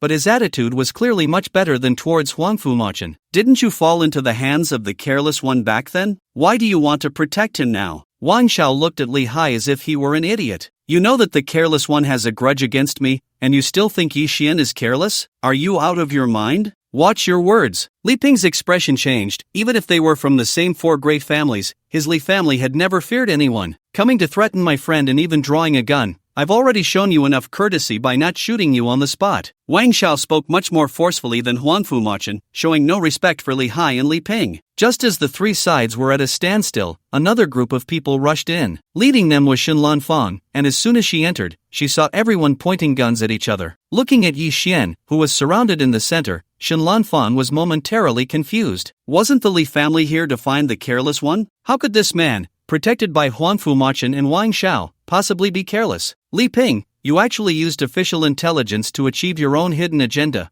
I must report you to the higher-ups this time. Regardless of whether Yi Xian was careless or not, Shenlan Fang could not allow Li Ping to act recklessly. Seeing another group come to stir the pot, Li Ping realized he wouldn't be able to take Yi Xian away today. Let's go. Without saying much, Li Ping led the way outside, but before leaving, he waved his finger towards the window. Looking at the messy, destroyed living room, Shenlan Fang cast a slightly apologetic glance at Yi Xian. Don't worry, we will restore this place to its original state. After saying that, she hurriedly left. Without the careless one, she naturally wouldn't stay. You all stay outside and guard. No one is allowed to come in. This time, only Yi Xian and the three remained in the room. Li Ping and the others found your whereabouts through a woman named Feng Xuaneng. When Wang Xiao received the news, he immediately contacted Huangfu Machin. If they didn't hurry over today, Yi Xian would definitely be taken away by the Li family. If something happened to Yi Xian, they would all die together. Just as Yi Xian was about to speak, a strong instinct of impending death surged over him. Crack! The sound of shattering glass. It was a sniper rifle. The bullet passed through the glass and accurately struck Yi Xian in the head. It was unclear whether Li Ping did this on purpose,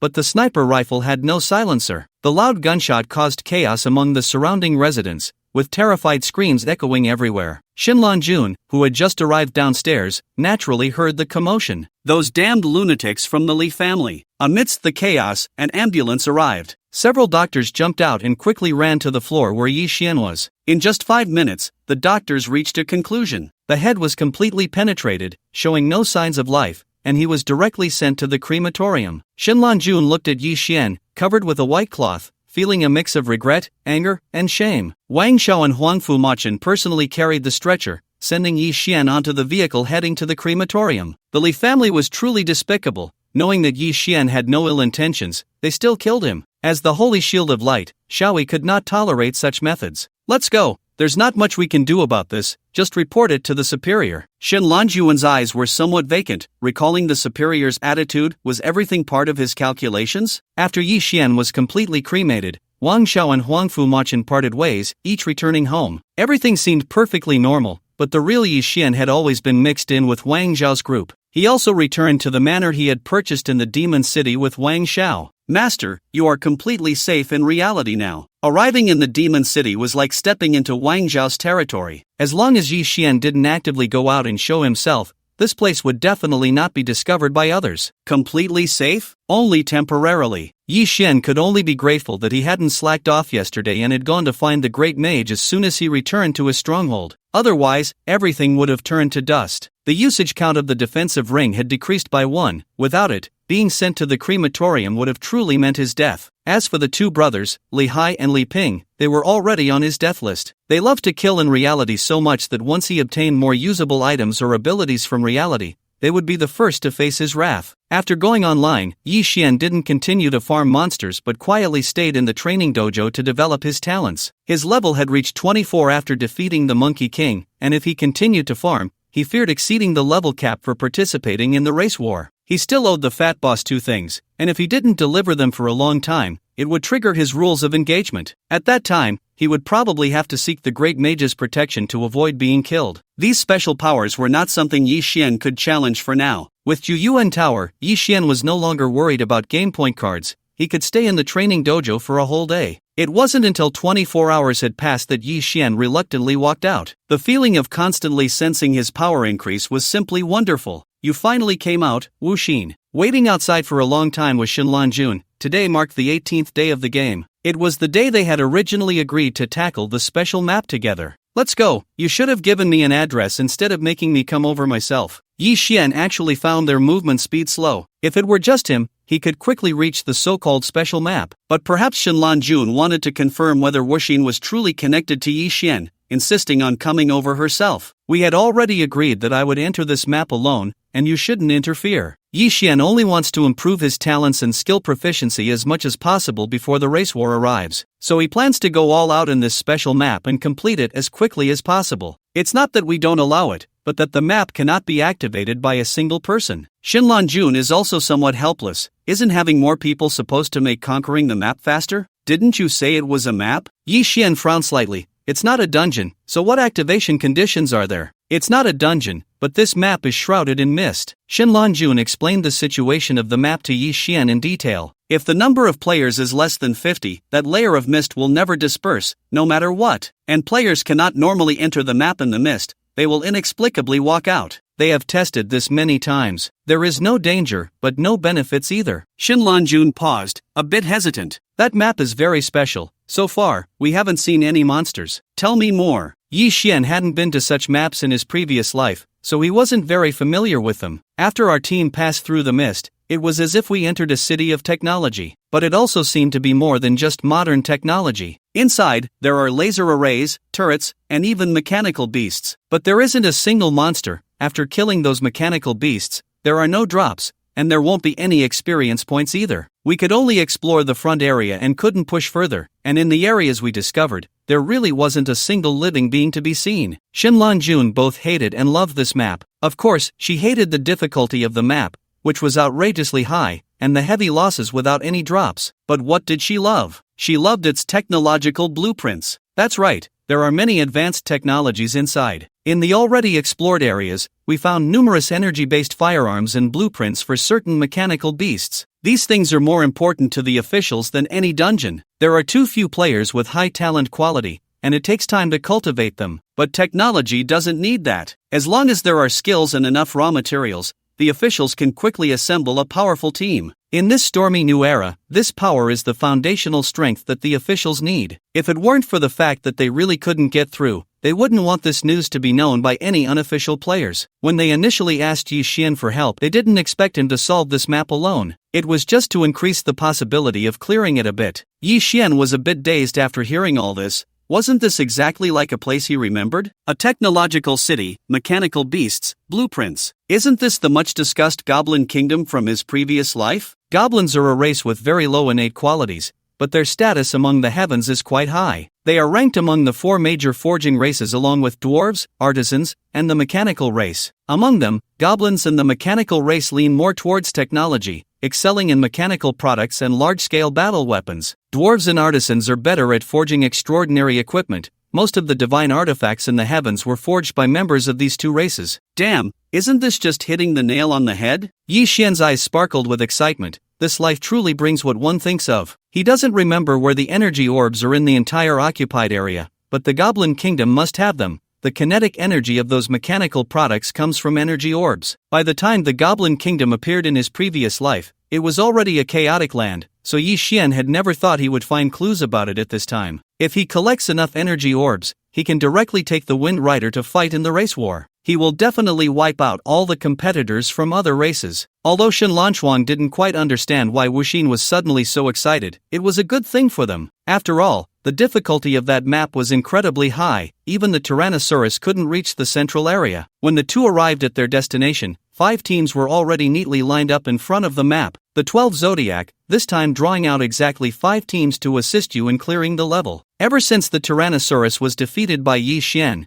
the official attention towards him had increased dramatically. Although they were dissatisfied with his refusal of the title of Dragon General, the pomp and circumstance given was not lacking at all. A quick glance revealed that Yi Xian remembered most of the people, most of whom had died fighting for the Dragon Kingdom. Let's go, head straight into the map. Yi Xian led the team into the mist, simultaneously releasing a wave of life energy. Sure enough, there were no other life forms within a 3,000-meter range. This was also the reason Yi Xian coveted the spirit scan. Many things lacked life but could still pose a deadly threat. Wuxin, when we leave the mist, 2 lasers will shoot towards us, so you should retreat behind those 2. According to the rules established from previous experiments, it would take about 20 minutes to walk out of the mist. So Shen Lanchuang hurriedly ran in front of Yi Xian, urging him to hide for a moment. That works. Yi Xian was too lazy to play the babysitter. It also allowed him to observe the strength of the official elite team of the Dragon Kingdom. Ziz! 2 pure white lasers indeed arrived as promised, and the 2 players in front remained completely unperturbed. 2 small round shields, not very large but exceptionally sturdy, formed, with one person blocking 1 laser. The small round shield did not directly absorb the damage but refracted it into the mist at an angle. This was a very practical skill, and it was of purple rare grade. Both of these individuals had upgraded it to level 3. As the mist dispersed,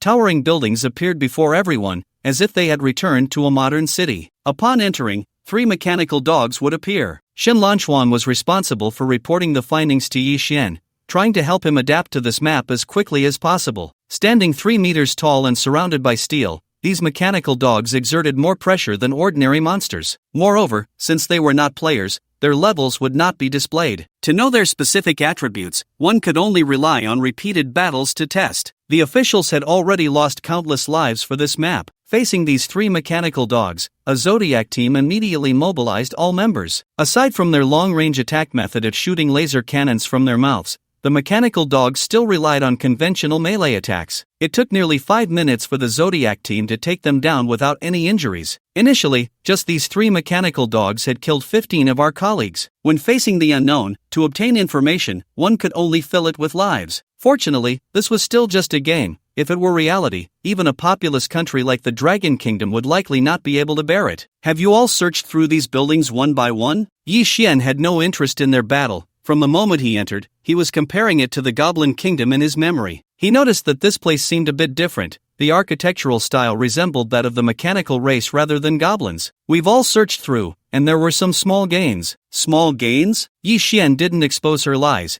Anything inside was beyond the current technological level of Blue Star. Whether it was consumer products or war machinery, these technologies would be very important after the game merged with reality, especially for major powers. Let's go, don't waste time on the outskirts. Through the analysis of the mechanical heart, it was clear that these outer elements relied on some kind of charging device for energy supply. There were no traces of energy pearls. Yi Xian's goal this time was simply to obtain a sufficient quantity of energy pearls. As for the rest, he truly didn't find it appealing at all. Watching Yi Xian start to charge in headfirst, the other members of the Zodiac team looked worriedly at Shinlanjun. Sister, you know how difficult it gets later on. Isn't this just pure suicide? Just as this person finished speaking, dozens of lasers shot out simultaneously from the surrounding skyscrapers. Damn it, we can't reflect that many. Normally, if they slowed down, the lasers would come one by one. The 2 of them could slowly reflect them away, and it would take about half an hour to get through this stretch. Now, however, they were all aimed at Yi Xian, and they couldn't help even if they wanted to. The penetrating power of these lasers could even pierce through several centimeters of steel.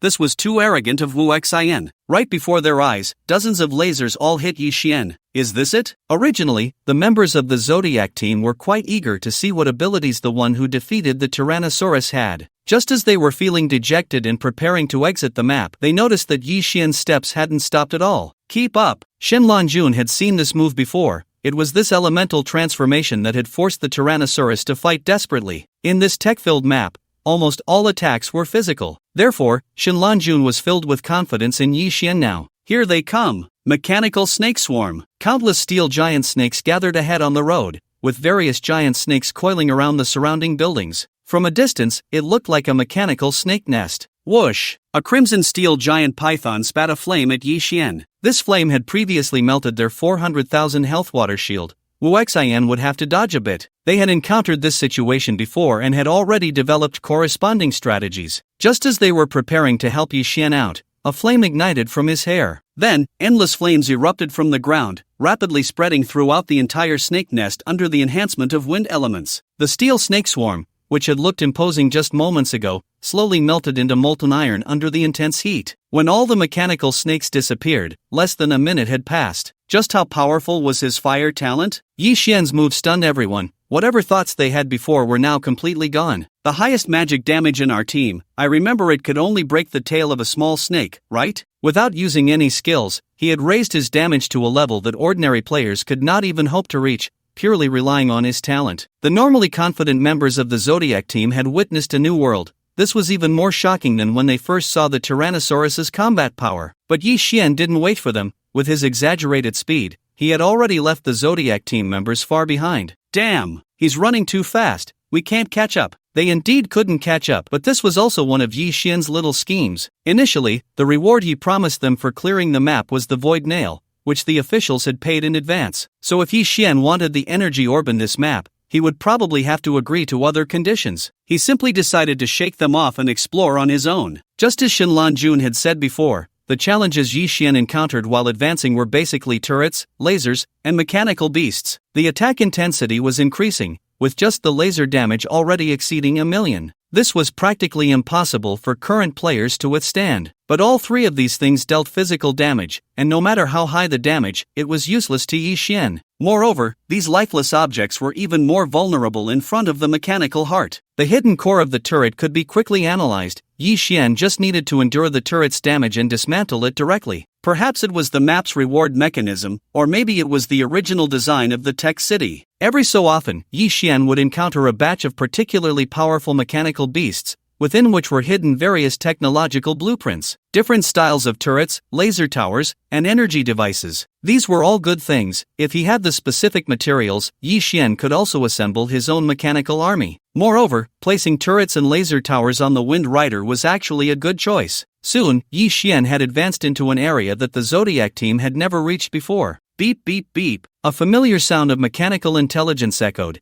and 10 battle robots appeared in front of Yi Xian. Standing about 4 meters tall, they were armed with various weapons all over their bodies. The flashing red electronic eyes locked onto Yi Xian as soon as they detected him, and all the robots simultaneously fired their ranged weapons. Some were laser cannons, others were missiles. In short, various ranged weapons flew towards Yi Xian, and according to the data from the mechanical heart, the power of these weapons was enough to flatten a small hill. A massive explosion erupted as these attacks passed through Yi Xian and struck the ground of the tech city. Strangely, these powerful weapons left not a single trace. No wonder this place had not been captured for so long in the past. Not to mention other means, these 10 battle robots were not something the players in the occupied area could contend with, even at level 50. Made entirely of high-grade materials, whether it was physical damage or magical damage, it was impossible to breach their defenses without millions of damage points. Moreover, the variety of weapons they carried was comprehensive, capable of both melee and ranged attacks. Fortunately, the robots had two major weaknesses. One was that their attack and defense relied entirely on energy propulsion. Once the energy was depleted, they became completely lifeless. The second was that their attack methods were fixed, all controlled by programs, making it easy to discover patterns. Furthermore, the robots' attacks were always based on attributes. They had no innate abilities, so as long as the intelligence was gathered well,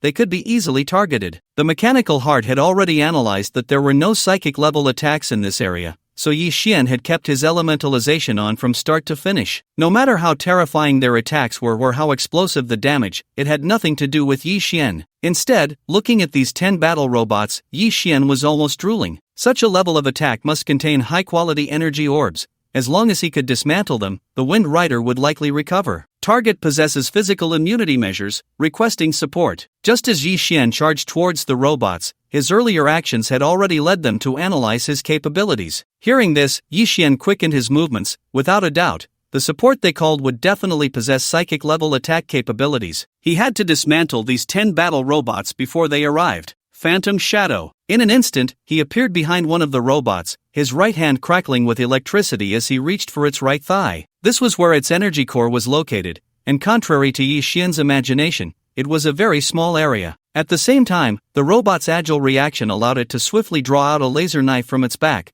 slashing towards Yi Xian's arm. It was quick but ultimately ineffective. It seemed to have severed Yi Xian's arm, but in reality, he had extracted its energy core. Sure enough, it was an energy orb. Great! Looking at the high-grade energy orb in his hand, Yi Xian felt he was going to make a big profit today. The higher the quality of the energy orb, the more energy it contained, and it could automatically recover the consumed energy over time. This level of energy orb was enough for the battle robot to fight at full strength for 1 hour, and its combat power would not be much weaker than that of a conventional army. After losing the energy orb, the battle robot instantly fell inactive. Yi Xian unceremoniously tossed it into his space. After all, this thing was a treasure all over. With a mechanical heart, he could find a way to alter the core programming of the robots behind him and make it his own. While Yi Xian was performing these actions, the other robots were not idle either. Although they had analyzed that Yi Xian possessed physical immunity, their programming was set to block all players reaching this area. Regardless of whether they could defeat him or not, they had to fight. Of course, the outcome was that all 10 combat robots entered Yi Xian's space. In his hands, he also gained 10 energy orbs. For the size of the Wind Rider, this was a drop in the bucket, but since there were such robots here, there would surely be a place to store energy orbs. After all, based on the combat consumption of those robots just now,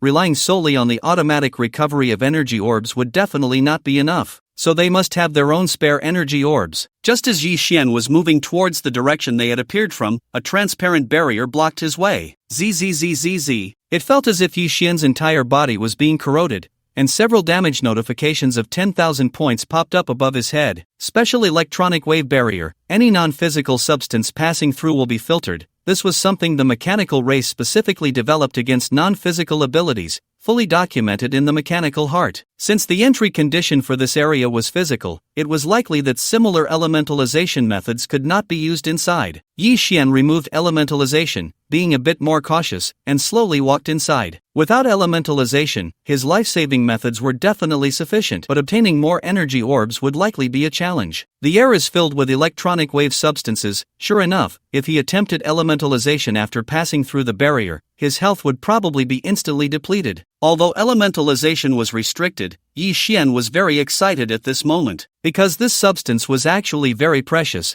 only used in some particularly important areas. Yi Xian now speculated that this place should be the midpoint between the front and middle areas. According to convention, such places would store some valuable rewards. After advancing about 500 meters, a massive figure appeared before him. Standing over 10 meters tall, made entirely of high-grade materials, the muzzle of an energy gun was wider than Yi Xian's entire body. Hiss! If he could elementalize, Yi Xian wouldn't think much of this robot. But in the current situation, what could he use to fight? Yi Xian held his breath and focused, carefully observing the giant robot before him. A robot of this size was definitely not agile. As long as he observed its attack movements, Yi Xian could use his high agility to dodge. To be safe, Yi Xian had already equipped the wind and thunder wings, boosting his speed to 1,000,000 points. They remained in his standoff for a full minute, and Yi Xian noticed it showed no intention of attacking. Dead? If it also contained high-grade energy orbs, it indeed wouldn't be able to move much. Back in the Shipwreck Sea area, the initial level intelligent robot that nearly forced Yi Xian back was only of a low grade. Even the 10 gatekeeping robots just now were inferior, let alone this giant before him. Seeing it remain motionless, Yi Xian cautiously approached its back. Its size completely blocked Yi Xian's path to the rear area,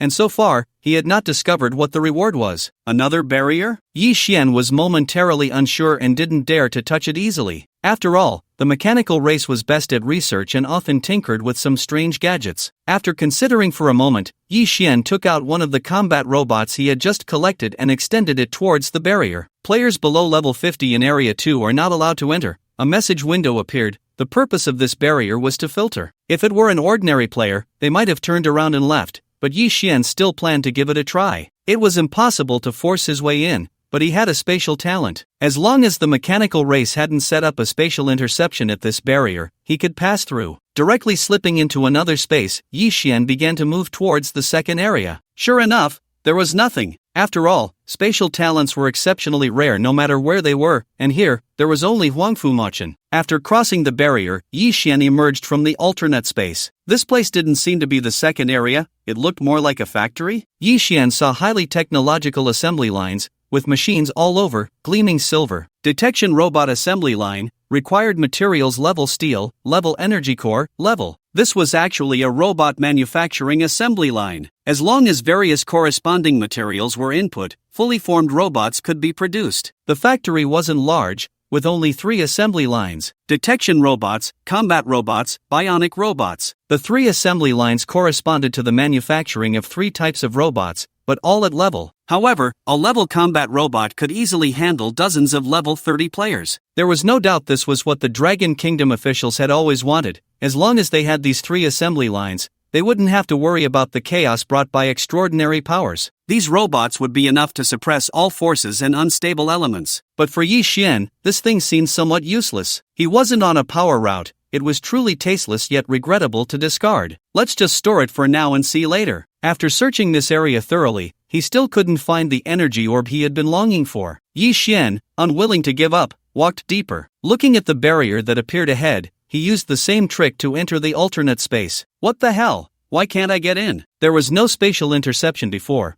but now it seemed to have been suddenly added. No matter from which angle Yi Xian tried, he couldn't enter the deeper space. The only possibility for not being able to walk through the void was that his current comprehension level of only level 4 couldn't break through the spatial interception set by the mechanical race. There was no way. Yi Xian could only turn back. This technological city could now be confirmed. It was definitely not a goblin kingdom. This was the work of the mechanical race, and currently, there wasn't a single life form in the entire first area. The rewards available were all kinds of blueprints and materials, which were clearly meant for investment. Those who needed these rewards were the lords of various forces, Whoever could obtain these things might become the investment targets of the mechanical race. Returning to the location of the giant robot, Yi Xian didn't rush to leave. The game had only been open for 18 days, and he had already discovered the shadows of various alien races. They had all chosen their partners, mostly various families and consortiums. Yet, races like the Soul Race and Mechanical Race, which were among the top 10 in the heavens, had also left their hidden hands in the Blue Star server through various means. Why was that? Didn't these powerful races always look down on the human race? Why would they pay such attention to a newly opened human star server, even getting involved? Yi Xian didn't notice that while he was deep in thought,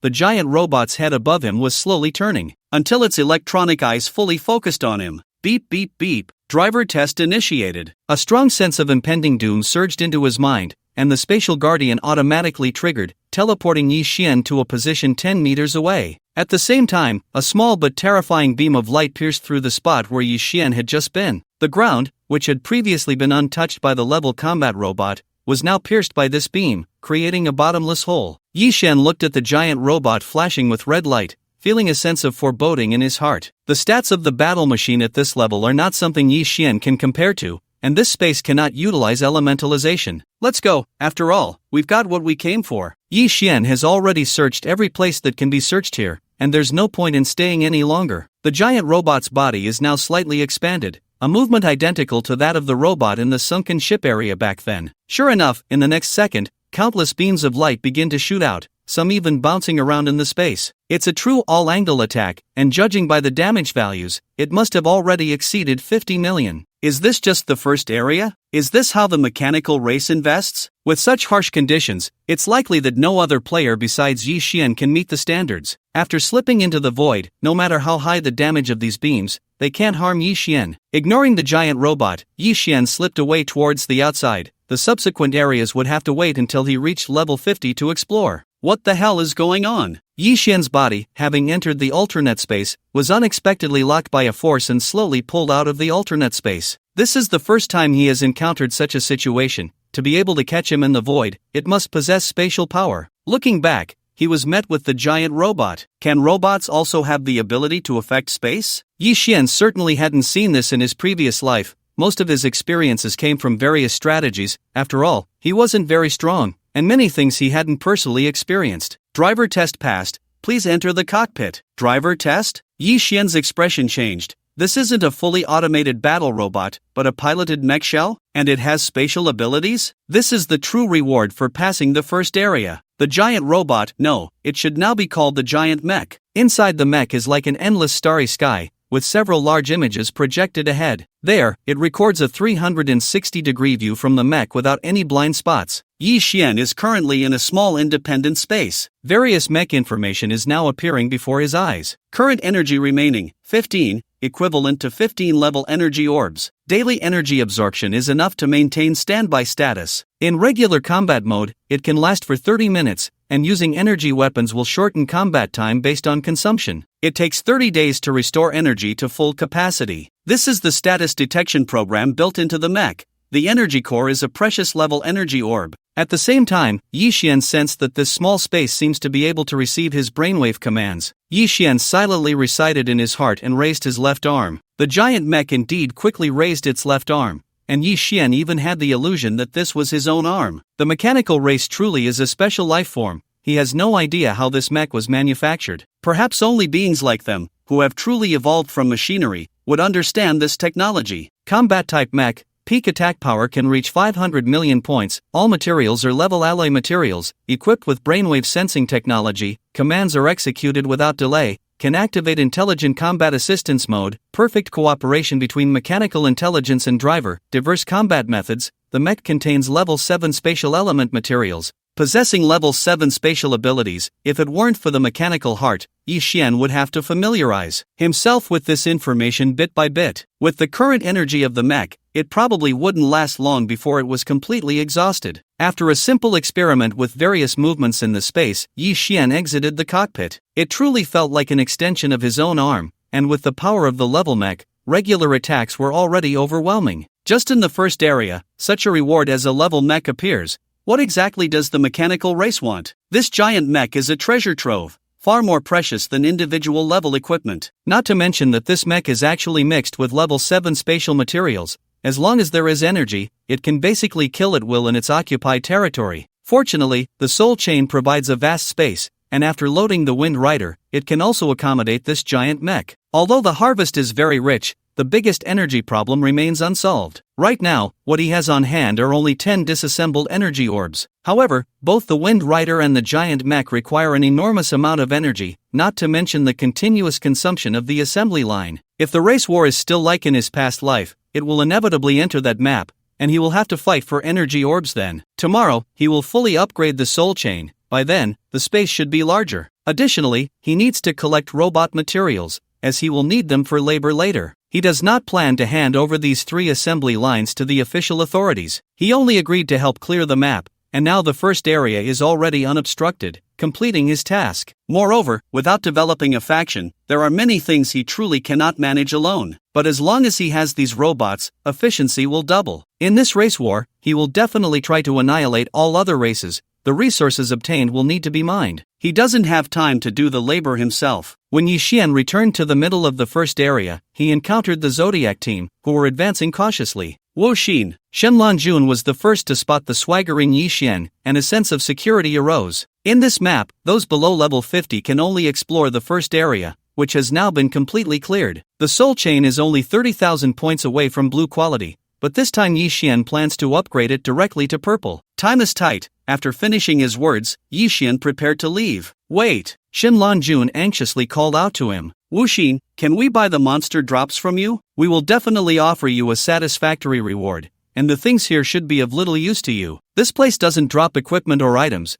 and blueprints like these are completely useless for a lone wolf. But the Dragon Kingdom officials are afraid. If these things fall into the hands of the aristocratic families or other factions, they might not even have to wait for the alien races to attack. The Dragon Kingdom itself could fall apart. For those with ambition, as long as they obtain these blueprints, they will undoubtedly rebel without hesitation. Do you have energy orbs? Yi Xian kept a backup of all the blueprints and took out the others. We have some, but not many. The Dragon Kingdom has a large population, and all sorts of strange things can basically be found in the resource repository. The blueprints Yi Xian took out were not too many, mostly for various mechanical beasts. But this is already very precious for the officials, and Shenlan Jun excitedly took the blueprints. Once this technology is truly mastered, the strength of the Dragon Kingdom will experience explosive growth. Before personal power reaches a certain level, technological power will always be ahead. There are about 1,000 energy orbs, with 700 of them being mid-level and 300 being low-level. Shenlan Jun immediately began to apply for the resource repository, and it might be delivered to you as soon as tonight. After Yi Xian left, the other members of the Zodiac team looked at Shenlan Jun. Sister Xuan, the Void Nail was so precious back then, and we gave it to him first. Shouldn't the drops here belong to us? Yes, and he definitely didn't hand over all his gains. He took the lion's share. Faced with her colleagues' dissatisfaction, Shenlan Jun could only sigh inwardly. Alright, stop talking. The initial transaction was just to help us clear this map. There was no mention of anything else. Shenlan Jun didn't think Wu Xin was being unreasonable. In fact, if the officials had means against Wu Xin, they might have already forcibly taken control of such a strategic player. After Yi Xian left, he first returned to the occupied territory and brought out Xiao Hei. He is already at level 24 and can no longer continue to level up. So, he plans to distribute all the experience gained from upgrading the Soul Chain to Little Black. Ever since Yi Xian's attributes skyrocketed, he hasn't taken Little Black out for a long time. Little Black, who had been lurking in its territory, was clearly very happy. If I get the chance, I'll help improve your qualifications too. Although Little Black is just a rare level mount, it possesses a rare dark attribute talent. As long as its qualifications are continuously improved, its achievements may not be inferior to those of specialized combat pets. To plunder soul power, the most important thing is quantity. When it comes to quantity, the insect race has never feared anyone. However, the insects in their territory are all the lowest level common species. Weak attributes, low intelligence. Although they are numerous, it is difficult for them to form an army and create a threatening swarm. The place Yi Xian is heading to is somewhat like the lush green jungle where he first plundered his talent. However, the danger level here is not comparable to that time. Here, there are swarms of insects everywhere, with various forms. Their intelligence may be low, but their ferocity is immense. If they weren't so focused on their own little plots of land, they probably wouldn't care about the other races outside. Come on, let's start a fire. The moment Yi Xian stepped onto this land, he was already under attack at his feet. Unfortunately, Yi Xian had already elementalized into fire. These insect attacks were like moths flying into the flame. Crackle! Crackle! A tempting aroma of cooked meat wafted through the air, and the enthusiasm of these insects made them go from raw to cooked in an instant. Little Black's nose twitched, controlling small whirlwinds to sweep the roasted insects into its mouth. Crunch! Crunch! With its slightly squinted eyes, the taste of these insects must be quite good. At the same time, its experience points began to synchronize with Yi Xian's soul power. The talent of these insects is truly pitiful. To fill up soul power, they probably can only provide 1 or 200,000 talent points. An insect can provide about 0 points of soul power, and Yi Xian still needs 30,000 to reach full value. At most, he needs to kill 20,000 insects, which doesn't seem like a lot, but in reality, it is indeed a bit less. Yi Xian had been there for less than an hour and had already met the upgrade requirements. The upgraded soul chain did not add new effects,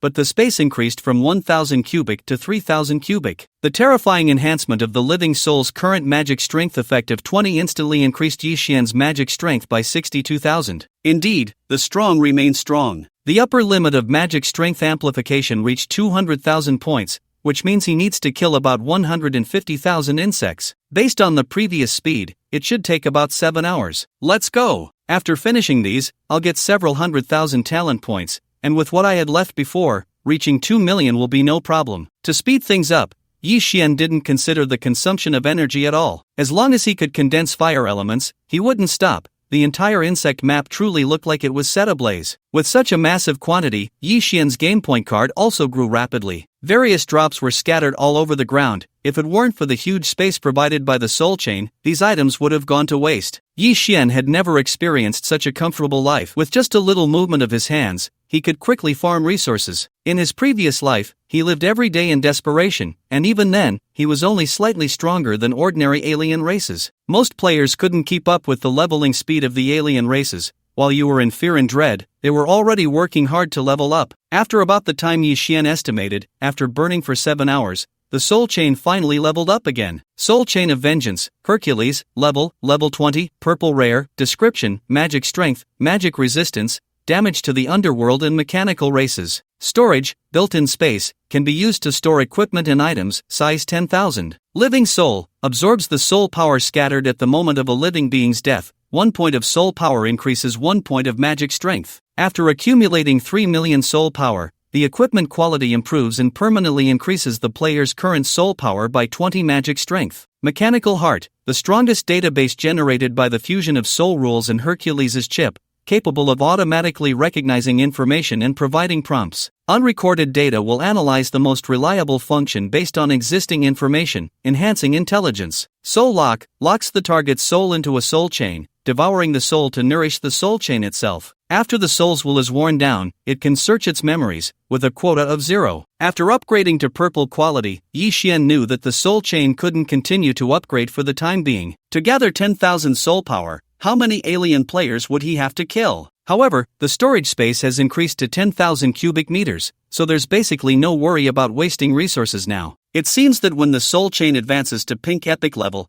a qualitative change will occur. The soul chain is a product formed by the fusion of the fallen supreme of the underworld and special mechanical life. Although the effects currently possessed are already astonishing, what the supreme left for future generations should definitely not be just this. With only a little over a day until the start of the race war, Yi Xian sent the materials for creating detection robots to Zhou Qi and Birushue and others. Combat robots and bionic robots are temporarily useless to Yi Xian. The map for the race war is super large, filled with countless opportunities and resources. As long as many detection robots as possible are manufactured, whether for treasure hunting or resource mining, it will become incredibly swift. Unfortunately, the trading market will only be fully opened in the game world after the race war. This also leads to extremely inconvenient transactions between players now, making material collection efficiency very low. Currently, only the major families and consortiums can stockpile materials. As for whether it will be exposed, Yi Xian is not concerned about that. If nothing unexpected happens, after this race war, no one in reality will be able to pose a threat to him anymore. Enjoying the feast,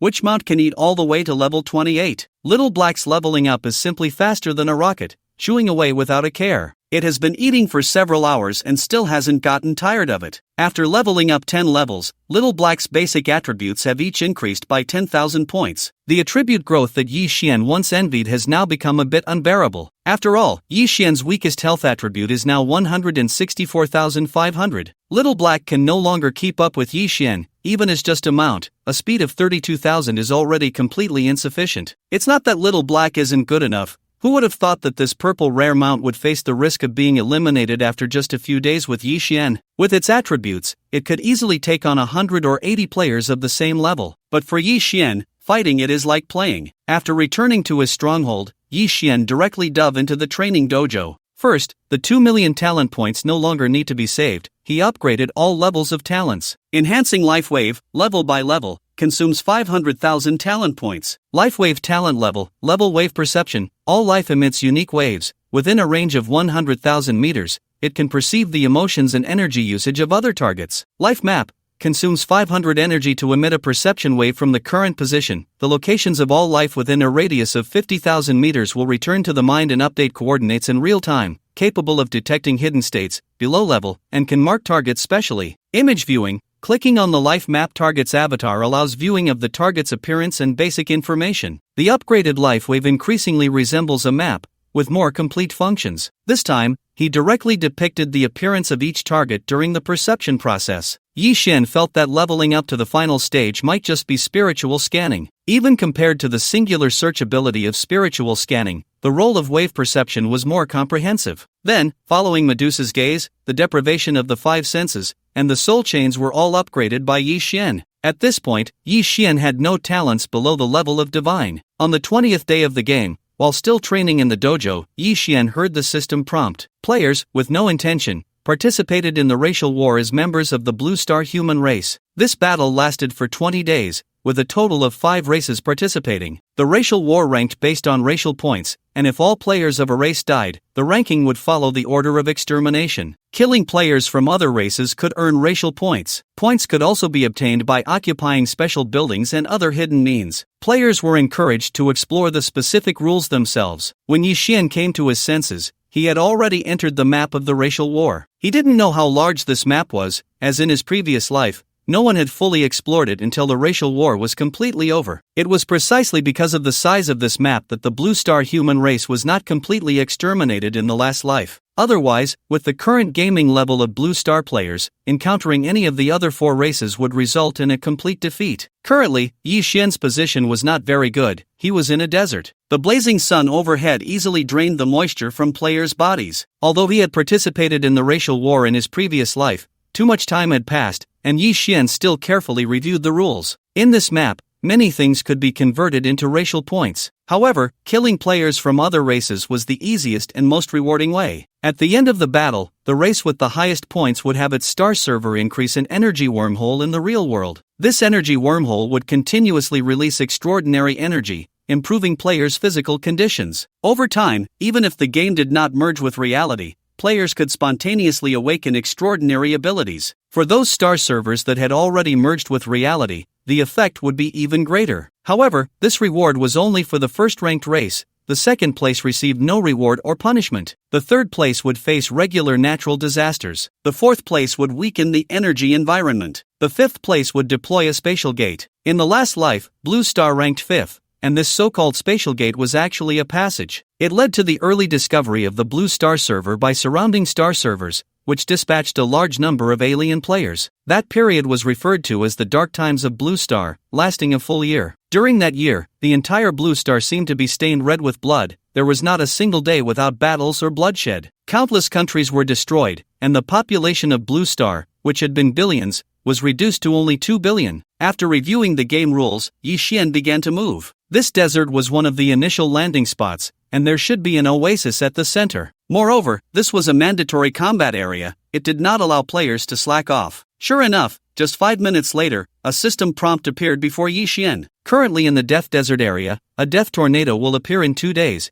Please proceed to the Life Oasis as soon as possible. The first player to reach the Life Oasis will receive 1,000 racial points. This was the game rule of the Death Desert. The other landing areas should be similar. Only players who completed this initial battle would qualify to freely explore various areas of the map. If any race were to be exterminated at this stage, it would truly be a stroke of bad luck. Opening the private messages, it indeed showed an unusable status. Additionally, players could view racial points and numbers in real time. Blue Star Human Race, quantity, 100,000, race points, 0 points. Evil Moon Race, quantity, 5,000, race points, 0 points. Golden Armor Race, quantity, 5,000, race points, 0 points. Giant Elephant Race, quantity, 5,000, race points, 0 points. Blackwing Demon Ape Race, quantity, 5,000, race points, 0 points. Looking at the information displayed by the system, Yi Xian's pupils constricted. The ratio of these numbers was very off. 5,000 to 100,000 translates to 1 to 20. There were definitely more than 100,000 players who obtained the fortune bag. After all, the human race's base number was there. The numbers of other races were indeed not too many, but it shouldn't be just 5,000. Something unknown must have happened among them. Yi Xian remembered that in his previous life, the ratio was about 1 to 10, and that was already a month after the server opened. This current ratio represented a huge gap in strength between the Blue Star human race and other races. Moreover, this was not the biggest problem. The human race was not a united front, as each had their own countries. They might not have encountered players from other races yet, but human players had already been killing each other off. After all, this map had many astonishing opportunities, which were not something that could be encountered in a stronghold. The Death Desert naturally had its indigenous people, and just a few steps out, the sand beneath Yi Xian's feet suddenly gave way. A massive mouth, 5 meters wide, opened up, and Yi Xian's body began to fall into the belly of the unknown monster. Yi Xian had not used his life wave detection before, and coupled with his constant recollection of his previous life, he had indeed failed to notice this desert catfish. If it were an ordinary player, they would have already been eliminated. But Yi Xian possessed the wind and thunder wings, and with just a slight flap of his wings, he had already escaped that suction force. He casually condensed a wind and thunder spear and threw it down. Such a small fry wasn't worth much. Congratulations on killing the desert catfish, you have gained 1 race point. This kind of monster could easily slaughter players of the same level, but it was only worth 1 race point. This was also why players of different races absolutely could not coexist. Yi Xian remembered that in his previous life, killing a level 20 player from another race would yield over 5 race points. These race points were not just for calculating total scores. In the end, all these points could be exchanged. This point system ran throughout the entire all beings, being the simplest and most direct way to quickly enhance strength. It was impossible to reach the life oasis on foot within 3 days. One had to seize a sandship. Releasing the life wave, the range of 100,000 meters greatly reduced Yi Xian's search time. In his perception, beneath the seemingly lifeless desert, various forms of life were hidden everywhere. Moreover, each one was not small in size. He didn't know what they fed on to grow so large. Found it! The sandship was a unique item of the Death Desert, capable of sailing freely across the sea of sand, with a maximum speed exceeding 1,000,000 points. Only by using the sandship could one reach the life oasis within 3 days. Otherwise, one would just wait to die in a tornado. Rushing quickly towards the target location, if he missed this, he didn't know how long it would take to find the next one. At the same time, all the monsters in his path were sent away one by one with his wind and thunder spear. No matter how deep they hid in the sand, they could not withstand the penetrating power of the wind and thunder spear. Human race player, unintentional, race points, 760 points. Very good. The next target is you. Yi Xian had only walked a few kilometers and had already killed countless monsters. As his race points reached 760, he was also targeted by a player from the Evil Moon race. The leader of the Evil Moon tribe looks no different from a human, but on its forehead is a silver-white, cold crescent moon. The abilities of this tribe are related to the moon, and this player happens to be able to explore the map through the moon. It is precisely because of this that its efficiency in hunting players is exceptionally high. In a short time, it has already engaged with players from multiple races, and among them, the easiest race to gain points from is undoubtedly the human race. It has never seen such a weak race. Even that 30-person team was slaughtered in just 2 minutes. Such combat power is even inferior to some low-level monsters in their star server. So when it discovered that Yi Xian was human, it couldn't be bothered to cautiously observe his attack methods. It approached confidently, without any disguise. The Evil Moon tribe? Yi Xian was naturally familiar with this race, so he immediately began to gather his strength. This is a race with a strong killing intent, and their attitude towards other races is always to kill rather than befriend. Sure enough, as soon as this Evil Moon player entered its attack range, it did not hesitate to strike. 18 silver-white flying discs appeared from its hand, rapidly slicing towards Yi Xian in a crisscross pattern. The human player's attributes are low, although I didn't use my full strength, the damage would at least be 150,000, and he would end up being shredded to pieces. The evil moon player's eyes sparkled with excitement. It loved to cut its prey into small pieces. Unfortunately, this time it was destined to miscalculate. The moment the silver-white discs approached Yi Xian, a powerful repulsive force erupted, sending all the discs flying. At the same time, thin but highly penetrating lines of wind shot out in all directions, and the excited expression of the evil moon player instantly turned to terror. It's over. Yes, it's over. Countless lines of wind instantly tore the evil moon player into pieces,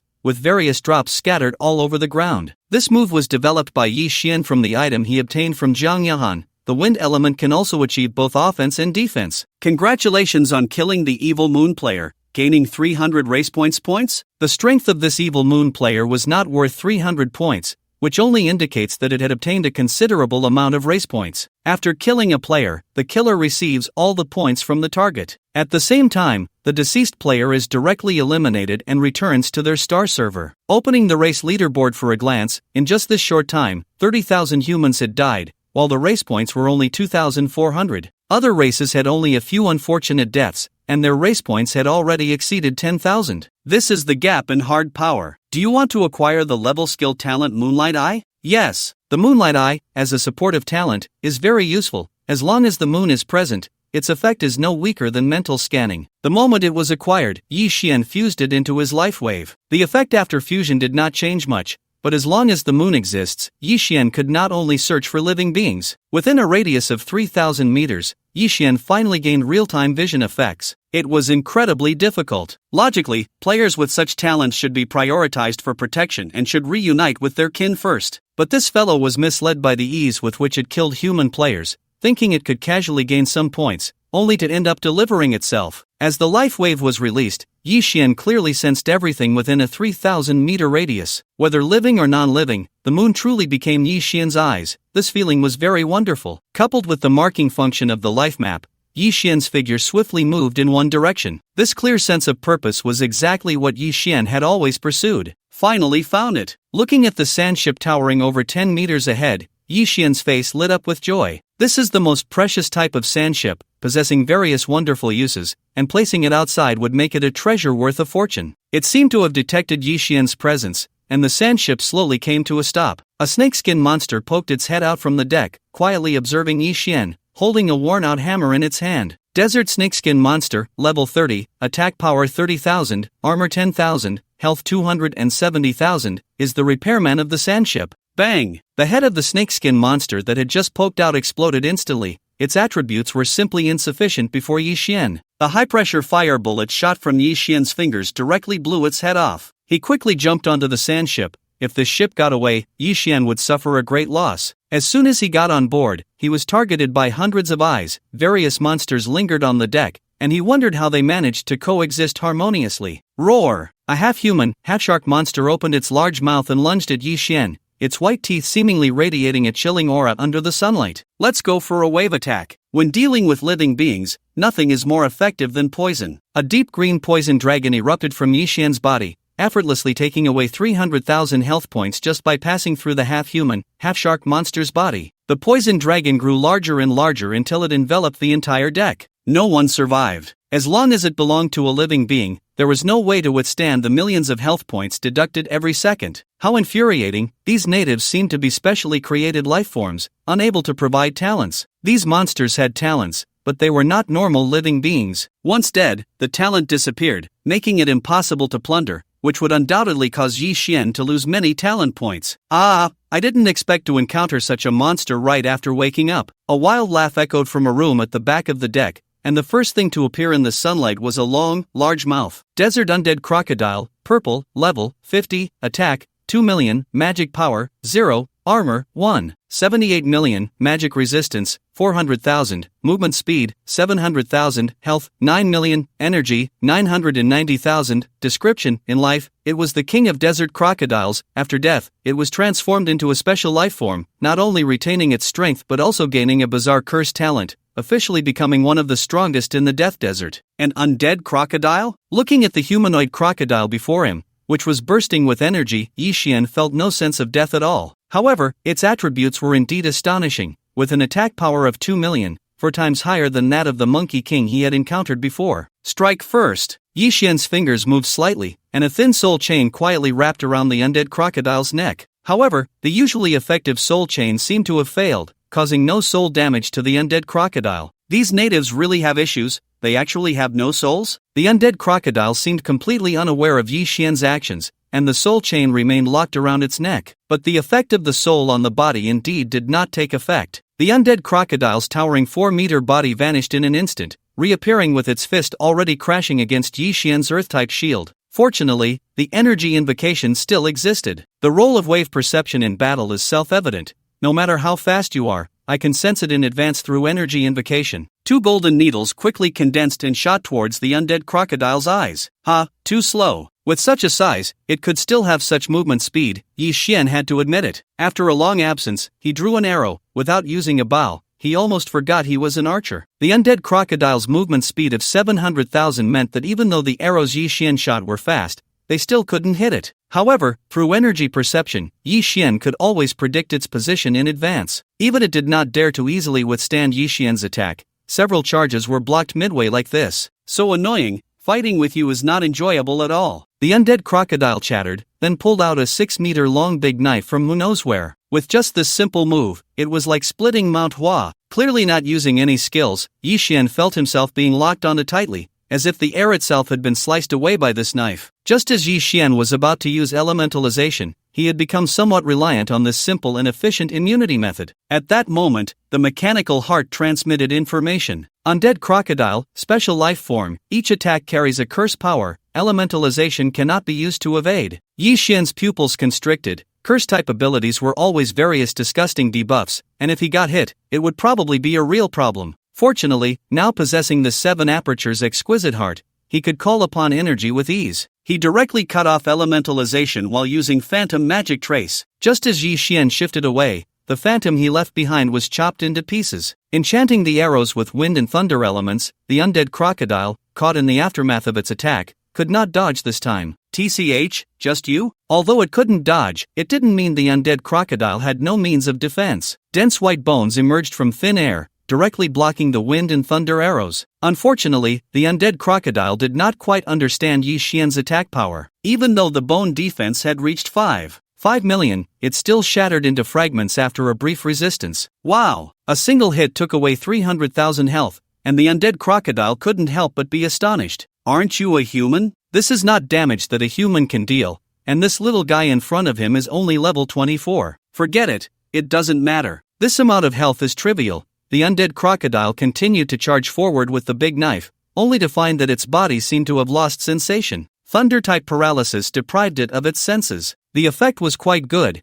and the undead crocodile stumbled forward. Meanwhile, Yi Xian's follow-up attack had already begun, a venomous fire dragon lunging menacingly at the undead crocodile. With Yi Xian's staggering 370,000 magic power, the poison and fire could deal nearly 5 million damage per second. If the undead crocodile had no special means, it would surely die upon contact. But the undead crocodile naturally had something. A purple-black glow flashed across its body, instantly restoring its ability to move. This time, the big knife was not just a simple vertical slash. The transparent blade light seemed to extend infinitely, slicing horizontally at the head of the venomous fire dragon. The venomous fire dragon was actually cut down and disappeared. Strong, indeed quite strong, not disgracing the title of level 50 purple, but Yi Xian could only say it was average. Depriving vision and hearing, the undead crocodile's charge towards Yi Xian instantly halted. The effect of sensory deprivation in actual combat was terrifying. In an instant, losing all sense would cause anyone to panic instinctively. At this moment, Yi Xian had already drawn his bow, the wind-chasing cloud-piercing arrow fully charged. Unfortunately, Yi Xian could at most deal 10 million damage now. That was the limit. Initially, he thought that reaching a million-level amplification limit would allow him to not worry about amplification for a long time. But he never expected that in just 20 days, his damage had skyrocketed to the point of being able to deal 20 million. The familiar white bones once again enveloped the undead crocodile, but this time the damage overflowed too much, directly deducting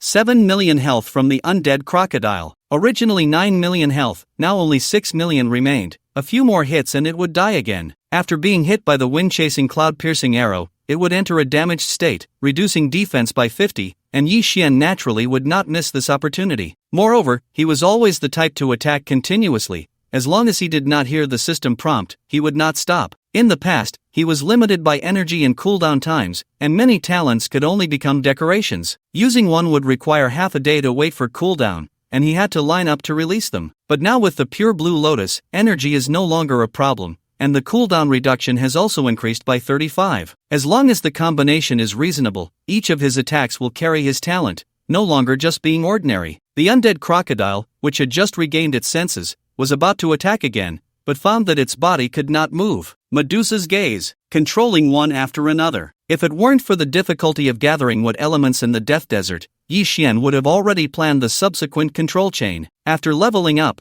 Medusa's gaze produced an extremely perverse effect, which was a hard control for 3 seconds. No matter how high the target's level or how strong its origin, as long as it was glanced at, it would definitely be petrified for 3 seconds. So even though the undead crocodile was a level 50 purple, it could only obediently wait for the petrification to end. Meanwhile, Yi Xian was naturally bombarding the undead crocodile's face with various enchantments: fire, wind, lightning, metal, poison. These 5 elements took turns, but the bones on the undead crocodile seemed to undergo a qualitative change. Each of Yi Xian's attacks only caused a few tens of thousands of points of damage. Even with his current attack speed of 5,000 points, able to shoot 50 arrows per second, he can only reduce the undead crocodile to a state of anemia. And the undead crocodile's anemia still had a full 1 million points left. Seconds passed, and the undead crocodile regained its ability to move, swinging its dozens of meters long blade towards Yi Xian without a word. Damn, locked on. Just as Yi Xian was about to dodge with his high movement speed, he found himself frozen in place, unable to move. Lock-on attacks come in 2 types. One is automatic tracking. You can run,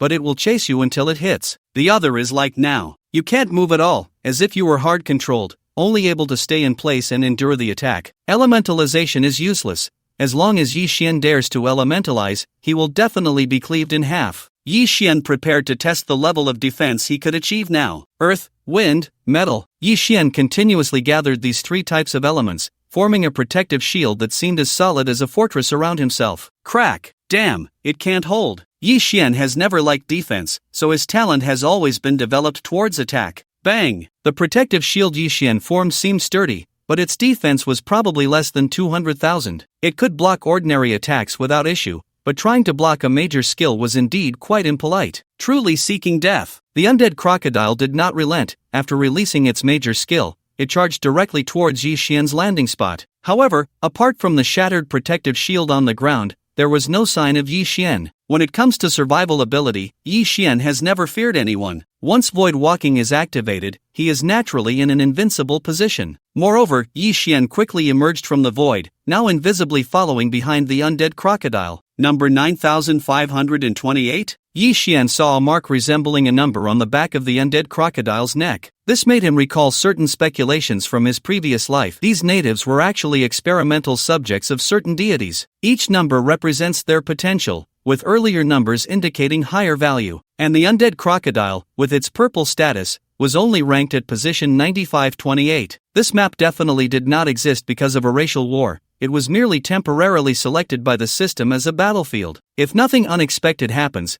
this map must be located somewhere in the chaotic land. It is very likely a laboratory of some deity. There was no time to think further. He had been entangled with the undead crocodile for a while, and he needed to hurry to the life oasis. If he really encountered a death tornado, he could only hide in another space. Once again gathering poison elements, Yi Xian gently tapped it onto the undead crocodile's number. Although the undead crocodile reacted quickly, instantly growing dense white bones, the poison had already touched its body. It seemed to sense the call of death. Just as the poison-based blood deduction was about to begin, the undead crocodile let out a painful howl. Boom! The undead crocodile's original humanoid form began to twist and enlarge continuously. To Yi Xian's astonishment, the undead crocodile actually transformed back into a real crocodile, a supergiant crocodile over 10 meters long. Bloodlock? The enlarged undead crocodile did not increase its health, but its health remained at 300,000 points. Even though the poison element was still in effect, its health did not decrease. Roar! An inexplicable roar erupted from the undead crocodile's mouth,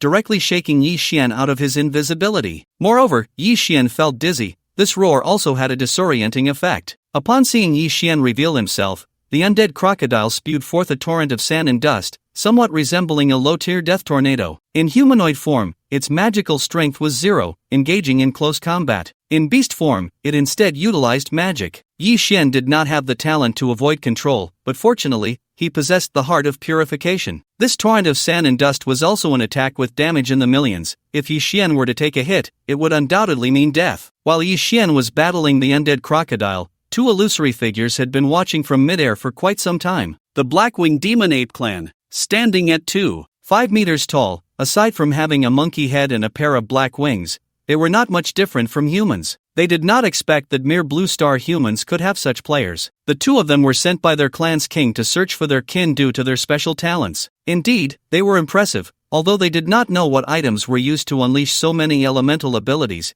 The overall combat power was astonishing. The intelligence of the Blackwing Demon Ape Clan was among the highest of the medium races, so even though they looked down on humans, they did not reveal themselves immediately. It was quite normal. Every race had to have a few standout figures. No matter how weak the human race was, with such a large population base, there would always be a few true prodigies. They were just decent, hardly worth mentioning compared to kings. Just as the two were engrossed in their discussion, a voice suddenly rang out from behind them. "Did you two enjoy the show?" The two turned in terror to look back, and they found that Yi Xian, who had just been fighting the undead crocodile on the sandship, had somehow appeared behind them. If it weren't for the fact that they noticed the thunderstorm wings on Yi Xian's back were equipment, they would have suspected he was from another avian race. The two exchanged silent glances, preparing to take Yi Xian down. The sound of chains echoed. Sizzle, sizzle. With a clean and swift strike from one person, both Blackwing demon apes were instantly killed. The reason Yi Xian was able to trade blows with the undead crocodile was partly to train his multi-talent combat power. On the other hand, it was because the soul chain was ineffective against it. As long as he could use the soul chain, with his current soul attribute of 15,000,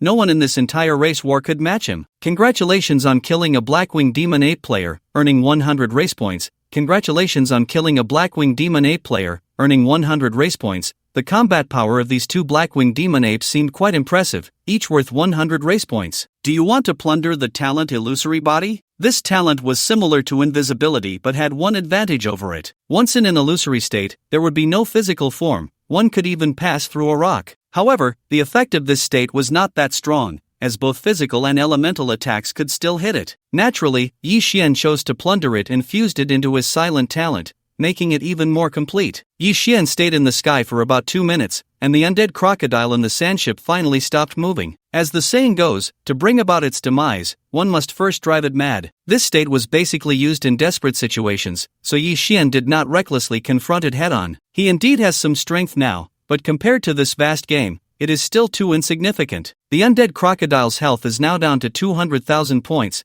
and Yi Xian easily takes it down with just a few arrows. The beast-formed undead crocodile seems unable to even speak, accepting death in such a plain manner. Congratulations on killing the level 50 purple undead crocodile, earning 700 racial points. Congratulations on gaining 1 million experience points. This kill rewarded a full 1 million experience points, allowing Yi Xian's level to rise directly from 24 to 26. Yi Xian didn't pay much attention to the undead crocodile's drops. After all, level 50 equipment could only be sold slowly at the Gathering Pavilion. Fortunately, something valuable dropped. Yi Xian picked up an item that looked like a radar. This was the most crucial thing at the moment. It would continuously point in one direction, and as long as he followed it, he could find the oasis of life. Without this directional radar, it would be easy to lose one's way in this vast desert. At that point, he would only be waiting to be eliminated by the death tornado. Yi Xian released a wave of life energy again, confirming that there were no living beings around before entering the sandship. In his previous life, those who could possess such a sandship were all top talents from various races.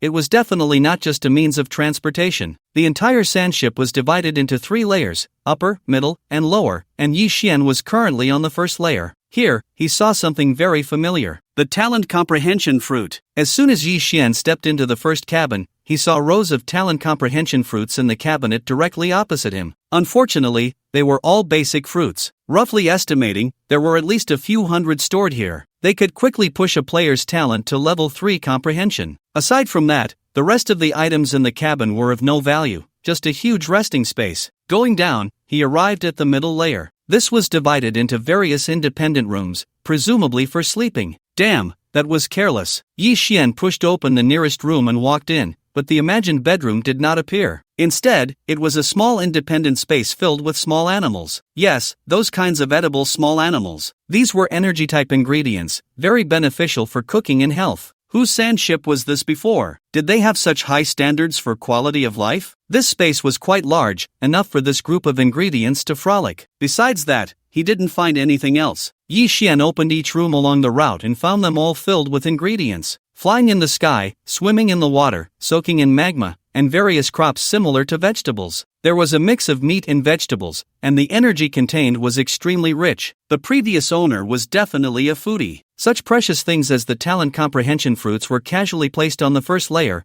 while all these independent small spaces were used to raise ingredients, without even hoarding any items or resources. Logically, these spaces should be used for storage. After Yi Xian finished exploring the entire second layer, he found there were actually over 100 rooms. This ship resembled a transport vessel, extremely reliable for carrying either people or supplies. Descending to the last layer, it was just as Yi Xian had guessed. It was the control center of the entire sand ship, and there were quite a few mechanical beings. The style of these was clearly different from that of the mechanical race. The mechanical race's creations were typically technological in style, using various metals for materials, and most weapons were energy weapons. However, these mechanical beings looked very rough. They resembled wooden figures, made of wood, but they shared one commonality with robots, an energy core. As long as it was a lifeless object, it would inevitably require energy. This was commonly referred to as an energy pearl in the myriad realms. Speechless, he found there was no backup energy. The energy of these mechanical beings had long been exhausted, and the entire ship had no backup power. This left Yi Xian's hopeful heart once again in vain. He had to go to the life oasis to seize it. That place was a gathering point and also the area with the most resources. Yi Xian could set aside other things for now, but he had to take down the energy mines. As long as he occupied the energy mines, he could extract a considerable number of energy pearls. At that time, he alone could sweep away the other 4 clans. Yi Xian was too lazy to go out, so he stayed on the 3rd level, moving forward according to the position indicated by the radar. Level energy pearls can be used for the sand ship's daily functions. The mechanical heart quickly provided suggested information after scanning the entire ship. Daily functions? Yi Xian's eyes lit up as he found the location of the energy core and inserted 2 level energy pearls at once. The entire 3rd level suddenly brightened, and a vast ocean appeared to his right. Various sea creatures swam leisurely inside, which was actually a small room on the 2nd level. In front of Yi Xian, the scene around the sand ship began to appear. It also had surveillance installed in corners that Yi Xian hadn't noticed. Indeed, useful things would be integrated into everyone's technology. Scanning and searching talents were very rare, but physical monitoring was quite simple. As the entire sand ship revived, various shortcut buttons appeared around Yi Xian. Recon drones, living mechanical beings, a gravity training room, a restaurant, and various menus. This sand ship was like a high-end RV, equipped with everything. Yi Xian casually selected some dishes, and those originally leisurely ingredients were in for a disaster. He saw several mechanical beings rush into the corresponding small rooms, packing the ingredients into the kitchen. From capturing the ingredients to serving the dishes, the entire process took no more than 10 minutes. It emphasized freshness and speed. Yi Xian dispatched all 10 drones he could use, effortlessly heading towards the life oasis. The taste was really good. The food made by these mechanical beings was not only delicious but also very useful for physical and energy recovery. Moreover, the activated mechanical beings could replace Yi Xian in monitoring, observing the surrounding situation in real time. This was the collision of wisdom between different races. The style of the sand ship resembled that of the dwarves, but it integrated many mechanical intelligence elements. Alarm! Alarm! The mechanical beings emitted a piercing alarm sound. From the large screen of the surveillance, several dark shadows were rapidly approaching the sand ship. Watching the figure fleeing in front, Yi Xian couldn't help but sigh again. This woman's luck was truly remarkable. The one being chased was the white tiger girl Jiang Yahan, but this time she was alone. Boo-hoo! What kind of broken place is this? Why did they bring me here? Racial wars were mandatory participation, and once inside, it was completely random. So Jiang Yahan got separated from her brother for the first time in the game. Moreover, the monsters here were even more terrifying than those in the occupied areas. If it weren't for the numerous items in her hands, she would have already been a corpse by now. This woman had a problem. No matter what, she couldn't be killed. The team chasing her consisted of 7 players from the evil Moon Clan, but they found that this woman, the weak, simply couldn't be killed. Even though Jiang Yahan and Yi Xian had a mediocre relationship, he had to save her because of her luck. He knew that this map contained many mysterious things that only those with exceptional luck could encounter. The activated sandship had an elevator leading directly to the deck, and in the blink of an eye, Yi Xian arrived at the top. At this moment, the few people chasing each other had already reached the front of the sandship. What the hell is this? Why can the ship sail in the desert? Zhang Yahan looked at the ship cutting through the waves in the sea of sand, feeling that her common sense was about to be overturned. At this moment, the attack from the evil Moon Clan players struck again, a silver-white sword energy rushing towards Zhang Yahan's back. Get lost! The sword energy was deflected far away, and the players of the evil Moon Clan were not surprised but rather delighted to see this scene. Quick, attack now! They had already figured out the cooldown time of this item, and now was the woman's weakest moment. Countless attacks flew towards Zhang Yahan, all her items were on cooldown, and in the past, Black Tiger would have protected her at this time. But now, Black Tiger was not by her side, and a sense of helplessness surged within her. If she had known, she wouldn't have gone to snatch that lucky bag. Wouldn't it have been better to stay in her lair and pet cats? Just as Zhang Yahan was in despair, a figure suddenly appeared beside her, grabbing her hand and flying backward. At the same time, 7 elemental arrows were shot out. 1 arrow for each. The evil Moon Clan players fell like stars from the sky, one by one. Wu Xin? Looking at the familiar figure before her, Zhang Yahan surprisingly felt a sense of meeting an old friend in a foreign land. The fear and dislike she had for Wu Xin at that moment turned into relief. Thankfully, it was him who showed up. These 7 evil Moon Clan players were of average strength, only providing 300 racial points. Yi Xian was about to tease Zhang Yahan when she unexpectedly spoke first. Wu Xin, hurry to the Star Moon Pool, your friend is trapped there. Zhang Yahan anxiously directed the way. I remember their names are Zhou Qi and Manhwa. I saw them during the last mission. A group of monsters clad in golden armor was hunting them. If they were late, they would lose their lives. It seemed Zhou Qi and the others were quite lucky, encountering the Star Moon Pool as soon as they entered. As for the danger, it should be manageable. Zhou Qi's strength, even if he couldn't fight multiple opponents, could still protect Manhwa. The sand boat was fast, and it would take about 20 minutes to reach the Star Moon Pool. How do you know they are at the Star Moon Pool? If Zhang Yahan had been there before, then the ones chasing her should also be the Golden Armor Clan. The participating races were all hostile to each other and wouldn't cooperate under normal circumstances. I saw them from above the Star Moon Pool using an item. Yi Xian was not surprised by her opportunity. After he had taken the wind and thunder wings from her, she had actually obtained a flying item again. We're here. Looking at the familiar scene ahead, Zhang Yahan couldn't help but remind Yi Xian. She didn't understand why Yi Xian was not anxious at all. Weren't they friends? But she didn't know that Yi Xian knew a lot about Zhou Qi. Don't be fooled by his mere level of talent. In his previous life, his combat power was almost on par with the 5 great dragon generals. He was referred to as the 6th dragon general by many players from the Dragon Kingdom. Even though his strength had not fully developed yet, as long as he didn't encounter those few freaks, these players from various races could only suppress him with numbers. Killing him was impossible. Sure enough, after Yi Xian stopped the sand boat, a familiar light voice rang out. San Long Yin. Zhou Qi's attacks were now basically in the form of dragons, and his talent was beginning to shine. Humph, stubborn resistance. The Golden Armor Clan had gathered a full 20 players here. Facing Zhou Qi's attack, 5 members of the Golden Armor Clan shone with dazzling golden light, gathering together to form a golden shield. Clang! They must have suffered losses at Zhou Qi's hands before, which was why 5 of them acted together to ensure nothing went wrong. Hand over the Star Moon Spirit Essence, and I'll leave you with a whole corpse. This Golden Armor Clan player seemed to hold a significant position, the golden light on him appearing more noble than the others. You've eaten everything. Didn't you see it all? Zhou Qi was maneuvering while observing other escape routes. The Star Moon Pool stood alone in the desert, with no cover except for the pool water. As for the desert, it was just sand. Unless they killed these Golden Armor Clan players,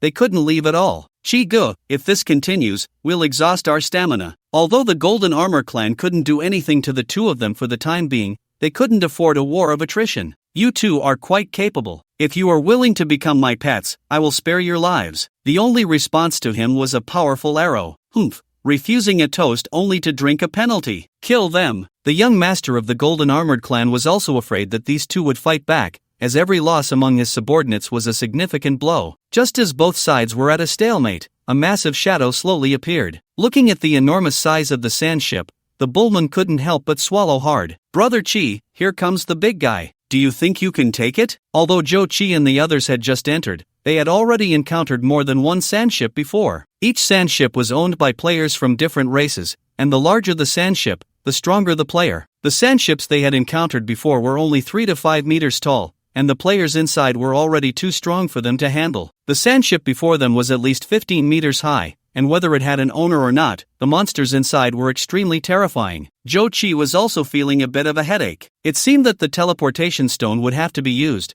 but who knew where it would take them? Zhou Qi himself wasn't too fond of such random events. The sandship slowly stopped in front of everyone, and even the young master of the Golden Armored Clan had a serious expression. I don't know which racial prodigy is inside. I am Jin Yen of the Golden Armored Clan. Even though he had 20 subordinates, Jin Yen still dared not take a gamble. He knew how terrifying the true prodigy's strength could be, and that guy from his clan had also entered. It was said that other clans had prodigies of equal strength entering as well, except for the human race, so Jin Yen didn't dare to be as casual as before. A staircase slowly descended from the deck of the sandship, and 2 figures walked down one after the other. As they got closer, Yi Xian and his companion finally appeared before everyone. Human race? Wu Xin. Both Jin Jia and the Bullman spoke simultaneously, but their emotions were completely different. Before Yi Xian and Zhou Qi could greet them, Jin Jia's attitude had already changed drastically. I thought it was some prodigy from another clan, turns out it's just an ant. With a wave of his hand, all his subordinates surged forward. What an idiot, stumbling upon a sandship and daring to swagger in front of me. The human race is just a soft persimmon. Having been here for such a short time, this has already become the consensus of the other 4 clans. No wonder the system allowed 100,000 humans to enter. But with this kind of quality, even if another 100,000 came, they would only be slaughtered. The Golden Armored Clan looked like upright walking rhinoceros beetles, incredibly strong and proficient in controlling gold-type elements. Girls are generally more afraid of bugs, and this large monster made Zhang Yahan cling tightly to Yi Xian's back. Swish, swish, swish. Yi Xian shot out 20 arrows in quick succession, none of which carried any elements. Zhou Qi and the Bullman were moving closer to Yi Xian, and upon seeing his attack, the Bullman slowly shook his head. Wu Xin was overestimating himself. This opponent was not like the monsters that had been lurking in their territory. These golden armored players could even withstand Zhou Qi's ultimate move, so blocking Wu Xin's ordinary attack would be even easier. Golden light erupted from their bodies, and their defense values skyrocketed instantly. Under the detection of the mechanical heart, their armor went from 100,000 to 500,000 in an instant. With such attributes, how could they possibly take the human race seriously? However, the golden light did not form a shield, so the result was naturally put. Before they could even reach Yi Xian, they were already pierced through. Zhou Qi's dragon roar could deal nearly 2 million damage, which was already extremely terrifying. But even Yi Xian's ordinary attack exceeded 3 million, so these golden armored players were instantly killed. The sound of bodies hitting the ground was deafening. Not only did Jin Yen show a shocked expression, but even the Bullman was so frightened that he stopped moving. Just a few seemingly ordinary arrows had completely annihilated the golden armored team that had just forced them to flee in panic. Jin Yen looked at Yi Xian with some fear. He had only seen such damage done to one person before. Are there also prodigies among the human race? Just a regular attack had shattered the defenses of their golden armored clan. What else could this be but a prodigy? Yet Jin Yen still found it hard to believe. Although he had only been in contact for a short time, the weakness of the human race had left a deep impression on him. Even if this man before him was a prodigy of the human race, he could not possibly compare to the prodigies of their golden armored clan. With this thought, Jin Yen turned and fled. Yes, without a moment's hesitation, he ran away. Damn it, regardless of whether he was a prodigy or not, his attack power was something I couldn't match. Although Jin Yen was arrogant, he was always self-aware. He would never provoke those who looked strong. While the golden armored clan excelled in strength, Jin Yan's speed had suddenly surged to an astonishing 700,000 points. In the blink of an eye, he was almost out of sight of the few people behind him. Don't let him get away, he has a class expansion scroll. Zhou Qi suddenly shouted at Yi Xian. This was something Jin Yan had snatched from a player of the Evil Moon clan. Zhou Qi had witnessed it with his own eyes in another area. For that class expansion scroll, the Evil Moon clan had paid a heavy price, only to have Jin Yan reap the rewards in the end. Oh, although Yi Xian had no intention of letting him go from the start, now he definitely had to make him die quickly. The wind and thunder wings fluttered slightly, and his speed instantly soared to 1,000,000. Jin Yan looked back at Zhou Qi and the others, who had already vanished from sight, and couldn't help but feel relieved at his quick reaction. I had previously allocated my attributes to speed, and they said I was foolish, but in reality, I was quite clever. As a young master of a branch of the Golden Armored clan, Jin Yan lacked neither talent nor resources. However, he had been afraid of death since childhood, the typical type who was both arrogant and fearful. All his basic attributes were allocated to speed. he only learned escape skills, and he only took items that could save his life. This young master had survived to this day solely because of his clever mind. Unfortunately, that proud mind was instantly pierced by a chain. The soul chain is the nemesis of living beings. Jin Yan's body fell to the ground in an instant, a smug smile still lingering on his lips. Congratulations on killing a player of the Golden Armored clan, earning 550 racial points. Jin Yan alone provided 550 points, while his 20 subordinates had only provided a total of 500 points. He had indeed killed quite a few people. Do you want to plunder the talent Golden Light Protection? Plunder, these talents are quite good. Golden Light Protection, talent level, Golden Light, a special gold element talent that consumes 500 points of energy to condense golden light, freely expandable, increasing armor and magic resistance by 500. This is a very pure defensive talent, and its effect is extremely abnormal. As long as the golden light is condensed, it can increase the basic defense by 500, while the golden shield previously condensed by the Golden Armored clan should be a skill used in conjunction with the talent. Yi Xian just happened to not have a pure defensive talent at the moment, so this golden light came at the perfect time. So many drops, did this guy steal them or did he come with them? Around Jin Yan's corpse, more than 20 items scattered out, and surprisingly, none of them were of lower quality than blue. Speed Scroll, increases speed by 300,000 points for 1 minute. Void Breaking Stone, breaks space barriers below level 3. Earth Escape Boots, grants the ability to walk through the ground after equipping, speed plus 100 points. Spatial Transfer Pearl, teleports to a random location 1,000 kilometers away when crushed. All good stuff. 5 Speed Scrolls, 2 Void Breaking Stones, and the Earth Escape Boots and Spatial Transfer Pearl are even rarer treasures. Jin Yan truly lived up to his status as a young master. These items were all very precious. Moreover, judging from these 2 spatial items, this guy should be quite favored. As for the Professional Expansion Scroll that Zhou Qi mentioned, it was also found, but next to it, Yi Xian discovered 2 even rarer treasures. Revival Coin, revives immediately after death, instantly restoring to peak condition. Invincible Golden Armor, grants 10 seconds of invincibility upon use, making any form of attack ineffective. Revival and invincibility items actually appeared on such a guy? How precious are these 2 items? They can be considered eternal level, especially after the game merges with reality. To put it bluntly, this is like having 2 extra lives. Indeed, Jiang Yahan has a treasure-absorbing constitution. As long as she is by your side, you will always encounter various treasures. Who would have thought that killing a small shrimp could yield 2 of the most precious items? No need to raid dungeons, no need to grind. Jin Yan, you're the small shrimp, your whole family is small shrimp. As for the Professional Expansion Scroll, it is also a high-level item. Professional Expansion Scroll, upon use, the player will have a second profession slot, enjoying the growth of second profession attributes. This item allows players to have dual professions and enjoy dual growth attributes. From this perspective, it is a treasure of foundational level. However, this item actually has many hidden restrictions. For example, within 10 minutes of use, the second profession must be determined, or the second profession slot will be permanently lost. Moreover, even if you have a second profession,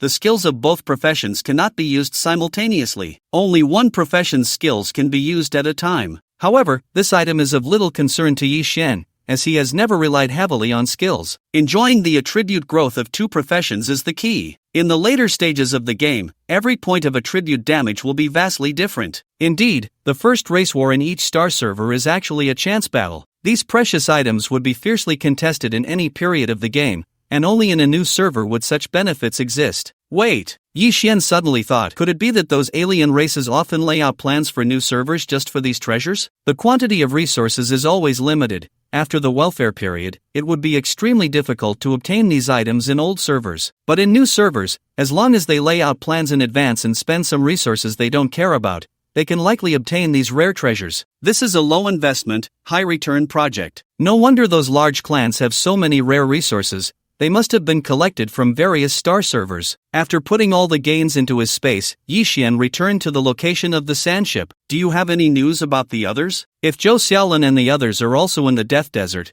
it wouldn't be a problem to pick them up with the sand ship and then head to the Life Oasis. I don't know, no means of contact can be used. In this map, only the communication methods allowed by this map can be used, and it must be in a situation where they have already met. Then let's go, let's head to the Life Oasis first. Although there are still many small opportunities like Xingyue Tan in the Death Desert, they seem somewhat insignificant compared to what's inside the Life Oasis. Yi Xian's amplification limit is now stuck again, a peak damage of 10 million does not allow him to wipe out the 4 clans alone, but as long as he obtains the life essence, his limit will continue to be broken. Blue Star Human Race Quantity, 60,000 race points, 6,520 points. Evil Moon Race Quantity, 4,700 race points, 14,590 points. Golden Armor Race Quantity, 4,790 race points, 15,320 points. Giant Elephant Race Quantity, 4,930 race points, 18,900 points. Blackwing Demon Ape Race Quantity, 4,853 race points, 17,980 points. Looking at the data on the race leaderboard,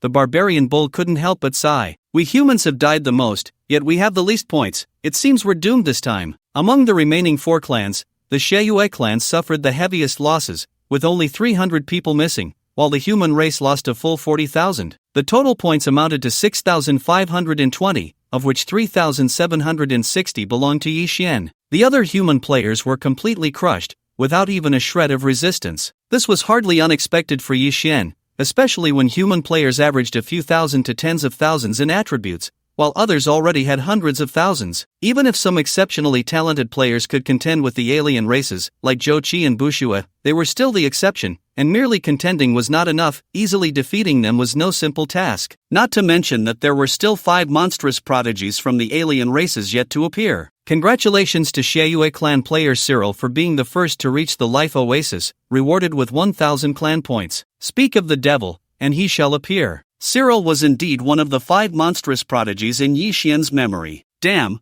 that was fast. Manhwa was particularly talkative today. In the past, it was usually Heizai who made such exclamations at times like this. There are people, so many people. Zhang Hanya's exclamation caught Manhwa's attention, and he looked out from the deck. A few hundred meters away, dozens of people were frantically waving their hands. Wuxin, they seem to be in trouble, let's go save them. Yixuan didn't even blink at this. He was recalling the resources in the life oasis and suddenly remembered something. Zhou Qi, did you bring the materials we collected back then? I brought them, but there wasn't enough time, we only collected a few. These were all raw materials for making exploration robots. As long as they were put into the assembly line in the right proportions, a level exploration robot could be produced. Yixuan took these items and began heading to the 2nd level, which infuriated Zhang Hanya. Can't you hear me talking? Until Yixuan disappeared, the direction of the sand ship hadn't changed at all. Ah, help! A massive sand python emerged from the desert, and those dozens of people were actually surrounded by its serpentine body. If Yixuan and the others had gone over just now,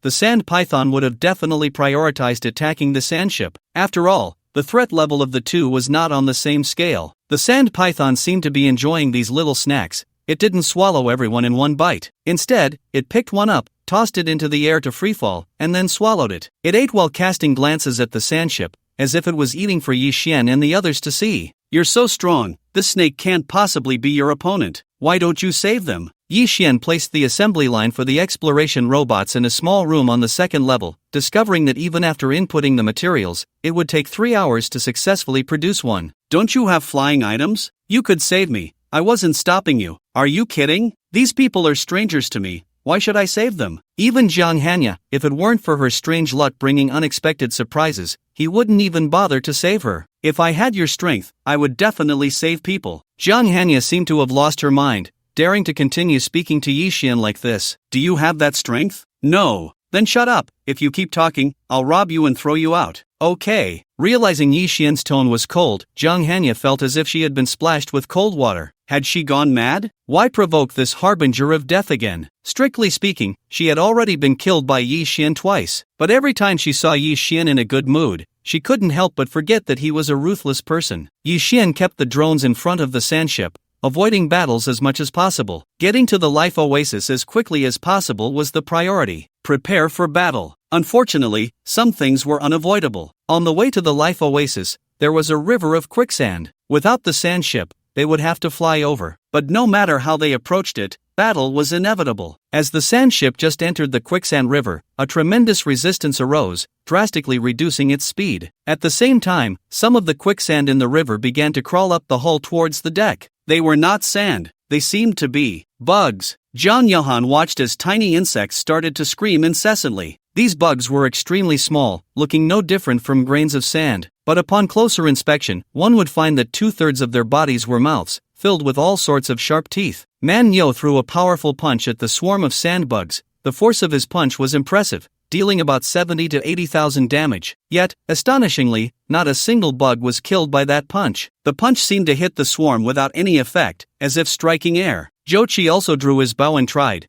discovering that sharp weapons seemed to be quite effective. Damn it, this broken map is targeting me. Manhwa loved hand-to-hand combat, but now he often found himself unable to contribute. Either the attack range was too short to reach the enemy, or they had physical immunity, or the sandbugs significantly weakened blunt attacks. While the two were testing their abilities, the sandbugs had already crawled up.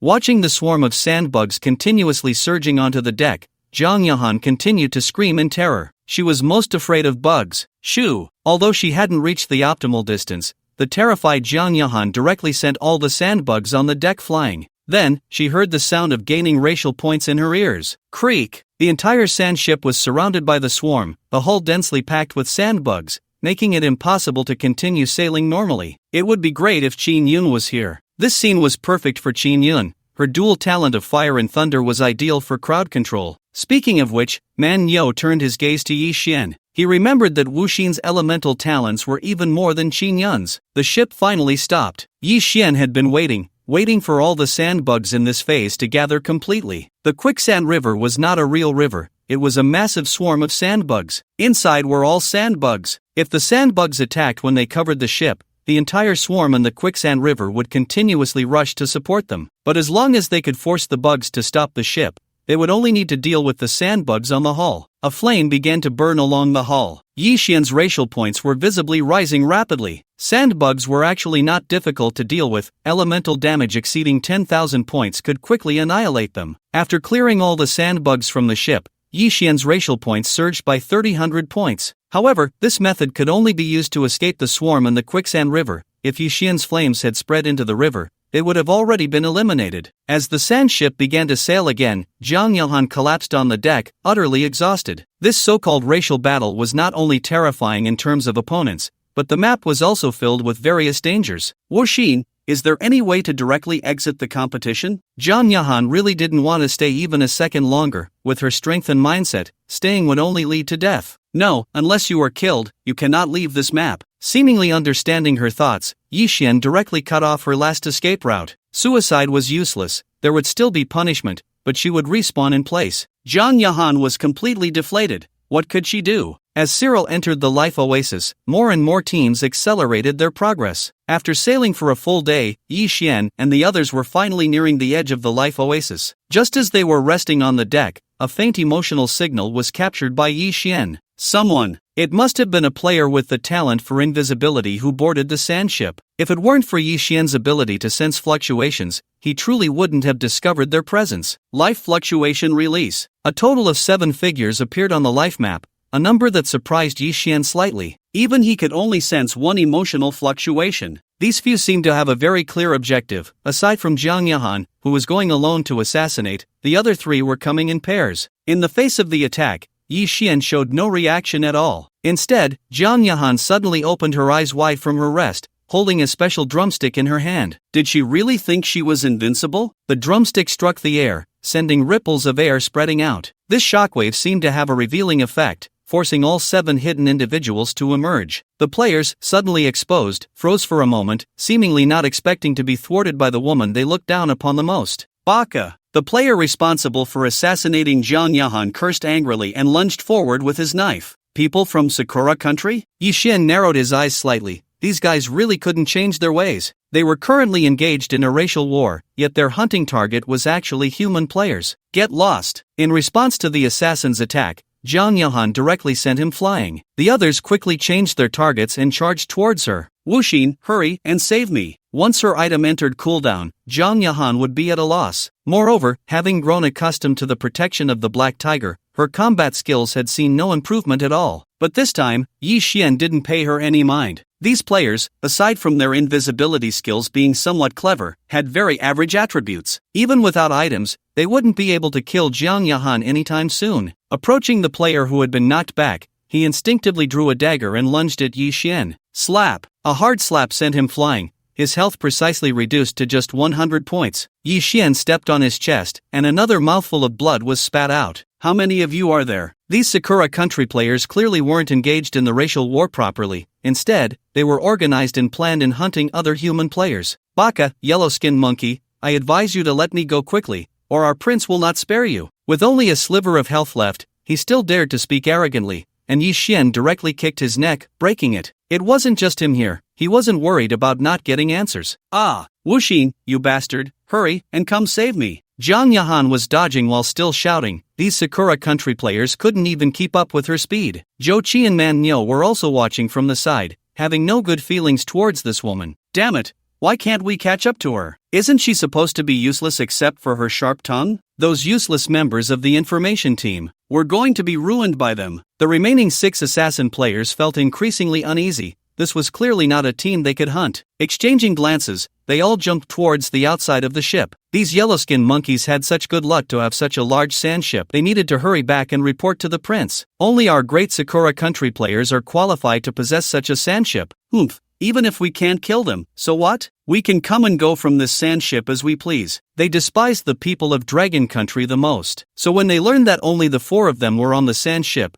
they had sneaked over, hoping to finish it in one go. Unfortunately, reality was not as beautiful as imagined. Having clearly jumped out of the sand ship, the 6 found that their bodies were not falling at all. No, they were falling, but they were falling towards the deck. Their feet had somehow been bound by lines of wind, and they were being pulled back into the sand ship. Why do I feel like his elemental manipulation is even stronger than Sister Qinyan's? The barbaric bull, who could only fight sideways, looked enviously at Yi Xian's flashy moves. Ever since he fused the talent of Elemental Envoy, Yi Xian's mastery of the elements had truly reached an extraordinary level. With a flick of his wrist, he bound all 6 of them with wind lines, hoping to extract some useful information. How many of you are there in total? Yi Xian began to question them one by one from left to right. Humph, do you think I'm a cowardly yellow-skinned monkey like you? I won't. Before he could finish his sentence, his head was directly knocked off by Yi Xian. Yes, knocked off. Jiang Yahan turned pale at this scene, clutching her chest and dry heaving on the deck. You guys in total, currently, we have 356 people, all under the name of the Heavenly Prince. The second Sakura country player answered smartly, cutting in. Where's your base? And just hesitating for a moment, Yi Xian sent him to the afterlife. He turned his gaze to the third player, who was about to answer Yi Xian's question, but the others began to angrily shout. Shut up! Do you want to betray the Heavenly Prince? Do you think that after you speak, this man will let you go? Don't be naive. We will never answer you any questions. The Heavenly Prince will take revenge for us. Yi Xian's eyes were cold. He indeed had no intention of letting them go. 3 heads flew up in an instant, and the third player became the last survivor. The Heavenly Prince and the others have already entered the life oasis. All the Sakura country players in this area have gathered. Moreover, we have reached a cooperation with the evil Moon Clan players. They won't attack the Sakura country players. Besides, I've heard that the beautiful country and the stick country have also made contact with the other races. What we need to do is to reduce the number of human players as much as possible, seize their opportunities, and then offer them to the evil Moon Clan. This was a smart person. Before Yi Xian could ask,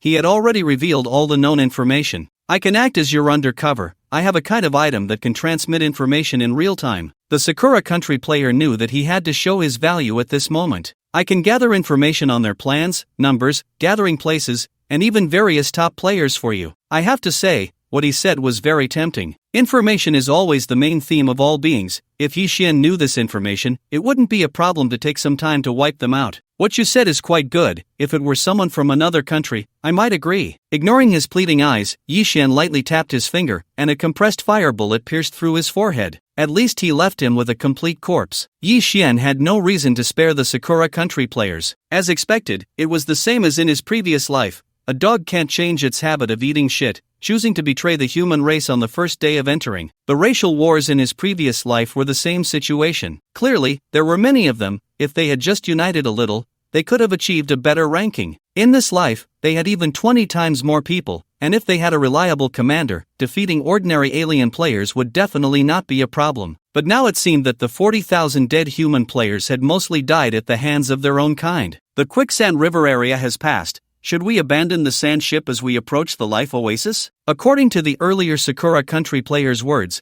many players had likely gathered in the life oasis. Zhou Qi was worried that the size of the sand ship would attract attention too early. After all, given the strength of the alien players, even if Yi Xian was strong, it would be difficult for him to take on many. No need, just go straight over. Yi Xian had never intended to rely on others to win the racial war. In this kind of battle that only looked at points, one person was enough. Even if he encountered the other 5 great alien prodigies, Yi Xian was confident he could crush them. After the brief interlude, the sandship sailed for another hour and finally arrived at the edge of the life oasis. Is this reasonable? Manhwa looked at the endless grasslands and forests, momentarily doubting his own eyes. Outside was an endless desert, and this oasis was equally boundless, yet both appeared harmoniously in one place. There was no transition at all, instantly shifting from extreme desolation to vibrant life. What about your ship? Are you just going to leave it here? The sandship was a necessary tool for navigating the deathly desert, and once the area of the life oasis was explored, it would certainly need to rely on it to leave. Yi Xian shrugged and directly stored it in the soul chain space. Are you kidding? What can't he fit in there now? The Wind Rider, the giant mech, the sandship, all 3 were now obediently placed in his space. Wow! Manhwa and Zhou Qi exclaimed in surprise at the same time.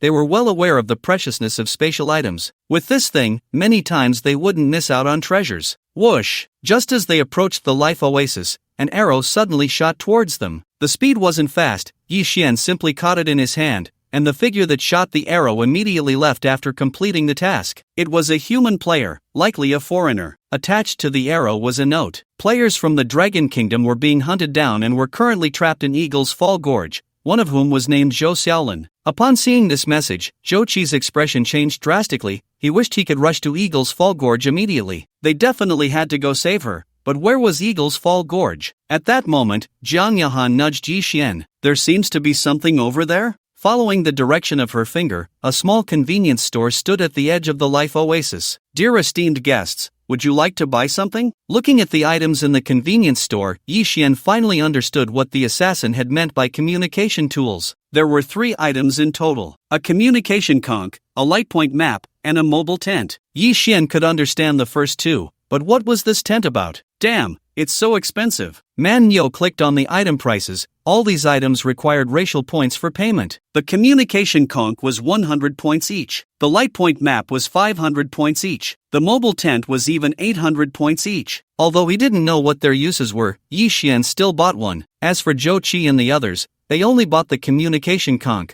They couldn't afford the others. The communication conch could be used for communication within 50 kilometers and was currently the only means of communication available. Let's go, first to Eagle's Fall Gorge. The light point map was very useful. As long as you searched for the corresponding name, a route map would appear. This place was located in the eastern part of the life oasis, still a considerable distance from where Yi Xian and the others were. Damn it, this group of dogs that only knows how to fight among themselves. Involving Zhou Xiaolin, Zhou Qi found it hard to keep his composure. From the information, he learned that the ones hunting the Dragon Kingdom players were not the alien races, but a special team formed by several other countries. Without a doubt, these countries had all betrayed the human race. Meanwhile, a brutal battle was indeed taking place in Eagle's Fall Gorge, with the number of participants reaching around 400. Among them were 80 players from the Dragon Kingdom, including Zhou Xiaolin and He Zai. The other 300 or so were players from various countries, of all skin colors. Ha, still not giving up? Poor Chinese pigs. As long as you pledge allegiance to the evil Moon Clan,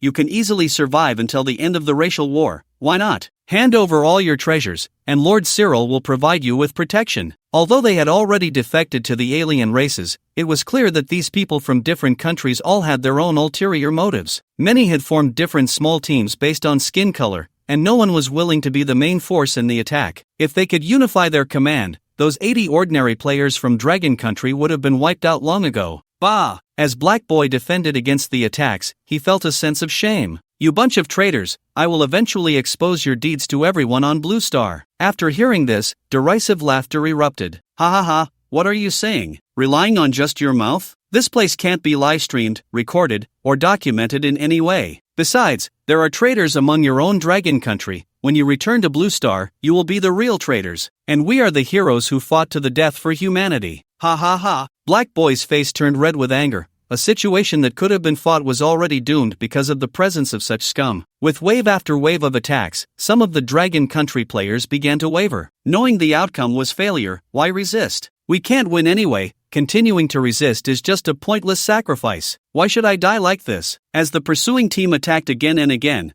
the defense of the Dragon Country players finally couldn't hold up any longer. More and more people exchanged glances, and during a brief pause in the attacks, several Dragon Country players rushed out of the formation, heading towards the pursuing team made up of players from various countries. I surrender, I surrender. Don't attack me. We are willing to pledge allegiance to Lord Cyril. With the betrayal of these players, the Dragon Country team instantly fell apart. Black Boy looked at these people in disbelief. Just recently, they had fought side by side. They had sworn to fight for humanity until their last drop of blood, vowing never to disgrace Dragon Country. But now, the ones running the fastest were them. Clearly, they could have fought using the terrain. Why choose betrayal? Their stamina and energy were already nearly at their limits, and when this group ran away, the remaining Dragon Country players' morale collapsed. Black Boy watched all of this, no longer hesitating, and took out the last barrier scroll from his pocket. As he tore open the scroll, a faint blue barrier instantly formed, enveloping the remaining players of Dragon Country. It was this kind of barrier that had allowed them to withstand the pursuit time and again. But now, this was the last barrier scroll. Abandoning the dark for the light is the wisest choice. A black player stepped out of the team and intercepted the fleeing traders from Dragon Country. Hey, don't panic. You're coming over like this, we're still a bit uneasy. What if you're here to be spies? A warrior player asked,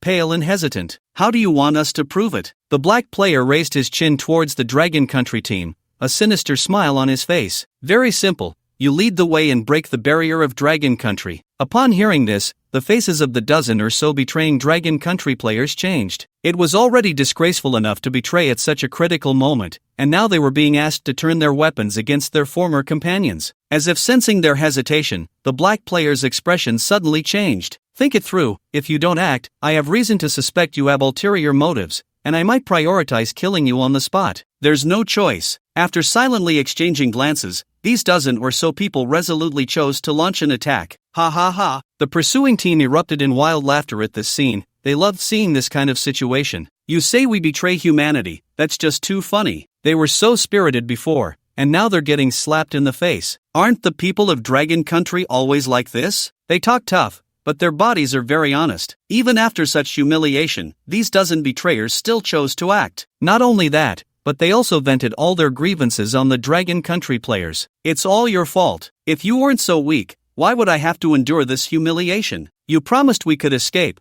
but before the other race even made a move, we were already knocked down. I shouldn't have trusted you from the start. I should have chosen to side with the other race. It's all your fault. You are just too weak. Not only weak, but you also love to make empty promises. I have become the victim of all this. Looking at the few people who seemed like madmen, Heizai felt both anger and sorrow. Everyone, hurry up and recover your strength and energy, soon we will have to fight for our lives. Among this group, the only ones who could be considered high-level players were Heizai and Zhou Xiaolin. But even without mentioning the other race, there were many formidable players among the more than 300 pursuers. No matter how Heizai thought about it, he couldn't come up with a way to break the deadlock. Xiaolin, if there really is no way out later, try to die as quickly as possible. Heizai walked over to Zhou Xiaolin, his expression serious and earnest. Why? Zhou Xiaolin was a bit confused. This wasn't like Heizai, who would rather die than give in. He seemed to struggle to speak, but in the end, Heizai revealed the reason. This map has no female protection mechanism. Before meeting up with Zhou Xiaolin, Heizai had witnessed female players being toyed with by the other race. That was the most terrifying part. If women were captured, even dying would be a luxury. Zhou Xiaolin's pupils constricted sharply. She understood what this meant. How could this be? All beings is ruthless. The so-called female protection mechanism only exists in strongholds. This is merely one of the benefits of the beginner phase. There's no need to wait for the game to merge with reality. As soon as you enter the chaotic areas, this mechanism disappears. That's when the true horror of the game begins to reveal itself. Without strength, you are nothing. Life, death, and dignity are not things you can control. The barrier lasts for 1 hour, enough for everyone to recover most of their strength and energy. As time was about to run out, Heizai chose to strike first. Attack! He maximized his speed, and before the 10 or so traders even saw his shadow, their throats were already slit. These ordinary players had no value whatsoever. Moreover, dying at the hands of fellow players earned no points, so their infighting among the 400 plus was truly just self-destruction. Brothers, charge! Let's loot everything they have. A black player directly confronted Heizai. He was also a skilled player. Although his speed couldn't match Heizai's, he could always block Heizai's attacks in time, and even the attacks that got through only took a small amount of health. The difference in numbers was just too great. Within just a few minutes, the Dragon Kingdom's team had already suffered heavy casualties. Lord Cyril not only had incredible strength but also astonishing intelligence. Not far away, a team of about 9 players from the evil Moon Tribe was closely observing everything. They made no effort to hide their presence. It was clear they were there to monitor the multinational pursuit team. They recorded every drop and collected treasure meticulously. All of this had to be submitted. Anyone who dared to embezzle or hoard would face certain death. Who could argue? Although the human race was weak, their numbers were overwhelming, and there were always a few strong ones. Cyril's tactic of letting dogs eat dogs left them unable to care for themselves. Not only did it save us trouble, but we also got so many free laborers. It was fantastic.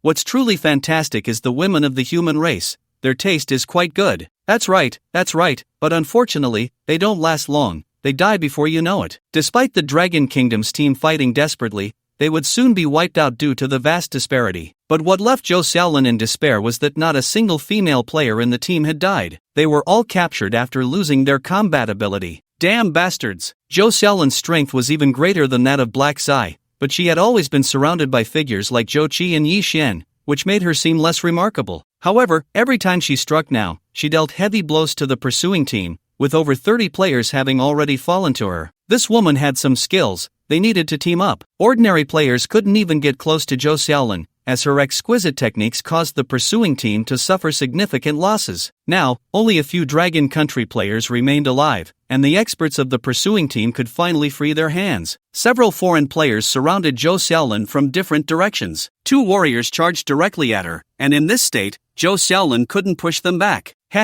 The little beauty isn't giving up yet. These 2 warrior players were both white, striking at Zhou Xiaolin from the front and back simultaneously. Zhou Xiaolin jumped in place and fired 2 shots in mid-air. Rapid fire fireball. With no place to dodge in mid-air, Zhou Xiaolin could only raise her wooden shield to endure the attack. However, there were 2 mages, both powerful players, and Zhou Xiaolin's health was rapidly declining. Sister Xiaolin. Black Sai, entangled at the moment, could only watch as Zhou Xiaolin was besieged, unable to help. Damn it! You guys are clearly strong. Killing the alien race shouldn't be difficult, so why resort to treachery? Black Sai couldn't understand. These players were indeed very strong. Killing those ordinary aliens was no problem at all, so why choose betrayal so early? The Black Warrior seemed to be stung by Black Sai's words. Don't be so naive. We are already high-end combat power of the human race. But against the aliens, we can't even defeat an elite. How can we win? A strong wave of energy surged from the Black Warrior, and a massive attack instantly brought Black Sai to the brink of death. Constantly being hunted,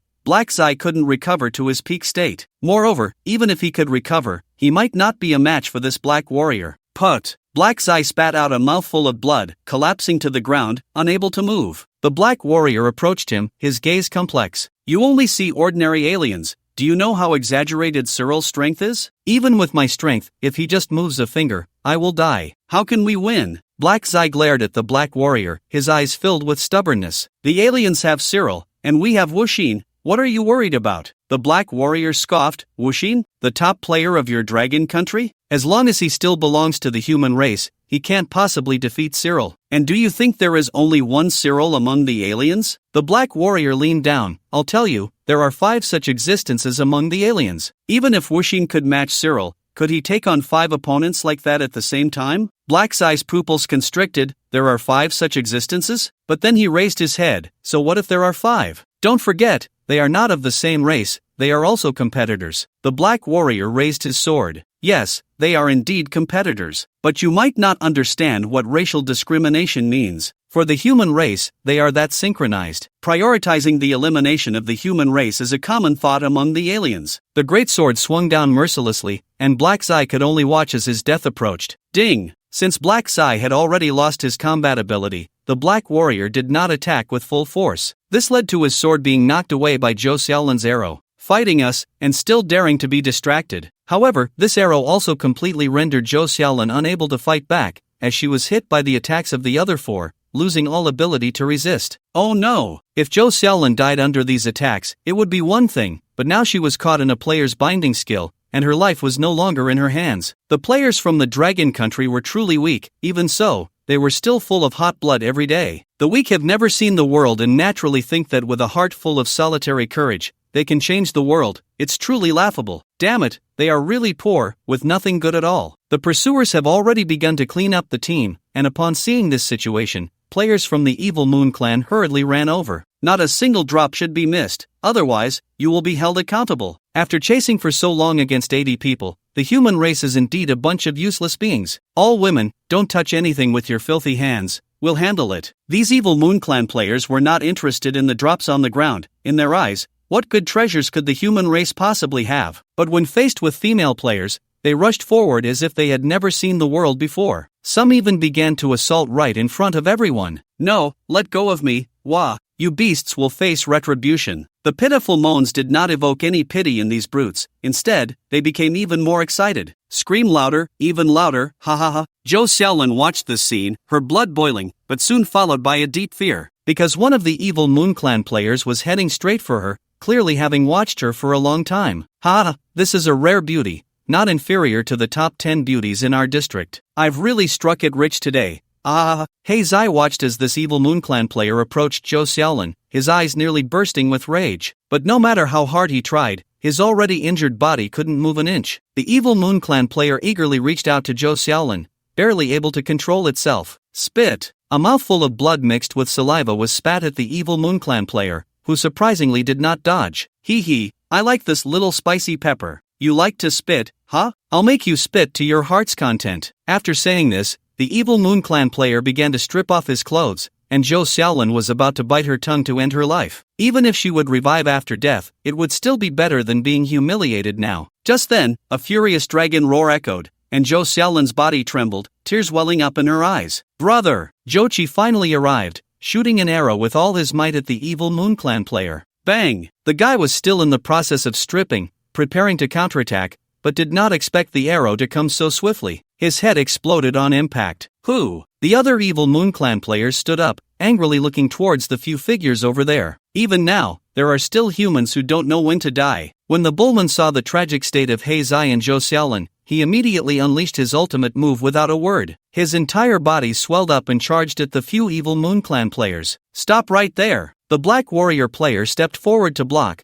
delivering a powerful slash towards the bullman. At this moment, the bullman didn't care about that, raising his fists and starting to exchange blows with the Black Warrior. Zhou Qi quickened his pace, sprinting towards Zhou Xiaolin, seeking death. The other Evil Moon clan players surrounded Zhou Qi. Zhou Qi had no reaction to this because Yi Xian was standing right behind him. The Wind Dragon and Water Dragon appeared simultaneously, one for each Evil Moon clan player. Then, total annihilation. From the moment Yi Xian appeared to the complete extermination of the Evil Moon clan players, the entire process took no more than 10 seconds. Apart from the waterfall, the only sound in the entire Eagle Falls Gorge was Zhou Xiaolin's sobbing. The Black Warrior's eyes were filled with fear. He had only seen such power in one person before. That was Cyril. There really existed someone among the human race who could match the talents of the alien races. Brother Xin, you finally came. He Zai's long-held heart finally relaxed completely. As long as Yi Xian was there was a sense of security. Is he really the unintentional one? The Black Warrior felt a bit parched. If he was truly as powerful as He Zai said, then today, none of the more than 300 foreign players here would survive. Yi Xian walked step by step closer with Jiang Yahan, and all the players present dared not breathe. It was no joke. A single move could instantly eliminate all the players of the Evil Moon clan. If they were unaware of how powerful the Evil Moon clan was, it would be one thing. But during their time of surrender, they had witnessed the true combat strength of the alien race with their own eyes. Often, the top experts among the human race were only slightly stronger than the ordinary members of the Evil Moon clan. It was precisely because of this that they felt no guilt over their betrayal. In their eyes,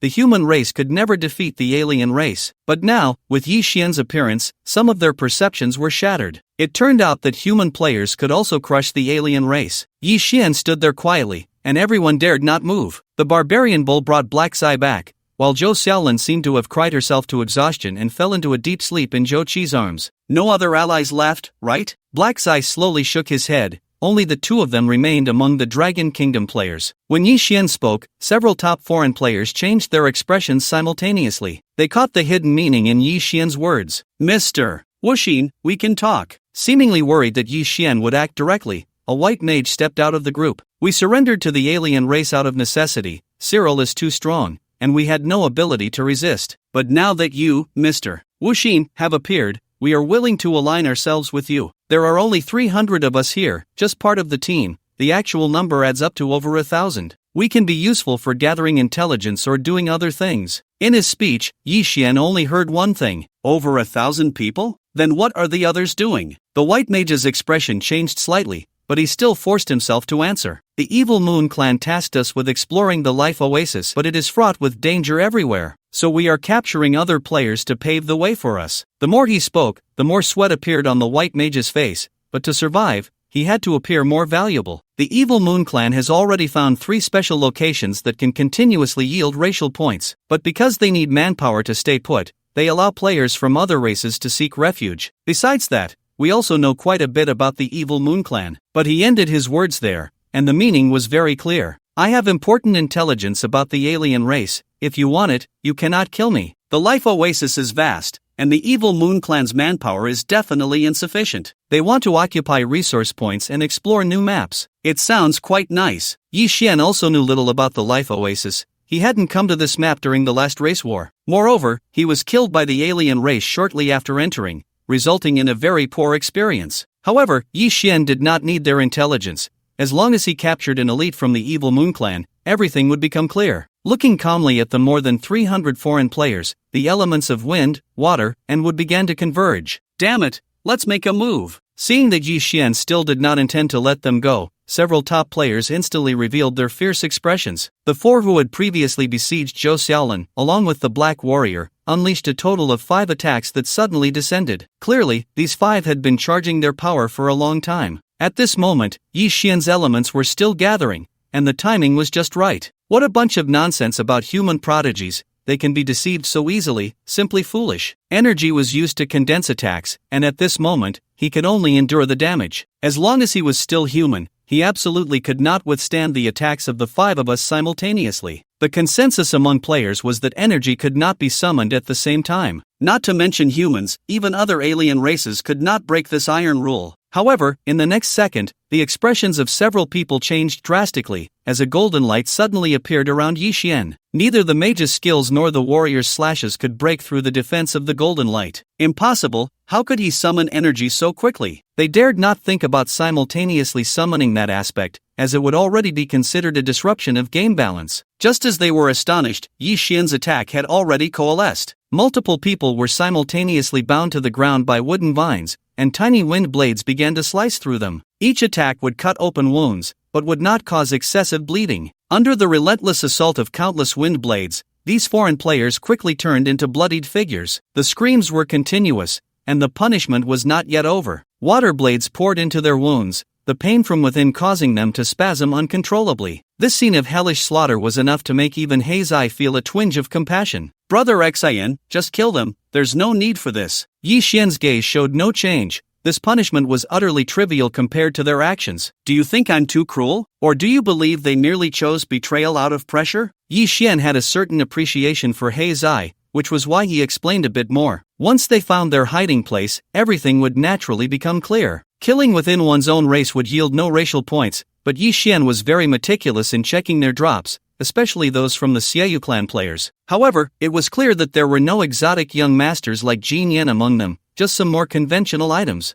Zhou Qi had never relaxed his senses, so he immediately sensed someone behind him. He raised his bow to shoot, but was stopped by Yi Xian. The release of life fluctuations had long been instinctual for Yi Xian, so he already knew this player had been there all along. As the sound of rustling through the grass approached, a stunning figure appeared before them. Dressed in a full green archer outfit, long hair cascading like a golden waterfall over her chest. Her fair, translucent skin combined with delicate features made her look almost inhuman. She resembled the legendary elves known for their beauty. Zybier, Heizai and Manhwa exclaimed in unison. This figure was the one who had sent messages with arrows when they first arrived at the life oasis. However, it seemed she was still a well-known foreigner. It's really Zybier. Wow, I can't believe we actually ran into her in the game. Heizai and Manhwa excitedly embraced, a sight Yi Xian had never seen before. Zybier was an extremely famous global movie star, and her singing was also incredibly beautiful. In recent years, she had consistently been named the most beautiful face in the world,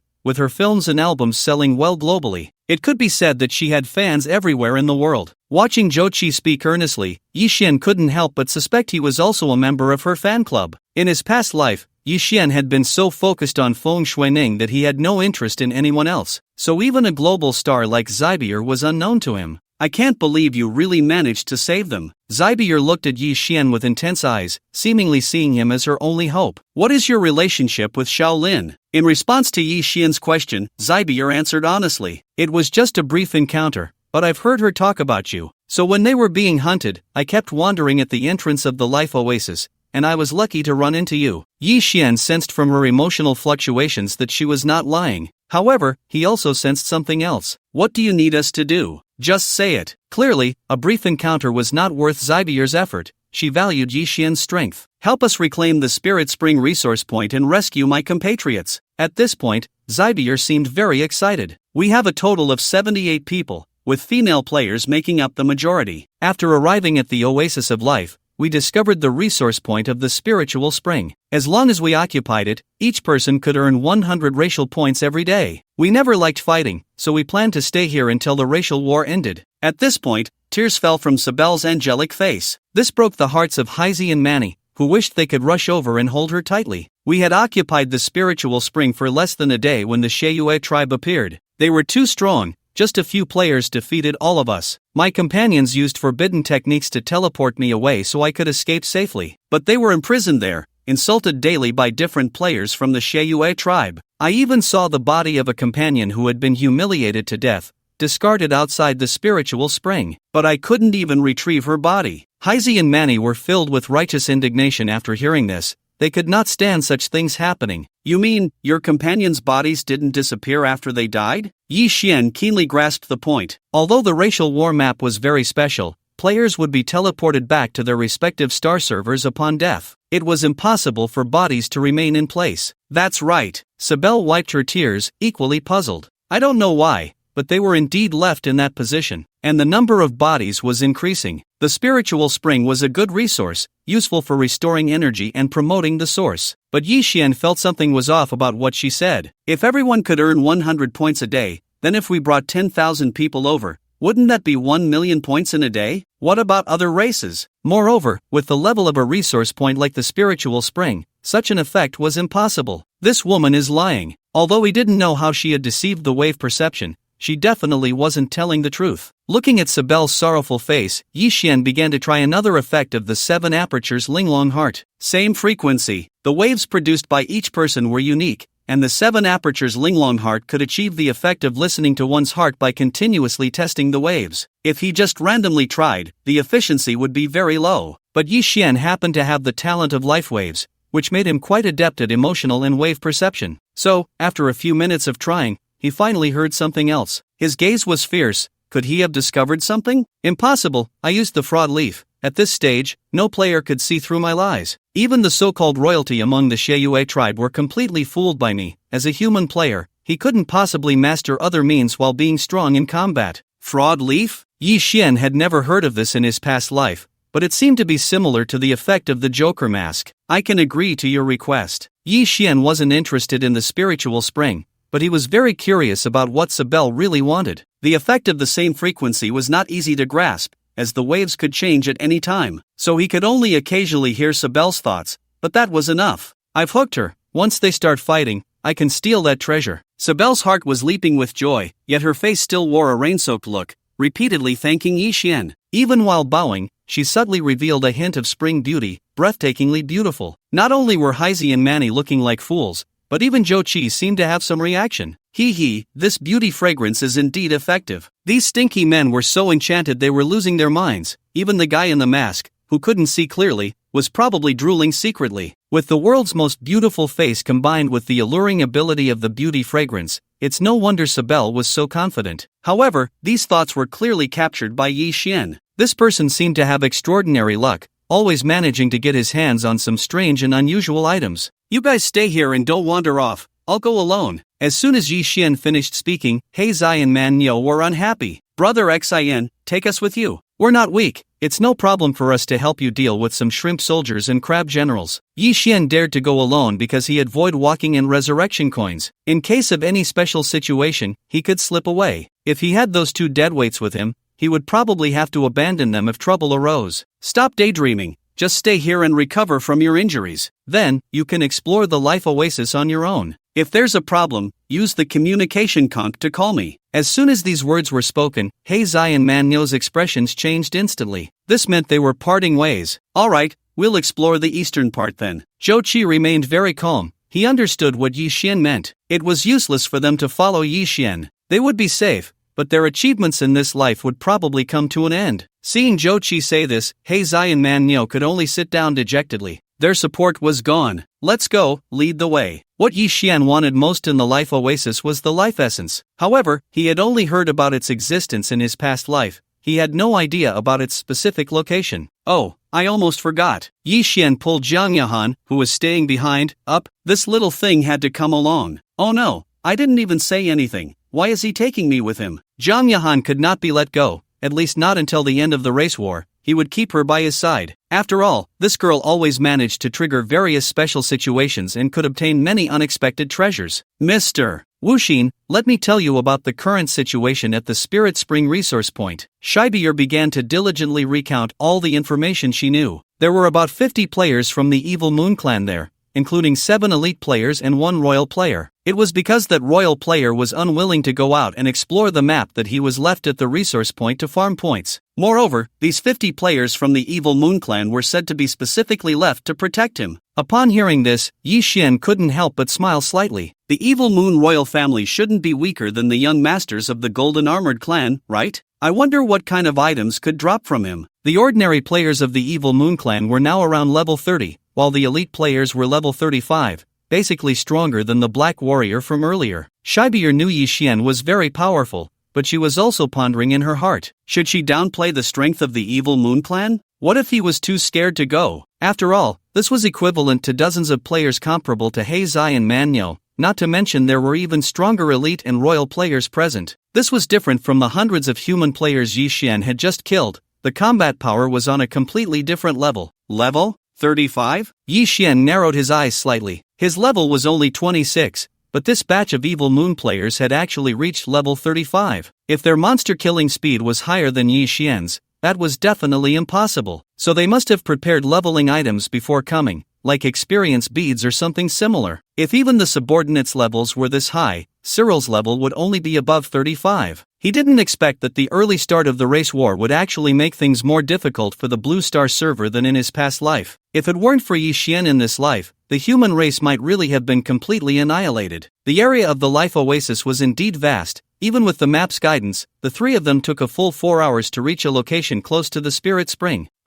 Where did the bodies go? Shibier looked at the clean ground in confusion, seemingly very puzzled. But in reality, her inner thoughts had already been clearly heard by Yi Xian. My acting skills can charm this man without needing to deceive ye. What fellow countrymen? This place has been occupied by the Evil Moon clan from the start. However, beneath this spiritual spring, there is actually a moving spring eye that even the Evil Moon clan is unaware of. As long as I wait for them to fight, I can take the opportunity to steal the spring eye, and then I will have an endless supply of spiritual spring. Moreover, this spring eye generates source spring liquid at intervals, directly nurturing the source. It won't be long before my body can achieve a leap. I must say, this woman's inner thoughts are quite rich. Moreover, she actually knows about the source and the source leap. It seems she must have some considerable fortune as well. The source spring liquid is a good thing. It has nurturing effects for sources below the epic level. Even the last time I went through the 9 refinements of body quenching, I only managed to leap to the excellent level. Since I've found the place, it's time to kill and loot. After placing the 2 in their original spot, Yi Xian slowly entered a state of invisibility. Damn!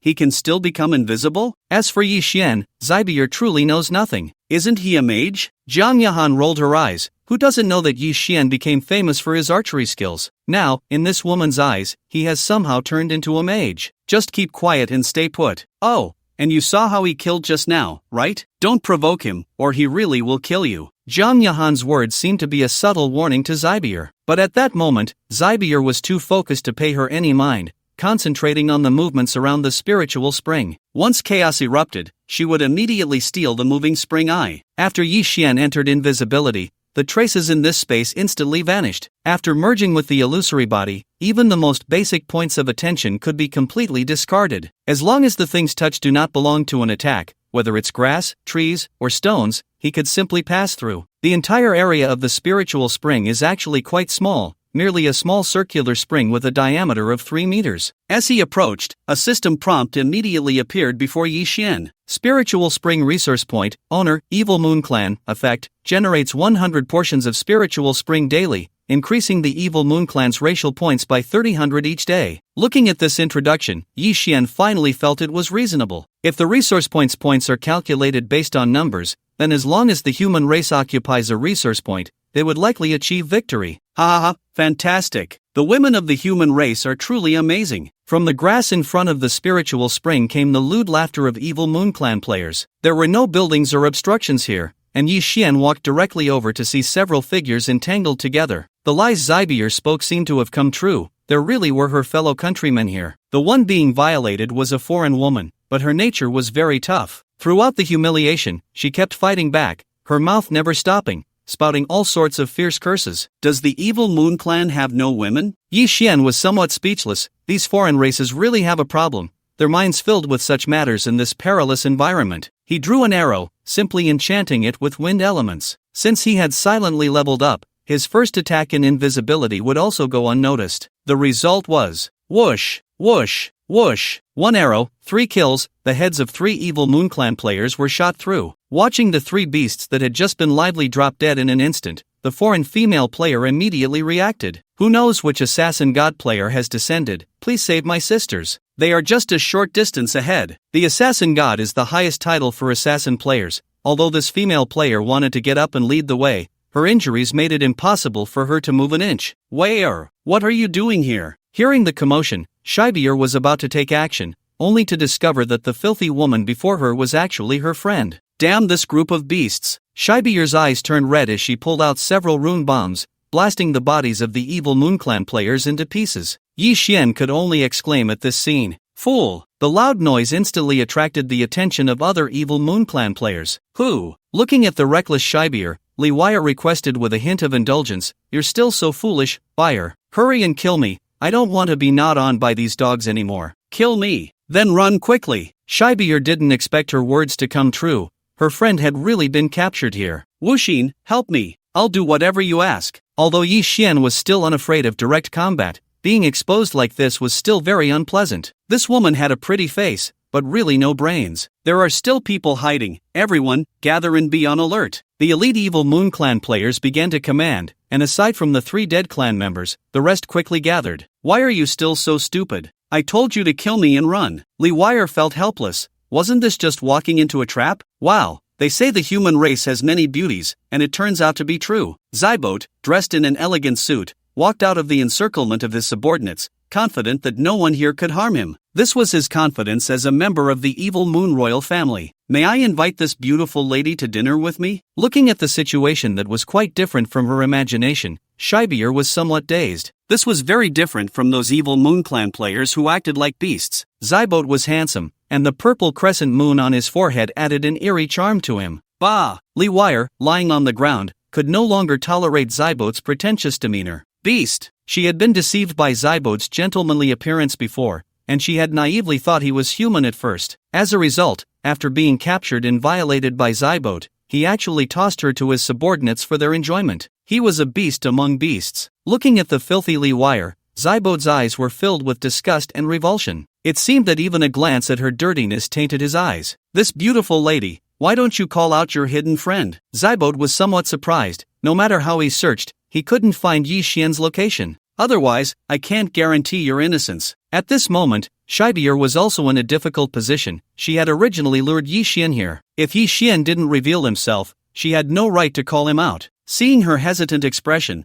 Zybote's face instantly darkened. "Bring her to me." With a command, 3 elite Evil Moon Clan members charged towards Zybier. "Buyer, run." Although she was angry at Zybier's stupidity, Li Wire still didn't want her to suffer the same fate. Golden Circle, fall. Zybier felt a mix of foolishness and boldness. Facing the attack of the elite Evil Moon Clan, she didn't panic. Instead, she took out a golden circle from her backpack. The golden circle descended from above, enveloping both her and Li Wire. This was indeed a defensive item. Bang! The attacks from the elite Evil Moon clan hit the shield of the Golden Circle, but it had no effect at all. Not even the defensive health of the Golden Circle was displayed. If Yi Xian were here, he would recognize this precious item. This was already considered a rare treasure. If the attacking damage couldn't break the barrier of the Golden Circle, then it was impossible to harm the people inside by depleting the defensive health. Just like when fighting monsters, it couldn't break the defense, and there was no forced health deduction. This kind of item was also quite precious among defensive items. However, it had a drawback. Once it was broken, it would instantly become ineffective. Mr. Wuxin, please show yourself to assist. I am willing to exchange all my treasures with you. Although Zybier still had a few props in hand, none could help her and Li Wei escape together. She couldn't bring herself to run away alone, so she could only place her hopes on Yi Xian. Unfortunately, Yi Xian was not here at the moment. He had secretly infiltrated the Spirit Spring,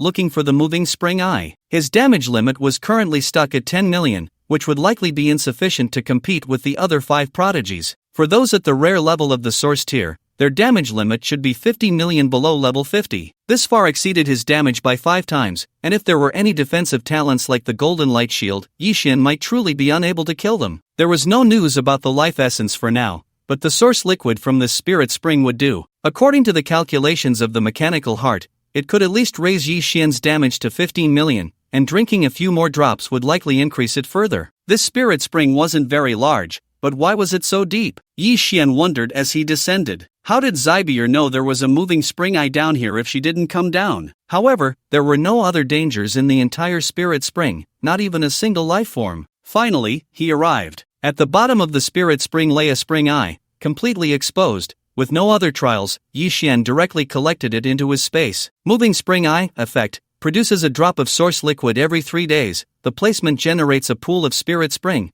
producing 100 drops of spirit liquid daily. Generally, spirit springs have fixed spring eyes and do not produce such precious source liquid. This thing must not be wasted. Once he dealt with this group of evil Moon Clan players, Yi Xian planned to place it in the small room of the sandship. The moving spring eye would not produce anything if not placed for use. Meanwhile, on the shore, Zybier and Li Wei were huddled inside a golden circle shield, both feeling somewhat desperate. No matter how Zybier promised, Yi Xian showed no intention of appearing at all. Look, now even you, the world's #1 beauty, are going to suffer. Li Wei surprisingly still had the mood to tease Zybier. It's fine, if there's really no way out, we can just kill each other later, we must not fall into their hands. But in truth, Zybier was struggling internally because she had one more method. If she exposed Jiang Yahan, Wuxin would surely show up. From the way he had specifically taken Jiang Yahan away earlier, it was clear that this woman held extraordinary significance for him. I didn't expect even you, the great beauty, to have moments when your charm fails.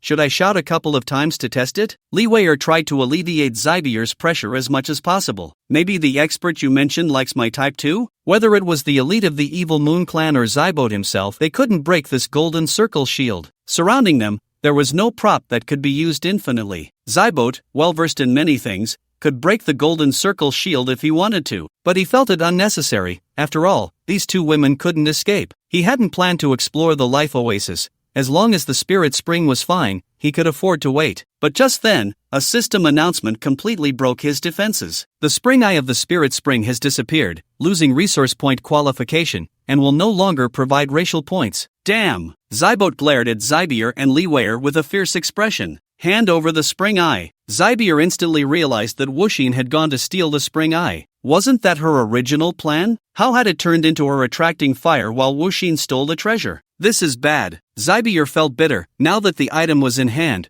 Wuxin would not linger for 2 unrelated people like them. She thought of Jiang Yahan again. I'm sorry. Just as Zybier was about to reveal Jiang Yahan's location, a jade-like hand covered her mouth. It was Li Wei. She knew her friend too well, so she stopped her. Don't do anything foolish. Although she didn't know what Zybier was really planning, from her conflicted expression, it was clear that it was something tormenting and dishonorable. Zybier slowly nodded, and after Li Wei released her hand, her eyes dimmed a bit. It seemed that their journey in the racial war could only end here. The golden circle could last at most 1 hour, and if Wuxin still didn't show up, then the 2 of them would have to kill each other. Don't be discouraged, let me give it a try. Li Wei cleared her throat and began to act cute in a high-pitched voice. Wuxin Gage, help, I'm so scared. Zybier knew she was trying to relieve her own stress, but she couldn't help rolling her eyes. Just as she was about to make a sarcastic remark, a figure walked out from the nearby spiritual spring. Without any concealment, he walked out in a grand manner. Oh, so many people? Seeing Yi Xian actually appear, Zybier's mouth slightly opened in disbelief. Did he really like this kind of thing? Was it you who took the spring's water source? Zybot had already lost the gentlemanly demeanor he had earlier. He just wanted to quickly return the water source. If this resource point disappeared, he would definitely be sent by his brother to other dangerous maps. He didn't want that. Hand over the water source, and I'll leave you with a whole corpse. If it weren't for the fact that he didn't have the specified dropped item in hand, Zybot would have already attacked. Purple Moonlight level talent can summon the power of moonlight to greatly amplify physical attributes. Attacks carry a marking effect, can store damage, with various clever uses. Zybot's talent was very obvious, so the mechanical heart directly threw out its data. Amplification type talent, and its true effect should be more than this. Unexpectedly, this guy was also of rare level origin. He just didn't know how much combat power he could reach. Zybot was indeed worthy of being from the evil Moon Royal family. His talent was not inferior to those 5 monstrous geniuses. Sorry,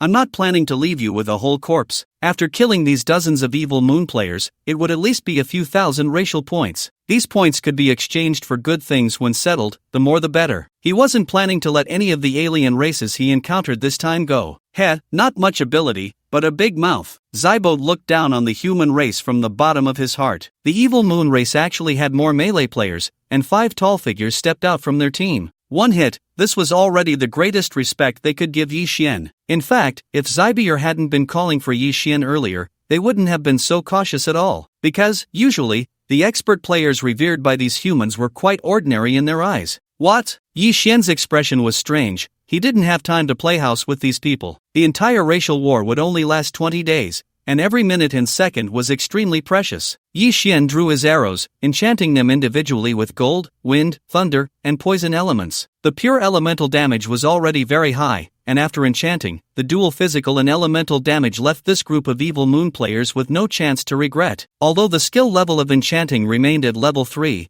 the explosive growth of elemental talent also raised the damage significantly. Moreover, the 4 elements Yi Xian enchanted were all extremely sharp in attack, creating a very comical scene. Except for Zybot, all the evil moon players didn't even have time to react before an arrow was already embedded in their foreheads. Yi Xian's attack speed was exactly 50 arrows per second, neither more nor less, perfectly matching the number of these evil moon players. Congratulations on killing 50 players from the evil moon clan, earning 3,500 race points. After the kill, Yi Xian's race points shot up to 10,260. Truly an elite team, the points awarded were substantial. This group of players was undoubtedly the core of the evil moon clan. No wonder they were sent to protect Zybot. If they had encountered anyone other than Yi Xian, they would have likely escaped unscathed from both other race teams and monsters in the map. Damn humans, look at what you've done. Zybot glared fiercely at Yi Xian, a purple moonlight enveloping him. The arrows Yi Xian shot at him surprisingly turned into popsicles that fell to the ground. Coldness. This purple moonlight talent actually carried a chill,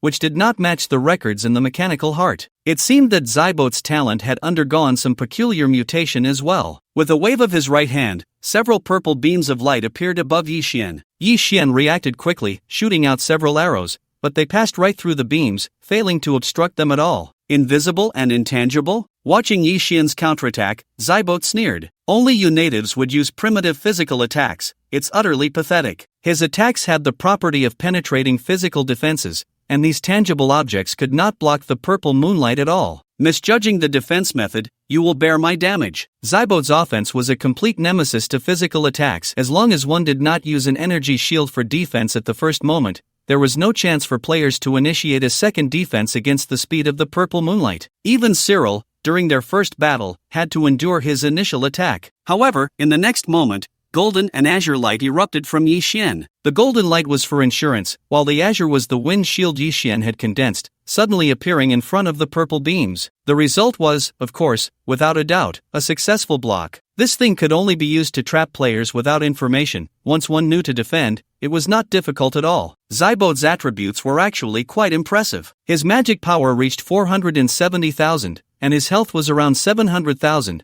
far exceeding that of the evil moon clan's elites. Logically, with such strength, he should not be holed up at such a resource point waiting for the race war to end. Moreover, the combined strength of those 50 evil moon clan players would likely not match his, so how could there be talk of protection? Block? Zybode's mouth twisted into a snarl. Can you really block it? The purple moonlight was condensed into a blade by him, fiercely striking the wind shield. His magic power, combined with the moonlight enhancement, could deal nearly 1,000,000 damage. What could a mere human use to block that? Yet, as the moonlight blade struck down, it left not a single crack. Seeing Yi Xian's relaxed expression, Zybode's pupils suddenly constricted. He realized he might have kicked a hard board this time. The shield showed no signs of damage, which could only mean that the damage from the moonlight blade was far below its defense value. This was 1,000,000 damage. How could a normal human player withstand that? Zybode had always feared death, so after realizing this, he did only one thing: run. Seeing Zybode flee, Yi Xian felt somewhat surprised. Whether it was Jin Yan or Zybode,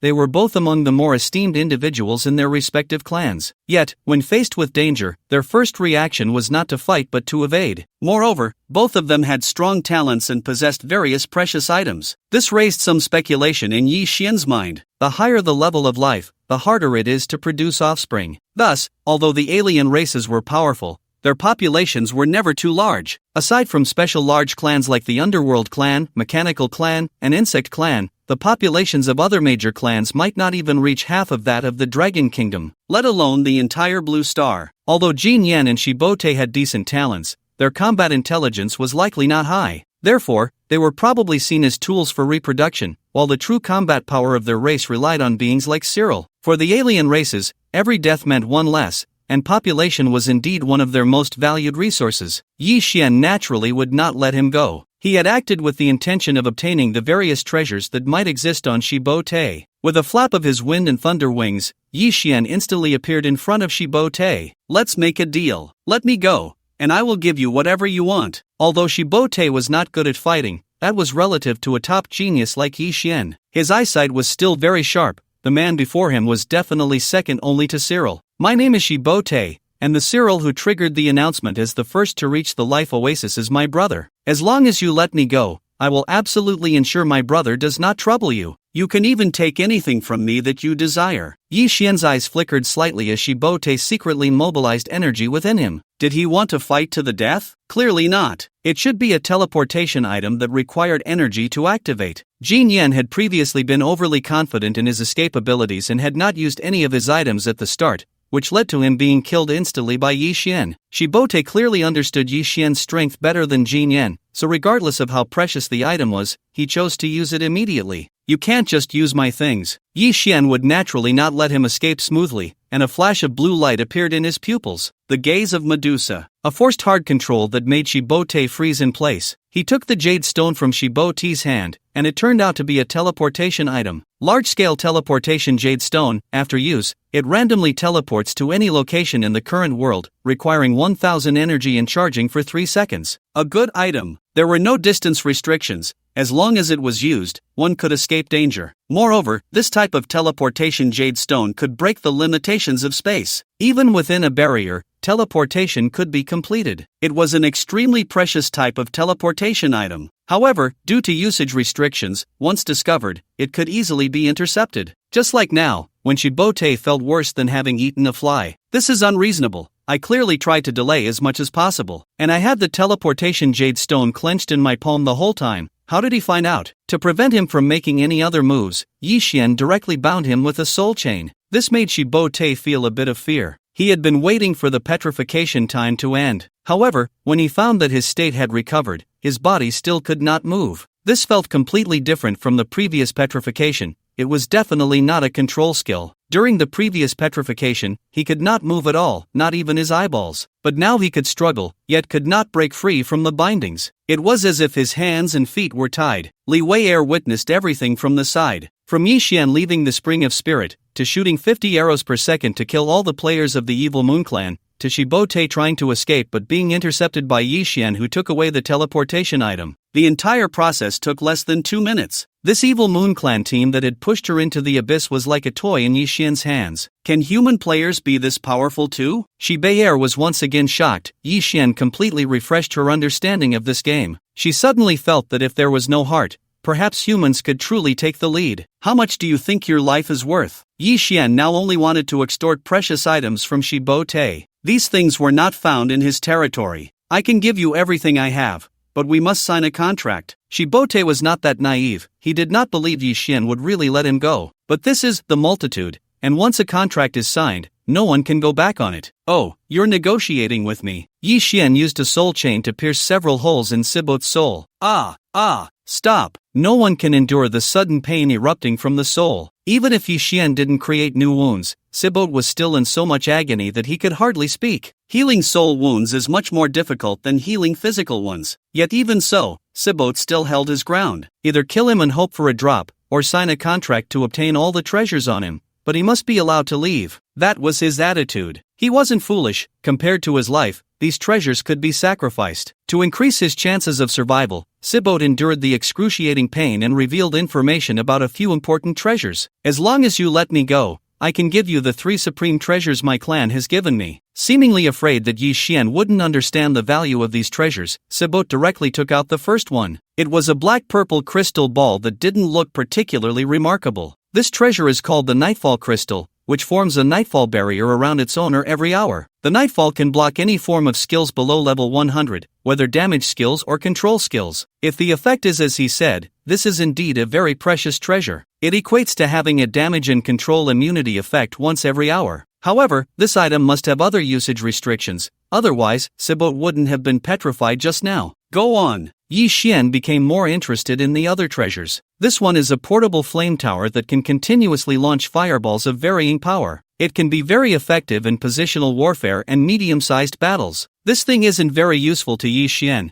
but it could be placed on the Wind Rider in the future. These items seem a bit insufficient to buy your life. Although these 2 items are precious, they are not essential for Yi Xian. He currently has a resurrection coin and a purification heart to break control. So, it seems more cost-effective to kill Sibote. Wait, I have one more thing. Sibote's expression changed. This item is truly a supreme treasure. He hesitated for a moment about whether to use this item to buy his life. Just then, a strong pressure appeared. The white moonlight shone down on Yi Xian and Sibote. A tall figure suddenly appeared above Sibote, as if it were substantial. Handsome features, cold eyes. A strange purple moon on his forehead seemed even deeper than Sibote's. Is it you, this bug, who killed my evil Moon Clan's people? Sibote was instantly overjoyed to see this figure. Brother! Lilith, who had been watching from the side, turned pale. It's over, Cyril is here. Sibote and Cyril are biological brothers. Sibote had told her this before. She nudged Zybier with her shoulder. Can this unfeeling one defeat Cyril? I heard Cyril's level has already risen to level 45, with attributes that are off the charts. The more she spoke, the more hopeless Lilith felt, because Yi Xian's level was only 26. How would I know? I just met him. However, Zybier had never seen Cyril's power, so she believed that the unfeeling one should be able to match Cyril. Yi Xian looked at the posturing Cyril with disdain. A mere phantom dares to act in front of me? He shot a wind and thunder arrow straight at Cyril's face. Overestimating oneself. Even if it was just a phantom, it wasn't something any random creature could provoke. Cyril clenched his right hand, and a pure white longsword formed from moonlight in an instant. Boom! The mere collision between the arrow and the sword body erupted with intense energy. Oh, the damage actually reached the tens of millions. Not a bad bug after all. Seemingly surprised by Yi Xian's attack power, Cyril's gaze became noticeably more serious. However, that was all. He had already dealt over 10 million damage at level 20, not to mention now at level 45. Yi Xian also did not expect that this generation's prodigy had become so powerful. It was unclear whether it was due to his lack of understanding in his previous life or the many variables in this one. It seemed that much of the information was no longer accurate. In his previous life, Cyril was only level 30. His damage was at most around 20 million. But now, just a phantom could deal damage at the 10 million level, which was far stronger than in the last life. In contrast, among the human race, aside from Yi Xian, the trajectories of others were not much different from their previous lives. Cyril kept his left hand behind his back, looking down at Yi Xian from above. Your strength is not bad, come work for me, and I can forgive your mistakes. Yi Xian scoffed, even if the damage cap was limited to 10 million. So what? In a real fight, it would definitely be Cyril who would die. A mere phantom trying to scare me off? You should just die. Yi Xian continued his relentless attacks, not using any other means, just continuously shooting wind and thunder arrows. Stubborn. Each arrow was accurately deflected by Cyril, but his expression grew increasingly grave. The energy of the phantom was limited, and now he was actually being suppressed by Yi Xian to the point of only being able to defend. If he couldn't resolve Yi Xian before his energy ran out, the outcome for Zybote would still be unchanged. As for his true body, it was who knows how far away from here. There was no way to rush over and save Zybote. Damn it!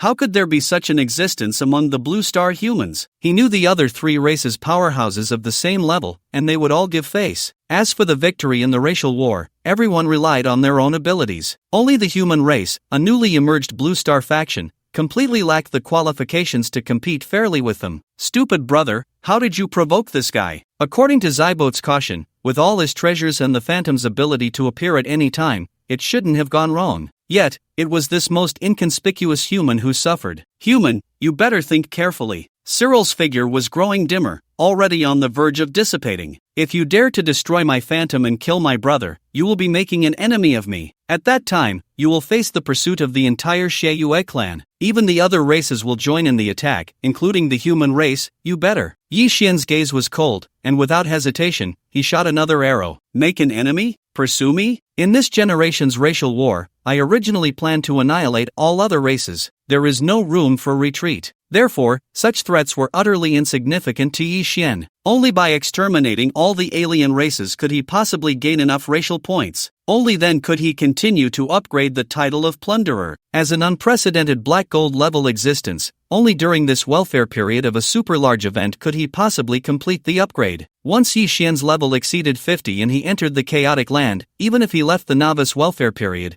trying to obtain such an upgrade opportunity would be as difficult as ascending to the heavens. No matter what, he had to upgrade the Plunderer to at least a high level before reaching level 50. Only in this way could he gain more benefits when contending with other races in the chaotic land. Die! The last wind and thunder arrow shot out, and Cyril's entire body shattered. Damn bug, just you wait. Aside from having a bit of resistance when he first appeared, he was completely suppressed and beaten by Yi Xian afterward. He didn't even have a chance to counterattack. Zybote's eyes revealed a hint of despair. Indeed, his guess was not wrong. This man named Wuxin was only second to Cyril in strength. He was a completely different existence from other players, and he didn't give Cyril any face at all. Now you can introduce the third treasure. Eliminating Cyril's Phantom didn't take much effort at all. It seemed like he was constantly on the offensive, but in reality, he hadn't consumed much stamina or energy. Westport abandoned his last shred of hope. Although this item was precious, it was merely in a damaged state. Handing it over wasn't a big deal, as long as he could survive. He immediately went to find Cyril, gathering a large number of people to snatch it back. The last item was actually a hidden class transfer scroll. You can see for yourself. Blade Emperor Transfer Scroll, Status, Damaged, 1, Description, Top Tier Hidden Class, Unique, with a base growth value of 35. There isn't much introduction, but just a base growth value of 35 already proves its worth. This was the only full value hidden class that Yi Xian had seen in 2 lifetimes. The full value of the Fallen Sun magic bow was forcibly increased by him using a sublimation token, and it didn't belong to a purely natural full value hidden class. What's the difference between the two? Skills. The skills of the Fallen Sun magic bow were still in their original form, and in terms of rarity and power, they definitely couldn't compare to a true top-tier hidden class. Moreover, Yi Xian had previously snatched a class expansion scroll from Jinyan. If he could gather the Blade Emperor hidden class, he would enjoy the benefits of dual class growth. Just the free attribute points would be 70 times. And as a full-value hidden class, the attributes that the Blade Emperor automatically increased at each level would also be extremely high. This way, Yi Xian's growth speed would undoubtedly double. Great! The next target is to rob all the other races. Does Westport have other treasures? There's no doubt about it, but how much he could get would depend entirely on luck. Give me the items. Has your contract been drafted? Upon hearing this, Westport felt a surge of joy. Indeed, no one could refuse a full-value hidden class, even if it was damaged. Sign here. Yi Xian glanced at the contract, which was very simple. It stated that after receiving the items, the transaction would be triggered, and Yi Xian could not take any action against him in any form, such as killing him. Westport just wanted to leave this place quickly. As long as Yi Xian didn't act against him, he could use other teleportation items to leave in a hurry. Staying next to this man was truly terrifying, even more so than being with Cyril. Wait, Mr. Wuxin. Livelia couldn't move too much right now and could only anxiously shout from her spot. You can't let him go. As long as he doesn't die, he will definitely find someone to come back and deal with you. Treasures can be found again, but if you don't eliminate this villain, there will be future troubles. She knew a bit about Westport. This man had a strong desire for revenge. Once he found Cyril, he would definitely come back without hesitation to kill. At that time, if Yi Xian was unable to defend himself, she couldn't even imagine the humiliation she would suffer. "Shut up, you bitch." Westport's face twisted in rage. He should have killed this woman right after enjoying her. After cursing, he instantly changed to a fawning expression, flattering Yi Xian. "Rest assured, I already know of your strength. I will definitely not bring such a strong enemy to the evil Moon Clan. As long as you let me go, I will never return." Yi Xian did not respond to Livelia's words and signaled Westport to hand over the items. "Alright, all for you." This action undoubtedly accepted the transaction, and Westport hurriedly handed over all 3 treasures to Yi Xian: the Nightfall Crystal, the portable Flame Tower, and the Blade Emperor Transfer Scroll. "Good, you can leave now." These items were all of high quality. It had only been a few days since entering the racial war, and he had already snatched numerous treasures from the 2 young masters of the other races. One had to admit that the foundation of these other races was indeed far superior to that of the Blue Star human race. However, this should also be related to the duration of the star system's activation. Their star system couldn't have been opened for just over 20 days like the Blue Star system. It is very likely that it has already integrated with reality, which is why they value their lives so highly. The cost of dying in such a star system is far more severe than in the new Blue Star system. Zybot cautiously stepped back a few paces and began to take out other teleportation scrolls from his backpack, ready to use them. Seeing this scene, Li Weier suddenly felt that Wu Xin was somewhat short-sighted. With such immense power, yet such a narrow vision. Even if he obtained these treasures now, what would it matter in the end? As a man, he couldn't even see through this little thing, and Li Weier couldn't help but feel a wave of disappointment. She had originally thought that the human side had hope in the racial war, but now it seemed it was all in vain. Discovering that Yi Xian really did not stop him, Zybot revealed a sinister smile. "This dog dared to humiliate me like this. Once I find Cyril, I will definitely skin you alive." With a heart full of hatred, Zybot began to activate the teleportation item in his hand, his gaze fiercely fixed on Yi Xian's back. "Heh, foolish and unreachable." Yi Xian suddenly turned his head, his eyes cold and filled with mockery. A wave of unease surged in Zybot's heart.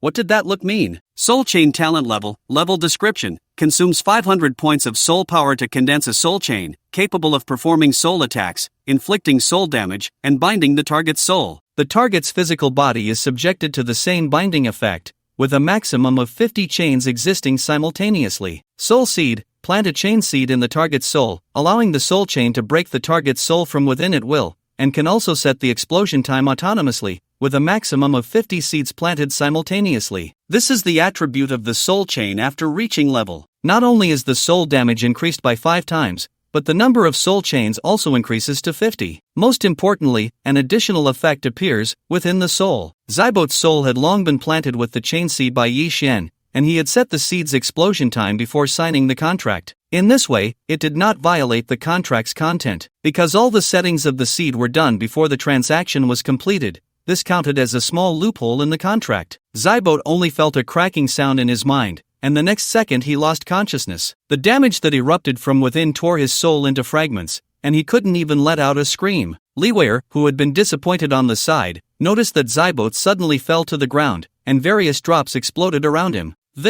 A pair of large beautiful eyes looked at Yi Xian with both confusion and shock. Didn't he sign a contract? Wasn't he afraid of the game's system punishment? At that moment, an overwhelming pressure descended, instantly pinning her and Zybier to the ground, unable to move. A huge vertical pupil opened its eye in the sky, majestic and merciless. It really came. Can the game's loopholes be exploited? They can be exploited, but as the administrator of all beings, the game system will give you a warning. And this also means that the loophole has been fixed. If this happens again next time, the system will directly execute punishment. This was actually the first time Yi Xian saw the system's administrator. It is said that the manifestation of each star system's administrator is different. This vertical pupil looked quite familiar. After a brief warning, the vertical pupil slowly disappeared. Zybier and Li Weier got up, still shaken, their eyes filled with fear of the unknown. What kind of existence is this? Do you want to plunder the level talent Purple Moonlight? Of course, choose to plunder. Each level talent has its unique aspects. As a talent with powerful amplification effects, Yi Xian directly integrated it into the Glory of Warriors. In the future, he would merge similar talents, as long as each category had 1 or 2. Having more would actually hinder his usage. Glory of Warriors talent level effect, physical damage increased by 10 to 20 times, physical penetration, attack speed 40, maximum jump height 10,000 meters, can increase instant movement speed by 10,000 points. Battle rhythm, actively enter a rhythmic state, doubling all effects of effect, weak points will appear on the target, and all attacks will additionally deal 5,000 points of soul damage, consuming 100 points of energy per second. Purple Moon, a purple crescent appears on the forehead, allowing the invocation of lunar power. With a minimum amplification of 5 times all physical attributes, attacks carry a chill, causing slow and freezing effects. Moon Trace, in the state of Purple Moon, each attack will leave a moon trace on the target, completely replicating the current attack's damage. Up to 5 moon traces can be left, exploding all damage upon detonation. For the merged glory of warriors, Yi Xian could only say it was invincible. Unfortunately, he was now deeply trapped by the amplification limit, which had become an obstacle to his combat power. He must find the life essence. Ignoring the still terrified Shibier and the others, Yi Xian found an open space. He then took out the sand ship from his space. Since he couldn't find the life essence now, he would first use the source liquid of the spirit spring to raise part of his limit. Directly arriving at the second floor, Yi Xian found an empty room and placed the moving spring eye inside. The moment the spring eye landed, a clear spring emerged from the ground. However, it was still ordinary spring water, and the spirit spring would take a day to generate. Yi Xian was already prepared to leave and wait 3 days to collect the source liquid. But at that moment, he discovered that there was already a drop of unique spring liquid in the water. Source liquid nourishes the origin, enhances life level, breaks physical limits. Indeed, it was the source liquid. It seemed that this spirit spring had existed since the start of the race war, and even though it was moved by Yi Xian, the source liquid that had already formed inside did not disappear. Yi Xian directly consumed it, feeling a refreshing sensation that was very comfortable. Then, his cells began to stretch, as if they were cheering with joy. At the same time, Yi Xian's physical limit began to be continuously broken. 1 million, 12 million. Each time it increased by a million, it continued to rise until it reached 16 million before stopping. Just a single drop of source liquid expanded Yi Xian's limit by more than half. This is the power of resources. After noticing that the growth had completely stopped, Yi Xian left the sandship. He had to hurry to find the life essence. If the spirit spring had such effects, the life essence, known as the greatest opportunity in the life oasis, would surely have effects beyond imagination. My current origin level is exceptional, with a damage limit of 30 million below level 50. Those few prodigies have a limit of 50 million, and a difference of 20 million is not a big problem. However, it would be somewhat difficult to annihilate the alien races completely. Even if Yi Xian obtained the life essence, at most he could raise his life level to rare, matching them. To break through to epic level, the difficulty in between is a qualitative leap. Because the damage limit at epic level is already approaching 1 billion, even the precious life essence cannot reach that level. Therefore, if Yi Xian wants to achieve the goal of completely annihilating the alien races, he still needs to find enough energy orbs. As long as he can activate the Wind Rider or the Giant Mecha, he should be able to wipe out these alien races. Even if they have ample items, they cannot withstand the crushing power. But where are the energy orbs in the life oasis? This is not the silent mine. If we randomly end up in that place, we won't have to worry about finding energy orbs. After retracting the sand ship, Yi Xian prepared to leave. Mr. Wuxin, please wait a moment. Li Wire rushed in front of Yi Xian, her eyes burning with intensity. At this moment, Li Wire had already cleaned herself up and changed into a set of cool female warrior gear. She was a completely different type from Zybier. If Zybier was a youthful and beautiful fairy, she was a fiery and enchanting seductress. Although her features were slightly inferior to Zybier's, her impressive figure and exaggerated waist-to-hip ratio pushed the sexual tension to its limits. Among the women Yi Xian had seen, only Birushue's charm could overshadow this enchantress. What is it? She and Zybier should be from the same country, both with golden hair, looking very noble. I came specifically to thank Mr. Wuxin. If it weren't for you, we might have perished today. Li Wire's eyes revealed no concealment of her admiration for Yi Xian. This man perfectly matched the image of a hero in her heart. But thinking of her body that had already been tarnished, even she, who was usually carefree, couldn't help but feel a bit downcast. No need, I was just here to grab some things. After saying this, Yi Xian directly bypassed her and found Jiang Yahan, who was still hiding behind a tree. The longer she knew Yi Xian, the more obedient Jiang Yahan became, no longer the willful and headstrong girl she once was. Throughout the entire process, she didn't run away on her own, just waiting for Yi Xian to finish the battle. Where are we going now? Jiang Yahan actually wanted to find her brother, but it was clear she didn't have the authority to make decisions. They wandered around, going wherever there were players. Yi Xian didn't know much about the information regarding the life oasis, so he had to both seek opportunities and look for other players. Whether they were human players or alien players, they must have their own teams and gathering places. After all, aside from someone of Yi Xian's level who could roam freely, they didn't have the strength to explore at will. As long as they found a gathering place, they would have a source of information. The range for locking onto opportunities could be significantly narrowed. Life fluctuations were released, and within a 50,000-meter radius, there were no players except for monsters. This life oasis was simply absurdly large. Mr. Wuxin, are you looking for a gathering place? At that moment, Li Wire, who had been paying attention to him, approached again. Yes, do you have news? Looking at Zybier following her, Yi Xian suddenly recalled a previous doubt. I know of a human gathering place where teams from various countries converge, with about 700 to 800 people. Our team also came from there to seek opportunities, but we were all captured by the Sheyue tribe. Li Wire, who was worried about not finding an excuse to connect with Yi Xian, quickly shared all the information she knew upon realizing she could be of use. The players gathered there were also there to exchange information, and besides that, they hunted the Betrayer Alliance together. For many difficult targets, everyone would select the most suitable team to go, and the final rewards would be divided according to a pre-agreed ratio. If Mr. Wuxin needs to find anything, going to this gathering place would be perfect. Yi Xian nodded slightly at her words. This indeed saved him a lot of effort. He then shifted his gaze to the silent Zybier. Ever since Yi Xian had killed all the members of the Sheyue tribe, this woman had not spoken a word. Did she think that by doing so, Yi Xian would forget about her? You think I would let you go after luring me here? Yi Xian's voice was cold, seemingly carrying a hint of killing intent, but in truth, he had almost forgotten about her. Because he had acquired too many treasures, coupled with having heard Zybier's thoughts from the beginning, he had never taken her seriously. Zybier's body trembled slightly, and a hint of bitterness appeared at the corner of her mouth. So I really can't escape, can I? Li Wire's previously smiling lips froze. What was going on? She thought her good sister, even if not very familiar with Wuxin, should at least have a normal friendship. But now it sounded like a relationship between a deceiver and a deceived. Mr. Wuxin, is there some misunderstanding here? Li Wire truly did not want anything to happen to Zybier. She was clear about whether there was a misunderstanding. Yi Xian looked at her with a calm expression. Give me that thing of yours, and I'll let you go. As soon as Yi Xian said this,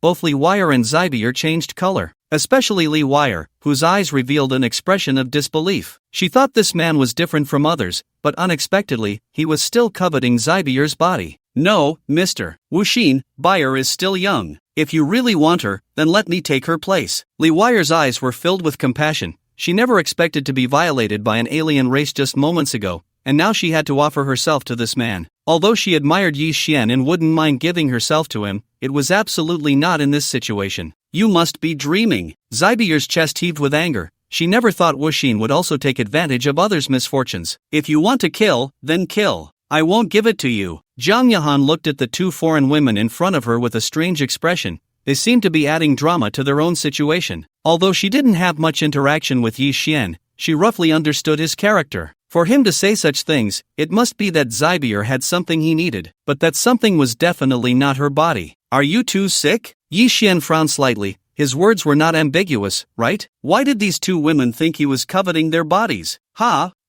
What? Realizing that Yi Xian's expression did not seem fake, Li Wire felt a bit flustered. It seemed she had misinterpreted something. The evil Moon Clan occupied the spirit spring and didn't notice there were moving springs inside. How did you know? Yi Xian's tiger-like eyes fixed on Zybier while secretly adjusting his frequency. This woman's words could not be trusted. Only listening to her heart was the most reliable. Are you talking about the treasure-seeking plate? Zybier reacted, feeling a bit embarrassed yet relieved. Treasure-seeking plate? Another thing Yi Xian had never heard of, but it wasn't hard to guess its function from the name. Here it is. Zybier extended her two fair hands, and a compass-like object slowly emerged in her palm. Treasure-seeking plate, a special rare item with no attack or defense capabilities but can search for treasure information within a certain range. With this item, one is sure to return with a full load. Good stuff. With this thing, there's no need to touch resources, it's simply going out to find resources. Give me this thing, and I can let the past be the past. Yi Xian was genuinely tempted. With this item combined with his strength, there was no treasure he couldn't obtain. No, I've already bound my soul to it. Zybier was certainly not a fool. After obtaining such a thing, she immediately privatized it completely. What a pity. Yi Xian truly felt it was a pity. He had used the witch's curse when snatching the pure blue lotus at that time. Otherwise, he wouldn't mind killing Zybier to get it. As a punishment for you, you will stay by my side throughout the entire race war. The only thing you need to do every day is to desperately find treasures for me. If you dare to slack off and deceive me, then you will be in trouble. Yi Xian took out the soul nail and introduced the situation to her. With the soul nail present, even if she died, she couldn't go offline, nor could she be resurrected. I understand. Zybier's originally fair face turned even paler. This Wuxin was really not a good person in the traditional sense. She was quite frightened, but Li Wire, upon hearing that she could stay by Yi Xian's side, was almost beaming with joy. Isn't this just my little wish? Give me an address, and let's head to the human gathering place first. At the same time that Yi Xian and the others were making their way to the gathering place, a furious roar suddenly erupted from a perilous location far away. Lowly ants, how dare you destroy my illusion and kill my clansmen? This was the true form of Cyril, who had just conquered a resource point. Come here. Issue a bounty for the Evil Moon to hunt down this player named Wuxin. All Evil Moon clan players and their allies, go chase down this player called Wuxin.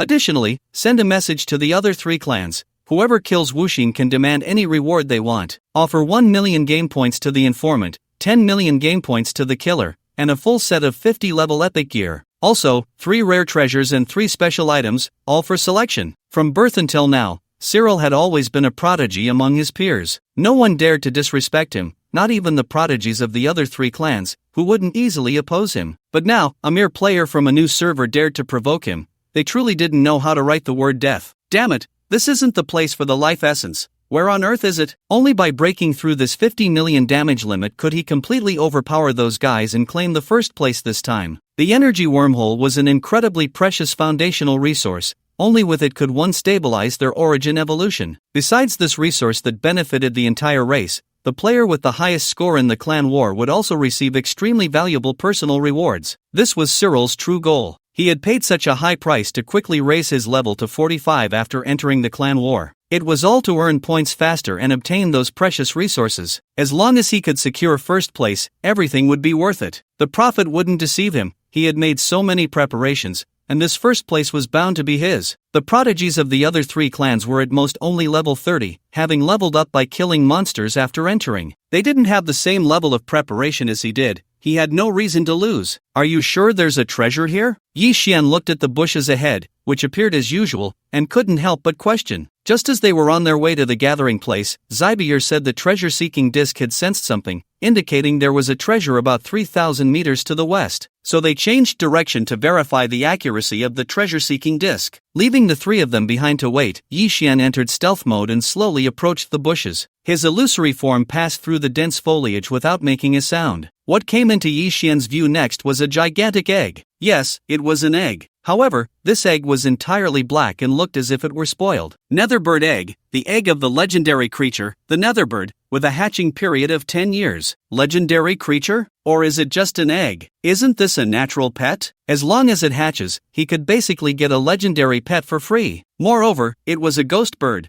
definitely possessing a rare dark attribute talent. Just as Yi Xian was about to take it into his possession, the mechanical heart sent a new message. Dead egg can never hatch into another bird, but it contains some essence of life, which can be used for a pet's origin leap. Yi Xian initially thought it was useless, but the latter part was clearly meant for Little Black. Little Black was only at a rare level now. If it consumed the Netherbird egg, it could very likely be upgraded to an epic level. Unfortunately, he hadn't brought it in, otherwise, it could eat it right now. Just as Yi Xian was preparing to take the Netherbird egg into his space, several screams suddenly came from behind him. Then he saw Zhang Yahan and the others frantically fleeing towards him. Mr. Wuxin, help! Li Wire shouted Yi Xian's name while running away. A heavy sound of footsteps came from behind them, causing all the trees in their path to topple and sway. Yi Xian focused his gaze and felt a weighty pressure for the first time. It was a monster several dozen meters tall, its body wrapped in crimson feathers. Its claws dug into the ground, glinting with a chilling light. Its wings spread wide, blocking out the sky, and its massive head was adorned with a steel-colored beak. Was this really a chicken? Flame Turkey, level 50 legendary monster, enormous in size yet incredibly swift, with terrifying physical and magical damage. It can spew out special flames that only harm living beings and ignore 50 magic resistance. However, this flame turkey seemed to have a problem. Its eyes were vacant. As a legendary creature, its attack power was only 80 million, not even reaching a billion. This was clearly illogical. Nevertheless, it was not something Yi Xian could easily defeat at this moment. How did you provoke this thing? They had previously used life wave detection and found no living beings in the area. So this flame turkey likely came from somewhere else. No, I was just a bit hungry and took out a few fried grasshoppers from my backpack. Jiang Yahan innocently spread her palms, revealing the snack she had prepared for herself. Chicken. Upon seeing the grasshoppers, the flame turkey suddenly accelerated, one claw lunging toward the group. Damn! It really was those fried grasshoppers that caused the trouble. Yi Xian could only say, as expected of you, Jiang Yahan. The group scattered, and the chicken's claw created a deep pit in the ground. Taking advantage of the moment, Yi Xian quickly stored the underworld bird egg in his space. If that chicken destroyed it, it would be a huge loss. The flame turkey was not seriously attacking yet. After all, to it, Yi Xian and the others were no different from insects. Who set up this ridiculous rule? Yi Xian had a rough idea of what was happening. With such a large size, how could it possibly be interested in such small grasshoppers? This flame turkey's essence was severely damaged, likely even weaker than an ordinary epic-level monster. Moreover, it had lost its intelligence, and its actions were entirely based on pre-established rules. One of those rules was clearly to attack players with fried grasshopper snacks. What a ridiculous and twisted sense of humor! Yi Xian drew his bow and shot an arrow filled with 10 million force at the flame turkey. He intended to aim for its eyes, but upon looking up, he realized that at this distance, he could only see its beak. With no choice, he aimed for its body instead. The 10 million attack power only deducted a few dozen points from the flame turkey's health. That little damage was not even enough for it to recover in a second. However, this small amount of damage seemed to trigger a special condition, and a prompt suddenly rang in Yi Xian's ears. Damage breaks the flame turkey's defense. Reward conditions met. Killing the flame turkey grants the Blade Emperor's class transfer scroll 1. Huh? Yi Xian's heart jolted. He had just obtained a fragment of the Blade Emperor's class transfer scroll from the Evil Moon clan, and now, another one was being offered? Was this a bit too coincidental? Or did each Blade Emperor class transfer scroll have a special connection? Originally, Yi Xian planned to run away. After all, killing this level 50 legendary creature would likely require all his trump cards. But now, he had to give it a shot. You all get as far away as you can. Even watching a battle of this level was beyond their qualifications. Shibier and the others hesitated, but Jiang Yahan ran off without looking back. Perhaps due to the triggering of the rules, the flame turkey's attacks were no longer playful like before. With a flap of its wings, it stirred up an endless storm directed at Yi Xian. All the trees along the way were snapped in half, instantly clearing a wide space. Even the visibility brightened significantly in an instant. Yi Xian was enveloped in a layer of green mist, with several venomous dragons coalescing behind him. These were the largest venomous dragons he had summoned so far, consuming a full 100,000 energy. Their size was now comparable to that of the blazing fire chicken, attacking from different directions. The fire chicken was not merely a brute force monster. Crimson flames ignited around it. The moment the venomous dragons collided with it, a searing sound erupted. However, even when burned, the venomous dragons released thick clouds of toxic gas, and the fire chicken's health continued to dwindle. With the help of his 7 apertures Linglong heart, Yi Xian controlled the venomous dragons while continuing his assault. Ordinary damage could not breach the fire chicken's defenses. In that case, it was time to enter the battle rhythm state. Although the damage cap was limited, it didn't mean he couldn't deal higher damage. In the battle rhythm state, Yi Xian spotted the weak points on the fire chicken. To be honest, he initially thought he would only see 1 or 2, given the vast difference in level and life tier. But now, countless weak points came into view. This fire chicken indeed had significant issues. However, Yi Xian didn't care about that. Having weak points was a good thing for him. He drew his bow and unleashed the wind-chasing arrow. It didn't matter that he couldn't break through its defenses. He still had true damage. Several venomous dragons simultaneously wrapped around the fire chicken's wings and legs. Even though his own body was nearly burned to ashes, it created an excellent opportunity for Yi Xian to attack. Buzz! The bowstring was fully drawn and released, striking the fire chicken directly in the chest. This was indeed a weak point. A massive damage value popped up above the fire chicken's head, and this attack thoroughly enraged it. Flames surged from its body, instantly incinerating the venomous dragons into nothingness. However, during this time, it had also lost 1 million health from the continuous toxins. It was tough. Although the fire chicken's health was problematic, it still reached 50 million. Yi Xian's 2 moves had maximized the damage, yet he still hadn't even dealt 1/5 of its health. The fire chicken spewed a large wave of flames, engulfing the space around Yi Xian. Just as he prepared to use phantom magic to evade, he found himself completely immobilized. Another lock-on attack. Moreover, due to the vast difference in power, Yi Xian struggled to call upon the energy within him.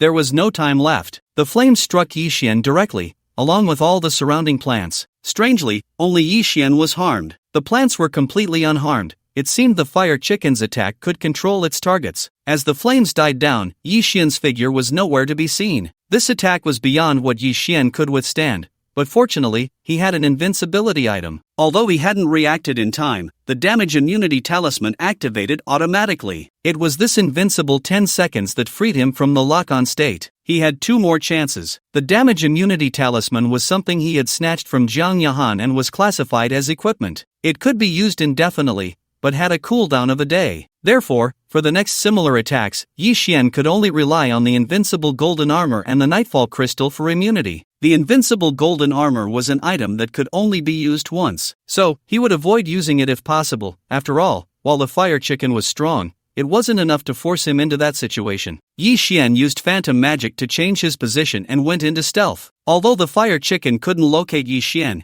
it seemed to sense that he was still alive. Its lifeless, murky eyes searched everywhere, as if it could see through space itself. Sensory deprivation. A normal person losing all senses would panic instantly, but the fire chicken seemed different. Whether it had no sensations or vision, it appeared to have no reaction at all. A hidden arrow from Yi Xian struck directly at the back of the fiery chicken, losing the enhancement from the wind-chasing cloud-piercing arrow. Even though this arrow also hit a weak point, the damage was only 900,000. After the attack, Yi Xian emerged from his hidden state. Just as he appeared, the fiery chicken's attack was already upon him, its iron claws almost instantly capturing Yi Xian. Elementalization. Thanks to the 7 apertures exquisite heart and the pure blue lotus, Yi Xian was able to complete the elementalization almost instantly. However, this move could only be used once, as the fiery chicken's next attack clearly carried a thought-level ability. Its flames were not to be trifled with. As the claws came down, the wings were already fanning flames towards him. Phantom magic strong concealment. After changing positions again, Yi Xian entered stealth and executed the same trick. Now he had enough energy to maintain the combat rhythm, so every attack was aimed at the weak points. Before entering, he had already stored 3 million energy in the pure blue lotus. The combat rhythm state could be used as a regular skill, no longer feeling so constrained as before. This meant that the fiery chicken would lose 900,000 health each time. Yi Xian had 10 uses of strong concealment, plus the 10 stored in the pure blue lotus, totaling 20 times. If he could hit every time, it would deduct 18 million health from the fiery chicken. The imagination was beautiful, but the development of the situation often did not go so smoothly. By the time Yi Xian entered strong concealment for the 7th time, the fiery chicken's health had dropped from 50 million to 40 million. This 10 million health seemed to trigger one of its rules. Cluck! The fiery chicken suddenly let out a long cry, and 2 beams of light shot from its eyes. Damn! Cheating! According to the data provided by the mechanical heart, the true fiery chicken did not possess the ability to break concealment. This beam of light was clearly set up in advance within the fiery chicken. Moreover, this beam of light was not as simple as it seemed. All areas it swept over could no longer maintain concealment. This rendered Yi Xian's silent talent completely ineffective. After forcing Yi Xian out, the fiery chicken spread its wings, its speed exceeding 5 million. Even with Yi Xian's wind and thunder wings fully charged, he could not evade. Purple Moon. Using the talent he had just stolen from Zybot, all his attributes surged 5-fold again. His movement speed skyrocketed to 2 million, but even with the additional 1 million from the wind and thunder wings, it was only 3 million. Should he use an invincible item? No! According to the pattern displayed by the fiery chicken, every time its health dropped by 10 million, it would unlock new abilities. The further it went, the more monstrous it would become. The remaining 2 invincibility opportunities had to be used at critical moments. In that case, he could only force control. Medusa's gaze. Forcibly controlling for 3 seconds, the fiery chicken's body became rigid in midair. Yi Xian could shoot 50 arrows in 1 second, and these 3 seconds were enough for him to kill the fiery chicken outright. The sound of the bowstring never stopped, each arrow accurately hitting the fiery chicken's weak points. However, everything unfolded as Yi Xian had guessed. When the fiery chicken's health dropped to 30 million, a burst of flames flashed across its body, and the petrification state disappeared. At the same time, the flames on its body split, and 2 more fiery chickens appeared beside it. The main body of the fiery chicken unleashed a thought-level ability, locking onto Yi Xian again. The 2 clones simultaneously kicked their iron claws towards Yi Xian, engulfed in fiercely burning flames. The Purification Gem's debuff removal effect had a cooldown and could only be used on true strong control skills. Then he would have to take this hit. In the blink of an eye, the fiery chicken's claws were already upon him. A fierce sense of crisis erupted, triggering the teleportation passive of void walking. As Yi Xian reached a safe position, he began to condense the soul chain. Although this blazing fire chicken had significant issues, it should still possess a soul. The sound of the chain swaying could only be heard by souls, directly piercing into the fire chicken's head across space. A raw sensation washed over him. The fire chicken's soul was indeed very murky. It was said that the soul attributes of a level 50 monster typically hovered around 20 to 30,000, and with Yi Xian's current attack power of 15,000, he was definitely breaking through its defenses. Not to mention that the upgraded soul chain would add an additional 500 damage. However, with just this chain inserted, the fire chicken's soul health only dropped by 1,000 points. Now, whether it was the base health or the soul health, it was impossible for Yi Xian to clear it quickly. This was merely a legendary monster in a severely weakened state. If it were at its peak, Yi Xian would probably have to escape using void walking. Who was behind this? Remembering the game administrator who had warned him earlier, he wondered if it had a hand in this. Suddenly attacked, the fire chicken seemed to freeze for a second. Then, as if it had touched a forbidden zone, 3 fire chickens simultaneously began to spew endless flames. Fortunately, the phantom magic trace had spatial attributes, essentially allowing for a small-scale teleportation. Otherwise, Yi Xian's invincibility opportunity would likely have been exhausted in such a wide-range attack. Even so, the shield provided by the Nightfall Crystal was still used up. It felt a bit wasteful since these flames were purely damage skills without any control effects. With over 160,000 health, a mere touch could instantly burn him away. Compared to these alien creatures with attributes starting from 1,000,000, he was still far behind. Although Medusa's gaze was still available once, it was likely already ineffective. He was left with 1 automatic teleportation from void walking in 10 seconds of damage immunity from the invincible golden armor. Additionally, he could retreat into another space. Given Yi Xian's current means, it would be hard for him to die. But the key was that he couldn't interrupt his output, otherwise, with the fire chicken's base health, it would quickly recover its health again. He needed to apply negative states to it as much as possible. The chill from the purple moon, the paralysis from the lightning attribute, combined with Yi Xian occasionally striking the fire chicken with the soul chain, gradually slowed its movements. Only at the moment when its health was reduced by 10 million would a special ability appear. At other times, it seemed to be left with only instinct. The fire chicken's strength, aside from its monstrous physical attributes, stemmed from that flame that burned life itself. But so far, it had only unleashed it twice. Compared to a fully realized fire chicken, the gap was indeed vast. In that case, as long as he controlled the timing of the explosion,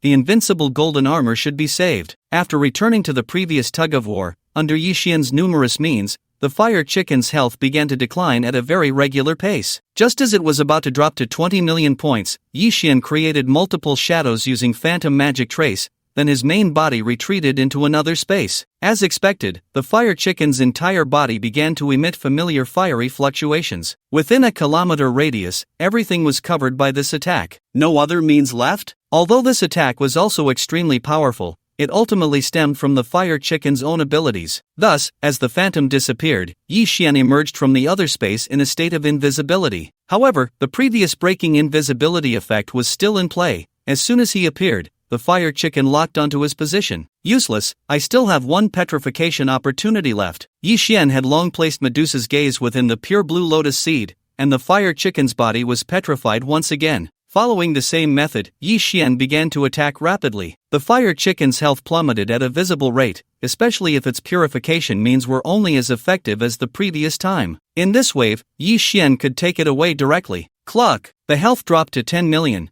The blazing fire chicken let out a mournful scream but had no other means to trigger. As expected, it was gone. Otherwise, this difficulty was not something a level 50 player should face. In the race wars, the monsters, whether artificially created or automatically derived, must have an upper limit. Just like the level cap in the occupied territory is level 50, this map must also have its own limit. A fully realized level 50 legendary creature, not to mention the blue star human race, even other major races would struggle to deal with it at this time. So even if the blazing fire chicken had certain settings, it definitely fell within an upper limit range. This was undoubtedly one of the strongest natives on the current map, and it should even be prepared for large teams. After all, its abilities were mostly area-based, and if there was nothing like an invincible state, no one could withstand its damage. Knowing that it had run out of tricks, Yi Xian became even more aggressive in his attacks. Until the blazing fire chicken's health dropped to just 5 million, a sudden change occurred. Its body began to crumble bit by bit, like a glass shattering into pieces, falling apart. Cluck! Then a miniature version of the blazing fire chicken flew out from the fragments,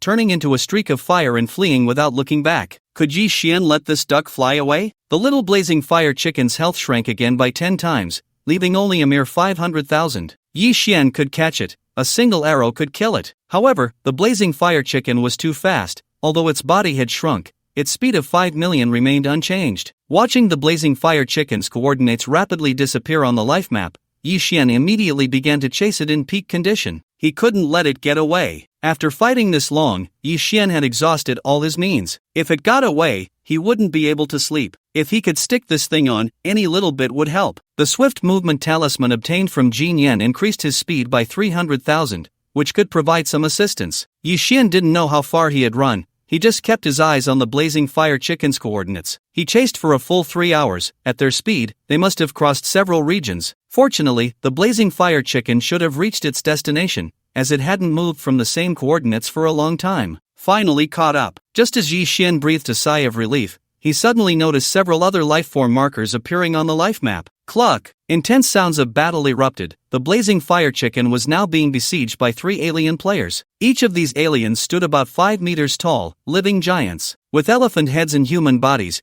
their massive tusks reflected a cold light in the sunlight, completely different from the usual white jade-like ivory. These 3 were from the giant elephant race. Moreover, they should be top players of the giant elephant race, able to trade blows with the blazing fire chicken. One held a giant shield, always able to withstand the blazing fire chicken's critical attacks. The other 2 wielded 5 to 6 meter long swords, surprisingly able to make the blazing fire chicken lose health. Blazing fire chicken, extreme leak version, attributes less than 1/10 of the original, fire abilities completely ineffective. Looking at the information from the mechanical heart, Yi Xian finally felt relieved. He had thought the giant elephant race had become so powerful that any 3 of their members could pose a threat to the blazing fire chicken. What did that make his earlier struggle? However, the blazing fire chicken's current state was very strange. It was not taking the battle seriously. Instead, it kept trying to burrow into a cave not far away. It was these 3 giant elephants that had been entangled with it, forcing it to stay away. Truly, a tiger falling into the plains is bullied by dogs. Usually, it could crush these 3 bugs with a single paw. Yi Xian looked towards the cave and instinctively released a life wave again. Were there still people? Yi Xian looked at the life characteristics displayed on the life map, his heart trembling slightly. Another spirit cat? At this moment, there were 2 life forms in the cave, one of which was clearly not humanoid. 1 person and 1 cat. This combination was precisely that of the assassin from the Evil Moon clan, second only to Cyril in his past life, and the nether spirit cat with which she had accidentally formed a contract. Yi Xian smirked and simultaneously entered a state of invisibility as he walked towards the cave. After all, he still owed the fat boss something. Since he had encountered this nether spirit cat, he had no reason to let it go. It was the only one that had strayed from its kind, while the others were all in the hands of the nether royal family. The 3 elite members of the giant elephant clan seemed to have a cooperative relationship with the female assassin, as they always precisely blocked the flame turkey's return to the cave. Even when taking damage, they did not allow the flame turkey to approach the cave even a step. This cave was clearly opened up by the great flame turkey before, unimaginably spacious. As he walked deeper, Yi Xian observed his surroundings. There should have been quite a few treasures left here, as there were obvious signs of movement. Why did the flame turkey come from here to the location of the nether bird egg? The 2 places were quite far apart, unless the triggering condition for the flame turkey was not just the fried grasshoppers. It must be related to the nether bird egg. While pondering, Yi Xian had already reached the deepest part of the cave. At this moment, 2 figures were laboriously moving various objects. It was the female assassin Ariel from his past life, and one of Yi Xian's targets, the nether spirit cat. As if sensing something, Ariel's body trembled slightly. She nervously glanced around but found nothing unusual. Letting out a soft breath, she seemed to lower her guard and tossed back an object resembling a cannon. Whoosh! A small knife was directly thrown towards Yi Xian's hidden position, the movement clean and decisive, without hesitation. Good acting. Yi Xian was not surprised at all. If she couldn't detect him, that would be strange. The nether spirit cat's dual pupils had a hidden breaking effect, and as its master, Yi Xian could share this effect in a special state. So when Yi Xian entered this space, the nether spirit cat had already sensed his presence. Looking at the nether spirit cat eyeing him from the side, Yi Xian smiled. Your eyes are truly beautiful. Besides the hidden breaking effect,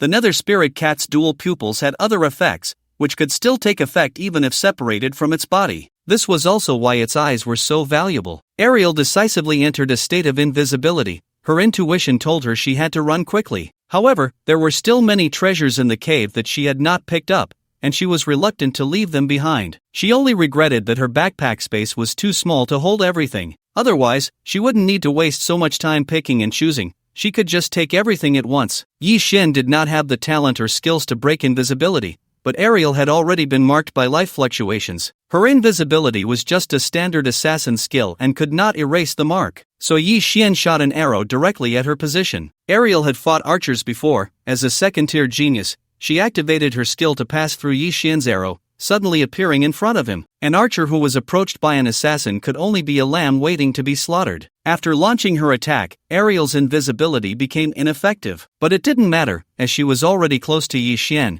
Her poisoned dagger aimed straight at his throat. Ariel's choice was not incorrect. An assassin should attack squishy targets like this. But unfortunately, he was Yi Xian. Ariel's proud 150,000 movement speed was simply not enough in front of Yi Xian. Before Ariel's dagger could get close, Yi Xian had already raised his bow with his left hand. Bang! With a gentle swing, he shattered Ariel into pieces right before him. At the same time, the phantom magic trace was activated. Yi Xian appeared directly on the only path leading out of the cave, his right hand grasping at the air. He locked a figure by the throat and pressed it down onto the cave floor. And that figure was none other than Ariel's true form. Ariel had always trusted her instincts, and the moment she saw Yi Xian, a pressure akin to facing Cyril surged in her heart, making her realize she had to run quickly. This feigned attack had worked for her countless times, often allowing her to steal valuable items and escape. But she never expected Yi Xian to see through it in such a short time. Hand over everything you took from here. Before Yi Xian could finish his sentence, a piercing cat's cry suddenly rang in his ears. Meow. Then Yi Xian discovered that what he was holding was no longer Ariel, but an unknown giant python. At that moment, the snake's head was lunging toward his throat. The once empty cave had instantly transformed into a snake's nest. All around were cold, twisted venomous snakes. Ha, ridiculous. In the face of all this, Yi Xian merely snorted coldly. The 7 Apertures Linglong Heart was a top-tier talent, one of its effects being the ability to break barriers. Thus, the little illusion of the nether spirit cat could not affect Yi Xian in the slightest. Pets should have the awareness of being pets. Although the dual eyes of the nether spirit cat were precious, its value stemmed more from the favor of the nether royal family. Without the nether royal family, the nether spirit cat alone wouldn't be worth that much. Several earthen walls quickly formed,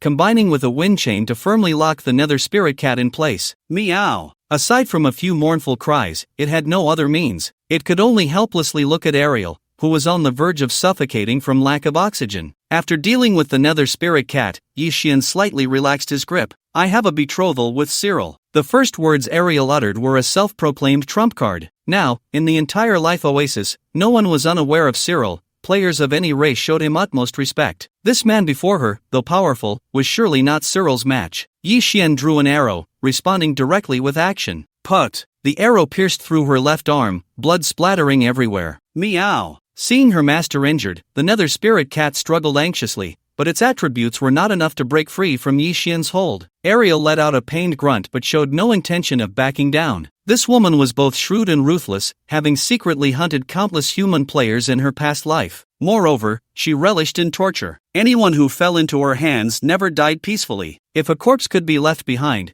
you would find that none were intact. She loved to carve wounds into the human body and then sprinkle poison that amplified the pain. Either you bled to death, or your nerves malfunctioned, causing you to die in agony. You can't kill me, feel free to try. Stung by pain, Ariel's gaze turned somewhat deranged, and she seemed to actually enjoy this sensation. Can't kill me? Based on the situations of Jin Yen and Zybot, this woman must have something to protect her life. It was very likely an invincible item, perhaps even one that triggered automatically. If this item also had a teleportation effect, then killing her would only allow her to escape. With this thought, Yi Xian's gaze shifted slightly downward. As Cyril's fiancée, Ariel's appearance and figure were naturally impeccable. Her skin was snow-white, and her body had alluring curves. Especially in the tight leather armor of an assassin, a pair of proud peaks created a deep ravine. Her graceful waist paired with long, jade-like legs was both glossy and full of elasticity. As Yi Xian watched, he loosened his grip on her throat and slowly moved toward her ample bosom. "You said, if I strip you of your clothes, toy with your body, and then send this video to Cyril, what would the consequences be?" Ariel's expression changed. If that were to happen, her position as his fiancée would essentially be over. However, she quickly smiled coldly. "This is a battlefield map. Any recording methods will fail. Do you think you can deceive me?" Before she could finish her sentence, Yi Xian's large hand had already grasped her chest. A sensation she had never felt before made her slightly dazed, and she couldn't help but want to moan. "No, I can't show such a cheap side." Yi Xian didn't continue to tease her, it was enough to leave her flustered. He captured all her emotional fluctuations clearly. Seizing the opportunity, Yi Xian took out a bead. This is called a memory bead, obtained from the oasis of life. Want to guess what its effect is? Ariel's heart raced. Could it be that she would truly be humiliated by this little human? Would she lose everything? You shameless! For the first time, Ariel felt powerless. Logically, a man as powerful as Cyril should possess the qualities of a strong person. How could he use such despicable means against a woman? I'll give you 3 seconds to think it over, otherwise, don't blame me for ruining your fiancé dream. Yi Xian was naturally just scaring her. Even if she insisted on holding out, he wouldn't truly insult her. Not for any other reason, but simply because he didn't want to give her the satisfaction. With someone like her, Yi Xian wouldn't even look twice. However, Ariel didn't dare to gamble. Although she didn't know Yi Xian well, she understood Cyril. Just thinking about how Yi Xian had grabbed her chest, if Cyril found out, she would undoubtedly face abandonment. The cave was too chaotic, and I hadn't been in for long, only picking out some useful items. Ariel chose to initiate a trade with Yi Xian. Game point card, 307,600 points. Skill books, level 7 book, level 3 book. Equipment, 11 pieces of level equipment. 6 pieces of level equipment. Materials, 5 level spirit herbs, 2 level spirit herbs, and several other level resources. The quantity was indeed considerable, but to be honest, these items were very average. Nevertheless, Yi Xian still accepted them all. Anything else? Looking at Yi Xian's eyes, which seemed to see through her heart, Ariel cursed inwardly. Why aren't you greedy to death? Cursing aside, Ariel still placed another item on the trade. This was truly a loss. Fire Essence Stone, a rare treasure. Players possessing the Fire Essence Stone can accelerate their control over fire elements. Holding the Fire Essence Stone can temporarily increase fire element damage. Yi Xian's eyes flickered upon seeing this. This was a truly good item. The Fire Essence Stone might not directly enhance elemental comprehension like the Talent Comprehension Fruit, but it excelled in its duration. The help it could provide was continuous. Based on the quality and size of this Fire Essence Stone, it was enough for Yi Xian to comprehend fire elements to level 8. Continue. Seeing that Yi Xian still wanted more, Ariel couldn't take it anymore. I've only been in here for a short time. Where are the treasures left? Do you think treasures are cabbages? Yi Xian didn't refute her, just calmly gazing at her. His gaze felt off. Did he know I took the Azure Moon Flame? Ariel had no idea that Yi Xian possessed the talent of the 7 apertures Linglong Heart. All her thoughts were eavesdropped on. Azure Moon Flame? What is that? Another name appeared that Yi Xian hadn't heard. However, this was the lair of the blazing fire chicken, so it was reasonable to find some fire-related treasures inside. As for the previous materials and skill books, they were probably dropped by people killed by the blazing fire chicken. Seeing that Ariel was still hesitating, Yi Xian made a move as if to advance further down. I'll give it to you. Ariel was indeed flustered. No matter how many treasures there were, they were ultimately external possessions. Compared to Cyril, she could still distinguish what was more important. Reluctantly, she took out a special seed, within which burned a faint green flame. Yi Xian focused his gaze, and the mechanical heart quickly provided detailed information. Green Moon Flame description, a special treasure that allows the owner to refine the green moon flame for personal use, enabling the creation of both ordinary flames and green moon flame forms. Green moon flame form directly burns the life force of living beings while leaving a green moon mark, with each mark increasing the next burn damage by 30. Restrictions: must possess fire-related talent and a talent related to the moon. Directly burning life force? Isn't this the fire elemental attack effect of the blazing fire chicken? Moreover, this green moon flame also stacks marks, which is somewhat similar to the effect of Moonscar. Just as Ariel was about to trade the green moon flame to Yi Xian,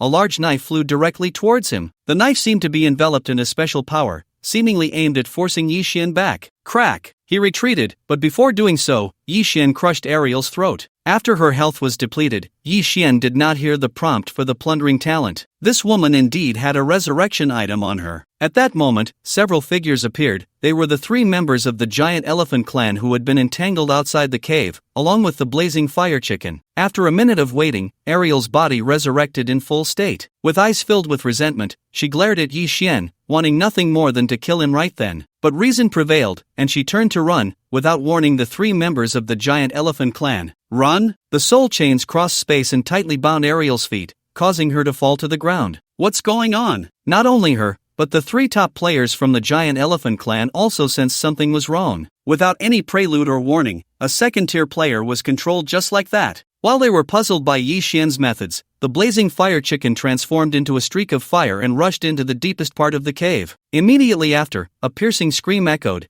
as if the most precious thing had vanished. Chicken! Yi Xian looked thoughtfully at Ariel. This woman must have stolen another treasure. Besides the green moon flame, what she had stolen was what the blazing fire chicken valued the most. It seemed the invincible golden armor wouldn't hold. Feeling familiar waves of flame energy approaching, Yi Xian activated the invincible golden armor. The blazing fire chicken self-destructed. Moreover, if Yi Xian guessed correctly, this power had already enveloped at least 3 layers of space. Even if he burrowed in, it would be useless. There was no other solution but to endure it. Boom! The violent explosion blew the cave apart, turning everything to ashes under this force. The 3 members of the giant elephant clan hadn't even grasped the situation yet and were already eliminated. Meanwhile, Yi Xian, enveloped in golden light, eagerly watched Ariel's position. This woman should also have an invincible item, right? Sure enough, all the explosive shockwaves seemed to ignore her position, flowing past her. Very good, this couldn't be better. Yi Xian was determined to obtain the green moon flame and that item she had stolen. Damn it!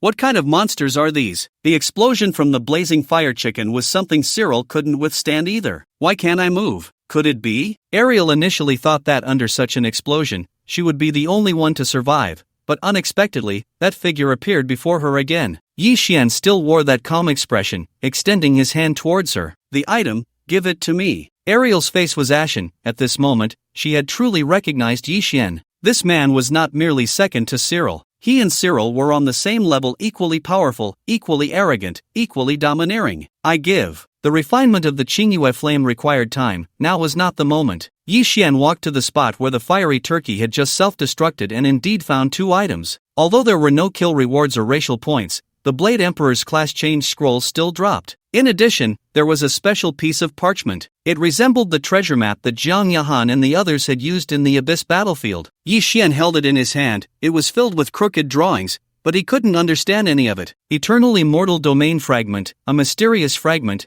There are a total of 9 pieces. It is rumored to lead to the location of the Immortal Land. Collecting all fragments can open a spatial passage to the Eternal Immortal Domain, granting supreme opportunities. The Eternal Immortal Domain? Does such a place exist in all beings? Even in the later chaotic lands, he had never heard a name like that. Let's put it away for now. This name sounds impressive and is likely a place far beyond Yi Xian's previous experiences. I've given you everything. Just give me a quick end. Ariel was not so naive as to think Yi Xian would spare her life. As a racial enemy, she knew that even if she handed over all her treasures, her fate would still be death. Have you thought again about anything you forgot to give me? To be honest, Yi Xian was a bit annoyed. As the proud owner of the title of Plunderer, it was surprisingly difficult to seize items. Without an item like the Witch's Curse, if Ariel didn't hand over her things, he would have to rely on luck to obtain them. He didn't like this feeling. What do you mean? Are you backing out? Ariel's eyes were filled with anger, but inside, she was starting to feel nervous. When exactly did he come in? Did the cat not notice him right away? Did he see me take the Nirvana Celestial Sparrow's egg? Ariel's gaze shifted to the side where the Nether Spirit cat was. It was still alive. It also possessed an invincible item. Meow. The Nether Spirit cat seemed displeased with Ariel's suspicion and let out a dissatisfied cry. I've already given you everything I got from here. If you don't believe me, there's nothing I can do. The Nirvana Celestial Sparrow was too precious. It was a mythical level creature and an egg that was still alive. As long as she could find a way to hatch it, she would possess a divine beast. By then, even without relying on Cyril, she would become the most dazzling talent of the younger generation of the Evil Moon Clan. Feeling the emotional fluctuations she transmitted, Yi Xian completely lost his patience. He walked in front of the nether spirit cat and picked it up. "What are you doing? Let go of my cat." Ariel panicked. This was the existence she had painstakingly tricked into signing a contract. She had a broad vision, which was why she had recognized this nether spirit cat in the first place. She had done everything possible to become its master, hoping to establish a connection with the nether royal clan in the future. Meow. The nether spirit cat let out a tragic cry as its health was reduced to the lowest point by Yi Xian using the soul chain. Then, the soul chain on its chest emitted a faint glow, and an invisible soul was drawn out of the nether spirit cat's body. Soul absorption. This was the first time Yi Xian used this function. Previously, there had been no need to read memories. The soul of the nether spirit cat struggled in mid-air, but such struggles were meaningless against the soul chain. Once the soul was completely absorbed into the soul chain, the nether spirit cat's body became utterly still. He casually took out its eyes. At last, one of the tasks promised to the fat boss was completed. "How can you be so cruel? You won't even spare a little cat." Seeing Yi Xian's actions, Ariel was surprisingly shaken. This woman was truly a baffling existence.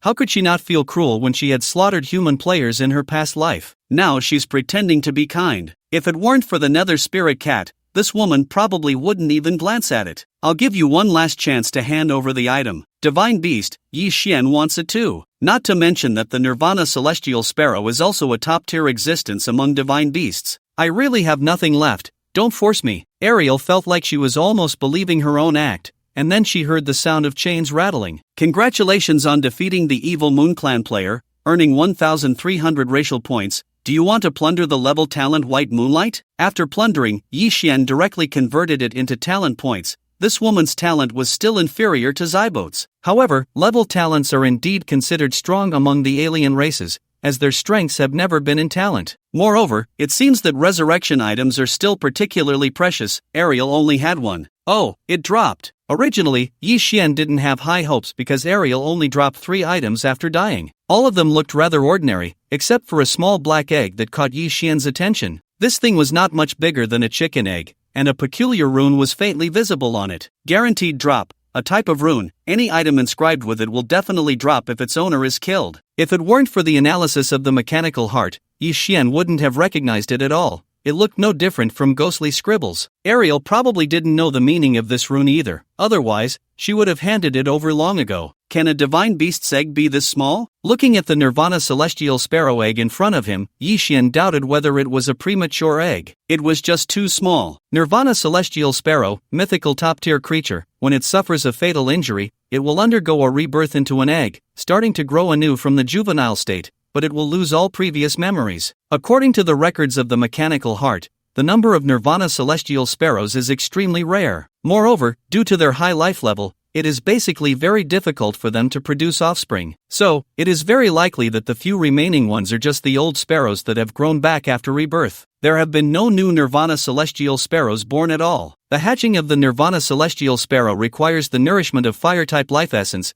This information immediately reminded Yi Xian of the nether bird egg. The blazing fire chicken was indeed after the bird egg. However, how did the blazing fire chicken get involved with the Nirvana Celestial Sparrow? The two are completely worlds apart. Yi Xian took out the nether bird egg, originally planning to use it to enhance the quality of the little black egg after returning. Plants can't keep up with changes. Let's see how much fire-type life essence this divine beast needs to hatch. The nether bird egg was much larger than the little black egg in front of him, and Yi Xian directly placed the little black egg on top of the nether bird egg. The moment the little black egg touched the nether bird egg, a powerful suction force was generated. The huge nether bird egg rapidly shriveled at a visible speed, with streams of essence being continuously devoured by the little black egg. In just a minute, the nether bird egg had turned into an empty shell. Based on the current life concentration, at least 10 nether bird eggs are needed to successfully hatch the Nirvana Celestial Sparrow. Damn. The nether bird is also a legendary creature, although this dead egg must have a much lower life essence. But needing 10 just to hatch? How am I supposed to raise it later? I can't afford it. Thinking about it now only adds to the trouble. Yi Xian put away the Nirvana Celestial Sparrow. He looked around the cave again. There were no valuable items left. However, it had only been 2 days since entering the racial war,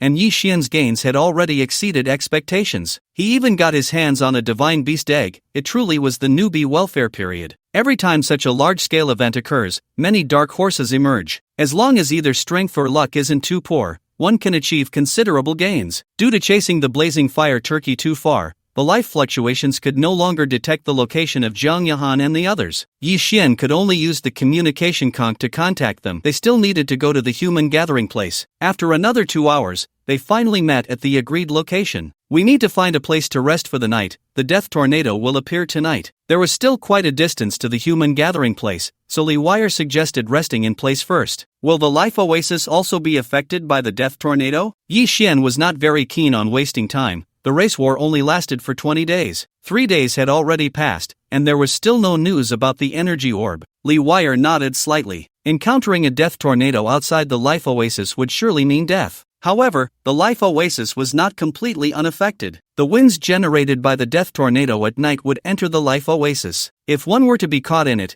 escaping death would be difficult. But as long as they entered a shelter, even if it was just a thatched hut, they would not suffer any harm. Upon hearing this, Yi Xian suddenly understood the purpose of that expensive tent. How long does the death tornado last? This information should have been obtained from the life oasis. The place where this group landed should not have been far from the life oasis. Heaven. Adding the previous 3 days, they would spend a total of 10 days here. The map of the race war was vast, and this amount of time was simply not enough to reach other areas. Were they supposed to spend all 20 days here? If they couldn't eliminate the players from the other 4 races as much as possible, there would likely be variables. Let's go, head to the gathering place as quickly as possible. Since the tent could withstand the death tornado, there was no need to stop specifically. Meanwhile, in the desert outside, life had already begun to be harvested. All players who had not reached the life oasis were being eliminated. Whether hiding underground in the sand or finding sturdy defenses, it was all useless. The death tornado was like an invisible wind. As soon as a living being came into contact with it, their health would be emptied. Other areas also had similar natural disasters forming. Players who had not reached the designated location within these 3 days were all eliminated. It's coming! The 4 of them, on their way, suddenly felt an inexplicable warning. The death tornado had entered the life oasis. Yi Xian immediately opened the tent and was the first to dive inside. The tent was not small, it could easily accommodate 4 people. They stayed inside for a full hour before that feeling finally dissipated. Let's go. We're not far from the human gathering place now. If we hurry, we should be inside by the time the next death tornado arrives. According to Li Wire, it was a hidden valley cave. The death tornado should not affect that place. Damn tornado, I was so close to getting that spirit herb. It was good enough to keep their lives.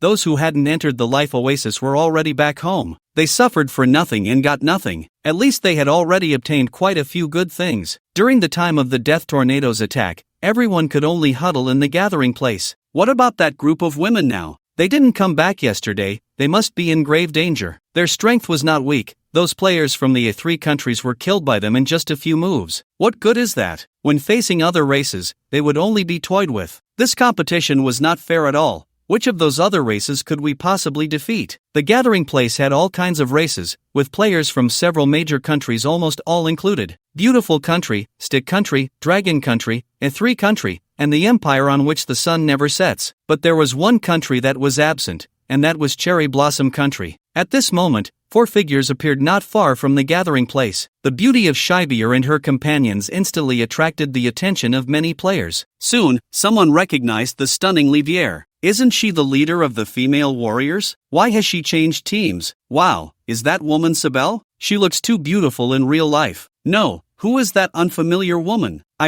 really like her features. Almost everyone was discussing the looks of the 3 women, automatically ignoring Yi Xian beside them. At that moment, a sense of alarm surged in his heart. It's over, the death tornado is coming. Yi Xian and the others were still some distance from the gathering place, although they were getting closer. But their speed definitely couldn't outrun the death tornado. What a pity for these beautiful women. Just then, Yi Xian took out a tent and crawled inside. Then Sibel and the others skillfully followed suit. Wow, that person actually has a tent. He dares to spend his points like this. Don't be jealous, can you afford it? This person definitely has strength. Otherwise, how could he support 3 such beautiful women? The key is that one of them is Sibel. This person must be a big shot in reality. Some were discussing the women, while others looked at the tent with ulterior motives. This thing is only sold at specific entrances, and the quantity is limited and expensive. Players who just entered the life oasis basically can't afford it. After accumulating enough points, it might be too late to think about going back. So, players with tents are very rare. During the invasion of the death tornado, the value of tents skyrockets. If they encounter one in the wild, they wouldn't dare to have any ideas. After all, players with tents are generally quite strong. But now they were in the gathering place, where too many of their own people had returned. With more people around, their courage naturally grew a bit. The death tornado in the life oasis comes roughly every 3 hours and lasts for 1 hour each time. Yi Xian had already grasped the interval and frequency of the death tornado's appearance. As long as he got the news from the gathering place, he could go out and explore actively. He looked towards the gathering place, where a multitude of chaotic emotions converged. There were more people inside than Livier had mentioned. Nearly 3,000 people had gathered. It was likely that most of the surviving players who entered the Death Desert area were here. The gathering place was indeed located in a valley, surrounded by mountains on all sides. There was only one entrance, and inside there were numerous caves. The moment Yi Xian and the others stepped into the gathering place, countless gazes converged on them. Most were focused on Sibel and the other two. Their beauty was indeed hard to ignore,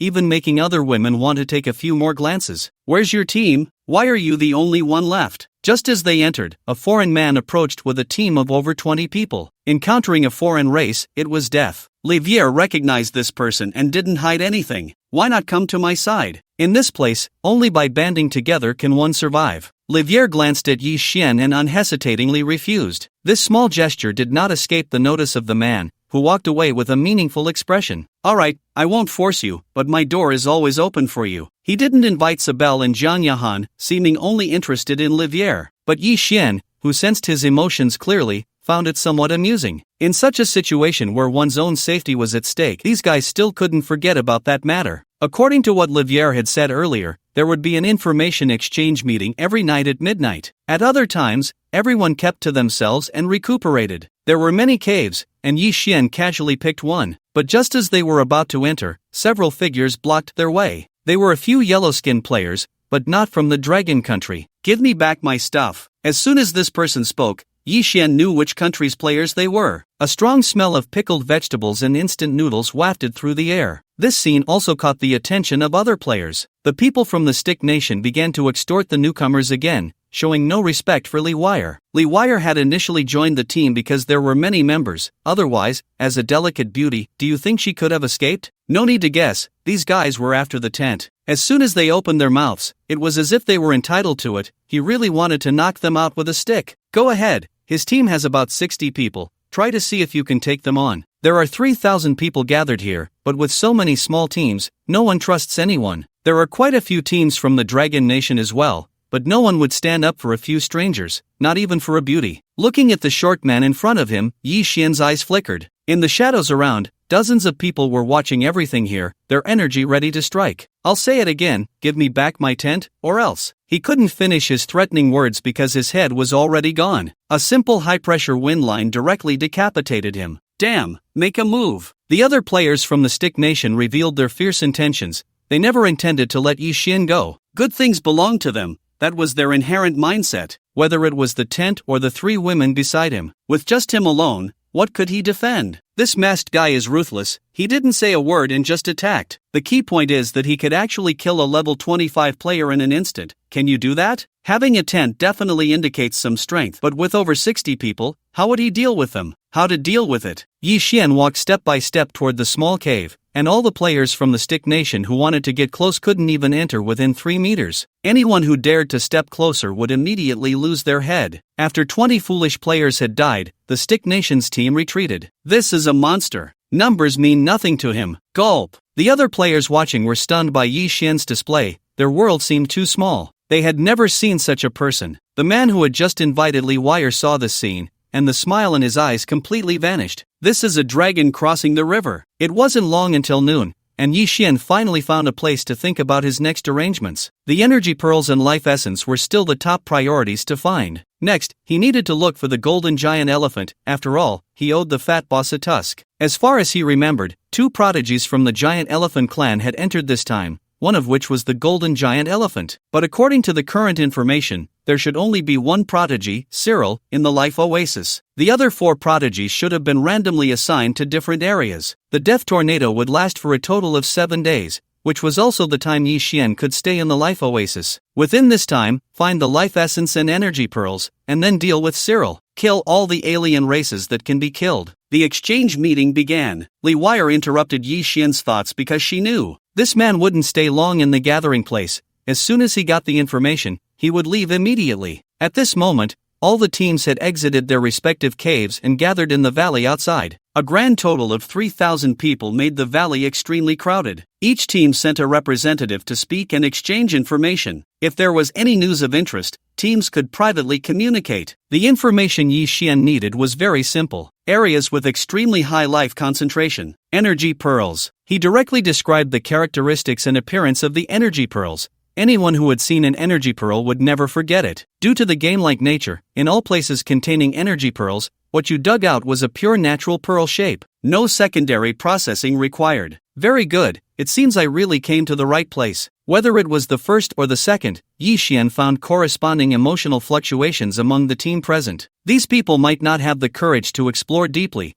but many places could be remembered just by having seen them. What a pity, there were no useful clues obtained. Li Wire knew that Yi Xian had expectations for the gathering place, and now that she couldn't help him, she even felt a bit guilty. Before she could finish her words, a team approached. Li Wire recognized this team. They were one of the strongest in the gathering place. They were from the Empire of the Setting Sun. After quietly informing Yi Xian, Li Wire obediently stepped back. Interested in cooperating? The leader was a middle-aged man with slightly curly hair, looking very gentlemanly. Let's hear it. This man was precisely the player Yi Xian had sensed earlier, who had shown emotional fluctuations towards the energy orb. The Glass Sea, energy orb. The curly-haired man calmly sat down in front of Yi Xian, taking out a wine glass and red wine from his backpack. In the central part of the life oasis, there was an endless expanse of sea. Although everyone knew it was actually a lake, its vast area and clear water led everyone to call it the Glass Sea. The curly-haired man handed over a glass of red wine, a product of the game,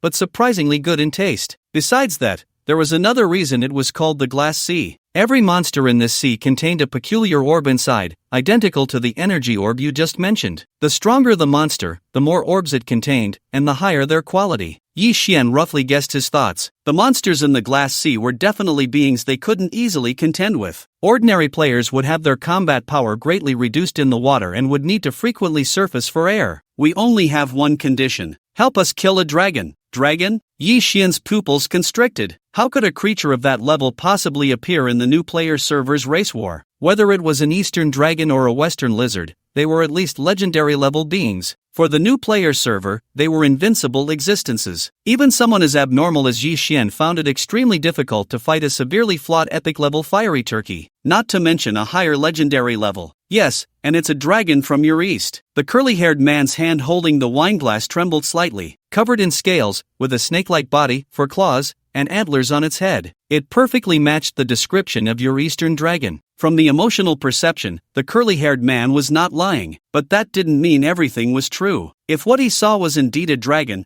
how could it still be alive now? It was highly likely just a creature with a trace of dragon bloodline. The life essence was rare, between rare and epic levels. If it were rare, it could still be fought, but if it were epic, wait. Yi Xian thought of the anomaly of the fiery turkey. If this so-called dragon was also epic level, could it also have a situation similar to the fiery turkey? Yi Xian's gaze was calm as he directly replied to the curly-haired man. We can't defeat it. This answer was clearly within his expectations. The curly-haired man never thought Yi Xian could kill the dragon. It was merely a bargaining tactic. We have a dragon's lure incense. Only then did the curly-haired man reveal his true purpose. Once lit, it would cause dragon-type creatures to fall into a deep sleep for a whole day within just 30 seconds. Yi Xian nodded. The dragon's lure incense indeed had this effect. However, holding off a dragon-type creature for 30 seconds was also not an easy task. If they merely wanted to rely on the information about the energy orb to make Yi Xian take this risk, that was definitely impossible. The benefits were not equal. They would need to offer more rewards. The curly-haired man was a clever person and naturally wouldn't think it could be so easily achieved. Whether it was an eastern dragon or a western dragon,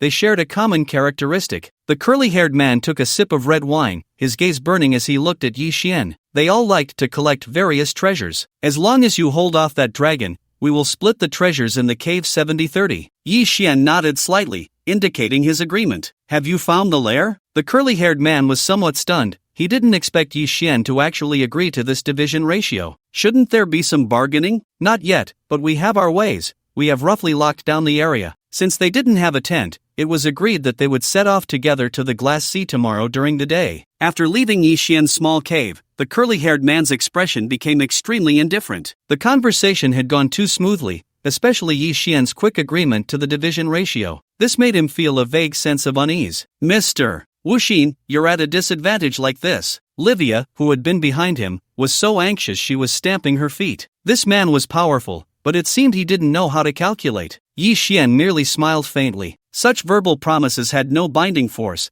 What difference did it make if he offered a 90-10 split? Dead men couldn't claim any of it. Moreover, Yi Xian knew this curly-haired man. He was a notorious mafia boss from the Sun Never Sets empire, best at black-on-black dealings. He didn't believe this guy would actually follow through with the agreed 70-30 split. Just then, several footsteps sounded again, and it seemed they bumped into each other outside at the same time. Yi Xian suddenly thought of something and turned to Livia. You three, help me out and go acquire these materials from other teams. The raw materials for the exploration robots were not rare. The main issue was the lack of energy pearls. Previously, he had obtained 5 sets of materials from Zhou Qi, and now they had all been completed. If the curly-haired man's information was correct, Yi Xian would definitely be able to obtain a good number of energy pearls from the Glass Sea. As long as he had enough exploration robots, gathering intelligence would be exceptionally simple for Yi Xian. After Livia went out, she saw 3 teams outside the cave, all on high alert. They were all top-tier teams. The 3 that had come over were from the Dragon Kingdom, the Beautiful Country, and a Black Nation. Without exception, each had over 100 members. Their average level exceeded 23, making them some of the strongest teams in the gathering place. Once inside the cave, the 3 teams had a unified purpose. They were there to sell information. During their explorations over the past few days,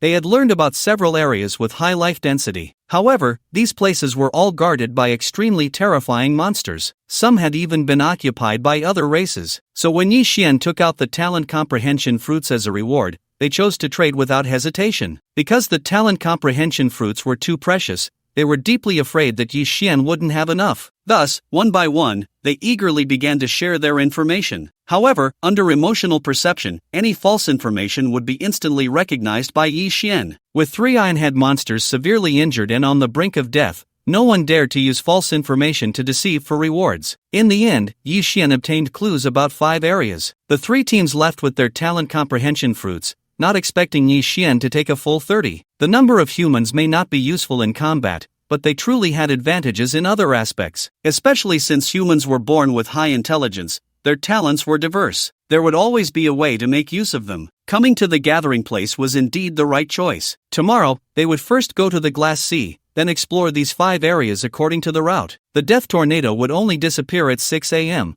so this interval would be their rest time. Under the premise that Yi Xian was willing to spend money, he also managed to collect a full 70 sets of raw materials. This quantity was quite a pleasant surprise. The assembly line could produce 100 exploration robots in a day. So after conquering the Glass Sea tomorrow, Yi Xian's robot team would be able to take shape. Originally, Yi Xian was supposed to refine the Qingyue flame, but now he couldn't appear under the moonlight, so he had to put it aside for the time being. Everyone cherished the time during the race war. So, at 6 a.m. the next morning, the curly-haired man had already come to find Yi Xian to set off together. According to his estimate, it would take 6 hours just to reach the Glass Sea. The journey was undeniably long. This was also where Yi Xian felt a bit impatient. Given the coordinates, he could get there in just 2 hours. But the curly-haired man said that many locations couldn't be displayed on the map. They could only rely on their memory to remember the route, so Yi Xian had no choice but to travel with him for now. Wow! When they reached the shore of the Glass Sea, the clear and transparent water immediately captured the hearts of several beauties. The life oasis was truly a magical map. The curly-haired man pointed to a small hut by the shore,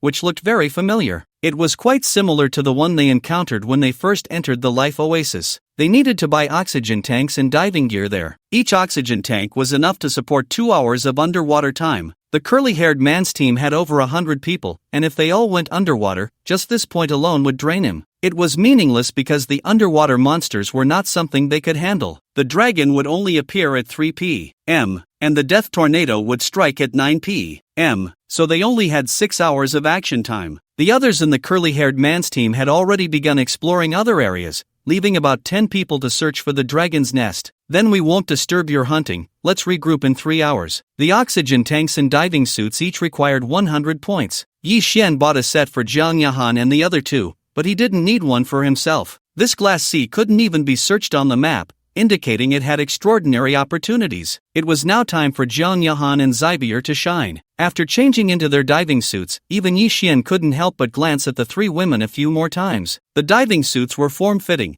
perfectly showcasing their curves. Especially Li Wire, her figure was simply exaggerated. In fact, if the Wind Rider had enough energy to activate, there would be no need to search like this. The ocean was the domain of the Wind Rider. The transparency of the glass sea was extremely high. Even from the shore, one could see the underwater scenes. There were no ordinary creatures in the sea, so it was quite a distance before Yi Xian saw the first monster, a mantis shrimp. However, this mantis shrimp was about a meter long and extremely aggressive. It charged directly at them as soon as it spotted them. A level elite monster, its punching speed was so fast that Yi Xian almost couldn't see it clearly. However, there were no energy fluctuations, just pure physical attacks. That was simple enough: water elementification. The mantis shrimp's strongest attack was that punch, and after it was rendered ineffective, it was immediately taken away by Yi Xian's water blade. After collecting the drops, Yi Xian began to search its shell. A level energy pearl, not bad at all. He turned the mantis shrimp's body upside down and finally found what he wanted. As for the corpse, he wouldn't waste it. He first tossed it into his space, planning to have the robot from the sandship process it later. The life wave unfolded, quickly locking onto the positions of all life forms. You all avoid these areas and then explore freely. I can handle the monsters myself. The monsters in this sea are scarce,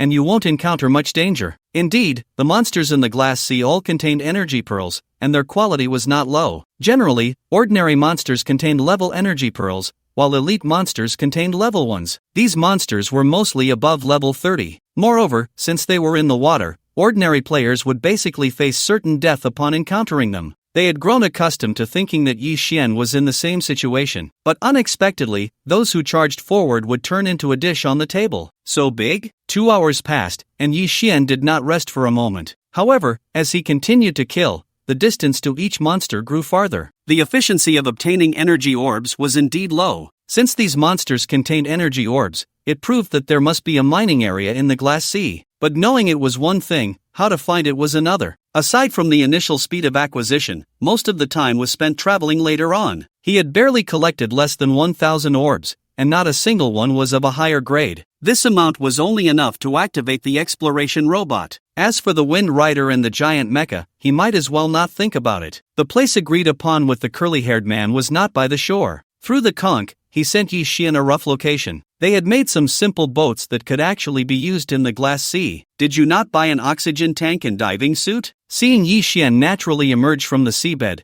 the curly-haired man was somewhat puzzled. Isn't this efficiency quite low? You have to come up for air soon, and you can't go deeper. Where is that dragon? Yi Xian had no time to joke with him and hurried to finish. He still needed to find the energy mining area. I'll take you there now. There is a small island at this location in the glass sea. This was information he hadn't told Yi Xian before. Since this suspected dragon was likely to appear on this small island, it was highly probable that its lair was also here. After about 40 minutes of sailing, a real small island appeared before them. It was indeed very small. One glance was enough to see the entire diameter. Just from this, Yi Xian knew that there couldn't possibly be a dragon here. The true dragon race, as rumored, had enormous bodies. Even a newly hatched dragon would be at least 100 meters long. Moreover, the pride of dragons led them to have extremely high demands for their dwellings. A small island like this, a true dragon would probably not even glance at it. Roar! Before they could approach, a massive dragon roar echoed from above the small island. The curly-haired man and his subordinates all fell into a daze, losing control of their bodies. Yi Xian looked up and met a pair of enormous, indifferent beast eyes. The entire body was hidden in the clouds,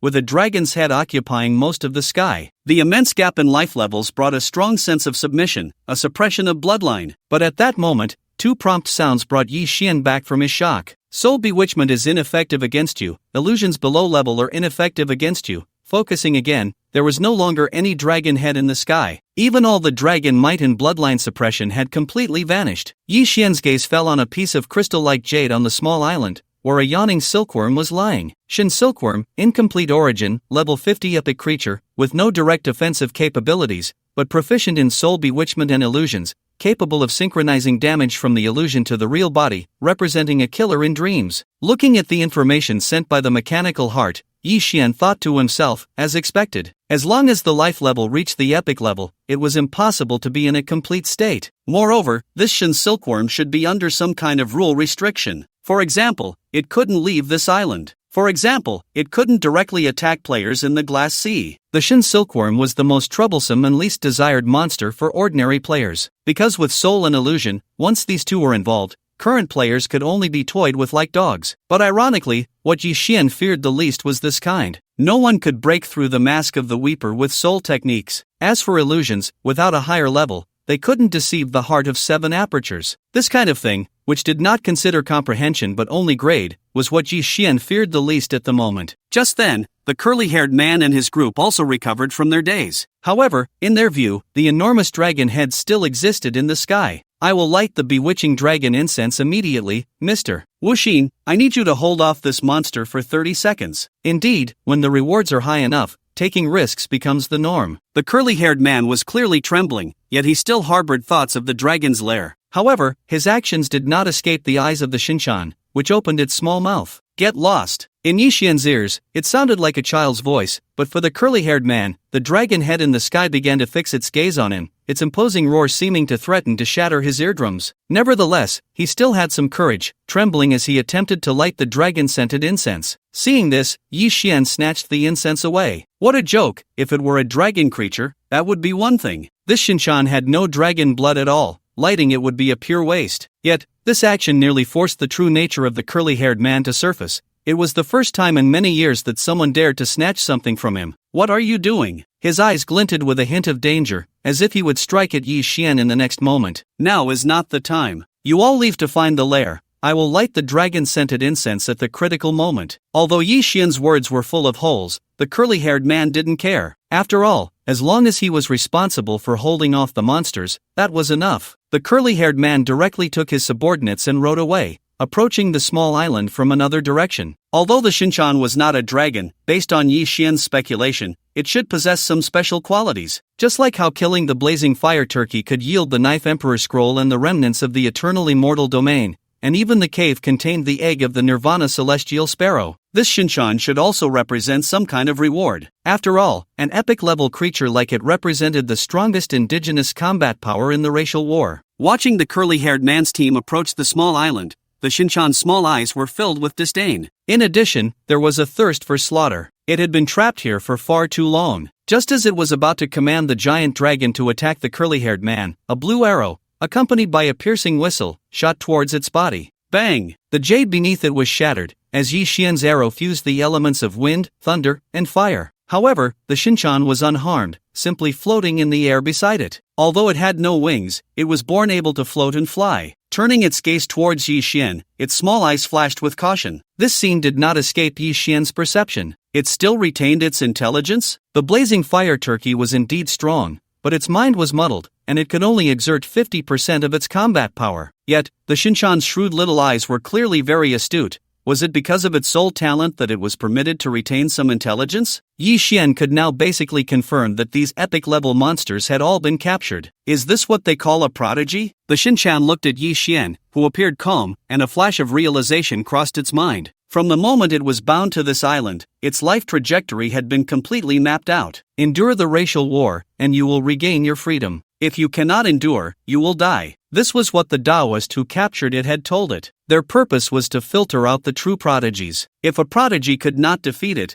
then it could be reborn. How do I know who the prodigy is? In response to the Shinchan's question, the Taoist merely chuckled softly. You will recognize them when you see them. A bloodthirsty excitement flashed in the Shinchan's eyes. It had finally waited long enough. Who knows how long it had been trapped in this place? It missed the days of killing and devouring blood so much. As long as it killed Yi Xian, it could be reborn. Roar! Ignoring the curly-haired man's group, the Shinchan commanded the giant dragon to charge at Yi Xian. Ha ha ha, a mere human, killing you is as easy as squashing an ant. When the racial war began, it knew there were a total of 5 races. It had considered that the prodigy could be anyone from the 4 races, but it had never thought of the human race. As a level 50 epic creature, even with its origin greatly diminished, the quality of its soul was not something a mere level 26 mortal could compare to. But unfortunately, Yi Xian completely ignored the dragon. Instead, he controlled the ship to glide towards the small island. Humph, pretending to be calm. The Shinchan didn't care at all, even if Yi Xian wasn't intimidated by the illusion, so what? All the damage caused by its illusion would be reflected in reality,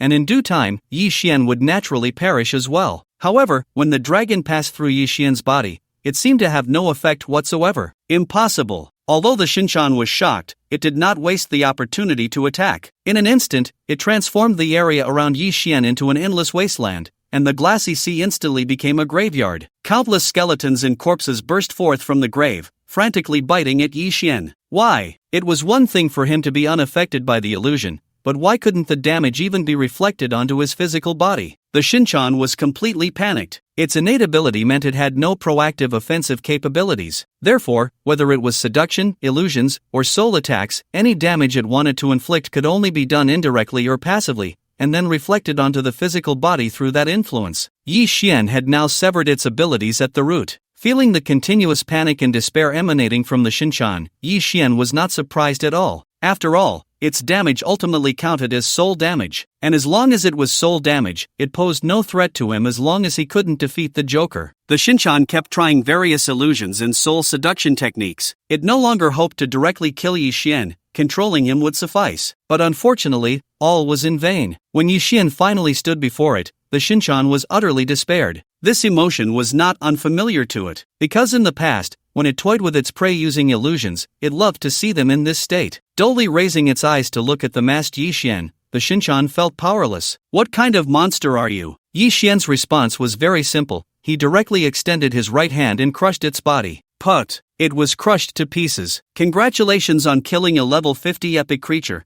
gaining 5,000 racial points. Do you want to plunder the talent dreamlike? Yes. The Shinchan's ability was indeed very perverse. Soul talents were extremely rare, and Yi Xian could be said to be rampaging everywhere with just a basic soul chain. And this type of seduction and control soul talent could have terrifying effects. At the very least, Yi Xian thought that the next time he encountered the young masters and ladies of other races, as long as he could control them, they would have to spit out as many items from their bags as they had. There would be no need to be as troublesome as before with Zybot. Yi Xian pondered for a moment and chose to merge this talent into Medusa's gaze. Medusa's gaze, talent level, petrification. The target being gazed at will fall into a petrified state and be unable to move. The petrification time is determined by level, aptitude, and magic resistance. The same target can only be affected once every 2 minutes, with a minimum hard control of 3 seconds. Eye of Medusa, within 30 seconds, the petrified state can be used infinitely, affecting multiple targets, consuming 500 energy per second, with a cooldown of 1 hour. Dreamlike, pulls the target into an illusion, all damage synchronizes to the physical body, possessing seduction and control effects. The description of Dreamlike was also very simple, but Yi Xian knew its effects would be extremely terrifying. This ability also determined resistance based on soul attributes, and with the enhancement of this talent, Yi Xian estimated that even beings with 5,000 more soul points than him would be pulled into the illusion. However, what puzzled Yi Xian was that after killing the Shinchan, there was no experience reward at all. Last time, the fiery turkey self-destructed, which was acceptable, but this time it was personally crushed, and yet nothing happened. Moreover, the drops from the Mirage Silkworm were only 2 items, one of which was the fragment of the Eternal Immortal domain map. Could it be that there are a total of 9 epic-level monsters in the race war, and killing them all would complete the map of the Eternal Immortal domain? As soon as this thought emerged, it took root and sprouted in Yi Xian's heart. Regardless of whether this was the case or not, he had to seek out epic-level monsters. Each one definitely represented a special reward, and the true reward from the Mirage Silkworm was that small piece of wood, entirely a deep blue-green. Qianqing Spirit Fox Wood Level, none description, a special equipment, a treasured item crafted by the Dwarven Master for the Princess of the Spirit Fox Clan. Nourishment, increases soul health by 100 points, soul attack power by 10 points, and soul defense power by 10 points daily, with a growth limit of 500,000 points. Restriction, requires soul binding to take effect. Yi Xian was momentarily stunned upon seeing the Qianqing Spirit Fox Wood. Another treasure of profound quality, and it was an extremely rare soul treasure. The growth of soul attributes was incredibly difficult. It could only change a little bit at certain moments of power and essence transformation. Yet, the Qianqing Spirit Fox Wood could achieve daily growth. When Yi Xian first saw this piece of wood, he thought it was just a material, not realizing it was a finished product. Such a small item must have consumed countless precious soul resources. Fortunately, I still have 1 soul binding slot, otherwise, I would have really lost out. Ever since he gained this slot from the chance encounter on the small empty island, Yi Xian had been reluctant to use it. Even for the 7-star map and the pure blue lotus, he had not performed soul binding. Now, finally, he had waited for the right item. He directly chose to bind it, and the Chenqing spirit fox would transformed into a beam of light, entering Yi Xian's sea of consciousness. A stream of blue light continuously radiated from the Chenqing spirit fox wood, and Yi Xian felt as if his soul was being nourished endlessly. With the release of life fluctuations, Yi Xian found the curly-haired man who was searching all over the small island. They seemed to have not found the so-called nest. The small island was only so big, and after searching back and forth many times, they still couldn't find what they wanted. Just as Yi Xian was about to leave, a familiar figure appeared on the life map. Jiang Hanya? Behind her was a gigantic octopus. Fortunately, the octopus was not fast, so it had not caught up with her while she was using her item. However, in her panic, Jiang Hanya seemed not to notice what lay ahead, which was the main part of the island. When she turned around, it was already too late. Bang! She crashed right into it. Yi Xian dove into the water directly, as from the perception of the life map, it seemed that Jiang Hanya had crashed into an energy orb. Upon sensing a living being approaching, the octopus monster immediately extended its tentacles. What greeted it was a barrage of water blades, which sliced it into pieces. However, Yi Xian now looked down on the few scraps inside it and quickly swam to the spot where Jiang Hanya had just been. Sure enough, it was an energy orb. Around the pit created by Jiang Hanya's crash, there were dozens of energy orbs, and Jiang Hanya now seemed to have been knocked unconscious, lying motionless in the pit. After digging around a bit, he indeed found other energy orbs. This small island was an energy mining area. Yi Xian picked up Jiang Hanya and swam towards the island. If he had to dig this up by himself, who knows how long it would take. Now was the time for the robots to make their appearance. The curly-haired man seemed to have given up after searching in vain and had already left with his companions. This was perfect. Yi Xian tossed Jiang Hanya aside and eagerly began to take out all the exploration robots. Then he started activating them one by one with the energy orbs. 75 exploration robots all started working, digging down towards the small island. This island wasn't large, according to Yi Xian's calculations.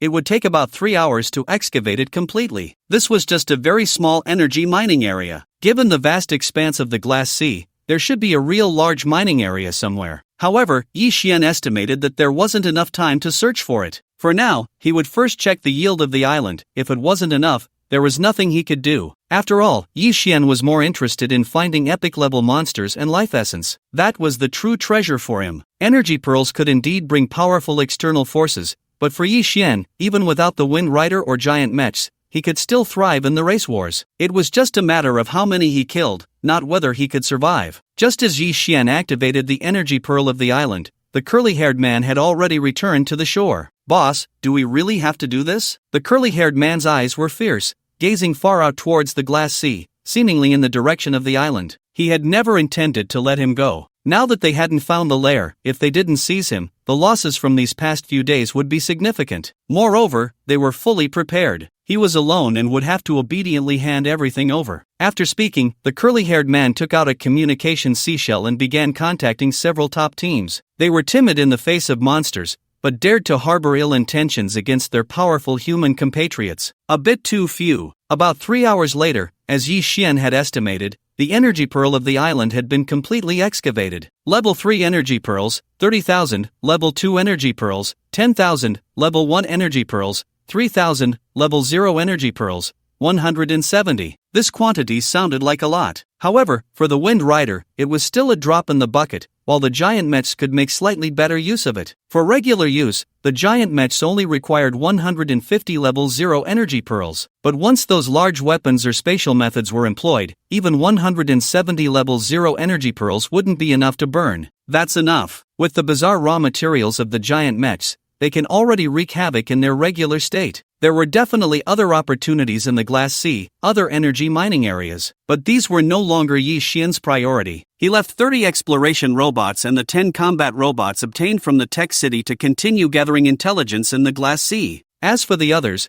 they were all dispatched to prioritize material collection. Now that he had enough Level 0 energy pearls, he could start mass-producing exploration robots. Yi Xian found the two from the seabed, Zybier, and officially began to return to the shore. Meanwhile, the curly-haired man's team had also gathered, just waiting for Yi Xian to walk into their trap. "Boss, the team from the Dragon Kingdom refuses to come no matter what price we offer." The curly-haired man frowned slightly upon hearing this. He knew that Wuxin had a decent reputation in the Dragon Kingdom, but now he had gathered over 400 people, and that still couldn't make them act? Moreover, he had prepared many means for this. If it weren't for the insurance, his own team could have taken down Wuxin. If they didn't come, it was fine, it saved them some resources. It was already 6 p.m., and there were only 3 hours left until the death tornado appeared. That meant there were places to hide around the glass sea, otherwise, they would have started heading back long ago. They're coming! On the calm sea surface, a lonely small boat was quickly approaching the shore. On it were Yi Xian and his 3 companions. As for the curly-haired man, he showed no signs of hiding. What he wanted was a direct confrontation. Finally back, it's so comfortable on the shore. Just as Li Wire finished speaking,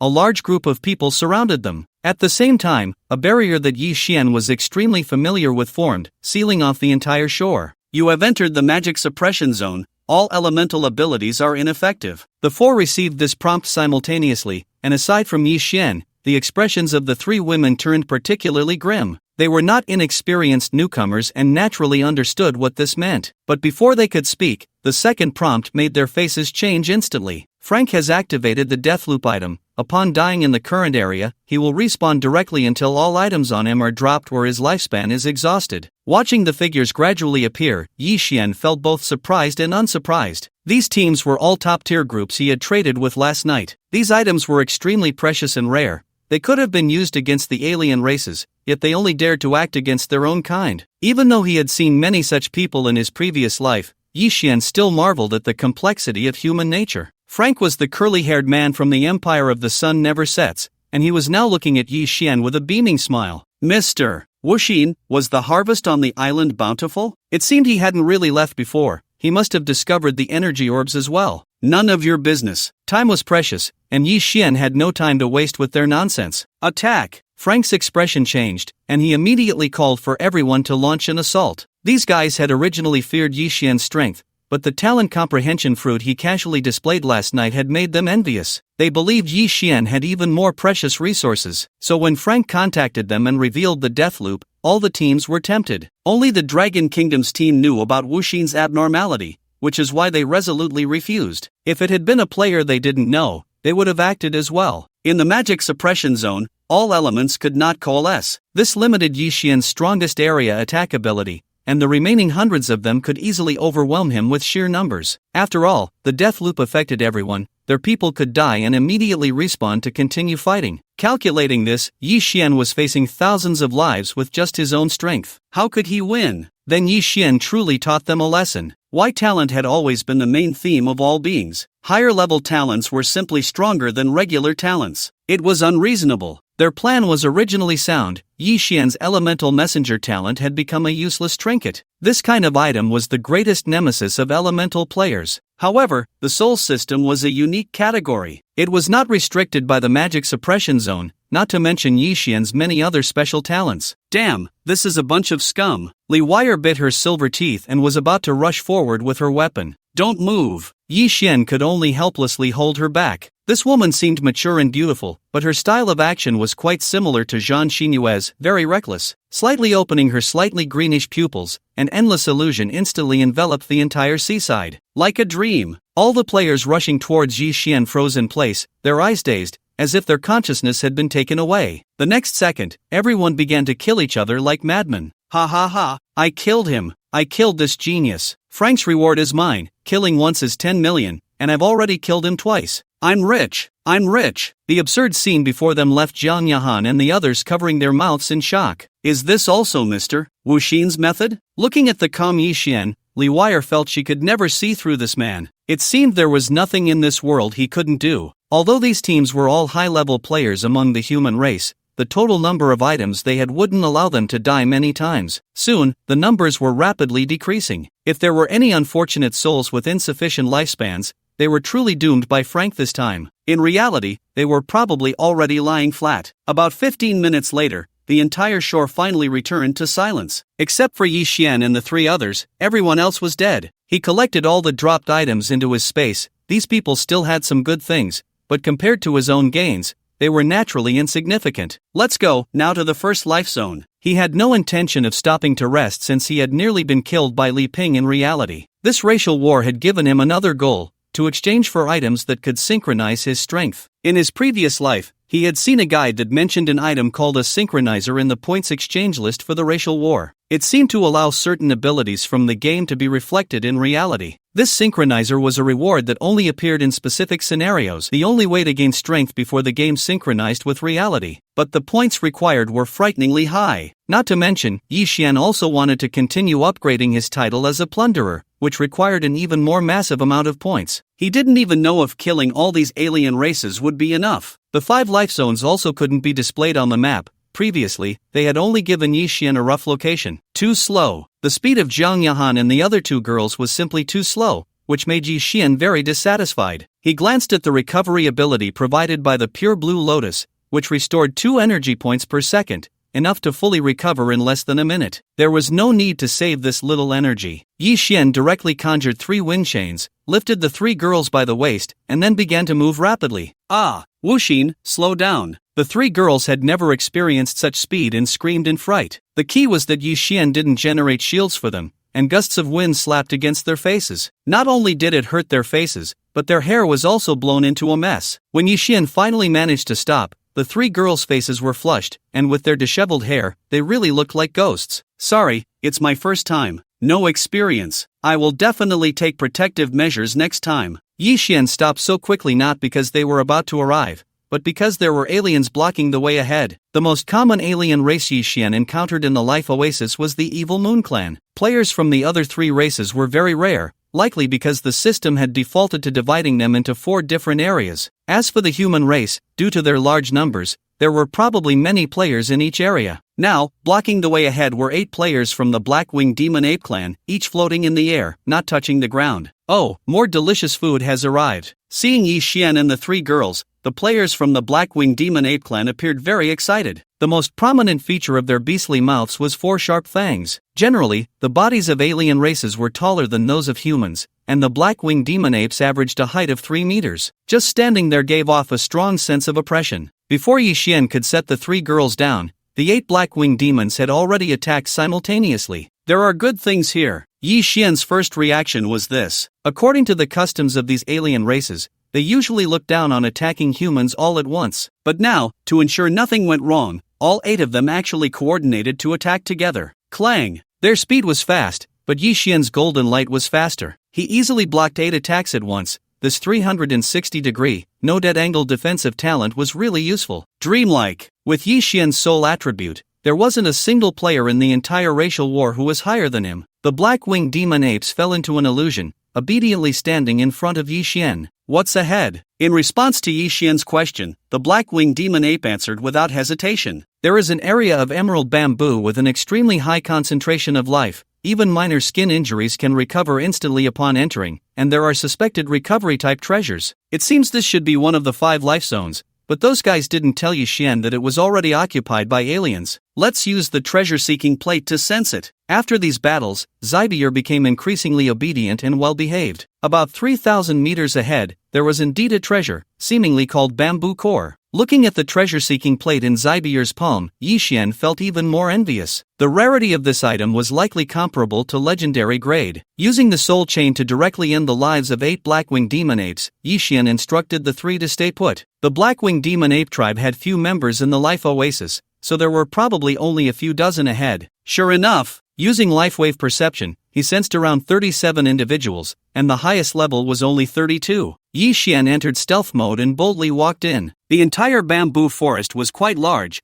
but a significant area had already been cut down by the Black-Winged Demon Apes. It was frustrating. They had been chopping bamboo for almost a day, but where was the treasure? He didn't know. It seemed that thing was alive and could automatically move among the bamboo. Last time, he almost caught it, but unfortunately, he couldn't stop it. Yi Xian didn't know what the bamboo core was, but from the conversations of the Black-Winged Demon Apes, it felt like a living creature. He used LifeWave perception again. However, the information from the life map only showed the life markers of the Black-Winged Demon Apes, with nothing else. Kill them all, and let Zybier come to find it. Since there were no other unexpected situations here, he decided to take action. The Black-Winged Demon Apes were harvesting the bamboo in pairs, making it very easy for Yi Xian to kill them. In just 3 minutes, all the Black-Winged Demon Ape players were sent back home. After Zybier arrived, she quickly used the treasure-seeking plate to locate the bamboo core's position. It wouldn't move as long as Yi Xian hadn't cut down the bamboo it was attached to. At this moment, the heart of machinery finally provided the corresponding information. Bamboo core, a special life spirit object, lacking intelligence and life. It attaches to the bamboo. When the bamboo it clings to is destroyed, it randomly transfers to another bamboo. Effect: fills life gaps, replenishes lifespan, and repairs damage. If the entire bamboo it inhabits is placed in space, it will cause a qualitative change in the space, allowing living beings to be stored. Yi Xian didn't look at any other effects of the bamboo core,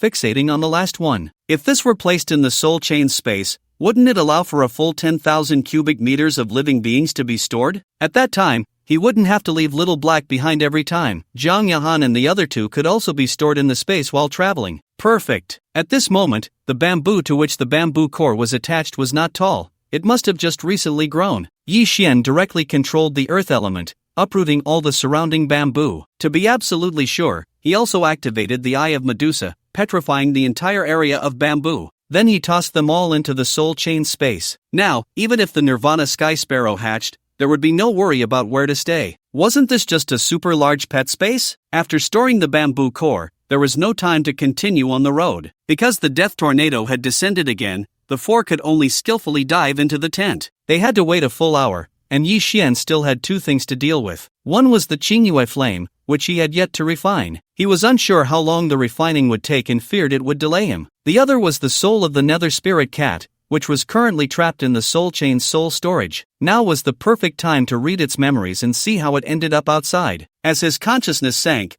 Yi Xian instantly sensed a dim void. In this space, the soul will of the nether spirit cat had been completely worn down, becoming a special storage entity with only memories. Yi Xian began to browse through the memories of the nether spirit cat, and right from the start, he realized the burden on his own soul was immense. In less than 10 minutes, Yi Xian already felt dizzy and overwhelmed. However, he had not managed to find any useful information. The memories were chaotic, not arranged according to the experiences of the nether spirit cat from childhood to adulthood. All the memory fragments were in a random disorder. With good luck, he might find the needed information quickly. With bad luck, he would have to spend time reading through all the memory fragments. Ugh, it hurt too much. He could only read for half an hour at most each time. This was the first time Yi Xian felt discomfort since the transformation of his soul, which showed just how taxing sifting through memory fragments was on the soul. Fortunately, having obtained the Qianqing spirit fox would earlier kept his soul in a nurturing state, allowing for quicker recovery. After an hour, Yi Xian stepped out of the tent. The 3-hour gap during the death tornado was just enough for traveling. However, Yi Xian still used the wind chain to bind the three of them as they ran. After all,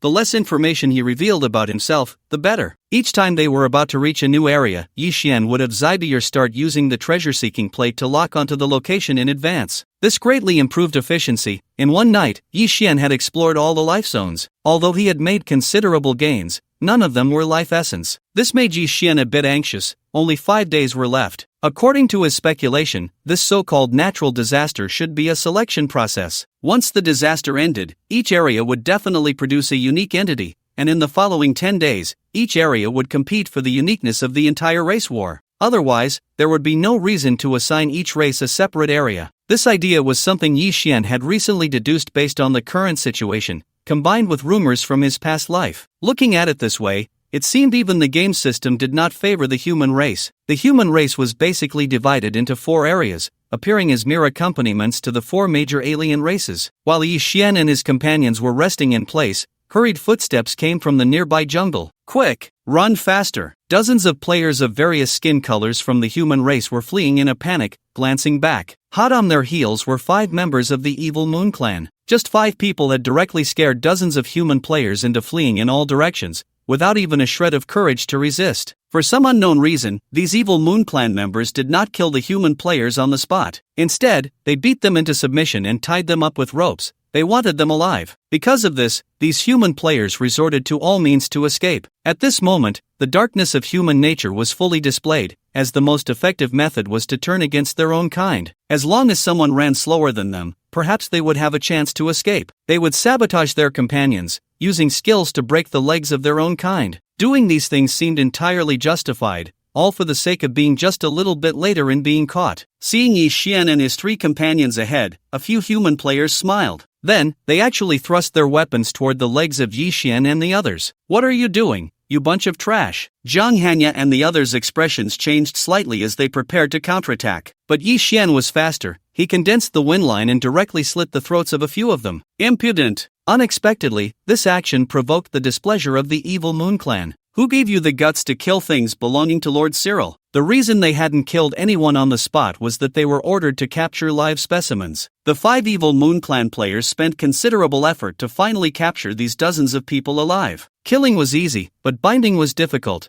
especially with the fragile human race. One careless move could lead to death. Fortunately, there were still some sensible people among the human race, like the 4 in front of him. After Yi Xian killed the people, he quietly watched them capture all the human players alive without fleeing. "Since you are so sensible, come on in yourself." Each captured human player had a rope tied around their neck. Yi Xian said nothing, simply watching him calmly. At the same time, a silent illusion was released. What do they want with humans? At this moment, all the members of the evil Moon Clan present had already been bewitched and controlled, and without hesitation, they revealed the reason. They needed living beings. Any living being would do. Not just humans, all living creatures in the life oasis were now being captured. Capture without killing? What is the purpose? Yi Xian felt that there was a game master behind this. If they could truly move freely, then there would be no need for this racial war. It would surely find a way to involve most players. The specific purpose was unclear, but all living beings would be taken to the Black Abyss. Yi Xian searched the map and found that the so-called Black Abyss could not be located. It was also a special area. Since there were no other clues, after asking them for a rough location, Yi Xian decided not to keep these few people. "Let's go." Yi Xian led the way, expressionless, walking past the captured individuals. He completely ignored their pleading gazes. "We are already seriously injured. Aren't you going to heal us? Are you even human? How can you be so heartless, watching us die without helping? There are so many monsters here. If you won't save me, at least untie me. How can you be so selfish? What good is your strength? Don't you understand that with great power comes great responsibility?" Seeing Yi Xian not retort, this group of people actually shouted louder. This scene sent chills down the spines of Zhang Yahan and the others. Finally, amidst their angry curses, Yi Xian stopped. "It seems you still have a bit of conscience. To know your mistakes and correct them is a great virtue. Quickly untie us and heal our wounds. Fortunately, you were strong enough, otherwise, we would have been captured by these evil Moon Clan monsters again." Without the threat of other races, their mood relaxed considerably. Yi Xian's gaze remained calm, showing no change due to their words. "You were chased by other races and fled everywhere. I killed those races, yet you not only don't thank me but dare to curse me. I find it strange that you all know I am stronger than the other races. But why are you afraid of them and not of me?" Without waiting for their response, Yi Xian began to gather earth elements. "Because you think I wouldn't dare to kill you, right? You think I would consider kinship." No one dared to speak. Because the ground beneath their feet began to soften, their bodies slowly sinking. Yi Xian was going to bury them alive. "No, that's not it. My lord, please calm down. We are innocent. It's not our fault. It's all because of you blind foreigners who provoked this living hell. We know we were wrong. Spare us. For the sake of being fellow humans, please let us go." As their bodies continued to sink, the hearts of these human players sank as well. Just a moment ago, they had been bold and unreasonable, but in an instant, they turned into a bunch of pitiful creatures, bowing and scraping before Yi Xian. But Yi Xian was very clear. They didn't truly know they were wrong. It was simply because they were really about to die. After a minute, all the human players were buried by Yi Xian underground. He could have done it faster, but to let them personally feel the torment of death approaching, he wasted a minute. "Let's go." Looking at Yi Xian, who showed no change in expression, Zhang Yahan and the others felt even more fear in their hearts. This man could be very good at times, but when he was ruthless, he was truly merciless. According to the descriptions of several evil Moon Clan players, the location of the Black Abyss should be a day's journey from here. From this distance, one could imagine how many living beings they had already captured. During the journey, Yi Xian killed all the other races he encountered, including those being hunted by the evil Moon Clan. Yes, the evil Moon Clan didn't even give face to other races. It was unclear what had driven Cyril mad. As long as it wasn't a member of the evil Moon Clan, all living beings were captured and thrown into the Black Abyss. Blue Star Human Race, quantity, 30,000, race points, 37,903 points. Evil Moon Race, quantity, 3,680, race points, 150,350 points. Golden Armor Race, quantity, 4,200, race points, 90,580 points. Giant Elephant Race, quantity, 4,120 race points, 100,860 points. Black-Winged Demon Ape Race, quantity, 4,500, race points, 112,030 points. The race war had reached its 7th day, and the human race had already lost 70,000 lives, with a meager score of only 37,903 points. Among them, Yi Xian alone accounted for 26,560 points. The casualties among players of other races, except for the evil moon race, were not severe. Moreover, their scores were generally around 100,000 points, far surpassing that of the human race. The number of the evil moon race was so small in comparison that it was entirely due to Yi Xian's efforts. The race points, if nothing unexpected happened, were mostly on Cyril. As long as he was eliminated, it was estimated that the synchronizer could be exchanged. At this moment, Yi Xian was approaching the Black Abyss,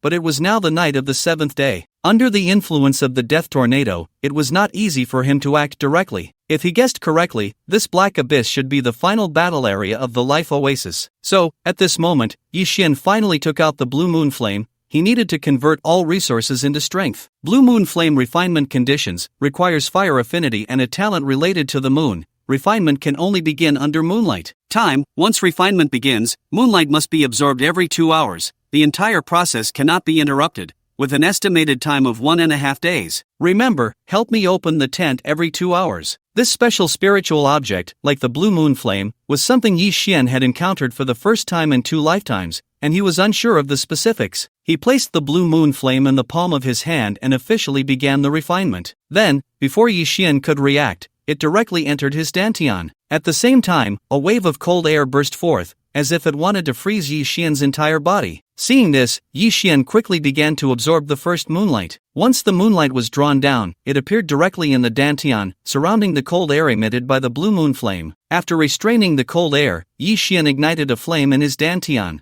Using the mundane fire to approach the cold air, he continuously absorbed it. The effect revealed throughout the process was that Yi Xian's flesh actually sprouted frost, as if he were in an ice cellar. The scene left the few women outside exchanging glances, but they did not dare to easily disturb him. Absorbing moonlight, refining cold air. For a whole day, Yi Xian kept repeating this task. If it weren't for the powerful recovery ability provided by the pure blue lotus, with his current energy of over 200,000, he probably wouldn't have been able to hold on. Moreover, refining the Blue Moon Flame also consumed a great deal of soul energy, only slightly easier than reading memory fragments. Once all the cold air was absorbed, it was time to use the mundane fire to absorb the Blue Moon Flame. However, perhaps due to both being fire elementals, this process was relatively easy and was completed in just half a day. When all the frost receded, Yi Xian opened his eyes. With a gentle rub of his fingers, a blue flame appeared, possessing the dual effects of burning life points and cold air. Blue Moon Flame ignores defense, burning 100,000 life points each time, while leaving a layer of mark that increases the next burn damage by 30. The mark can stack up to 7 layers,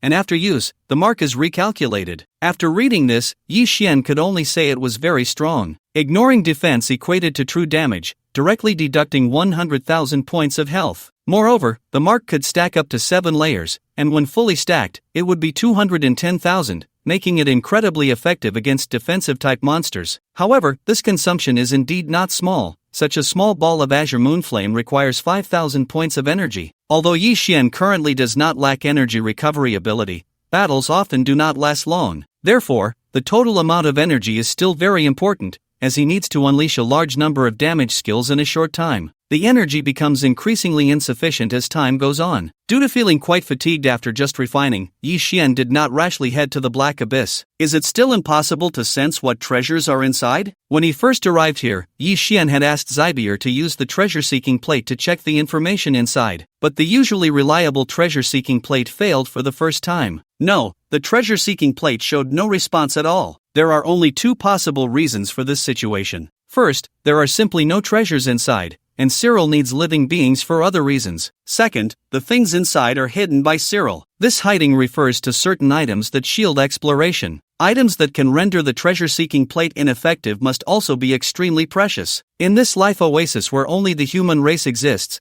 being so cautious indicates that Cyril must have other objectives. It is already the 8th day of the race war, and in 2 days, the death vortex will come to an end. Yi Xian has a premonition that the first phase of the race war should also conclude at this time. There must be something he has overlooked. If he does not find this thing by the end of this time, it will be impossible to achieve the several goals he has set for the race war. After restoring all his states to perfection, Yi Xian directly became invisible and headed to the Black Abyss. Everything will find its answer here. As for Jiang Yahan and the others, Yi Xian told them to find a place to hide first, and they would discuss subsequent actions once the dust settled. It was impossible to let them go. After all, he still needed them to help find treasures. The entire Black Abyss is now firmly occupied by the Evil Moon Clan, with about 3,000 members gathered here. It is estimated that all the Evil Moon Clan in the Life Oasis are here. They are throwing living beings directly into the Black Abyss, and the entire area is filled with curses and wails. Yi Xian does not know what lies beneath the Black Abyss,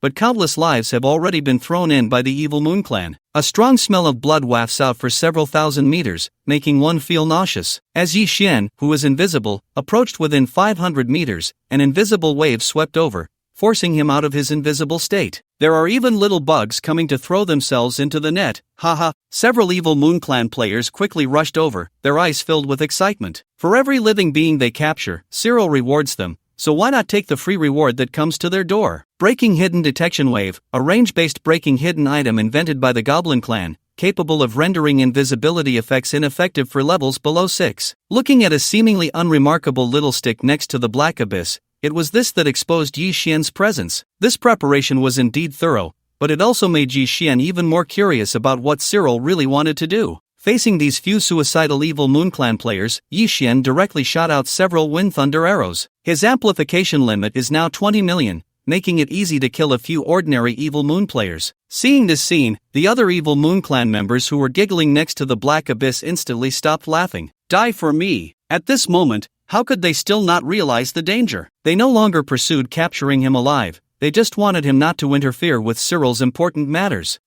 Playing area attacks, huh? Although Dreamlike Illusion is also suitable for area attacks, it is still slightly less effective in killing than No Poison, No Happiness. He fully condensed 9 poisonous dragons, blocking all the Evil Moon Clan players outside. For living beings, using poison is often the quickest way to see results. With a full 3,000 members of the Evil Moon Clan, not a single one could reach Yi Xian. Congratulations on killing 3,000 players from the Evil Moon Clan, earning 57,000 racial points. After finishing off this batch of Evil Moon Clan players, Yi Xian's level finally reached 28. Player, Wuxing class, Fallen Sun Demon Archer level, 28, 68,279, attack, 367,000 magic power, 376,500 armor, 332,500 magic resistance, 334,000 movement speed, 231,500 health, 172,500 energy, 217,500 title, Plunderer, intermediate, talents, fortunate occasional favor, invalid, heart of the 7 apertures, level, voidwalking, level, no poison no joy, level, warrior's glory, level, elemental envoy, level, silent, level, Medusa's gaze, level, soul chain, level, life wave, level, sensory deprivation, level,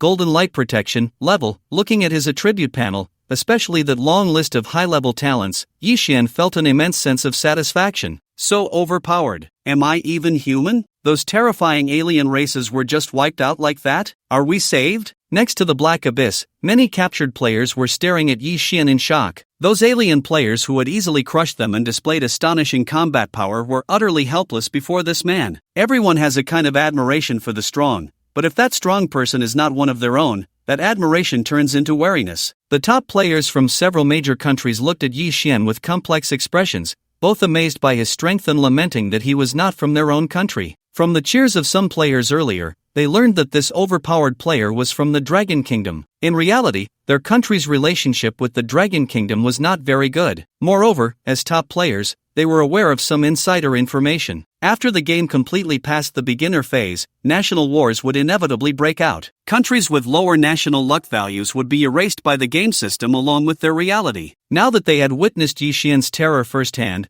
they feared that there would be no chance of winning in direct combat. They needed to prepare early. At this moment, Yi Xian had no time to pay attention to these guys. All beings emphasized extreme personal strength. Other means were merely auxiliary. He approached the hidden detection wave, gently pulled it up, and tossed it into space. This was a good item, useful wherever it was placed. Let's go down and take a look. All the Evil Moon Clan had been killed by Yi Xian, yet Cyril still had not shown himself. he must be hiding beneath the black abyss. Yi Xian spread his wind and thunder wings and began flying toward the black abyss. This abyss was aptly named, with all the cliffs displaying a dark brown color. In addition, the pervasive stench of blood made Yi Xian feel as if his sense of smell was about to fail. Fortunately, the black abyss was not very deep, and he quickly reached the bottom. Various shriveled corpses were haphazardly strewn across the ground, looking like sponges that had been completely drained. Invisible blood energy converged toward a single direction. When Yi Xian reached the end of the black abyss, a figure was shrouded in the bright moonlight, appearing holy. However, in front of him was a rusted wine cup, continuously drawing in all the blood energy, absorbing it completely. "Is it you?" Cyril was clearly impressed by Yi Xian. After all, he was the first player to dare to attack him. However, Yi Xian ignored him, his full attention drawn to the wine cup and a drop of milky liquid beside it. Even amidst such a strong smell of blood, Yi Xian could detect a hint of sweetness from the milky liquid. Life essence. This was the life essence Yi Xian had been searching for. Truly a stroke of luck. "Put away your filthy gaze and don't tarnish my things." Cyril was very displeased with Yi Xian's look, his fingers lightly tapping as a beam of pale white light shot towards Yi Xian. Clang! The speed of the beam was fast, but it was still blocked by the golden light within Yi Xian. As expected of the prodigy of the evil Moon Clan, a casual strike held immense power. "You are indeed impressive." Cyril was somewhat aware of Yi Xian's strength, so he wasn't surprised. "Come work for me, and I can help you transfer your star attire, making you my vassal. As for your killing of my kin, I can overlook it." The notion of becoming his vassal seemed like a great honor, which made Yi Xian chuckle. "Don't think about stalling for time, this thing will take a while to form." Cyril's expression shifted slightly. He hadn't expected this human bug to possess some insight. "And during this process, you can't intervene too much, right?" The smile on Cyril's lips faded. Normally, he could suppress Yi Xian with one hand, but the key was that he truly couldn't spare the effort right now. Yi Xian, of course, didn't know what this thing was, but he had a mechanical heart. The characteristics of this wine cup were too obvious, and the data provided by the mechanical heart was incredibly accurate. Blood Demon Holy Grail absorbs the blood energy of all beings, refining a drop of holy blood from the essence of blood. Consuming the holy blood can transform one's own blood, granting a stronger vitality. Limitations: each Blood Demon Holy Grail can only be used once, the refining process cannot be interrupted, and the user must continuously input energy. Perfect match, Life Essence. It is rumored that the effect is doubled when holy blood merges with Life Essence, likely breaking through the rare level's life shackles, allowing the life source to leap to the epic level. No wonder Cyril didn't show himself when he saw his kin being slaughtered by Yi Xian. This thing was his top priority. Before reaching the rare level, the life source was relatively easy to transcend. However, the gap between rare and epic levels was like a chasm. Unless one had a great opportunity, the rare level would lock most low-level lives for a lifetime. Cyril had long reached the peak of the rare level. He had hit the combat limit of the rare level early on. But before level 50, he had tried countless methods and still couldn't break through to the epic level. The earlier one breaks through the life source, the more beneficial it is for future growth. Level 50 serves as a threshold. Every player who surpasses level 50 experiences a dramatic change in strength. But the 50th level of the rare level and the 50th level of the epic level, are they the same? So when he learned that there was life essence in the race war, Cyril knew the opportunity had come. The Blood Demon Holy Grail given by the Prophet, combined with the great cost of coming to the life oasis. As long as the holy blood was formed, along with the life essence, he could immediately break through to the epic level he had long desired. At that time, even if the other four prodigies teamed up, they would not be able to match him. Securing the first place in the race war would be as easy as taking candy from a baby. Then he could use the privileges of being first to exchange for treasures, and breaking through to the legendary level would not be a problem. No need to test. Even if I can only use a portion of my energy, you, a mere level 28 bug, cannot compete. Cyril knew Yi Xian had some ability, but that was all. It had taken him a long time to deal with a mere shadow before, so his strength couldn't be that great. Cyril had always been a prodigy who killed monsters above his level. Now at level 45 fighting a level 28, wasn't that as easy as squashing a bug? Yi Xian wasn't prepared to act just yet. The Blood Demon Holy Grail had already begun. If interrupted, all previous efforts would be in vain. He wanted that holy blood and life essence. This posture naturally caught Cyril's attention. "Ha, you really are quite arrogant. This contains the blood energy of your kin. Even if you finally refine the holy blood, do you dare to absorb it?" Cyril's gaze was contemptuous. He was not worried at all about Yi Xian's thoughts. This was absolute confidence in his own strength. "Don't pretend to be high and mighty. It's just that this bloodlust is enough." If it weren't, would you dare say you wouldn't sacrifice all your kin? Naturally, Cyril would not admit to Yi Xian's claims, although what he said was not wrong at all, compared to his own future. What was it to kill a few of his kin? To die for him, Cyril, was their honor. The refinement of the holy blood was only one step away. Yi Xian had killed 3,000 members of the evil moon clan above the abyss. Under the guidance of the blood demon Holy Grail, it had now transformed into the final resource. A drop of liquid, resembling red crystal, appeared within the blood demon Holy Grail. Once fully formed, the blood demon Holy Grail completed its mission and turned to dust, scattering with the wind. The once overwhelming stench of blood in the abyss suddenly vanished without a trace, replaced by a fragrant aroma. From demon to saint, the blood demon Holy Grail truly played a masterful reversal. The fragrance of the holy blood intertwined with the sweetness of the essence of life, and the 2 drops of liquid were drawn closer together under Cyril's control. Buzz! Yi Xian made his move. With all his strength, he shot an arrow directly at Cyril. These 2 drops of liquid were undoubtedly the most precious treasures in the entire life oasis at that moment. Seeking death, Cyril remained enveloped in moonlight, and Yi Xian's arrow, with a force of 30 million, was caught mid-air by him. With a gentle squeeze, he broke the arrow in half. At the same time, several crescent-shaped energy slashes struck towards Yi Xian from all directions. Feeling the energy contained within, Yi Xian could only say that he was indeed a prodigy. Each of these attacks contained thought-level damage, likely a natural ability of the moonlight. This meant that Yi Xian's elementalization was ineffective, he could only endure or evade. He actively emitted golden light, but it was clear that it was no match for the crescent attacks. He could barely withstand it for less than half a second before being torn apart. Fortunately, Yi Xian had already used Phantom Demon Trace to shift his position.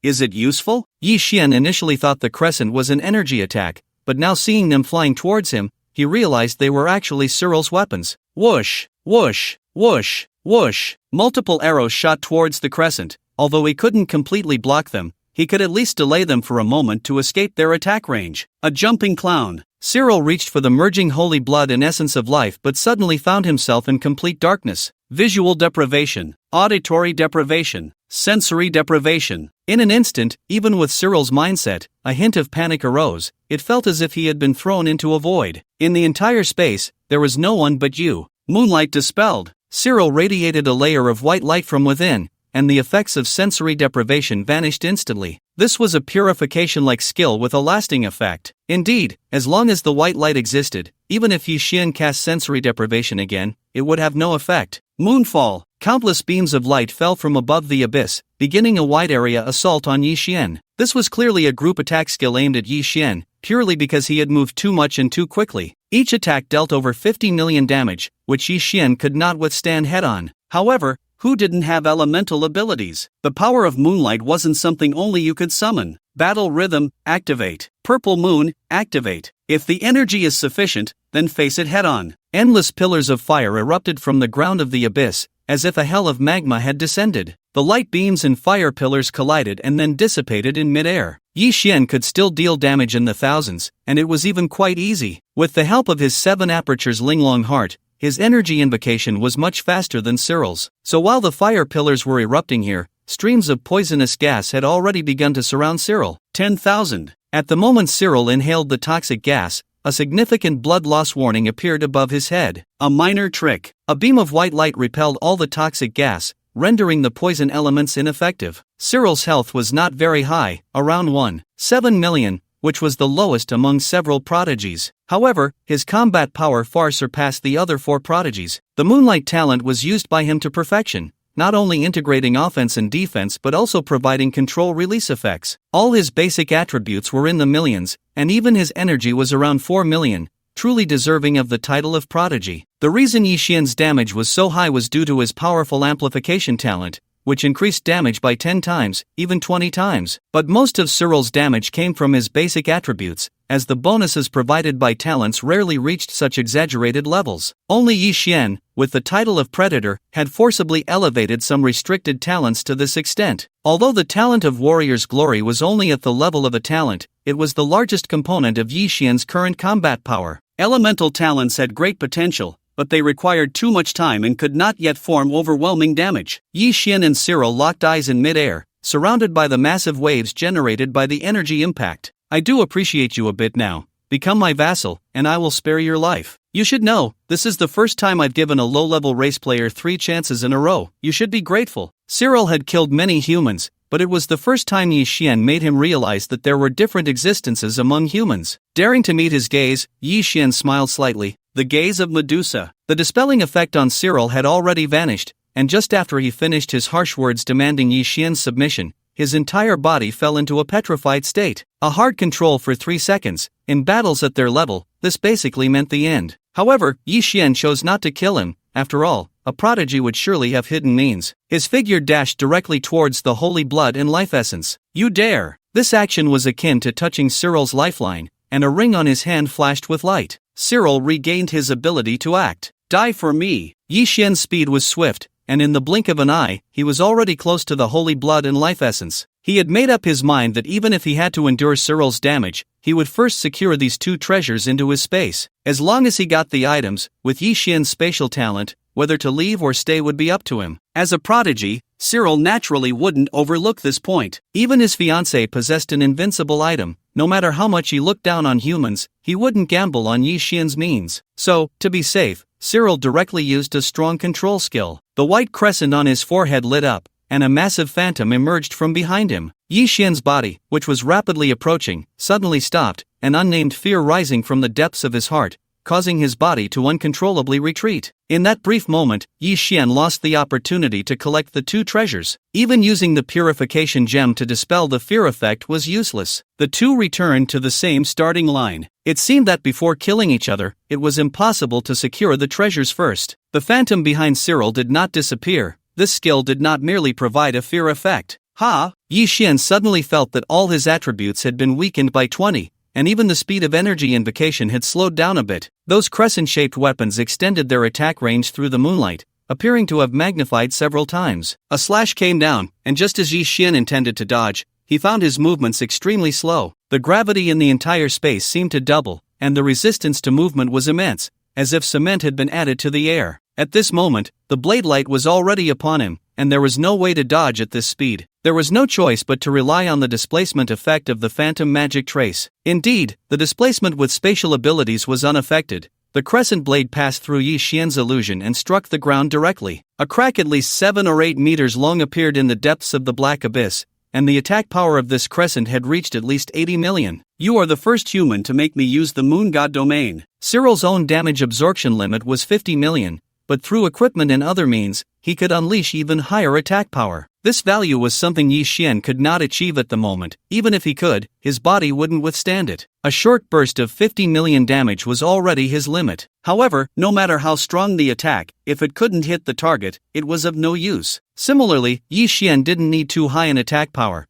As long as he could inflict damage on Cyril, that was sufficient. Wind-chasing cloud-piercing arrow. It had to be his strongest skill, combined with combat rhythm and fire-type enchantment. This arrow was already the maximum damage Yi Xian could unleash. Both physical and magical damage were close to 50 million. After shooting this arrow, the long-lost feeling of tearing through his body reappeared. Fortunately, Yi Xian's attack this time was just for testing. He wouldn't always strike to such an extent. Facing this powerful arrow, Cyril's gaze remained calm. Such a high duel-type damage attack was not easy for him to replicate. He no longer held any underestimation towards Yi Xian. A white beam of light descended from the sky, as if the bright moon in the night was personally escorting him. Ding! A crisp sound of impact rang out. The arrow failed to break through the moonlight column. Cyril was preparing to counterattack when suddenly a sharp pain struck. Damn! The health bar above his head decreased significantly again. The wind-chasing cloud-piercing arrow carried true damage, so despite the high defense value of the moonlight column, it was still ineffective. The characteristic of true damage was extremely powerful wherever it appeared. Even though Cyril mastered multiple powerful skills, none possessed true damage. It was just that Yi Xian's attributes were not high, and the wind-chasing cloud-piercing arrow was only level 3. Otherwise, this single arrow could have severely injured Cyril. Suppress! Cyril didn't know how many more tricks Yi Xian had, but he knew one thing. He had to kill this man quickly. An invisible intimidation pressed towards Yi Xian, abruptly cutting off the energy he was about to summon. The phantom magic trace he intended to release instantly became ineffective,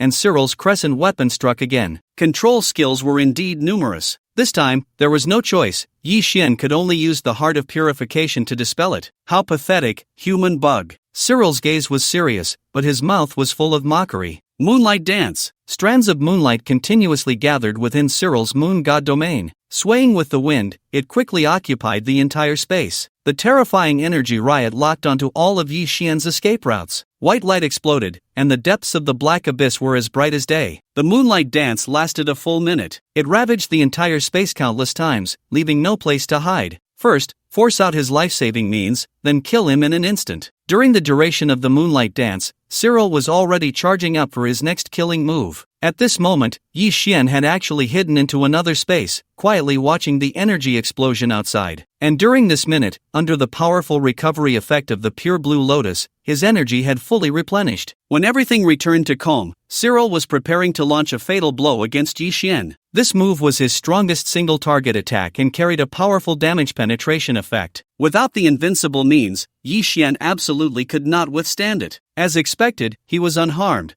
but now you are doomed. Looking at Yi Xian, who was unscathed in the center of the arena, Cyril was even more convinced that he had used an invincible technique. After all, the moonlight dance, as a large-scale persistent attack, would severely injure even him if he fell into it. Once caught in my rhythm of attack, there was only defeat awaiting. Cyril excelled at controlling the rhythm, leading his opponents into his skill traps. Apart from his attributes, the greater reason he was stronger than other prodigies was his mastery of numerous skills. Although these skills were all based on the moonlight talent, they had already allowed him to create various offensive combinations with different effects. The crescent moon on Cyril's forehead lit up, and at the same time, the same crescent on the forehead of the phantom also glowed. A silver-white beam shot out, piercing through Yi Xian's body before he even realized it. Seeing that Yi Xian had no items to block it, Cyril knew his battle strategy had succeeded. With the moon god's binding approaching 100 million in damage, plus the penetration effect, he had no idea what Yi Xian could use to survive. Why did nothing drop after he died? For some reason, Cyril always felt a particularly strange sensation in his heart. It was as if everything before him was not real. Suddenly, Cyril's heart raced, and he shifted his gaze sharply towards the direction of the holy blood and life essence. There, at that moment, was another Yi Xian. Then, right in front of him, he stored the holy blood and life essence into space. "You're seeking death." The phantom behind Cyril slowly stepped forward, merging with him. At the same time, a powerful aura erupted from him, shattering everything around like a mirror. It turned out that long before he released the moonlight dance, he had already fallen into Yi Xian's dreamlike illusion. Everything he saw was fake, including the deadly moon god's binding behind him. However, Cyril's soul attribute was evidently not low, especially after merging with the phantom. He forcibly broke the illusion. "Too late, I have already obtained the items. The holy blood and life essence were all in my possession." Now the initiative was in Yi Xian's hands. Whether to fight or flee was entirely up to him. At their level, it was basically impossible to force the other party to stay. "Hand over the items, and I will spare your life." Cyril seemed unconcerned about Yi Xian escaping. He was convinced that Yi Xian would fight him to the death. Indeed, escape was impossible. Ever since Cyril merged with the phantom, Yi Xian felt as if he had been locked down. As long as Cyril was not killed, his attacks would never cease. What kind of skill is this? Or is it some special state? The crescent moon returned to Cyril's hand. Multiple crescents connected, resembling a whip. Crack! With a light swing, a silver-white energy wave surged towards Yi Xian. As expected, Yi Xian felt the effect of the designated attack. The state before Cyril would actually turn all attacks into designated states. This meant Yi Xian could not dodge at all. He could only take it head-on or escape into another space. Moon God state attacks will follow through 3 layers of alternate space, Nyobe. Looking at the information provided by the mechanical heart, Yi Xian knew he could only engage in a frontal battle now. He had already activated his full state, but even so, his strongest defensive measure was only the golden light body he had plundered from Jin Yan. At this moment, each of Cyril's attacks dealt over 50 million points of damage, which the golden light body could not withstand. However, fortunately, the effect of the designated attack would end the moment it hit the target. So Yi Xian released the golden light, and at the instant it encountered the attack, he would immediately use phantom magic to change his position. Although this would also break the effect of the designated attack, it ultimately was not suitable for prolonged combat. The phantom magic only allows for 6 position swaps, so Yi Xian must launch a counterattack before the skill goes on cooldown. He is stubbornly resisting. Cyril is extremely frustrated. He is capable of killing Yi Xian. However, he cannot guarantee that after killing Yi Xian, he will definitely obtain the holy blood and life essence. Both of these items are indispensable to him. As for Yi Xian escaping, that is impossible. The entire abyss of darkness was sealed by him from the very beginning, a tool given by the prophet. This seal allows only him to leave, even spatial abilities are ineffective against it. The only way for others to escape is to kill him. Bug, hand over the items to me, and I can give you rare treasures you've never seen before. Yi Xian said nothing, merely taking out the fire essence stone from his space. Fire dragons continuously coalesced while dodging attacks, amplified by the fire essence stone. This time, Yi Xian managed to summon 99 fire dragons, and the elemental damage had already exceeded 50 million. This was a tremendous burden on Yi Xian's soul, but he had to do it. Is that all? The moon god state is Cyril's strongest means, so he is extremely confident in himself at this moment. Exaggerated damage, swift energy invocation, and the most fearsome attack designation effects that terrify enemies. All of this has kept Cyril undefeated for years. Roar! The fire dragons charged towards Cyril, illuminating the entire abyss of darkness in a blazing red. Medusa's gaze. Cyril's body stiffened for a moment, but after a flash of silver light, he regained his ability to move. How dare you show off such petty tricks? Despite his disdainful gaze, Cyril remained very cautious. He still had over 800,000 health left, but if Yi Xian could deal damage like the previous wind-piercing arrow, he could very well die at Yi Xian's hands. He is confident, but never blind, especially after losing nearly 1 million health to Yi Xian. From the beginning until now, it seemed he had suppressed Yi Xian, but in reality, Yi Xian hadn't lost a single drop of blood. This had never happened among the many prodigies Cyril had faced. Facing the overwhelming onslaught of fire dragons, Cyril's crescent blade spread out once more. It danced freely in midair, slashing in all directions.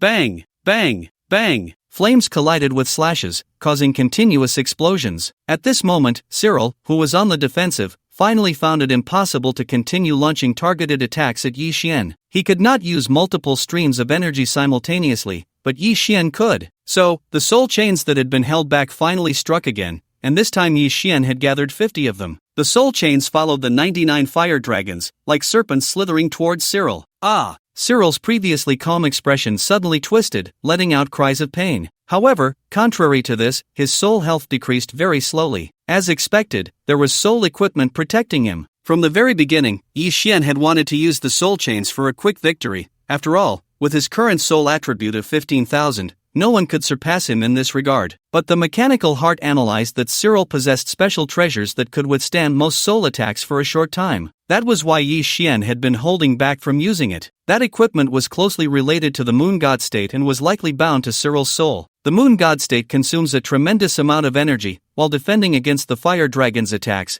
he also had to deal with the troublesome soul chains, which even Cyril could not endure. Both his basic health and soul health were slowly declining. The most terrifying aspect was the excruciating pain from his soul, which made his control over energy a complete mess. The control of the battle situation collapsed in an instant. If the situation couldn't be turned around, the rhythm of the fight would be taken away by Yi Xian. Would Yi Xian give him a chance to catch his breath? Of course not. He had already exhausted most of his means. If he couldn't kill Cyril now, he would have to rely on external forces. His right hand opened, gathering a completely different flame, the last skill Yi Xian could use to harm Cyril. The Qingyue flame could forcibly deduct 100,000 health points each time and leave a mark. However, Yi Xian had tested it. The interval for gathering the Qingyue flame was 15 seconds. Cyril still had about 500,000 health left, so it would take at least 4 uses of the Qingyue flame to deplete it completely. He just didn't know how long Cyril could withstand the soul chains. Ah, damn it, die for me! Cyril's eyes turned crimson, and an inexplicable energy radiated from his body. All the remaining fire dragons and soul chains shattered. This was clearly not his own power. Cyril, tormented by the soul chains, finally unleashed his last resort. The realm of the soul was often something that only became accessible after reaching level 50 in a profession. At this stage, he had thought that the special equipment given by the prophet was enough to handle various situations. He never expected to fall into Yi Xian's trap. Although the soul attacks were mostly negated by the equipment, the excruciating pain was something he had never experienced before. Despite this, he still observed Yi Xian's movements. He recognized the Qingyue flame, and while he was shocked that Yi Xian could refine it, the last line of defense in his heart completely shattered. In this state, he couldn't withstand the burning of the Qingyue flame for long. Powerful waves of energy continuously erupted from Cyril, and his gaze changed as well. The original Cyril was confident and arrogant. Now, although the energy around him was violent, his eyes were steady and calm. This was not the gaze one would expect from a young prodigy. Playing this game again? Such an obvious change could not be overlooked by Yi Xian. He had no other means to employ now. So, Yi Xian was planning to bring out the giant mech. The Cyril before him seemed to be possessed by some power, but judging by the situation, he might have to use up all his energy orbs. All the fire dragons and soul chains were completely shattered by the current Cyril, who was now staring intently at Yi Xian. No killing intent? Yi Xian felt it was incredibly unbelievable. He couldn't sense any emotion from Cyril at this moment. However, stopping was not an option. Cyril gently raised his hand, and a massive energy palm descended from the sky, covering the entire area above the black abyss. Damn it! Is this the confidence of a prodigy walking in the world? This external force was simply despairingly powerful. Such an attack was not something an ordinary level 50 player could unleash. Cyril must have some items providing energy, otherwise, even with 4 million energy, he couldn't produce an attack of this caliber. The quality of the energy was not even on the same level. Fortunately, Yi Xian also had his own external force. The giant mech emerged. By placing 50 level energy orbs into the mech's energy slot, even using powerful energy attacks could be sustained for a while. The damage value of this palm had already reached 150 million. The maximum damage limit Cyril could currently unleash. Even with external forces, this kind of possession-type external force had to consider the target's physical condition. However, Yi Xian's mech didn't need that.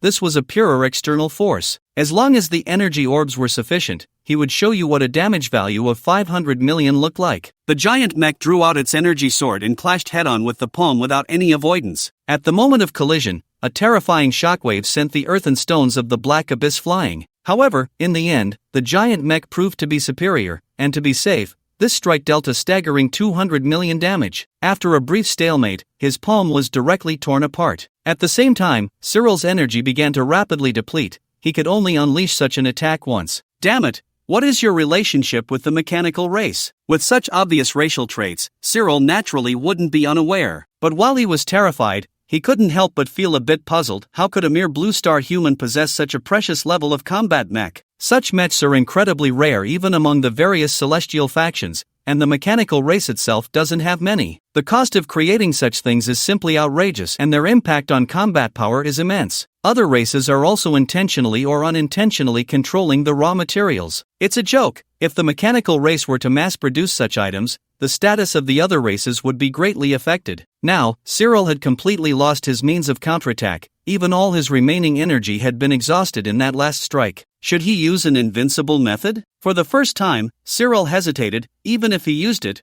what would it matter? It would only prolong his suffering for a while and waste a precious invincibility item. Yi Xian ignored him and controlled the giant mech to strike down with a sword. Cyril had to be killed. He still possessed a large amount of racial points. This was what Yi Xian needed the most. Without resistance, Cyril watched as the energy sword of the giant mech descended. His gaze seemed to penetrate the mech, firmly etching Yi Xian into his memory. Human, the moment the celestial faction was activated, was the moment you were completely doomed. Just as he finished speaking, Cyril was turned to ashes by the energy sword. Congratulations on killing the evil moon race player. Gaining 173,000 racial points. Cyril had a staggering 170,000 racial points. One could only wonder how many natives and players from other races he had killed to accumulate this number. As for his talent, it was not much different from Zybote's, both having the level talent of Moonlight. However, his combat ability far surpassed Zybote's, having developed numerous skill combinations, truly deserving of the title of genius. Yi Xian directly converted it into 500,000 talent points. From this, one can easily see the difference between the alien races and humans. Due to the large population base, there are actually quite a few players among humans with level talents. However, their combat power is worlds apart from that of the alien races. Even those with level talents like Birushua and Baolong have no ability to contend with Cyril. Besides attribute differences, there are also significant disparities in the number and development of skills, as well as combat capabilities. After Cyril's death, several items dropped on the spot, all of considerable quality. However, Yi Xian merely glanced at these items before tossing them into his space, keeping only one thing. I always felt like something was missing. It turned out to be this. In his previous life, although Yi Xian was quickly eliminated from the racial war, he later took the time to understand it. Most players were left in the area they initially entered, with only a small number able to escape. The specific difference is this item in Yi Xian's hand. It is a leaf, but as soon as Yi Xian holds it, a sense of clarity arises in his heart. He can leave. Where to leave, he doesn't know, but without this leaf, players cannot leave the Death Desert area at all. However, the racial war lasts only 20 days. If one does not deliberately seek out the route to leave, many people would not be able to fully explore the area they are currently in. In his previous life, there were very few clues in this regard. What exactly is in the place beyond the primitive area? In his previous life, Birushua had been to that place, and if the trajectory of this life hasn't changed, perhaps Yi Xian could meet her there. It is said that the strength of the snow-like entity only began to soar after the racial war. If nothing unexpected happens, the secret should lie in this special place. The death vortex will end in one day, and even if Yi Xian wants to head there, he must wait for a day. Right now, he has something more important to do. Taking out the holy blood and life essence from his space, everything Cyril painstakingly obtained has become a wedding dress for Yi Xian. At this moment, the two drops of liquid have completely merged, forming a supreme treasure that enhances the source of life. Indeed, it's better to seize than to search. When Yi Xian puts effort into searching, there are always various troubles, and it's difficult to obtain what he wants. But as long as he seizes it, not only does he get the life essence, but he also acquires a perfectly matched holy blood. How delightful! Yi Xian swallowed the liquid directly, and a familiar nourishing sensation arose. This was far more enjoyable than the initial body refining. It directly acted on the source of life, creating a feeling of transformation that he could clearly perceive. It was as if every cell in his body was continuously unraveling, becoming a more resilient and powerful existence. Yi Xian's current level of life source was at the exceptional level, and under the nourishment, it quickly rose to the rare level. However, after reaching this level, the speed of transformation noticeably slowed down. In fact, it eventually showed no change for a long time. It took a full 9 hours for this treasure, formed from the fusion of holy blood and life essence, to be completely absorbed by Yi Xian. What a pity, it was only half a step into the epic level. If Yi Xian had started at the rare level of life, he could have achieved a qualitative leap into the epic level with the help of the essence. But the energy spent on rising from exceptional to rare caused the final elevation of his life level to halt halfway. However, half a step into the epic level is sufficient for Yi Xian at present, as his damage cap has already risen to 200 million. This number seems high, but given Yi Xian's growth rate, he himself doesn't know how long it will last. When the cap reached 10 million, he thought it would last a long time. But in this life, his growth has been too rapid to be measured by ordinary standards. Player, Wuxin class, Fallen Sun Demon Bow level, 28, 68,279 million, attack, 407,000, magic power, 406,500, armor, 352,500, magic resistance, 354,000, movement speed, 251,500, health points, 202,500, energy, 257,500, title, Plunderer, intermediate, talents, fortunate occasional favor, invalid, 7 apertures exquisite heart, level, void walking, level, no poison no joy, level, warrior's glory, level, elemental envoy, level, silent, level, Medusas, gaze, level, soul chain, level, life wave, level, 5 senses deprivation, level, golden light protection, level. After the elevation of the source level, Yi Xian's attributes increased significantly again, with each basic attribute rising by several thousand points. The most difficult attribute to enhance, the soul attribute, increased by another 5,000, bringing it to a total of exactly 20,000. This attribute is difficult even for the Soul Clan and the Underworld Clan to achieve. Not to mention level 28, even level 88 would find it hard to possess this attribute. Ordinary human players have a soul attribute of only 5,000 at level 100, and the gap is naturally evident. The key point is that after reaching half a step into the epic level, the attributes Yi Xian gains with each level up have skyrocketed again. The automatically increased attributes are 1,500 points each, and the free attribute points amount to 52,500 points. Yi Xian also reallocated the ratio of his free attribute points, and from now on, he will allocate points according to the following ratio: attack, movement speed, armor, magic resistance. Still the same style, focusing on attack and movement speed, while defense is just a token gesture. The significant increase in life levels makes Yi Xian more eager to find the last fragment of the Blade Emperor's job change scroll. Now, with each level up, he would lose 52,500 attribute points. For Yi Xian, isn't this just pure loss? Moreover, according to the speculation of the Mechanical Heart, the Blade Emperor's scroll is likely to exist only in the Death Desert map. Once Yi Xian leaves this area, even if he kills epic-level monsters in a severely weakened state, it's very likely that the Blade Emperor's job change scroll will not drop. This undoubtedly presents another dilemma for Yi Xian. The Death Tornado will soon end, and the race war will enter its most crucial second phase. The place he heads to after leaving the initial area must hold unimaginable great opportunities. But Yi Xian doesn't want to miss the Blade Emperor's job change scroll either. With about half a day left, he decides to meet up with Jiang Yahan and the others first. They have more experience in treasure hunting. When Yi Xian flew out of the black abyss, the outside was already deserted. After all, the terrifying aftermath of their battle had killed some lingering players, turning this place into a forbidden zone. Where are you? Using the communication conch, Yi Xian contacted Jiang Yahan and the others, heading straight to the coordinates they provided. This is a tree hole, a place to evade the death tornado's onslaught. However, when Yi Xian arrived, he found that it wasn't just the three of them in the tree hole. A love letter? The tree hole was quite large. Jiang Yahan and the others were sitting on the left side, while on the other side sat a pale-faced young man. Yi Xian had a very deep impression of this person, because in the previous life's national war, this person single-handedly weakened 100,000 enemy players, directly saving a stronghold of the Dragon Kingdom. However, this incident also led to his talent being damaged, and he later became an ordinary player. Cursed Sun, level special curse type, possessing various curse effects, adept at applying negative states to targets. Any talent with the word special added is not to be underestimated, let alone the already rare curse type. This tree hole was entered by him first. To evade the death tornado, they searched for many places. Only this one was not far from the black abyss and wouldn't be affected by the aftermath. Do you know where there are epic level monsters in the life oasis or death desert? In response to this question, Jiang Yahan and the others shook their heads vigorously. When encountering monsters, human players run faster than anyone else. If they really encounter epic level ones,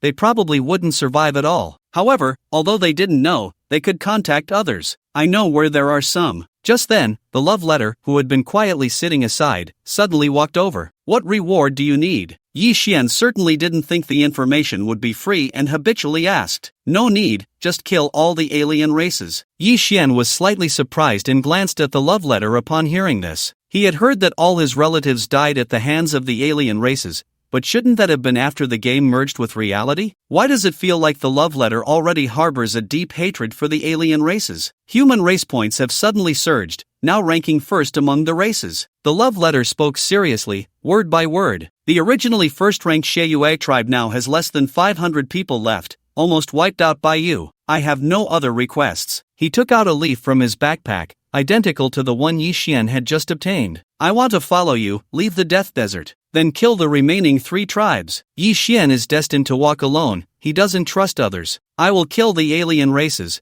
but you don't need to follow me. Do you have more of this leaf? Yi Xian currently only has 1 leaf and can only leave by himself, but he still wants to take Jiang Yahan and Zybier with him. The next place they were going to was of great use to them. I still have it, but you have to take me with you. The talent for writing 3-line love letters is indeed strong, but the ability for direct combat is lacking. His talent paired with someone skilled in battle would be the best combination. And now, that person must undoubtedly be Yi Xian. The methods of the alien races are endless. I can help maximize your combat power. Moreover, I won't cling to you. As long as you take me with you when you kill the aliens, that's enough. Yi Xian didn't care about these things, but if it was useful to him, he could temporarily keep him around. Fine, if you want to follow, then follow. Now give me the items and clues. I don't know where these leaves came from. Surprisingly, the 3-line love letter had as many as 5 pieces. The monster I know is not in the life oasis. It's in the desert west of the life oasis, a giant poisonous scorpion. If you want to kill it, you need to go now, because it's not in the same direction as where we are about to head. Then we can't waste time. After getting the location from him, Yi Xian quickly flew towards the target alone. The 3-line love letter originally wanted to follow. He believed that as long as Yi Xian sought his usefulness, he would definitely not give up such a great help. But Yi Xian's speed was too fast. At full speed, no one could keep up. Soon, Yi Xian left the life oasis and released the sandship to move at full speed. It was now the daytime of the 10th day, the last day of the first phase. The night's death tornado would reach its peak, so Yi Xian needed to kill this epic level monster as quickly as possible and then rush back to the life oasis. Even with his speed, it took a full 4 hours. The later it got, the larger the map became. At that time, the tools or mounts for traveling would greatly increase in value. There it is, no need to search. Looking ahead at the red sand poisonous scorpion, which resembled a small mountain peak, Yi Xian put away the sandship. If it got destroyed by the aftermath of the battle, he wouldn't be able to return. Red sand poisonous scorpion, severely wounded, possesses the special power to control red sand,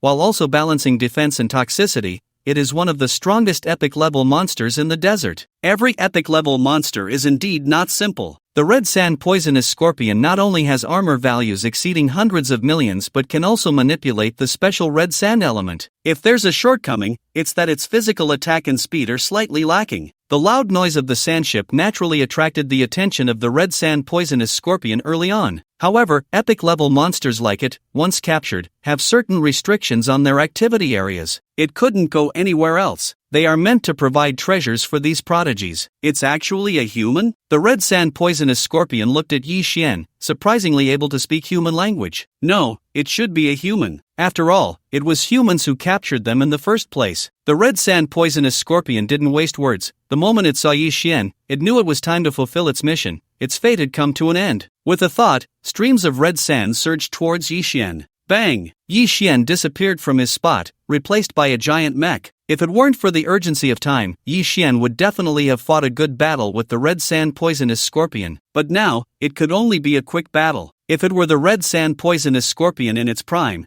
it might have been able to inflict damage on the battle mech. But now, the condensed red sand couldn't break through the defense of the level material. The small eyes of the red sand poisonous scorpion suddenly narrowed. Although it knew it couldn't escape death, it was different from what it had imagined. This human is cheating. The level battle mech is completely its nemesis. Whether it's the red sand or the toxicity, it has no effect on this chunk of steel at all. And with the attack power of the level mech, breaking through its hundreds of millions of armor is not a difficult task. I don't believe you have enough energy to maintain this. The red sand scorpion condensed a massive amount of red sand, crazily charging towards the battle mech. With the size of the battle mech, both movement and resistance would consume a tremendous amount of energy. All it needed to do was prevent the battle mech from getting close. Unfortunately, the imagination was beautiful. As a creation of the mechanical race, how could a formidable battle mech lack long-range attack capabilities? Under Yi Xian's control, the battle mech spread its arms towards the direction of the red sand scorpion. Two beams of laser shot out in an instant. The red sand in their path couldn't intercept them at all and was directly penetrated. The movement speed was not the strong suit of the red sand scorpion, and it wouldn't dodge most attacks. A flash of light passed over its yellow-brown shell, and its defense skyrocketed. Although the laser's damage reached 150 million, it was still blocked by the red sand scorpion. Still want to move? Before Yi Xian could launch a second attack, the sand beneath him suddenly began to sink. The battle mech lost its balance and was about to fall. At the same time, streams of quicksand cascaded down from the air. The red sand scorpion intended to bury Yi Xian underground. Buzz! A sound of energy surging came, and the battle mech's feet and back erupted with large blue flames. The powerful recoil instantly broke free from the red sand's constraints,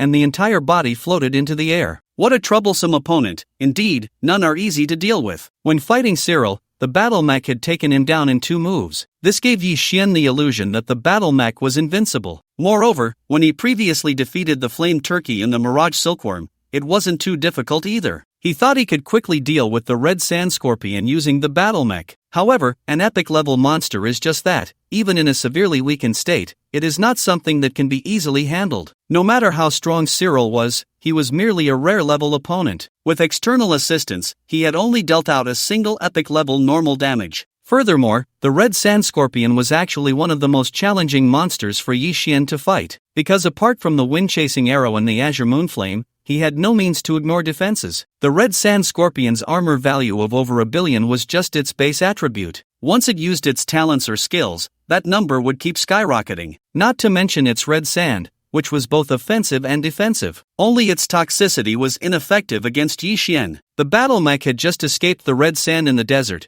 and before Yi Xian could launch a counterattack, another wave of sand came crashing down. Maintaining levitation would consume even more energy. I can afford it, but can you? The red sand scorpion, like the mirage silkworm, retained all its intelligence. However, its combat experience was far superior to that of the mirage silkworm, perfectly combining talent and battle. If it kept dodging, it would be hard to launch an effective attack, so Yi Xian simply stopped dodging. Energy electric field. Streams of energy were converted into electric currents, directly creating a super-large safe zone for Yi Xian. All the red sand was blocked by the electric field. Let's see who has more energy. Laser weapons and various missiles were released by Yi Xian as if they were free. Each type of attack dealt over 200 million points of damage. If all these attacks hit the red sand scorpion, it wouldn't be able to withstand them. There was no choice but to recall the red sand and defend with all its might. The continuous sounds of bombardment came, and the red sand scorpion could do nothing but defend. However, this was also its forte. Defense always consumes less energy than offense. Yi Xian didn't like defense because it was too passive. After the red sand scorpion retracted the sand, Yi Xian finally had a chance to act. The battle mech's highest damage peak was 500 million points,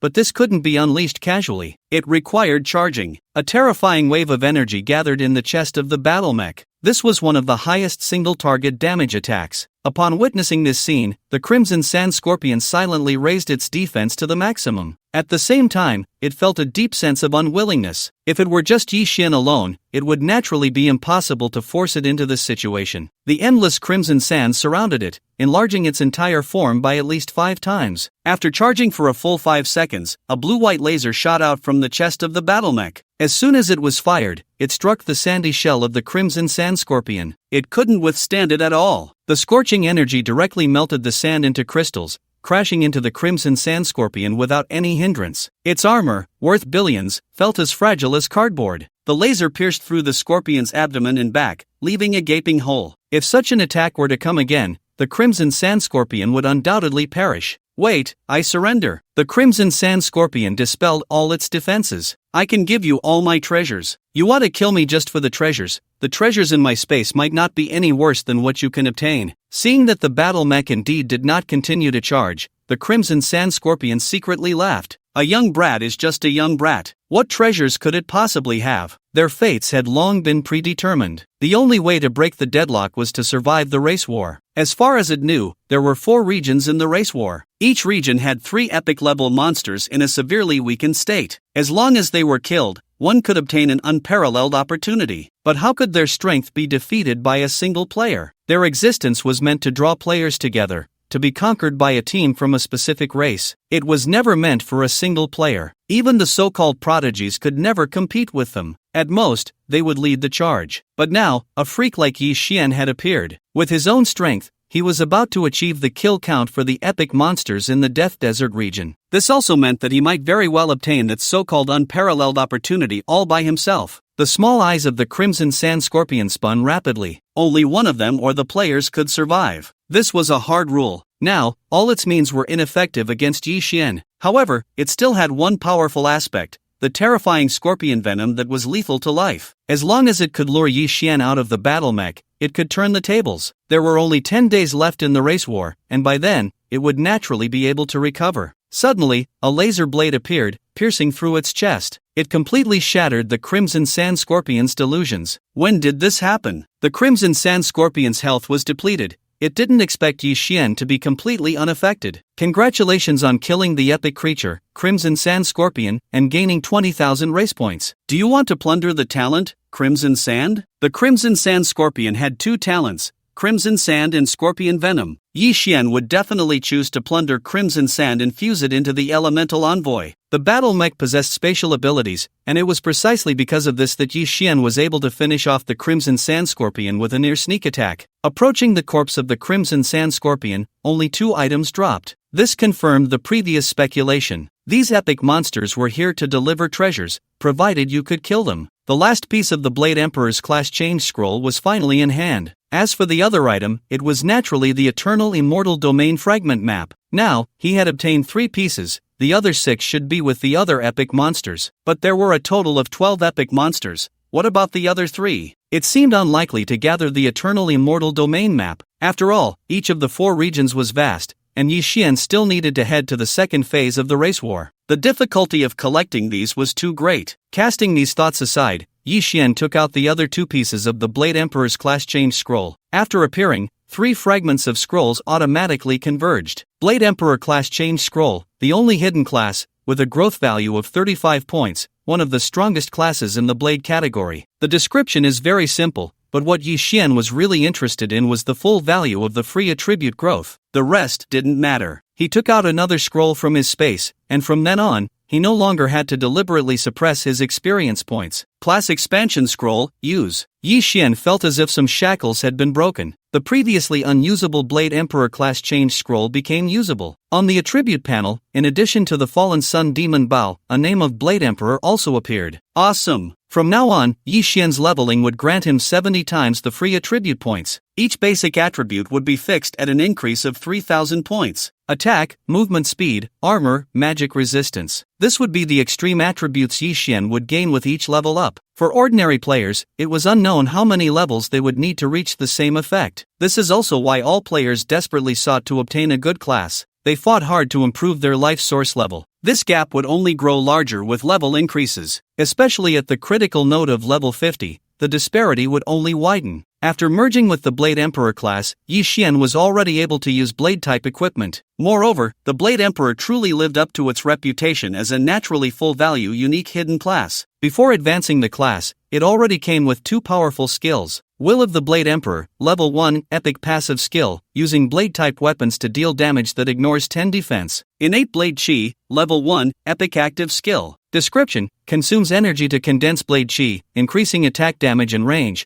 causing severe injury effects for 5 seconds, during which the hit target cannot recover health. 1 passive, 1 active. The will of the Blade Emperor gave Yi Xian another means to ignore defense. As long as he had a blade in hand, it was equivalent to dealing true damage with every attack. Moreover, this was a passive skill, completely without consumption or cooldown. This undoubtedly represented a qualitative improvement in Yi Xian's combat power. Innate Blade Chi was equally powerful, with the description not mentioning specific consumption or damage effects. Furthermore, it also had no cooldown. This meant that as long as you had enough energy, you could continuously condense innate Blade Chi. As for the severe injury effect, there was no need to elaborate. In the future, those health recovery monsters would only have tears to shed when encountering Yi Xian. He took out an ordinary long knife from his space. Although it was his first time using a blade, Yi Xian felt very familiar with it. Not to say it was effortless, but there was no sense of unfamiliarity at all. Consuming 500 energy to condense innate Blade Chi, the originally 1.3-meter long knife was covered in Blade Chi. The tip of the blade continuously extended until it reached a full 2 meters before stopping. Yi Xian gently swung it, and the blade light flashed. The yellow sand beside him was directly sliced open, creating a nearly 5-meter long gash,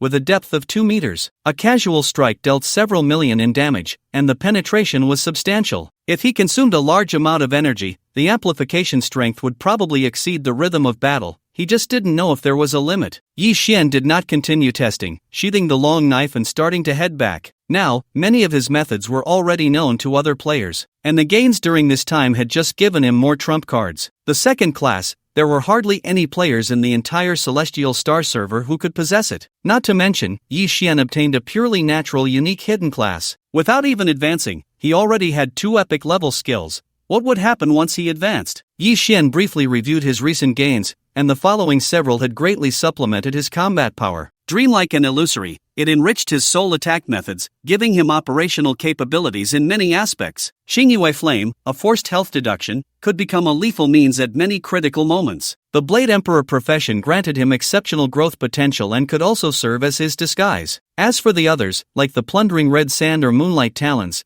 they could only be considered embellishments. In this life, if Yi Xian wanted to walk alone, he had to ensure he was well-rounded. There were still many things he lacked, but as long as the title of Plunderer existed, he would eventually be able to plunder all types of talents. In his previous life, he didn't survive to the end of all beings, constantly struggling to stay alive. In this life, free from the constraints of the Feng family, he was determined to reach the highest position to see for himself what this so-called game world was all about. After returning to the tree hole, just by looking at him, one could tell from the 3-line love letter that Yi Xian had succeeded. He had seen the red sand scorpion with his own eyes. A team of hundreds was effortlessly buried under a wave of sand. Yet, such a monster was resolved by Yi Xian alone. With his perspective, it was hard to imagine how strong one had to be to single-handedly tackle an epic-level challenge. The Death Tornado was on the last day, signaling the end of the first phase. The other 3 regions were in the same situation. Players who had not obtained items like the tree leaves would be unable to leave their current area for the remaining time. Tree leaves could be obtained as long as one had either strength or luck. A night passed, and it was now the 11th day of the race war. Yi Xian felt a pulling sensation from the tree leaves in his hand. At the same time, the veins of the leaves lit up, seemingly guiding him like an arrow. The second phase of the race war officially began. Players who made it through the first phase were either exceptionally strong or incredibly lucky. On the current leaderboard, there were fewer than 20,000 blue star humans left. Yet, their race points stood at a staggering 350,000. Yi Xian alone accounted for 270,000 of that. As for the other 4 races, the once mighty evil moon race was nearly wiped out by Yi Xian. Only a few hundred remained,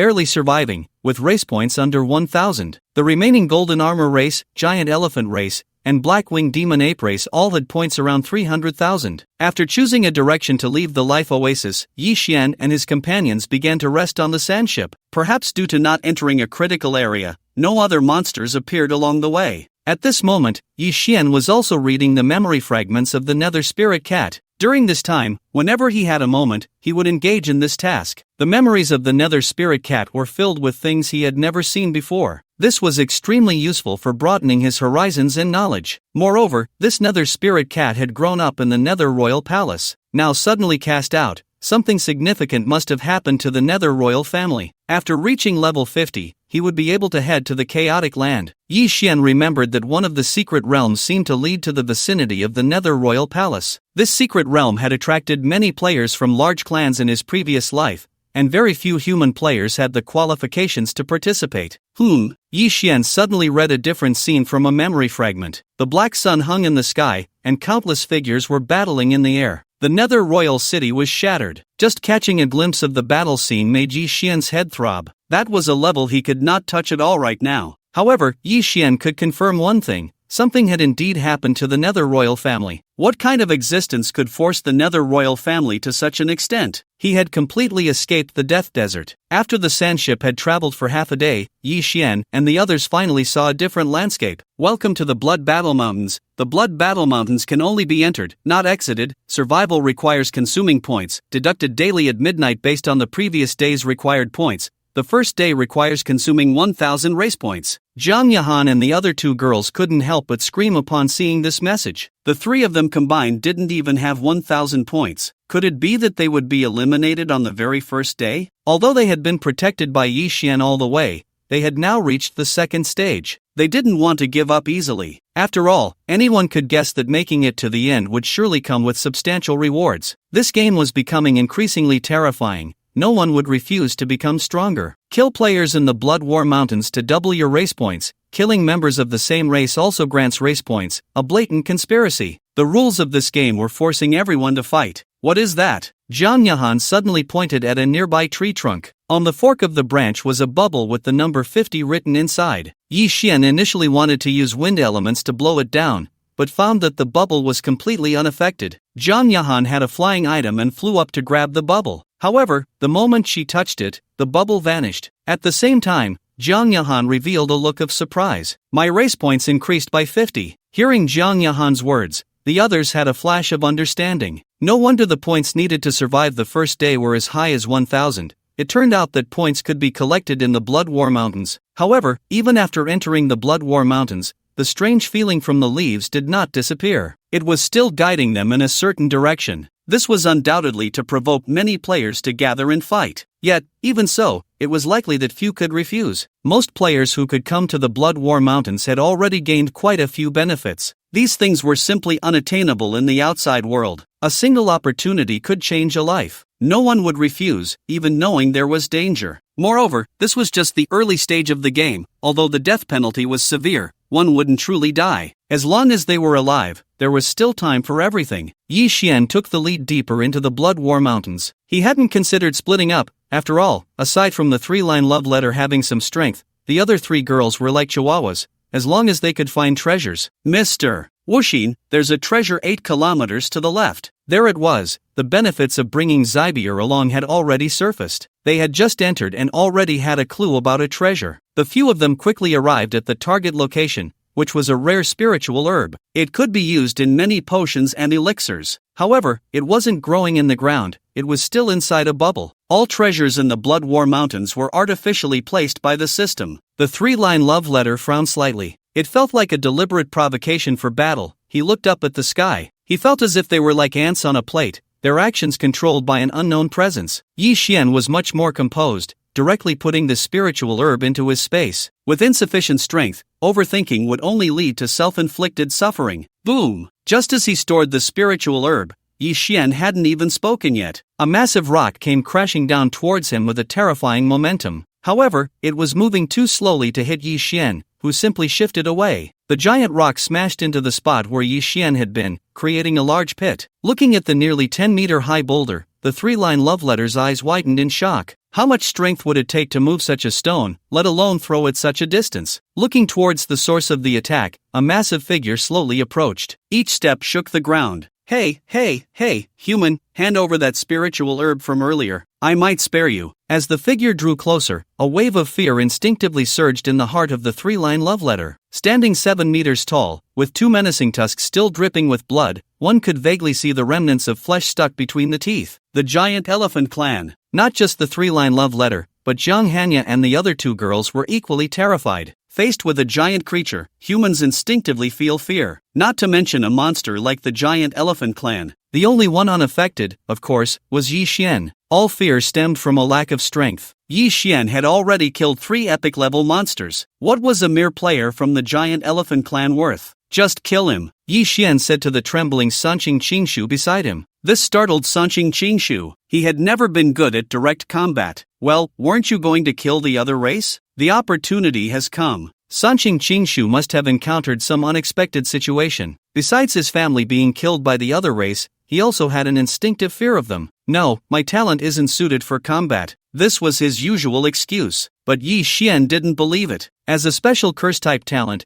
killing a giant elephant clan member was as easy as pie. Damn it, do you think I'm air? Realizing that Yi Xian actually wanted to use him to practice against another human bug, the giant elephant clan player got angry. He directly swung a fist at Sanqing Qingshu. That fist, as massive as a giant, was bigger than Sanqing Qingshu himself. Being hit would turn him into a pile of meat paste. Seeing that Yi Xian had no intention of helping, Sanqing Qingshu could only save himself. A black light shone on the giant elephant clan player's fist. The fierce punch that had just been so intimidating suddenly slowed to a crawl. In just a few steps, Sanqing Qingshu moved out of the attack range. A full 3 seconds later, the fist finally regained its speed and slammed down onto the ground. It turned out that Sanqing Qingshu did possess combat talent. At the moment the giant elephant clan player was in the recovery animation after his attack, he threw out another curse. Humph, a little trick. Realizing he hadn't lost any health and had no negative status, the giant elephant clan player looked down even more on Sanqing Qingshu. At this moment, Sanqing Qingshu took out a small knife. He lightly tossed it toward the giant elephant clan player. The damage from this small knife wasn't high, but it seemed to have a force-tearing effect. A tiny wound appeared where the knife touched the giant elephant clan player, but compared to its size, this wound was negligible. There wasn't even any blood flowing out. How ridiculous. A prompt appeared above its head showing a 50-point health deduction. I have a full 400,000 health, and with this little damage, standing here for you to hit, you can't even deduct as much as I recover. Ha ha ha. This giant elephant clan player seemed very proud of its health. It also enjoyed seeing the despair in other players' eyes. In its clan, the only thing it could boast about was its health. But once outside, it found itself practically invincible, so it often wouldn't kill its prey in a short time. Suddenly, the giant elephant clan player sensed something was off. Why am I not recovering health? With its health base,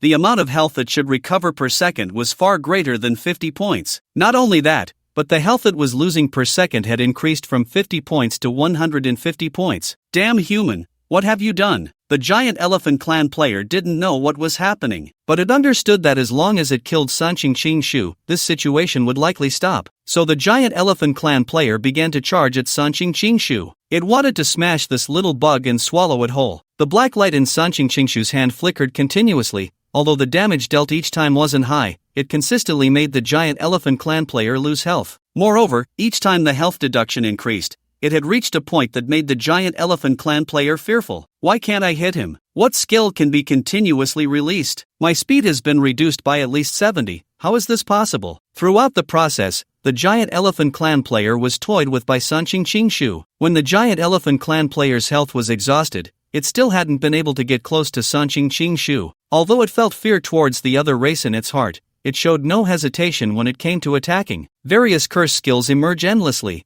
and each has a synergistic effect with the others. The initial effects of each curse are not strong, but as time accumulates and subsequent curses stack, the effects become increasingly terrifying. However, the attack power of the three-line love letter itself is indeed too weak. If his curse were combined with Yi Xian's combat power, it would have an unimaginable effect.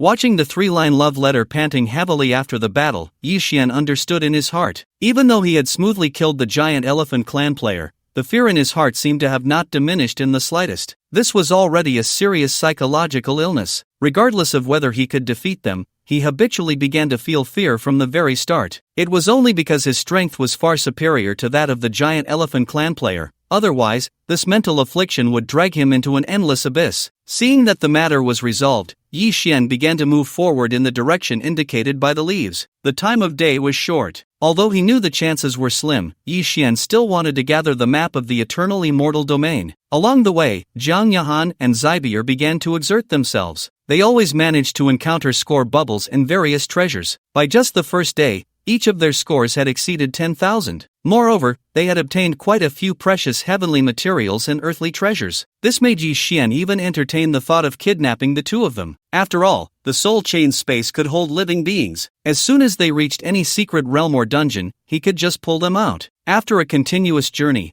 the group fell into a certain level of fatigue. All monster damage doubles at night. The Blood War Mountains at night were undoubtedly more dangerous. Yi Xian was just about to stop and rest when low, rumbling beast roars echoed around him. Pairs of green eyes lit up, and the group found themselves surrounded without realizing when it had happened. No response from the life fluctuations? Yi Xian had always had the habit of releasing detection skills first, but he clearly hadn't sensed any life forms in the vicinity before. And even now, as these monsters appeared before him, he couldn't feel a trace of emotion from them. Were these monsters not living beings? Impossible. He couldn't sense emotions, but he could still hear the sound of their heartbeats. They were shrouded in a layer of special aura. He didn't know what effect it had. The three-line love letter suddenly spoke up. This aura was somewhat like a curse, but it was different from what he had mastered, so he wasn't very sure. The mechanical heart also showed no response. These things were likely the handiwork of the game system. Roar! These monsters varied in form and were not of the same race at all. Yet now they were working together to attack Yi Xian and his group. The second phase of the race war seemed to be more than just letting players fight among themselves. The system was also eliminating some players in its own way. Since they were living beings, that made things easier. Yi Xian directly condensed multiple poison dragons, protecting everyone within. This circle of monsters was not too strong.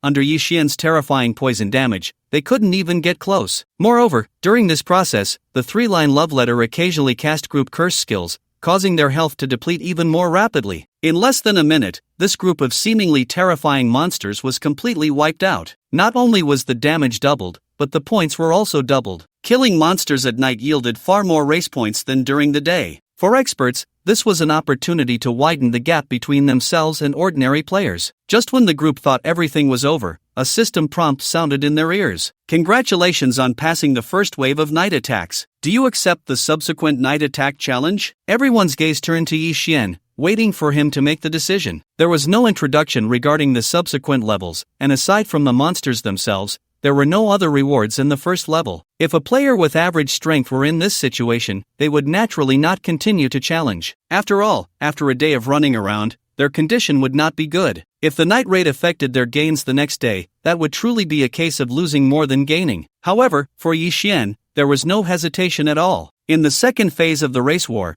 the system's intervention was exceptionally obvious. The pace was also actively pushed by it. It would be absolutely impossible without any rewards. What the system needed to do was simply to select the strongest individuals, and combat would be the absolute theme of these 10 days. Accept. After Yi Xian made his choice, the system message was promptly refreshed. The second wave of the night raid will begin in 1 hour. Please arrange your rest time reasonably. To deal with the night raid, Yi Xian alone was enough. His soul was nourished in real time by the treasure, the 1,000 green spirit fox wood, and his energy was replenished by the pure blue lotus. As long as he could withstand the fatigue of his body and mind, his combat power would not be affected. Soon, time passed, and strange movements began to emerge from the surrounding darkness. However, it seemed that this was a test of the player's direct combat abilities, with no arrangements for assassins or similar monsters. It was all about a straightforward confrontation. The average level of the monsters in this wave had already reached level 40, and both their momentum and size were much larger than in the first wave. A strange creature in the distance had already begun to charge up, spewing out an energy cannon towards Yi Xian and the others. The monsters in the second wave already possessed long-range attack capabilities. If Yi Xian were to ignore it, with the excellent strength of Zhang Yahan and the other three women, they would likely be turned to ashes amidst the overwhelming energy cannons. This was precisely why he would choose to act alone. His growth rate destined him to be lonely in this life. No one could keep up with his pace. A brilliant golden light appeared, particularly dazzling in the night. The golden light quickly expanded, enveloping everyone. At the same time, Yi Xian employed his old trick, as green mist began to spread towards the group of monsters. These monsters should be special entities, yielding only rich race points upon death. There were no drops, and Yi Xian couldn't even plunder talents or soul power from them. Yet they were undeniably real living beings. Was this not allowing him to reap the benefits? With the title of Plunderer and the effect of the soul chain devouring soul power, every time he killed a monster, he basically squeezed out all its value. Such a situation was indeed very rare. There was an hour interval between each wave of the night raid, and the strength and composition of the monsters became increasingly powerful. By the 7th wave, a very comprehensive team had already formed. There were tanks responsible for taking damage, powerful physical and elemental output monsters, and support responsible for healing and applying various statuses. Everything was in place. This seemed to be forcing players to band together, to fight teams against teams. However, none of this existed for Yi Xian. It was merely a difference between killing quickly or slowly. After eliminating the 7th wave of monsters, Yi Xian's race points had already reached 400,000. Blue Star Human Race, quantity, 15,000, race points, 543,000, Evil Moon Race, quantity, 347, race points, 800, Golden Armored Race, quantity, 3,900, race points, 435,000, Giant Elephant Race, quantity, 3,790, race points, 476,000. Black-Wing Demon Ape Race, quantity, 3,600, race points, 462,000. Because of Yi Xian's presence,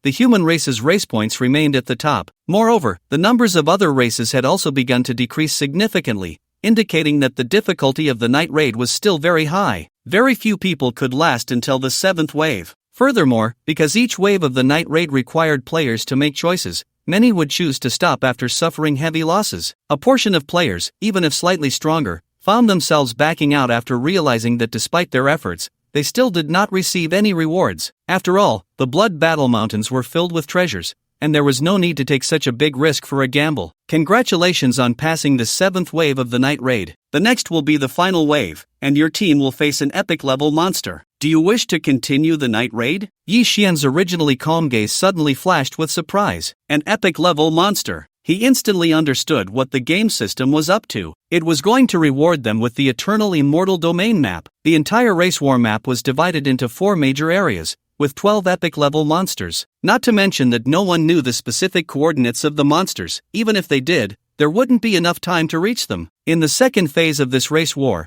the surviving epic level monsters were directly gathered in the Blood Battle Mountains. As long as they killed 9 epic level monsters, they could piece together the Eternal Immortal Domain map. It seemed that the Blood Battle Mountains would have night raids every night. Yi Xian had already obtained 3 pieces. If he killed the remaining epic level monsters, what else would drop besides the incomplete Eternal Immortal Domain map? Without hesitation, Yi Xian chose to accept, as this was precisely what he had been longing to collect. At this moment, there were 4 other prodigies facing the same choice as Yi Xian. The Giant Elephant clan had 2 prodigies participating, and they were brothers. At this time, Xiang Jian was chewing on an unknown creature's thigh while asking his brother Xiang Shang, "Brother, should we fight?" Xiang Shang hesitated, as reason told him that epic-level monsters were not something they could handle right now. However, danger and opportunity often coexist. The difficulty of the night raid was so high, yet it offered no rewards. This was clearly inconsistent with the game rules of all beings. It could only mean that all rewards were accumulated in this final epic-level monster. They had to take the gamble. At worst,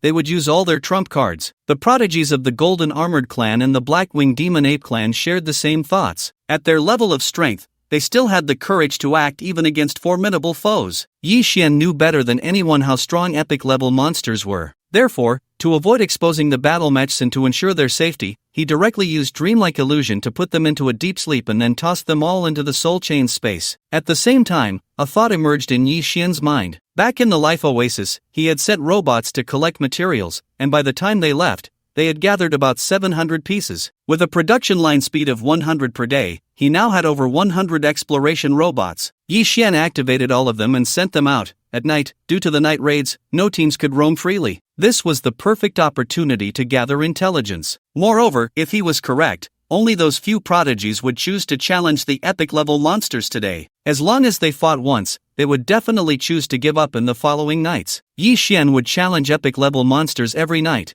which meant he would have to use the battle matches. Based on the energy consumption from the last battle against the Crimson Sand Scorpion, it was very likely that the energy orbs he had would be depleted. When facing the prodigies of other clans later, he would have to rely on his true abilities. Collecting intelligence in advance was definitely a wise move. Bang! Bang! Hearing this noise, Yi Xian knew that this monster was enormous. The darkness did not affect Yi Xian, so he clearly saw the true form of the monster. One-Eye Giant status, greatly wounded description, a giant race possessing a special death power. Its massive size grants it terrifying strength, and the unique one eye with a killing effect makes it one of the highest tier epic monsters for execution. Upon seeing the information provided by the mechanical heart, Yi Xian's heart jolted. Damn, it's actually a monster with execution capabilities. The head of the one-eyed giant is not large, it has only one eye, which is horizontally elongated. It looks a bit disgusting, but Yi Xian dared not underestimate it at all. This strange eye can emit a death execution ray, which will directly empty your life regardless of how much health you have left, as long as your life ratio decreases to a certain extent. How could such a death power execution effect appear on a brute force type monster? Yi Xian was increasingly baffled. He noticed that every mutated brute force monster awakens a very perverse talent. Moreover, this talent has nothing to do with its bloodline. Yi Xian quickly entered the operational space of the battle mech. He did not want to appear in the one-eyed giant's line of sight at all. This execution effect already felt like an unreasonable talent. As his strength increased, he would encounter more and more of these perverse talents in the future. He must obtain more invincible means or offsetting talents. Otherwise, if he encountered any talent that forced mutual destruction, Yi Xian would have nowhere to cry. The battle mech was already 10 meters tall, but that was only enough to reach the one-eyed giant's chest. Moreover, the one-eyed giant held a very classic wolf-tooth club, which he didn't know who had made for it. Just dropping it on the ground could block a river. However, it did not possess elemental means, so Yi Xian directly controlled the battle mech to engage in close combat with it. Even though it was greatly wounded, the one-eyed giant could still easily deal over 100 million in normal attacks. At its peak, it could probably reach a limit close to 1 billion. The laser sword of the battle mech clashed continuously with the wolf-tooth club, sparking around. A slight hit would cause a large number of trees to collapse, and the ground would be smashed into big pits. However, the materials corresponded to epic levels, and the battle mech completely suppressed the greatly wounded one-eyed giant. Its strongest death execution ray was completely ineffective against the battle mech, as it was not a living being. As for Yi Xian, he hadn't lost a single point of health, so it naturally had no effect on him.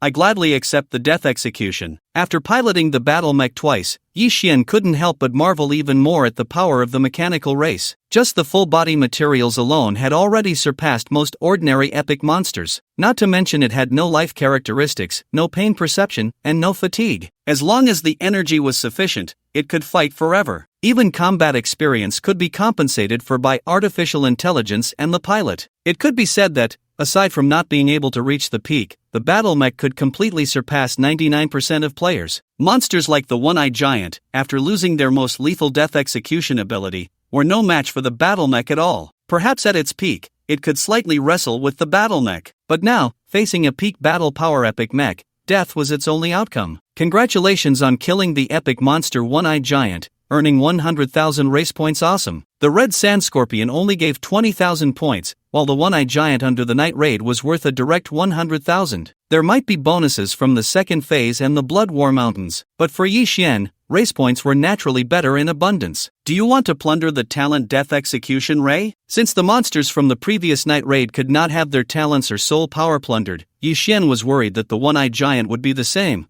but now he finally felt relieved. He was indeed envious of this death execution ability. With this thing, killing would become much easier. Death execution ray level description. When the target's health drops below 10, it can be directly executed. Cooldown time, 3 hours. This talent is very strong, but the limitations are equally huge. Currently, the health ratio only goes down to 10, and the cooldown lasts for 3 hours. It can only be used as a trump card. After pondering for a moment, Yi Xian fused it into Medusa's gaze. Now he had enough talents. Even with the coordination of the 7 apertures Linglong heart, having too many talents would still have an impact. He would try to fuse all the talents that could be fused in the future. The corpse of the Cyclops quickly disappeared, but unlike before, only a fragment of the eternal immortal domain map was left behind. No other rewards? Or is it that epic level monsters only have this kind of reward? The Knife Emperor scroll that Yi Xian obtained earlier was an extra reward for killing in the Death Desert area. At this time, the sky was almost bright, and the next day was about to begin. Yi Xian took out his machine and began to check the information screens transmitted back by the exploration robots. After a night, less than 50 of the many exploration robots remained. Fortunately, all the images before they were destroyed were transmitted back. Yi Xian skipped all the ordinary players' images. He was only looking for clues about other prodigies. Due to the vastness of the Blood War Mountains, the information that could be gathered in one night was extremely limited. However, Yi Xian still found the images he wanted to see. And this was also one of his targets, the Golden Giant Elephant. Among the two prodigies of the Giant Elephant clan, although they were brothers, only the elder brother awakened the bloodline of the Golden Giant Elephant. They were facing an epic-level monster, a two-headed pterosaur. It simultaneously mastered the dual elements of wind and fire, and its size was like a battleship, occupying half the sky. However, the Giant Elephant clan was also large in stature, and their talents were related to gigantism. The three massive creatures clashed, and the battlefield was devastated beyond recognition. However, despite revealing all their trump cards, the brothers were still far from being the opponents of the two-headed pterosaur. In the end, it was the elder brother who used forbidden means and powerful external force to kill the two-headed pterosaur. The image ended here. In this way, a fragment of the map fell into the hands of the Giant Elephant clan. If the other two clans' prodigies also had similar means, then at least 3 fragments would be scattered outside. However, Yi Xian was not too anxious. After all, knowing their whereabouts was enough. He originally intended to kill all these alien races. Moreover, the epic-level monster consuming their forbidden means just happened to resolve the occurrence of unexpected situations. Yi Xian now had 4 fragments of the map, with each of the 3 major alien clan prodigies possessing one. So, as long as he killed 2 more, he could gather the eternal immortal domain map. The remaining epic-level monsters would definitely reward other things. Calculating this way, Yi Xian's energy beads might still have some left in the end. Even if the alien races had other means, they probably wouldn't pose much of a threat to him. He released the few people who were still asleep from the space and lifted their illusions. Did I fall asleep? The 3-line love letter was somewhat stunned. Since his family had an accident, he hadn't had a good sleep in a long time. He didn't expect to fall into a deep sleep during such a critical time yesterday, even without realizing it. Among them, no one understood Yi Xian better than Jiang Yahan. What a coincidence that all 4 of them lost consciousness at the same time. It must be that damn man's doing. Please continue to the core area of the Blood War Mountains. The outer area consumes points at a rate of 10 times daily at the same time. The leaf in Yi Xian's hand changed. It clearly delineated the entire area of the Blood War Mountains. Counting from the outside in, they were currently located in the 3rd area. According to the system prompt, they must advance at least 1 area every day. If they remain in the same area the next day, the points consumed will be terrifying. It is indeed actively driving the players to gather. The following time will be spent continuously acquiring points and collecting treasures. Then, they will eliminate all encountered alien races. As they get closer to the core area, the probability of encountering players from various races increases. The number of players from all races on the leaderboard is rapidly decreasing. Correspondingly, the points for each race are skyrocketing. All points are gradually converging towards a small number of players. If this situation continues, there will only be one result. The points from the entire race war will be divided among a few individuals. Yi Xian's gaze was deep. There was no doubt about it in his previous life. The points were controlled by the 4 major alien race players, and the human race only had a presence like Birushua to share a little bit. Even so, it allowed Birushua's strength to soar. In this life, Yi Xian would definitely eliminate all other alien races. By then, most of the points from the entire race war would gather around him. He wanted to see what these points were truly worth. Every night during the night raids, Yi Xian would challenge epic-level monsters. He successfully gathered 6 pieces of the eternal immortal domain's remnants. All that was left was to snatch the remaining pieces from the alien races. As for the subsequent monsters, they dropped something new. Yi Xian suspected it was intentionally sent by the game system. Blueprint for the Destiny Blade artifact, rare treasure. By adding materials and original blood essence to the blueprint, a growth-type exclusive blade weapon can be manufactured. The introduction was very vague. Even in his previous life, Yi Xian didn't know such a thing existed. But the moment he saw it, Yi Xian knew it was meant for the Blade Emperor profession. He only had one growth-type item in his possession, which was the soul chain of the vengeful Hercules. However, this was a product of the fusion between the supreme of the underworld and the mechanical race. Yet this blueprint for the Destiny Blade artifact could actually tailor a growth-type exclusive weapon for Yi Xian. Its value was simply immeasurable. Yi Xian now suspected that these epic-level monsters had no fixed drops. They would be temporarily allocated based on the needs of the killer. Once the remaining 5 epic-level monsters were killed, the night raids would cease. The second phase of the race war had only 4 days left. The blood battle area was vast, and the further they went, the harder it became to advance. It was no longer possible to pick up points and treasures for free. Every opportunity bubble was guarded by monsters. Without defeating them, one couldn't take the opportunity. This forced every player to make a choice. Either give up the opportunity and head deeper into the blood battle mountains, or engage in battle with the monsters, but that might not leave enough time to reach the next area. Fortunately, the race war could now be exited automatically. As long as you were not in combat, you could voluntarily leave the race war. Since there had been no night raids at night, many people were rushing forward madly. The deeper areas were indeed filled with monsters, and advancing any distance was not easy. Yi Xian and his group had now entered the second-to-last area. This speed should be in the first tier. If he hadn't spent a lot of time treasure hunting, they would have probably reached the deepest part by now. Just the gains from these few days in the Blood Battle Mountains had already occupied a small portion of his soul chain space. In addition to various spiritual herbs and ores, there were also many equipment skill books and special items. This also made Yi Xian understand why every time he didn't see Jiang Yahan for a while, she had various treasures on her. She wasn't a treasure-hunting physique, she was a treasure-absorbing physique. Wherever she went, she could encounter opportunity bubbles. Bringing her along was indeed the right choice, otherwise, Yi Xian's gains would have been at least halved. Someone was coming. Yi Xian's life wave detection sensed a considerable number of figures ahead. From a physical standpoint, they were all from different races. A full 17 players from the Blackwing Demon Ape tribe were completely focused on guarding there. Upon seeing Yi Xian and the others arrive, their expressions were very strange. There was a flicker of disdain, but it quickly transformed into suspicion. Then, several flashes of blades slashed towards Yi Xian and the others, covering all directions. With a flash of golden light, all the attacks were easily deflected. At the same time, dozens of wind blades instantly took shape, shrieking as they slashed towards the other races. It was him! The players from the Blackwing Demon Ape tribe were instantly cut to pieces, but they seemed to have confirmed something. Looking at the eyes emerging from the surrounding trees, Yi Xian knew this was a type of information transmission device. They are looking for me? Yi Xian seemed to understand something. It appeared that there was a secret deep within the Blood War Mountains, specifically in the first area, that these other races did not want him to approach. As for the reason, that would become clear when he reached the edge. You four immediately choose to withdraw from the racial battle. They no longer had the qualifications to participate in the upcoming journey. As for the treasures, there was no need to search for them. As long as he killed everyone in the first area, the items would naturally belong to him. Along the way, with Yi Xian's protection, they had also gained quite a few points and opportunities. Next was a competition of hard strength. It was time for them to exit. Jiang Yahan and the other two left, but the 3-line love letter remained. You staying is useless. His potential is good, but he is still far from enough. I know, this is for you. The 3-line love letter tossed a small black bottle to Yi Xian. His goal was to eliminate the other races. If he couldn't do it himself, he would pin his hopes on Yi Xian. After handing over the item, the 3-line love letter also left. Black Curse, after use, it can weaken the target's attributes by 30 for 1 hour, with 5 uses. A good item. A continuous hour of weakening can directly determine the outcome of the battle. However, the 3-line love letter still underestimated Yi Xian.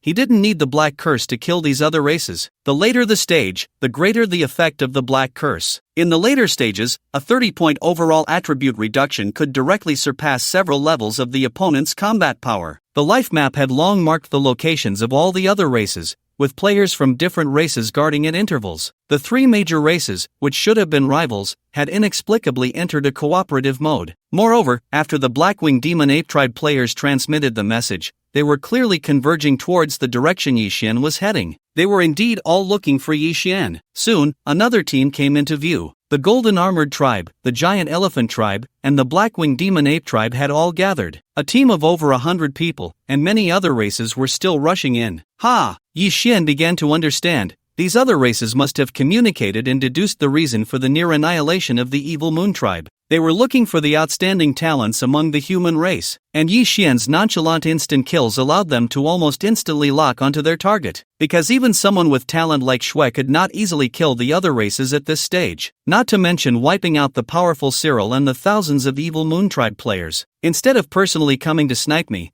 they were using the lives of their kin to delay me. Yi Xian's gaze turned towards the core area at the deepest point. It was obvious that the opportunities inside had already begun. Once enough teammates gathered, the melee players from the other races dared to step forward. The massive giant elephant tribe, the golden glowing golden armored tribe, the agile and combat-ready blackwing demon ape tribe. Facing their attack, Yi Xian did not waste time and showed no contempt. The strongest battle state was directly activated. Battle rhythm, the strongest amplification of the purple moon. Arrows continuously shot out, but Yi Xian's brows began to furrow slightly. He had never placed much importance on ordinary equipment, so whether it was the bow or the arrows, he hadn't changed them in a long time. A blue-level rapid-fire bow, a purple-level endless quiver. These two items themselves weren't problematic, but now the same situation had arisen as before. They were starting to buckle under Yi Xian's strength. Originally, equipment produced by the system had a high upper limit for strength tolerance. But now, with Yi Xian at half-epic level, he could unleash attacks exceeding tens of millions of force at any moment. Both pieces of equipment were beginning to struggle. Although Yi Xian had many means of attack now,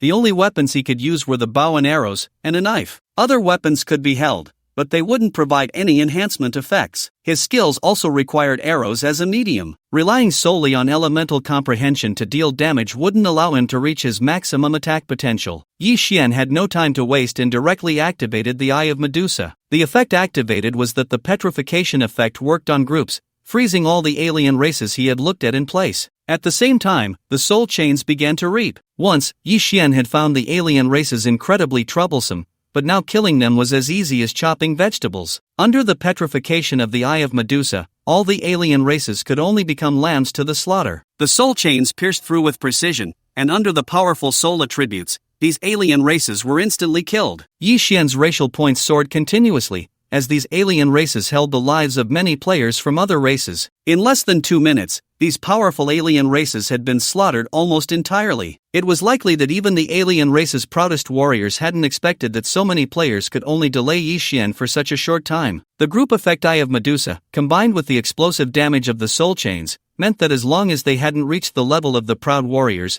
they had no qualification to engage with Yi Xian. Picking up all the dropped items from the players, Yi Xian began to walk towards the final area of the Blood War Mountains. As soon as he stepped in, Yi Xian received a system notification. Congratulations on entering the core area. Earn 1,000 points every 30 minutes. There were still more than 3 days left until the end of the racial war, and even if he did nothing, just staying in the core area would earn him a considerable amount of points. Not to mention, there were other opportunities here. The core area was also mountainous, and besides points, Yi Xian had already seen opportunity bubbles flying around everywhere. As long as they were within Yi Xian's range, he collected them all. However, so far, he hadn't discovered any of the other 4 proud warriors. Even using life fluctuations, he still couldn't find their traces. This situation meant either they were outside the detection range of the life fluctuations, or they had entered a special space, existing on a different level from the current space. Yi Xian increased his speed, continuously heading towards the deepest part. Energy mine. Soon, Yi Xian discovered something crucial for him. This was a massive energy pearl mine, far richer in reserves than the previous Glass Sea. Yi Xian estimated that there were no fewer than 20,000 level energy pearls. He took out all the exploration robots that had been produced during this time from the space and sent them to mine energy stones. However, Yi Xian couldn't guard them now and could only leave behind a few combat robots. It was fine if no players arrived, but if other powerful players showed up,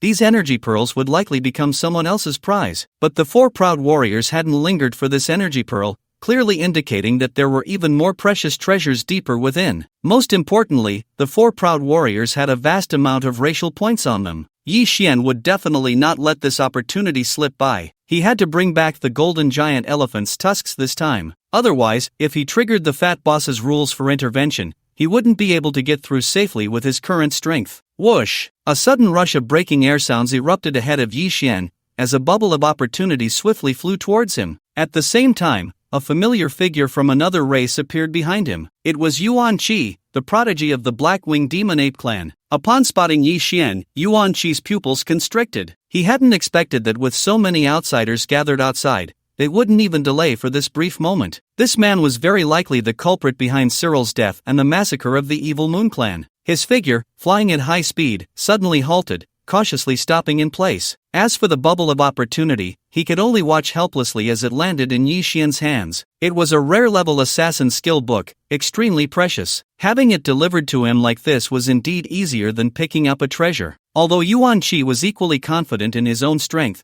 he did not rashly make a move at this moment, because now was the perfect time to acquire treasures. He quickly returned deeper into the area. It was not yet the time for a grand battle. Yi Xian noticed this and realized something. With a flap of his wings, he swiftly charged deeper into the area. Congratulations on entering the unique area. 10,000 treasures in the sky. Every hour, the Blood War Mountains will erupt with a torrent of opportunities. Opportunity bubbles will disappear once they leave the unique area. Only today will the torrent of opportunities erupt. This so-called unique area actually automatically produced treasures. All opportunity bubbles surged forth from here. No wonder Yuan Qi had no intention of making a move immediately. Killing and seizing treasures was not as fast as collecting treasures here. Yi Xian also saw several other prodigies from different races here, just like in his previous life. The dual prodigies of the Giant Elephant Clan, Xiangjian and Xiangshang. The prodigy of the Golden Armor Clan, Jin Bai. The prodigy of the Black-Winged Demon Ape Clan, Yuan Qi. Plus the human prodigy, Yi Xian. The most powerful players in this racial war had all gathered in this unique area. However, everyone was tacitly aware of the situation. Because the differences in strength were not significant, there was no possibility of one person being able to instantly kill the others. At this moment, the best strategy was to extract as many benefits as possible from this unique day's torrent of opportunities. Soon, an hour had passed. Countless opportunity bubbles inexplicably appeared in the sky deep within the Blood War Mountains, swirling with different colors as they flew outward. Some of these bubbles contained skill books, some contained special equipment, and many held rare and bizarre treasures. Before long, these opportunity bubbles arrived in front of all the prodigies. Yi Xian looked at the opportunity bubble before him and noticed it was surrounded by a special energy membrane. Without breaking this energy membrane, he couldn't collect the treasures inside. Yi Xian quickly began to draw his bow and shoot arrows, while simultaneously condensing countless wind and thunder palms. He also used red sand to form a sand waterfall, trying to keep as many opportunity bubbles in front of him as possible. Depending on their rarity, the strength of the energy membranes surrounding the opportunity bubbles varied. If he couldn't break the opportunity bubbles in a short time, he would miss out on them. Once they left the unique area, the opportunity bubbles would disappear. Damn! Seeing some opportunity bubbles glowing red and gold, Yi Xian couldn't help but exclaim. It should be noted that red and gold represented mythical and immortal levels. Such treasures were rare in the myriad of star realms. Yi Xian began to attack one of the crimson opportunity bubbles. However, it was too fast. The red sand waterfall was instantly breached. Yi Xian's arrows struck it but were ineffective, unable to break its outer energy membrane. Even with all his states activated, it still had no effect. He could only watch it fly out of his sight. This was not something he could obtain with his current strength. Although Yi Xian felt envious, reason quickly brought him back to reality. What he should focus on now was acquiring epic and legendary treasures. The strength of these two energy membranes is barely breakable. As for other lower-tier treasures, they hold little value for Yi Xian.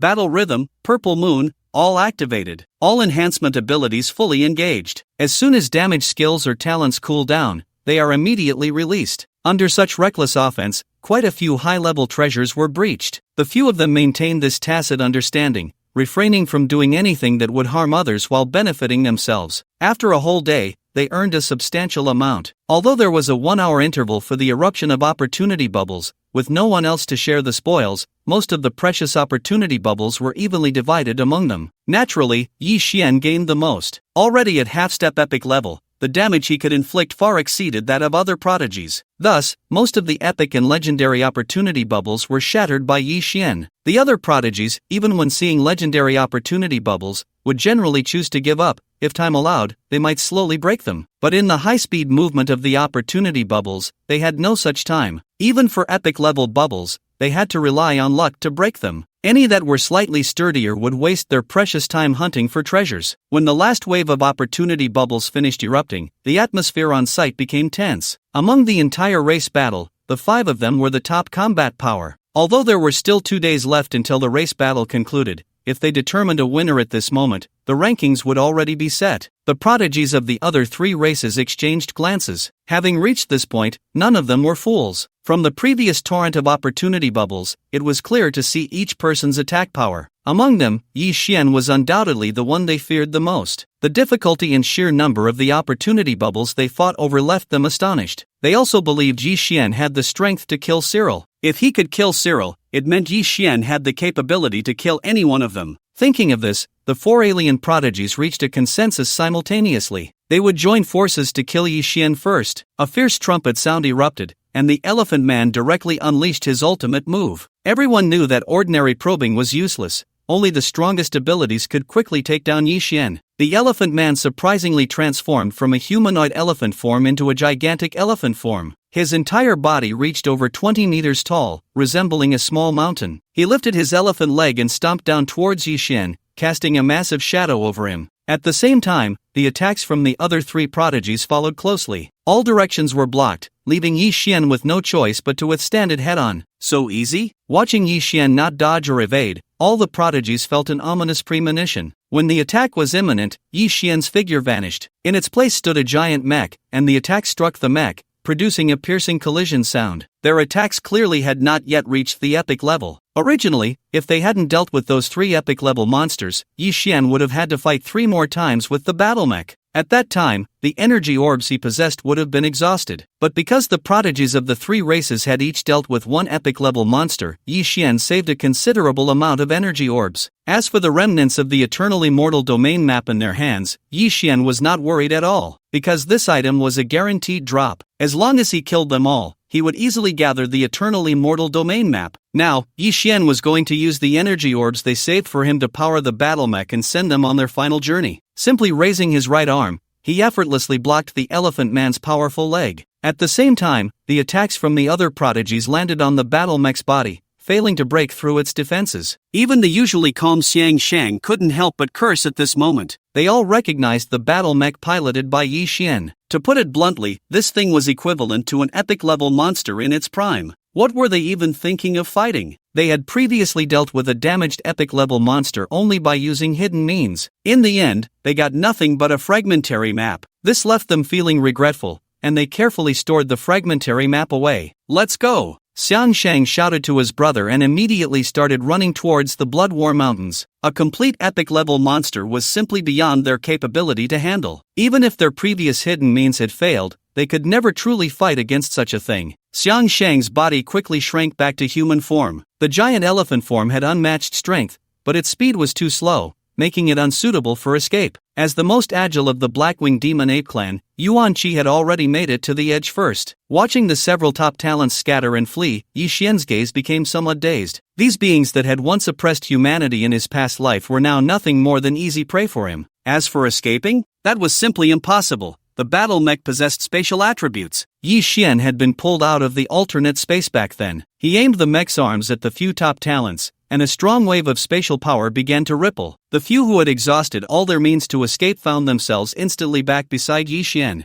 Damn! Another curse slipped out. A battle mech with spatial power was a treasure no matter where it was. How could a mere blue star human obtain it and even pass the driving test? The top talents couldn't understand, but they knew one thing: if they couldn't escape today, they would definitely die. When one's own abilities couldn't solve a problem, they had to rely on external forces. Yuan Qi was the first to be enveloped in a purple light, instantly breaking free from the entanglement of spatial power, and his figure teleported 100 meters away. Run! Run without looking back. The others were similar, using various items to escape the spatial power. However, during this time, Yi Xian had already locked onto the golden armored talent, Jin Bai, with his strongest single-target laser. Even though he had broken free from the restraints, he had not escaped the attack's lock. His health was 2 million points, and he excelled in defense. But against a laser beam with a damage value of 200 million, his golden light shield was utterly useless. Why me? Though furious, Jin Bai was not without options. A massive figure enveloped him, negating the laser beam. Seeing this scene, Yi Xian was not surprised. These alien races definitely had invincible means, but such things could only be activated by equipment or items, and their uses were limited. So after firing the laser beam, Yi Xian had already arrived behind Jin Bai. The laser sword slashed diagonally, directly splitting him in half from his shoulder down. Congratulations on killing the golden armored player, gaining 780,000 racial points as a top talent of the Golden Armor clan. Jinbai was instantly killed by Yi Xian. This was the absolute crushing power of epic level strength over lower tier strength. The 780,000 racial points from Jinbai were directly transferred to Yi Xian. This brought Yi Xian's points close to a full 2 million. All of this happened in the blink of an eye, and Yuan Qi and the giant elephant brothers hadn't managed to run far. Seeing this scene, they wished they could fly away immediately. At the same time, they cursed in their hearts. Why couldn't they use large-scale teleportation items? Whether it was their own prepared items or those obtained from the flow of opportunities,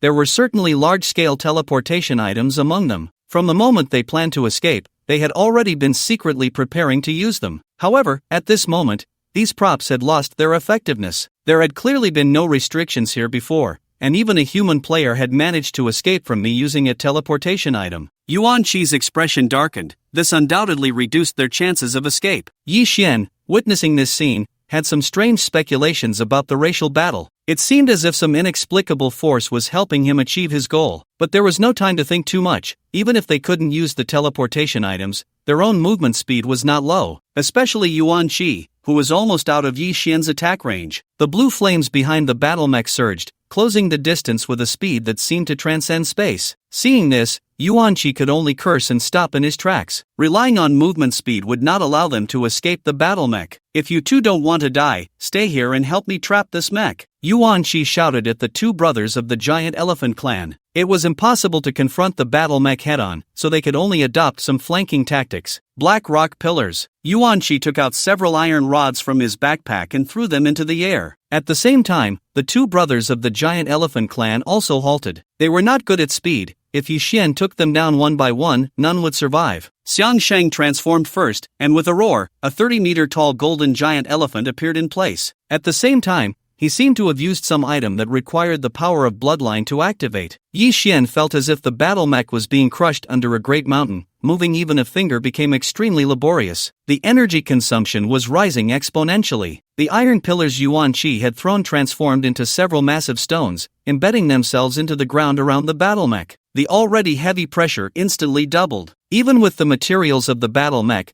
various parts of it began to emit creaking sounds. Yi Xian tried to use the spatial power of the battle mech to teleport himself out, but found it ineffective. It seemed that the ability the two had used was not merely a simple power suppression. After doing all this, the two appeared to have consumed a large amount of energy and spirit. They instantly became listless. This was not just a simple use of items. Let's go. Even if the battle mech was bound, it was impossible to destroy it. They had paid a great price just to be able to escape. Just as they were preparing to leave, a restriction barrier scroll was thrown out by Yi Xian. The area within several thousand meters was encompassed. Moreover, this was a high-tier epic level restriction barrier scroll. They could not leave without killing Yi Xian. This was also one of the treasures that Shibier had previously searched for Yi Xian. Now, in his soul chain space, there were countless rare treasures. He was no longer the Yi Xian who could only be restricted by others' items. Only effective against the battle mech? Looking at the information provided by the mechanical heart, Yi Xian understood. Stepping out from the cockpit of the battle mech, he indeed felt no power suppression. Seeing Yi Xian leave the suppression area, Yuan Qi and the two brothers of the giant elephant clan felt no pressure at all. When they saw the battle mech, they understood how Yi Xian had killed Cyril. They had said it before, a mere blue-star human race could not possibly be their opponent relying solely on their own combat power. After Yi Xian emerged, he directly shot an arrow at the listless Xiang Shang. He needed the golden giant elephant's tusks. Oof, daring to make a move without the mech. The elephants had already devoured countless human players, leaving a deep impression of their own weak combat power. However, human flesh was indeed delicious. To prevent their bodies from being teleported back to the star server after killing them, he preferred to eat them alive. He would hang them by their breath, then slowly chew off their thighs and arms. As for the torso, he didn't like it. Even without transforming, Xiang Jian's body stood at a towering 8 meters. He took out his favorite giant axe and swung it directly at the arrow shot by Yi Xian. He had no idea how many such feeble attacks he had severed before. Unfortunately, Yi Xian's attacks were never intermittent. In addition to the arrows, the red sand had long since gathered secretly beneath Xiang Jian's feet. Endless poison gas and the power of wind and thunder converged in the sky, and the familiar hellfire of the ground descended once more. 1 against 3. Yi Xian was completely unyielding. Having already reached half-step epic level, he was only slightly lower in rank than them. But at this stage, their combat power had long surpassed mere levels. the limit of life levels was the key. Whether it was Yuan Qi or Xiang Shang,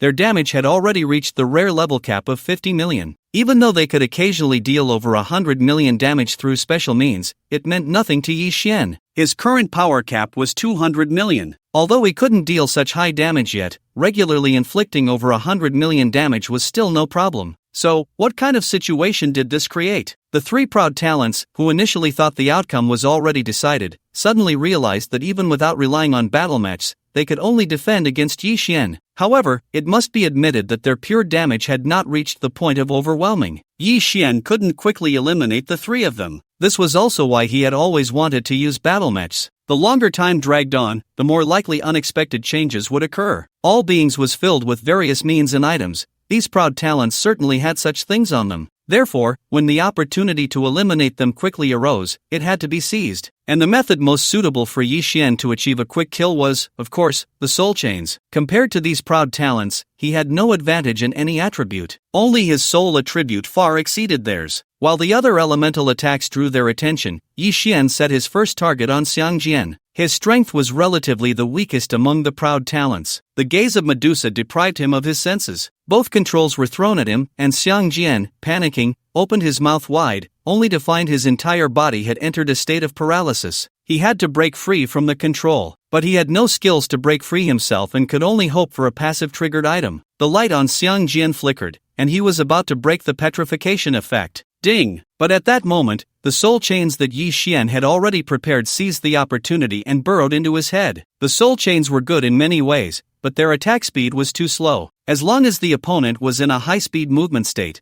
the effect of the soul chains would be directly limited. So Yi Xian basically used them in conjunction with control skills. Congratulations on killing the giant elephant clan player, gaining 450,000 race points. Hearing the system prompt, Yi Xian felt a surge of satisfaction. All skills have a reaction time. Whether it was an attack skill or a control breaking skill, as long as the opponent was killed before it took effect, that skill would be rendered useless. But timing that was incredibly difficult, hardly anyone could achieve it. Instant triggering equipment or items were of a completely different preciousness. For example, the damage immunity talisman and the nightfall crystal on Yi Xian. But these two also had strong limitations. The damage immunity talisman only activated in the case of lethal attacks. The nightfall crystal, on the other hand, would trigger its defensive effect with any random damage skill as long as it was worn. Each item had its own limitations. Xiang Jian's seemed relatively outdated. According to the Heart of Machinery's speculation, it likely required a certain amount of activation time, or it needed Xiang Jian to manually trigger it through mental intent. In any case, the final result was that Xiang Jian's soul health was directly emptied.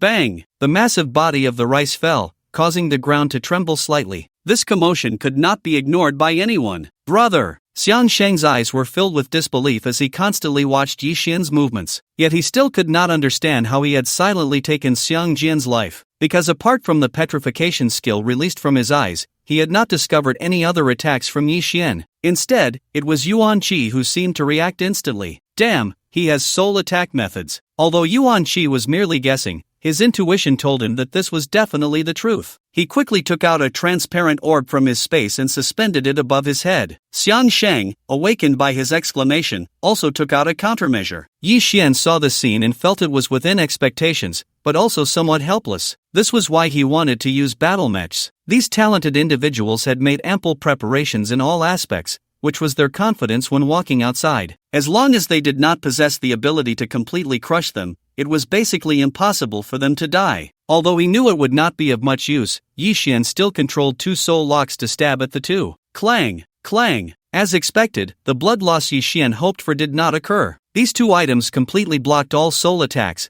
making it impossible for Yi Xian to kill the two by slowly whittling down their health. It was clear that these two were valued more by their clan, and such soul-type treasures were incredibly precious. Even if they were one-time use items, not everyone could possess them. Being able to kill Xiang Jian in this way, Yi Xian was already very satisfied. Xiang Jian's talent was only at level, and Yi Xian directly converted it into talent points. The talent levels of these alien races were generally not very high. After losing his brother, Xiang Shang began to recklessly attack Yi Xian, disregarding his own consumption. The massive body of the rice granted him absolute power. Without considering the consequences, each of his attacks dealt nearly 100 million in damage. At the same time, Yuan Qi's astonishing combat talent made his attack power grow stronger and stronger. For a moment, Yi Xian could only passively defend against the attacks of the two. They were really starting to fight desperately. Yi Xian was referring to Xiang Shang. Maintaining the giant form of the golden giant elephant was extremely difficult. He had already exceeded his previous limits. This would consume a portion of his original power, which could not be replenished even in death. Golden giant elephant true body. Xiang Shang threw his head back and howled, a massive elephant leg breaking through the clouds. The entire sky could only see the tip of the iceberg of the elephant leg. For Yi Xian, it felt as if the sky was collapsing. The whole sky turned into a dark shadow pressing down on him. After launching this strike, Xiang Shang immediately began to spit blood madly. At the same time, he also exited the golden giant elephant form, collapsing to the ground in pain. This move far exceeded the limits of his body, causing multiple blood vessels to burst, turning him into a blood-soaked figure. Yuan Qi, make your move. While howling in pain, he shouted frantically at Yuan Qi. Yi Xian most likely had invincible means. If he could not be exhausted before the golden giant elephant true body attacked him, then Xiang Shang's move would be in vain. Yuan Qi was always the calmest in battle, so he had already prepared for this without Xiang Shang reminding him. Black Wing Ape Demon Seal. A special talisman combined with Yuan Qi's original blood quickly constructed several runes around Yi Xian. Nightfall Crystal. It must be said that Yi Xian did not dare to personally try these unknown methods. His attributes were far inferior to these alien races, and his damage, under the enhancement of many talents, was enough to rival them. However, in terms of health and defense, those attributes were completely incomparable. As long as he took one hit, he would die. Nightfall could resist damage as well as control effects. The Black Wing Ape Demon Seal directly countered with Nightfall. Once again, Yuan Qi felt that Yi Xian had no sense of facing death at all. He still had invincible means. After thinking of this, Yuan Qi also went all out. Continuously using the Black Wing Ape Demon Seal would directly damage his origin. However, at this point, he couldn't care less. You are affected by the Black Wing Ape Demon Seal, elemental attack abilities are nullified, professional abilities sealed for 10 minutes, all invincible means disabled. Yi Xian no longer used skills or talents to counter the control, but upon hearing the system prompt, he was still somewhat surprised by this so-called Black Wing Ape Demon Seal. This method was truly astonishing. The disappearance of elemental abilities could directly incapacitate a powerful elemental talent. A professional ability sealed for 10 minutes meant that professional weapons could not be used, and one could only rely on physical attributes to fight. Moreover, it even restricted the use of all invincible means. These three effects, no matter where they appeared, were top-tier absolute control, and now they unexpectedly appeared simultaneously on the Black Wing Ape Demon Seal. Yi Xian gazed at Yuan Qi with a deep look. In his previous life, although he was one of the 5 great prodigies, his fame was far less than that of Cyril and Xiang Shang. This method was even unheard of. Their clan's talent should be a typical combat desire, growing stronger the more they fought. But he had never heard of any Black Wing Ape Demon Seal.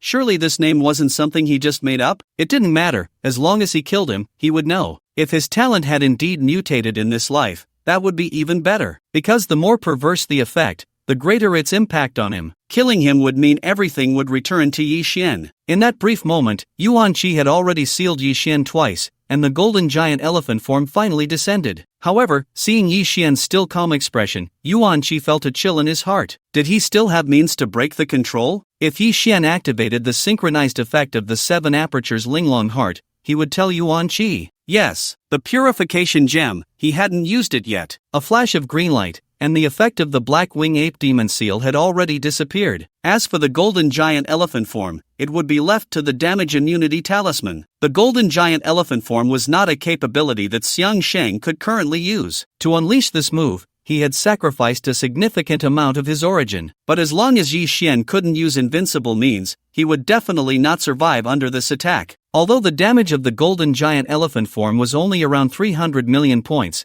it carried a higher level of power characteristics. Whether elementalized or simply armored for defense, there was no existence below that level that could contend with it, aside from invincible means. Therefore, after using the golden giant elephant form, Xiang Shang had basically lost his combat power. At this moment, he was more nervous than anyone. If even this move couldn't kill Yi Xian, then neither he nor Yuan Shi could expect to leave alive today. A tremendous roar erupted. The entire Blood War mountain range trembled violently. This was a power beyond the characteristics of the current stage. The golden giant elephant form quickly disappeared after a single strike. This was the limit of what Xiang Sheng could unleash. Was he dead? Yuan Shi was equally anxious, having used the Black Wing Ape Demon Seal twice. The degree of damage to his origin was also considerable. If it weren't for the fact that this time the gains were indeed enormous, he would have hated to mutually kill Xiang Sheng and escape the racial war. Gulp! Xiang Sheng's face turned pale, and he swallowed nervously. Although there was still a faint expectation in his heart, he indeed had not obtained any racial points from Yi Xian. Pat! Pat! A slow, unhurried sound of footsteps answered in place of Xiang Sheng. The invincible time of the damage immunity talisman lasted a full 10 seconds.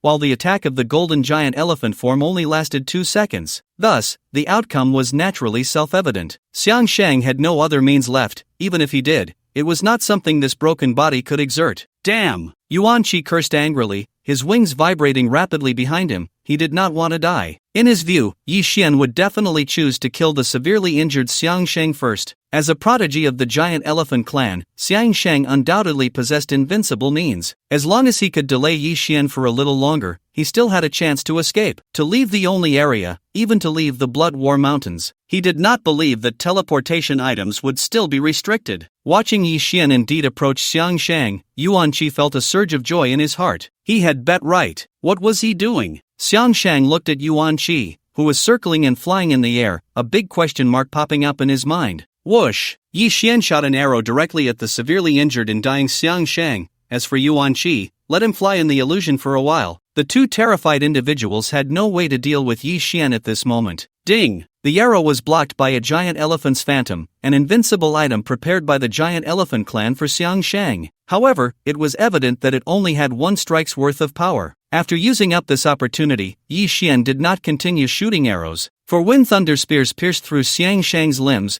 firmly pinning him to the ground. His body was no different from Xiang Jian, also a towering giant over 8 meters tall. If you want to kill, then kill. Do you still want to humiliate me? Xiang Sheng resigned himself to his fate, but he did not understand how a mere blue star human could possess such depth. Even after being hit twice by the Black Wing Ape Demon Seal, he could still survive under the true form of the golden giant elephant. I don't have your kind of obsession, I just need something from you. If I directly kill Xiang Sheng, his corpse would be teleported back to the star service. Ivory is not a drop item. He could only pull it out from Xiang Sheng's face while he was still alive. What do you want to do?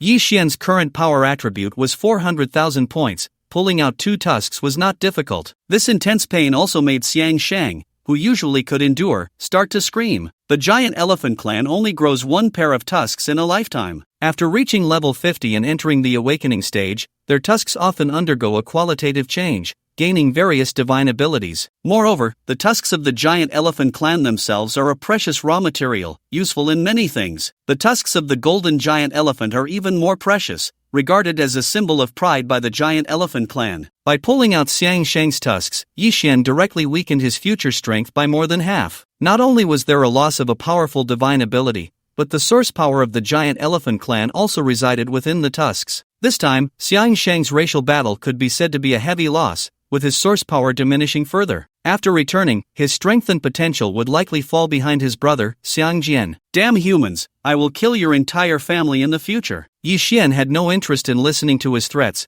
After tossing the tusks into his space, he shot an arrow to take away the remaining life of Xiang Sheng. Congratulations on killing the giant elephant clan player, gaining 1,020,000 racial points. As expected of the most renowned alien prodigy in the previous racial wars, these racial points were indeed impressive. Just then, Yuan Shi's voice rang out again. Another Black Wing Ape Demon Seal. This time, Yi Xian truly could not dispel it. He did not expect that such an exaggerated sealing skill could be used by Yuan Shi for the 3rd time. Looking at the dispirited Yuan Shi, Yi Xian understood that he had only pretended to be trapped in the illusion earlier. After all, once Xiang Sheng died, the battle mech had successfully broken free from their restraints. Even if he could temporarily escape, he would soon be caught up by Yi Xian. Only one side could survive between them and Yi Xian. Cough, cough. Yuan Shi seemed to age 10 years in an instant, coughing incessantly with every step he took. However, seeing Yi Xian's current state, he knew he had bet right. Without elemental abilities, without professional skills, without invincible means, with such a Yi Xian, what could he use to fight? As soon as Yuan Qi thought of the terrifying points that Yi Xian now possessed, he suddenly felt that everything was worth it. Die for me. To prevent any prolonged dreams, Yuan Qi forced himself to move quickly, swinging his stick directly at Yi Xian's head. Die for me. Hurry up and die. Yuan Qi's hand gripping the long stick was sweating nervously. Clearly, Yi Xian had lost all means of counterattack, so why was he still so fearful? He, the proud scion of the Black-Winged Demon Ape Clan, was actually cast into the shadows by a mere human. If he couldn't kill Yi Xian today, he would likely never overcome his future inner demons. Yi Xian was somewhat surprised by Yuan Qi's attack. This once low-key prodigy from his past life was actually able to deal nearly 100 million damage at such a moment. Each opportunity was well grasped. If it were the previous Yi Xian, he might have only been able to escape using his spatial talents. But now it was different. The Black Wing Ape Demon Seal could indeed seal professional abilities, but it could only seal one. Just now, Yi Xian had used a bow, so naturally, it was the Fallen Sun Demon bow that was sealed. But now, he possessed more than just one profession. He casually took out a level 25 rare quality long knife from the space and effortlessly blocked Yuan Qi's attack. Without the corresponding profession, even holding the equipment wouldn't grant him any bonuses. Truly a desperate attempt. Yuan Qi suddenly felt at ease. After all, this was just a short-sighted human. After losing his professional abilities and invincible means, a mere human could only be crushed by his attributes. However, soon, Yuan Qi's thoughts were overturned by the invincible item he had activated. Yi Xian not only blocked his attack with one knife but also swiftly slashed at his neck with a second blow. In his current damaged state, he couldn't react at all. Innate Blade Qi, although it only extended less than half a meter, the attack characteristics were still intact. Without the defense characteristics of a mental level, there was no way to block the innate Blade Qi. If Yuan Qi had no invincible means, that knife would have already slit his throat. But even so, he was merely hanging on by a thread. Yi Xian's attacks were always continuous. As long as the opponent wasn't dead, he wouldn't stop. One knife after another, like a raging tide that would never calm. Although Yi Xian hadn't learned any knife skills, relying solely on the innate Blade Qi had already forced Yuan Qi to retreat step by step. However, Yuan Qi lived up to his name as a prodigy. He didn't know what item he had used, but the stick in his hand had no issues colliding with the innate Blade Qi. He stubbornly fought against Yi Xian for another minute, but the longer the time dragged on, the more unfavorable it was for Yuan Qi. His body was already on the verge of collapse. Meanwhile, Yi Xian was becoming increasingly adept with the knife, leaving more and more scars on Yuan Qi's body. Moreover, under the heavy injury effect of the innate Blade Qi, Yuan Qi's health could only decrease further, unable to recover even a bit. In Yi Xian's emotional perception, Yuan Qi had completely lost his composure. With no value in continuing the battle, it was time to end it. Dealing with a confused enemy was naturally best done with illusions. Coupled with sensory deprivation, Yuan Qi lost his last ability to resist. A massive blade light swept through, and Yuan Qi was beheaded, completely exiting the scene. His strength was not inferior to Cyril and Xiang Shang, and he was even better at seizing battle opportunities. If it weren't for the numerous trump cards and means Yi Xian currently possessed, Yuan Qi might have truly escaped today. Congratulations on killing the Black-Winged Demon Ape Clan player, earning 1 million racial points. Finally, most of the points in the hands of the alien race had converged into Yi Xian's hands. At this moment, his personal racial points reached an unprecedented 47 million. The entire score of the racial war was almost entirely claimed by him alone, and now Yi Xian was eagerly anticipating the final exchange. I am really strong now. A month ago, he was still troubled by the early commencement of the racial war, but now, he had rewritten the rankings of the racial war by himself. He single-handedly killed the 5 great prodigies and wiped out nearly all the members of the evil Moon Clan who participated in the battle. Moreover, Yi Xian did not feel that the entire process was particularly strenuous. Although these prodigies had many unexpected tricks, under the sheer number of his talents and hidden cards, they all fell one by one. This once again strengthened his resolve. He wanted to master all the powerful talents of the heavens. The alien races that had instilled great fear in humanity in his previous life were nothing but nourishment for him in this life. Do you want to plunder the level talent Black Wing Ape Demon Seal? It really is called that. This talent is too powerful, and Yi Xian naturally would not let it go. Invincible skills are not only common after level 50, but generally, any slightly stronger player would possess one. However, as long as the Black Wing Ape Demon Seal exists, any player daring to act recklessly in front of Yi Xian would surely take a big fall. This talent is quite special, belonging to the ceiling category. Therefore, Yi Xian did not fuse it with any other talent but kept it as it is. Now, in the Blood War Mountains, only Yi Xian remained. There was one more thing that he had finally gathered. That was the map of the Eternal Immortal Domain. Yi Xian excitedly opened it, only to find that it could not be used at all. Eternal Immortal Domain map, the rumored location of the lost Immortal Domain. Activation requires the owner's level to reach 100 and to be located in the Endless Sea of the Chaotic Land. Level? Moreover, is there really a place called the Endless Sea in the Chaotic Land? In his previous life, Yi Xian had stopped at several small maps within the Chaotic Land and had never dared to venture out. Much of what he knew came from the game posts of many powerful players. However, Yi Xian had no impression of the Endless Sea at all,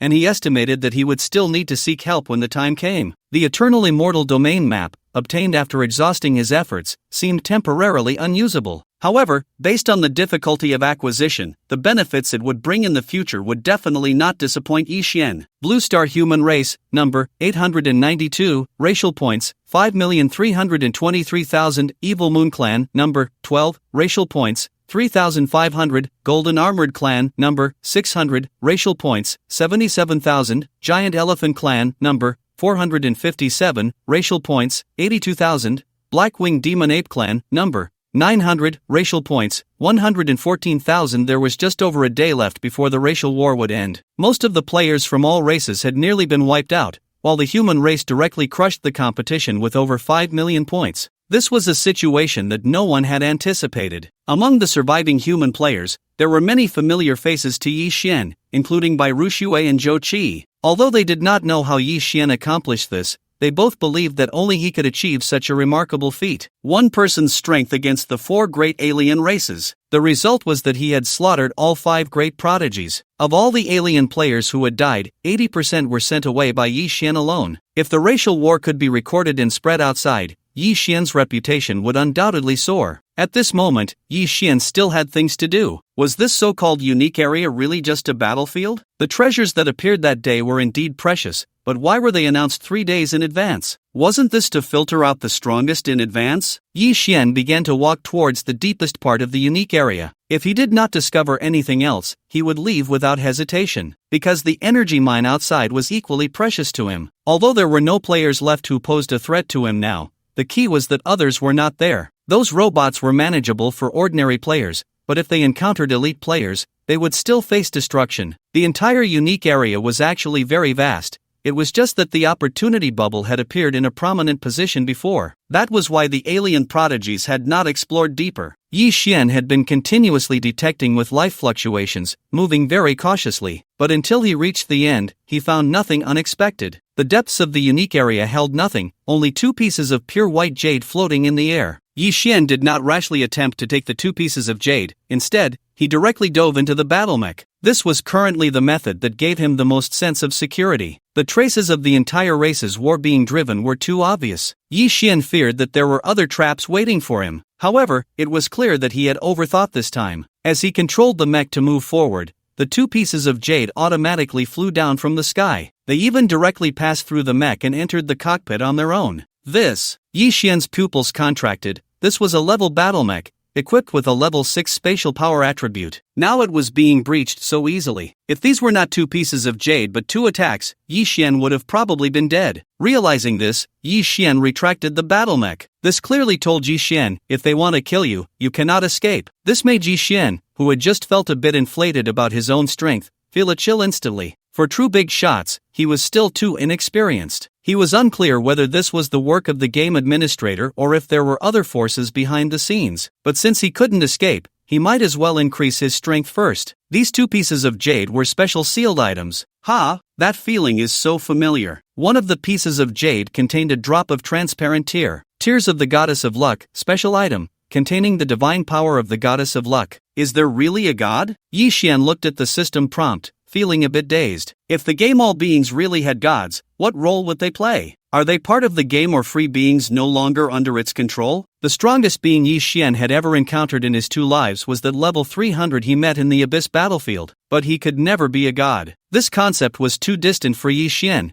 especially since he was still under level 30. Yi Xian habitually waited for the mechanical heart to provide usage suggestions, but after a long while, even when he actively inquired, the mechanical heart did not respond. Could it be that even a great race like the mechanical race had no records of divine power? Then how should this thing be used? Yi Xian held the tear in his hand, just about to study it carefully, but he found that the entire piece of jade instantly disappeared. At the same time, Yi Xian felt something within him recovering at an extremely fast speed. This familiar feeling was talent. It was his own talent from his 2 lives. Opening the attribute panel, the long-grade fortuitous favor of luck was actually lit up. Yi Xian rubbed his eyes in disbelief. Not only was it lit up, but it even transformed from a one-time talent into a permanent talent. Fortuitous favor of luck, level, description. After being nourished by the divine power of the goddess of luck, you will possess true good fortune, with daily luck doubled. Luck, after use, you will gain top-tier luck for 1 minute and 30 seconds, with a cooldown of 15 days. Yi Xian finally understood where that familiar feeling came from. His talent had always been related to the goddess of luck, but throughout his 2 lives,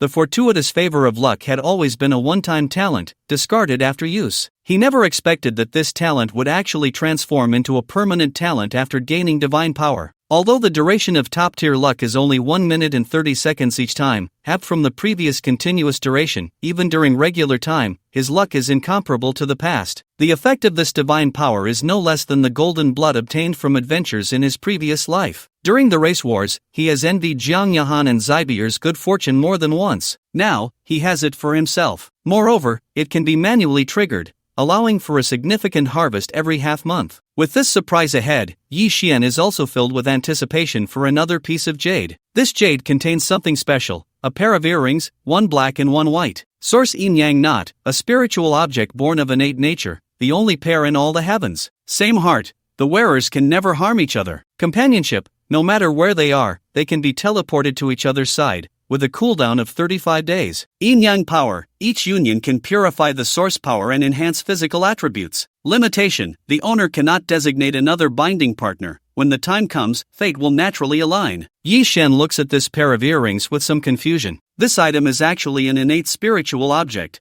and the only one in existence. The effects are definitely not as simple as they appear. However, the inability to designate another person makes this somewhat useless for Yi Xian. If the binding target were a pig-like creature, wouldn't that ruin his life? For now, this item is of no use, far less helpful than the divine power. Looking around, there are no other items. It seems this is the only reward in the entire unique area. Yi Xian feels that these 2 rewards are not so simple, but since even the mechanical heart has not recorded them, he can only maintain the current situation. Since there are no other rewards, Yi Xian does not plan to stay in the current area any longer. With only 1 day left, staying here would yield only a few more points. However, the value of that energy mine is immeasurable. Yi Xian estimates that the exploration robots might not be able to finish mining it, which he cannot allow. Having found such an energy mine, he must take it all away. Upon returning to the energy mine's location, no other unexpected situations occur. Now, there are hardly any players left alive on the entire race war map. In this deepest location, no one can approach anymore. Dig! Although Yi Xian is somewhat fatigued now, looking at the still considerable reserves of the mine, he picks up his long knife and begins to dig vigorously. The powerful attributes of the innate knife weapon come in handy at this moment. His speed in extracting energy orbs is many times faster than that of the robots. This energy mine is of extremely high quality. Just from his own digging, he has already collected nearly 50,000 energy orbs. The race war has ended. Congratulations to the Blue Star human race for achieving first place. All-Star server rewards and penalties will be officially distributed tomorrow. Next is a half-hour point exchange period. The player with the highest points in this race war is the human race Wuxin, who receives a 50% exchange privilege at the same time. Wuxin is awarded 100,000 prestige and a level 30 epic weapon, the 9-star breaking void bow. Human race first. All surviving human players feel as if they are living in a dream. Throughout the race war, their feeling upon entering was that no one could compete. They couldn't defeat the native monsters, nor the alien races. They were chased like stray dogs, running from anyone they encountered. Yet, despite barely surviving to the end, they actually witnessed the human race achieving first place. Human race Yi Xian. The remaining players will forever remember this name. With the strength of one person, he rewrote the outcome of the race war. When the energy wormhole is distributed tomorrow, the progress of the Blue Star server will accelerate. The extraordinary era will begin ahead of schedule. This will play a crucial role in the future resistance of Blue Star against alien invasions. The once powerful Evil Moon Clan was the first to be eliminated this time. After the spatial gate opened, the Evil Moon Clan's star gear would also be hunted by other races, which was undoubtedly a huge blow to the overall players of the Evil Moon Clan. At this moment, Yi Xian was observing the 9-star void-breaking bow. The bow emitted a chilling blue light, its body resembling a deep night sky. Ancient and mysterious runes were engraved on it. Those runes seemed to have life, subtly flowing with faint light. Its string was incredibly tough, appearing slender yet capable of withstanding immense power. 9-star void-breaking bow level, level 30, pink epic, description, attack, with a chance to ignore the target's defense with each attack, range in meters. Lock-on, each attack has a lock-on effect within 15 seconds after use, cooldown time of 5 minutes. Void-breaking arrow, causes terrifying damage through charging. The longer the charge, the higher the damage, and it possesses the power to tear through space, with a maximum damage cap of 700 million, cooldown time of 1 hour. Yi Xian's level was still only 28. So he couldn't equip the 9-star void-breaking bow yet. He never placed much importance on equipment, as those like him, the prodigies, often reach the power limit of their current life stage early on just relying on their talent or attributes. The bonuses from these equipments were not very significant for them, unless they possessed special power attributes or skill effects. The 9-star void-breaking bow itself was quite impressive, with its ability to ignore defense, lock on, and tear through space, all of which were relatively high-level power attributes. Moreover, as an epic-level equipment, its void-breaking arrow could actually deal a maximum of 700 million points of damage. It's worth noting that the power cap for epic-level items is only 1 billion. For a weapon to amplify a player's attributes to this extent was already quite astonishing. After storing the 9-star void-breaking bow in his space, Yi Xian turned his gaze towards the points exchange. This was the most crucial part. It was currently his last chance to obtain rare items that he knew of. The benefits of the new server would officially end after the race war. By the end, his race points remained around 4.6 million, essentially accounting for all the points from the race war. This situation was likely hard to replicate in all new server race wars. Coupled with the 50% discount he received for being the first to obtain it, this meant Yi Xian could exchange for treasures worth nearly 10 million points. I should be able to exchange for all the treasures here, right? Yi Xian arranged the exchange list directly from the most precious to the least, starting with the most valuable. Blade of Time and Space effect, can cut through time and space, allowing the user to traverse through time and space. Exchange points, 100 million. Chaos Divine Cauldron effect, can refine all things. By putting various heavenly materials and divine weapons into it, one can extract higher-level materials and more powerful forces. It can also refine top-tier elixirs and divine artifacts, helping the user quickly enhance their strength and forge powerful equipment. Exchange points, 80 million. Spirit Source Gem effect, can automatically absorb the spiritual energy of heaven and earth and store it. When worn or held, the user can quickly recover their spiritual power, maintaining abundant strength during battles. Additionally, it enhances the user's sensitivity and control over spiritual energy, significantly increasing their cultivation speed. Exchange points, 60 million. Immortal Battle Armor effect, after wearing the Immortal Battle Armor, the user's body receives comprehensive protection, capable of withstanding various powerful physical and magical attacks. The armor has a self-repair function, allowing it to restore itself to its original state in a short time even after being damaged. It also enhances the user's strength, speed, and defense, giving them an advantage in battle. Exchange points, 55 million. Soul Summoning Banner function, it can capture the souls of living beings and enhance the user's soul power. For practitioners skilled in soul attacks and manipulation, the Soul Summoning Banner is an extremely powerful magical artifact. It can also convert the captured souls into pure energy for the user to absorb and enhance their strength, or to drive certain special formations and spells. Exchange points, 50 million. Yi Xian looked at these items with an increasingly strange expression. The function descriptions were very vague. There were no specific values, and the points required for exchange were all above 50 million. This was simply beyond what he could afford right now. Moreover, the more he looked, the more he felt that these seemed less like game equipment and more like magical artifacts. These were all things Yi Xian had never encountered in his previous life. This so-called game was far from simple. In his previous life, Yi Xian had at least lived for 10 years, struggling to reach around level 200. But the information he had come across was still like a drop in the ocean, let alone unraveling the mysteries. He probably didn't even have the qualifications to reach the first level. However, Yi Xian couldn't concern himself with these matters now. He had worked hard to obtain so many racial points solely for the title of Plunderer. Only in such special scenarios could he possibly find the resources needed to upgrade it. After flipping through for a long time, he still hadn't found what he needed. Yi Xian was getting anxious. This wouldn't do. If he couldn't upgrade the Plunderer title to a higher level this time, it would be very difficult later on. Now was the best time to acquire resources. Once he got to the chaotic lands, even a little game point card would have to be fought for and snatched. Yi Xian directly searched for rewards related to titles, but all he found were exchanges for titles, with no items related to upgrades at all. The last upgrade had consumed a full 12 portions of golden dust. That was a wish-like item. Did this mean he now needed to find something that could directly make requests to the game or something wish-related? Searching for wish-related items, a whole bunch of exchange options appeared. But these items were not cheap, starting at basically 1 million points. Yi Xian was now somewhat uncertain. Back then, upgrading the Plunderer from beginner to intermediate had consumed 12 portions of golden dust. How massive would the resources needed be to upgrade from intermediate to advanced? Among these wish items, the two most precious ones were each worth a full 7 million racial points. Rui Star Lamp. When you gently rub the lamp and make a wish, if the star lamp sways, your wish will be granted, otherwise, the wish exceeds the lamp's capability. Wishing Wind Chime. When a gentle breeze moves the wind chime to produce a clear sound,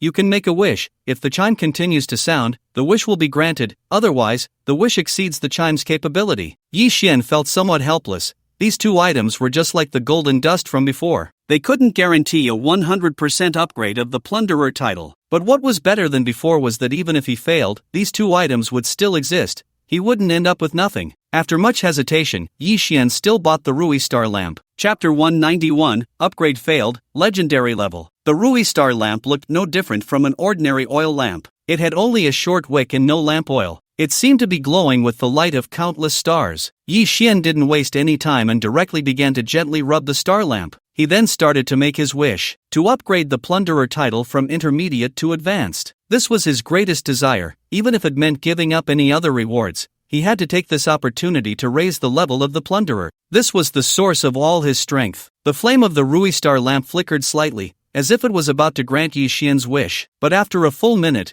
there was no change on the attribute panel. This wouldn't do. From mid-level to high-level, this wish exceeded the capabilities of the Wish Star Lamp. Seeing this scene, Yi Xian felt very disappointed, but he was not too surprised. This was an unprecedented black gold existence. Yi Xian even suspected that even the game administrators did not know how to upgrade it. He had to find a substance similar to golden dust. Golden dust should not just be a simple wishing item. It must have other properties as well. Since he was here, he would make the best of it. If he couldn't upgrade the Plunderer through the Wish Star Lamp, then he would upgrade himself. Yi Xian quickly made his second wish. Raise my life origin level to the limit you can enhance for me. Aside from the Plunderer title, the biggest limitation for players was their life origin. Although Yi Xian was currently at half-epic level, crossing that threshold required an enormous amount of rare resources. This wish was clearly much simpler than upgrading the Plunderer. As soon as he finished speaking, Yi Xian felt the light of the Wish Star Lamp begin to converge towards his body. Warm currents surged from deep within his cells, almost like a massage. Yi Xian wanted to comfortably close his eyes. This was truly a way to grow stronger while lying down, without having to endure any hardships. When the last ray of light dissipated, the Wish Star Lamp turned to ashes. Yi Xian gently clenched his fist, and a sound of crushing air echoed. Legendary Level. Yi Xian's heart raced with excitement. He had thought that reaching epic level would be his limit, but now, his life level had directly reached the legendary level. The capabilities of the Wish Star Lamp far exceeded Yi Xian's imagination. It wasn't that it couldn't do it, but that the Plunderer title was too abnormal. He had crossed 2 life levels in succession, each time resulting in a qualitative change in his body. Even though Yi Xian was human, his health had already surpassed 1 million. Other attributes had also generally reached over 1 million. These were not the key points. The upper limit of legendary power was what Yi Xian needed most. However, he was unclear about the exact amount, as the mechanical heart provided very vague information. It seemed that the upper limits of power for legendary beings of different species varied, but the minimum was above 10 billion, allowing Yi Xian's combat power to be fully unleashed for a long time. Once the life level reached epic, the biggest difference was the suppression of origin. Attacks from lower-level life forms hitting higher-level beings would be weakened. If a rare-level life form dealt 100 damage, it might not even deal 10 points to an epic-level life form. This was still considering the possibility of breaking through defenses. Against a legendary being, it would be completely ineffective. Even if you had defense-ignoring or attack-penetrating properties, it would all be useless. The crushing effect from the life level would render all of that ineffective. However, this situation would not only arise from differences in life levels. After reaching level 50, every 10-level difference would also result in similar suppression. Therefore, for lower-level life forms to close the gap with higher-level beings, one way was to increase their level, using level suppression to offset life level suppression. Otherwise, even if they let you hit, you wouldn't be able to inflict a single point of damage. Reaching legendary life level was something Yi Xian had never dared to imagine before. Cyril had made countless preparations and killed numerous players to rise from rare to epic level. He had expended many resources to finally condense the holy blood, and this had to be paired with rare life essence to have any chance of crossing over. But now, Yi Xian had achieved his once unreachable dream with just a wish star lamp. Indeed, investing all resources in oneself was the true path. Yi Xian's gaze was deep. 7 million racial points were not something just anyone could obtain. Using all the points from the entire race's war to elevate his life level was a boldness that not everyone could achieve. After all, there are many other precious treasures in the exchange list that are rare and hard to come by. Yi Xian has a total of 4.6 million points, which doubles to 9.2 million. After deducting the 7 million for the exchange of the Rui Star lamp, he still has a spending capacity of 2.2 million. Yi Xian's original goal was mainly to obtain the title of Plunderer. Now that he can't level up from here, he feels a bit disheartened. Let's exchange for the synchronizer first. Tomorrow, the energy wormhole will descend into reality, and many highly talented humans will automatically awaken their abilities. However, it's impossible to reach the level of power seen in the game. If Yi Xian wants to be unafraid of anyone in reality, then this synchronizer is essential. There is only one synchronizer in the exchange list, and it costs a staggering 500,000 points. Besides Yi Xian, no one else can probably afford it. The synchronizer is somewhat like a watch. Game Character Synchronizer, a special item that can synchronize 20 attributes of a game character to reality, including some talents, equipment, skills, etc., and must be used in reality. This was also Yi Xian's target from the very beginning. Once he gets the synchronizer, with his game attributes, he will be invincible in reality. At that time, whether in the game or in reality, no one will be able to threaten his safety. With 1.7 million points left, Yi Xian is ready to exchange for whatever comes his way. He'll see if there's anything he needs. If there's something that can enhance his talent comprehension speed, he would find it quite useful. Although he has more and more talents, the development speed has always been slow. After all, he is not a true genius. Even after acquiring talents, he still needs to develop them himself. The exchange list still has quite a few items similar to the talent comprehension fruit. Unfortunately, their grades are not very high, and low-level enhancements are not very meaningful to Yi Xian. After all, he has a membership at the Gym of the Occupied Land and is not lacking in game point cards. As long as he stays there a bit longer, these talents and skills will improve rapidly. This item is quite interesting. Warship Synthesizer, a creation of the Goblin race. It can fuse different warships, extracting their essence while discarding the dross. Yi Xian currently has 2 ships, the Wind Rider and the Sand Ship. The Wind Rider is undoubtedly more valuable than the Sand Ship, but it cannot operate in the desert. It also lacks the living space found in the Sand Ship. The Warship Synthesizer costs 200,000 points, which is not cheap. Moreover, ordinary players cannot even come into contact with warships, let alone synthesize 2 of them.